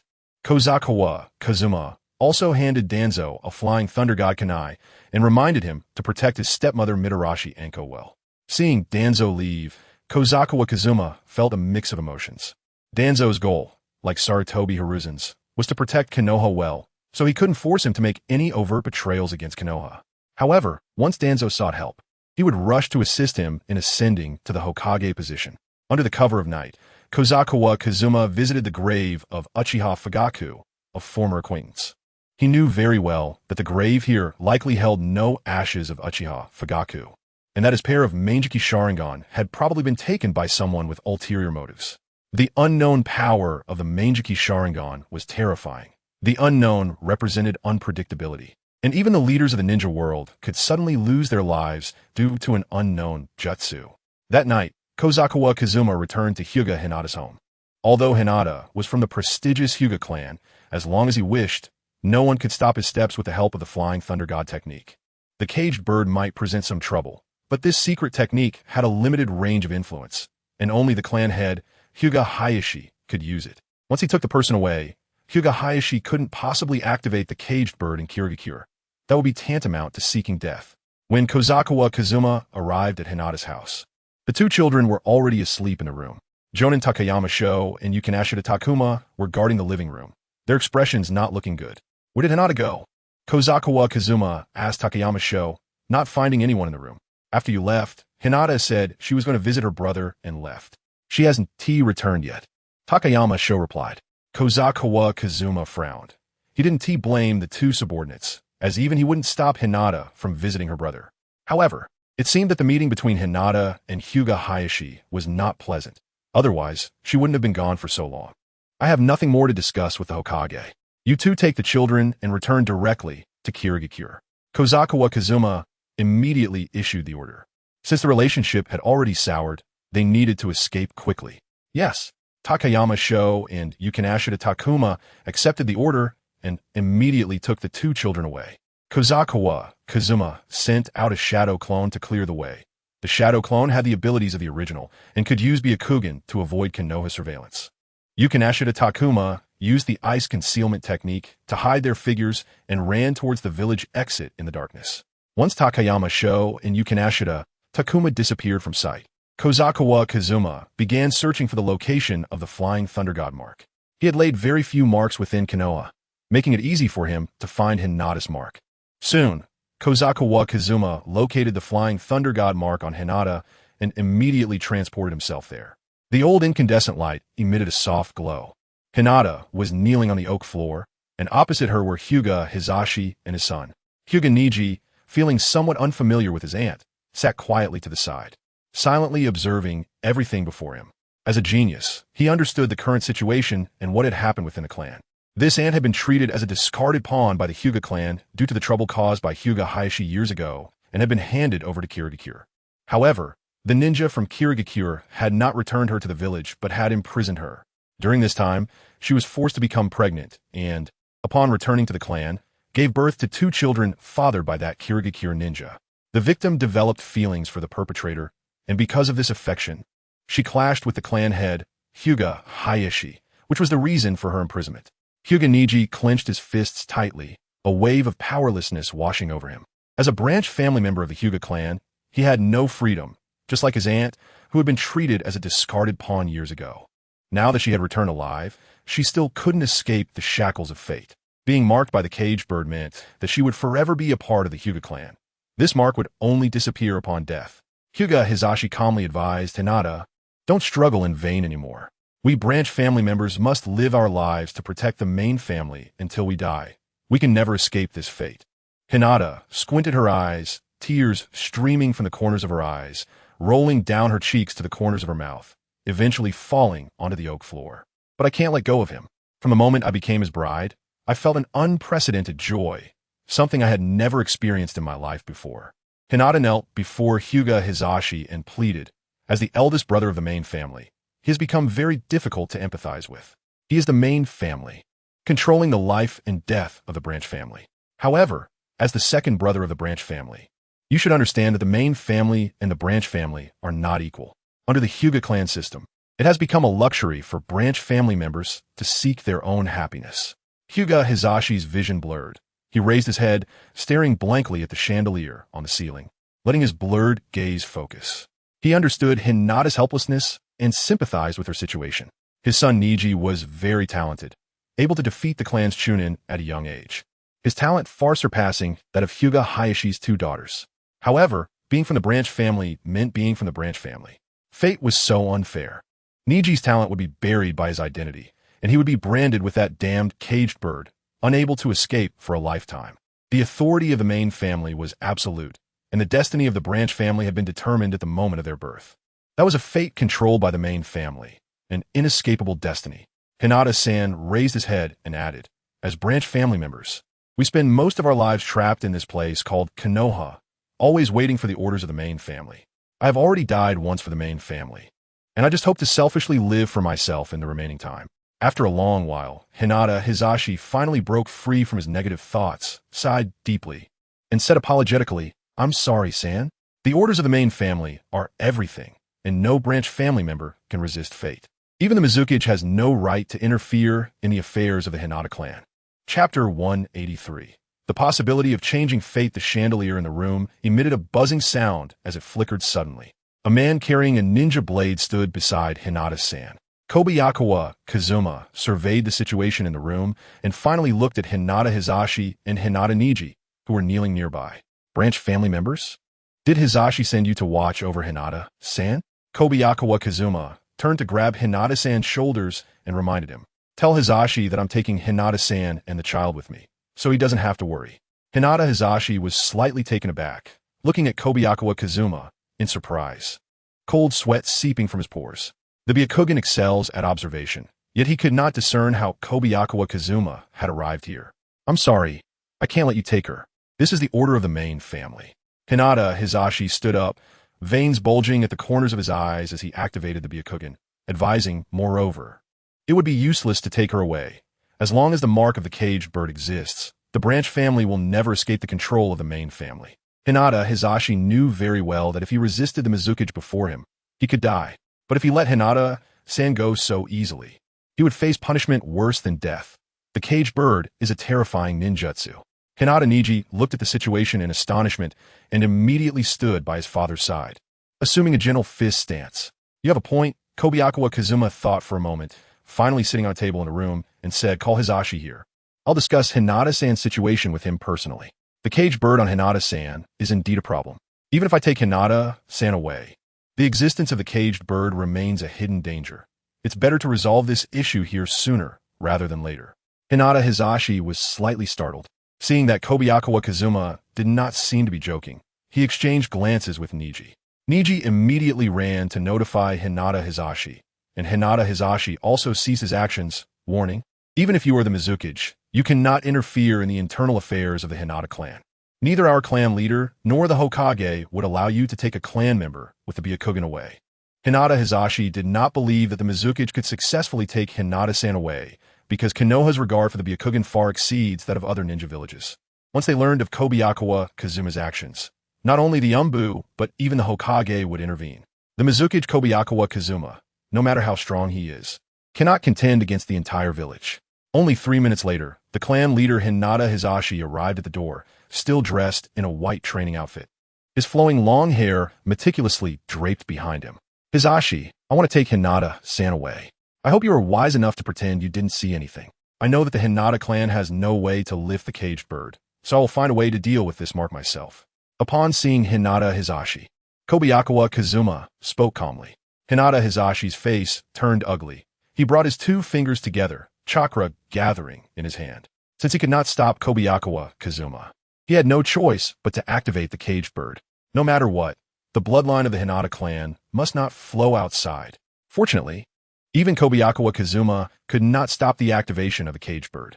The forbidden technique that the Hinata clan had spent countless efforts researching is not so easily broken. Just as Hinata Hizashi was about to activate the caged bird, Kobayakawa Kazuma casually threw a marked kunai, which Hinata Hizashi dodged by turning his head. However, Kobayakawa Kazuma's figure had already used the kunai to teleport in front of Hinata Hizashi, swiftly drawing the ninja blade from his back and stabbing it into Hinata Hizashi's right wrist. Instantly, blood splattered onto the oak floor, and the chakra Hinata Hizashi had gathered vanished, his chakra channels severed by the blade. It wasn't until the sound of blood dripping onto the floor echoed that Hinata Hizashi noticed Kobayakawa Kazuma's presence. The opponent's speed was too fast. The Hinata clan, as a prominent family in Konoha, had a clan leader whose strength, though not on par with the Kage, still far surpassed that of AJ Nin. Yet now, they couldn't even find an opportunity to activate the caged bird. The young Hinata Niji was also startled by the sudden attack, known for its observational abilities. The Byakugan had completely failed to catch Kobayakawa Kazuma's movements. Or rather, it wasn't until Kobayakawa Kazuma stabbed Hinata Hizashi that the Byakugan barely registered the enemy. Hinata Hizashi stared into Kobayakawa Kazuma's eyes, his mood plummeting. Those eyes were identical to the Byakugan of the Hinata clan. It was precisely because of those eyes that Kobayakawa Kazuma could accurately strike the chakra point and block the flow of chakra. Kobayakawa Kazuma returned the ninja blade to its sheath and coldly advised, the Byakugan's bloodline limit only has meaning while members of the Hinata clan are still alive. You should know that if I wanted to annihilate the Hinata clan, it would not be more difficult than Itachi's extermination of the Uchiha clan. Hinata Hizashi agreed deeply. As clan leader, he could not even withstand a moment against Kobayakawa Kazuma. Annihilating the Hinata clan was not just talk. I can't stop you. Take sand and leave. Hinata Hisashi abandoned the idea of activating the caged bird, fully aware that he could not stop the Mizukichi. Now, he could only hope that Hinata-san would remember his promise to ensure that the bloodline of the Hinata clan would not flow outside. A wise choice. I should be able to trust that Hinata-san's caged bird will never be activated. Kobayakawa Kazuma believed that Hinata Hisashi was a smart man. Since he was a smart man, he would not provoke an unbeatable opponent for his clan. Grabbing Hinata-san's hand, Kobayakawa Kazuma used the Flying Thunder God technique to instantly appear outside Konoha village, not even paying attention to the pursuit of the Umbu and Konoha. Now, he had the confidence to evade any opponent. Seeing Kobayakawa Kazuma's figure disappear, Hinata Hisashi felt a leap of something in his heart. It turned out that the caged bird was not an unresistible fate. That powerful clan leader would also bow his head due to an unstoppable power. In the face of absolute strength disparity, the caged bird had no chance to activate, like a mere ornament. How could an unactivated caged bird bind the fate of the branch family? Hinata Niji deeply etched this scene into his mind, the corners of his mouth instinctively curling up. At this moment, he found the opportunity to change his fate. Chapter 184. Changes afterward in the early morning, sunlight penetrated the thin mist, and the shadows of the lush trees covered half of Konoha village, creating a peaceful and serene scene. Hinata Hisashi quietly brought Hinata Niji to the back of Hokage Rock, where the vegetation was dense, and nearby was the Forest of Death, a rarely visited location. Have you made up your mind, Niji? With your talent. If you persist in practicing the gentle fist, it won't be long before you surpass the main family, receive focused training within the clan, and become a true genius. Hinata Hisashi confirmed one last time. There is no meaning in being unable to escape the power of fate. Hinata Niji untied the white cloth from his forehead, revealing an X-shaped mark that stood out. For the first time, he accepted this ugly mark on his forehead. I need speed, as swift as the shadow of water, enough to surpass the speed of fate. Hyuga Hisashi revealed a satisfied smile, nodding as he explained. The so-called body flicker technique gathers chakra at the soles of the feet and then unleashes a powerful burst of speed in one breath. Depending on a user's chakra amount and control over chakra, the effects can vary greatly. The body flicker technique of still water is the best of the body flicker techniques. It is said that even the Hokage may not be able to keep up with his body flicker technique. Hyuga Niji abandoned the combat system centered around the Byakugan and included the body flicker technique in his training process. The news of Hyuga-san's escape from Konoha was well contained by those with ulterior motives, but some people inevitably learned of it. Hyuga Haru visited Hyuga-san as usual, fully aware of Hyuga-san's contributions to the Hyuga clan and knowing that Hyuga-san, who was pregnant with an enemy's child, would inevitably face attacks from rumors within the Hyuga clan. However, when she knocked on the door, Hyuga Haru found that Hyuga-san's home was already empty. Combining this with the previous visit from Kozawa Kazuma, she had roughly pieced together the situation. It turns out you have already broken free from your cage, becoming a bird soaring in the sky, free. Hyuga Haru's gaze locked onto the sky, where an eagle spread its wings and soared above. Having experienced the hidden rules of Kozawa, Hyuga Haru understood well that Kozawa Kazuma's strength was not only in power, he possessed the ability to make a woman infatuated. From now on, Hyuga-san would surely live a life that many women would envy. The escape from Konoha went smoothly. Rather, for the current Kozawa Kazuma, entering and exiting Konoha was not much different from entering and exiting the Hidden Mist Village. If he didn't encounter any blocking ninjas, it would be good luck for Konoha. Even if he occasionally met someone blind to the situation, he could easily kill them. After a week of travel, Kozawa and his group stepped onto the territory of the Land of Water, where there was no need to worry about Konoha's pursuit anymore. After another week, Kozawa Kazuma returned to the Hidden Mist Village, this time not only bringing back Hyuga-san, but also his 2 children. Thus, Kozawa Kazuma's journey to Konoha came to an end, and he lived a few days of shameless life with the sister of the Hyuga clan leader. However, Kozawa Kazuma had no intention of getting Hyuga-san pregnant for the 3rd time, so he naturally wouldn't spend too much time with her. This shameless life came to an end after a few days. Nevertheless, Kozawa Kazuma did not hide Hyuga-san's existence. Within a few days, many prominent families in the Hidden Mist learned of the news that the Hyuga clan had been brought to the Hidden Mist by the Mizukichi. Thick fog enveloped the Hidden Mist village, and Amakusa Naoto held flowers as he made his way to the cemetery of the Hidden Mist Village.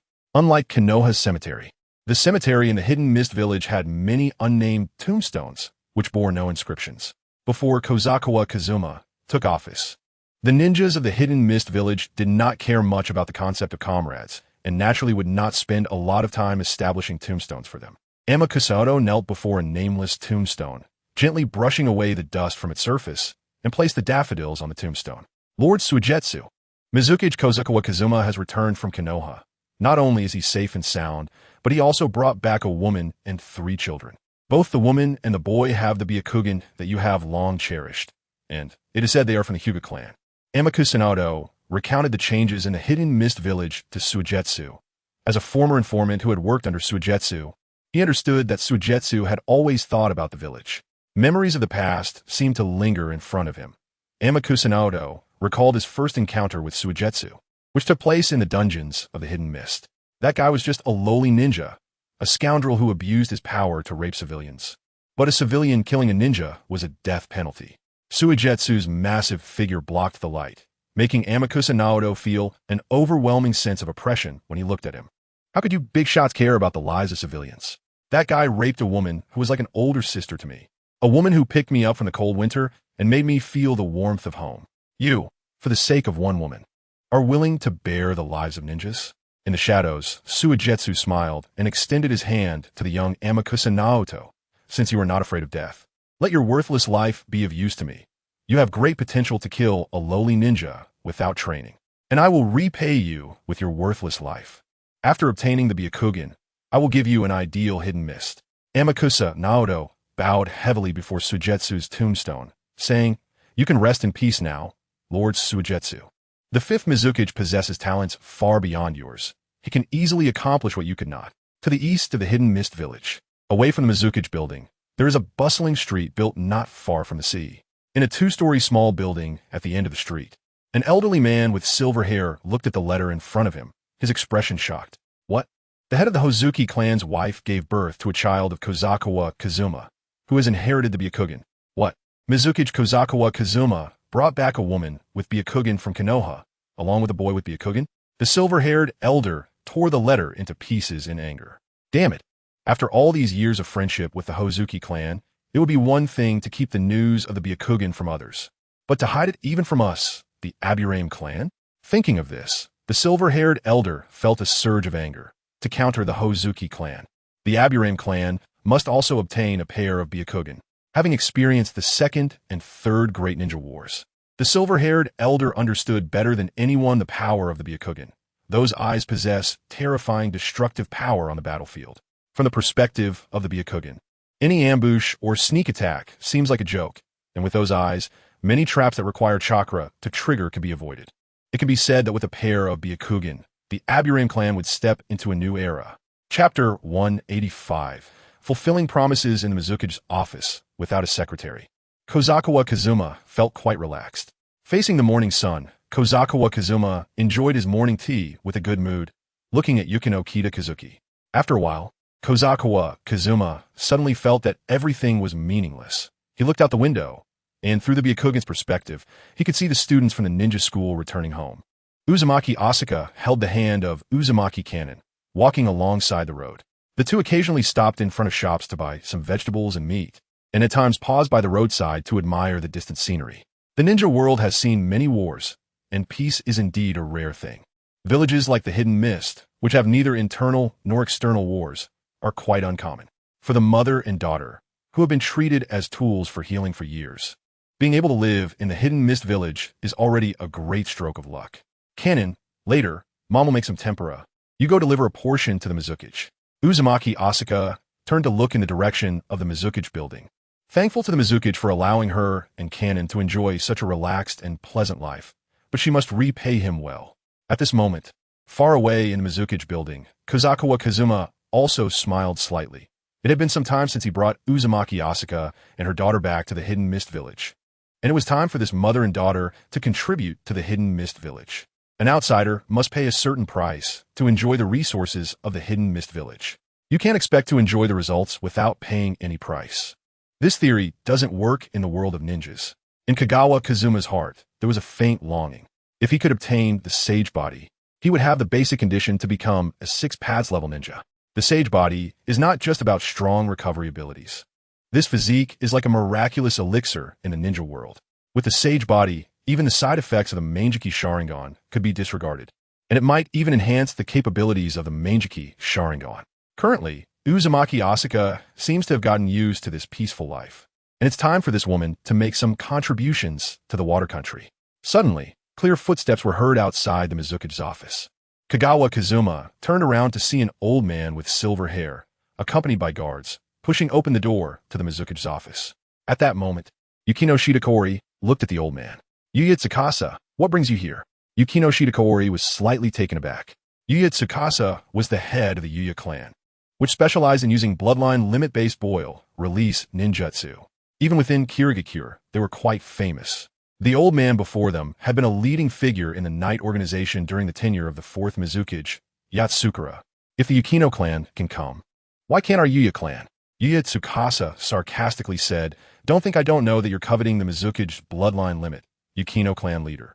Yukino Shida Kaori's face turned even redder, and she slammed her palm on the desk, retorting, "How can you falsely accuse someone like that?" Seeing that the two clan leaders were getting heated, Kagawa Kazuma cleared his throat and hurriedly intervened. "Both of you are elders of Kirigakure and my right-hand man.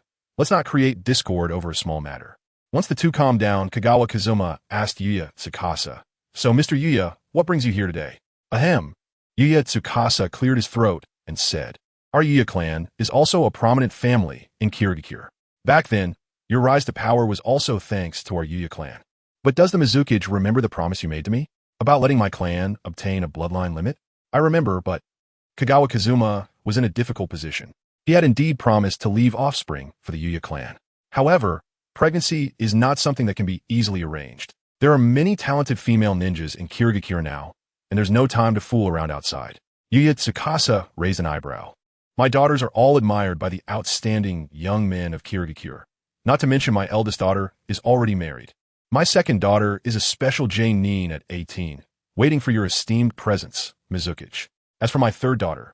Listening to Yuya Tsukasa's introduction, Kagawa Kazuma was intrigued. The three daughters of the Yuya clan were actually triplets. Hearing Yuya Tsukasa vividly describe his triplet daughters, Kagawa Kazuma was excited. No wonder the Yuya clan is a prominent family in Kirigakure. They indeed have their merits. In that case, I'll find time to take a look. Kagawa Kazuma suppressed his excitement and agreed to Yuya Tsukasa's request, although he suspected that Yuya Tsukasa's daughters were of average ninja talent. A promise made to others must be fulfilled. Seeing Kagawa Kazuma's eager expression, Yukino Shida Kaori instinctively furrowed her brows. This guy Kagawa really accepts anyone. He has already conquered the clan leaders of the Yukino and Hikari clans, yet he is still looking for female ninjas around him. "Huh, when did you have 3 daughters, Yuya Tsukasa? Besides, your second daughter is already engaged to a certain Nin, isn't she?" Yukino Shida Kaori unhesitatingly exposed Yuya Tsukasa's lie. Seemingly not satisfied, she shot a fierce glare at Kagawa Kazuma before turning to leave the Mizukage's office. Chapter 186. The female ninjas of the Yuya clan. Kagawa Kazuma briefly handled some administrative matters, and by afternoon, he accompanied Yuya Tsukasa to the Yuya clan's residence. This clan's residence is located on the outskirts of Kirigakure, near the seaside, so the fishing industry is quite developed, and even the air smells salty. "Fifth Lord, please take a seat at the inn and rest for a while. I will go fetch my second and third daughters to serve you." Yuya Tsukasa brought Kagawa Kazuma to a folk shop and stopped. Kagawa Kazuma shook his head. "How can I do that? Although I am the Mizukage of Kirigakure, I cannot act aloof with you elders of the village. I will naturally go with the clan leader." Kagawa Kazuma politely declined. After all, he had come to the Yuya clan and wanted to personally select someone. He wouldn't let Yuya Tsukasa choose for him. Besides, do you have a system? Yuya Tsukasa was momentarily stunned. Kagawa Kazuma's words truly reflected the determination of a Mizukage, being able to consider the interests of the village's ninja clans. Kagawa Kazuma was indeed an excellent Mizukage. "In that case, please rest for a moment, Fifth Lord. I will have them prepare."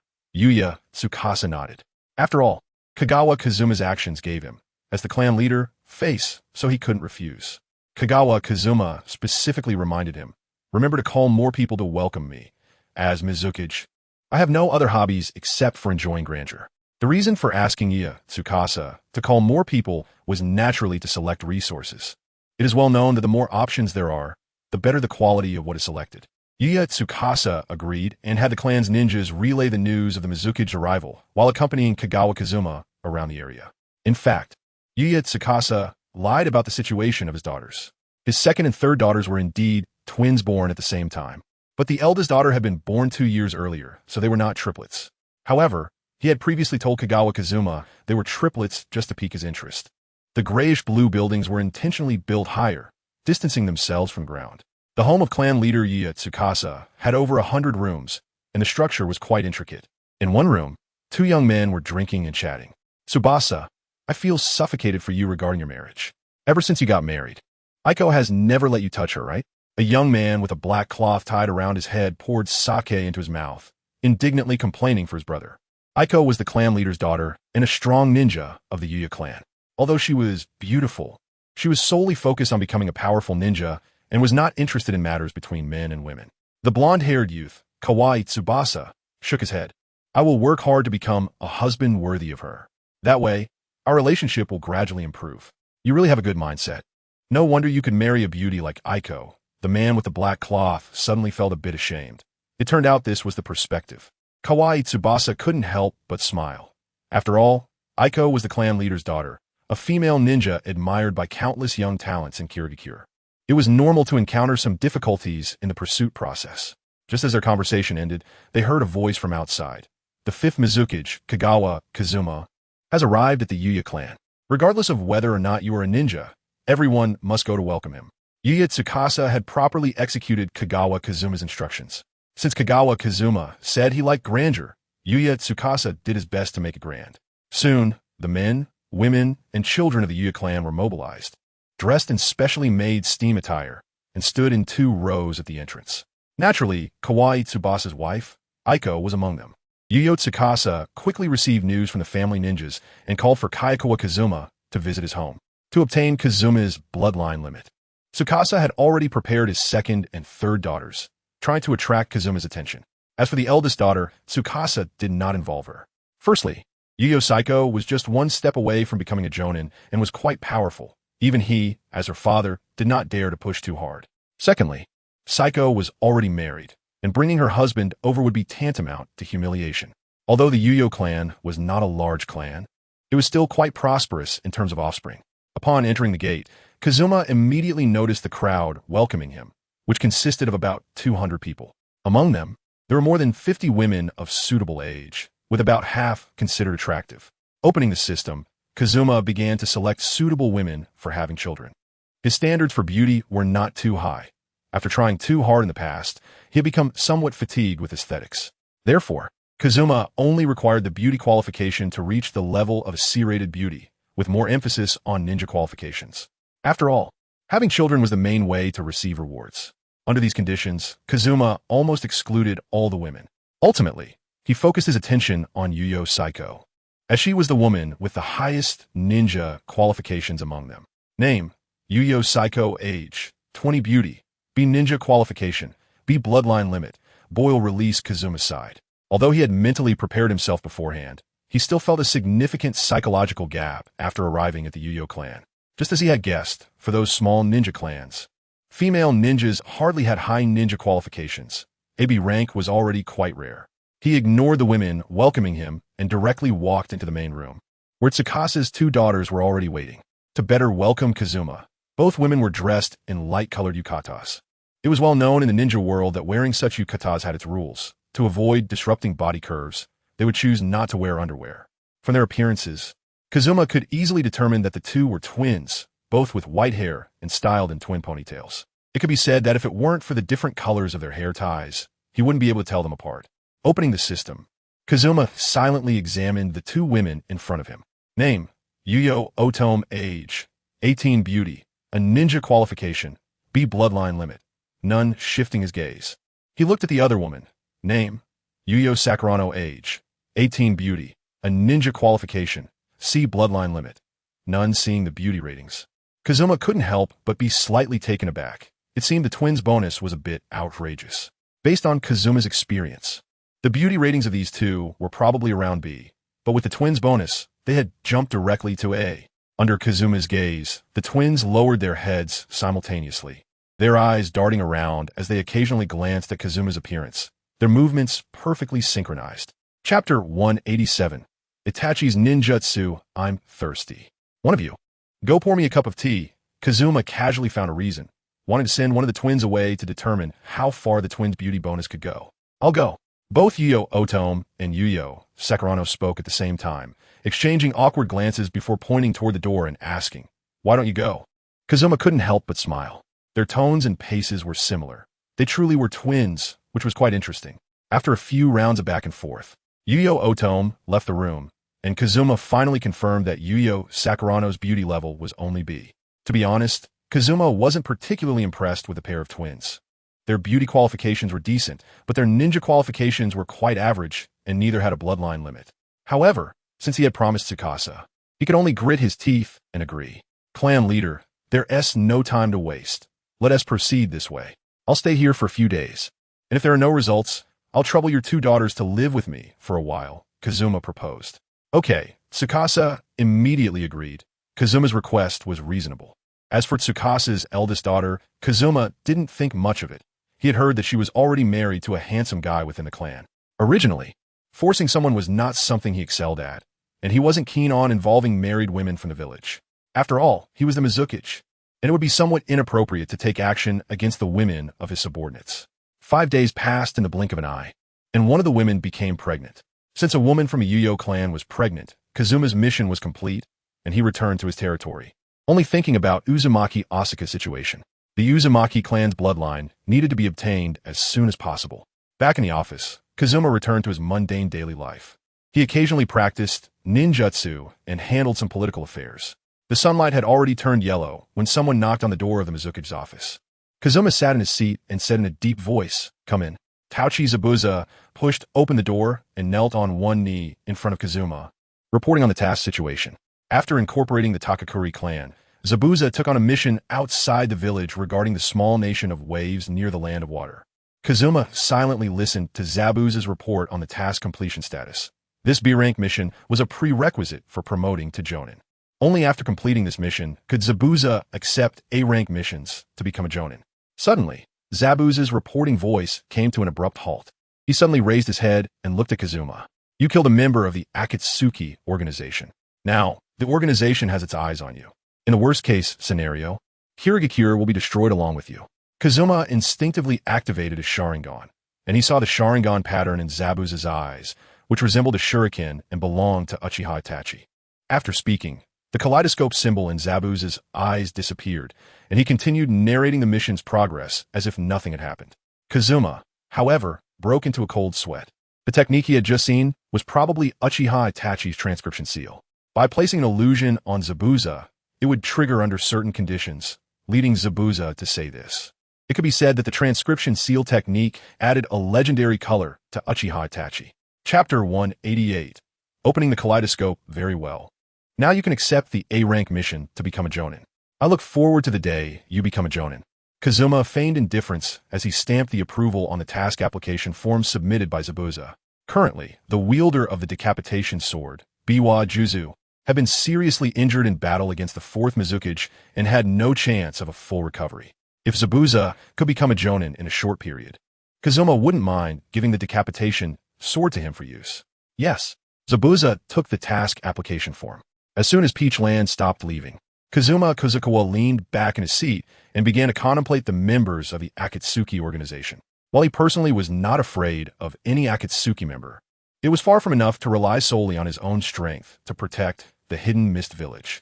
In fact, the current Hidden Mist Village was still not strong enough. The number of Jonin within the village was very scarce, and only 3 of the 7 ninja swordsmen remained. Even after taking in outstanding bloodline ninjas like Summer and Mikoto Uchiha, the village still seemed to lack talent. It could be said that aside from Kazuma Kozakiwa, the only high-end combat power left in the Hidden Mist Village was the likes of Kirigakure Esminatsu.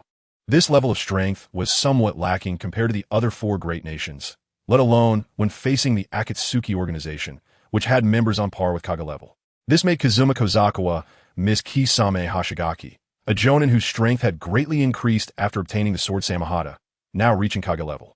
If this member of the 7 ninja swordsmen had chosen to stay in the hidden mist village after killing the watermelon mountain-ness Tantu, he would surely have helped the village as high-end combat power catch up to the other ninja villages. Unfortunately, after killing Tantu, Kisame defected from a mist and joined the Akatsuki organization. Although Kazuma Kozakawa indeed wanted to call Kisame back, bringing back a brainwashed rogue ninja was not an easy task. Since he feared the other side might come knocking, it was better to take the initiative to seek out the Akatsuki members for a discussion. Even if negotiations failed, it would be better to eliminate them in advance than to wait for them to come and provoke him. Kazuma Kozakawa's thoughts softened slightly. With the Flying Thunder God technique, he was confident he could escape from any Akatsuki member's grasp. If his strength could improve a bit more, then even facing Nagato, he might have a chance to win. With that thought, Kazuma Kozakawa's motivation to create increased significantly. As long as he could gather the bloodlines of the Senju and Uchiha clans within himself, his strength would leap to a whole new level. 2 days later, Kazuma Kozakawa received letters from the 4 great nations almost simultaneously.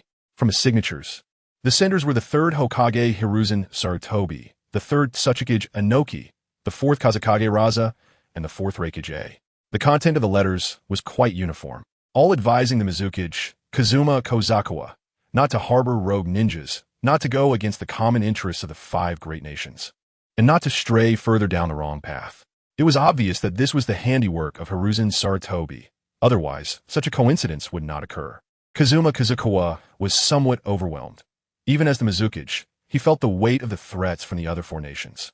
Normally, applying pressure was just the first step. If he did not compromise, the other 4 nations might very well band together to collectively resist the ninjas from the Hidden Mist. At that time, ninjas from the Hidden Mist would find it extremely difficult to operate in the ninja world, and even the mercenary missions they relied on for survival would likely decrease significantly. He wondered how the coup d'etat by Danzo was progressing.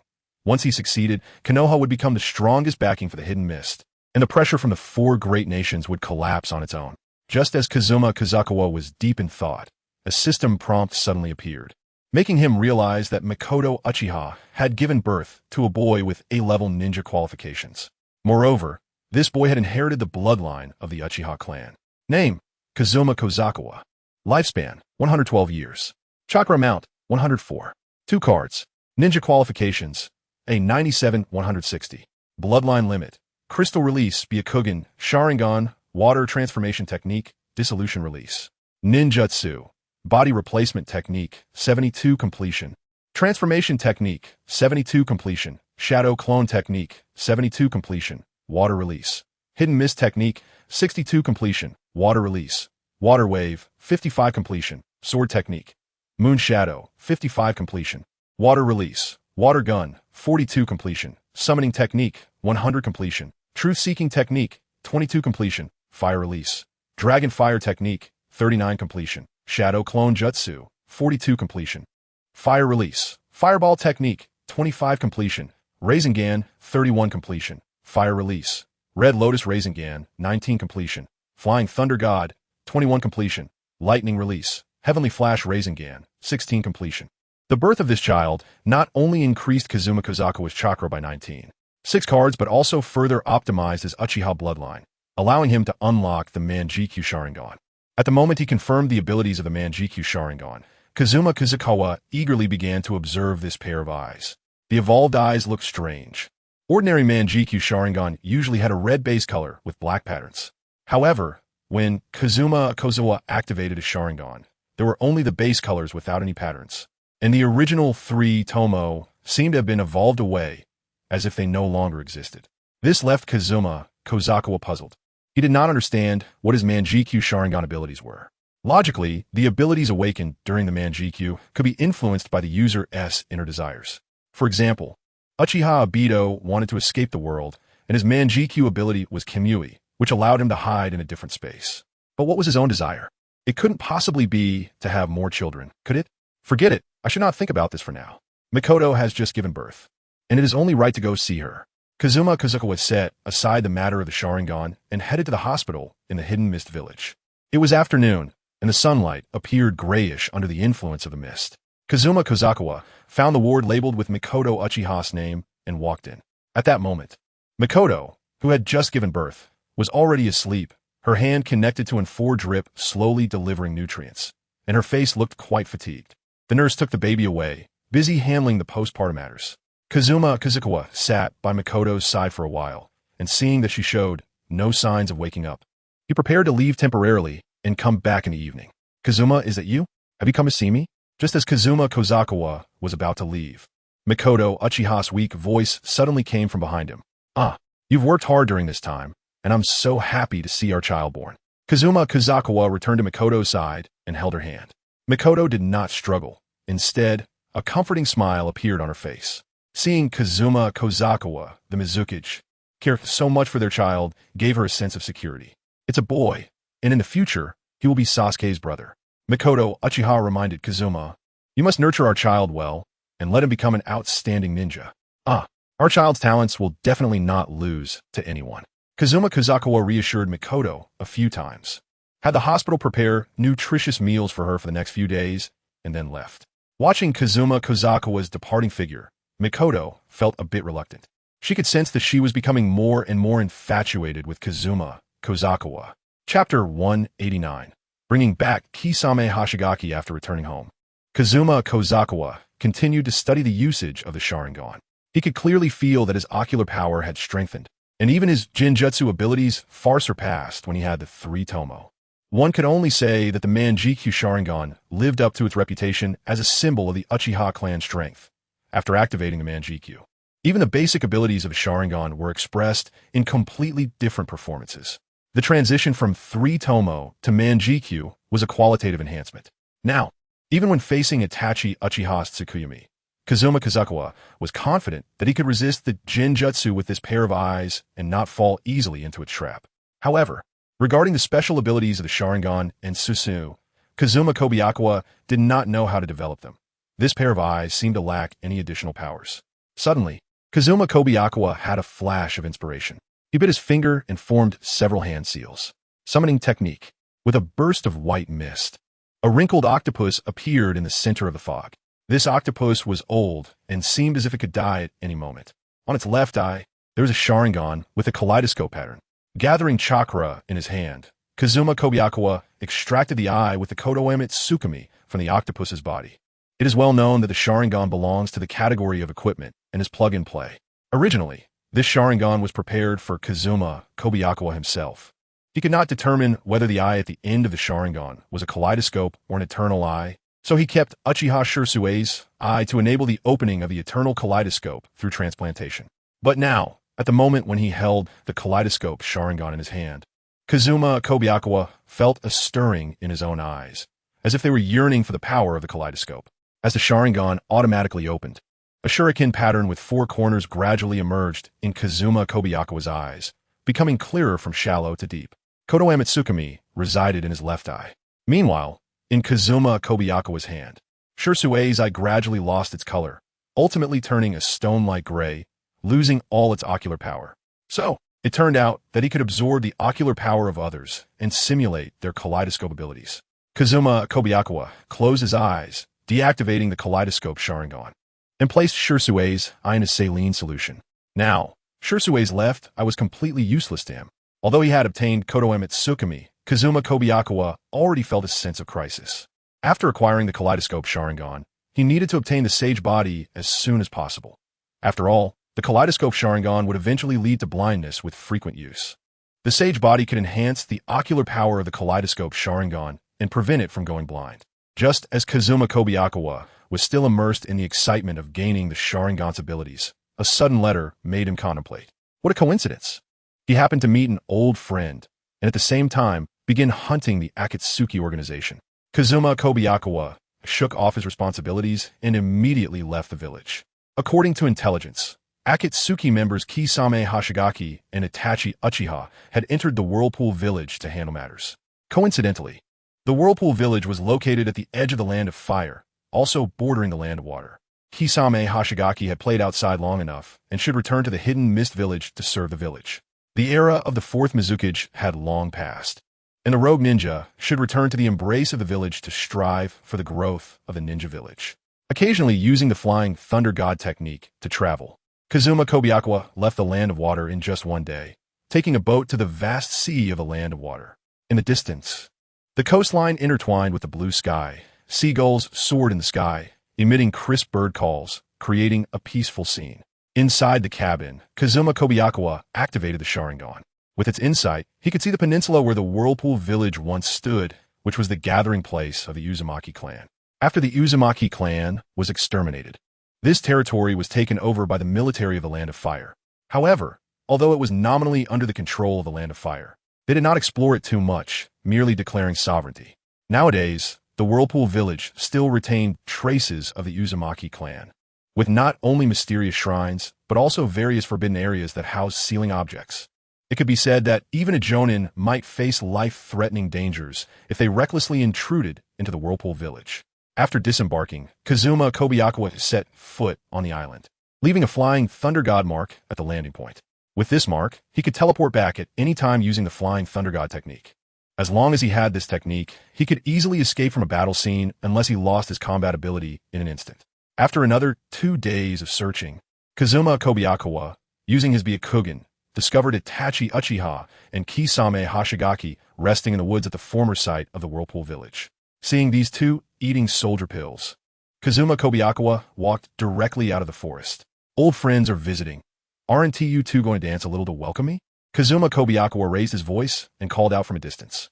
Hearing Kobayakawa's voice, Kisame Hashigaki instinctively picked up the large sword Samahata beside him, turning his gaze in the direction of the sound. After passing through the woods, he saw Kobayakawa's figure.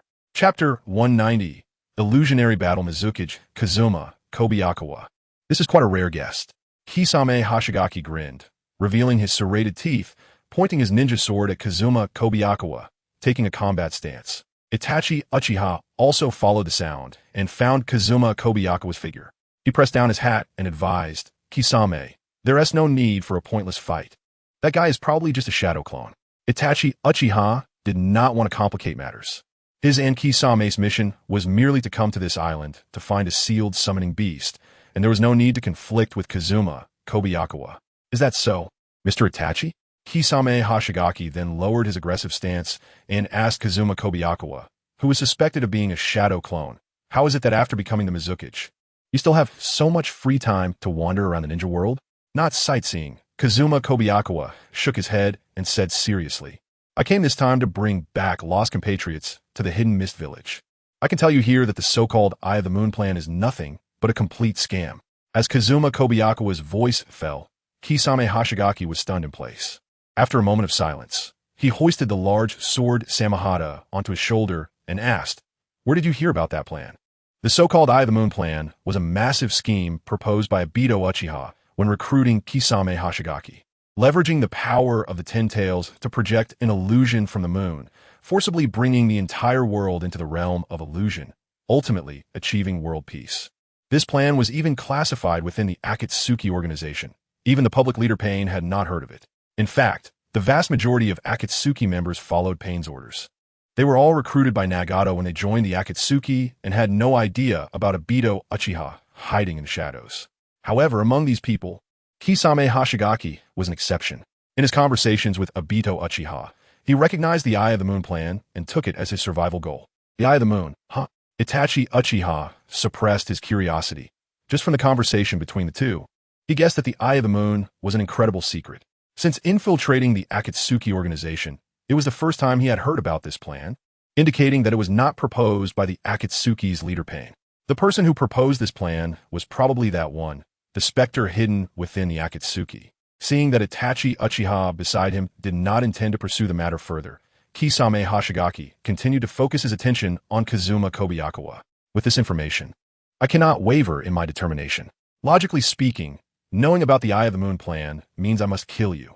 However, even if you are the real body before me, I cannot let you who can use the Flying Thunder God escape. The dry persimmon ghost shark helplessly said, while I'm in a good mood, hurry up and escape from here. However, there might be stronger characters coming to trouble you.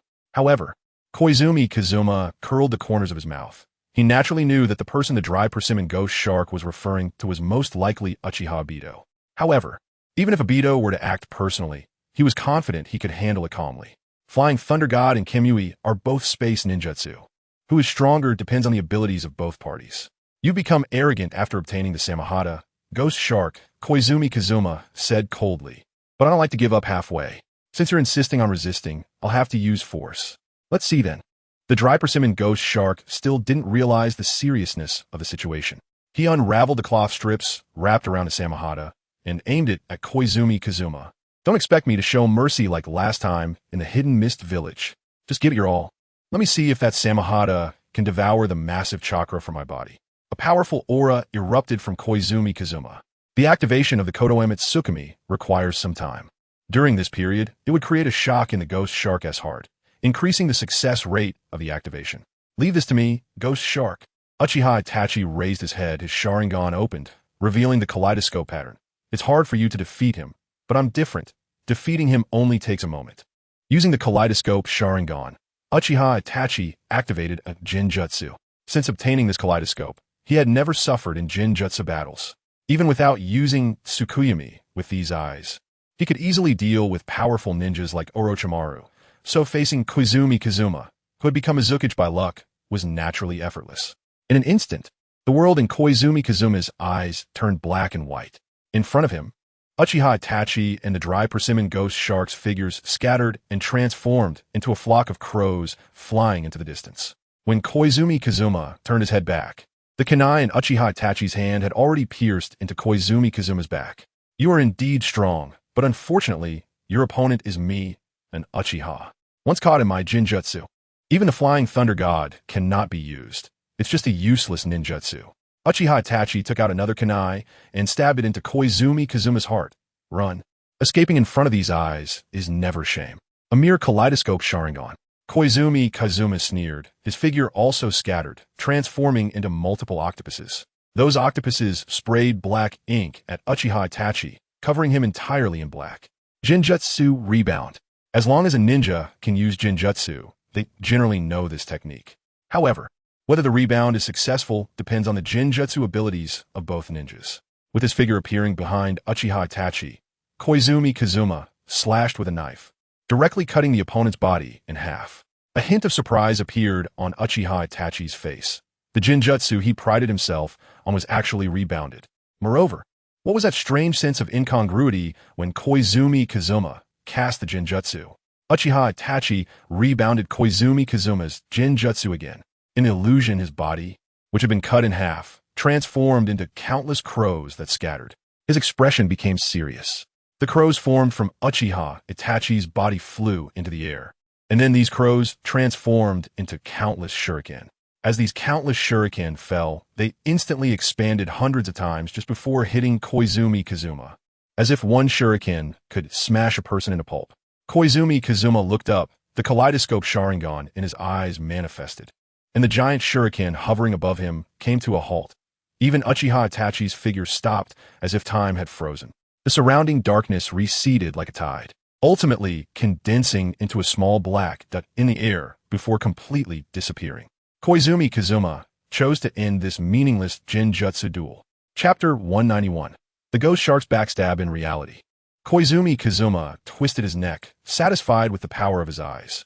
After obtaining Uchiha Shurisue's ocular power, his current ocular ability was stronger than that of an ordinary kaleidoscope user. Although this pair of eyes couldn't yet activate Susanoo, their potential was immense, and with careful training, they would eventually surpass all kaleidoscope Sharingan. "Mr. Itachi, are you saying that with your strength, you actually lost in a Jinjutsu duel?" Upon seeing the black-red blood flowing from Uchiha Itachi's eyes, the dry persimmon Ghost Shark was greatly shocked. Uchiha Itachi was very strong. Even the dry persimmon Ghost Shark willingly referred to him as Mr. Itachi. From their first meeting, the Ghost Shark knew of Itachi's strength, and after that, he constantly hoped to have a proper confrontation with Itachi to test how far his strength could reach within the Akatsuki.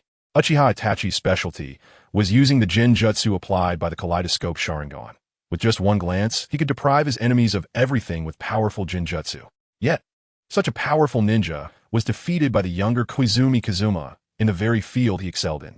Uchiha Itachi closed his eyes, rested for a moment, and then opened them again. The kaleidoscope Sharingan was now closed.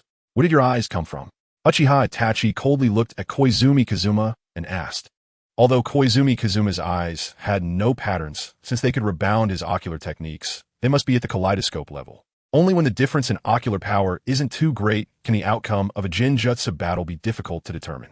Kaleidoscope Sharingan can indeed be transplanted, but Uchiha Itachi knew that few strong ninjas could awaken Kaleidoscope Sharingan, let alone those with only the base color.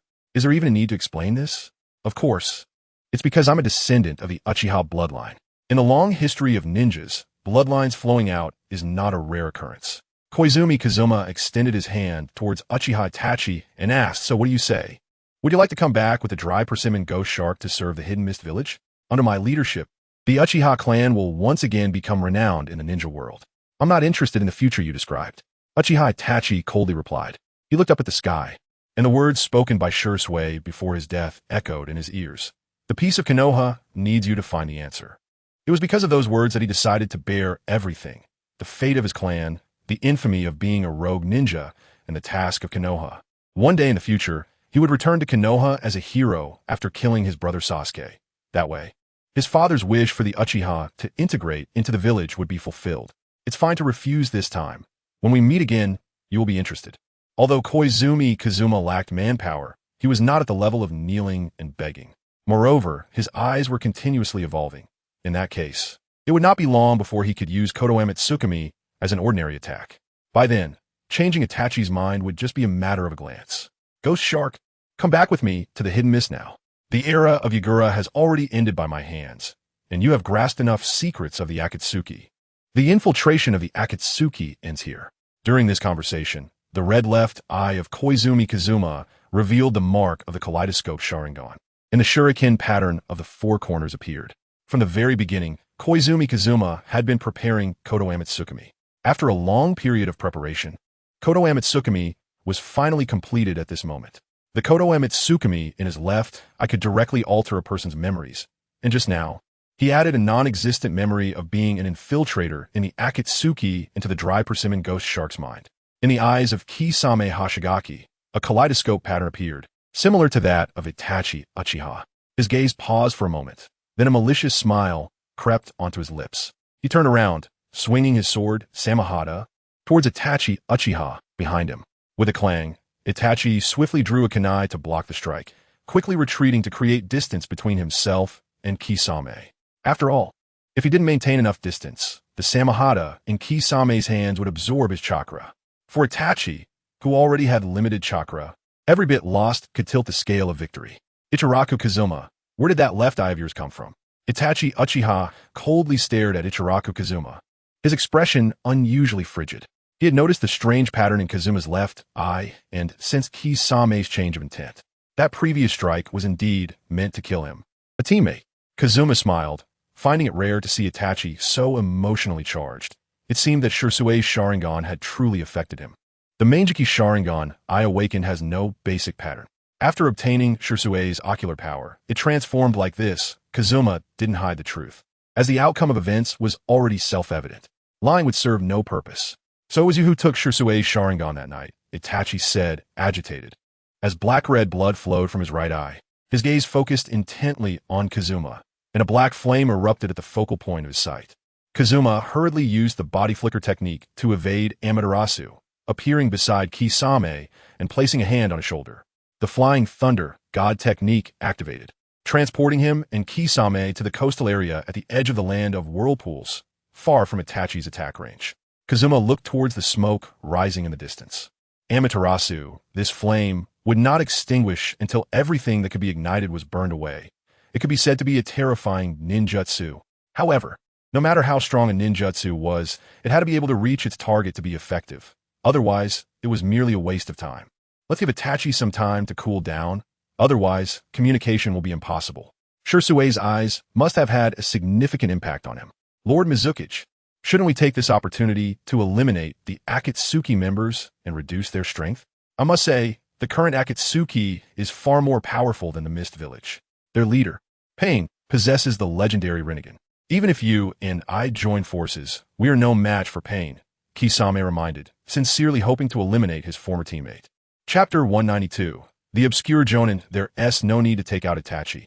Enemies can become friends, Kazuma replied. In the ninja world, there are many such examples. He had no intention of killing Itachi.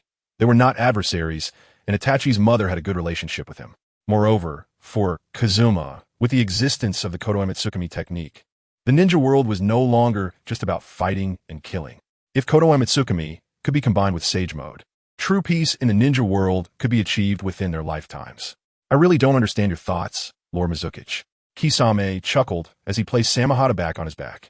Although he didn't understand, since it was the Mizuki speaking, there must be a special reason behind it. Kazuma found a boat and, together with Kisame, returned to the village. Upon returning, Kazuma announced that Kisame had completed the mission to investigate the Akatsuki organization. A rogue ninja's return needed a legitimate reason, and it was most convincing when provided by him, the Mizuki. After a week of public relations efforts, Kazuma reinstated Kisame in the intelligence department, replacing Suigetsu Ichizuki. Compared to combat, the intelligence department was the most suitable place for Kisame, as this ninja had a strong commitment to safeguarding information. Kisame had no objections, as he had dedicated his life to intelligence work and was already well-versed in it. However, taking over Suigetsu's position was indeed somewhat unpleasant. Time passed, like a fleeting horse, and before they knew it, autumn had arrived. The mist surrounding the village gradually thinned, and Raiga Kurisuki and Zabuza Momochi walked along the road, discussing recent events amidst the occasionally falling yellow leaves. Have you heard? That guy who killed Yagura's henchman, Suigetsu Ichizuki, not only returned to the village, but also inherited Samahata, becoming one of the new 7 ninja swordsmen, Zabuza said simply. I've heard about it. I really can't understand Lord Fifth's thoughts. Even a nameless underling of Suigetsu Ichizuki can become one of the 7 ninja swordsmen? It seems that the Mist Village is indeed lacking in talent. Raiga smirked, showing a provocative smile to Zabuza. What do you think? Are you interested in fighting him? If you win, perhaps the Mizuki will hand over one of the ninja swords to you. After all, there's still several ownerless ninja swords in the Mist Village now. Zabuza said, a slight smile appearing at the corners of his mouth. The 7 ninja swordsmen were the ultimate goal pursued by every Mist ninja in their lifetime. In terms of strength, the 7 ninja swordsmen were the elite jonin of the 5 great nations. In terms of status, they were the ninjas with a standing second only to the Mizuki in the Mist Village. Naturally, Zabuza didn't care much about the status of ninjas. He was more concerned about their power. Undoubtedly, each of the 7 ninja swords in the Mist Village had its unique characteristics, and obtaining any one of them could grant unimaginable power in a short time. Raiga, do you think my strength can match that of the 7 ninja swordsmen? Zabuza asked Raiga, confirming. He had trained with Raiga for a long time and believed he could barely keep up with Raiga's strength. You have great talent. With a combination of mist techniques and silent killing techniques, even the 7 ninja swordsmen would find it difficult to contend with you. Moreover, the guy who got Samahata was just an obscure, ordinary jonin before. Raiga acknowledged Zabuza, noting that he had clearly felt Zabuza's progress during their recent physical training sessions. Now, even he felt challenged when facing Zabuza. In the current Mist Village, only Ichiraku Kazuma and Hozuki Mangetsu could easily defeat Zabuza. Since that's the case, let me go meet that guy and see for myself. A ninja with money and status can change the mist into the ideal form in their mind. Zabuza gazed towards the sky, where Ichizuki and Aoi seemed to be watching him, their companions still looking like youths. The current Mist Village was indeed much stronger than during Yagura's era, but for Zabuza, that was not enough. His achievements were far from matching the sacrifices of his companions. Then let me witness the birth of the new 7 ninja swordsmen. Raiga patted Zabuza's shoulder, his lips instinctively curling upwards. Indeed, a dreamer at heart. It took just a few words of provocation to reel him in. In reality, Raiga was just displeased with Kisame. He found it hard to accept that someone who had been a rogue ninja just days ago had suddenly climbed above him overnight. The intelligence department was one of the most important departments in the Mist, and the head of the intelligence department held a very high status, second only to the Mizuki. It was indeed difficult to accept having such a seemingly random person represent the intelligence department. Tao Di Zaibu and Hei Chue Leia quickly found the intelligence department, where they saw Ganji Gue Jiao practicing his swordsmanship downstairs. The two stopped their movements, and an overwhelming joy surged in their hearts. Mist Hidden Village is a village that believes in the strong. When the 7 ninja swordsmen were defeated by ordinary ninjas, it signified a shift in status. It could be said that as long as they could defeat Ganji Gue Jiao, both of them would qualify to inherit the Great Blade, Samahata. Is there something you need? Asked Heichue Leia, one of the 7 ninja swordsmen, along with the aspiring jonin, Tao Di Zaibu. Ganji Gue Jiao looked outside the courtyard, and from a distance he detected the two with the keen sense of smell of a shark. Since returning to the village, many Jonin had come to find him, but most lacked the courage to engage him, merely testing the waters. Ganji Gue Jiao understood the situation. A previously unnoticed Jonin suddenly became the master of Samahata and the controller of an important department in Mist Hidden Village. Anyone would want to challenge him to replace this status. After all, power and status are things many ninjas pursue throughout their lives. In fact, before the appointment of Koizumi Kazuma, the 7 ninja swordsmen of Mist Hidden were a peculiar existence. They held a transcendent status and made tremendous contributions to Mist Hidden. But alongside this honor, they had to be wary of challenges from the other Jonin in the village. Of course, challenging the 7 ninja swordsmen comes at a cost. In most cases, those daring enough to challenge them ended up dead at their hands. Chapter 193, Water Release. Great exploding water collapsing wave, I personally want to see your abilities. I really want to see what kind of strength a person who could defeat Suigetsu H-Zuki possesses. Heichue Leia bent down and opened the space scroll in his hand, summoning the Thunderblade, accompanied by white mist. As Heichue Leia held the Thunderblade, lightning entwined around the ninja's sword, and the released lightning struck the ground, easily splitting small stones. You indeed have some value in being taken down. Since you want to fight, come at me. Ganji Gue Jiao beckoned with his hand. Although Koizumi Kazuma had pushed him to his current position, he had just inherited Suigetsu H-Zuki's role, and his status was still unstable. An unstable leader struggles to rein in ambitious subordinates. Appropriately displaying strength in this village, where power is revered, can help him solidify his position. Heichue Leia smirked slightly. The prey was hooked. This guy is my little brother. Heichue Leia licked his blue-purple lips and pointed to Taodi Zaibujan behind him, asking. He also wants to witness the strength of the new 7 ninja swordsmen. That shouldn't be a problem, right? It's fine for both of you to go together. But the loser should be prepared to be nailed to the pillar of shame.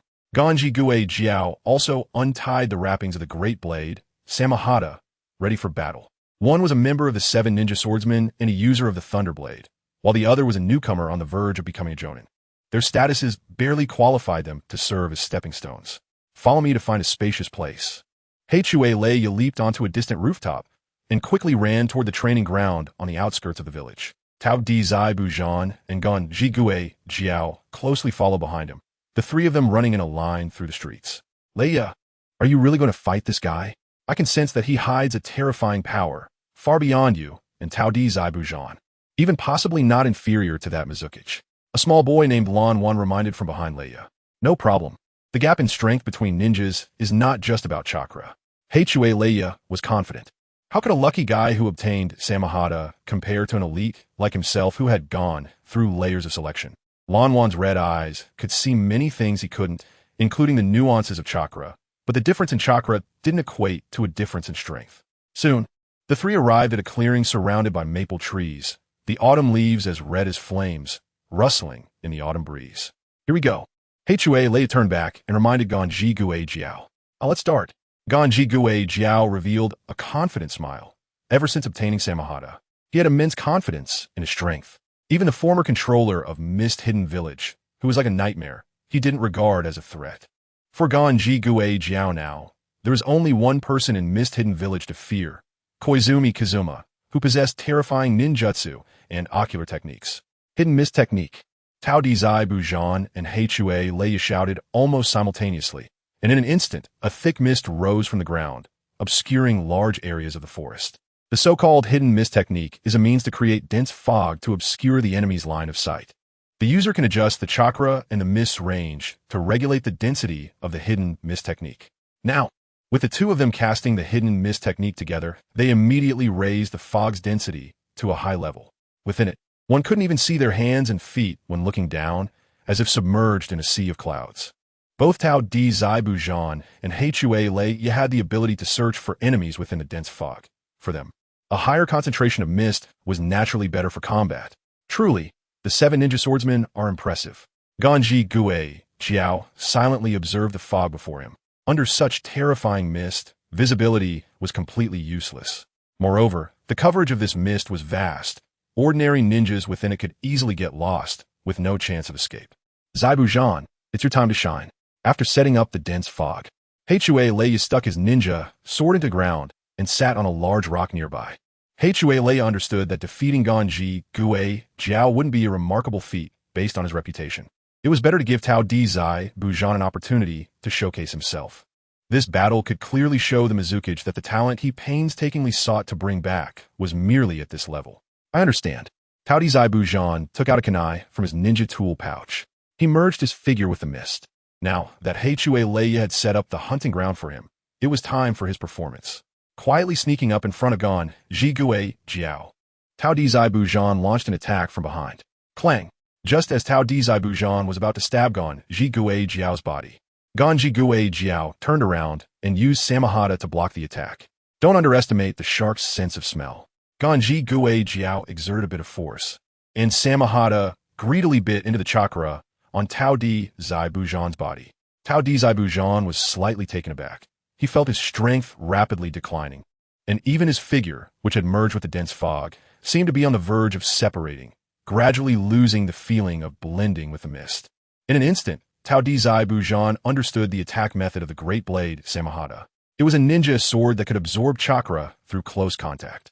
He hurriedly retreated to avoid direct contact with Gan Ji Gue Jiao's ninja sword, continuing to hide in the fog, searching for an opportunity. Sure enough, after obtaining Samahata, my strength is already in a different dimension from other Jonin. You two are quite good, but you're far from me. Ganji Gue Jiao set aside the ninja sword and quickly formed hand seals with both hands. Samahata, like a living creature, burrowed into Ganji Gue Jiao's body, transforming his hands into the shape of fish fins as he began to morph into a shark-like creature. As the great blade Samahata integrated into his body, Ganji Gue Jiao gradually transformed into a monster resembling a shark. At the same time, the amount of chakra within him surged tremendously. Since I need to step on these two guys to solidify my position, I should naturally make the battle scene end faster and more spectacular. Kisame Hashigaki obediently made hand seals with both hands. Boar, snake, rabbit, rat, pig, rooster, boar. After forming more than 20 seals in one breath, he finally spat out a massive amount of water. Water release. Great exploding water shockwave. The water surged out like a tsunami, and instead of scattering, it formed a massive sphere centered around Kisame Hashigaki. This gigantic water sphere swallowed the original thick fog, suspended in midair and from a distance. It was actually level with the surrounding mountain peaks. Roughly estimated, its diameter was about 5 kilometers, and this enormous volume could almost destroy a village in an instant. Tao Di Zai Bujan, who was hiding in the fog, didn't he even have time to escape before being battered by wave after wave of the tsunami, ultimately being trapped inside the water sphere. It was an endless sight, and to achieve such an effect with just water release, was this the talent that Kobayakawa Kazuma found? Tao Di Zai Bujan's heart sank. He knew very well that this was a power he could never touch even after 100 years of effort. How massive must 1's chakra be to create a water release of this level? Chapter 194. Prey and Hunter Heitai Rhea was originally sitting on a large rock chatting with Ramaru. Ramaru's red eyes could easily see through the fog and informed him of the battlefield situation, until the sudden water release appeared like a tsunami. It emerged before his eyes without any preparation. Is this for real? This joke is too extreme. Heitai Rhea could only exclaim before being submerged in the seawater. The range of this water release was too broad. Even using body flicker technique, it was difficult to escape. To dodge before being attacked, only space-time ninjutsu could do it. After being submerged, Heitai Rhea realized that the water did not disappear but enveloped both him and Ramaru. Ramaru, a normal education session for the newcomers, instantly turned into a survival at sea. Watching Ramaru's breathing gradually weaken in the water, Heitai Rhea hurriedly held Ramaru in his arms. He opened his mouth and transferred the air in his lungs to the other. With Ramaru in danger, Heitai Rhea could no longer care about Kisame Hashigaki and Tao Di Zai Bujan. He quickly swam toward the edge of the water sphere, trying to escape Kisame Hashigaki's attack range. In the center of the water sphere, Kisame Hashigaki and Tao Di Zai Bujan faced each other, both in an attacking posture. After all, they were still too inexperienced. Looking at the fear in Tao Di Zai Bujan's eyes, Kisame rushed forward, and his fish fin-like arm struck Tao Di Zai Bujan's neck, instantly causing him to lose consciousness. Tao Di Zai Bujan slowly descended, aided by gravity, gradually leaving the range of Kisame Hashigaki's water sphere. Kisame Hashigaki did not care about Tao Dizai Bujan's life or death. After all, having made the decision to challenge higher-ups, one should at least be prepared for the possibility of death. Kisame Hashigaki was not idle either. He followed the scent towards Heitai Reia's direction, quickly tracking him down. The true hunting moment began now. The enormous water sphere blocked out the sun, naturally attracting the attention of many ninjas from the Mist Village. This 5-kilometer diameter sphere attracted quite a few Mist ninjas. Jonin Takayama, Sho looked into the distance. The suddenly appeared sphere, resembling a water prison technique, was terrifying. Just by watching, it was easy to imagine how massive the chakra of the user must be. He hurriedly headed towards the water sphere, while calling his subordinates to quickly inform the Mizukage of the current situation. When he finally reached the water sphere, Takayama Sho understood the terrifying nature of this ninjutsu. Ninjas facing such a scale of ninjutsu were like facing a lake floating in the air. What is that? A creature like a shark? When did such a thing emerge from the Mist Village? Takayama Sho's gaze first caught sight of Kisame Hashigaki inside the water sphere. He swam faster than a diving eagle. Following Kisame Hashigaki's direction, Takayama Sho's expression tightened and cold sweat broke out on his forehead. Heitai Reia, that elite jonin has now become the prey of a monster? Long before the era of Yagura, Takayama Sho had witnessed Heitai Reia's power. The 7 ninja swordsmen were undoubtedly the village's formidable strength. Even someone of his level as a jonin would be defeated in just a few seconds. But now, the village's elite was being hunted. The illusory colored wings disappeared. Natsuver rushed from a distance and landed in front of Takayama Sho, asking, Takayama-senpai, what on earth is going on? Do Mist ninjas usually fight such monsters?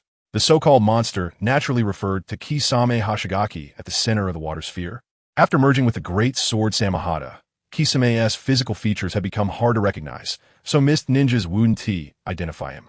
Natsuharu's eyes reflected the situation inside the water sphere, and she silently stared at the scene before her, feeling an overwhelming shock. Compared to this level of battle, what could the ninja battles within the Star-Hidden Village even compare to?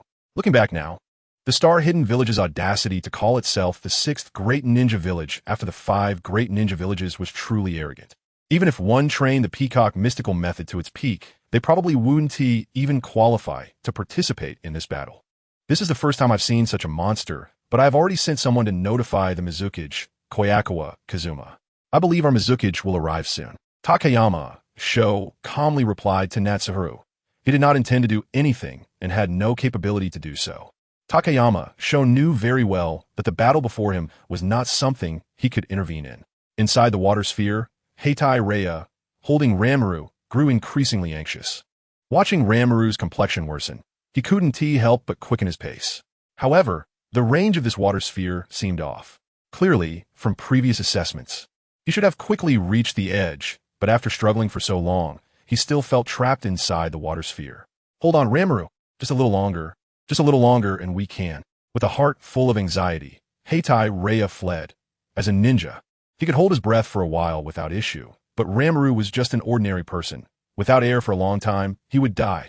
However, behind Heitai Reia, Kisame Hashigaki had already caught up, his fish fin-like hands striking like blades, leaving a wound on Heitai Reia's body upon contact. The space scroll unfolded, and Heitai Reia grasped the Raijin's blade again. The erupting lightning shone like heavenly thunder, creating patterns of lightning within the water sphere. Kisame Hashigaki slightly retreated, dodging this wave of attack. Although both were part of the 7 ninja swordsmen, the gap in strength was too immense. Heitai Reia could not be compared to me at all. Kisame Hashigaki concluded that the strength of the Mist ninjas was still relatively weak, even the village's top combat power. The 7 ninja swordsmen was not much. As Kisame Hashigaki caught up to Heitai Reia, Takayama Sho, who was observing the situation from outside, suddenly froze. He realized that this gigantic water sphere was actually moving, shifting in accordance with the actions of the monster inside. At this rate, there was no doubt that Heitai Reia would die in the water. Suddenly, a figure appeared beside Takayama Sho, accompanied by a violent chakra fluctuation. Kobayakawa Kazuma had arrived. Kobayakawa Kazuma looked up, gazing at the enormous water sphere directly above, feeling a sense of shock in his heart. Even if he allowed Karasuma Kisame to establish authority over the people below, using such a massive S-rank ninjutsu was a bit excessive and might even lead to casualties. Lord Mizukage, seeing Ozawa Kazuma appear using the Flying Thunder God technique, Takayama Sho felt a bit more secure. It seemed that as long as Ozawa Kazuma was present, things could always be resolved. Upon seeing Ozawa Kazuma appear beside her, Natsuya rolled up her sleeves, revealing the Japanese characters Ozawa Kazuma was here written prominently on her wrist. A faint smile tugged at her lips, and her face flushed as if it had been colored, just as Ozawa Kazuma had promised.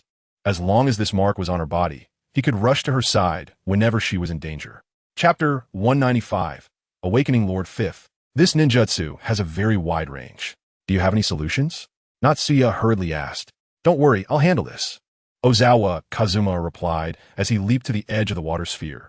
He launched a large Rasengan into the water sphere, which immediately stirred up a vortex. The massive Rasengan advanced steadily, acting like an accelerator, allowing Ozawa Kazuma to move rapidly through the water. After advancing several kilometers, Ozawa Kazuma encountered Karasuma Kisame within the water sphere. He activated his kaleidoscope Sharingan, and with just a glance, Karasuma Kisame fell into a Jinjutsu. With the caster's control over the massive water sphere lost, it plummeted from the sky, crashing to the ground and surging outward with the force of a tsunami. Haidarega hurriedly protected Ranmaru in his arms as he fell alongside the billions of tons of water, the heavy water bending his body like a giant rock. Truly, the Mizukage, even such a terrifying monster, could not last a minute against him. Takayama Sho constructed a defensive wall with earth release to shield himself and Natsuya from the splashing water.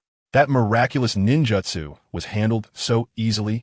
Natsuya looked at Ozawa Kazuma, who was falling from the sky, filled with admiration. It was her first time witnessing the combat of the Kage from the 5 major ninja villages. The Mizukage was terrifyingly strong. In the center of the water sphere, after landing, Ozawa Kazuma had already dispelled the Jinjutsu on Karasuma Kisame. Facing him, he coldly warned, "This time, you went too far. I understand. I'll be more careful next time." As the shark skin peeled away from his body, Karasuma Kisame returned to normal, shouldering his ninja sword and smiling. "I didn't expect to provoke you to act. I'm truly flattered. No need for pleasantries. To stop you, I had to abandon an important matter." Ozawa Kazuma's expression turned serious. After all, no one wants to be interrupted while working on a major task. Moreover, he was the kind of person who worked for an hour at a time, and being interrupted by a door knock was more nauseating than swallowing a fly. After lightly reprimanding Karasuma Kisame, Ozawa Kazuma returned to the Mizukage's office. He stood by the window, gazing into the distance toward the ninja school. There, Uzumaki Asuka was holding hands with Kokoro, seemingly looking for something. Ozawa Kazuma sighed. Kirigakure does not harbor idlers. It's time for Uzumaki Asuka to demonstrate her value. The bloodline of the Uzumaki clan should be included in the plan for a prosperous future. As the setting sun illuminated the nearby scenery, the mist enveloping Kirigakure became increasingly thin as autumn approached. A large number of parents gathered outside the ninja school to pick up their children, anxiously watching the massive water sphere rampaging at the village's outskirts. The enormous water sphere was larger than an ordinary mountain, giving off an oppressive feeling as if it could destroy the world. "Mom, what happened in Kirigakure? Can we still live here?" Kokoro tightly grasped Uzumaki Asuka's hand, tears shimmering in her eyes. Although she hadn't been living in Kirigakure for long, Kokoro had already come to regard this ninja village as her home. The days of wandering before and the time spent being raised in the land of grass were nowhere near as happy as her time here. Uzumaki Asuka didn't know what to say to comfort Kokoro. She was also anxious about the current situation. At that moment, Kokoro began to hate her own helplessness. She had finally found a place to stay, yet she was unable to protect it. Just then, a few minutes later, the massive water sphere crashed down, and the tremendous impact seemed to shake the ground around the ninja school. The information ninja's notifications arrived as expected. "Don't worry. Lord Mizukage has resolved the anomaly to the west of the village. This matter is not to be discussed or spread." Though it was just a brief sentence, the appearance of the information ninjas eased everyone's tension. Uzumaki Asuka gazed toward the distant Mizukage building, where the grayish-black structure stood with a strong sense of solemnity, as if Ozawa Kazuma was watching her from there. "Kokoro, Mom has to go to work. While enjoying the conveniences that Kirigakure brings us, we must also strive to give back to this village. That's the way for a ninja to survive." Kokoro looked at Uzumaki Asuka in surprise. Although she couldn't fully understand her mother's words, it seemed to mean that she would have to become a cool ninja before her. "Go for it, Mom. Show the Mizukage our Uzumaki clan's resolve." Kokoro cheered, waving her fist. Uzumaki Asuka nodded. She planned to meet Ozawa Kazuma tomorrow and explain her thoughts to him. She understood very well that in this cruel world, ninjas who held no value for the village would soon be discarded. Only by demonstrating her worth could she rightfully enjoy the conveniences and security that the village provided. However, in a village that respects its inhabitants, even being a medical ninja would grant her the status she deserved. At least she wouldn't be treated like a tool as before. As time passed, the next day arrived. Ozawa Kazuma, who was contemplating how to approach Uzumaki Asuka in the Mizuki's office, leaned back in the spacious chair, staring at the ceiling above, his mind swirling with thoughts. Suddenly, there was a knock on the office door. "Come in." Ozawa Kazuma replied with a serious expression, adopting the demeanor expected of the Mizuki. "Lord Mizuki, this woman wishes to see you." The guard pushed open the office door, followed by Uzumaki Asuka. "I understand." Ozawa Kazuma waved his hand to the guard, instructing, "You may leave. I need to speak with her privately." As the guard exited, the large Mizuki office was left with just Ozawa Kazuma and Uzumaki Asuka. Chapter 196. Recounting the past, Ozawa Kazuma looked at Uzumaki Asuka's delicate face and fiery red hair, a faint smile appearing as he asked, "Are you satisfied with life in the village? Or is there something you need my help with?"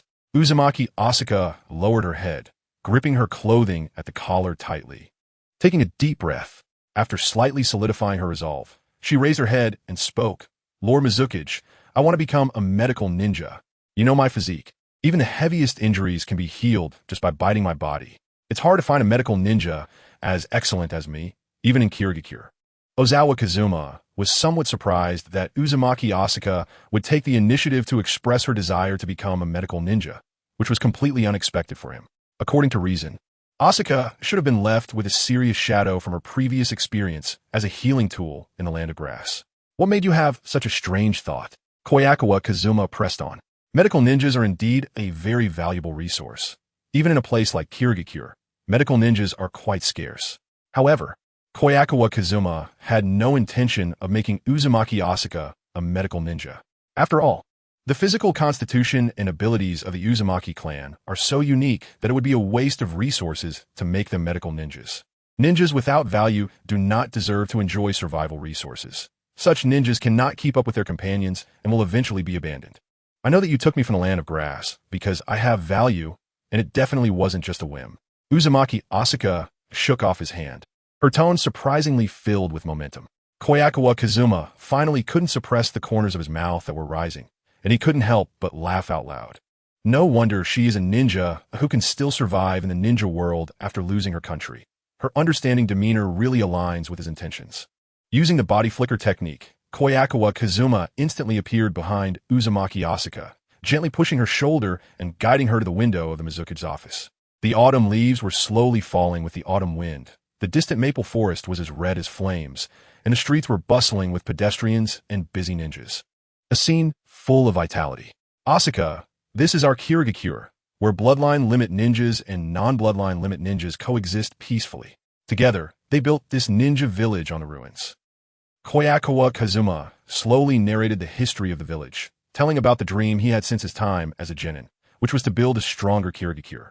This story was a bit long, from the Takigakure clan being hunted by Yagura, to him taking in Takigakure Mei, and finally killing Yagura to become the 5th Mizuki of Kirigakure. Of course, many details in between were naturally altered, mainly highlighting the greatness and integrity of the 5th Mizuki, as well as the hardships of his efforts. After all, a man with ambition is more attractive to women. Uzumaki Asuka quietly listened to Kobayakawa Kazuma's story, feeling that she had come to understand him a bit more. This strange Mizuki also had such an inspiring side. Going from a genin to a Mizuki in just a few years was quite a legendary story in the ninja world. Moreover, after becoming Mizuki, Kobayakawa Kazuma did not relax. He vigorously promoted reforms and worked to diminish the outside world's impressions of the Bloody Mist. When the explanation of the story came to an end, Kobayakawa Kazuma saw the admiration in Uzumaki Asuka's eyes. Clearly, with this story, he had successfully won her favor. "Asuka, do you know what is the most important thing for a ninja village?" Kobayakawa Kazuma suddenly held Uzumaki Asuka's hand, his eyes fixed on hers, and said seriously, "It's talent. People are the most basic unit that makes up a village. Only when countless like-minded ninjas work hard together can the village have a future, and every ninja can have a future." Uzumaki Asuka was momentarily stunned by his grip. Noticing the heaviness and warmth in her palm, she instinctively pulled her hand away, her red hair softening like her mood. Mizuki-sama, I am willing to be a part of Kirigakure and to become the talent you speak of. Uzumaki Asuka instinctively brushed her scattered hair, and at that moment, she recalled the past in the land of whirlpools. It is difficult for outside ninjas to be accepted by other countries. Only by managing one's own village well and being willing to accept one's own village can one live as a ninja with dignity. So, how can I become a ninja who accompanies you all the way? Uzumaki Asuka asked again. Then, Miss Asuka, let's have a child together. Kobayakawa Kazuma said softly, I have the Byakugan and Sharingan bloodline limits, and you have the bloodline of the Uzumaki clan. The child we have may inherit more than 2 bloodline limits. Such an excellent ninja will receive the best education and lead our village to unprecedented heights.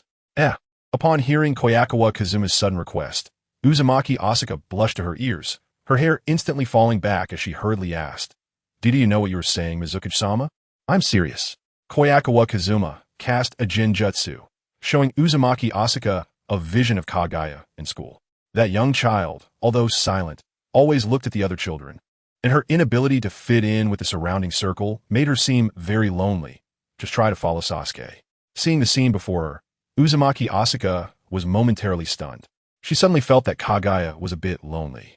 I hope you can seriously consider my proposal. Both you and I have excellent bloodline limits, and I also have good ninja talent. If the two of us have a child together and let that child grow up, that would be your greatest contribution to Kirigakure. Madame, Kobayakawa Kazuma lifted the Jinjutsu and added. He had already used both coercion and temptation. If Uzumaki Asuka did not obediently give in, he would have to resort to other means. Uzumaki Asuka, with a heavy heart, fled from the Mizuki's office. Although she had already prepared to contribute to Kirigakure, she never expected that the Mizuki's request would actually be for her to have a child. While this could also contribute to Kirigakure, it still felt somewhat wrong. Uzumaki Asuka subconsciously compared Kobayakawa Kazuma with her ex-husband in her mind. People are like this. When faced with something that may involve choices, they will instinctively compare what they are about to gain with what they are about to lose, weighing the pros and cons. However, after a simple reflection, Uzumaki Asuka's thoughts became chaotic. Her ex-husband was an ordinary ninja from the land of grass, plain in appearance, and compared to Kobayakawa Kazuma, he was quite lacking. His strength was also ordinary. After all, how could a ninja from an ordinary village compare to the Kage of one of the 5 great nations?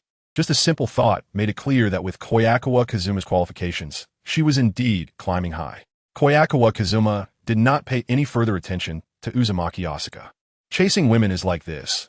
It is only after being rejected that true feelings begin. Women's thought processes are actually different from men's. Many women confirm whether they love a man through the pain of rejection. If Uzumaki Asuka comes to her senses later, she will return to the Mizuki's office and bring up the matter of contributing to the village again. Chapter 197, Sage Body in Konoha. In a house not far from the Hokage's office, Danzo sat in a chair in the room, his left hand and right eye wrapped in bandages. In the exposed left eye flickered with a murky light. The door of the room was open slightly, and sunlight streamed through the crack, accompanied by falling leaves drifting in front of him. A rather small figure walked to the crack, blocking the light. Sarutobi Hiruzen, with a pipe in his mouth and wearing the Hokage cloak with the symbol of the 3rd Hokage, looked coldly at Danzo inside the room. Danzo, you've gone too far with your recent actions. I'm not so senile yet to allow you to pull in the village's higher-ups and scheme for the position of Hokage.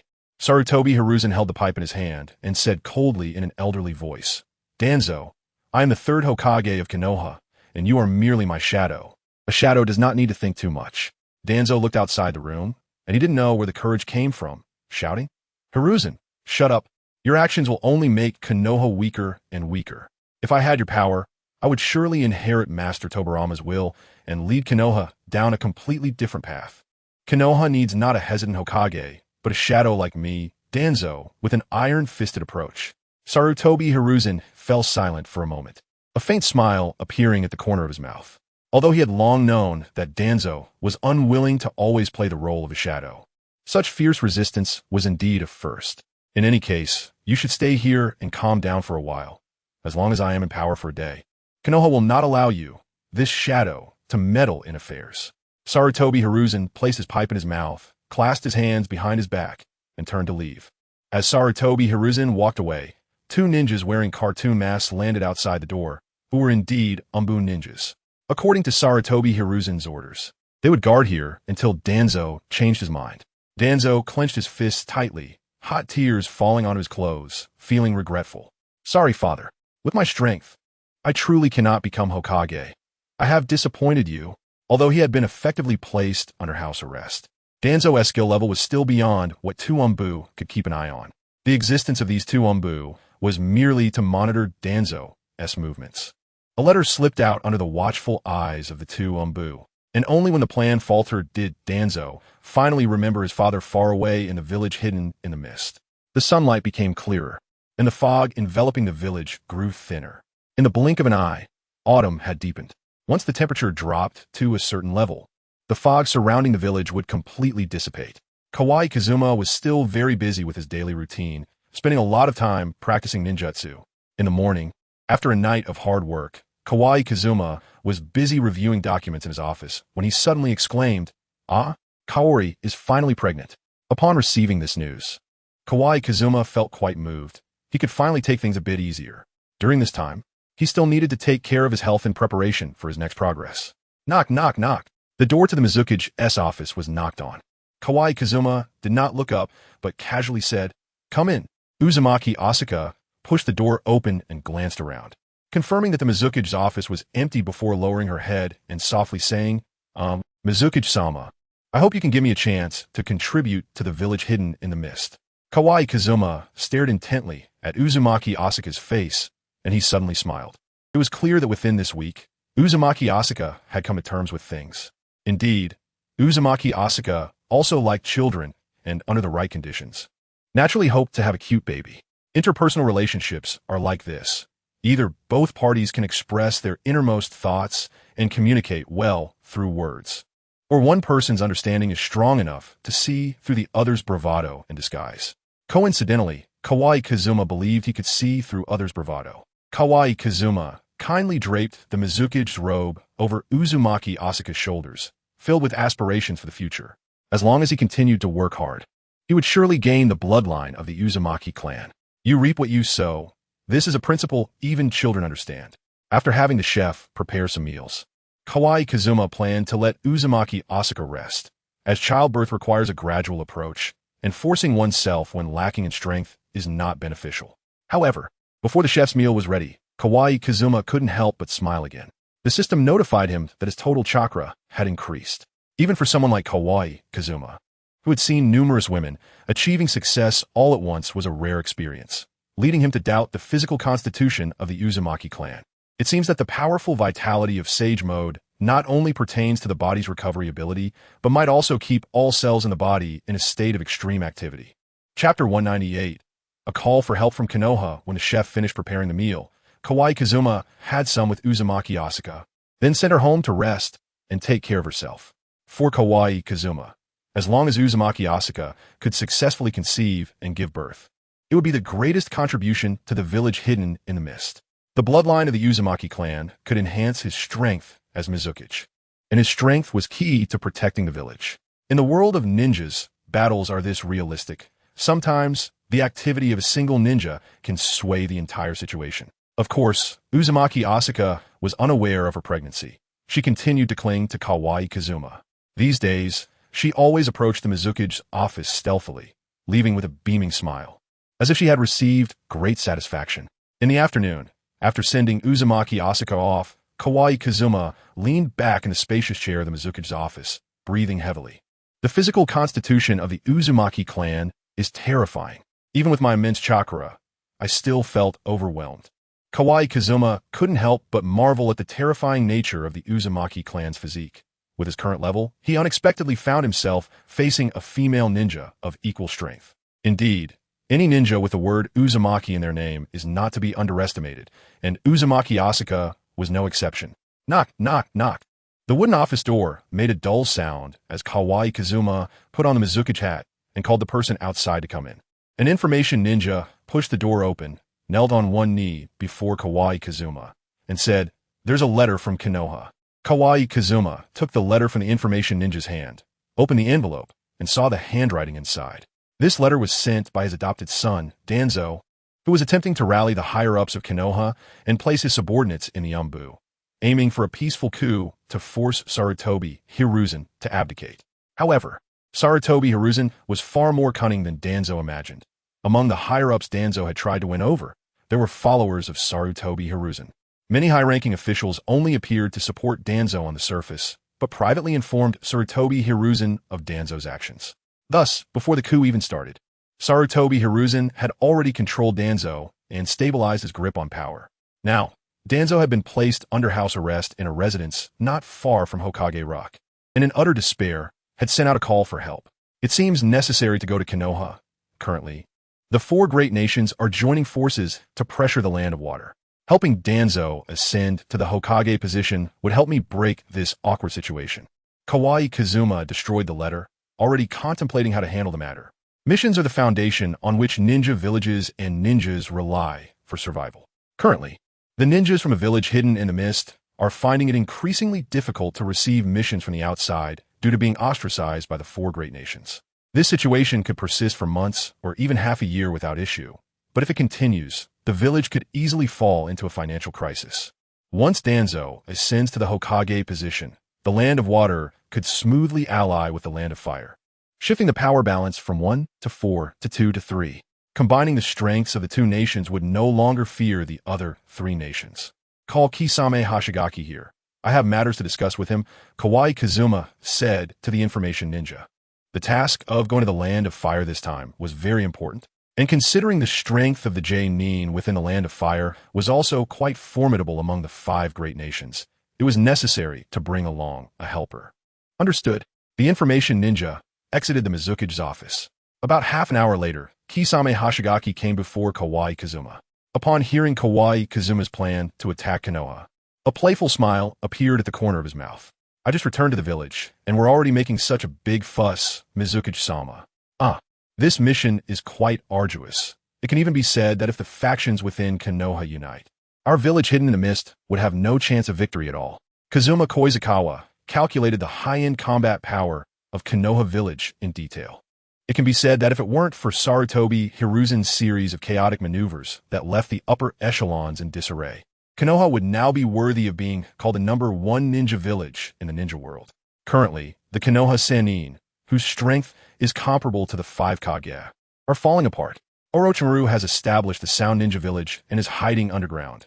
Tsunade suffers from hemophobia and, in her daily decline, wanders outside the village all day, gambling and drinking while also taking care of Kazuma Koizakawa's child. As for Jiraiya, he is often absent from Konoha, and as long as luck isn't too bad, one won't run into him at all. Moreover, the death of the 4th Hokage, the annihilation of the Uchiha clan, and Danzo being controlled by Kotoeme Tsukumi. All these events combined have made Konoha far from its peak strength. The 3rd Hokage, Sarutobi Hiruzen, has secured his position as Hokage with his outstanding political skills and diplomatic tactics, resolving the village's internal troubles and making Konoha a united front. However, during this period, Konoha has lost too many talents, and its strength has significantly declined, leading to a serious lack of capacity to respond to external forces. But isn't it because Konoha is strong enough that things become more interesting? Kisame Hashigaki looked at Kazuma Koizakawa and asked, "So, what can we gain from supporting Konoha this time? You wouldn't just let the village's ninjas fall into a desperate situation for a pair of Byakugan like Suigetsu, would you? Peace between the Land of Water and the Land of Fire. If this goes smoothly, there will be no wars between the Land of Water and the Land of Fire for the next 30 years. We can also use this alliance to quickly strengthen our power until we far surpass the other 4 great nations." Kazuma Koizakawa replied honestly. As long as he helps Danzo ascend to the position of Hokage, he can utilize the resources of the Land of Fire to a certain extent. And the great undertaking of increasing offspring and blessings will also welcome a new turning point. Currently, he has already taken advantage of many talented female ninjas from the Mist Village. And improving the relationship between Konoha and the Mist Village will bring new growth points to his career. Peace. What enticing condition, Kisame said with a grin, agreeing. Then let's go to Konoha and cause a commotion.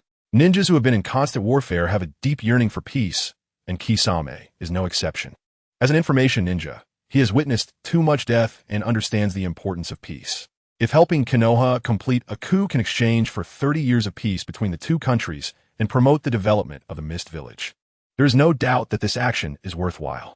Chapter 199. The plan exposed. Kobayakawa replied to Danzo's letter and indicated his approximate arrival time before taking Kisame Hashigaki to Konoha Village. This time, besides helping Danzo complete the coup, recovering Shursui Uchiha's left eye is also one of the goals. Once he obtains the ocular power of Shursui's left eye, he can activate Susanoo with the power of both eyes, and even Kotoe Mitsukumi's ability will evolve. In this situation, his strength will see a significant enhancement. After all, the Sharingan's true power can only be unleashed when both eyes are gathered.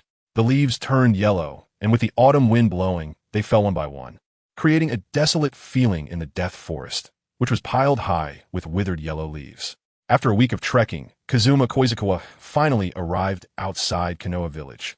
He and Kisame were dressed in loose gray cloaks, hiding their figures beneath them. Activating his Byakugan, Kazuma began to observe the situation within Konoha. There were no abnormalities in the village. Ninjas were stationed around the perimeter, collectively ensuring the village's safety. This time, Kazuma did not inform Orochimaru. Although Orochimaru is one of the Konoha Sannin and his strength is impeccable, he is too unstable, since it concerns the long-term development of the Land of Water and the Land of Fire. Having a rogue ninja like Orochimaru appear would inevitably provoke the resentment of Konoha's upper echelons. Of course, more importantly, Kazuma had confidence in his and Kisame's strength. With Danzo's cooperation, it would also be possible to defeat Sarutobi Hiruzen in an instant. Suddenly, he glanced at a nearby bush and coldly asked, "Who goes there?" A ninja with a black mask covering the upper half of his face emerged from the bushes. He wore a black trench coat and carried a long ninja sword on his back, donning black sunglasses. Kobayakawa looked at the younger ninja in front of him and relaxed his vigilance slightly. Based on his appearance, this should be Takagane from the Oil Clan, who is now just over 10 years old. This guy is a subordinate of Danzo and a member of the Root Organization. His presence here is likely due to receiving an order from Danzo. "Are you the Mizukichi?" Takagane said proactively. "I'm a member of the Root Organization and also a subordinate of Lord Danzo. Please follow me. I will take you to infiltrate Konoha." Kazuma closed his Byakugan and nodded, sincerely saying, "It would be best if you lead the way."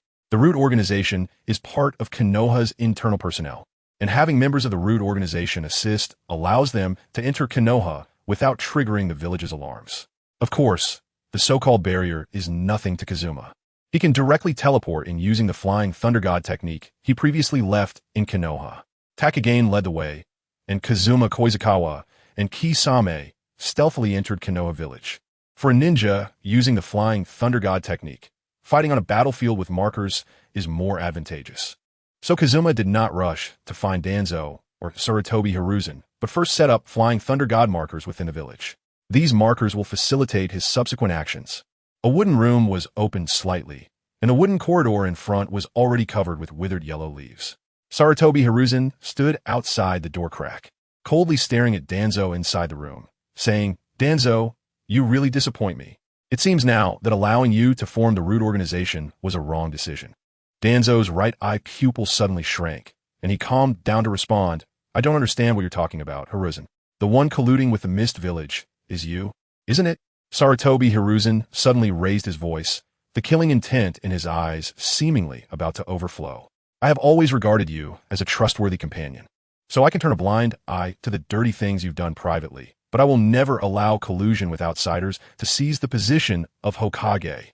Danzo's forehead could not help but break out in cold sweat, thinking that some information had leaked during the communication process, leading Sarutobi Hiruzen to discover his exchange with Kobayakawa. He had originally planned to confess after ascending to the Hokage position, but now it seems unnecessary. Sarutobi Hiruzen likely already knew the general course of events. "That's right. I have colluded with outsiders, but everything I do is for a stronger Konoha," Danzo roared, saliva spraying from his mouth into the air. "As for the dirty things I've done privately, aren't they all in accordance with your wishes?" Danzo continued shouting, "I know you don't want to bear the blame for the destruction of the Uchiha, so I know you, as Hokage, cannot admit to the first-generation cell experiments. So I take responsibility for contacting Orochimaru.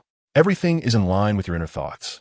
After a moment of silence, Sarutobi Hiruzen slowly took a puff of smoke, a faint smile appearing at the corner of his mouth. "It is because of this that I appreciate you, Danzo. If it weren't for you, How could I completely eliminate those restless forces within the village? Under my leadership, Konoha has achieved unprecedented unity. All the ninja clans have the will of fire, and the ninjas work together for the village. My achievements can be compared to that of the first generation who pacified the chaotic world. The recent exchange made Sarutobi Hiruzen abandon the idea of disbanding the Root organization. Under Danzo's leadership, the leader of the Root organization can do many things for him. Suddenly, Sarutobi Hiruzen recalled scenes from his childhood, when he and Shimura Danzo were learning ninjutsu under Senju Tobarama. The sky was azure, and the cherry blossoms in Konoha bloomed on time every year. At that time, his dream was to become Hokage and protect this village, which his comrades cherished like treasure. The only ninja who understood him so well and stood resolutely on the same front as him was none other than Danzo. Hiruzen did not chat much with Danzo. As long as they thoroughly eliminated the people from the land of water here, Danzo would have no support, and in the days to come, he would have to obey his orders. Is it Kazekage Koizumi? This time, coming to Konoha, you still fled like a stray dog. Sarutobi Hiruzen looked up at the azure sky.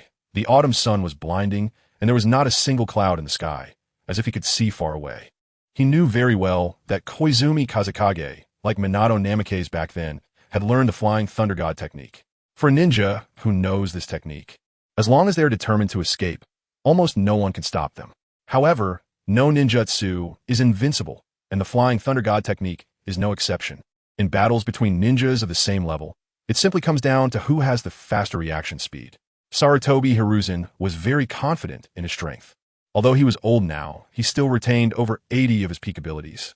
In terms of reaction speed, he would not lose to Minato Namikaze back then. Danzo, who had been sitting in the room, couldn't help but feel a bit anxious about Koizumi Kazekage. Calculating the time, Koizumi Kazekage should be arriving in Konoha soon. If the plan is exposed, it means Koizumi Kazekage's whereabouts might also be revealed, and this coup faces great risks. Chapter 200. Tsunade's nightmare. After leaving the Flying Thunder God marks in several locations in Konoha, Koizumi Kazekage was also preparing to meet with his adopted son, Danzo. In the world of ninjas, acting alone is a foolish act. Combining Danzo's strength to fight against Sarutobi Hiruzen is what a ninja should do. Closing his eyes, the Flying Thunder God marks appeared in Koizumi Kazekage's mind. He eliminated the marks he had just placed one by one, and finally found a mark not far from Hokage Rock, which should belong to Danzo. Bringing us into the village is enough. With your strength, you are not qualified to participate in the upcoming battle. Stay far away and don't cause trouble. Koizumi Kazekage instructed Oil Girl Torian. After all, the person in front of him was Danzo's trusted aide, and such talent should not be lost during the operation. After all, these aides are Danzo's support for ruling all of Konoha in the future. I understand. Oil Girl Torian nodded and ran off in the distance, heading towards the Oil Girl clan settlement. This mission is very simple. I will lead you to find Sarutobi Hiruzen and eliminate the third Hokage before the other ninjas in the village react. Koizumi Kazekage explained the situation to Kisame Hashigaki. The Kage is a symbol of the ninja village. As long as they eliminate the current third Hokage, Konoha will have to elect a new Kage. And Danzo, as the leader of the Root organization and an absolute top figure in the village, would have a great chance if he openly competed for the Hokage position. At that time, Koizumi Kazekage only needs to find an excuse to let Danzo brush up on his achievements during negotiations with the Land of Water, making the Hokage position almost assured. Hunting the third Hokage is truly exhilarating. Kisame Hashigaki grinned, revealing his serrated teeth.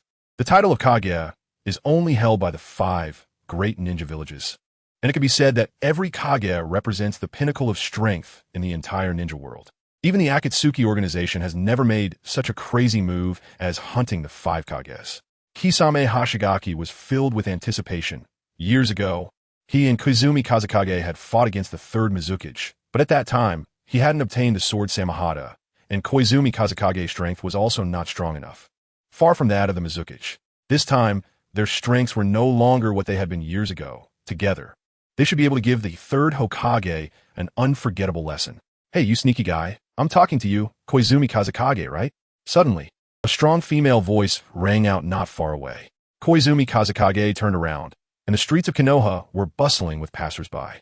At the end of the street, the sun was somewhat glaring, and Tsunade frowned, looking unhappy. Beside Tsunade stood a middle-aged man with his arms crossed in his sleeves. possessing long black hair and white eyes without pupils. He was Hyuga Hayashi, the clan leader of the Hyuga clan. The appearance of these two together surprised Koizumi Kazekage for a moment, as Tsunade should have no connection with Hyuga Hayashi. At the same time, Koizumi Kazekage realized some things. The appearance of these two together was probably not a coincidence. You are still as beautiful as a young girl, Lady Tsunade. How is our child? After years of not seeing each other, Koizumi Kazekage still held some affection for Tsunade. I find looking after children quite troublesome, so I left it to Shizen. Tsunade casually replied. She then turned the conversation and suddenly asked, "But why are you here in Konoha? If it's just to find me for gambling, I'm very welcome. But if it's for something else, I will not allow an outsider to run amok in the village treasured by my grandfather." That really sounds like your style, Tsunade. But do you think you and Hyuga Hayashi can stop me? Koizumi Kazekage couldn't help but mock a little. It is well known that an outdated boss is no better than a dog, and Hyuga Hayashi happened to be that outdated boss he had brushed aside. As for Tsunade, Koizumi Kazekage didn't take her seriously. This medical ninja was a powerful opponent in bed, but on the battlefield, she was nothing but a burden. After all, who would fear a ninja suffering from hemophobia? Years without seeing you, and you become so arrogant, thinking that I, as one of the legendary three, cannot stop you. Tsunade clenched her fists, and the bones made cracking sounds, indicating that she was likely ready to fight right there on the busy street. Tsunade's lips curled into a smirk, her golden twin tails flowing in the breeze. I heard that after returning to the Land of Water, you learned the Flying Thunder God technique and defeated Yagura, becoming the 5th Mizukichi. Then let me, one of the legendary three, see your worth. With that, Tsunade suddenly dashed towards Koizumi Kazekage, raising her fist, intending to use her proud brute strength to defeat him. Although you are Konoha's legendary three, I am no longer afraid of any of the legendary three. Koizumi Kazekage suddenly opened his eyes, activating his Sharingan, with the left eye's pupil forming a 4-pointed shuriken shape. In an instant, Tsunade's figure froze, and she collapsed to the ground, trembling all over. Raising her head, Tsunade placed her hands in front of her eyes, staring blankly at her palms, gasping for breath. Her heartbeat quickening. The sky was raining, and before her was a battlefield from the Second Great Ninja War, with explosions of explosive tags lighting up the surroundings, and various ninjutsu intertwining and overlapping, continuously repeating before her eyes. Before her was a severely injured white-haired man, his abdomen hollowed out, with even his internal organs blown away, blood flowing on the ground, almost converging into a small stream. Tsunade covered the man with her hands, gathering chakra in an attempt to pull him back from the brink of death. However, the man who should have been on the verge of death suddenly grabbed Tsunade's neck. His eyes widened, his face showing unmasked hatred, and he loudly questioned Tsunade. "Tsunade, aren't you a medical ninja? Didn't you say you wanted to see me fulfill my dreams? Why are you so useless? You can't even heal such a minor injury?" Ha! The illusion before her felt incredibly real, and tears welled up in Tsunade's eyes as she cradled her head in her hands, filled with self-reproach. Kobayakawa Kazuma looked disdainfully at Tsunade, thinking that, in the end, the psychologically troubled Tsunade was no longer fit to be a ninja, no matter how glorious her past achievements or how loud her reputation. If she couldn't overcome her inner weakness, she wouldn't survive as a ninja. When the Jinjutsu was lifted, Tsunade still curled up on the ground. She tried to get up, but her body seemed devoid of strength, her hands and legs unable to support her weight. She looked at Kobayakawa Kazuma in terror and asked, "Where did you get those Sharingan eyes? That powerful Jinjutsu?" Chapter 201. Fear. Hinata Hizashi also focused on Kobayakawa Kazuma's eyes. Those eyes were peculiar. The right eye had no pattern, but the left eye's pattern resembled that of the Manjiki Sharingan. Hinata Hizashi knew very well that Kobayakawa Kazuma's eyes were indeed the Manjiki Sharingan, a type of eye that only a few elite members of the Uchiha clan could awaken. The fact that he could trap one of the legendary three of Konoha, Tsunade, in an illusion from a glance, proved that those eyes were adept at Jinjutsu. With powerful Jinjutsu and the Flying Thunder God technique, this opponent was beyond the reach of any ninja. Perhaps even the strongest Hokage of the village, the third Hokage, would find it difficult to act against such power. Suddenly, Kobayakawa Kazuma threw a kunai behind him, which flew towards the ceiling, narrowly grazing the cheek of the blond man. The blond man snorted coldly and aimed his hands at Kobayakawa Kazuma, shouting body flicker technique. However, before he could finish his words, Kobayakawa Kazuma disappeared. Cold sweat broke out on the blond man's face as he looked around, but couldn't catch a glimpse of Kobayakawa. Kazuma, are you looking for me? Kobayakawa Kazuma patted the blond man's shoulder. The man turned around and, upon seeing Kobayakawa Kazuma's eyes, fell instantly into a genjutsu. He then collapsed on the roof and slid down along the eaves, landing heavily on the ground and closing his heavy eyelids. Ninja battles are truly filled with deceit. A single mistake can lead to irreversible consequences. Kobayakawa Kazuma frowned. Techniques like the body flicker technique and shadow binding technique are both powerful control ninjutsu. If used well, they can easily allow the weak to overcome the strong. Honestly, he didn't want to engage with these Jonin from Konoha. These people would be Danzo's right-hand men in the future and allies for friendly exchanges with the Mist Village. Kisame Hashigaki watched Tsunade, who was trembling on the ground, and the ninja who had just fallen from the roof and fainted. A smile crept across his lips, and his heart trembled. This is our Mizukage, Mr. Kobayakawa Kazuma. Just how far has he come now? Just from the earlier attack. Kisame could tell that these infamous enemies from the Third Great Ninja War were completely powerless before Kobayakawa Kazuma. Kisame, stop watching the show here. I have a feeling more Jonin will be coming soon. Don't waste time here. Kobayakawa Kazuma appeared in front of Kisame using the body flicker technique, resting his hand on Kisame's shoulder. I want to stay here. Kisame turned his head and suddenly said, "It must be quite bothersome to be disturbed by flies while hunting the Hokage. Why not let me deal with those flies while you take the chance to defeat the Hokage? It will be faster." Seeing Kisame's determined gaze, Kobayakawa Kazuma abandoned the idea of joint action. He patted Kisame's shoulder, leaving a mark indicating that Kobayakawa had been there. "Change to a battlefield suitable for you. That legendary 3 ninja over there has given birth to my child, so don't involve her. Also, be careful of a guy with thick eyebrows and big eyes who excels in taijutsu." As soon as he finished speaking, Kobayakawa Kazuma's figure vanished, leaving using the flying thunder god technique. "Another one of your women? Just how many female ninjas have you been hiding from me?" Kisame sighed, complaining about Kobayakawa Kazuma. He untied the cloth wrapped around his sword, pointing it at Hinata Hisashi, and provocatively said, "A few years ago, you single-handedly made my team helpless. Today, let me avenge that humiliation." Hinata Hisashi recognized the man before him. Years ago, he was part of the team that came to steal the Byakugan. Kisame ran out of the street, and Hinata Hisashi followed closely behind, the two of them arriving at a small stream. Utilizing the flying thunder god, Kobayakawa Kazuma's figure appeared in a dimly lit room filled with wooden furniture, where Danzo Shimura was seated on a chair. "Father." The moment Danzo saw Kobayakawa Kazuma, a hint of surprise flashed in his eyes, and then he remembered the flying thunder god kunai he had on him. It was likely that Kobayakawa Kazuma had appeared beside him using this kunai as a marker. "I'm here to help you, 5th Hokage Danzo." Kobayakawa Kazuma activated his Byakugan, revealing all the Umbu ninjas guarding the room outside. "You should leave quickly. Sarutobi Hiruzen has discovered our plan. He is now fully prepared. The coup has no chance of success," Danzo hurriedly advised. Kobayakawa Kazuma certainly knew that Sarutobi Hiruzen had discovered his plan, but such opportunities for a coup were rare. If Danzo lost his position, even if they killed Sarutobi Hiruzen later, it would be difficult to help Danzo regain the Hokage title. It was better to take the opportunity to make Danzo Hokage in one go, saving future trouble. "Are you discussing the position of Hokage?" Just as Kobayakawa Kazuma and Danzo were exchanging words, the wooden door suddenly swung open, revealing Sarutobi Hiruzen dressed in black standing outside, a cold smile on his lips. Kobayakawa Kazuma noticed that Sarutobi Hiruzen was hiding among the Umbu, indicating that the Hokage had long anticipated his visit to Danzo. Upon seeing Sarutobi Hiruzen, Danzo's eyes widened, his heart racing, and cold sweat slid down his wrinkled face. The fear of Sarutobi Hiruzen was deeply etched in Danzo's mind. Growing up with Sarutobi Hiruzen, he understood just how powerful the 3rd Hokage was. Whether it was his mastery of 5 elemental ninjutsu or the terrifying summoning beast, Inma, it made Danzo's heart race.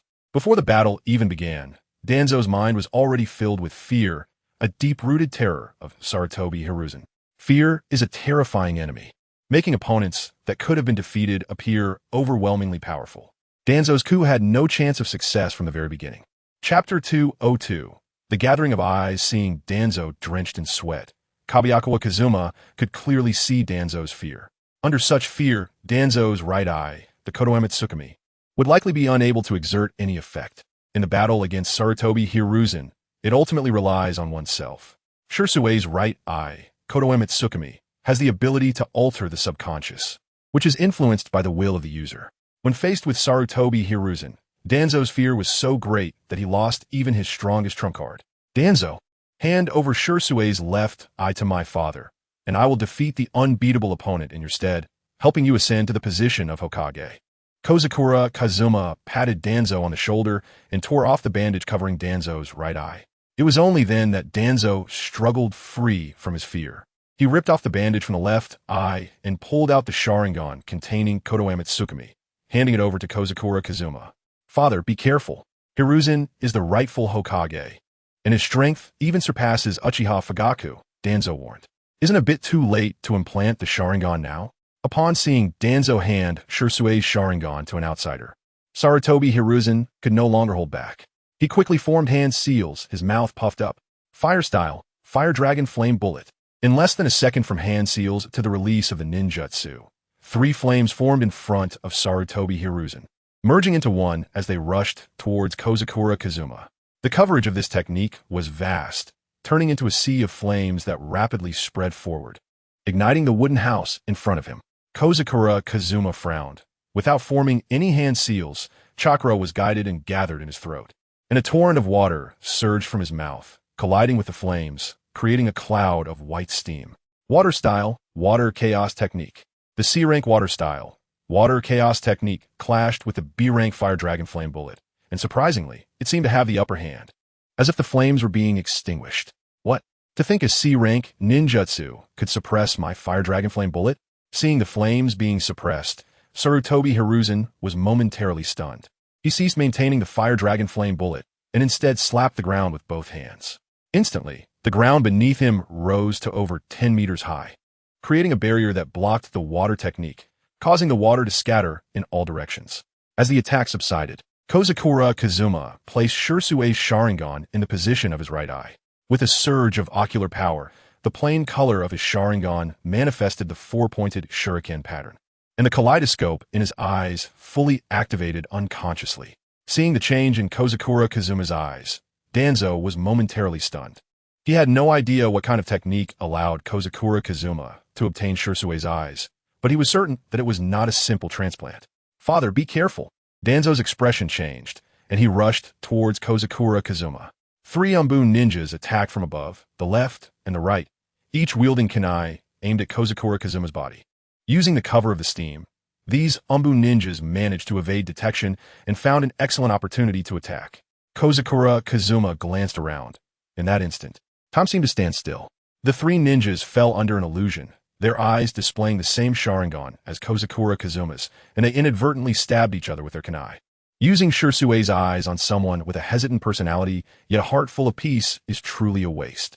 Kozakura Kazuma slowly emerged from the steam, feeling the overwhelming ocular power almost overflowing from his eyes. For the first time, he experienced a complete kaleidoscope Sharingan. The power of Shursue's eyes was not limited to just Kobayakawa. They harbored immense potential for Jinjutsu, far surpassing Itachi's Tsukuyami. Danzo's heart raced again. After acquiring Shursue's left eye, Kozakura Kazuma's strength had significantly increased. With just a glance, he controlled 3 Umbu, and this powerful ocular technique was on par with the strongest of the Uchiha clan. Uchiha Fugaku, we can win, Danzo concluded firmly in his heart.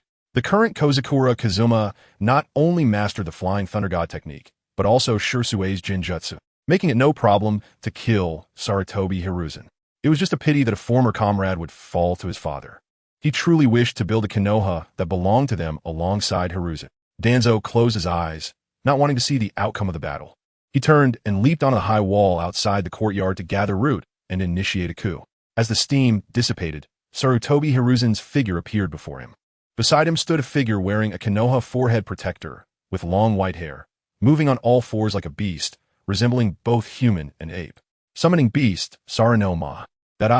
Is this guy a remnant of the Uchiha clan? Upon seeing Kozakura Kazuma's eyes, Saranoma questioned. No, that guy is just a ninja from the land of water.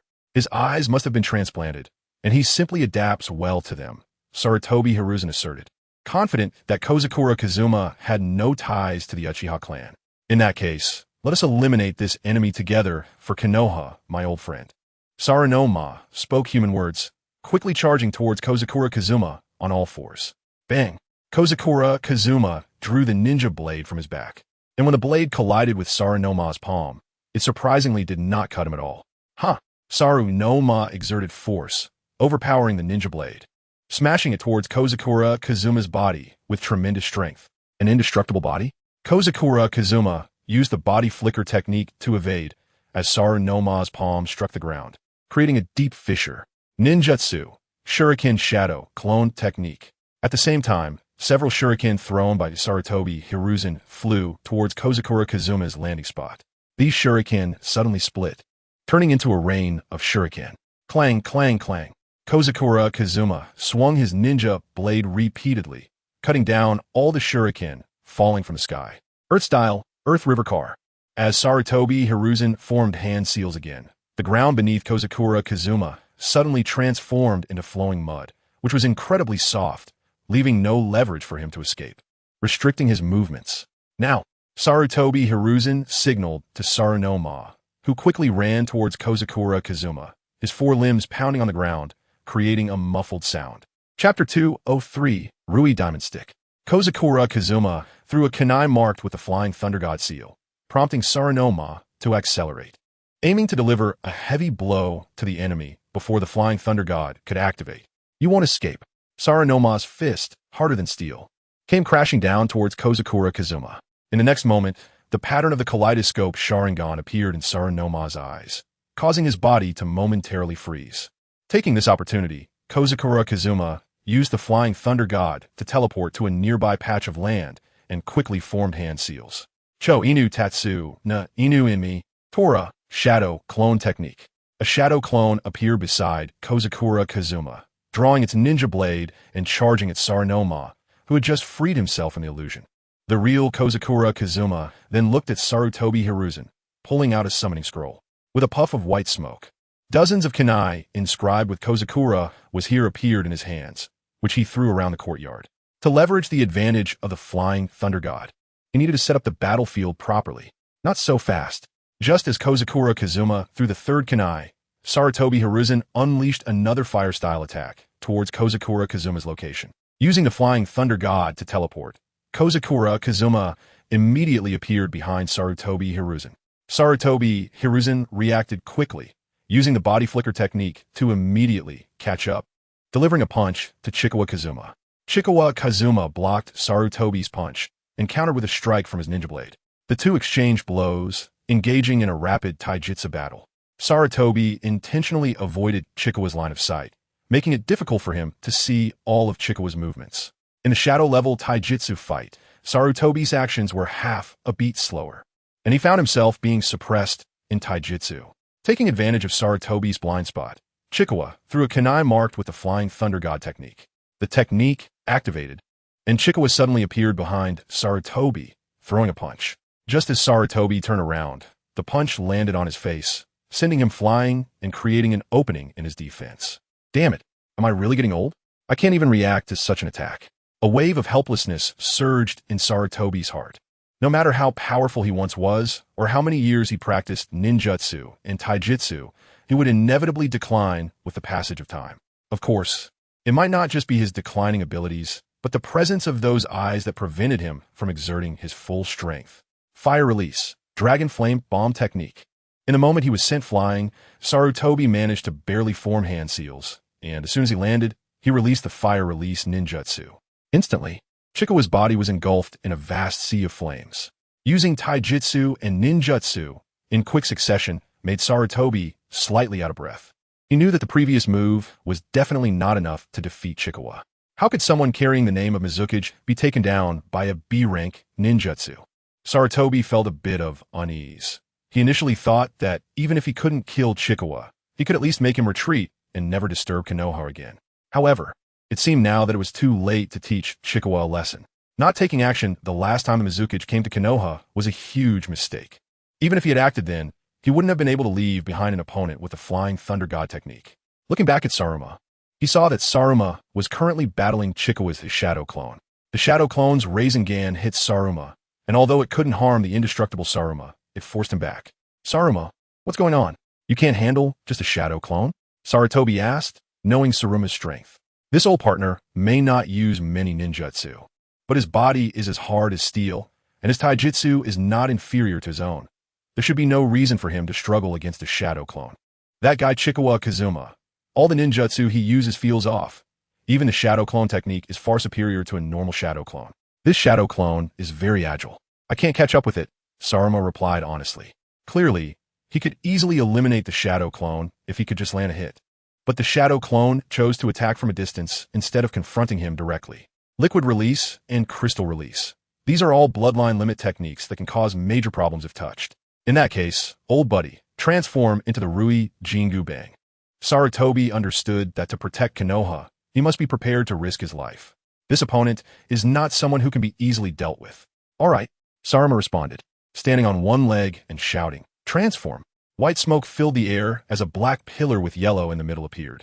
Sarutobi grabbed the Rui Jingu Bang and swung it vigorously, extending it by dozens of meters and striking the shadow clone in the corner. The shadow clone acted decisively. With a clap of its hands, it summoned a massive red lotus crystal over 5 meters in diameter. This was the crystal release. Red lotus technique. Huh. Sarutobi twisted his body, using his waist and hands with force, and in an instant, the massive red lotus crystal shattered into fragments, scattering everywhere. The shadow clone was struck away by the Rui Jingu Bang, crashing into a burning wooden house nearby. In an instant, the house that was imprisoning Danzo collapsed into a pile of wood chips.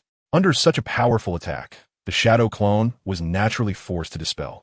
Although Chikawa was amazed by Saruma's immense strength, he didn't just watch. He clapped his hands together and used his bloodline limit. Crystal release, sky flower rain. Not on my watch.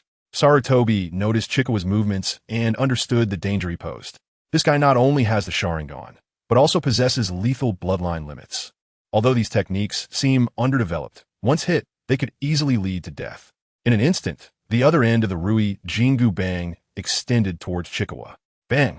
The Rui Jingu Bang hit empty air, only creating a basin-size hole in the wooden wall behind Chikawa. Utilizing the Flying Thunder God technique, Chikawa instantly appeared on a nearby cherry blossom tree. Although he avoided Saruma's attack, the Sky Flower Rain technique was interrupted. Chapter 204, The Third Power.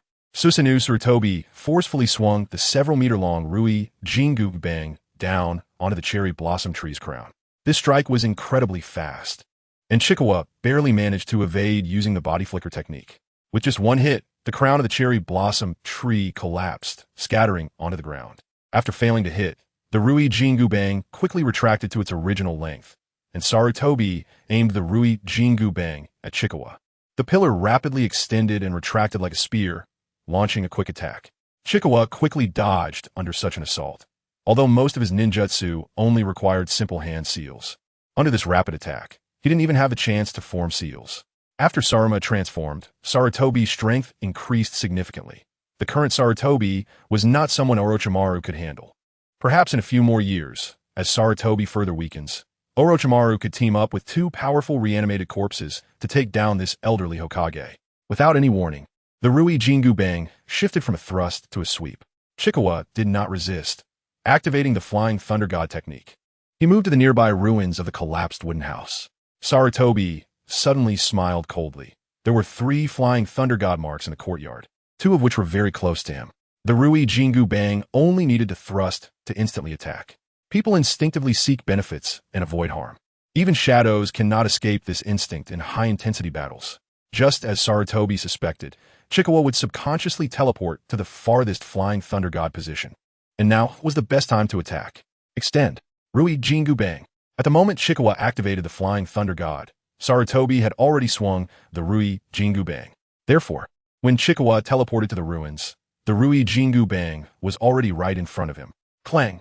Chikawa could only instinctively block the attack of the Rui Jingu Bang with his ninja blade, but his body was knocked down, crashing through the wooden walls of the courtyard and the adjacent house, smashing through several large trees, and finally creating a pit in the ground that dissipated the force.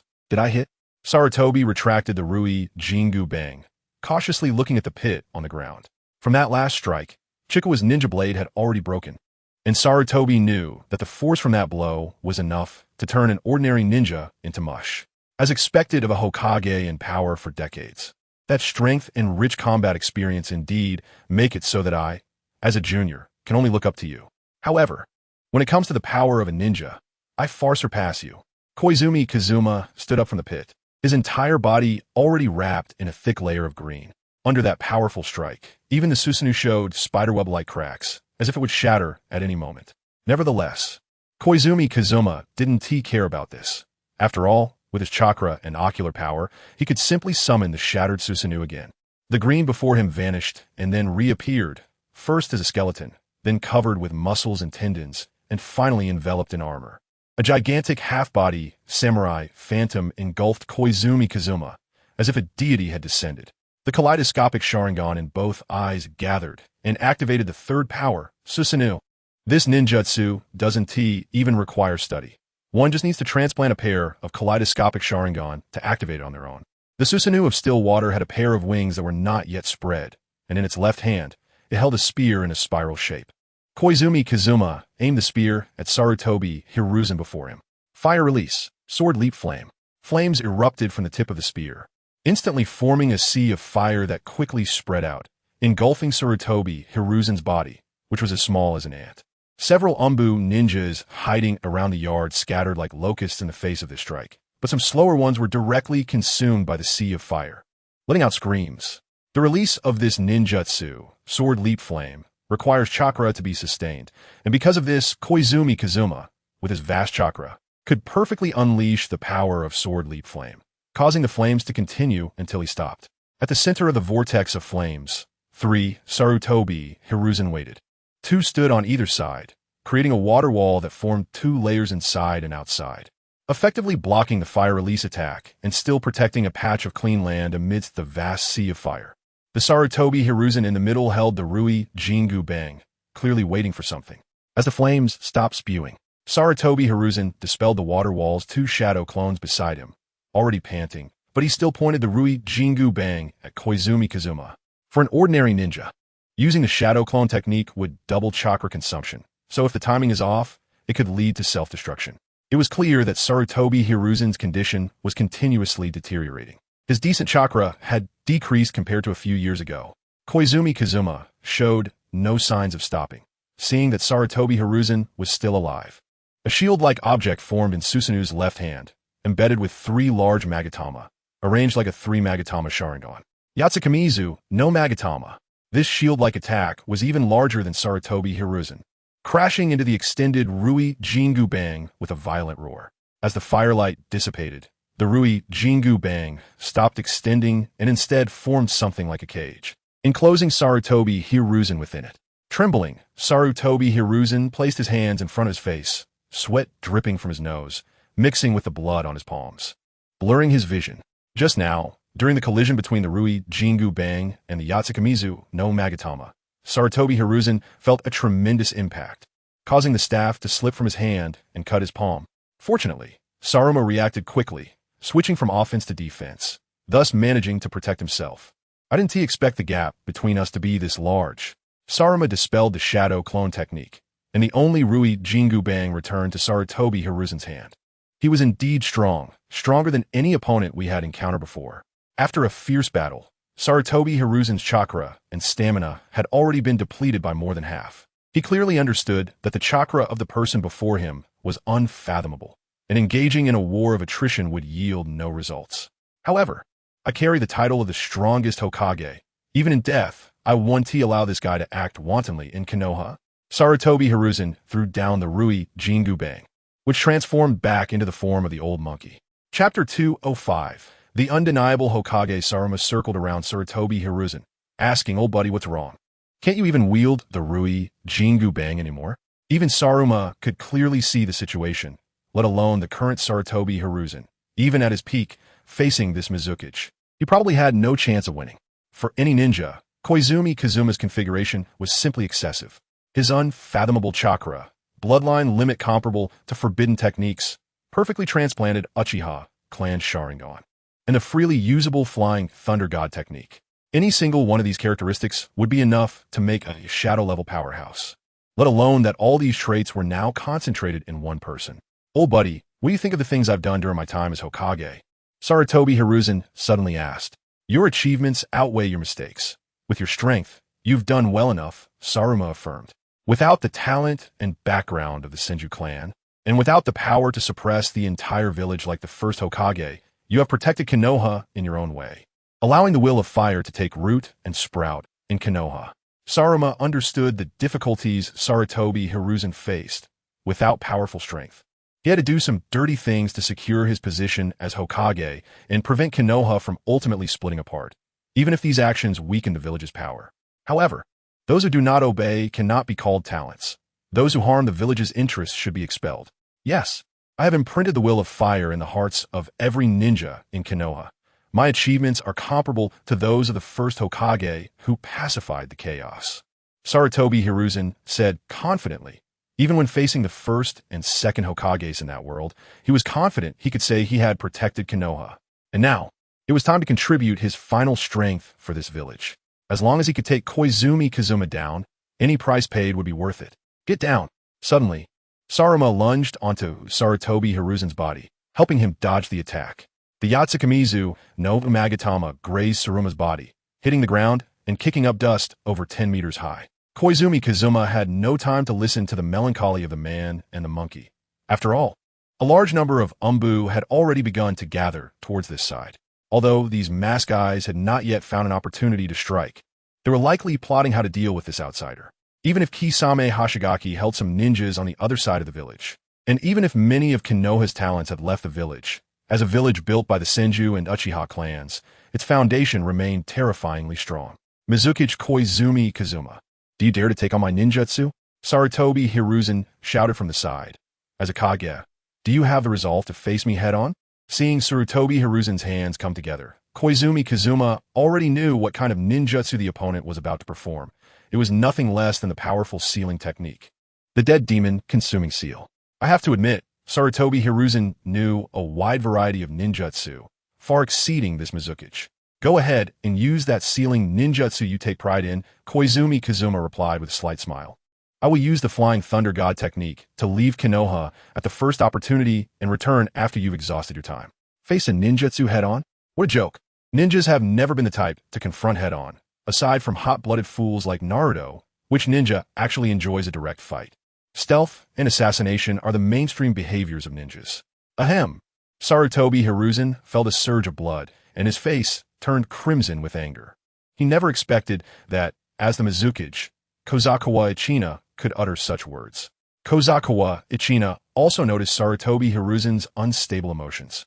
He decisively abandoned the defensive Susanoo shell and utilized the Flying Thunder God technique to instantly appear behind Sarutobi Hiruzen, next to the collapsed cherry blossom tree. A kunai fell, striking the unsuspecting Sarutobi Hiruzen down to the ground, a ghastly wound covering half of the third Hokage's body, causing this legendary ninja to fall into a pool of blood. Sarutobi Hiruzen tried to support his frail body with his hands to stand up, but his limbs felt weak. The previous battle had consumed too much of his chakra, and the loss of blood further accelerated his physical exhaustion. After finally standing up, Sarutobi Hiruzen found himself unable to steady his stance. His steps felt unsteady. With such power and such injuries, he clearly had lost the ability to continue fighting. The Monkey King blocked Kobayakawa Ichina's attack, glancing at his old companion with a hint of sadness in his eyes. Both he and Sarutobi Hiruzen could no longer keep up with the new era of ninjas. The Mizukichi before them was far beyond what he and Sarutobi Hiruzen could match. He somewhat missed the days when the fourth Hokage and Kakashi were still around. If Konoha still had those powerful ninjas, how would the Mizukichi dare to invade? Meanwhile, an Umbu member watching the battle suddenly grabbed the dirt on the ground with his palm. Even with his mask on, the tension on his face was visible. How could this be?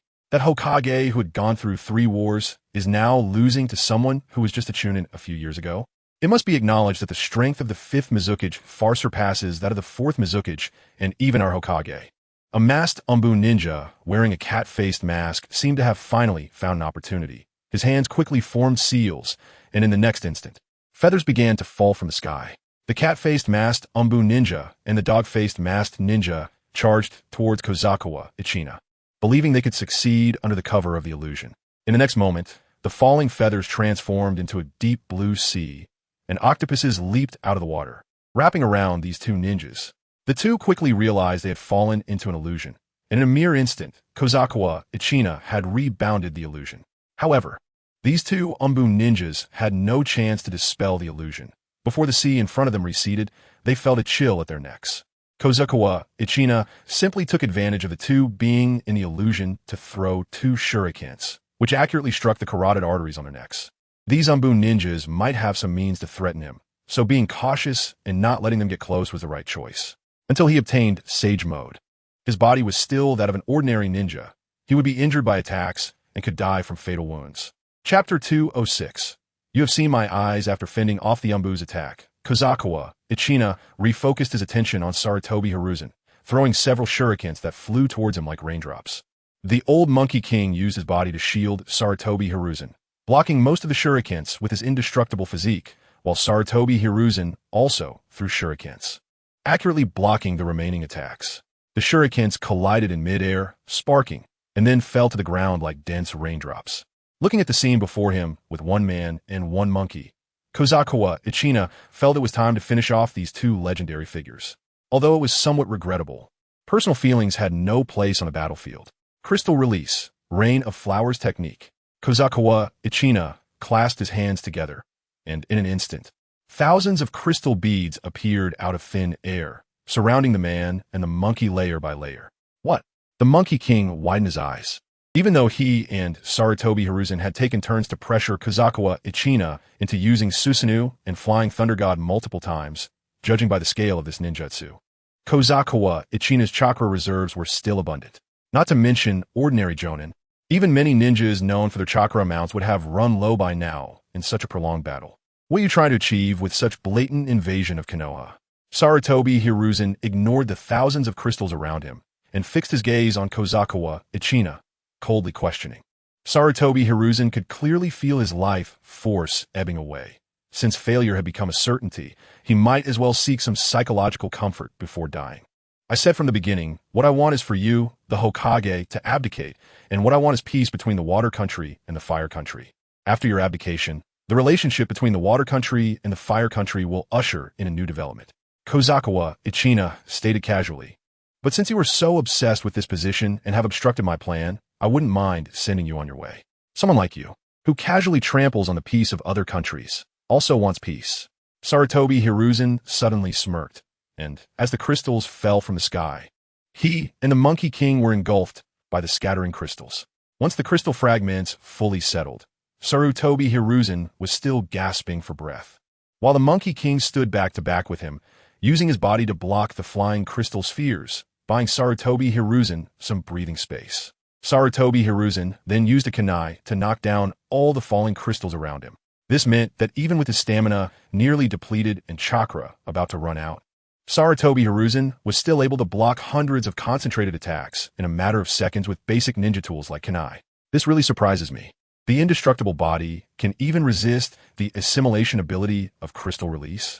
Seeing the two unharmed, Kobayakawa Ichina displayed a look of astonishment. Although his CrystalRelease activated slowly, there had never been an instance where it had been directly blocked. It now seemed that the assimilation ability of CrystalRelease has its limits. However, Kobayakawa Ichina would not feel anxious because of the failure of CrystalRelease. He still had plenty of stamina to engage in combat with the third Hokage. Dodging this round of attacks did not mean he could avoid the subsequent ones. Meanwhile, on the outskirts of Kobayakawa Ichina's battlefield, those Umbu members searching for opportunities to save Sarutobi Hiruzen were also drawn into the battle, leaving them no energy to rescue the third Hokage, who was in imminent danger. Danzo's coup had begun. The Umbu ninjas faced attacks from the Root organization. Although the Umbu ninjas were generally stronger, they were outnumbered and found themselves at a disadvantage against the siege from the Root. Danzo leaned on his cane, ignoring the fighting members of the Root organization and the Umbu ninjas beside him, and walked step by step toward the center of the battlefield until he saw the gasping Sarutobi Hiruzen.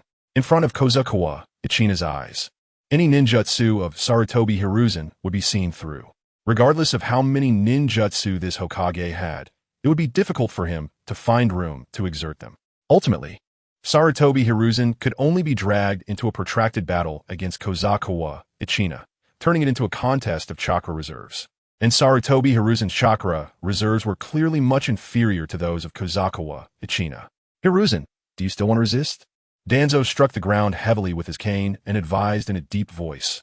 In front of my father's eyes, all your ninjutsu is futile.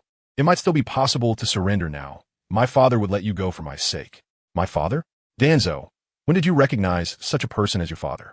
Sarutobi Hiruzen couldn't help but feel a chill down his spine, cold sweat seeping out from every pore of his body. This was the first time he heard Danzo refer to Koizumi Ikamesa, and this bizarre scene even made him, a well-informed Hokage, question his life. He had always been my father. From the moment I could remember, my father had this face, unchanged for all these years. Danzo spoke the truth he knew. Sarutobi Hiruzen snapped back to reality, and it was obvious that Koizumi Ikamesa could not be Danzo's father. They had grown up together, and he had never heard any news about Danzo's father. Therefore, there was only one possibility. The current Danzo was being controlled by Koto Emetsukami. So, Shirsue's Koto Emetsukami was ultimately used on Danzo. The current Danzo was a puppet of Koizumi Ikamesa. Sarutobi Hiruzen came to a conclusion. It seemed that this young Mizukage had been preparing for many years to seize Konoha. Such a young age, and such meticulous thoughts were truly terrifying. Fifth Mizukage, even if I die, I cannot let our Konoha fall into your hands. At this moment, Sarutobi Hiruzen no longer hesitated. He quickly formed hand seals, and the technique he was about to use was indeed Shiki Fujin. Sarutobi Hiruzen thought clearly. Koto Emetsukami could not be used again for years after being activated. So the only person who could be controlled by Koizumi Ikamesa was Danzo. Therefore, even if Shiki Fujin could not take Koizumi Ikamesa away, it had to take Danzo. Without Danzo as a medium, it would be very difficult for Koizumi Ikamesa, an outsider, to interfere in Konoha's internal affairs. Konoha would choose a new Hokage. Although this new Hokage might be hard to surpass himself, at least they would inherit his will of fire and would not become a puppet of the Mist Village. As long as there are leaves fluttering, the fire will burn. The firelight illuminates the village and allows the trees to sprout new buds. At this moment, Sarutobi Hiruzen saw the future of Konoha in his eyes. He and Danzo were like leaves detached from a great tree, fluttering in the wind. However, their passing would nourish the firelight, allowing the leaves to sprout new buds. The will of fire is not just a matter for one generation. However, before he could finish forming the hand seals, a whisper like that of a demon suddenly rang in Sarutobi Hiruzen's ears. You just saw my eyes. Sarutobi Hiruzen was taken aback for a moment, and his hands abandoned the hand seals. At that moment, the whole world fell into darkness. Chapter 207. Defeating Sarutobi Hiruzen in the illusion, Koizumi Ikamesa stood in front of Sarutobi Hiruzen, looking down at him like a towering mountain. While Sarutobi Hiruzen appeared so small at this moment, the Sarut demon noticed something was wrong with Sarutobi Hiruzen. He quickly turned around and punched Sarutobi Hiruzen in the face. The tremendous force sent Sarutobi Hiruzen flying, crashing heavily to the ground. The Sarut demon broke the illusion he had cast, but this attack also gave Koizumi Ikamesa an opportunity. Using Shunshin no Jutsu, Koizumi Ikamesa fiercely stabbed a kunai into Sarutobi Hiruzen's hand, pinning it to the ground. It's over. Third Hokage, your life ends here. Koizumi Ikamesa took out another kunai and aimed to stab it at a vital point. Sarutobi Hiruzen slowly closed his eyes. This Hokage, who had spent his life vying for power, realized at this moment that death was inevitable. In his eyes reflected a firelight, the will of fire he had pursued all his life. Father. Suddenly, an arm blocked the way between Koizumi Ikamesa and Sarutobi Hiruzen. Danzo arrived on the battlefield using Shunshin no Jutsu and intercepted Koizumi Ikamesa's kunai with his arm. Blood splattered, and Koizumi Ikamesa looked at Danzo in shock. If it weren't for Danzo's call of father, he would have doubted that Koto Emetsukami had been broken. Do you know what you are doing, Danzo? Koizumi Ikamesa coldly looked at Danzo and asked. I have followed Sarutobi Hiruzen all my life, knowing that his strength far exceeds mine. If he could serve father, he would certainly help me manage Konoha well. Moreover, if I cannot gain Sarutobi Hiruzen's recognition, it will be difficult for me to gain the recognition of the rest of the village, making it hard to ascend to the position of Hokage. Danzo spoke solemnly about his reasons. Koizumi Ikamesa sighed. If Koto Emetsukami were still active, he would have long since controlled Sarutobi Hiruzen to serve him. Why go through so much trouble? Unfortunately, the left eye's Kodoeme Tsukumi had been used on Kisame Hashigaki a few days ago, and there was no possibility of recovery in the short term. Of course, Koizumi Ikamesa did not regret this choice. After all, Kisame Hashigaki was also a comrade of the Mist Village, a ninja who had undertaken missions with him. Do you have confidence in persuading Sarutobi Hiruzen? Koizumi Ikamesa retorted. I will do my utmost to persuade him. If that fails, then I will kill him myself. Danzo knelt on the ground, sincerely saying, Father, trust me one more time. Meanwhile, the Sara demon watched Danzo and Koizumi Ikamesa negotiating but did not act to rescue Sarutobi Hiruzen. Perhaps he understood that, given his own strength, there was no possibility of saving him from Koizumi Ikamesa's hands. Koizumi Ikamesa couldn't help but feel somewhat moved. He looked at Sarutobi Hiruzen's somewhat cloudy eyes and activated Kodoeme Tsukumi that resided in his right eye. With both eyes converging, the power of Kodoeme Tsukumi would also be strengthened. But he was unsure if it could successfully activate against Sarutobi Hiruzen, a ninja with a strong will of fire. Additionally, even if Kodoeme Tsukumi successfully activated, whether it would truly take effect was also debatable. Let's do it for the sake of the summoning beast, the Saru demon, and to be a qualified father. Seeing that Kodoeme Tsukumi successfully activated, Koizumi Ikamesa secretly encouraged himself. Eliminating Sarutobi Hiruzen would indeed save trouble. But as Danzo said, if he could gain Sarutobi Hiruzen's recognition, Danzo could secure his position as Hokage. Despite the third Hokage having done many dirty things, when it comes to prestige, there really is no stronger ninja in today's Konoha. Thank you, Father. Danzo also showed a joyful smile and hurriedly thanked Koizumi Ikamesa. Koizumi Ikamesa said nothing more and left the battlefield. Once Sarutobi Hiruzen lost his combat ability, it was only a matter of time before those Umbu ninjas surrendered. Next, let us rest in Konoha for a few days, observe the results of this coup, and then decide on the next course of action. After Koizumi Ikamesa left, Danzo quickly dealt with Sarutobi Hiruzen's Umbu. He went alone to the Hokage building, using force to control the two advisors, Mito Gate-in and Tetsuzuka Koharu. The change of Hokage must nominally receive the daimyo's approval, but in reality, if the village's internal matters have already produced results, even the daimyo cannot interfere too much. Koizumi Ikamesa used Hiration to arrive at the location of Kisame Hashigaki, which was near the former Uchiha clan, with a stream running through Konoha beneath his feet. The battle ability of water-style ninjas is influenced by the terrain, and, clearly, Kisame had chosen a combat location advantageous to him. The area was in disarray. The head of the Hyuga clan, Hyuga Hizashi, and the head of the Akimichi clan, Akimichi Choza, had lost consciousness and lay on the side, and Kisame was also covered in wounds. Opposite Kisame stood a guy in a green jumpsuit, emitting blue steam, who was none other than Might Guy, Kakashi's old rival. It was evident that Kisame was executing his mission well, as his presence had restrained a considerable amount of power belonging to Konoha. How's it going? Did you take care of the Hokage? Upon seeing Koizumi Ikamesa suddenly appear, Kisame hurriedly asked, It's already resolved. Next is the internal battle of the village. The Konoha ninjas on our side will control the high-ranking figures in the village and thus obtain the position of Hokage, Koizumi Ikamesa replied truthfully. As expected of our Mizukage, my side isn't going so smoothly. The dried persimmon Kisame looked at Might Guy. His face darkened as he said, That guy is surprisingly strong in taijutsu. I'm simply no match for him. Kazukawa Kazuma looked at Might Guy in front of him. His taijutsu ability was among the top in the entire ninja world. After all, this guy in front of him became an elite Jonin solely based on taijutsu. Not to mention, in the battle with Kisame, Might Guy had already opened the 7th gate. Of course, in terms of overall strength, Kisame would not lose to Might Guy. But unfortunately, Kisame's ability to devour chakra had no effect on Might Guy. It could be said that Kisame was at a disadvantage against Might Guy. Let's go. The task is complete. We should find a place to rest, Kazukawa Kazuma said, placing his hand on Kisame's shoulder. In the next moment, he disappeared in front of Might Guy using the Flying Thunder God technique. Chapter 208. Acting Hokage using the Flying Thunder God technique. Kisame and Kazukawa Kazuma instantly appeared outside Konoha village. Konoha was currently in a period of coup, and, as the Mizukage, his presence in the village would only cause trouble and provoke resentment from many Konoha ninjas. This resentment would undoubtedly be disadvantageous to Danzo. No matter how many times, I still want to praise your amazing ninjutsu. You must have surpassed the legend of the yellow flash by now. With Konoha behind him and towering trees in front, Kisame wrapped his great sword, Samahata, in cloth and slung it over his shoulder. This level of power is just a stage in my growth, Kazuma casually replied.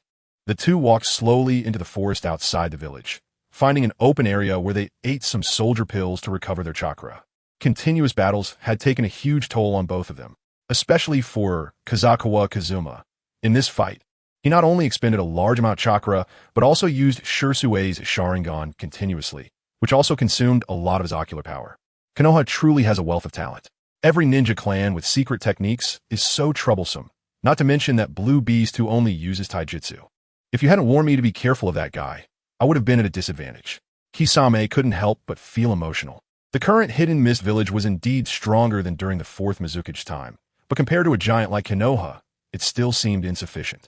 After swallowing the soldier pill, Kisame smiled again. Unknowingly, we have both grown. The last time I encountered the 3rd Hokage's shadow clone, I could only flee in panic. This time, we've truly made a name for ourselves. Yeah, Kazuma echoed, looking at the great sword Samahata behind Kisame, feeling an impulse to get a new weapon for himself. This time he came to Konoha. His ninja blade had broken. This blade, infused with a large amount of chakra, had excellent chakra conduction capabilities. However, even if it was infused with more chakra metal, his ninja blade was still just an ordinary weapon and was starting to fall behind in the current stage of battle. The sunlight was yellow as it shone into the hospital room in Konoha. Outside the window, the cherry blossom tree planted in the hospital only had sparse leaves remaining, and Sarutobi Hiruzen furrowed his brow, slowly opening his eyes. At the moment he woke up, the root ninja who had been observing outside the room quickly left to report to Danzo. Am I still alive? Sarutobi Hiruzen quietly looked at the ceiling of the room. The needle in his right hand was delivering blood, and it was that blood that sustained his life. I never thought that, as Hokage, I would actually be let off by the enemy. It's truly ironic. He pulled out the needle from his hand and sat up, feeling a moment of reflection on his declining strength. He and met Kazuma many times, but each time they met, he could witness Kazuma's astonishing growth speed. From the initial Nin to becoming the Mizukage, and now, his strength had surpassed that of the Hokage. After implanting Shursue's Manjiki Sharingan, there was likely no ninja among the 5 great nations who could stand against Kazuma alone now. Clang, the room door was suddenly pushed open forcefully, crashing against the wall. Danzo entered, leaning on his staff, walking straight up to Sarutobi Hiruzen. When he saw that Hiruzen was still conscious, he let out a sigh of relief. After nearly a day's effort, Danzo had already controlled 2 advisors and managed the Umbu directly under the Hokage. After Itachi and Shursui left, the strength of the Umbu under the Hokage had greatly diminished, and they no longer had overwhelming advantages when facing the root. Danzo, you saved me. Aren't you afraid I will hinder your ascent to the Hokage position? Seeing Danzo standing beside him, Sarutobi Hiruzen couldn't help but smirk, looking at him provocatively. He still remembered what happened before he fell unconscious. It was Danzo who blocked Kazuma's attack. Hiruzen, you and I have known each other for many years. I know how strong you are. Therefore, while you were unconscious, I severed the chakra pathways in your hand. By the time you reconnect these pathways, I will have already secured the Hokage position, and you will no longer pose a threat to me, Danzo coldly replied to Sarutobi Hiruzen. Over the years, although Danzo had always lived in Hiruzen's shadow, he had also been constantly improving, trying to surpass his former companion. After hearing Danzo's words, Sarutobi Hiruzen tried to gather chakra, only to discover that he could no longer gather chakra with his hands. The inability to gather chakra with his hands meant he could not use powerful ninjutsu. After all, hand signs were a crucial process for ninjas. For the Hokage position, you have begun to resort to any means necessary. You really are someone one cannot let their guard down around. Surprisingly, Sarutobi Hiruzen did not harbor hatred towards Danzo for taking action against him. Instead, he looked at him with a sense of relief. It was as if he was grateful that Danzo had finally grown into a competent politician. Danzo couldn't help but feel somewhat surprised. Hiruzen's expression was like he was encouraging him to do whatever it takes. He didn't know whether Hiruzen truly hoped that he could replace him or if Kazuma's Kodoame Tsukumi was taking effect. Hiruzen, I will become a Hokage who is not inferior to you. Once I ascend to the Hokage position, you will witness the changes in Konoha. Danzo frowned and threatened. Now, I need you to help me ascend to the Hokage position. At this point, Sarutobi Hiruzen replied in his frail voice, "I have no way to stop you now. If that's the case, let me see what kind of height you can lead Konoha to." Contrary to Danzo's expectations, his negotiations with Sarutobi Hiruzen were very successful. The ninja who had lost his powers even announced the disbanding of the Umbu that very night. Moreover, from many of Danzo's decisions, Sarutobi Hiruzen also subtly showed a supportive attitude, as if the once autocratic Hokage had found a spiritual refuge and someone worthy of entrusting great affairs to. After gaining Sarutobi Hiruzen's recognition, Danzo quickly grasped most of the power in Konoha village. As for those forces that he could not yet control, he was not in a hurry. He only needed to digest them slowly in the future. In just 3 days, Sarutobi Hiruzen announced his abdication, and Shimura Danzo became the acting Hokage with the support of various forces. Danzo was very satisfied, although he was only the acting Hokage now. Becoming the 5th Hokage was only a matter of time. Once he gained the recognition of the daimyo of the Land of Fire, he would become the legitimate Hokage, etching his statue on Hokage Rock, forever overlooking Konoha Village. Chapter 209. Summoning Beast Dream. Baku. The sunlight was yellow as it shone into the Hokage office. So this is what it feels like to sit in the Hokage position. Danzo sat in the position of Hokage. His whole body relaxed as if he wanted to meld into the chair, looking thoroughly enjoying it. Having coveted the Hokage position for so many years, now that his dream had come true, that feeling was something ordinary people could hardly imagine. It was time to call his father and inform him of the successful coup. From now on, the relationship between Konoha and Kirigakure would enter a whole new phase. Shimura Danzo began issuing orders to the members of the Root organization, and soon, someone left the village to find Akatsuki Ikima. About an hour later, Akatsuki Ikima, having received the news, entered Konoha again with Kisame Hashigaki. However, this time, he was not sneaking in, but had been invited. With Danzo's coup successful, he had transitioned from a rebel to a guest of honor. In the Hokage office, Akatsuki Ikima met with Danzo. Seeing Danzo's obsession with power, he did not say much. Everyone has their own ambitions, and Danzo's ambition was to become Hokage and enjoy the power that came with it, which was quite reasonable for an ambitious person. "Danzo, I want to contract a new summoning beast. I really like your summoning beast, the Dream Taper." Akatsuki Ikima directly brought up the Dream Taper.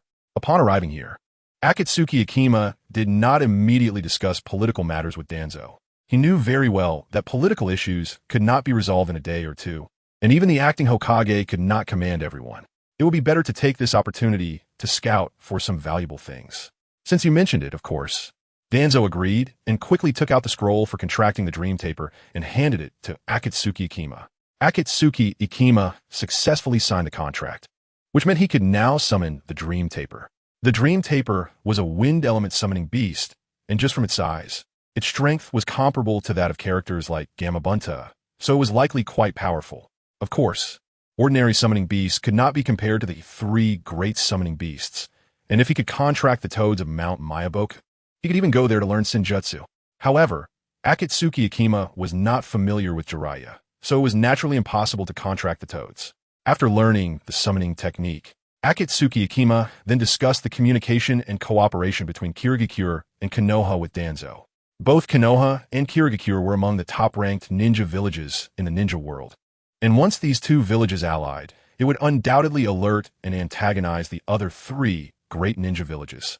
In addition to signing contracts to ensure peace between the 2 ninja villages, Akatsuki Ikima also took the opportunity to propose an exchange program for ninjas. The idea was simple.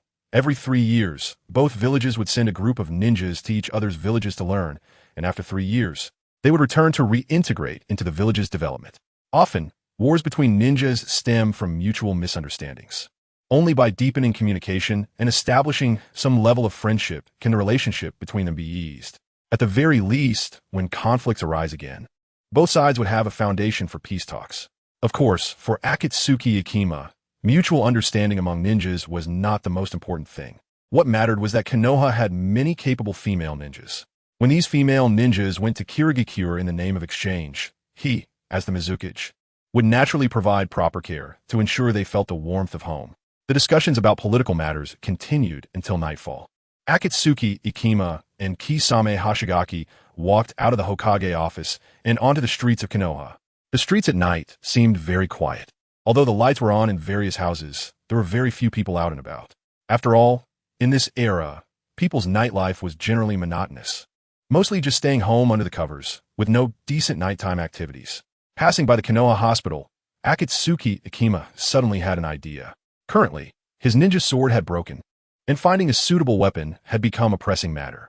If he could obtain the summoning beast, the Monkey King, or other monkeys, it would significantly enhance his strength. Kisame, you go rest first. I'll visit an old acquaintance at the hospital, Akatsuki Ikima instructed. Understood, Kisame replied, not asking who Akatsuki Ikima was visiting. As a subordinate, he knew very well what could be inquired about and what could not. Once Kisame left, Akatsuki Ikima entered the hospital. The Konoha hospital at night was extremely quiet. In this empty environment, the incandescent lights hanging overhead appeared eerie. Upon reaching the second floor, Akatsuki Ikima activated his Byakugan to observe. This floor housed injured Konoha ninjas, and he believed that Sarutobi Hiruzen should be here as well. Through the Byakugan's perspective, Akatsuki Ikima gradually discovered several chakra flames, among which he found a particularly large one, which should belong to Sarutobi Hiruzen. Akatsuki Ikima breathed a sigh of relief. Fortunately, Sarutobi Hiruzen had not left yet, or things would have become troublesome. Suddenly, the door of a room to his right swung open, and the person inside made eye contact with Akatsuki Ikima, showing a hint of surprise on her face. Did you get injured on a mission? Are you alright? Akatsuki Ikima casually expressed concern, not surprised by the appearance of Yuhi Kurenai. Encountering any Konoha ninja in the Konoha hospital was normal. After all, the main patients of this hospital were ninjas. It's just a minor injury, no problem, Yuhi Kurenai said, a faint blush appearing on her face at Akatsuki Ikima's concern. She shook her head, avoiding his gaze, but her heart was not at peace. Compared to Asuma Sarutobi, Akatsuki Ikima was much better at caring for people. Of course, Kurenai's perception of Akatsuki Ikima's care was one-sided. In reality, Asuma Sarutobi might not be any worse than Akatsuki Ikima in this regard. However, the nature of concern is also hierarchical. Often, care from a superior is what surprises people, while concern from less significant figures can even be seen as harassment. Currently, the gap in status between Akatsuki Ikima and Kurenai was enormous. A casual word from him carried more weight than countless words from Asuma Sarutobi. Not to mention, Asuma Sarutobi had no opportunity to care for Kurenai now, as he had gone to be by the daimyo's side, becoming one of the 12 guardian ninja. Chapter 210. Come to my village. Kurenai, the touching moment of reunion was fleeting, and Kurenai quickly remembered her position. She was a Konoha kunoichi, and the guy in front of her was, according to intelligence, an enemy here to destroy Konoha. Akatsuki, you, the Mizukage, have come here alone to assassinate the third Hokage, right? Kurenai frowned, her voice suddenly turning cold. Injured and recuperating in the hospital, she was unaware of the latest news, and her impression of Akatsuki Ikima was still stuck a few days ago. However, Akatsuki Ikima shook his head and explained, I am here on behalf of Kirigakure for peaceful negotiations. Your acting Hokage has already agreed to sign a peace treaty with Kirigakure. I also discussed a ninja exchange program every 3 years with him. After some time, you'll represent Konoha to come to Kirigakure. I can't wait to let you see the village I manage, Kurenai. Akatsuki Ikima was not lying. A few days ago, his goal was indeed to assassinate the third Hokage. But with Danzo taking over as acting Hokage, his objective had been fulfilled, and there was no need for the assassination anymore. Really? Kurenai asked back, not believing Akatsuki Ikima's explanation, but seeing his calm demeanor, it seemed he was not lying. If you don't believe me, come with me to meet the third Hokage. I have something I want to ask him for help with this time.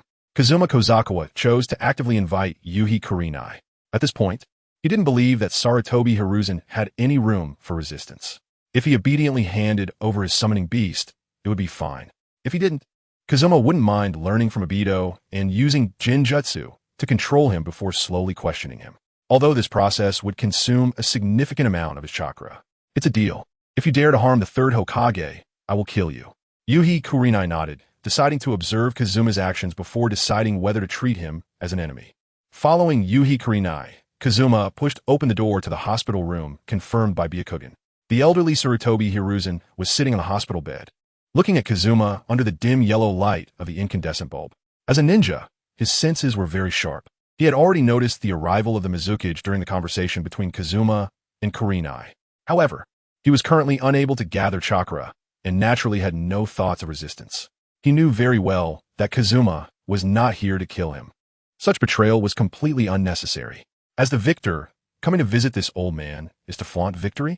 Sarutobi Hiruzen said coldly. Young people shouldn't go too far. After all, I am the third Hokage, and I still have some confidence in taking you down with me. Kazuma did not expose Hiruzen's lie. As a retired Hokage, this notion of going down together was probably Hiruzen's last shred of dignity.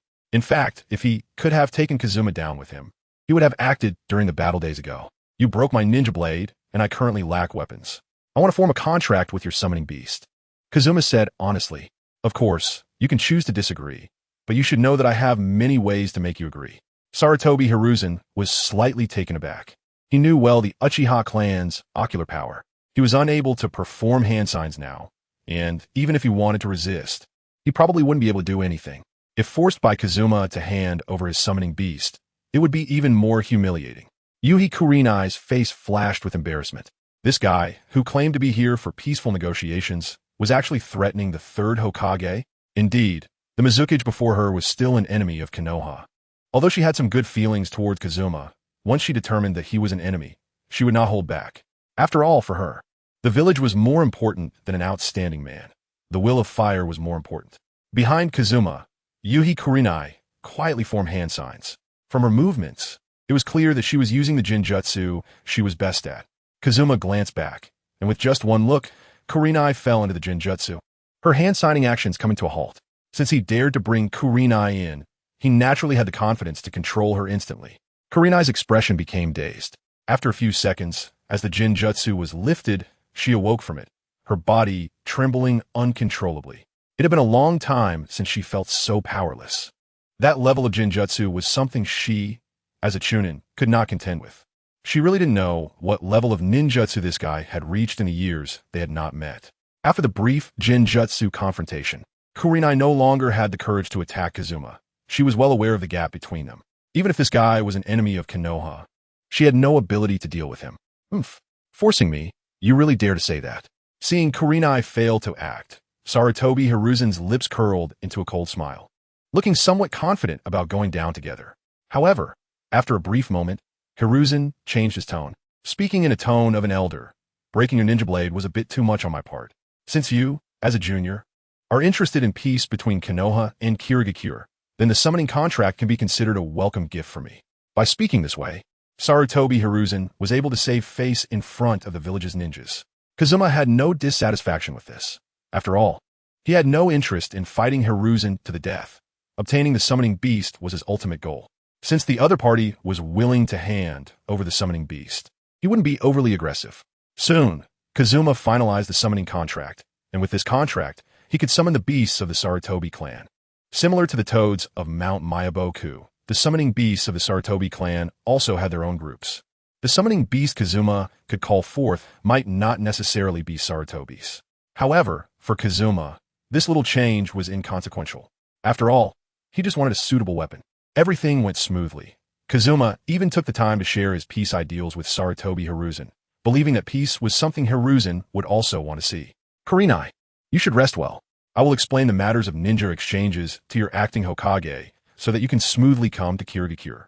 Kazuma pushed open the door to the hospital room and did not pay any more attention to Kurenai.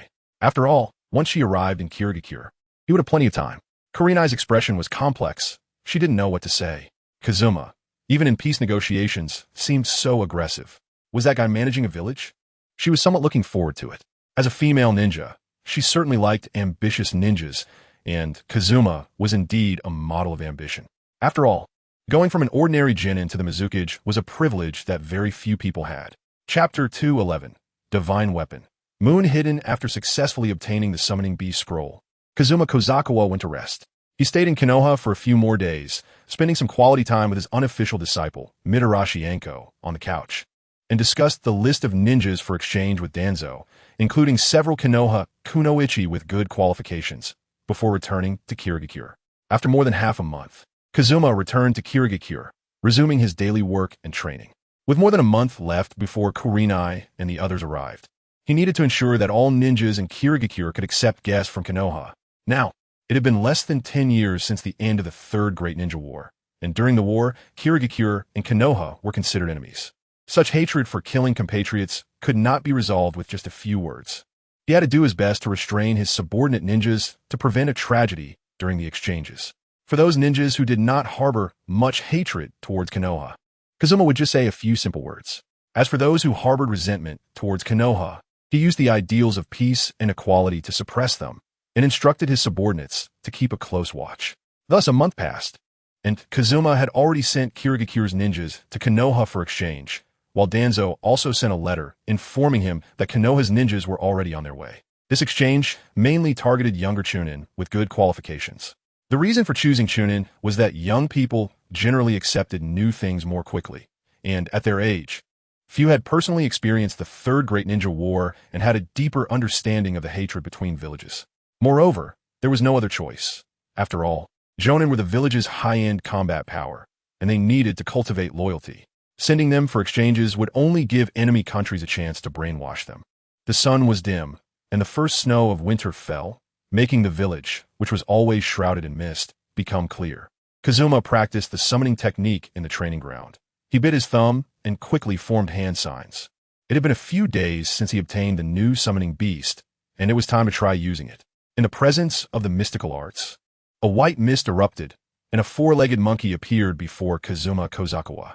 With its tail held high, it circled around him. Kazuma sighed. It was indeed not the monkey demon. In previous battles, he had made the monkey demon suffer quite a bit, so it was likely that even through summoning, the guy didn't want to see him. Do you have a name? Kazuma asked the monkey before him. This monkey had short hair, typical of a hedgehog style, with a scar on its face that looked fierce. Monkey King, Yuan Hong. The monkey looked at Kazuma and asked, "Are you the one who summoned me?" "That's right."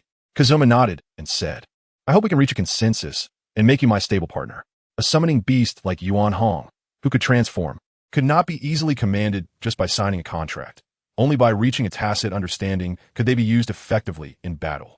"If you want to partner with me, you need to prove your strength." "I don't want a weak partner," Yuan Hong said with a smile. "Give me a reason to follow you. After all, no monkey wants to follow a weak ninja with no future." Kazuma couldn't help but smirk, although he didn't understand why Yuan Hong was so concerned about his partner's strength. If this monkey admired strong beings, then it shouldn't be too difficult to handle. Since this guy liked to compare himself with other summoning beasts, nothing would be more persuasive than defeating the Monkey King, the Monkey Demon. After all, the Monkey Demon's strength was among the best in the entire Monkey Clan. Kazuma merely glanced, and Yuan Hong fell into an illusion. In the illusion, he saw Kazuma battling Sarutobi Hiruzen. Facing two opponents, he ultimately defeated the summoning Monkey Demon, Sarutobi Hiruzen, even under the watchful eyes of the Monkey Demon. "Since you're also a monkey, you must have seen the Monkey Demon and know some things about the ninja world. I am a Mizukichi. My status is not inferior to the summoner of the Monkey Demon, and my strength far exceeds that of the third Hokage, who summoned the Monkey Demon." As the battle scene finished playing, Kazuma made himself immensely huge in the illusion, standing before the tiny Yuan Hong and stating his reason. "Ha!" Yuan Hong scoffed, and after a moment, he said solemnly, "I accept your reason and am willing to fight alongside you." After witnessing Kazuma attack the Monkey Demon in the illusion, Yuan Hong felt a sense of pride, thinking that he could mock the Monkey Demon once he returned to the Monkey Mountain. "Can you use transformation techniques?" Kazuma asked after dispelling the illusion. Since this guy claimed to be the Monkey King, he should be at least as strong as the Monkey Demon and know some basic ninjutsu. "Of course," Yuan Hong replied coldly. "As the Monkey King, I have no reason not to know the ninjutsu that the Monkey Demon uses." "What weapons are you good at using?" Yuan Hong asked again. "Swords, specifically a ninja blade that can infuse chakra." Yuan Hong stood upright on two legs, formed hand seals, and shouted, "Transformation!" Accompanied by white mist, a ninja blade suddenly appeared before them, launching into Kazuma's hand. Kazuma tested the feel of the blade. It was good, and the effect of infusing chakra was as effective as the previous one, mixed with chakra metal, making it a qualified weapon. "The first sword technique I learned is called Moon Shadow, and when you transform, it will be called Divine Artifact. Moon Hidden." Kazuma gripped the ninja blade and infused it with lightning chakra. The name of the blade is merely a title, just like Sarutobi Hiruzen's Rui Jingubang. "Aim at that tree in front of you and extend Moon Hidden." Kazuma pointed the ninja blade at a towering tree that could be embraced by 5 or 6 people. As his command fell, The moon-hidden blade suddenly elongated, and the impact pierced through the giant tree. With a slight effort, the sharp blade cut a long gash into the tree, severing everything it touched. The weapon transformed by Yuan Hong had an excellent quality, far surpassing any ninja blade Kazuma had seen, and with its ability to extend, it could even perform long-range attacks. Chapter 212, Yuzuki Yugao, 4K. After a week of training, the cooperation between Kazukawa and Yuan Hong began to bear fruit, with a certain level of synergy between the two. Kazuma also initially mastered the use of the Shinjutsu technique. This ninja blade not only could freely switch between long and short, but could also extend Yuan Hong's arms during attacks, striking enemies from unexpected angles. With the help of this divine artifact, Kazuma's attack angles became even more unpredictable. The surrounding jungle was buried under thick white snow. In the training ground, Kazuma dispelled the summoning technique, allowing Yuan Hong to leave, while he picked up the ninja tool bag buried in the snow and returned home to rest. During this week, Kazuma resumed his daily life of training in ninjutsu, filled with blessings of many children. At the same time, the pressure from the other three great countries never ceased. Harboring ninja with bloodline limits had already pushed the other three great countries to their limits. The hot-tempered land of lightning took the lead in making a move, creating several incidents at sea targeting the Hidden Mist village, resulting in injuries to several Hidden Mist chunin. As for the land of wind and the land of earth, there was temporarily no movement. However, the two countries engaged in battle seemed to have paused their hostilities due to the actions of the Hidden Mist. Clearly, to face stronger enemies, yesterday's foes could become today's friends. Suddenly, an intelligence ninja ran from afar, kneeling on one knee before Kazuma, stating, "Mizuki-sama, the ninjas from Konoha have arrived. Finally, they have come." Kazuma's figure vanished instantly, using the Flying Thunder God technique to arrive at the gate of the Hidden Mist village. The gray-black walls, resembling a fortress, stood tall, with two ninjas stationed at the archway, checking the people before them. Mizuki-sama, upon seeing Kazuma suddenly appear, the two ninjas were momentarily taken aback, then greeted him. Kazuma nodded and looked outside the gate, where more than 10 ninjas wearing Konoha forehead protectors were lined up for inspection, slowly entering the village. Kazuma's gaze fell on Yuhi Kurenai, and he silently opened the system to check her ninja qualifications. Compared to their first meeting years ago, Yuhi Kurenai had become taller and more attractive. Name, Yuhi Kurenai. Age, 24. Beauty, B ninja qualification, B bloodline limit. None. Seeing Yuhi Kurenai's ninja qualifications, Kazuma couldn't help but smile, although her ninja qualifications hadn't changed. Kurenai was more beautiful now than years ago, and her beauty rating had also increased. Kazuma felt a heavy pressure. In the next 3 years that Kurenai would stay in the Hidden Mist for, he had to seize the opportunity. The Hidden Mist had few female ninjas that Kazuma found appealing, and Kurenai's arrival gave him a busy target. Kurenai also noticed Kazuma. She smiled lightly and waved at him. As a greeting, Kazuma responded with a smile and a nod, but his gaze was drawn to a woman with purple hair, and the moment he saw her, his eyes became fervent. I really didn't expect such a pleasant surprise with Urashiki Yukino. Tawanzo really knows how to arrange personnel. Opening the system, Kobayakawa Kazuma confirmed Urashiki Yukino's qualifications. Name, Urashiki Yukino. Age, 18. Beauty, a ninja qualification, B bloodline limit, none. Urashiki Yukino's ninja qualification is also B, but her beauty is a bit higher than that of Hinata. For Kobayakawa Kazuma, she is definitely an excellent ninja with both looks and strength. Once these Konoha ninjas entered the village, Kobayakawa Kazuma welcomed them on behalf of the village. You are the first batch of Konoha ninjas to arrive in Kirigakure. Next, you will spend 3 years here, and I hope you can live peacefully with the ninjas of the village. Kobayakawa Kazuma gathered these Konoha ninjas together, and after saying some formalities, arranged for them to live not far from the Mizuki building. Among them, there will undoubtedly be some who harbor animosity towards Kirigakure, but at the same time, there will also be those who develop some goodwill towards Kirigakure after 3 years of interaction. When the seeds of understanding are planted in each other's hearts, waiting to take root and sprout, peace will not be far off. These chunin will continue to work as ninjas after arriving in Kirigakure and will team up with Kirigakure ninjas.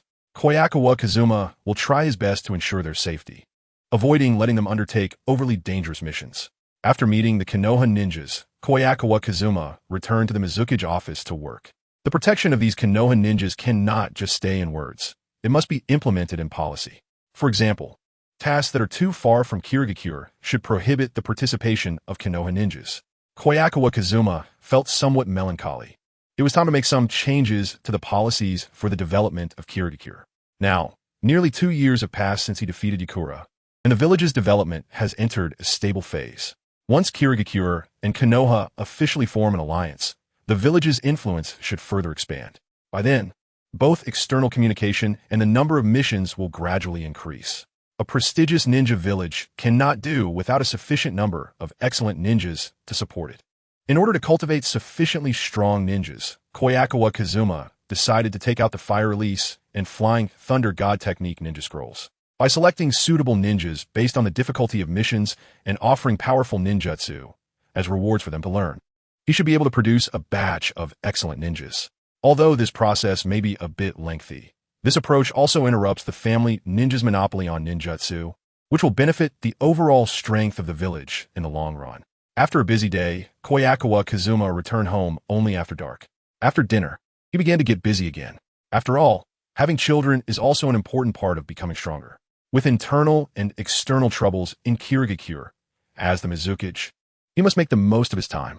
Terumi Mei was in a good mood, and so was Terumi Mabuki. Kobayakawa Kazuma had noticed Terumi Mei's efforts. Over the past year, Terumi Mei had made tremendous progress in both skills and ninjutsu, especially in terms of strength. She had now surpassed Terumi Mabuki and reached a level comparable to a Jonin. Kobayakawa Kazuma was not surprised at all by Terumi Mei's progress.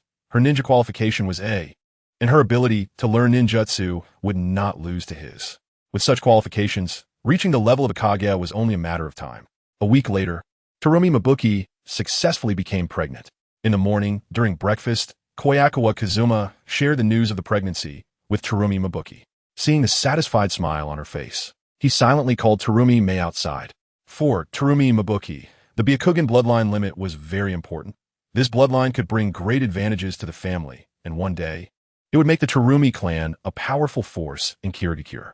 But for Kobayakawa Kazuma, Terumi Mei should not be seen merely as a tool for reproduction. His younger sister should lead a freer life. The sunlight shone on the snow, illuminating the surroundings in a dazzling white. Kobayakawa Kazuma walked with Terumi Mei on the snow, leaving a long trail of footprints. It's been a long time since we've walked together like this. Ever since you became the Mizukage, you've been very busy, Terumi Mei said, looking at Kobayakawa Kazuma. She blinked and asked, Kazuma and I, did you call me out for something? Kobayakawa Kazuma smiled and gently patted Terumi Mei's head. Even though she was now a mother, her appearance and figure were still the same as a few years ago. Her wine-red hair was neatly arranged, and even though it was long, it did not look messy. In her flowing gaze, her eyes always radiated charm. Now that Kirigakure had resolved its internal troubles, external threats still persisted. The Wind Country was eyeing them closely, and the Lightning Country was openly creating conflicts at sea. Kobayakawa Kazuma said seriously, I want to teach you the Flying Thunder God technique. Even if you can't fully master it, this ninjutsu will be enough for you to protect yourself. After speaking, Kobayakawa Kazuma took out the scroll containing the Flying Thunder God technique and handed it to Terumi Mei. Terumi Mei nodded lightly, accepting the scroll and putting it away. She understood that Kobayakawa Kazuma cared for her and wanted her to improve her strength. Seeing Terumi Mei's determination to learn the Flying Thunder God, Kobayakawa Kazuma felt relieved. He planned to guide Terumi Mei in learning the Flying Thunder God technique over the next few days and then talk to Hinata about serious matters later. When they arrived at the training ground, Kobayakawa Kazuma let Terumi Mei start learning ninjutsu while he summoned Sarahiroshi, transforming him into a ninja sword and beginning his daily training. The cooperation with summoned beasts is a complex process. However, there is no doubt that with proper coordination, one can unleash combat power far beyond that of an individual. Suddenly, an information ninja rushed over from a distance, appearing very anxious. Extend Tsukikage. Kobayakawa Kazuma aimed his ninja sword at the information ninja, and the sword instantly extended dozens of meters, the sharp blade cutting through the body of the information ninja. The information ninja, whose body was severed, looked up at Kobayakawa Kazuma, a cold smile appearing on his face as he hoarsely asked, Where did you get that weapon? As soon as he finished speaking, the information ninja directly abandoned his lower half, his upper body crawling like a reptile on the snow, opening his mouth wide. A sword was spat out from the information ninja's mouth, and the moment it was ejected, it instantly extended stabbing towards Kobayakawa Kazuma's body. Kobayakawa Kazuma crossed Tsukikage in front of him to block the incoming long sword, but his body involuntarily slid back a long distance. Kazuma and I, Terumi Mei, seeing Kobayakawa Kazuma in a struggle, became anxious. She hurriedly put away the scroll containing the Flying Thunder God technique, then formed hand seals and opened her mouth to spit out a slime-like substance. Dissolution, dissolving monster technique. This ninjutsu was dodged by the information ninja with his proficient snake-like movements, and a ninja wearing the Sound Village forehead protector ran out from behind the information ninja, engaging Terumi Mei in combat. Without a doubt, the guy wearing the Sound Village protector was Yakushi Kabuto. Orochimaru, where did you get that face? Kobayakawa Kazuma glared at the slippery snake in front of him, his voice turning cold. The slippery snake was currently using the identity of a Kirigakure information ninja, a ninja who had gone missing years ago during a mission, with no further news. He never expected to be resurrected through Orochimaru's hands. I want to ask you the same thing. Where did that ninja sword come from? Orochimaru tore off the skin covering his face, revealing his cold expression. He withdrew the Kusanagi sword from his mouth and faced off against Kazuma Koizawa with a frosty demeanor. Kazuma Koizawa smirked slightly, dropping the ninja blade in his hand, which hit the ground and exploded into a cloud of white mist, revealing Suru Hiroshi, who opened his mouth and let out a beast-like roar. Sure enough, you met that old guy, Sarutobi Hiruzen, in Konoha a while back. Orochimaru asked in a hoarse voice, did you not promise to help me with my revenge against Konoha? How is it that you're now standing on the same side as that Sarutobi Hiruzen? Fifth Mizukichi, I need to emphasize your mistaken view, Kazuma Koizawa explained. I am not on the same side as the third Hokage. The reason I went to Konoha was to take down Sarutobi Hiruzen and help Danzo become the fifth Hokage. Besides, I never made any promises to you. You mean you took down Sarutobi Hiruzen? That third Hokage, Sarutobi Hiruzen? Orochimaru's face darkened as he retorted, impossible. Even though you have the Flying Thunder God technique and the 3 Tomo Sharingan, it's simply impossible to defeat Sarutobi Hiruzen with just those. Even I, using Edo Tensei, wouldn't have the confidence to kill him. In that case, why not see my power firsthand? You came to Kirigakure to seek revenge so brazenly. And you don't think you can leave easily, do you? Kazuma Koizawa opened his eyes, and the pattern of the Manjiki Sharingan instantly appeared.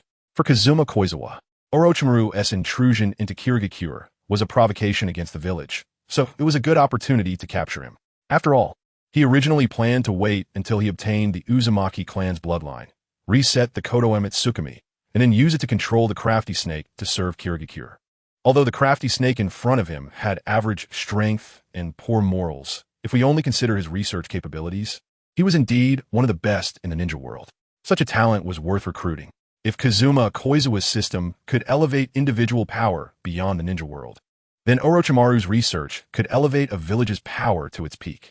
As the Manjiki Sharingan activated, a thick green skeletal frame enveloped Kazuma Koizawa's body, growing fascia and muscle, quickly forming a half-body Susanoo. That Gaia's Sharingan actually evolved again. This time, it was the Manjiki. Orochimaru's expression turned cold as he realized that once Kazuma Koizawa turned against him, he would definitely not hold back. Although he initially just wanted to intimidate Kazuma Koizawa, it seemed he had no choice but to fight now. Then, a trace of ecstasy appeared on Orochimaru's cold face.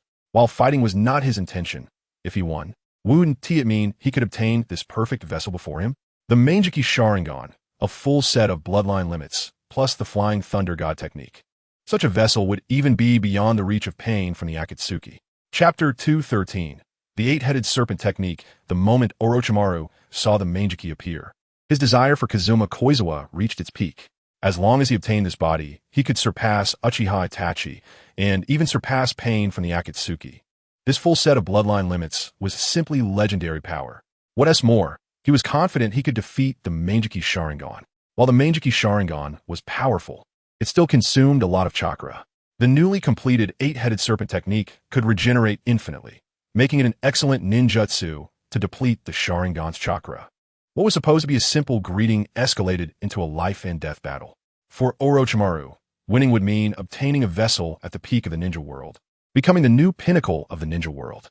For Kazuma Koizawa, winning would mean acquiring 2 research talents. Whether it's Kabuto Yakushi or Orochimaru, both were geniuses in research. With the addition of these two ninjas, Kirigakure would surely enter a period of rapid development. Prepare yourself, Kazuma Koizawa. Orochimaru formed hand seals, and his body suddenly expanded, white scales continuously erupting from it. A monstrous white snake with 8 heads appeared before Kazuma Koizawa, its massive head standing tall, with a size that could rival the half-body Susanoo. The 8-headed serpent technique was an S-rank forbidden technique invented by the second Hokage, Senju Tobirama, to counter the Uchiha clan's Manjiki. Its powerful size could rival Susanoo, and its invincible regenerative ability could continuously deplete Susanoo's power. It is well known that maintaining Susanoo is very difficult for a strong user with a Manjiki Sharingan. Using Susanoo consumes a large amount of chakra. As long as it suffers continuous attacks, Susanoo will become weaker and weaker until it completely disappears. Therefore, Orochimaru, who learned the 8-headed serpent technique, was quite confident. After all, summoning Susanoo was extremely chakra-intensive, and no Manjiki user could maintain a high-intensity Susanoo under the continuous assaults of the 8-headed serpent technique. Once the chakra was exhausted, Kazuma Koizawa would ultimately face defeat. The long spear of Susanoo's left hand pierced out, shattering one of the 8-headed serpent's heads in an instant. 2 heads rushed in, entangling Susanoo's left and right arms, while the remaining 4 heads spewed out black-purple toxic gas. Kazuma Koizawa found himself in a difficult position, unable to move Susanoo, let alone use powerful ninjutsu. This technique was a natural enemy to the chakra-consuming Susanoo. In the next moment, Kazuma Koizawa abandoned the shell of Susanoo, extending the Tsuki no Kage in his hand, instantly transforming it into a long knife several dozen meters long. The long knife traced a perfect arc in the air. In an instant, 6 snake heads were cleanly severed, with the remaining 2 heads sustaining varying degrees of injury. The fallen snake heads twisted and crashed to the ground, making a sound comparable to an earthquake, and new snake heads grew at the cut, seeming endless. However, the growth of the snake heads would consume chakra, and eventually, the caster's chakra would be exhausted. Could he achieve this level without using the Manjiki Sharingan? Orochimaru crawled out from one of the snake heads with a gloomy expression. Taking advantage of Kazuma Koizawa's moment of inattention, the Kusanagi sword in his mouth suddenly extended and pierced into Kazuma Koizawa's body. However, the thrusting Kusanagi sword was blocked by the skeletal Susanoo and could not penetrate. It turned out that the 8-headed serpent technique was merely an S-rank forbidden technique to counter Susanoo. Yesterday, my dad passed away. I have always aimed high. After graduating from university, I looked down on a few thousand yuan salary and wanted to write novels to make a name for myself. So after graduation, I didn't seek employment and focused solely on writing. However, my perseverance was lacking, updating only 4,000 words a day. I kept writing for 3 years, and my average monthly income was probably only a little over 2,000. During this time, my parents continuously urged me to find a job, but I always countered with the excuse that there were no good jobs. I argued with my parents many times, even hitting my dad once in a fit of anger, and then I ran away to Yunnan, planning to write something decent before returning. Unfortunately, lacking ability, being lazy, and having bad luck, I never achieved any results. Previously, I had a guaranteed placement at a certain site, got the site's chief editor position, which was considered the best recommendation spot on the site. But I didn't make any money. Authors who have written there should know how shady it is. Until the winter of the year before last. My dad and mom called me back home and told me to take the legal examination, saying it was for preparing to take the civil service exam later. I had taken the graduate entrance exam the year before and failed. I spent almost half a year preparing for the legal exam. And last year, I only passed the objective part. I failed the subjective part. During the spring festival, Dad told me to continue taking exams this year, and he would do business to save money for me while I took a part-time job. I didn't listen to him, opened a novel instead, and even blocked his phone number after he repeatedly advised me. Just yesterday morning, I argued with Dad about this matter. I never expected that he would be gone by the afternoon. I feel so regretful. Regretful for not putting in more effort, for not communicating with him properly. In the past few days, I've been busy dealing with the aftermath, and I might not have time to update for a while, but I will definitely make up for it after this period. I will write however much I owe, calculated at 4,000 words a day. Chapter 214. Overwhelmed Susanoo. Although the giant snake created by the 8-headed serpent technique can regenerate infinitely, the amount of chakra consumed in the process is enormous. Using the 8-headed serpent technique against Susanoo is essentially a contest of chakra and ocular power. The side that cannot sustain itself will ultimately lose the battle. Of course, this kind of confrontation is based on normal ninja battles. A special Susanoo, like Itachi's, which wields the Tatsuka blade, would naturally not be restrained by the eight-headed serpent technique. It's truly astonishing that after discarding a Susanoo shell once, that guy could immediately summon the skeletal structure of Susanoo again. Koizumi Ikitama's ocular power far exceeds that of a typical Uchiha with a Mangeki Sharingan. The Kusanagi sword used for surprise attacks was blocked by Susanoo, and Orochimaru immediately withdrew the long sword from his mouth, merging again with the colossal eight-headed serpent, his figure disappearing.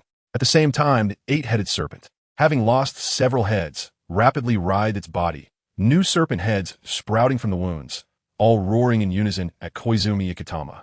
Koizumi Ikitama set the Tsukuyami aside, formed hand seals with both hands, and slowly exhaled a fireball the size of a basketball from his mouth. The fireball lightly landed on the eight-headed serpent, instantly erupting into a sea of flames. Fire release, great fireball technique. Utilizing his vast chakra, Koizumi Ikitama's great fireball technique had an extensive range, and a blazing light shot up to the clouds, engulfing half of the eight-headed serpent's body in a fiery inferno. The eight-headed serpent twisted its massive body, emitting a tragic roar, and the three serpent bodies within the fire were quickly burned to ash, leaving only the charred remains of a gigantic skeleton. As the skeleton collapsed, the flying bone ash and dust mixed together, forming a thick smoke that obscured the sky.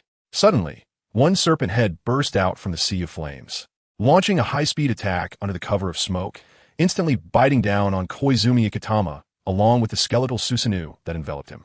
Crack! The tremendous biting force shattered the skeletal Susanoo, producing a sound that made one's scalp tingle. Orochimaru's figure suddenly appeared among the serpent's head, half of his body revealing solid muscles, the Kusanagi sword piercing into the broken Susanoo skeleton, shattering the protective structure. As the skeleton could no longer withstand the attack, the giant serpent's teeth bit down, completely swallowing Koizumi Ikitama. Not far away, Kabuto Yakushi dodged the kunai thrown by Terumi Mei, adjusting his glasses as he looked up during a lull in the battle. Did he succeed? Under Lord Orochimaru's meticulously prepared S-rank forbidden technique, even the Mizukage should be defeated. A faint smile appeared on Kabuto's lips. The so-called legendary Sannin, Lord Orochimaru, possesses such powerful strength and charisma. Even if Koizumi Ikitama was on par with the aging third Hokage, he could easily die at Lord Orochimaru's hands. Brother. Seeing Koizumi Ikitama disappear into the giant serpent's mouth along with Susanoo, Terumi Mei's face showed a hint of anxiety.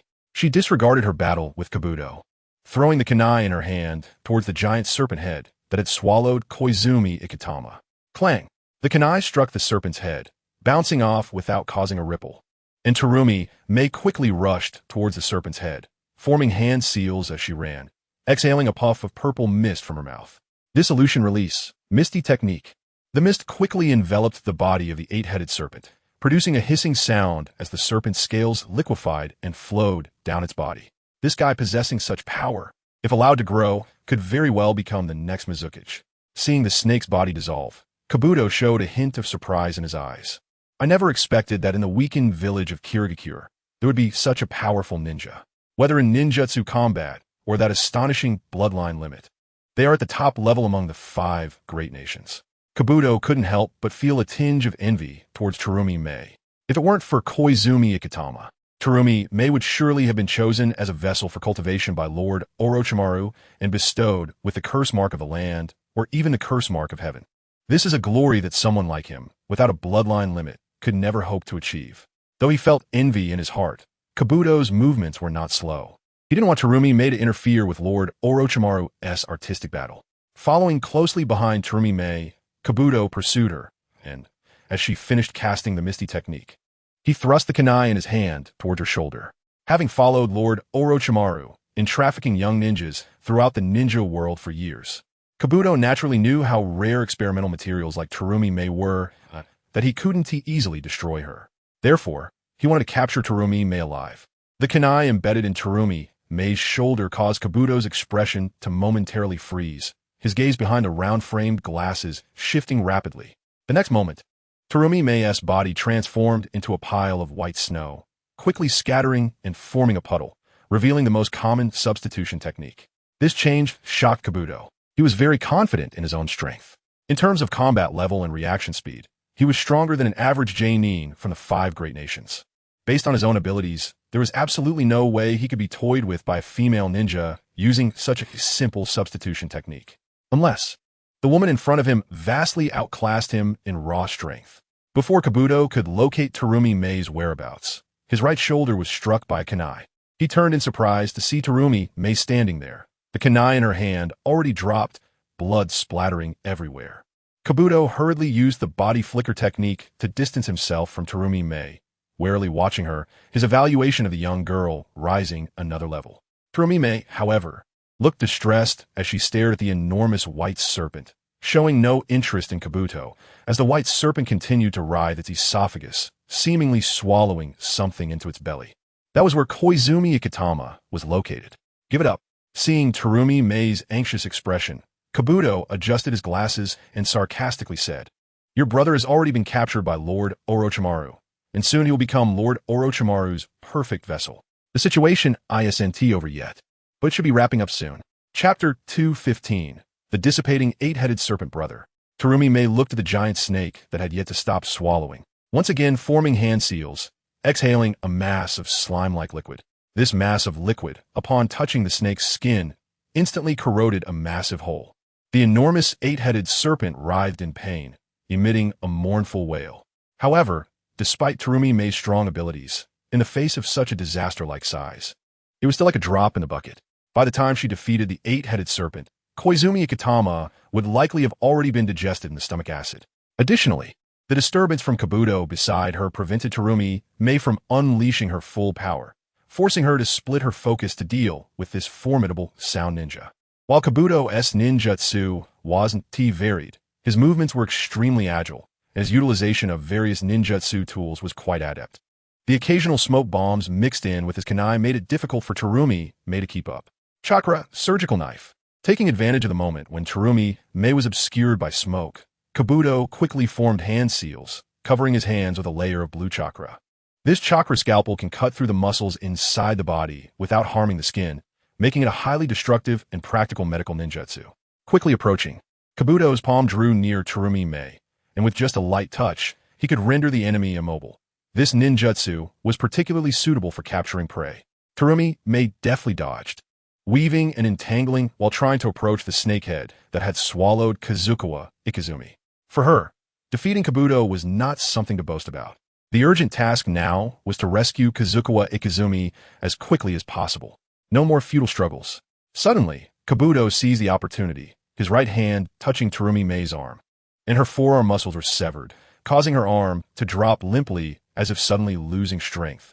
A wicked smile crept onto Kabuto's lips, and the gleam from his glasses reflected his pride as he looked at the gigantic Yamada no Orochi. It was evident that he felt a sense of accomplishment. Although Terumi Mei was a powerful ninja from the Mist Village, she ultimately fell at his hands, and, as for the Mizukage, he would not leave the hands of Lord Orochimaru alive. Both you and the 5th Mizukage will become experimental material for Lord Orochimaru here. However, Kabuto's victorious smile quickly faded, and in the next moment, he saw the majestic Yamada no Orochi suddenly collapse with a wail. The cold snake blood gushed out like a fountain, and a green spear pierced through the snake's belly. Beneath the spear, a skeleton and muscle gradually formed, growing until it became a half-body samurai. With the appearance of the half-body samurai, the body of Yamada no Orochi rapidly decayed, its white form turning black within seconds, dissipating like ash blown by the wind in the white snow. The Yamada technique had been broken. After the Yamada no Orochi dissipated, Kazukawa Ikizumi stood tall within the green Susanoo. Beside him, Orochimaru hung his hands limply, kneeling to the side, his eyes hollow and lifeless, like a marionette. At the moment when he was about to be swallowed by Yamada no Orochi, Kazukawa Ikizumi finally seized the opportunity to cast a Jinjutsu on Orochimaru, turning the tide. Of course, if he couldn't seize the opportunity, Kazukawa Ikizumi would immediately use the Flying Thunder God technique to teleport out of the battlefield and then return to restart the fight. In this battle, he would stand undefeated no matter what. Kabuto, someone as clever as you wouldn't make useless resistance, would you? Kazukawa Ikizumi coldly glanced at Kabuto, causing cold sweat to trickle down Kabuto's forehead. He knew very well that he could never be a match for the fifth Mizukage. Even one of the legendary Sannin, Orochimaru, had fallen, so he had even less means to resist. The current fifth Mizukage was likely unmatched in the ninja world. I surrender. Kabuto wisely dispelled the chakra scalpel, raising both hands to show his intention to Kazukawa Ikizumi. Good. Kazukawa Ikizumi nodded, dispelling the Susanoo covering his body, and said calmly, "We in the Mist Village will not treat talented individuals poorly. If you perform well, I will naturally let you become a Jonin, with a status far exceeding your position in the Sound Village." As Orochimaru fell into the world of Jinjutsu, Kazukawa Ikizumi was not too worried about Kabuto. These two research talents would shine for the Mist Village in the years to come. Of course, Kabuto was not trustworthy at the moment. Although he surrendered due to his strength, he remained loyal to Orochimaru. However, Kazukawa Ikizumi was not concerned about Kabuto betraying him. Once he unlocked the Uzumaki clan's bloodline, he could naturally deal with these two scheming sound ninjas using the Kodoame Tsukumi. By then, even false loyalty would turn into true loyalty. After the battle, Kazukawa Ikizumi had Kabuto treat Terumi Mei's injuries while he locked Orochimaru up in the Mist Village's prison. As for Kabuto, Kazukawa Ikizumi did not temporarily detain him, but placed him in a ninja team in the Mist Village to act as a medical ninja for the time being, allowing him to accumulate merit. Chapter 216. Little Nan appears in the operating room of the Mist Village's ninja hospital. A doctor wearing round-frame glasses was busy. Scalpel, tweezers. During the tense surgical process, Kabuto remained calm, skillfully using tools to handle injuries that were difficult for ordinary people to manage until he perfectly sutured the wounds, trimming away excess sutures. For a moment, all the medical staff in the operating room looked at Kabuto with envy. His accurate judgment and skilled surgical skills were beyond the reach of countless medical personnel. It could be said that medical ninjas indeed rely on talent. And Kabuto undoubtedly had perfect talent. Kabuto wiped the blood from his palm with a sterilized cloth, and a wicked smile unconsciously crept onto his lips. Over the past 3 months, he had shown in the hospital of the Mist Village, with countless medical ninjas acknowledging his talent and many female ninjas casting admiring glances at him. It could be said that as long as Kabuto wanted, he could become a highly respected medical ninja in the Mist Village, find people who appreciated him, and find a place to belong. However, in his heart, there was only that orphanage in Konoha and the Orochimaru who had helped him during his confused times. "Mr. Kabuto, do you have time this afternoon? Can I invite you to dinner?" A female nurse mustered the courage to stand in front of Kabuto, one hand clutching her skirt and the other propping up her chin as she looked up at Kabuto. "Sorry, I have experiments to conduct. As an outsider ninja, my impression in the Mizukage's mind isn't good. If I don't work hard to demonstrate my value, I will soon be abandoned by Lord Fifth." Kabuto calmly rejected the nurse in front of him, turning to leave the operating room, heading down to the basement of the hospital, where the bodies were kept.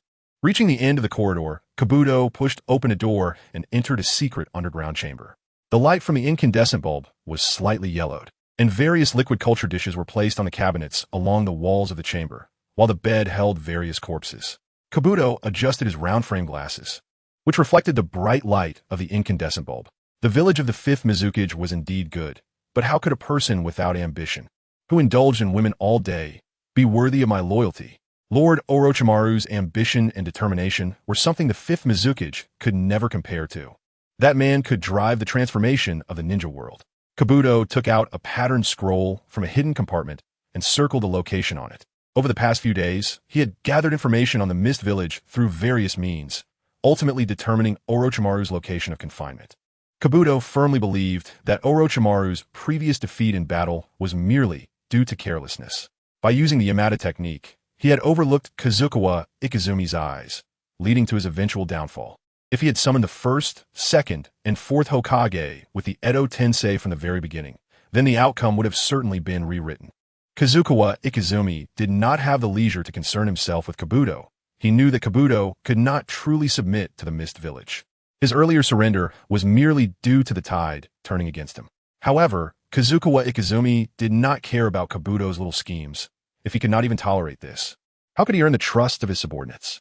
Moreover, to prevent Kabuto's betrayal, Kazukawa Ikizumi had already injected the power of the Sharingan's kaleidoscope into his eyes. As long as certain conditions are met, the ability to see will appear in Kabuto Yakushi's eyes, thereby activating the Genjutsu of the kaleidoscope Sharingan. In the afternoon, Kazuma Kobayakawa looked at the information scroll spread out in front of him and couldn't help but frown deeply.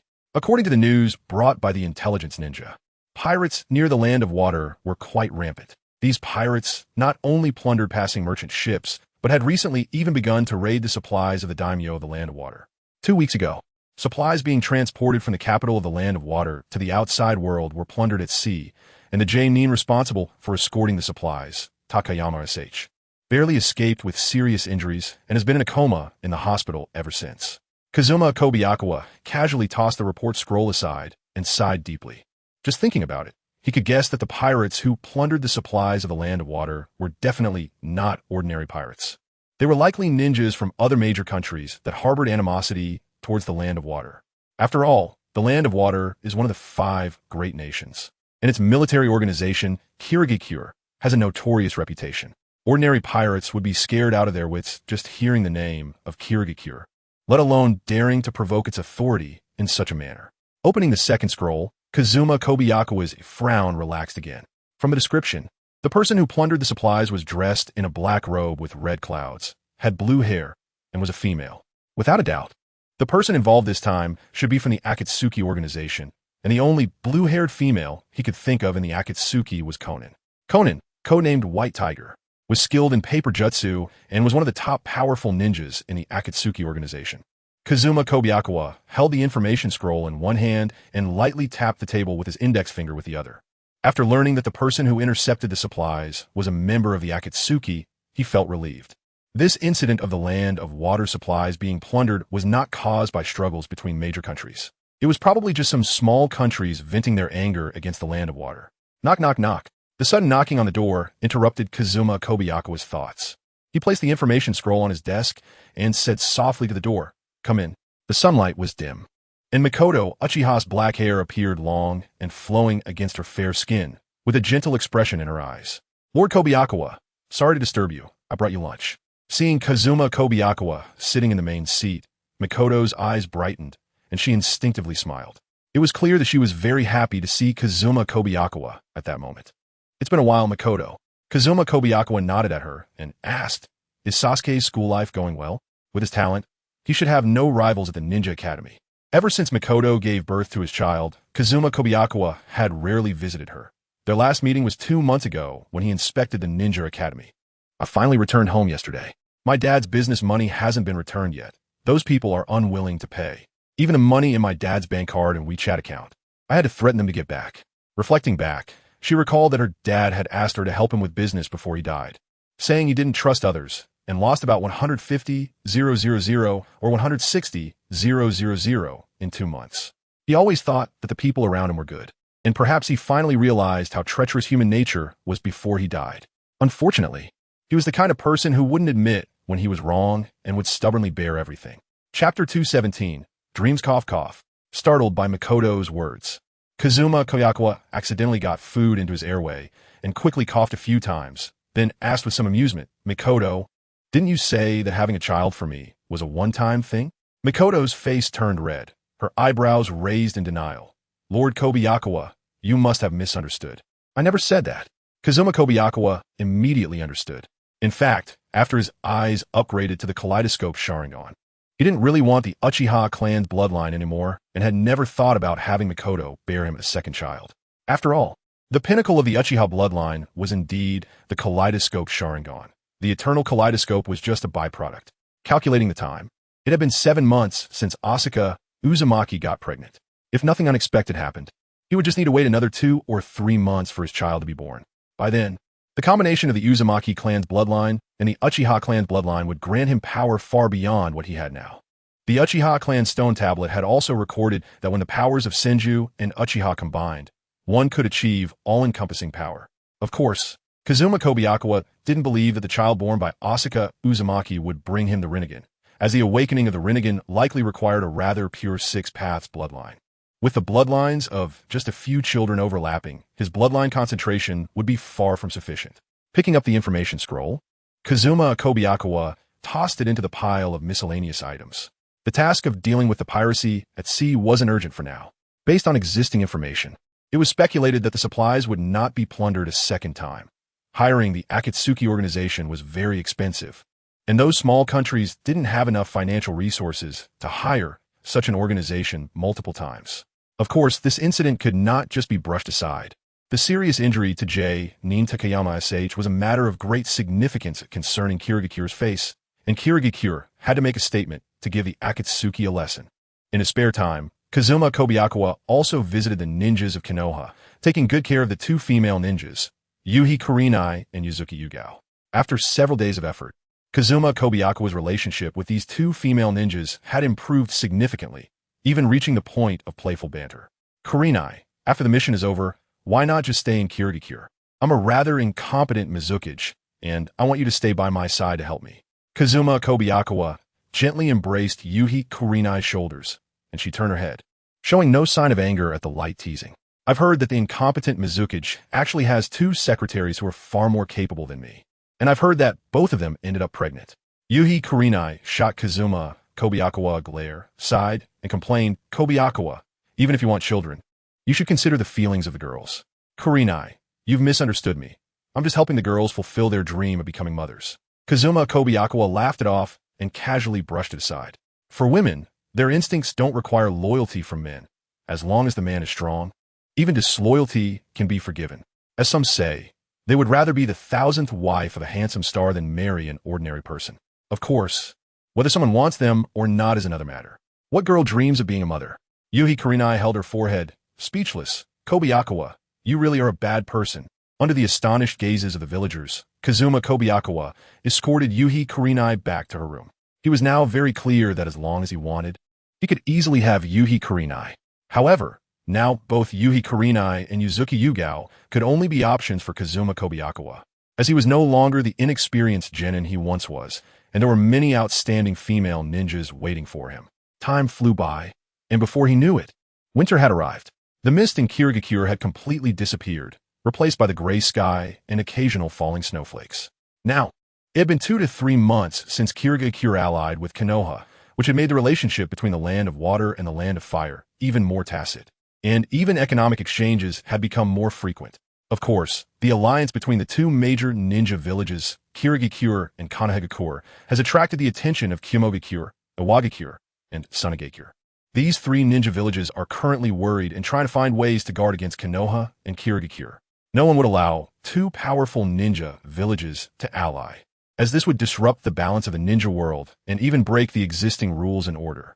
It is worth noting that the current order in the ninja world has been established after numerous ninja world wars, at the cost of countless sacrifices. In the afternoon, a notification sound from the system rang out. After 10 months of pregnancy, Yakura and Samui gave birth to the offspring of Ichizawa Kazukawa. Among them, the boy born by Yakura possesses A-ranked ninja qualifications and has perfectly inherited the 3 bloodline limits: Sharingan, Byakugan, and CrystalRelease. The girl born by Samui also has B-ranked ninja qualifications and has inherited the Sharingan. The birth of these two children has increased Ichizawa Kazukawa's total chakra to 133. 6 cards, and his ninja qualifications have reached a 149-160. At the same time, the bloodline concentration in his body has also improved. Now, Ichizawa Kazukawa not only has a chakra amount comparable to that of a tailed beast, but is also only 1 step away from S-ranked ninja qualifications. According to Ichizawa Kazukawa's speculation, once his ninja qualifications reach S rank, learning ninjutsu will no longer be a problem. With just a little thought, he could even develop S-ranked ninjutsu and forbidden techniques on his own. At that time, the existing ninjutsu system could be easily understood by him. It can be said that with the continuous improvement of ninja qualifications, Ichizawa Kazukawa might learn all the ninjutsu he has seen in a matter of decades. This is something that no other ninja can achieve.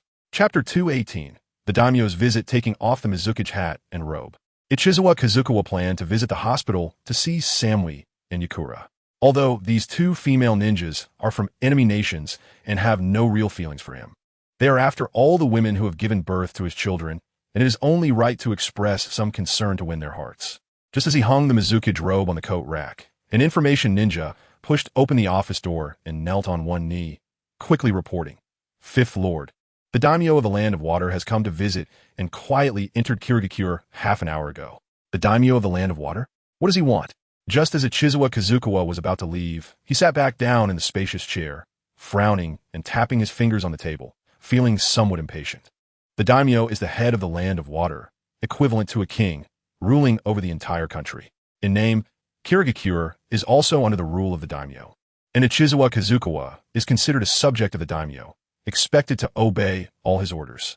However, as the Mizukage, Ichizawa Kazukawa does not fear the daimyo. After all, in the world of ninjas, strength is paramount. Ordinary people and powerful ninjas are almost beings from two different dimensions. No matter how esteemed the daimyo's status is or how many troops he commands, he would not dare to easily challenge the Mizukage. After all, if relations become too strained, the daimyo of the Land of Water might find himself replaced. Moreover, regarding matters within the ninja village, the daimyo does not dare to meddle indiscriminately. Even during the time of Yagura's reign, when a civil war severely damaged the village's strength, this daimyo never expressed any stance. It seems the daimyo has a commission he wants to submit to Kirigakure, and for him to personally come to Kirigakure, it must be a rather urgent matter. The information ninja replied truthfully. Is it really worth the daimyo coming in person? Ichizawa Kazukawa still frowned, unable to comprehend what kind of commission could warrant the daimyo of the Land of Water coming to Kirigakure in person. However, since the daimyo has arrived, as the Mizukage, he must make an appearance. This is the least respect owed to the daimyo and the foundation for cooperation between Kirigakure and the Land of Water. Even if the power of the Kage far exceeds that of the daimyo, if one does not wish to challenge the world order, it is best to adhere to established rules. After donning the Mizukage robe and hat, Ichizawa Kazukawa left the Mizukage office with several ninjas. Once they entered Kirigakure, every move of the daimyo fell into the intelligence network of the village. And Ichizawa Kazukawa soon met the daimyo at the hot spring street at the foot of the mountain, based on the information provided. Although it was his first time seeing the daimyo of the Land of Water, Ichizawa Kazukawa easily recognized him in the crowd, as the peacock-like hat was not something every noble was qualified to wear.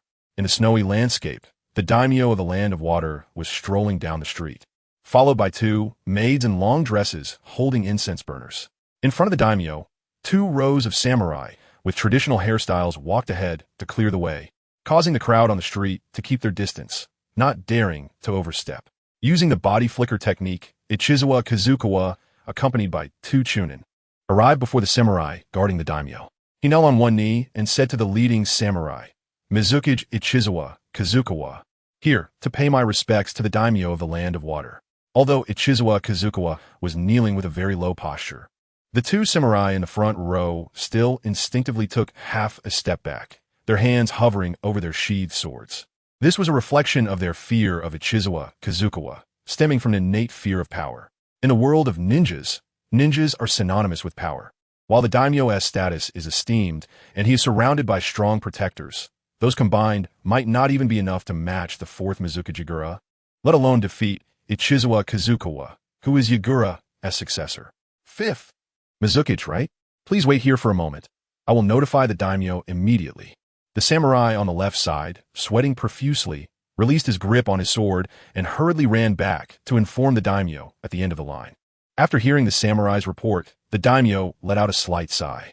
Although he wanted to enjoy himself a little longer, since the 5th Mizukage had come to him, he had no reason to refuse. Besides, he had come to the Land of Water to seek the Mizukage's help with that matter, the one regarding the pirates. After all, this matter concerns the dignity of the Land of Water. Under the guidance of the samurai, the daimyo slowly walked to the front of the line, and upon seeing Ichizawa Kazukawa, his unpleasant face immediately broke into a smile like a spring breeze. The daimyo personally bent down to help Ichizawa Kazukawa up, saying, "5th Mizukage, I have heard of your heroic deeds. You must have gone through a lot to reach this point. I have also heard a bit about what the 4th Mizukage Yagura did. It's a pity that I didn't have the chance to send troops before you replaced him." Ichizawa Kazukawa stood up with the daimyo's assistance, feeling somewhat disdainful in his heart. Although the daimyo is the nominal leader of the Land of Water, during the era of Yagura's blood mist, even the daimyo had to go around him, let alone send troops to attack Yagura. It could be said that if troops were really dispatched, the army sent by the daimyo might even be annihilated by 2 well-trained ninja squads. Let us not mention those matters anymore. I understand the difficulties of the daimyo. Ichizawa Kazukawa did not expose the daimyo's lies, but instead asked, "May I ask what brings you here from afar?" Ichizawa Kazukawa got straight to the point. He disliked small talk and had no interest in idle chatter with the daimyo of the Land of Water. Meeting the daimyo was merely a formality. He wanted to hear what request this leader had before deciding whether to take action.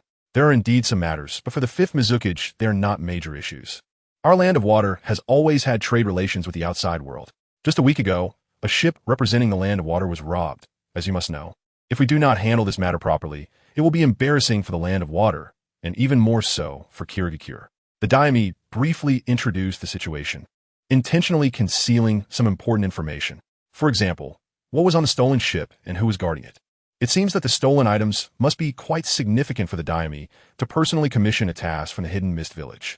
However, Kobayakawa Ikima did not care about the information that Tsukage was hiding. As a mercenary organization, the Hidden Mist Village had always been about getting paid for services, and to him, the daimyo's commission was no different from anyone else's. Chapter 219. The light flickering flame, the so-called outside world, refers to places beyond the ninja world, where resources are scarce and the population that could be sustained is very limited. People living in the outside world have no concept of a country. Although the outside world is barren, it hides many precious ores and materials. The areas near the ninja world have become targets for trade among the 5 great nations due to these valuable resources. Since this was a transaction commissioned by the daimyo of the water country, Kobayakawa Ikima naturally had no reason to refuse, both emotionally and logically, as the Tsukage. He should handle this matter. Who are the people that raided the supplies? Do you have any clues, daimyo? Kobayakawa Ikima asked directly. The daimyo of the water country gently stroked his chin, furrowing his brow. After a moment of thought, he said solemnly, I clearly remember 2 individuals dressed in black cloaks with red clouds, one male and one female. The male wielded a serrated sickle as a weapon, while the female had angel-like wings extending from her back, always flying in the sky. After hearing the daimyo's description, Kobayakawa Ikima couldn't help but feel puzzled. The daimyo's description of the female was undoubtedly of Konan from the Akatsuki organization, but wasn't her partner Nagato, or rather Pain? However, neither Nagato nor Pain would use a serrated sickle as a weapon. Such a peculiar weapon is extremely rare in the Naruto world. The only one who comes to mind is Haiden. I understand now. After a moment of thought, Kobayakawa Ikima assured the daimyo, I will personally handle this matter. Give me a few days to prepare. The daimyo of the water country suddenly widened his eyes, and his smile became even brighter. He politely said, if the 5th Hokage is personally going, then I can rest assured. Kobayakawa Ikima exchanged a few pleasantries with him before arranging accommodations for the daimyo and others. Although he was unsure of the daimyo's purpose for coming to the Hidden Mist Village, it was not unusual for the Tsukage to be wary of the daimyo. After all, the strength of a ninja village is composed of powerful ninja clans, and there were precedents of daimyo inciting powerful ninja clans against their own villages.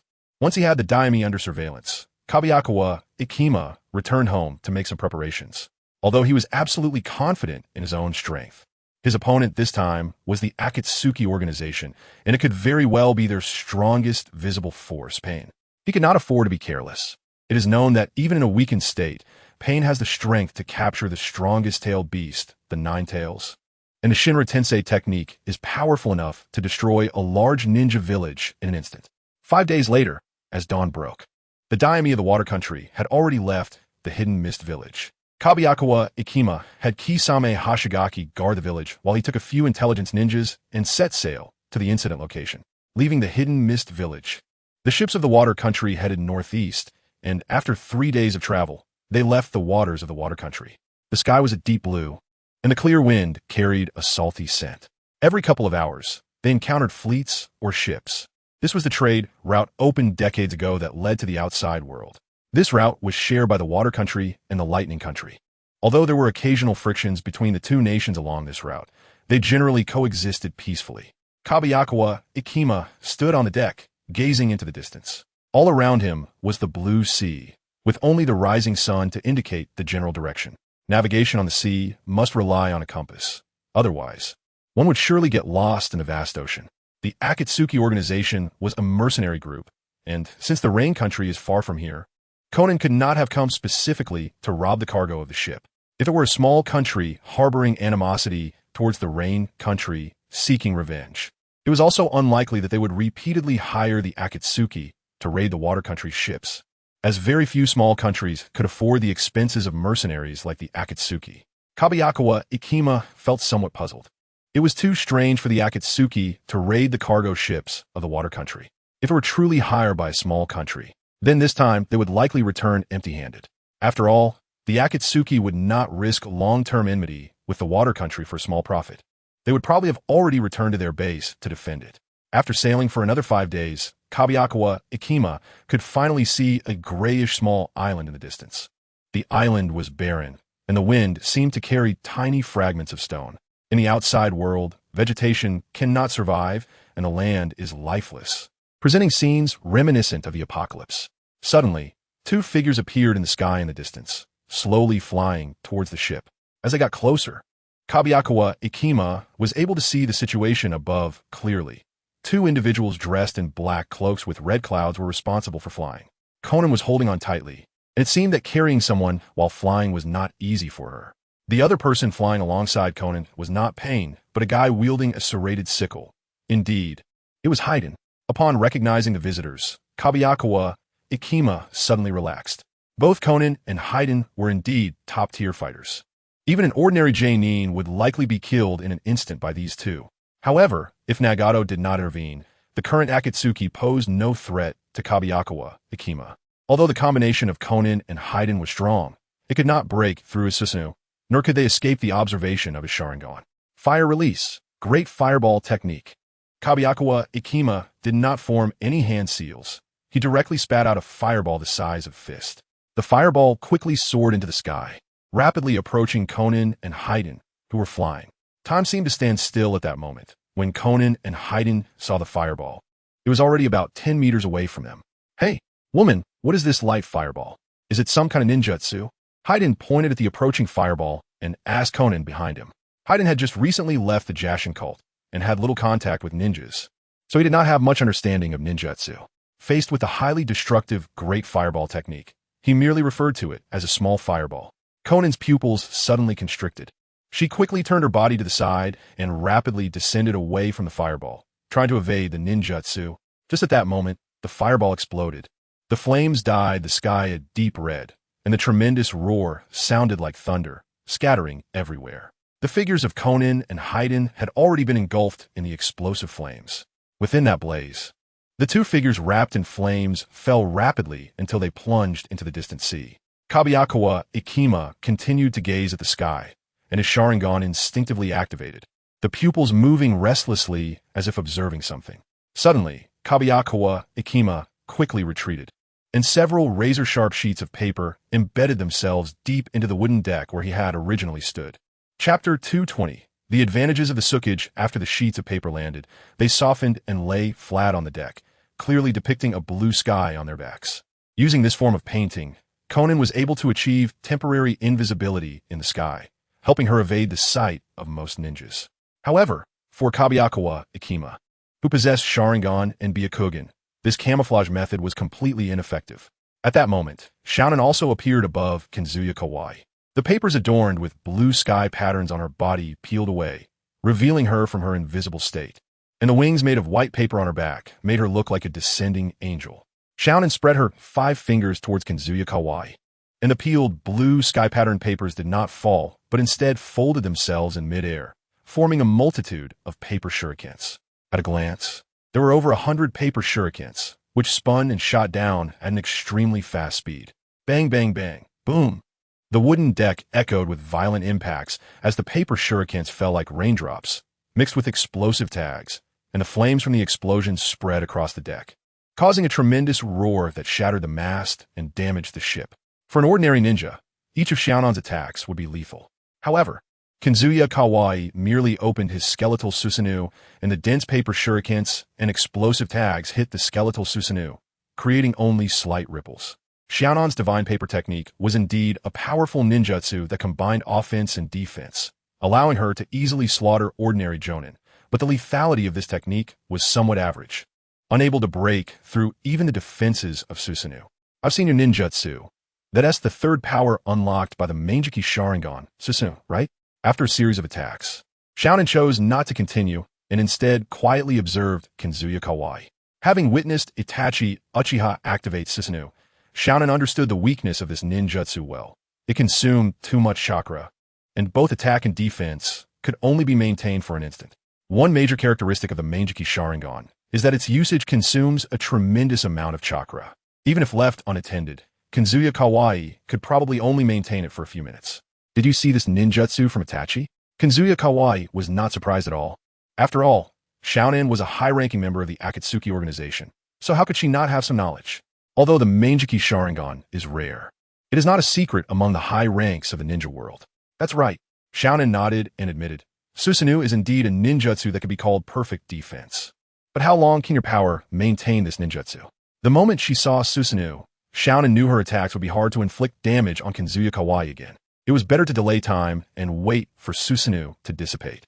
At that time, she would only need to use the divine paper technique to obtain a drop of Kazuya Kawaii's blood and let Haiden perform the ritual to determine the outcome.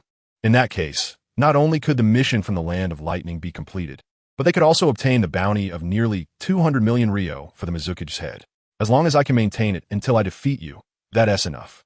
Kazuya Kawaii's expression turned cold, and the skeletal Susanoo suddenly grew, extending a green skeletal left hand toward Xiaonan. Xiaonan reacted quickly, flapping the paper wings on her back to change her direction and flew upward, avoiding the strike. The skeletal left hand transformed from a sweep to an upward thrust, pursuing Xiaonan in an attack. The two engaged in a chase, one dodging and the other pursuing within a small area. Xiaonan narrowly avoided Kazuya Kawaii's attacks, her expression serious and her heart filled with some fear. If this continued, she would eventually make a mistake, and she didn't know if she could hold out until Susanoo was exhausted. Suddenly, a dark shadow appeared beneath Xiaonan's feet. She hurriedly looked up, thinking to herself, not good, just as Xiaonan was busy engaging in a war of attrition with Susanoo's left hand. Kazuya Kawaii took advantage of her carelessness to summon the right hand, and both hands of Susanoo struck at Xiaonan simultaneously, forming a pincer movement. Clap! Accompanied by a crisp sound of impact, Susanoo's hands clapped together. Instantly, the gust produced by the strike shook the ship's body, and Xiaonan's form was shattered into pieces of paper by the impact. The papers continuously emerged from the gaps between Susanoo's bones, flying to the nearby sea surface to reassemble. Before long, the winged image of Xiaonan reappeared in the distance. However, at that moment, Xiaonan felt somewhat exhausted due to Kazuya Kawaii's actions and was already breathing heavily. While maintaining the divine paper technique, Xiaonan did not need to expend too much chakra, but breaking apart and reassembling required a significant amount of chakra. Xiaonan's ninjutsu indeed had its uniqueness, but her chakra reserve was quite limited. As expected of the divine paper technique, it truly lacks a physical form. Kazuya Kawaii couldn't help but praise Xiaonan. Her divine paper technique could achieve a similar effect to Kim Yui's intangibility, making it immune to most physical attacks. It's truly unexpected that you can maintain Susanoo for so long and even command it to launch multiple attacks. Xiaonan could not help but begin to regard Kazuya Kawaii more seriously. Although both had Susanoo, Kazuya Kawaii's version was far more sustainable than Itachi's. At this point, Xiaonan dared not recklessly approach Kazuya Kawaii. She planned to confront Kazuya Kawaii from a distance, waiting for Susanoo to dissipate before looking for an opportunity to attack. Kazuya Kawaii, on the other hand, was not in a hurry. He had the leisure to tease Xiaonan. There's no helping it. As the Mizuki, I have many personal advantages, but the most prominent ones are size and durability. If you don't believe me, I can take my time to play with you. In the distance, Xiaonan, who was quietly confronting Kazuya Kawaii, turned red upon hearing the words size and durability, and then became angry. Rude person. Xiaonan once again spread her hands, and several pieces of paper peeled away from her body, transforming into shurikens that flew towards Kazuya Kawaii. Bang, bang, bang, boom. The paper shurikens struck against Susanoo, and the explosive tags hit Susanoo solidly as well, quickly creating web-like cracks on Susanoo's body. Kazuya Kawaii deliberately pretended to be at a disadvantage. He first intentionally lowered Susanoo's defense, then quietly withdrew, coldly observing Xiaonan from a distance. After all, with Xiaonan and Haiden's attacking capabilities, even if Kazuya Kawaii stood still and allowed the two to bombard him, it would likely take a while for them to break through his defenses. If he did not withdraw Susanoo, it would be difficult to lure the two into a trap. Upon seeing Susanoo disappear, Xiaonan finally breathed a sigh of relief. Just as she had predicted, while Susanoo was indeed a perfect defense, it consumed an enormous amount of chakra. So how could it be maintained for long? Chapter 221. Whereas the main body Xiaonan looked down at the water surface where Haiden, who had fallen into the sea earlier, was struggling to swim towards the ship. The heavy weapons on his back seemed non-existent and did not affect his speed at all. However, Haiden's expression looked quite terrified, and he seemed to be shouting, "This is bad." Did the smell of blood attract sharks? Seeing the group of shadows following behind Haiden, Xiaonan realized that her teammate's situation was not optimistic. Although Haiden was immortal, if he was eaten by sharks, he probably wouldn't survive for long. Just let you live a few more minutes. Reluctantly glaring at KazumaFaces, who had lost the protection of Susanoo, Xiaonan dove toward the sea, saving Haiden from the air, and after ensuring safety, tossed Haiden onto the ship from mid-air. KazumaFaces did not obstruct Xiaonan's series of actions.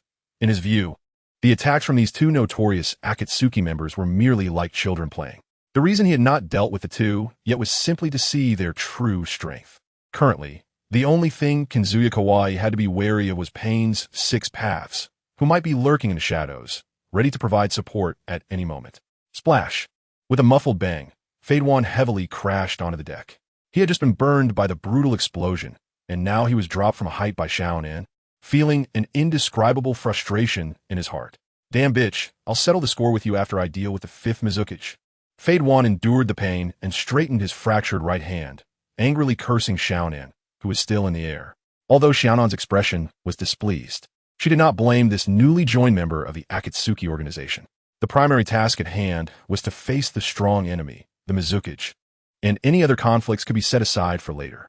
In the midst of their argument, Kazuhana Ikizuna raised his hand, and in an instant, a water bullet shot out from his index finger, piercing through Fadewan's skull and creating a round hole of blood. Water release, water iron cannon technique. This B-rank ninjutsu was easy for Kazuhana Ikizuna to use instantaneously. It hurts. Seeing the blood flow down his forehead, Fadewan rejoined the fight, charging towards Kazuhana Ikizuna with his weapon, hacking down in the most savage manner. Kazuhana Ikizuna slightly sidestepped to avoid Fadewan's attack. With his Sharingan activated, he could see that Fadewan's strikes were full of flaws, and he could easily take advantage of these openings to defeat him. However, it was clear that Fadewan's flaws were not weaknesses, as he was a ruthless character who enjoyed trading injuries due to his immortality. The moment Kazuhana Ikizuna aimed for Fadewan's flaws, he could risk drawing blood himself. As Fadewan attacked, Xiaonan's paper also flew in right after, and the two powerful individuals set aside their grievances to collaborate, aiming only to injure Kazuhana Ikizuna and draw a drop of his blood. Once they obtained Kazuhana Ikizuna's blood, Fadewan could initiate the evil god ritual to share damage. It could be said that once Fadewan completed the ritual, he could kill even the shadows of the five great nations. Of course, while Fadewan's ritual was indeed powerful, his shortcomings were too obvious. His taijutsu foundation was average, and he didn't know any ninjutsu. Without the cooperation of teammates, it was almost impossible to draw blood from a skilled opponent. Kazuhana Ikizuna had no intention of allowing these two to draw blood from him. After all, he had no need to take risks. The test of strength could stop here. The combined strength of these two could hold their ground against weaker shadows, but against him, they were simply not enough. Even if Pain's six paths appeared here, the three of them would find it hard to defeat him. During Fadewan's sprint, Kazuhana Ikizuna's Sharingan quietly opened. With just one look, he trapped the reckless Fadewan in a world of illusions. Fadewan charged straight behind Kazuhana Ikizuna, wildly slashing on the ship, then pulled out a long sword and excitedly stabbed himself, creating multiple blood holes in his body. In the world of illusions, Fadewan had already achieved damage sharing with Kazuhana Ikizuna. While he enjoyed the pain, he could see Kazuhana Ikizuna's life rapidly fading away. Xiaonan, however, was stunned by this sudden turn of events. As someone well-versed in the world, she clearly understood that Fadewan was now being manipulated by the Sharingan's illusion. It seemed that even without the protection of Susanoo, Kazuhana Ikizuna was an extremely troublesome opponent. Soon, Xiaonan regained her composure. Breaking the illusion was not difficult. She just needed to apply external force to wake Fadewan up. However, she must not fall into the illusion again, if she were also controlled by Kazuhana Ikizuna. Today's battle would end in complete failure. In the next moment, Xiaonan abandoned her aerial advantage, soaring high into the air, and then, using gravity, increased her speed to an incredible level. The paper that made up her body transformed into sharp blades, striking at Kazuhana Ikizuna's body at an extremely fast speed. Xiaonan avoided Kazuhana Ikizuna's line of sight to prevent being controlled by the Sharingan's illusion. Xiaonan knew very well that no living creature could withstand extreme speed. With her dive, her speed had approached the speed of sound. In the face of this strike, Kazuhana Ikizuna could either dodge or be torn apart by the force. Regardless of whether Kazuhana Ikizuna dodged, she would take this opportunity to awaken Fade Wan from the illusion. Countless pieces of paper collided with Kazuhana Ikuzuna's body, but it was like hitting a solid wall. Upon closer inspection, a green skeletal structure surrounded Kazuhana Ikuzuna's body, with muscles already formed. This was Susanoo. Having absorbed Shirzue's eyes, Kazuhana Ikuzuna's ocular power far exceeded that of Uchiha Itachi, and he was not afraid of the side effects of blindness from the Manjiki Sharingan. Summoning Susanoo during battle was simply routine for him. Is the main body there? Suddenly, Kazuhana Ikizuna extended his right hand out of the Susanoo shell, grasping Xiaonan's neck. The tremendous impact was absorbed by the Susanoo shell, and with a forceful push, Kazuhana Ikizuna slammed Xiaonan onto the deck. Gah! Xiaonan gasped in pain, staring terrified at the man before her. Kazuhana Ikizuna's Manjiki Sharingan was wide open, seemingly ready to cast an illusion at any moment. No way! Xiaonan shouted at the top of her lungs, her intense emotional fluctuations causing blood vessels to burst in her eyes. Several paper shurikens that followed her shot towards Kazuhana Ikizuna's right hand. Kazuhana Ikizuna had no choice but to retract his hand into the Susanoo shell to avoid the sharp projectiles. These paper shurikens, accelerated to the extreme by gravity, were as terrifying as bullets. If hit, his right hand would be lost. Chapter 222. The Dream of Peace, taking advantage of the moment Kazuhana Ikizuna retracted his hand. Xiaonan hurriedly used body flicker technique to create distance. The paper on her body once again gathered, and the divine paper technique was activated once more. However, after reactivating the divine paper technique, Xiaonan had no intention of continuing to fight Kazuhana Ikizuna. She flew towards Fade Wan, who had just broken free from the illusion, grabbing him by the collar and flying directly to the surface of the sea. After a brief skirmish, Xiaonan felt a sense of fear arise within her. Kazuhana Ikizuna showed no signs of fatigue after repeatedly using a defense ninjutsu of such caliber, and he could use the observational ability of the Manjiki Sharingan to find the weaknesses of the divine paper technique, quickly pulling people into an illusion. Undoubtedly, the current Kazuhana Ikizuna was even stronger than the S-rank rogue ninja Itachi. With her and Fade Wan's abilities, they simply could not compete with the Mizukage in this state. Even if they continued to hold on, there was no hope of victory in sight. Once they had distanced themselves from Kazuhana Ikizuna's ship, both Xiaonan and Fade Wan finally relaxed, a feeling of having survived a disaster washing over them. So that's the fifth Mizukage? He is as strong as a monster. Does every shadow have this kind of strength? Fade Wan looked up at Xiaonan and asked. That guy's among the top tier, even among the 5 Kage. In terms of strength, he is probably close to our leader, Pain. Xiaonan privately compared Kazuhana Ikizuna with Nagato's Pain. Only if Pain's 6 paths acted together could they securely defeat the current Mizukage. I have to say, it's no wonder this is a mission commissioned by the 5 great nations. Although the rewards are generous, it really is a tough task. Close to our leader's level? It's the first time I've seen you give such a high to someone else. Fade Wan couldn't help but agree. In any case, it's impossible for us to kill that guy. This mission can only be considered a failure. Yeah, being able to save our lives is already lucky. Xiaonan also began to have thoughts of retreating. The success or failure of the mission certainly affected the reputation of the Akatsuki organization, but she would never throw away her life for reputation. This life was saved by Yahiko. She had to keep it and witness the peace in the ninja world that Nagato would create.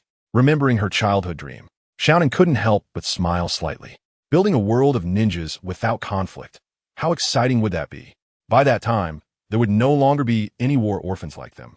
Everyone could grow up in peace, sharing bread with their loved ones until satisfied and smiling at life.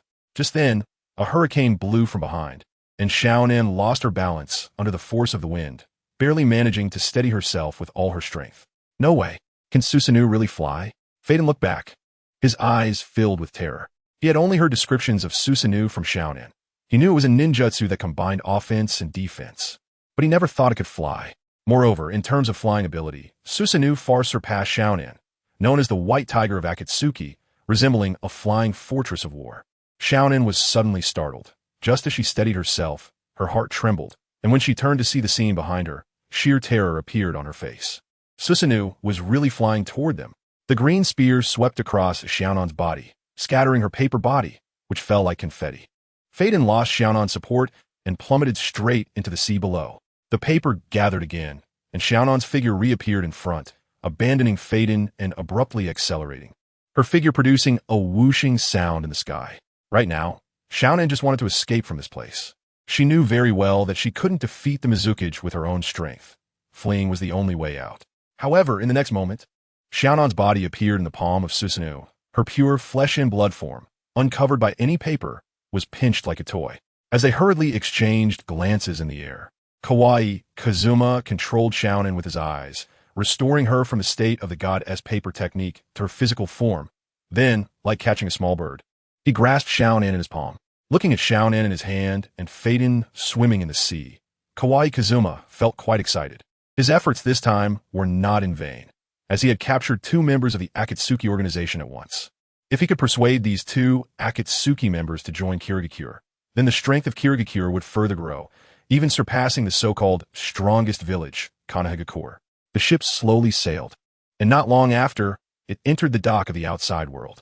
Kazuma casually tied up Faden and tossed him into the lowest level of the cabin.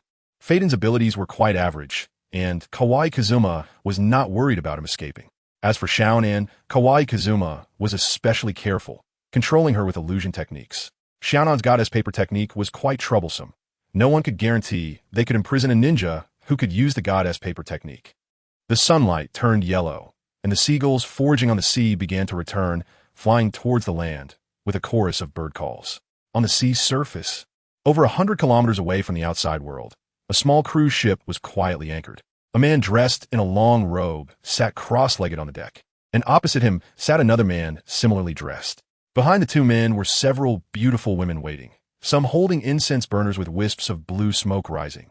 Others held fruits, quietly waiting for the men's favor. The 2 men before them were the daimyo of the land of water and the daimyo of the land of lightning. The 5th Mizukage Kazuma, like an old man's left and right arms, said coldly, "You think just because you say so, I will sever my arms?" The daimyo of the land of lightning looked at the man before him with a sneer and questioned him. "It's not just words, but facts."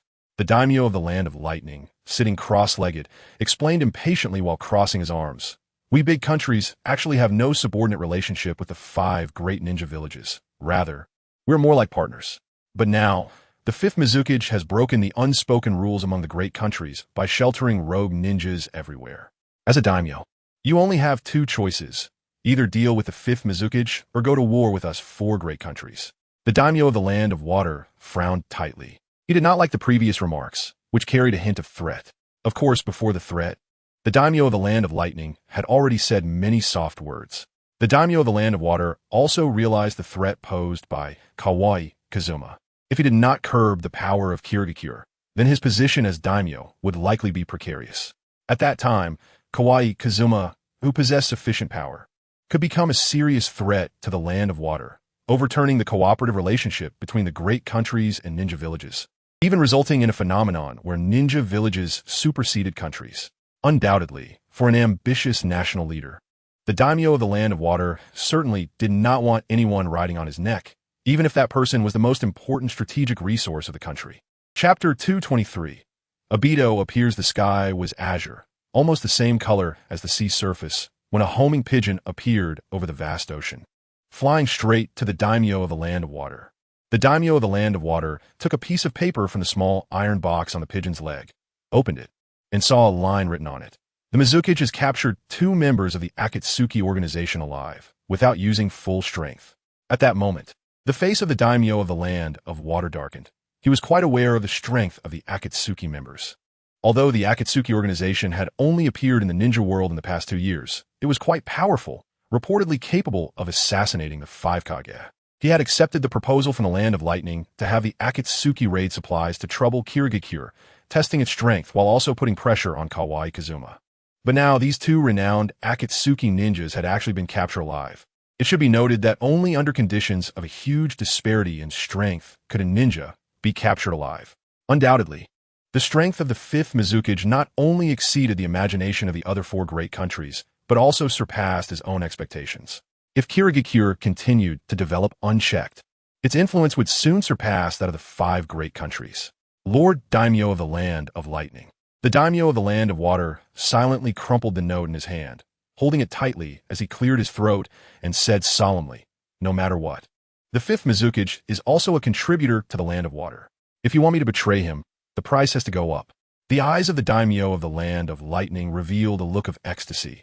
As long as the daimyo of the Land of Water could create an opportunity, killing the fifth Mizukage would become possible.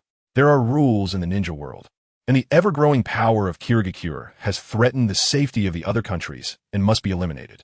In the next 20 years, the goods exported from the Land of Water to the Land of Lightning, Earth, and Wind will not incur tariffs. And we three countries will sign a 20-year peace treaty with the Land of Water, along with mining rights worth 20 billion ryo. The daimyo of the Land of Lightning put forth his offer, eager to eliminate the fifth Mizukage. After all, the ninja world needs its own rules, and an overly powerful ninja village is not beneficial to anyone. In that case, fine. I believe those ninjas from Kirigakure will understand the old man's difficulties. The daimyo of the Land of Water feigned reluctance, but in reality, he was already calculating his own benefits. Since the death of the first Hokage, Hashirama Senju, a balance of power had formed among the 5 great countries, and the strength gaps between the 5 great ninja villages were not significant. Kawaii Kazuma, who had broken the status quo, had already made the daimyo of the Land of Water feel uneasy. No one can threaten the king's position, even if that person is a biological brother. As the daimyo of the Land of Water relented, the daimyo of the Land of Lightning immediately notified the Reikage, and the Reikage actively contacted the Kazekage and Tsuchikage, officially initiating the plan to eliminate the Mizukage. Of course, the daimyo of the Land of Water was not idle either. He immediately wrote a letter to Kawaii Kazuma to convey the message, hoping to keep the fifth Mizukage in the outside world. After all, the fifth Mizukage could only die outside the Land of Water, so he wouldn't have to explain anything to Kirigakure. The sun slowly sank at the edge of the sea, and the golden light stained the entire sea area. Kobayakawa Kazuma ate a few soldier food pills and drank some water, quietly sitting by the dock, enjoying the sea view. Currently, 2 members of the Akatsuki organization had already been defeated by him, but the commission from the daimyo of the Land of Water had not been fulfilled at all. Even if he had controlled Konin, he could not find out where the goods plundered from the Land of Water had gone, only knowing that they had been taken over by people from the Land of Lightning. It was truly surprising. Who would have thought that such a major nation as the Land of Lightning would one day commission the Akatsuki organization for a task? Kobayakawa Kazuma sighed lightly.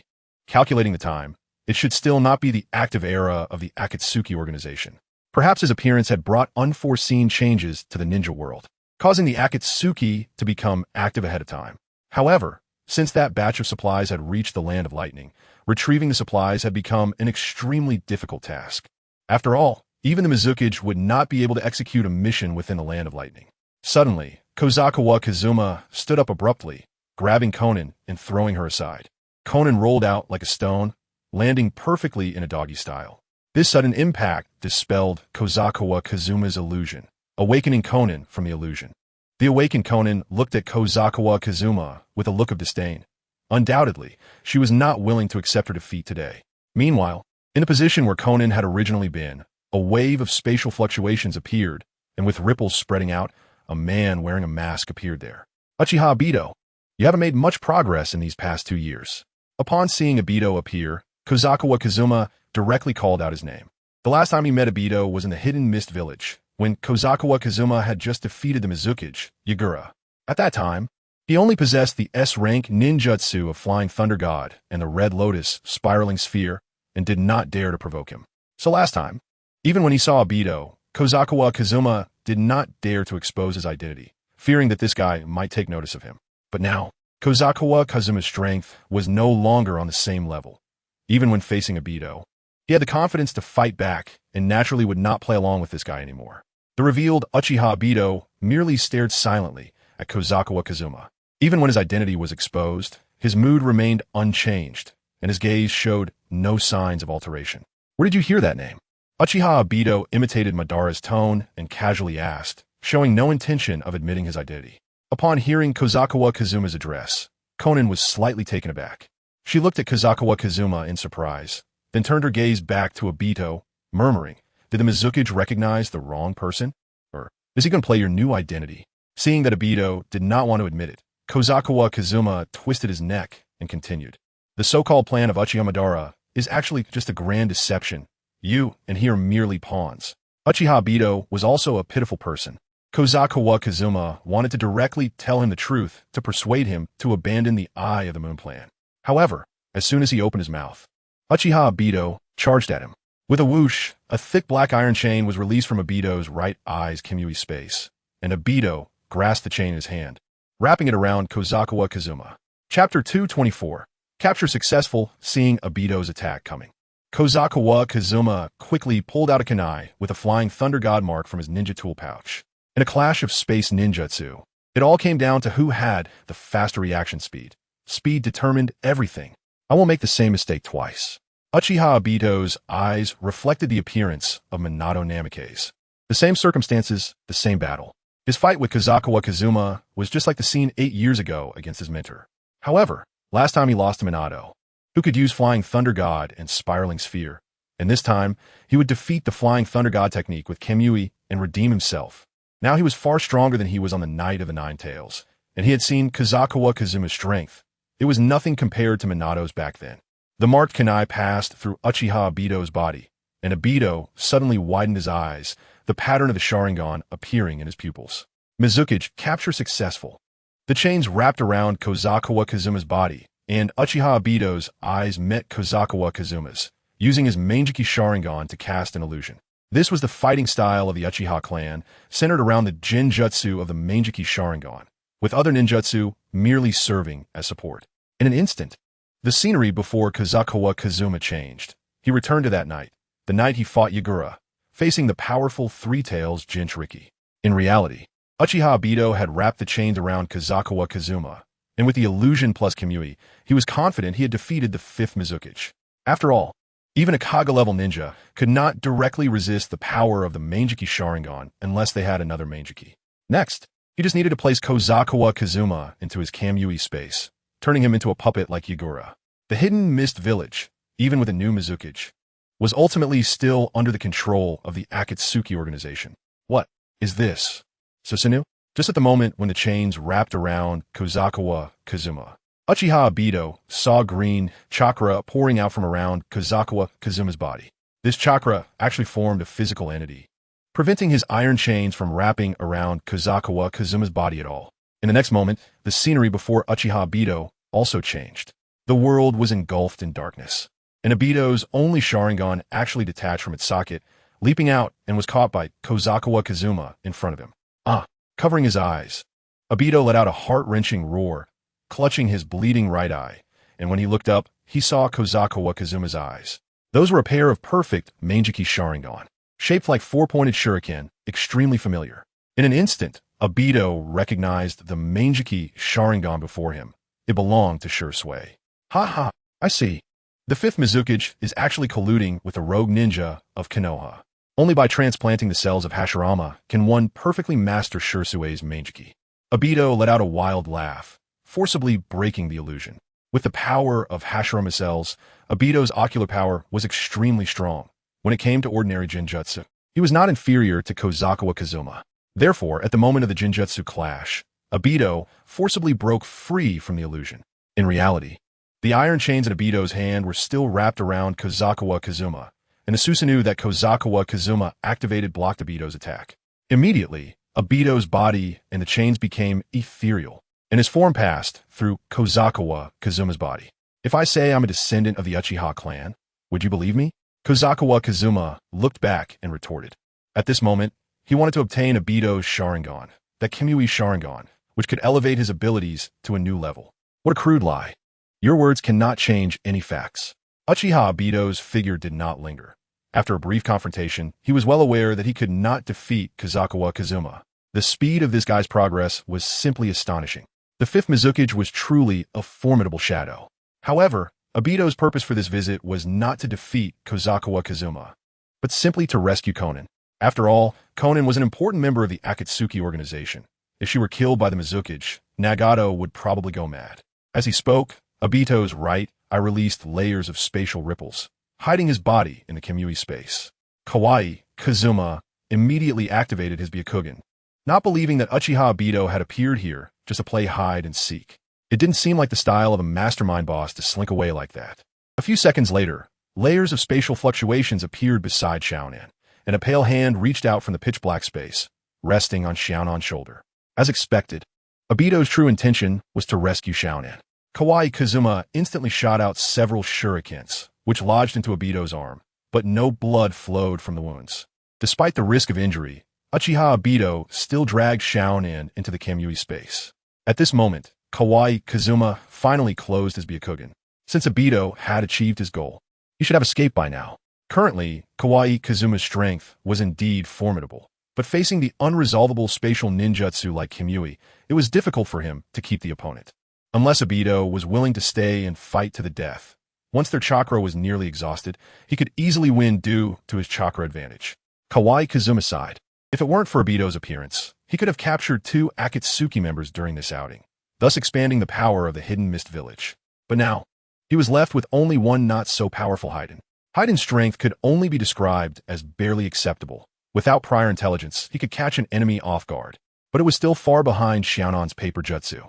Unconsciously, the sun's afterglow sank into the sea, and Kawaii Kazuma found a hotel in the port city to stay in. The living conditions in the outside world were certainly not comparable to the Hidden Mist Village, and Kawaii Kazuma planned to report the news of the materials being plundered by the Land of Lightning, then return to the Hidden Mist Village. If the plunder of resources from the Land of Water was the doing of pirates or the Akatsuki, Kawaii Kazuma could naturally use his abilities to retrieve them. However, since the organization involved was from the Land of Lightning, it became a diplomatic issue between the 2 countries. Such matters involving politics between 2 nations were not something, as the Mizukage should interfere with. As for Haiden, this Akatsuki ninja also needed to be escorted back to the Hidden Mist Village as soon as possible to prevent other Akatsuki members from appearing and rescuing him. Chapter 225. This is a natural disaster in the morning. Bright sunlight shone down on this lifeless land. Kawaii Kazuma had just finished breakfast when he received an order from the daimyo. The order written on the bamboo scroll contained only a simple sentence. Lord Fifth, no matter the cost, you must retrieve the stolen resources from the Land of Water. Kawaii Kazuma frowned and promptly replied to the daimyo, explaining the situation. After all, his position was merely that of the Mizukage of the Hidden Mist Village, the head controlling the power of the ninjas. Matters like this, involving politics between 2 countries, were truly not something he should meddle in. This time, Kawaii Kazuma received a letter from the daimyo after a week, and the content of the letter made him feel something was off. The content was very simple. It not only indicated the direction of the stolen resources, but also mentioned where they were about to appear. The stolen resources from the Land of Water had appeared on Whale Island, which meant that the people from the Land of Lightning were going to the pirates' territory to sell the stolen goods, which were treasures highly valued by the Land of Water. Looking at the contents of the letter, Kawaii Kazuma couldn't help but question it. In the letter, the daimyo of the Land of Water requested Kawaii Kazuma to go to Whale Island to investigate and retrieve the resources that were important to the Land of Water.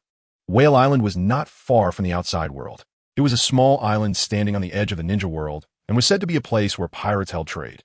On this island, one could buy the most luxurious items in the world, the most beautiful women in the ninja world, and even the wives and daughters of daimyo. The content of the letter seemed ordinary, but Kawaii Kazuma had doubts in his heart. From the beginning of the mission until now, the daimyo of the Land of Water had not informed him of what exactly was in the stolen resources. Undoubtedly, the daimyo intended to conceal something. The resources plundered by the Land of Lightning were probably not that simple. Due to the suspicious nature of the incident, Kawaii Kazuma had to remain vigilant. Currently, as the strongest force of the Hidden Mist Village was stuck in the outside world and could not return to resolve the matter. His absence would not have an immediate impact, but over time, there might be changes within the village. At present, not only was there the terrifying Orochimaru in the Hidden Mist Village, but also the hero of the Land of Wind, Yakura, the not fully tamed Kabuto, and the Cloud Village, Jonin Samui.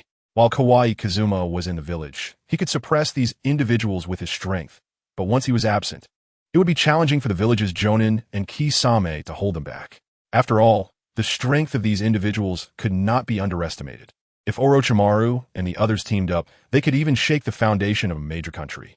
At this point, all he could do was write a letter urging the Jonin in the village to be cautious. He needed to finish his current task as soon as possible and return to the village. A sense of unease rose in Kawaii Kazuma's heart, since he couldn't leave a flying thunder god mark over the sea. It would take him at least 5 days to return to the Hidden Mist Village from the outside world. This meant that the time spent on this mission might exceed a month. After casually burning the daimyo's letter, Kawaii Kazuma became alert. Calculating the time, the production date of Uzumaki Asuka was also approaching. In a few days, he hoped to obtain the bloodline of the Uzumaki clan, allowing the Sage Body and Sharingan powers to combine. By then, he would be prepared to deal with any possible surprises. After buying a set of casual clothes and slightly changing his appearance, Kawaii Kazuma headed to Whale Island. To avoid exposing his identity, he boarded a fishing boat belonging to pirates. After using Jinjutsu to control the captain, he received VIP treatment on the pirate ship. After another 2 days of sailing, the pirate ship gradually entered the vicinity of Whale Island. The sun was bright, and the sea was a deep blue, creating rolling hills on the ocean with a gentle breeze. Kawaii Kazuma lay on a deck chair, basking in the sun and drinking goat milk. The pirates' food was indeed average. They only had hard, salty fish and fishy goat milk 3 times a day, which was not much better than soldier pills. Suddenly, Kawaii Kazuma looked toward the distance. There was Whale Island, which, from afar, resembled the head of a giant whale with rich vegetation at the highest point of the island. Strictly speaking, Whale Island did not belong to the outside world, but to the ninja world. Because of this, it had not been stripped of life and had a rich ecological chain. Whale Island was a relatively secluded island. It was only open for 2 months a year. During these 2 months, the tide that submerged the island would recede, revealing vast areas of land. For the rest of the year, the island was largely submerged in seawater, with only the highest points avoiding that fate. As Whale Island grew closer, the ship suddenly shook violently, causing Kawaii Kazuma's goat milk to spill everywhere. A massive wave unexpectedly rose from the sea, almost capsizing the fishing boat. The wave crashed onto the deck, creating a salty rain, mixed with various sea fish. The pirates on the ship scattered in panic as if they had encountered a natural disaster. Lord Kawaii, the whale, has gone mad. If we don't turn the ship around now, I guarantee this ship won't withstand the whale's attack. The pirate captain, who had a wooden leg, crawled over to Kawaii Kazuma, his face pale as he emphasized, "This is a natural disaster.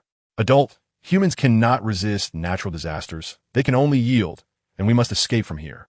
Kazuma Kazukawa used the body flicker technique to arrive at the edge of the ship.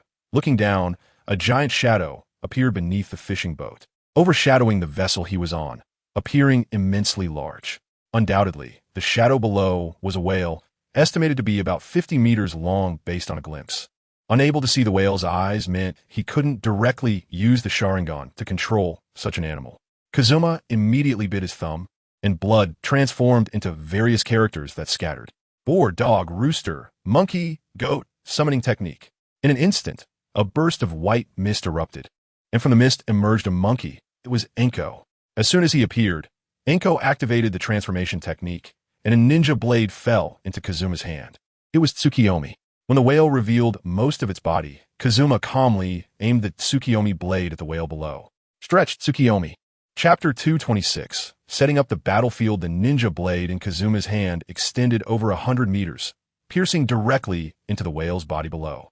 Bright red blood spread from the wound, transforming into a blood-colored rose, continuously dispersing in the seawater. The whale below let out a tremendous, mournful cry, a deep and distant sound, as its massive body thrashed, crashing into the fishing boat, nearly capsizing it. "Looks like it's still not behaving, beast." Kazuma exerted force, and Tsukiyomi traced a beautiful arc centered around his body. The whale's body was torn in half, exposing its bones and internal organs. Blood gushed out, instantly dyeing the seawater beneath the fishing boat red. The blood continued to spread, making a section of the sea appear crimson. Suddenly, a burst of white mist erupted, and the whale's figure disappeared from under the ship. Kazuma was slightly startled. The ninja blade Tsukiyomi returned to its original length, and as he released it, the summoned beast Enko dispelled the summoning, exploding into a cloud of white mist and completely vanishing. The pirates hiding on the deck were dumbfounded. At the moment the whale disappeared, they all leaned over the edge of the ship to look down. The giant beast they once regarded as a natural disaster was casually toyed with by the ninja, who effortlessly tore apart the ocean sovereign. A summoning beast, huh? It seems this Whale Island is a trap. I really wonder which guy is bold enough to set their sights on the 5th Mizukage. Of course, this summoning whale might just be a self-defense mechanism of the pirates. After all, Whale Island is a trading post for pirates, and it is reasonable to have a summoning beast guarding the waters given the valuable goods that appear here. Kazuma Kazukawa gazed at the island ahead, growing increasingly uneasy as the pirate ship approached. Although he had disguised his appearance, If this enemy had Byakugan or similar abilities to observe chakra, it would be easy to spot him in the crowd. After all, his chakra volume was currently immense, comparable to that of a tailed beast. And to a ninja capable of sensing chakra, it was as glaring as the sun, making it impossible to pretend it wasn't there. With no other choice, Kazuma created 2 shadow clones, instructing them to wear different outfits and stay close to him to share some risk in case of danger. Ninja battles are like this. A single oversight can lead to irretrievable consequences. Similarly, being cautious can allow one to achieve a counterattack in a rapidly changing battlefield. The ship docked normally, and at that moment, the system emitted a prompt sound. Kazuma instinctively curled his lips. After a long wait, Asuka Uzumaki finally successfully gave birth. The newborns were a pair of twin sisters, both possessing A-rank ninja qualifications, and they had inherited the sage body of the Uzumaki clan, boasting excellent bloodline limits. Name: Kazuma Kobayakawa. Lifespan: 158 years. Chakra amount: 344 cards. Ninja qualification: S. 127 320. Bloodline limits: CrystalRelease, Byakugan, Sharingan, Water Transformation Technique, Dissolution Release, Sage Body. Ninjutsu: Body Replacement Technique, Completion 80. Transformation Technique, Completion 80. Shadow Clone Technique, Completion 80, Water Release. Mist Concealment Technique, Completion 71, Water Release. Water Chaos Wave, Completion 58.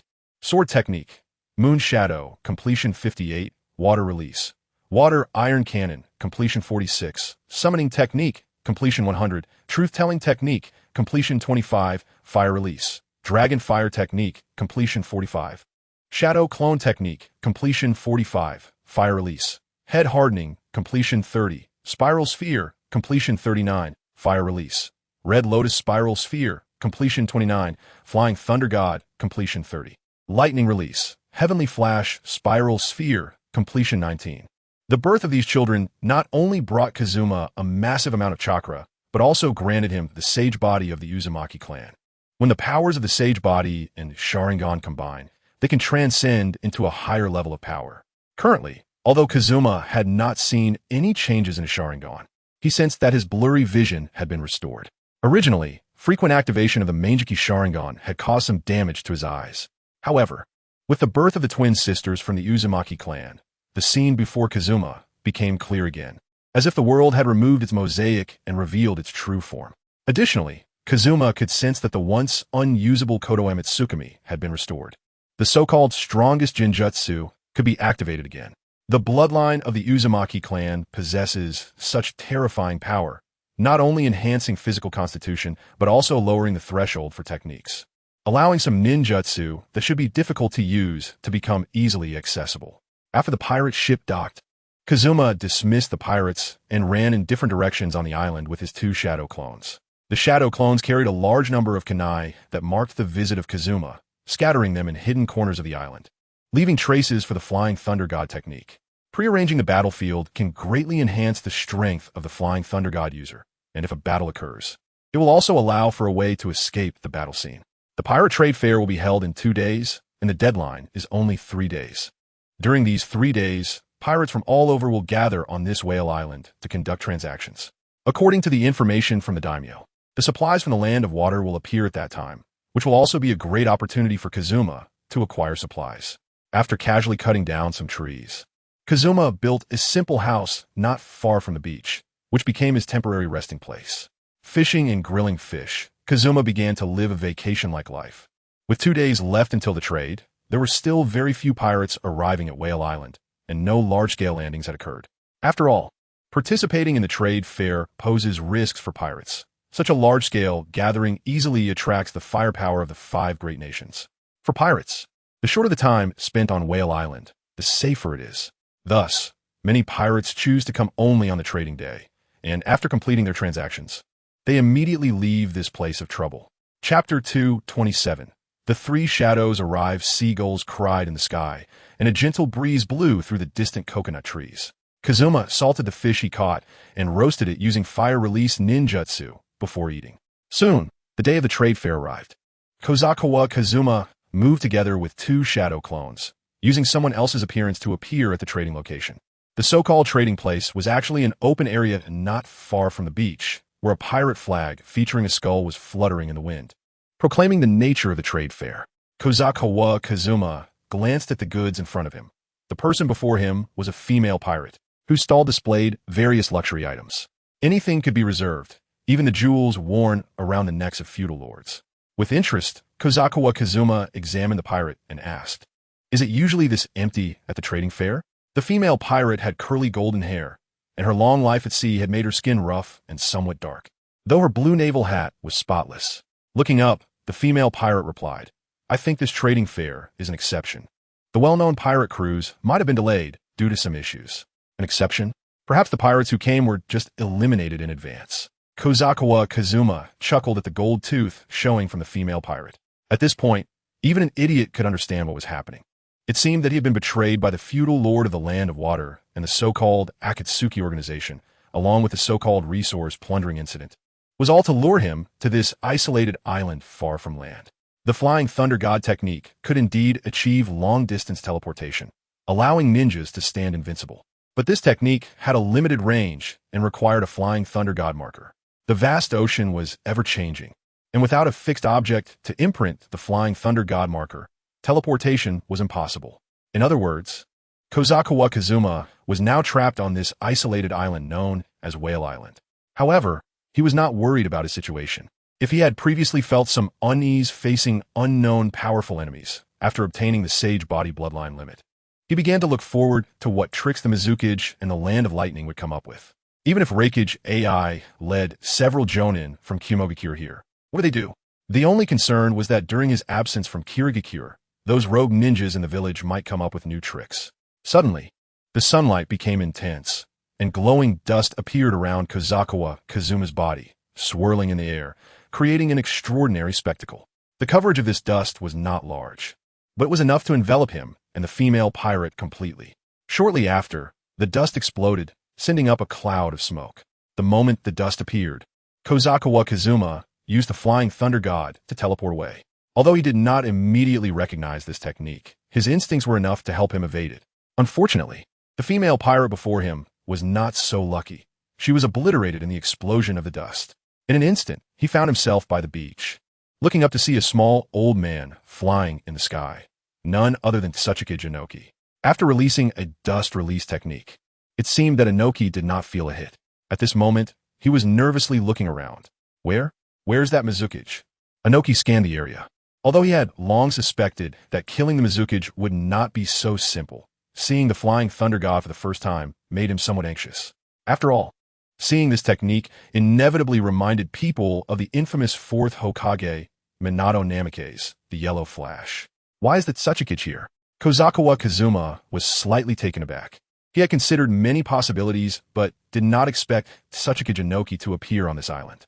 After all, when did the Land of Earth intervene in the conflicts between the Land of Water and the Land of Lightning? Though unaware of why Tsuchika was there, Kobayakawa Kazuma never let his guard down against Reikage. He dared not be careless and immediately used ninjutsu to confront the airborne Tsuchika. Raising his hand, a light blue chakra ball spun rapidly in his palm as he placed his left hand on the Rasengan. In an instant, white lightning enveloped the surface of the Rasengan, producing a crackling sound. Amidst the explosive sound, the size of the Rasengan rapidly grew until it became larger than Kobayakawa Kazuma himself. Lightning release, Heavenly Flash Rasengan.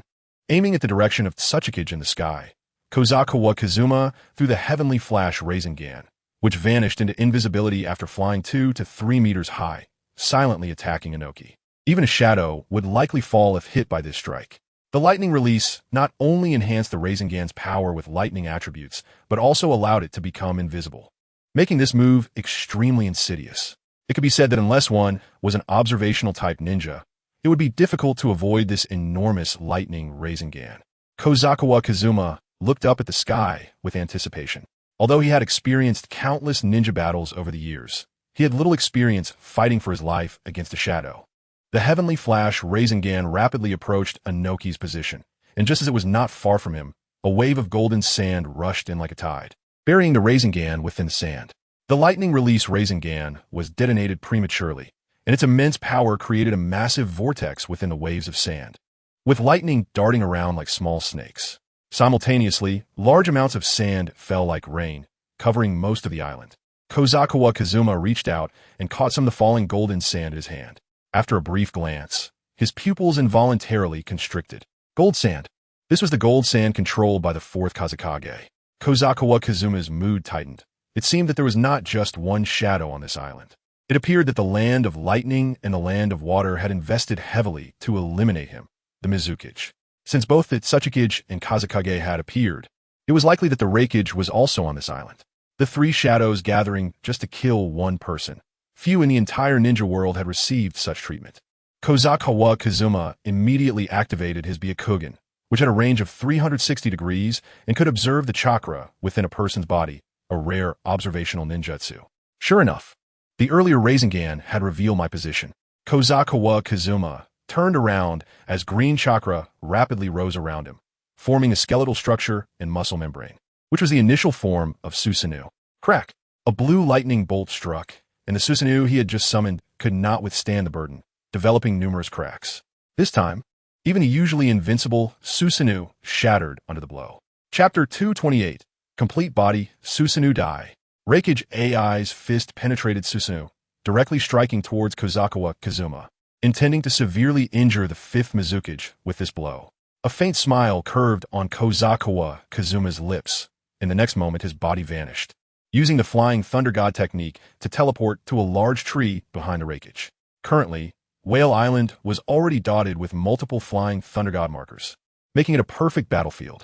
The Flying Thunder God has actually been perfected to this extent. After all, he and T used this technique in their last encounter. Reikage looked at the large tree behind him, where Kobayakawa Kazuma stood. Although he had heard many times that the fifth Mizukage had revived the Flying Thunder God technique of the Yellow Flash, this was the first time AI had seen Kobayakawa Kazuma activated. With that technique, his once prized speed was no longer an advantage. I never expected a great ninja like he would actually join forces with the Tsuchikage and Kazakage. Kobayakawa Kazuma pulled a kunai from his ninja tool pouch, holding in his hand and pointing it at AI, questioning, "Are you so lacking in confidence in your own strength, AI? Compared to the external power you have gained, I indeed lack confidence," AI said coldly. However, absorbing a large number of powerful rogue ninjas in the ninja world is going too far. Your actions have already challenged the bottom line between great nations. Killing you is a common wish for our great nations. Unfortunately, your wish is about to come to nothing. What can you few Kages do against me now? Kawaii Kazuma threw the marked kunai from his hand, and at the moment the kunai brushed past AI, his figure had already teleported. The Rasengan in his hand quickly took shape, and the moment he teleported, Kawaii Kazuma pressed the Rasengan against the Reikage. Although he only used the most ordinary Rasengan, this ninjutsu invented by the fourth Hokage is powerful in itself and is a treasure against people. At the moment the Reikage was hit, a layer of blue chakra membrane suddenly appeared on his body, crackling with lightning, which was the Cloud Village's ninjutsu, Reikage. The Rasengan collided with Reikage, and at the junction of the two, countless lightning bolts erupted and extended outward. This so-called fastest Kage not only found the flaw immediately after using the Flying Thunder God, but also seized the opportunity to counterattack. In terms of reaction speed, the Reikage is definitely the top in the entire ninja world. Don't underestimate those who bear the name of Kage, even if they are only a counterfeit of the fourth. The Reikage's right hand transformed into a blade, and he swiftly chopped towards Kawaii Kazuma's neck, his palm covered with chakra that resembled thunder. His eyes widened in anger as he unleashed powerful strength, creating a whirlwind centered around him with the force of his arm swing. There is also an interval in the activation of the Flying Thunder God. Even for someone as skilled as Kawaii Kazuma, there would be a brief period during which he could not use the technique between two Flying Thunder Gods. Under normal circumstances, this extremely short time interval would not become a flaw. However, this time, the opponent is the speed-famous Reikage. Enduring the Rasengan. A piece of muscle on the Reikage's chest had been shredded. His entire chest was a mess, with the blood and flesh that fell forming a swirling shape. Thanks to Reikage's tough body and Reikage technique, he managed to withstand the Rasengan with only minor injuries. However, at that moment, the Reikage was completely unconcerned about his injuries. In that brief moment of confrontation, although he was hit by Kawaii Kazuma's Rasengan, he also managed to strike Kawaii Kazuma's neck with his handblade. Even for a ninja, the neck is a fragile part that is difficult to train. That strike was enough to kill any normal ninja. As the dust splattered, it gradually dispersed, revealing Kawaii Kazuma lying in a deep pit, covered by a thick layer of dirt, with half of his body buried. To be able to hit someone who can use the flying thunder god head-on. Although he took a Rasengan, with the Raikage's extraordinary physical strength, it should not be a problem. Noki flew above Kazuma. Looking down at him in the deep pit, he couldn't help but breathe a sigh of relief. Fortunately, the one who acted this time was 3 Kage-level powerhouses. If it had been just one Kage, Kazuma might have killed him. It must be said that the once weakest Kirigakure has now become a force that surpasses the 5 great nations after the 5th Mizukage took office. The Mizukage is indeed strong, but under such an attack, it seems that it can only end here. Indeed, he still cannot reach the level of the 4th Hokage. If it were Minato, he would have been able to dodge that strike that exchanged injuries for injuries. The Wind Shadow felt a bit emotional.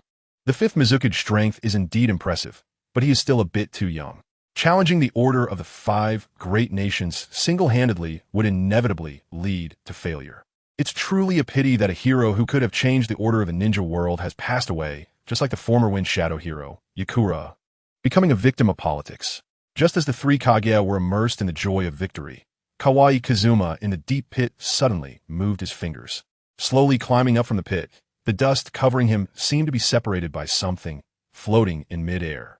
A green light extended from his body, rapidly expanding to form a massive skeleton, followed by muscles and membranes quickly growing on the skeleton. This was Susanoo. A Kage-level strike actually couldn't injure that guy. Naka's expression darkened, and an ominous feeling rose in his heart. Get away! Noki shouted in the air, warning Raikage, who wanted to deliver the finishing blow. Quickly forming hand seals and aiming at Kazuma on the ground. It's not too late. He wanted to deliver a finishing blow to the already fallen 5th Mizukage. Dust release. Original world separation technique. As Noki unleashed the ninjutsu, dust emitted light, gathering in front of Kazuma, gradually rising before suddenly exploding. Dust release can scatter objects to an atomic state. It is a ninjutsu that fuses 3 chakra elements together, a technique that is even more advanced than bloodline limits. Called bloodline elimination. In the explosion, that green light continued to expand rapidly, even shooting toward the sky. The supposedly invincible bloodline elimination could not break through Susanoo's defense. In just a moment, a giant clad in armor and wielding a spear appeared before the 3 Kage-level powerhouses. This time, Susanoo did not appear in an incomplete half form. After obtaining the bloodline of the Uzumaki clan, although Kazuma had not yet activated the power of the Rinnegan, he could barely activate the complete Susanoo. The complete Susanoo, whether in terms of attack power or defense, was far superior to before, and its enormous size was truly fearsome. I'm preparing to finish up and get ready for exams, following the path my father expects me to take. It's been really hard to find time in the past few months. I originally planned to finish this book at around 600,000 words. Probably up to the Otsutsuki Kagaya arc, but plans can't keep up with changes, and lacking support from those around me, I have to end it a bit earlier. Perhaps it's true that children from poor families take charge early. I have to go do other things now, things that everyone doesn't mind. I also need to find a girlfriend. After all, if I stop going to school, I should quickly get into relationships and reproduce to be considered a normal man in everyone's eyes, so as not to let their expectations down and to make everyone feel proud. In fact, my relationship with my dad has always been poor. He was once a small boss and made some money a few years ago, but after making money, he just spent on eating, drinking, and having fun, giving me only the minimum living expenses and even saving on medical expenses when I was sick and hospitalized. Now that he's gone, he didn't leave me any money. Instead, he left behind a lot of debt, and I don't know where he spent the money. According to rumors, it might have been on a woman. I currently don't have the ability to track it down. Maybe in the future, I could get some inheritance. In reality, I have indeed become lazy in writing novels. If I really took it as a career, I could write an average of 8,000 words a day, if not 10,000. But I have no ambition to make money. I just want to survive without relying on others. I also came from an environment where I never compared eating, dressing, or studying. My parents once criticized me for having a big appetite during college, and I didn't want to make them think I was greedy, so I gradually suppressed my desires. Until now, I don't have any particular desires to satisfy. I'm lustful, but don't want to pursue women. I just want to look at study resources. I like high-quality ones. And I know I won't get a chance to encounter such quality in my lifetime. I'm greedy, but don't want to struggle. If I don't want to pursue women and only take care of myself, it seems I have no place to spend money. I can't eat too much or too well because of high uric acid. I always feel that just living is enough. Writing novels is indeed my pleasure. After all, in novels, I could be a real person. Every novel is filled with various desires that I can't fulfill in my imagination. Many readers won't scold me for being disgusting or feel that I am shameful. Approximately, anyone who can understand what I write is basically in the same boat as me. We are all normal people with emotions, desires, and complex relationships. In short, I will return again, brothers, and may we meet again by fate. Chapter 229. The Defeat and Escape of the Shadow in Mid-Air. Noki looked up at the towering figure of Susanoo, its majestic form reaching for the sky, with wings extending almost across the entire small island. Uchiha, Madara, that guy, is his legend going to reappear in the Mist Village? Noki couldn't help but recall the terrifying pressure he felt the first time he met Uchiha Madara years ago. A sensation that made his heart race and only invoked the thought of fleeing, leaving no room for anything else. AI instinctively loosened his fists, looking up and murmuring, "Is that the power of the Uchiha clan stolen by the Mizukage?" The massive spear in Susanoo's hand swung down, and the air movement it generated created a typhoon disaster on the island. The hurricane was so powerful that Noki had to use his arms to shield his face. The trees closest to the attack were blown apart, and the primeval forest seemed to part in the middle, tilting to both sides. In the next moment, the huge spear struck the island, its immense power cleaving the mountain beneath it, revealing a path that hadn't existed before. With the attack concluded, Noki was sent flying far away, landing on the surface of the sea, where his figure skipped several times across the water before disappearing into the distance. The Reikage took advantage of his speed to escape the attack range, but even the residual shockwave and flying debris left him battered and bloodied. This ninja, known for his physical resilience, couldn't fully withstand even the aftermath of Susanoo's might.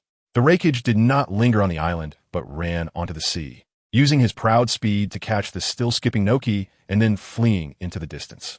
The Reikage knew very well that the mission to encircle the Mizukage had failed. They simply couldn't defeat someone with such power. The Kazekage stared blankly at the destruction caused by the attack. The mark left by the spear almost penetrated half of the small island, a power comparable to a natural disaster. His gaze extended from near to far, his expression one of utter shock. Even as shadows, the gap in strength between them was like that between an infant and a strong man, an insurmountable chasm. Can I still dominate the ninja world and lead Sunagakure to prosperity? If faced with such power, with such overwhelming force.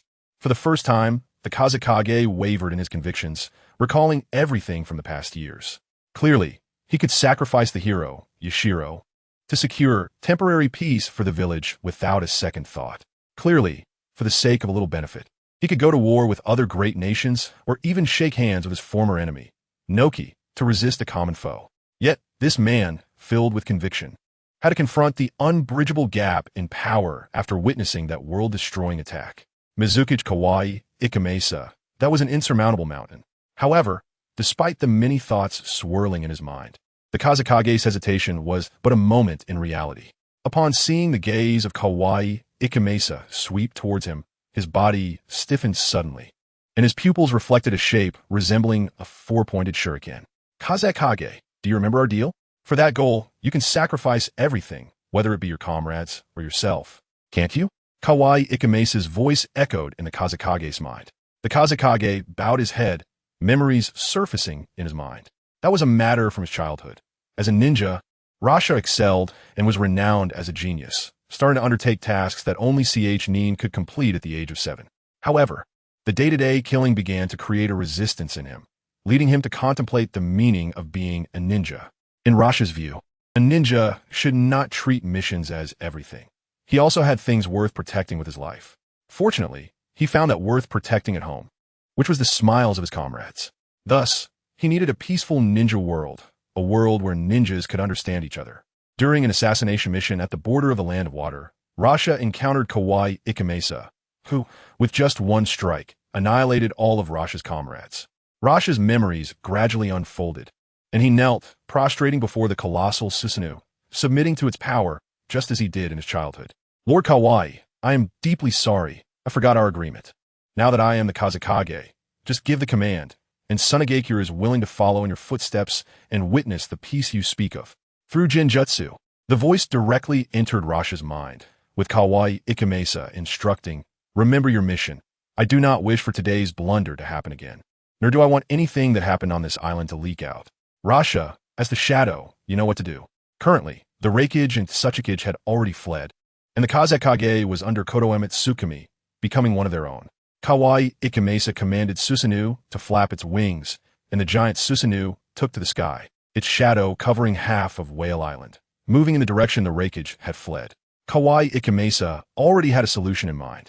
After obtaining the bloodline of the Uzumaki clan, his Mangeki Sharingan, although it had not evolved again, no longer had side effects. The interval for casting Kodoeme had also been significantly reduced, allowing for a casting roughly once a month, with the restrictions on Kodoeme greatly reduced now. Even seeking to dominate the ninja world was merely a matter of time. Now, Kawaii Ikemasa wanted to catch up to the Reikage and Tsuchikage. Although he couldn't currently use Kodoeme on them, he could apply a sealing technique to facilitate future actions against them. Yes, Rasha looked into the distance, seeing Susanoo soaring in the sky. Currently, some pirates on the island had died in the conflict with the ninjas, and the survivors gathered by the seaside, attempting to escape the island on their ships. Rasha manipulated sand gold, turning it into sand rain that fell onto the distant pirate ships, with the sand gold invading their bodies and continuously causing tragic incidents. Kawaii Ikemasa circled in the sky, trying to find the figures of the Reikage and Tsuchikage, activating both his Byakugan and Sharingan to scrutinize the vast sea. However, these two shadows were already extremely fast, and the lack of reference points on the sea made Kawaii Ikemasa's search unsuccessful. From the sky, he could only see the endless ocean and the sparse islands, with scenery that all looked remarkably similar. Searching for people on the sea was not an easy task. Chapter 230. The puppet named the fifth Mizukage suddenly. A luxurious cruise ship sailing on the sea caught Kawaii Ikemasa's attention. He focused in, faintly seeing the guards of the daimyo of the land of water. After selling me out as the Mizukage, do they still have the mind to watch a show at sea? Do they really think they can kill me with 3 shadows?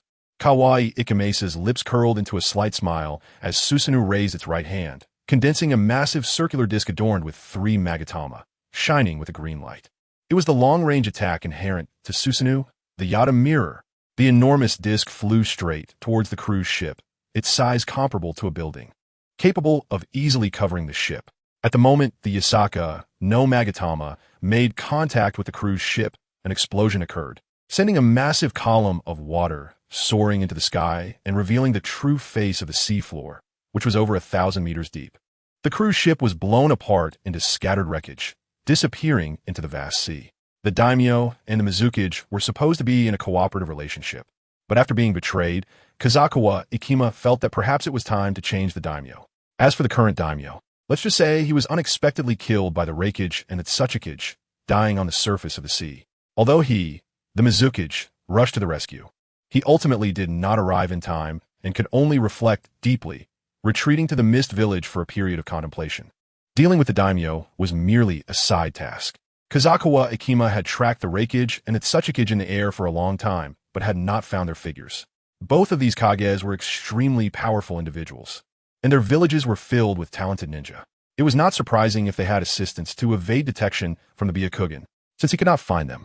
Kazukawa Ikima gave up the search and decisively abandoned the mission to locate the 2 kages, setting off on his journey to the Mist Village. After all, spreading influence to the land of earth and the land of lightning was not something that could be accomplished overnight. By spring, the Mist Village was already shrouded in mist. Although the mist was still relatively thin, it gave the village a hazy sense of mystery. At this time, ninja were bustling through the streets and alleys of the village, seemingly busy with various tasks. Among the constantly moving ninjas, familiar faces could occasionally be seen, including Terumi Mei, Hozuki Mangetsu, and Kuratsuchi Raiga. Clearly, something significant had occurred in the Mist Village. Otherwise, it wouldn't have roused the attention of the 7 ninja swordsmen. Kazukawa Ikima silently appeared on the highest peak surrounding the Mist Village. After using the Flying Thunder God technique multiple times, he managed to return from the border of the water country. Fortunately, his chakra had reached over 300, allowing him to use the Flying Thunder God without concern and still feel energetic after repeated use. So this is the Mist Village? Impressive. Much larger than our Akatsuki base, he thought. Suddenly, a man wearing a black robe and carrying a serrated scythe walked swiftly in front of Kazukawa Ikima. This person was none other than the Akatsuki captive, Haiden. On his return journey, Kazukawa Ikima had brought Haiden along. Although this slowed him down, he didn't complain, as it was a significant matter that would add battle power to the village. Although he could not yet use the Heavenly God's technique, Haiden was easy to persuade. After demonstrating his own power, Haiden agreed to serve the Mist Village, provided that Kazukawa Ikima guaranteed his safety from the Akatsuki. I say, 5th Mizukichi, your village doesn't seem very peaceful. You seem to be good at fighting, but not at management, huh? Haiden remarked, glancing into the distance. The thin mist did not completely obstruct his view, allowing him to see that half of the mist prison had collapsed and a large area of the surrounding forest had fallen, as if some gigantic creature had crawled through. Looking at the chaotic scene, Haiden felt a bit more relaxed, thinking that life in the Mist Village might not be as boring as he imagined. There are quite a few rogue ninja like you that I brought back. Not everyone submits to my power. Since I haven't returned to the village for a long time, they must have started to stir and become restless. Kazukawa Ikima did not mind Haiden's tone. After all, he was not the kind of Kage who lacked tolerance.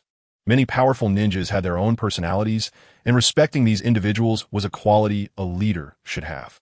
From his high vantage point, Kazukawa Ikima naturally saw the busy ninjas within the village and couldn't help but frown slightly. Following their movements, he directed his gaze toward the southwest of the village. Could it be that the conflict hasn't completely ended? Realizing something was off, Kazukawa Ikima quickly formed a few hand seals to activate his Byakugan. He clearly remembered that the southwest direction was where the Three Tails Isabu resided.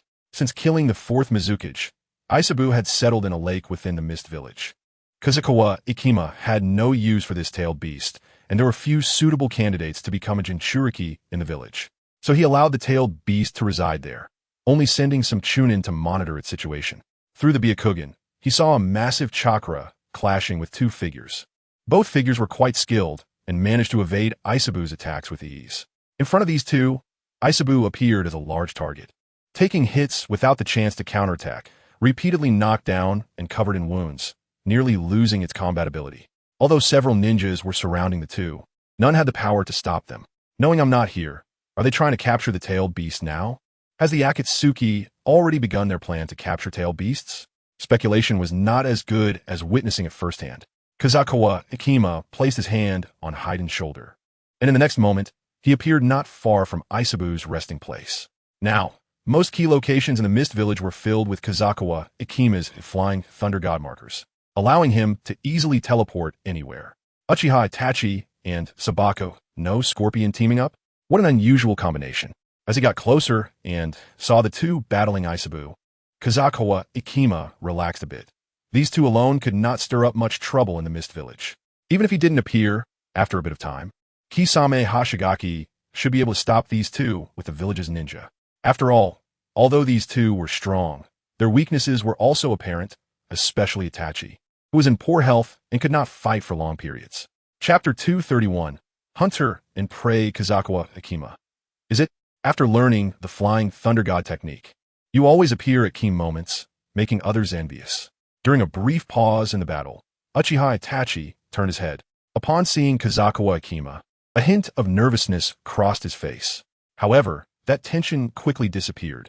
Itachi's Sharingan was powerful, and as a ninja, he was also very strong, with a plethora of ninjutsu at his disposal. But in reality, the ability he relied on for survival was not his strength as a ninja, but his astute mind and accurate judgment. We meet again, Itachi. Kazukawa Ikima left the nervous Haiden beside him and asked, so, this time, do you want to stay in the Mist Village and serve? In my village, whether it's Uchiha or any other bloodline limit clan, everyone is treated equally, and intermarriage between different clans is possible. There is no hatred here. Even the concept of family is gradually fading. Just self-destruction. Itachi coldly glanced at Kazukawa Ikima. When he saw the latter's eyes, a flash of anger crossed his face. Itachi coldly reminded the hunched middle-aged man with thinning hair ahead. Scorpion, the Mizukichi has returned. This mission has failed. We should retreat. Sasori of the Red Sand leap high, conveniently jumping onto a large tree to avoid Isabu's strike. The water in the lake splashed into the air due to Isabu's attack, falling like light rain. Sasori looked down at Kazukawa Ikima, his expression greedy as he said, I heard the 5th Mizukichi has revived the legend of the Yellow Flash. Itachi, help me. I want to obtain a perfect puppet that can use the Flying Thunder God. I believe this puppet will definitely help our organization. Uchiha Itachi's expression remained indifferent. It seemed that the Akatsuki members were indeed difficult to deal with, especially the current teammate, Scorpion. This guy actually set his eyes on the 5th Mizukage and wants to create puppets. Indeed, compared to someone as troublesome as Scorpion, Kisame Hashigaki can be considered a perfect teammate. Unfortunately, after being controlled by Itachi Uchiha's Kodoamatsukami, Kisame fled from the Akatsuki and has now fully integrated into the Hidden Mist Village, becoming one of its high-ranking members. Capturing a ninja who can use Flying Thunder God is far more challenging than capturing tailed beasts. Even if you and I join forces, we wouldn't have the confidence to catch the Mizukage who is determined to escape. Itachi emphasized that he did not want to complicate matters. After all, for Itachi, infiltrating the Akatsuki is the real job, while tasks assigned by the Akatsuki are practically optional, not to mention taking on additional burdens while also capturing tailed beasts. Itachi, what are you talking about? Do you think this guy will run away? Scorpion snorted, mocking. The 5th Mizukage has no intention of escaping at all.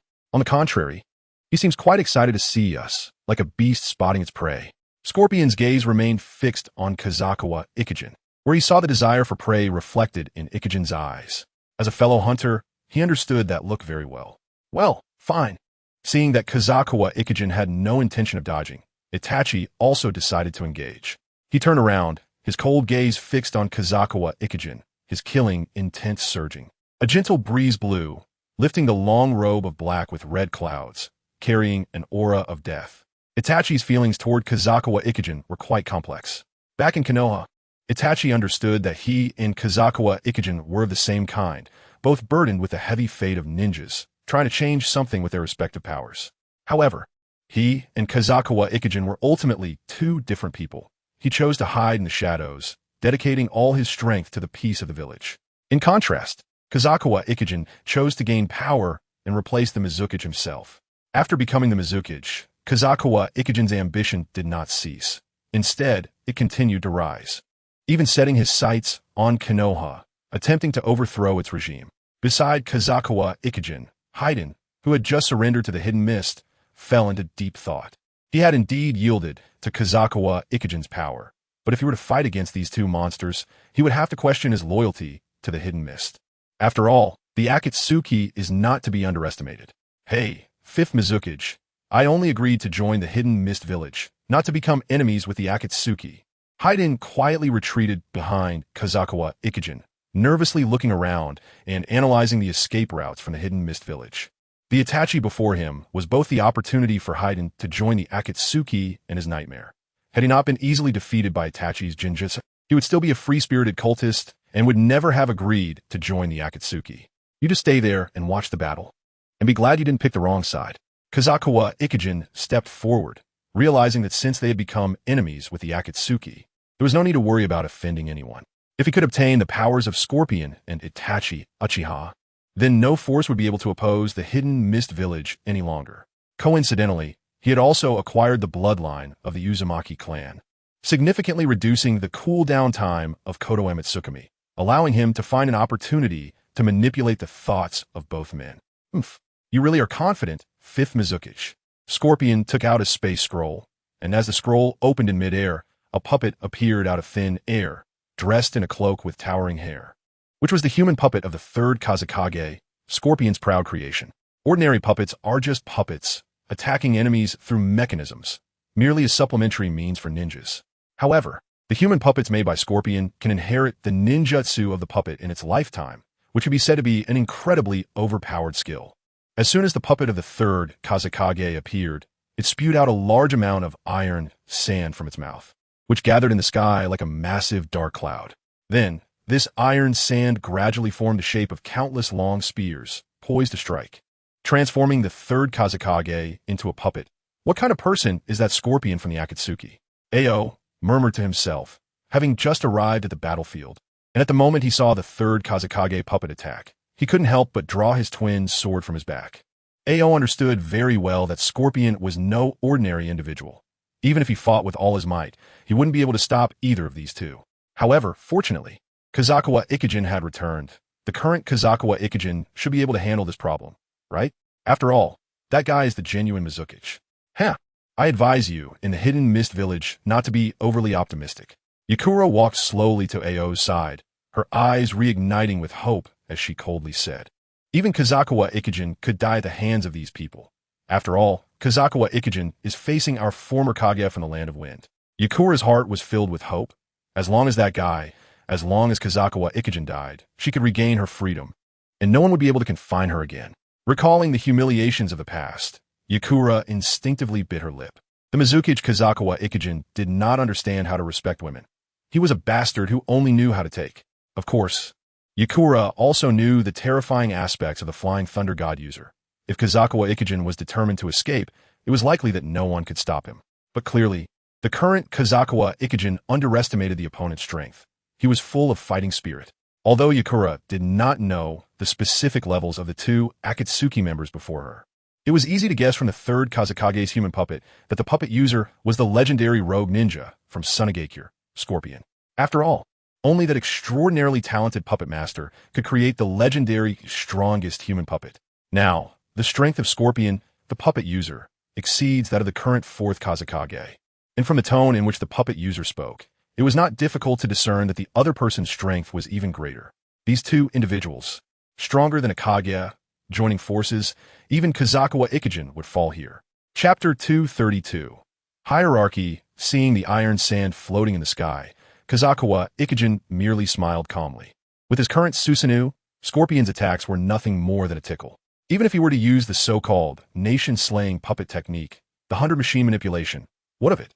Ninjutsu that cannot break through Susanoo's defenses is of no value at all. With the Uchiha clan Sharingan, combined with the Uzumaki clan Sage Body, what would happen if the Akatsuki's leader, Nagato, came personally? He no longer feared any living ninja. Itachi, let me show you. Witness this power that can bring peace to the ninja world, the power that can fulfill your and Shursue's wishes. Kazukawa Ikijin deliberately locked eyes with Itachi Uchiha, and both of their Manjiki Sharingan opened almost simultaneously, signaling the start of the battle through Jinjutsu. Tsukuyami.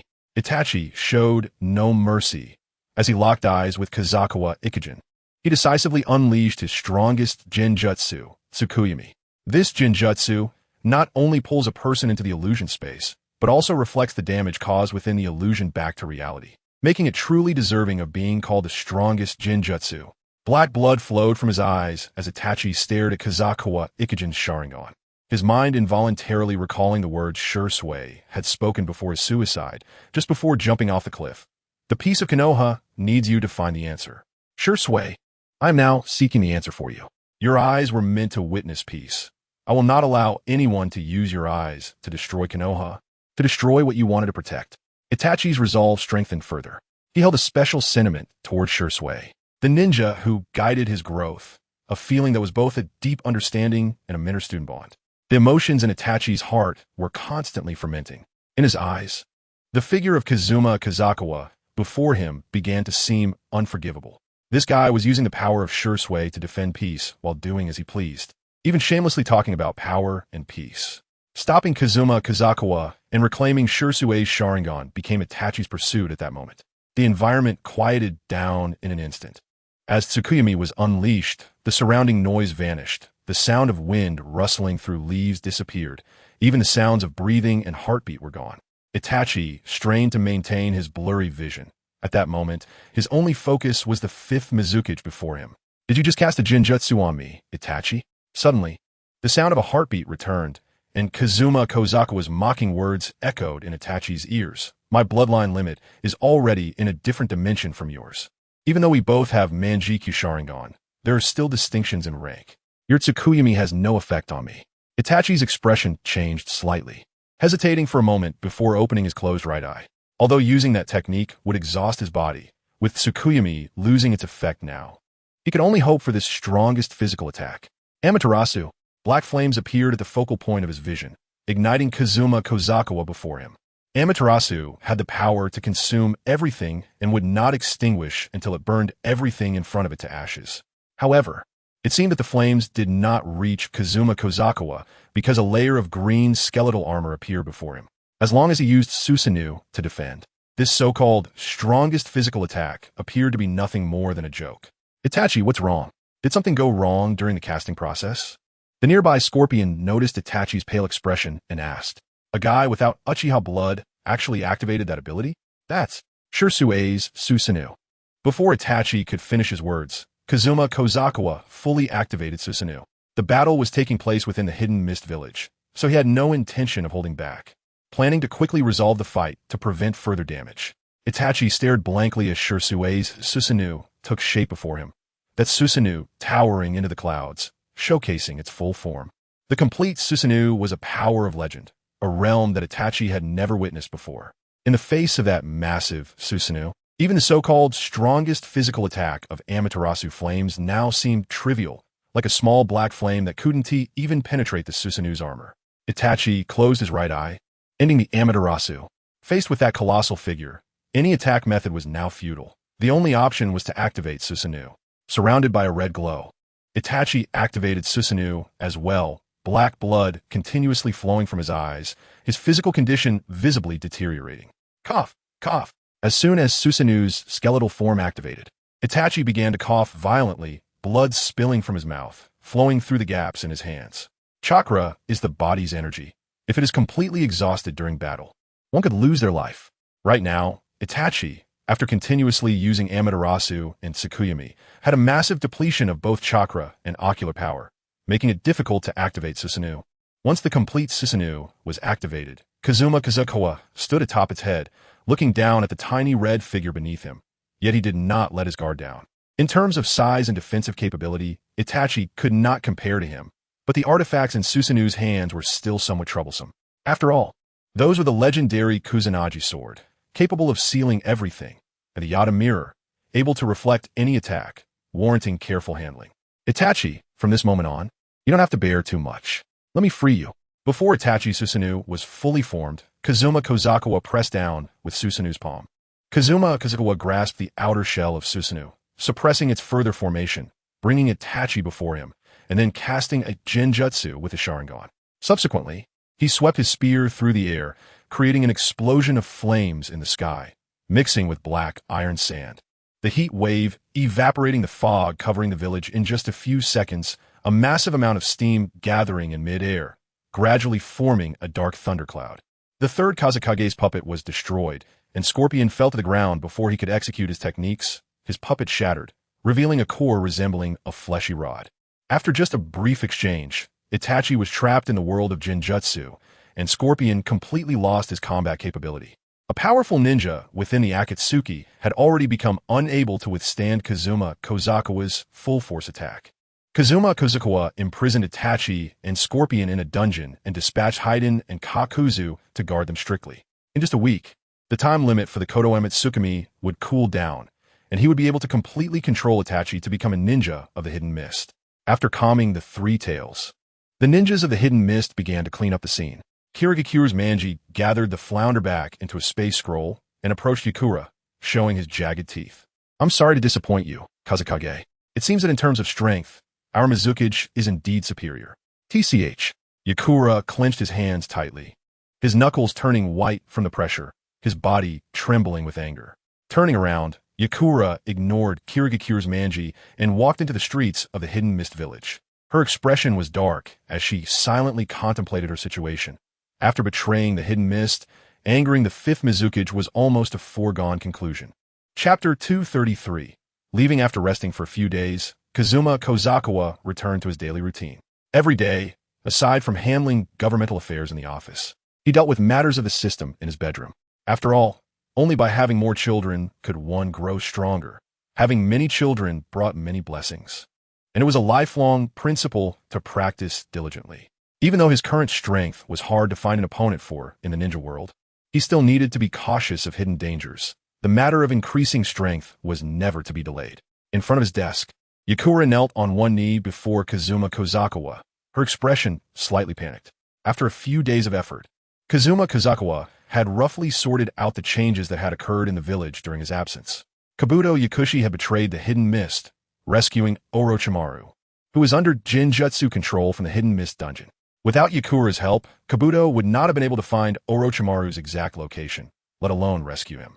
This hero of the Kazekage had assisted Kabuto and Orochimaru in escaping the Hidden Mist. Why did you do that, Yakura?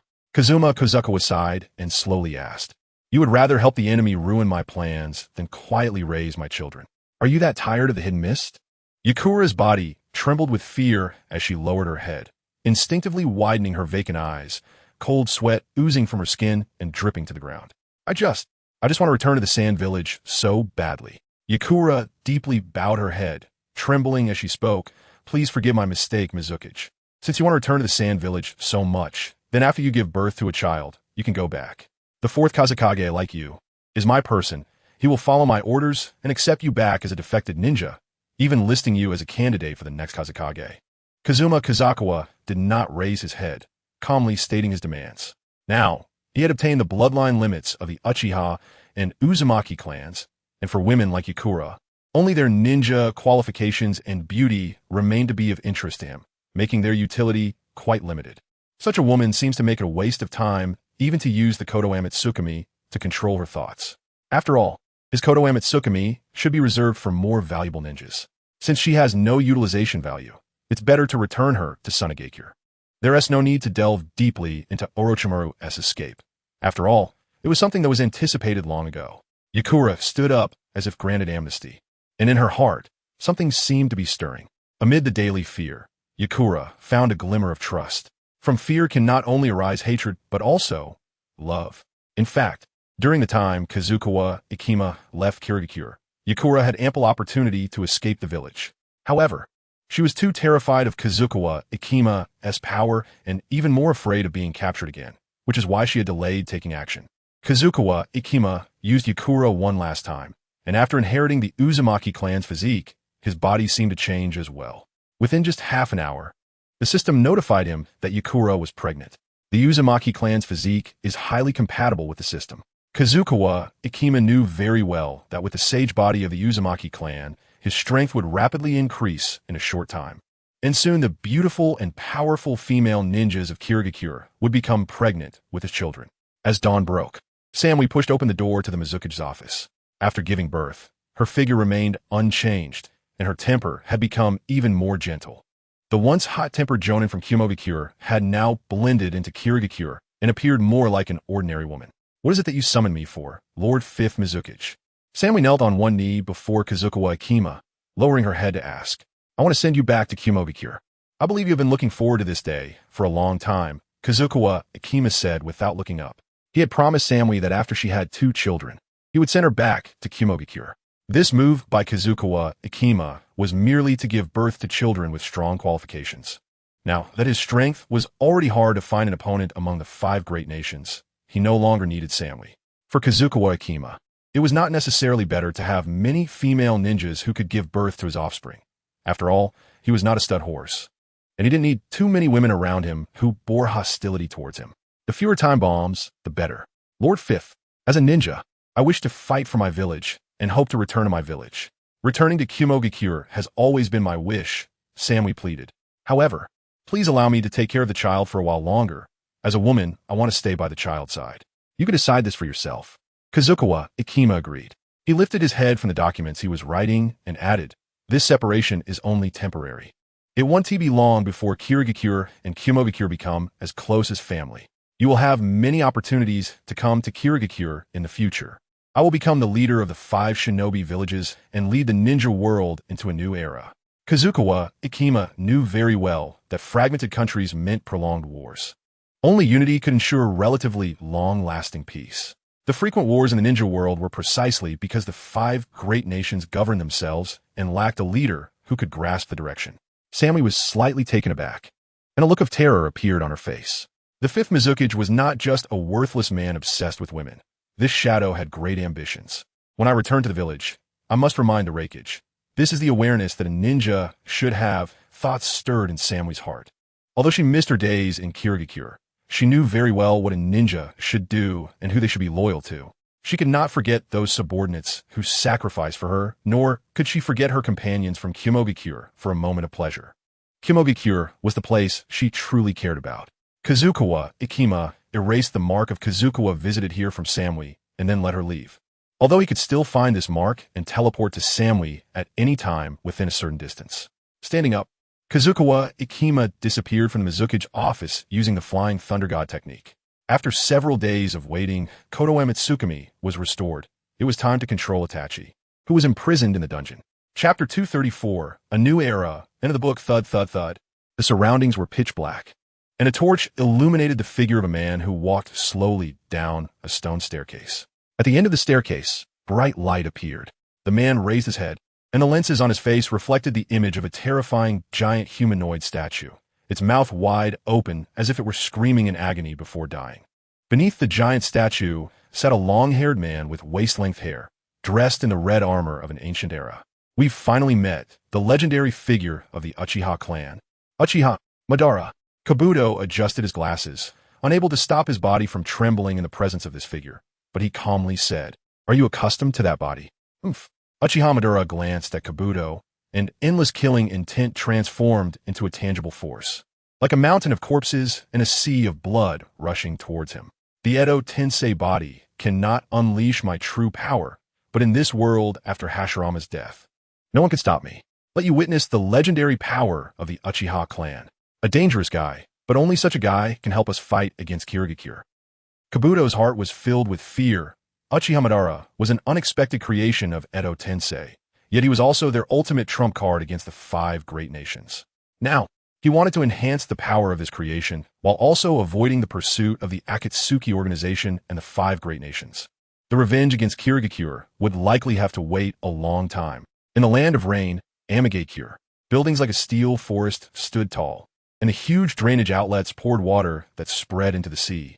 A young man with eyes that had concentric circles stood at the top of the highest tower, staring blankly into the distance.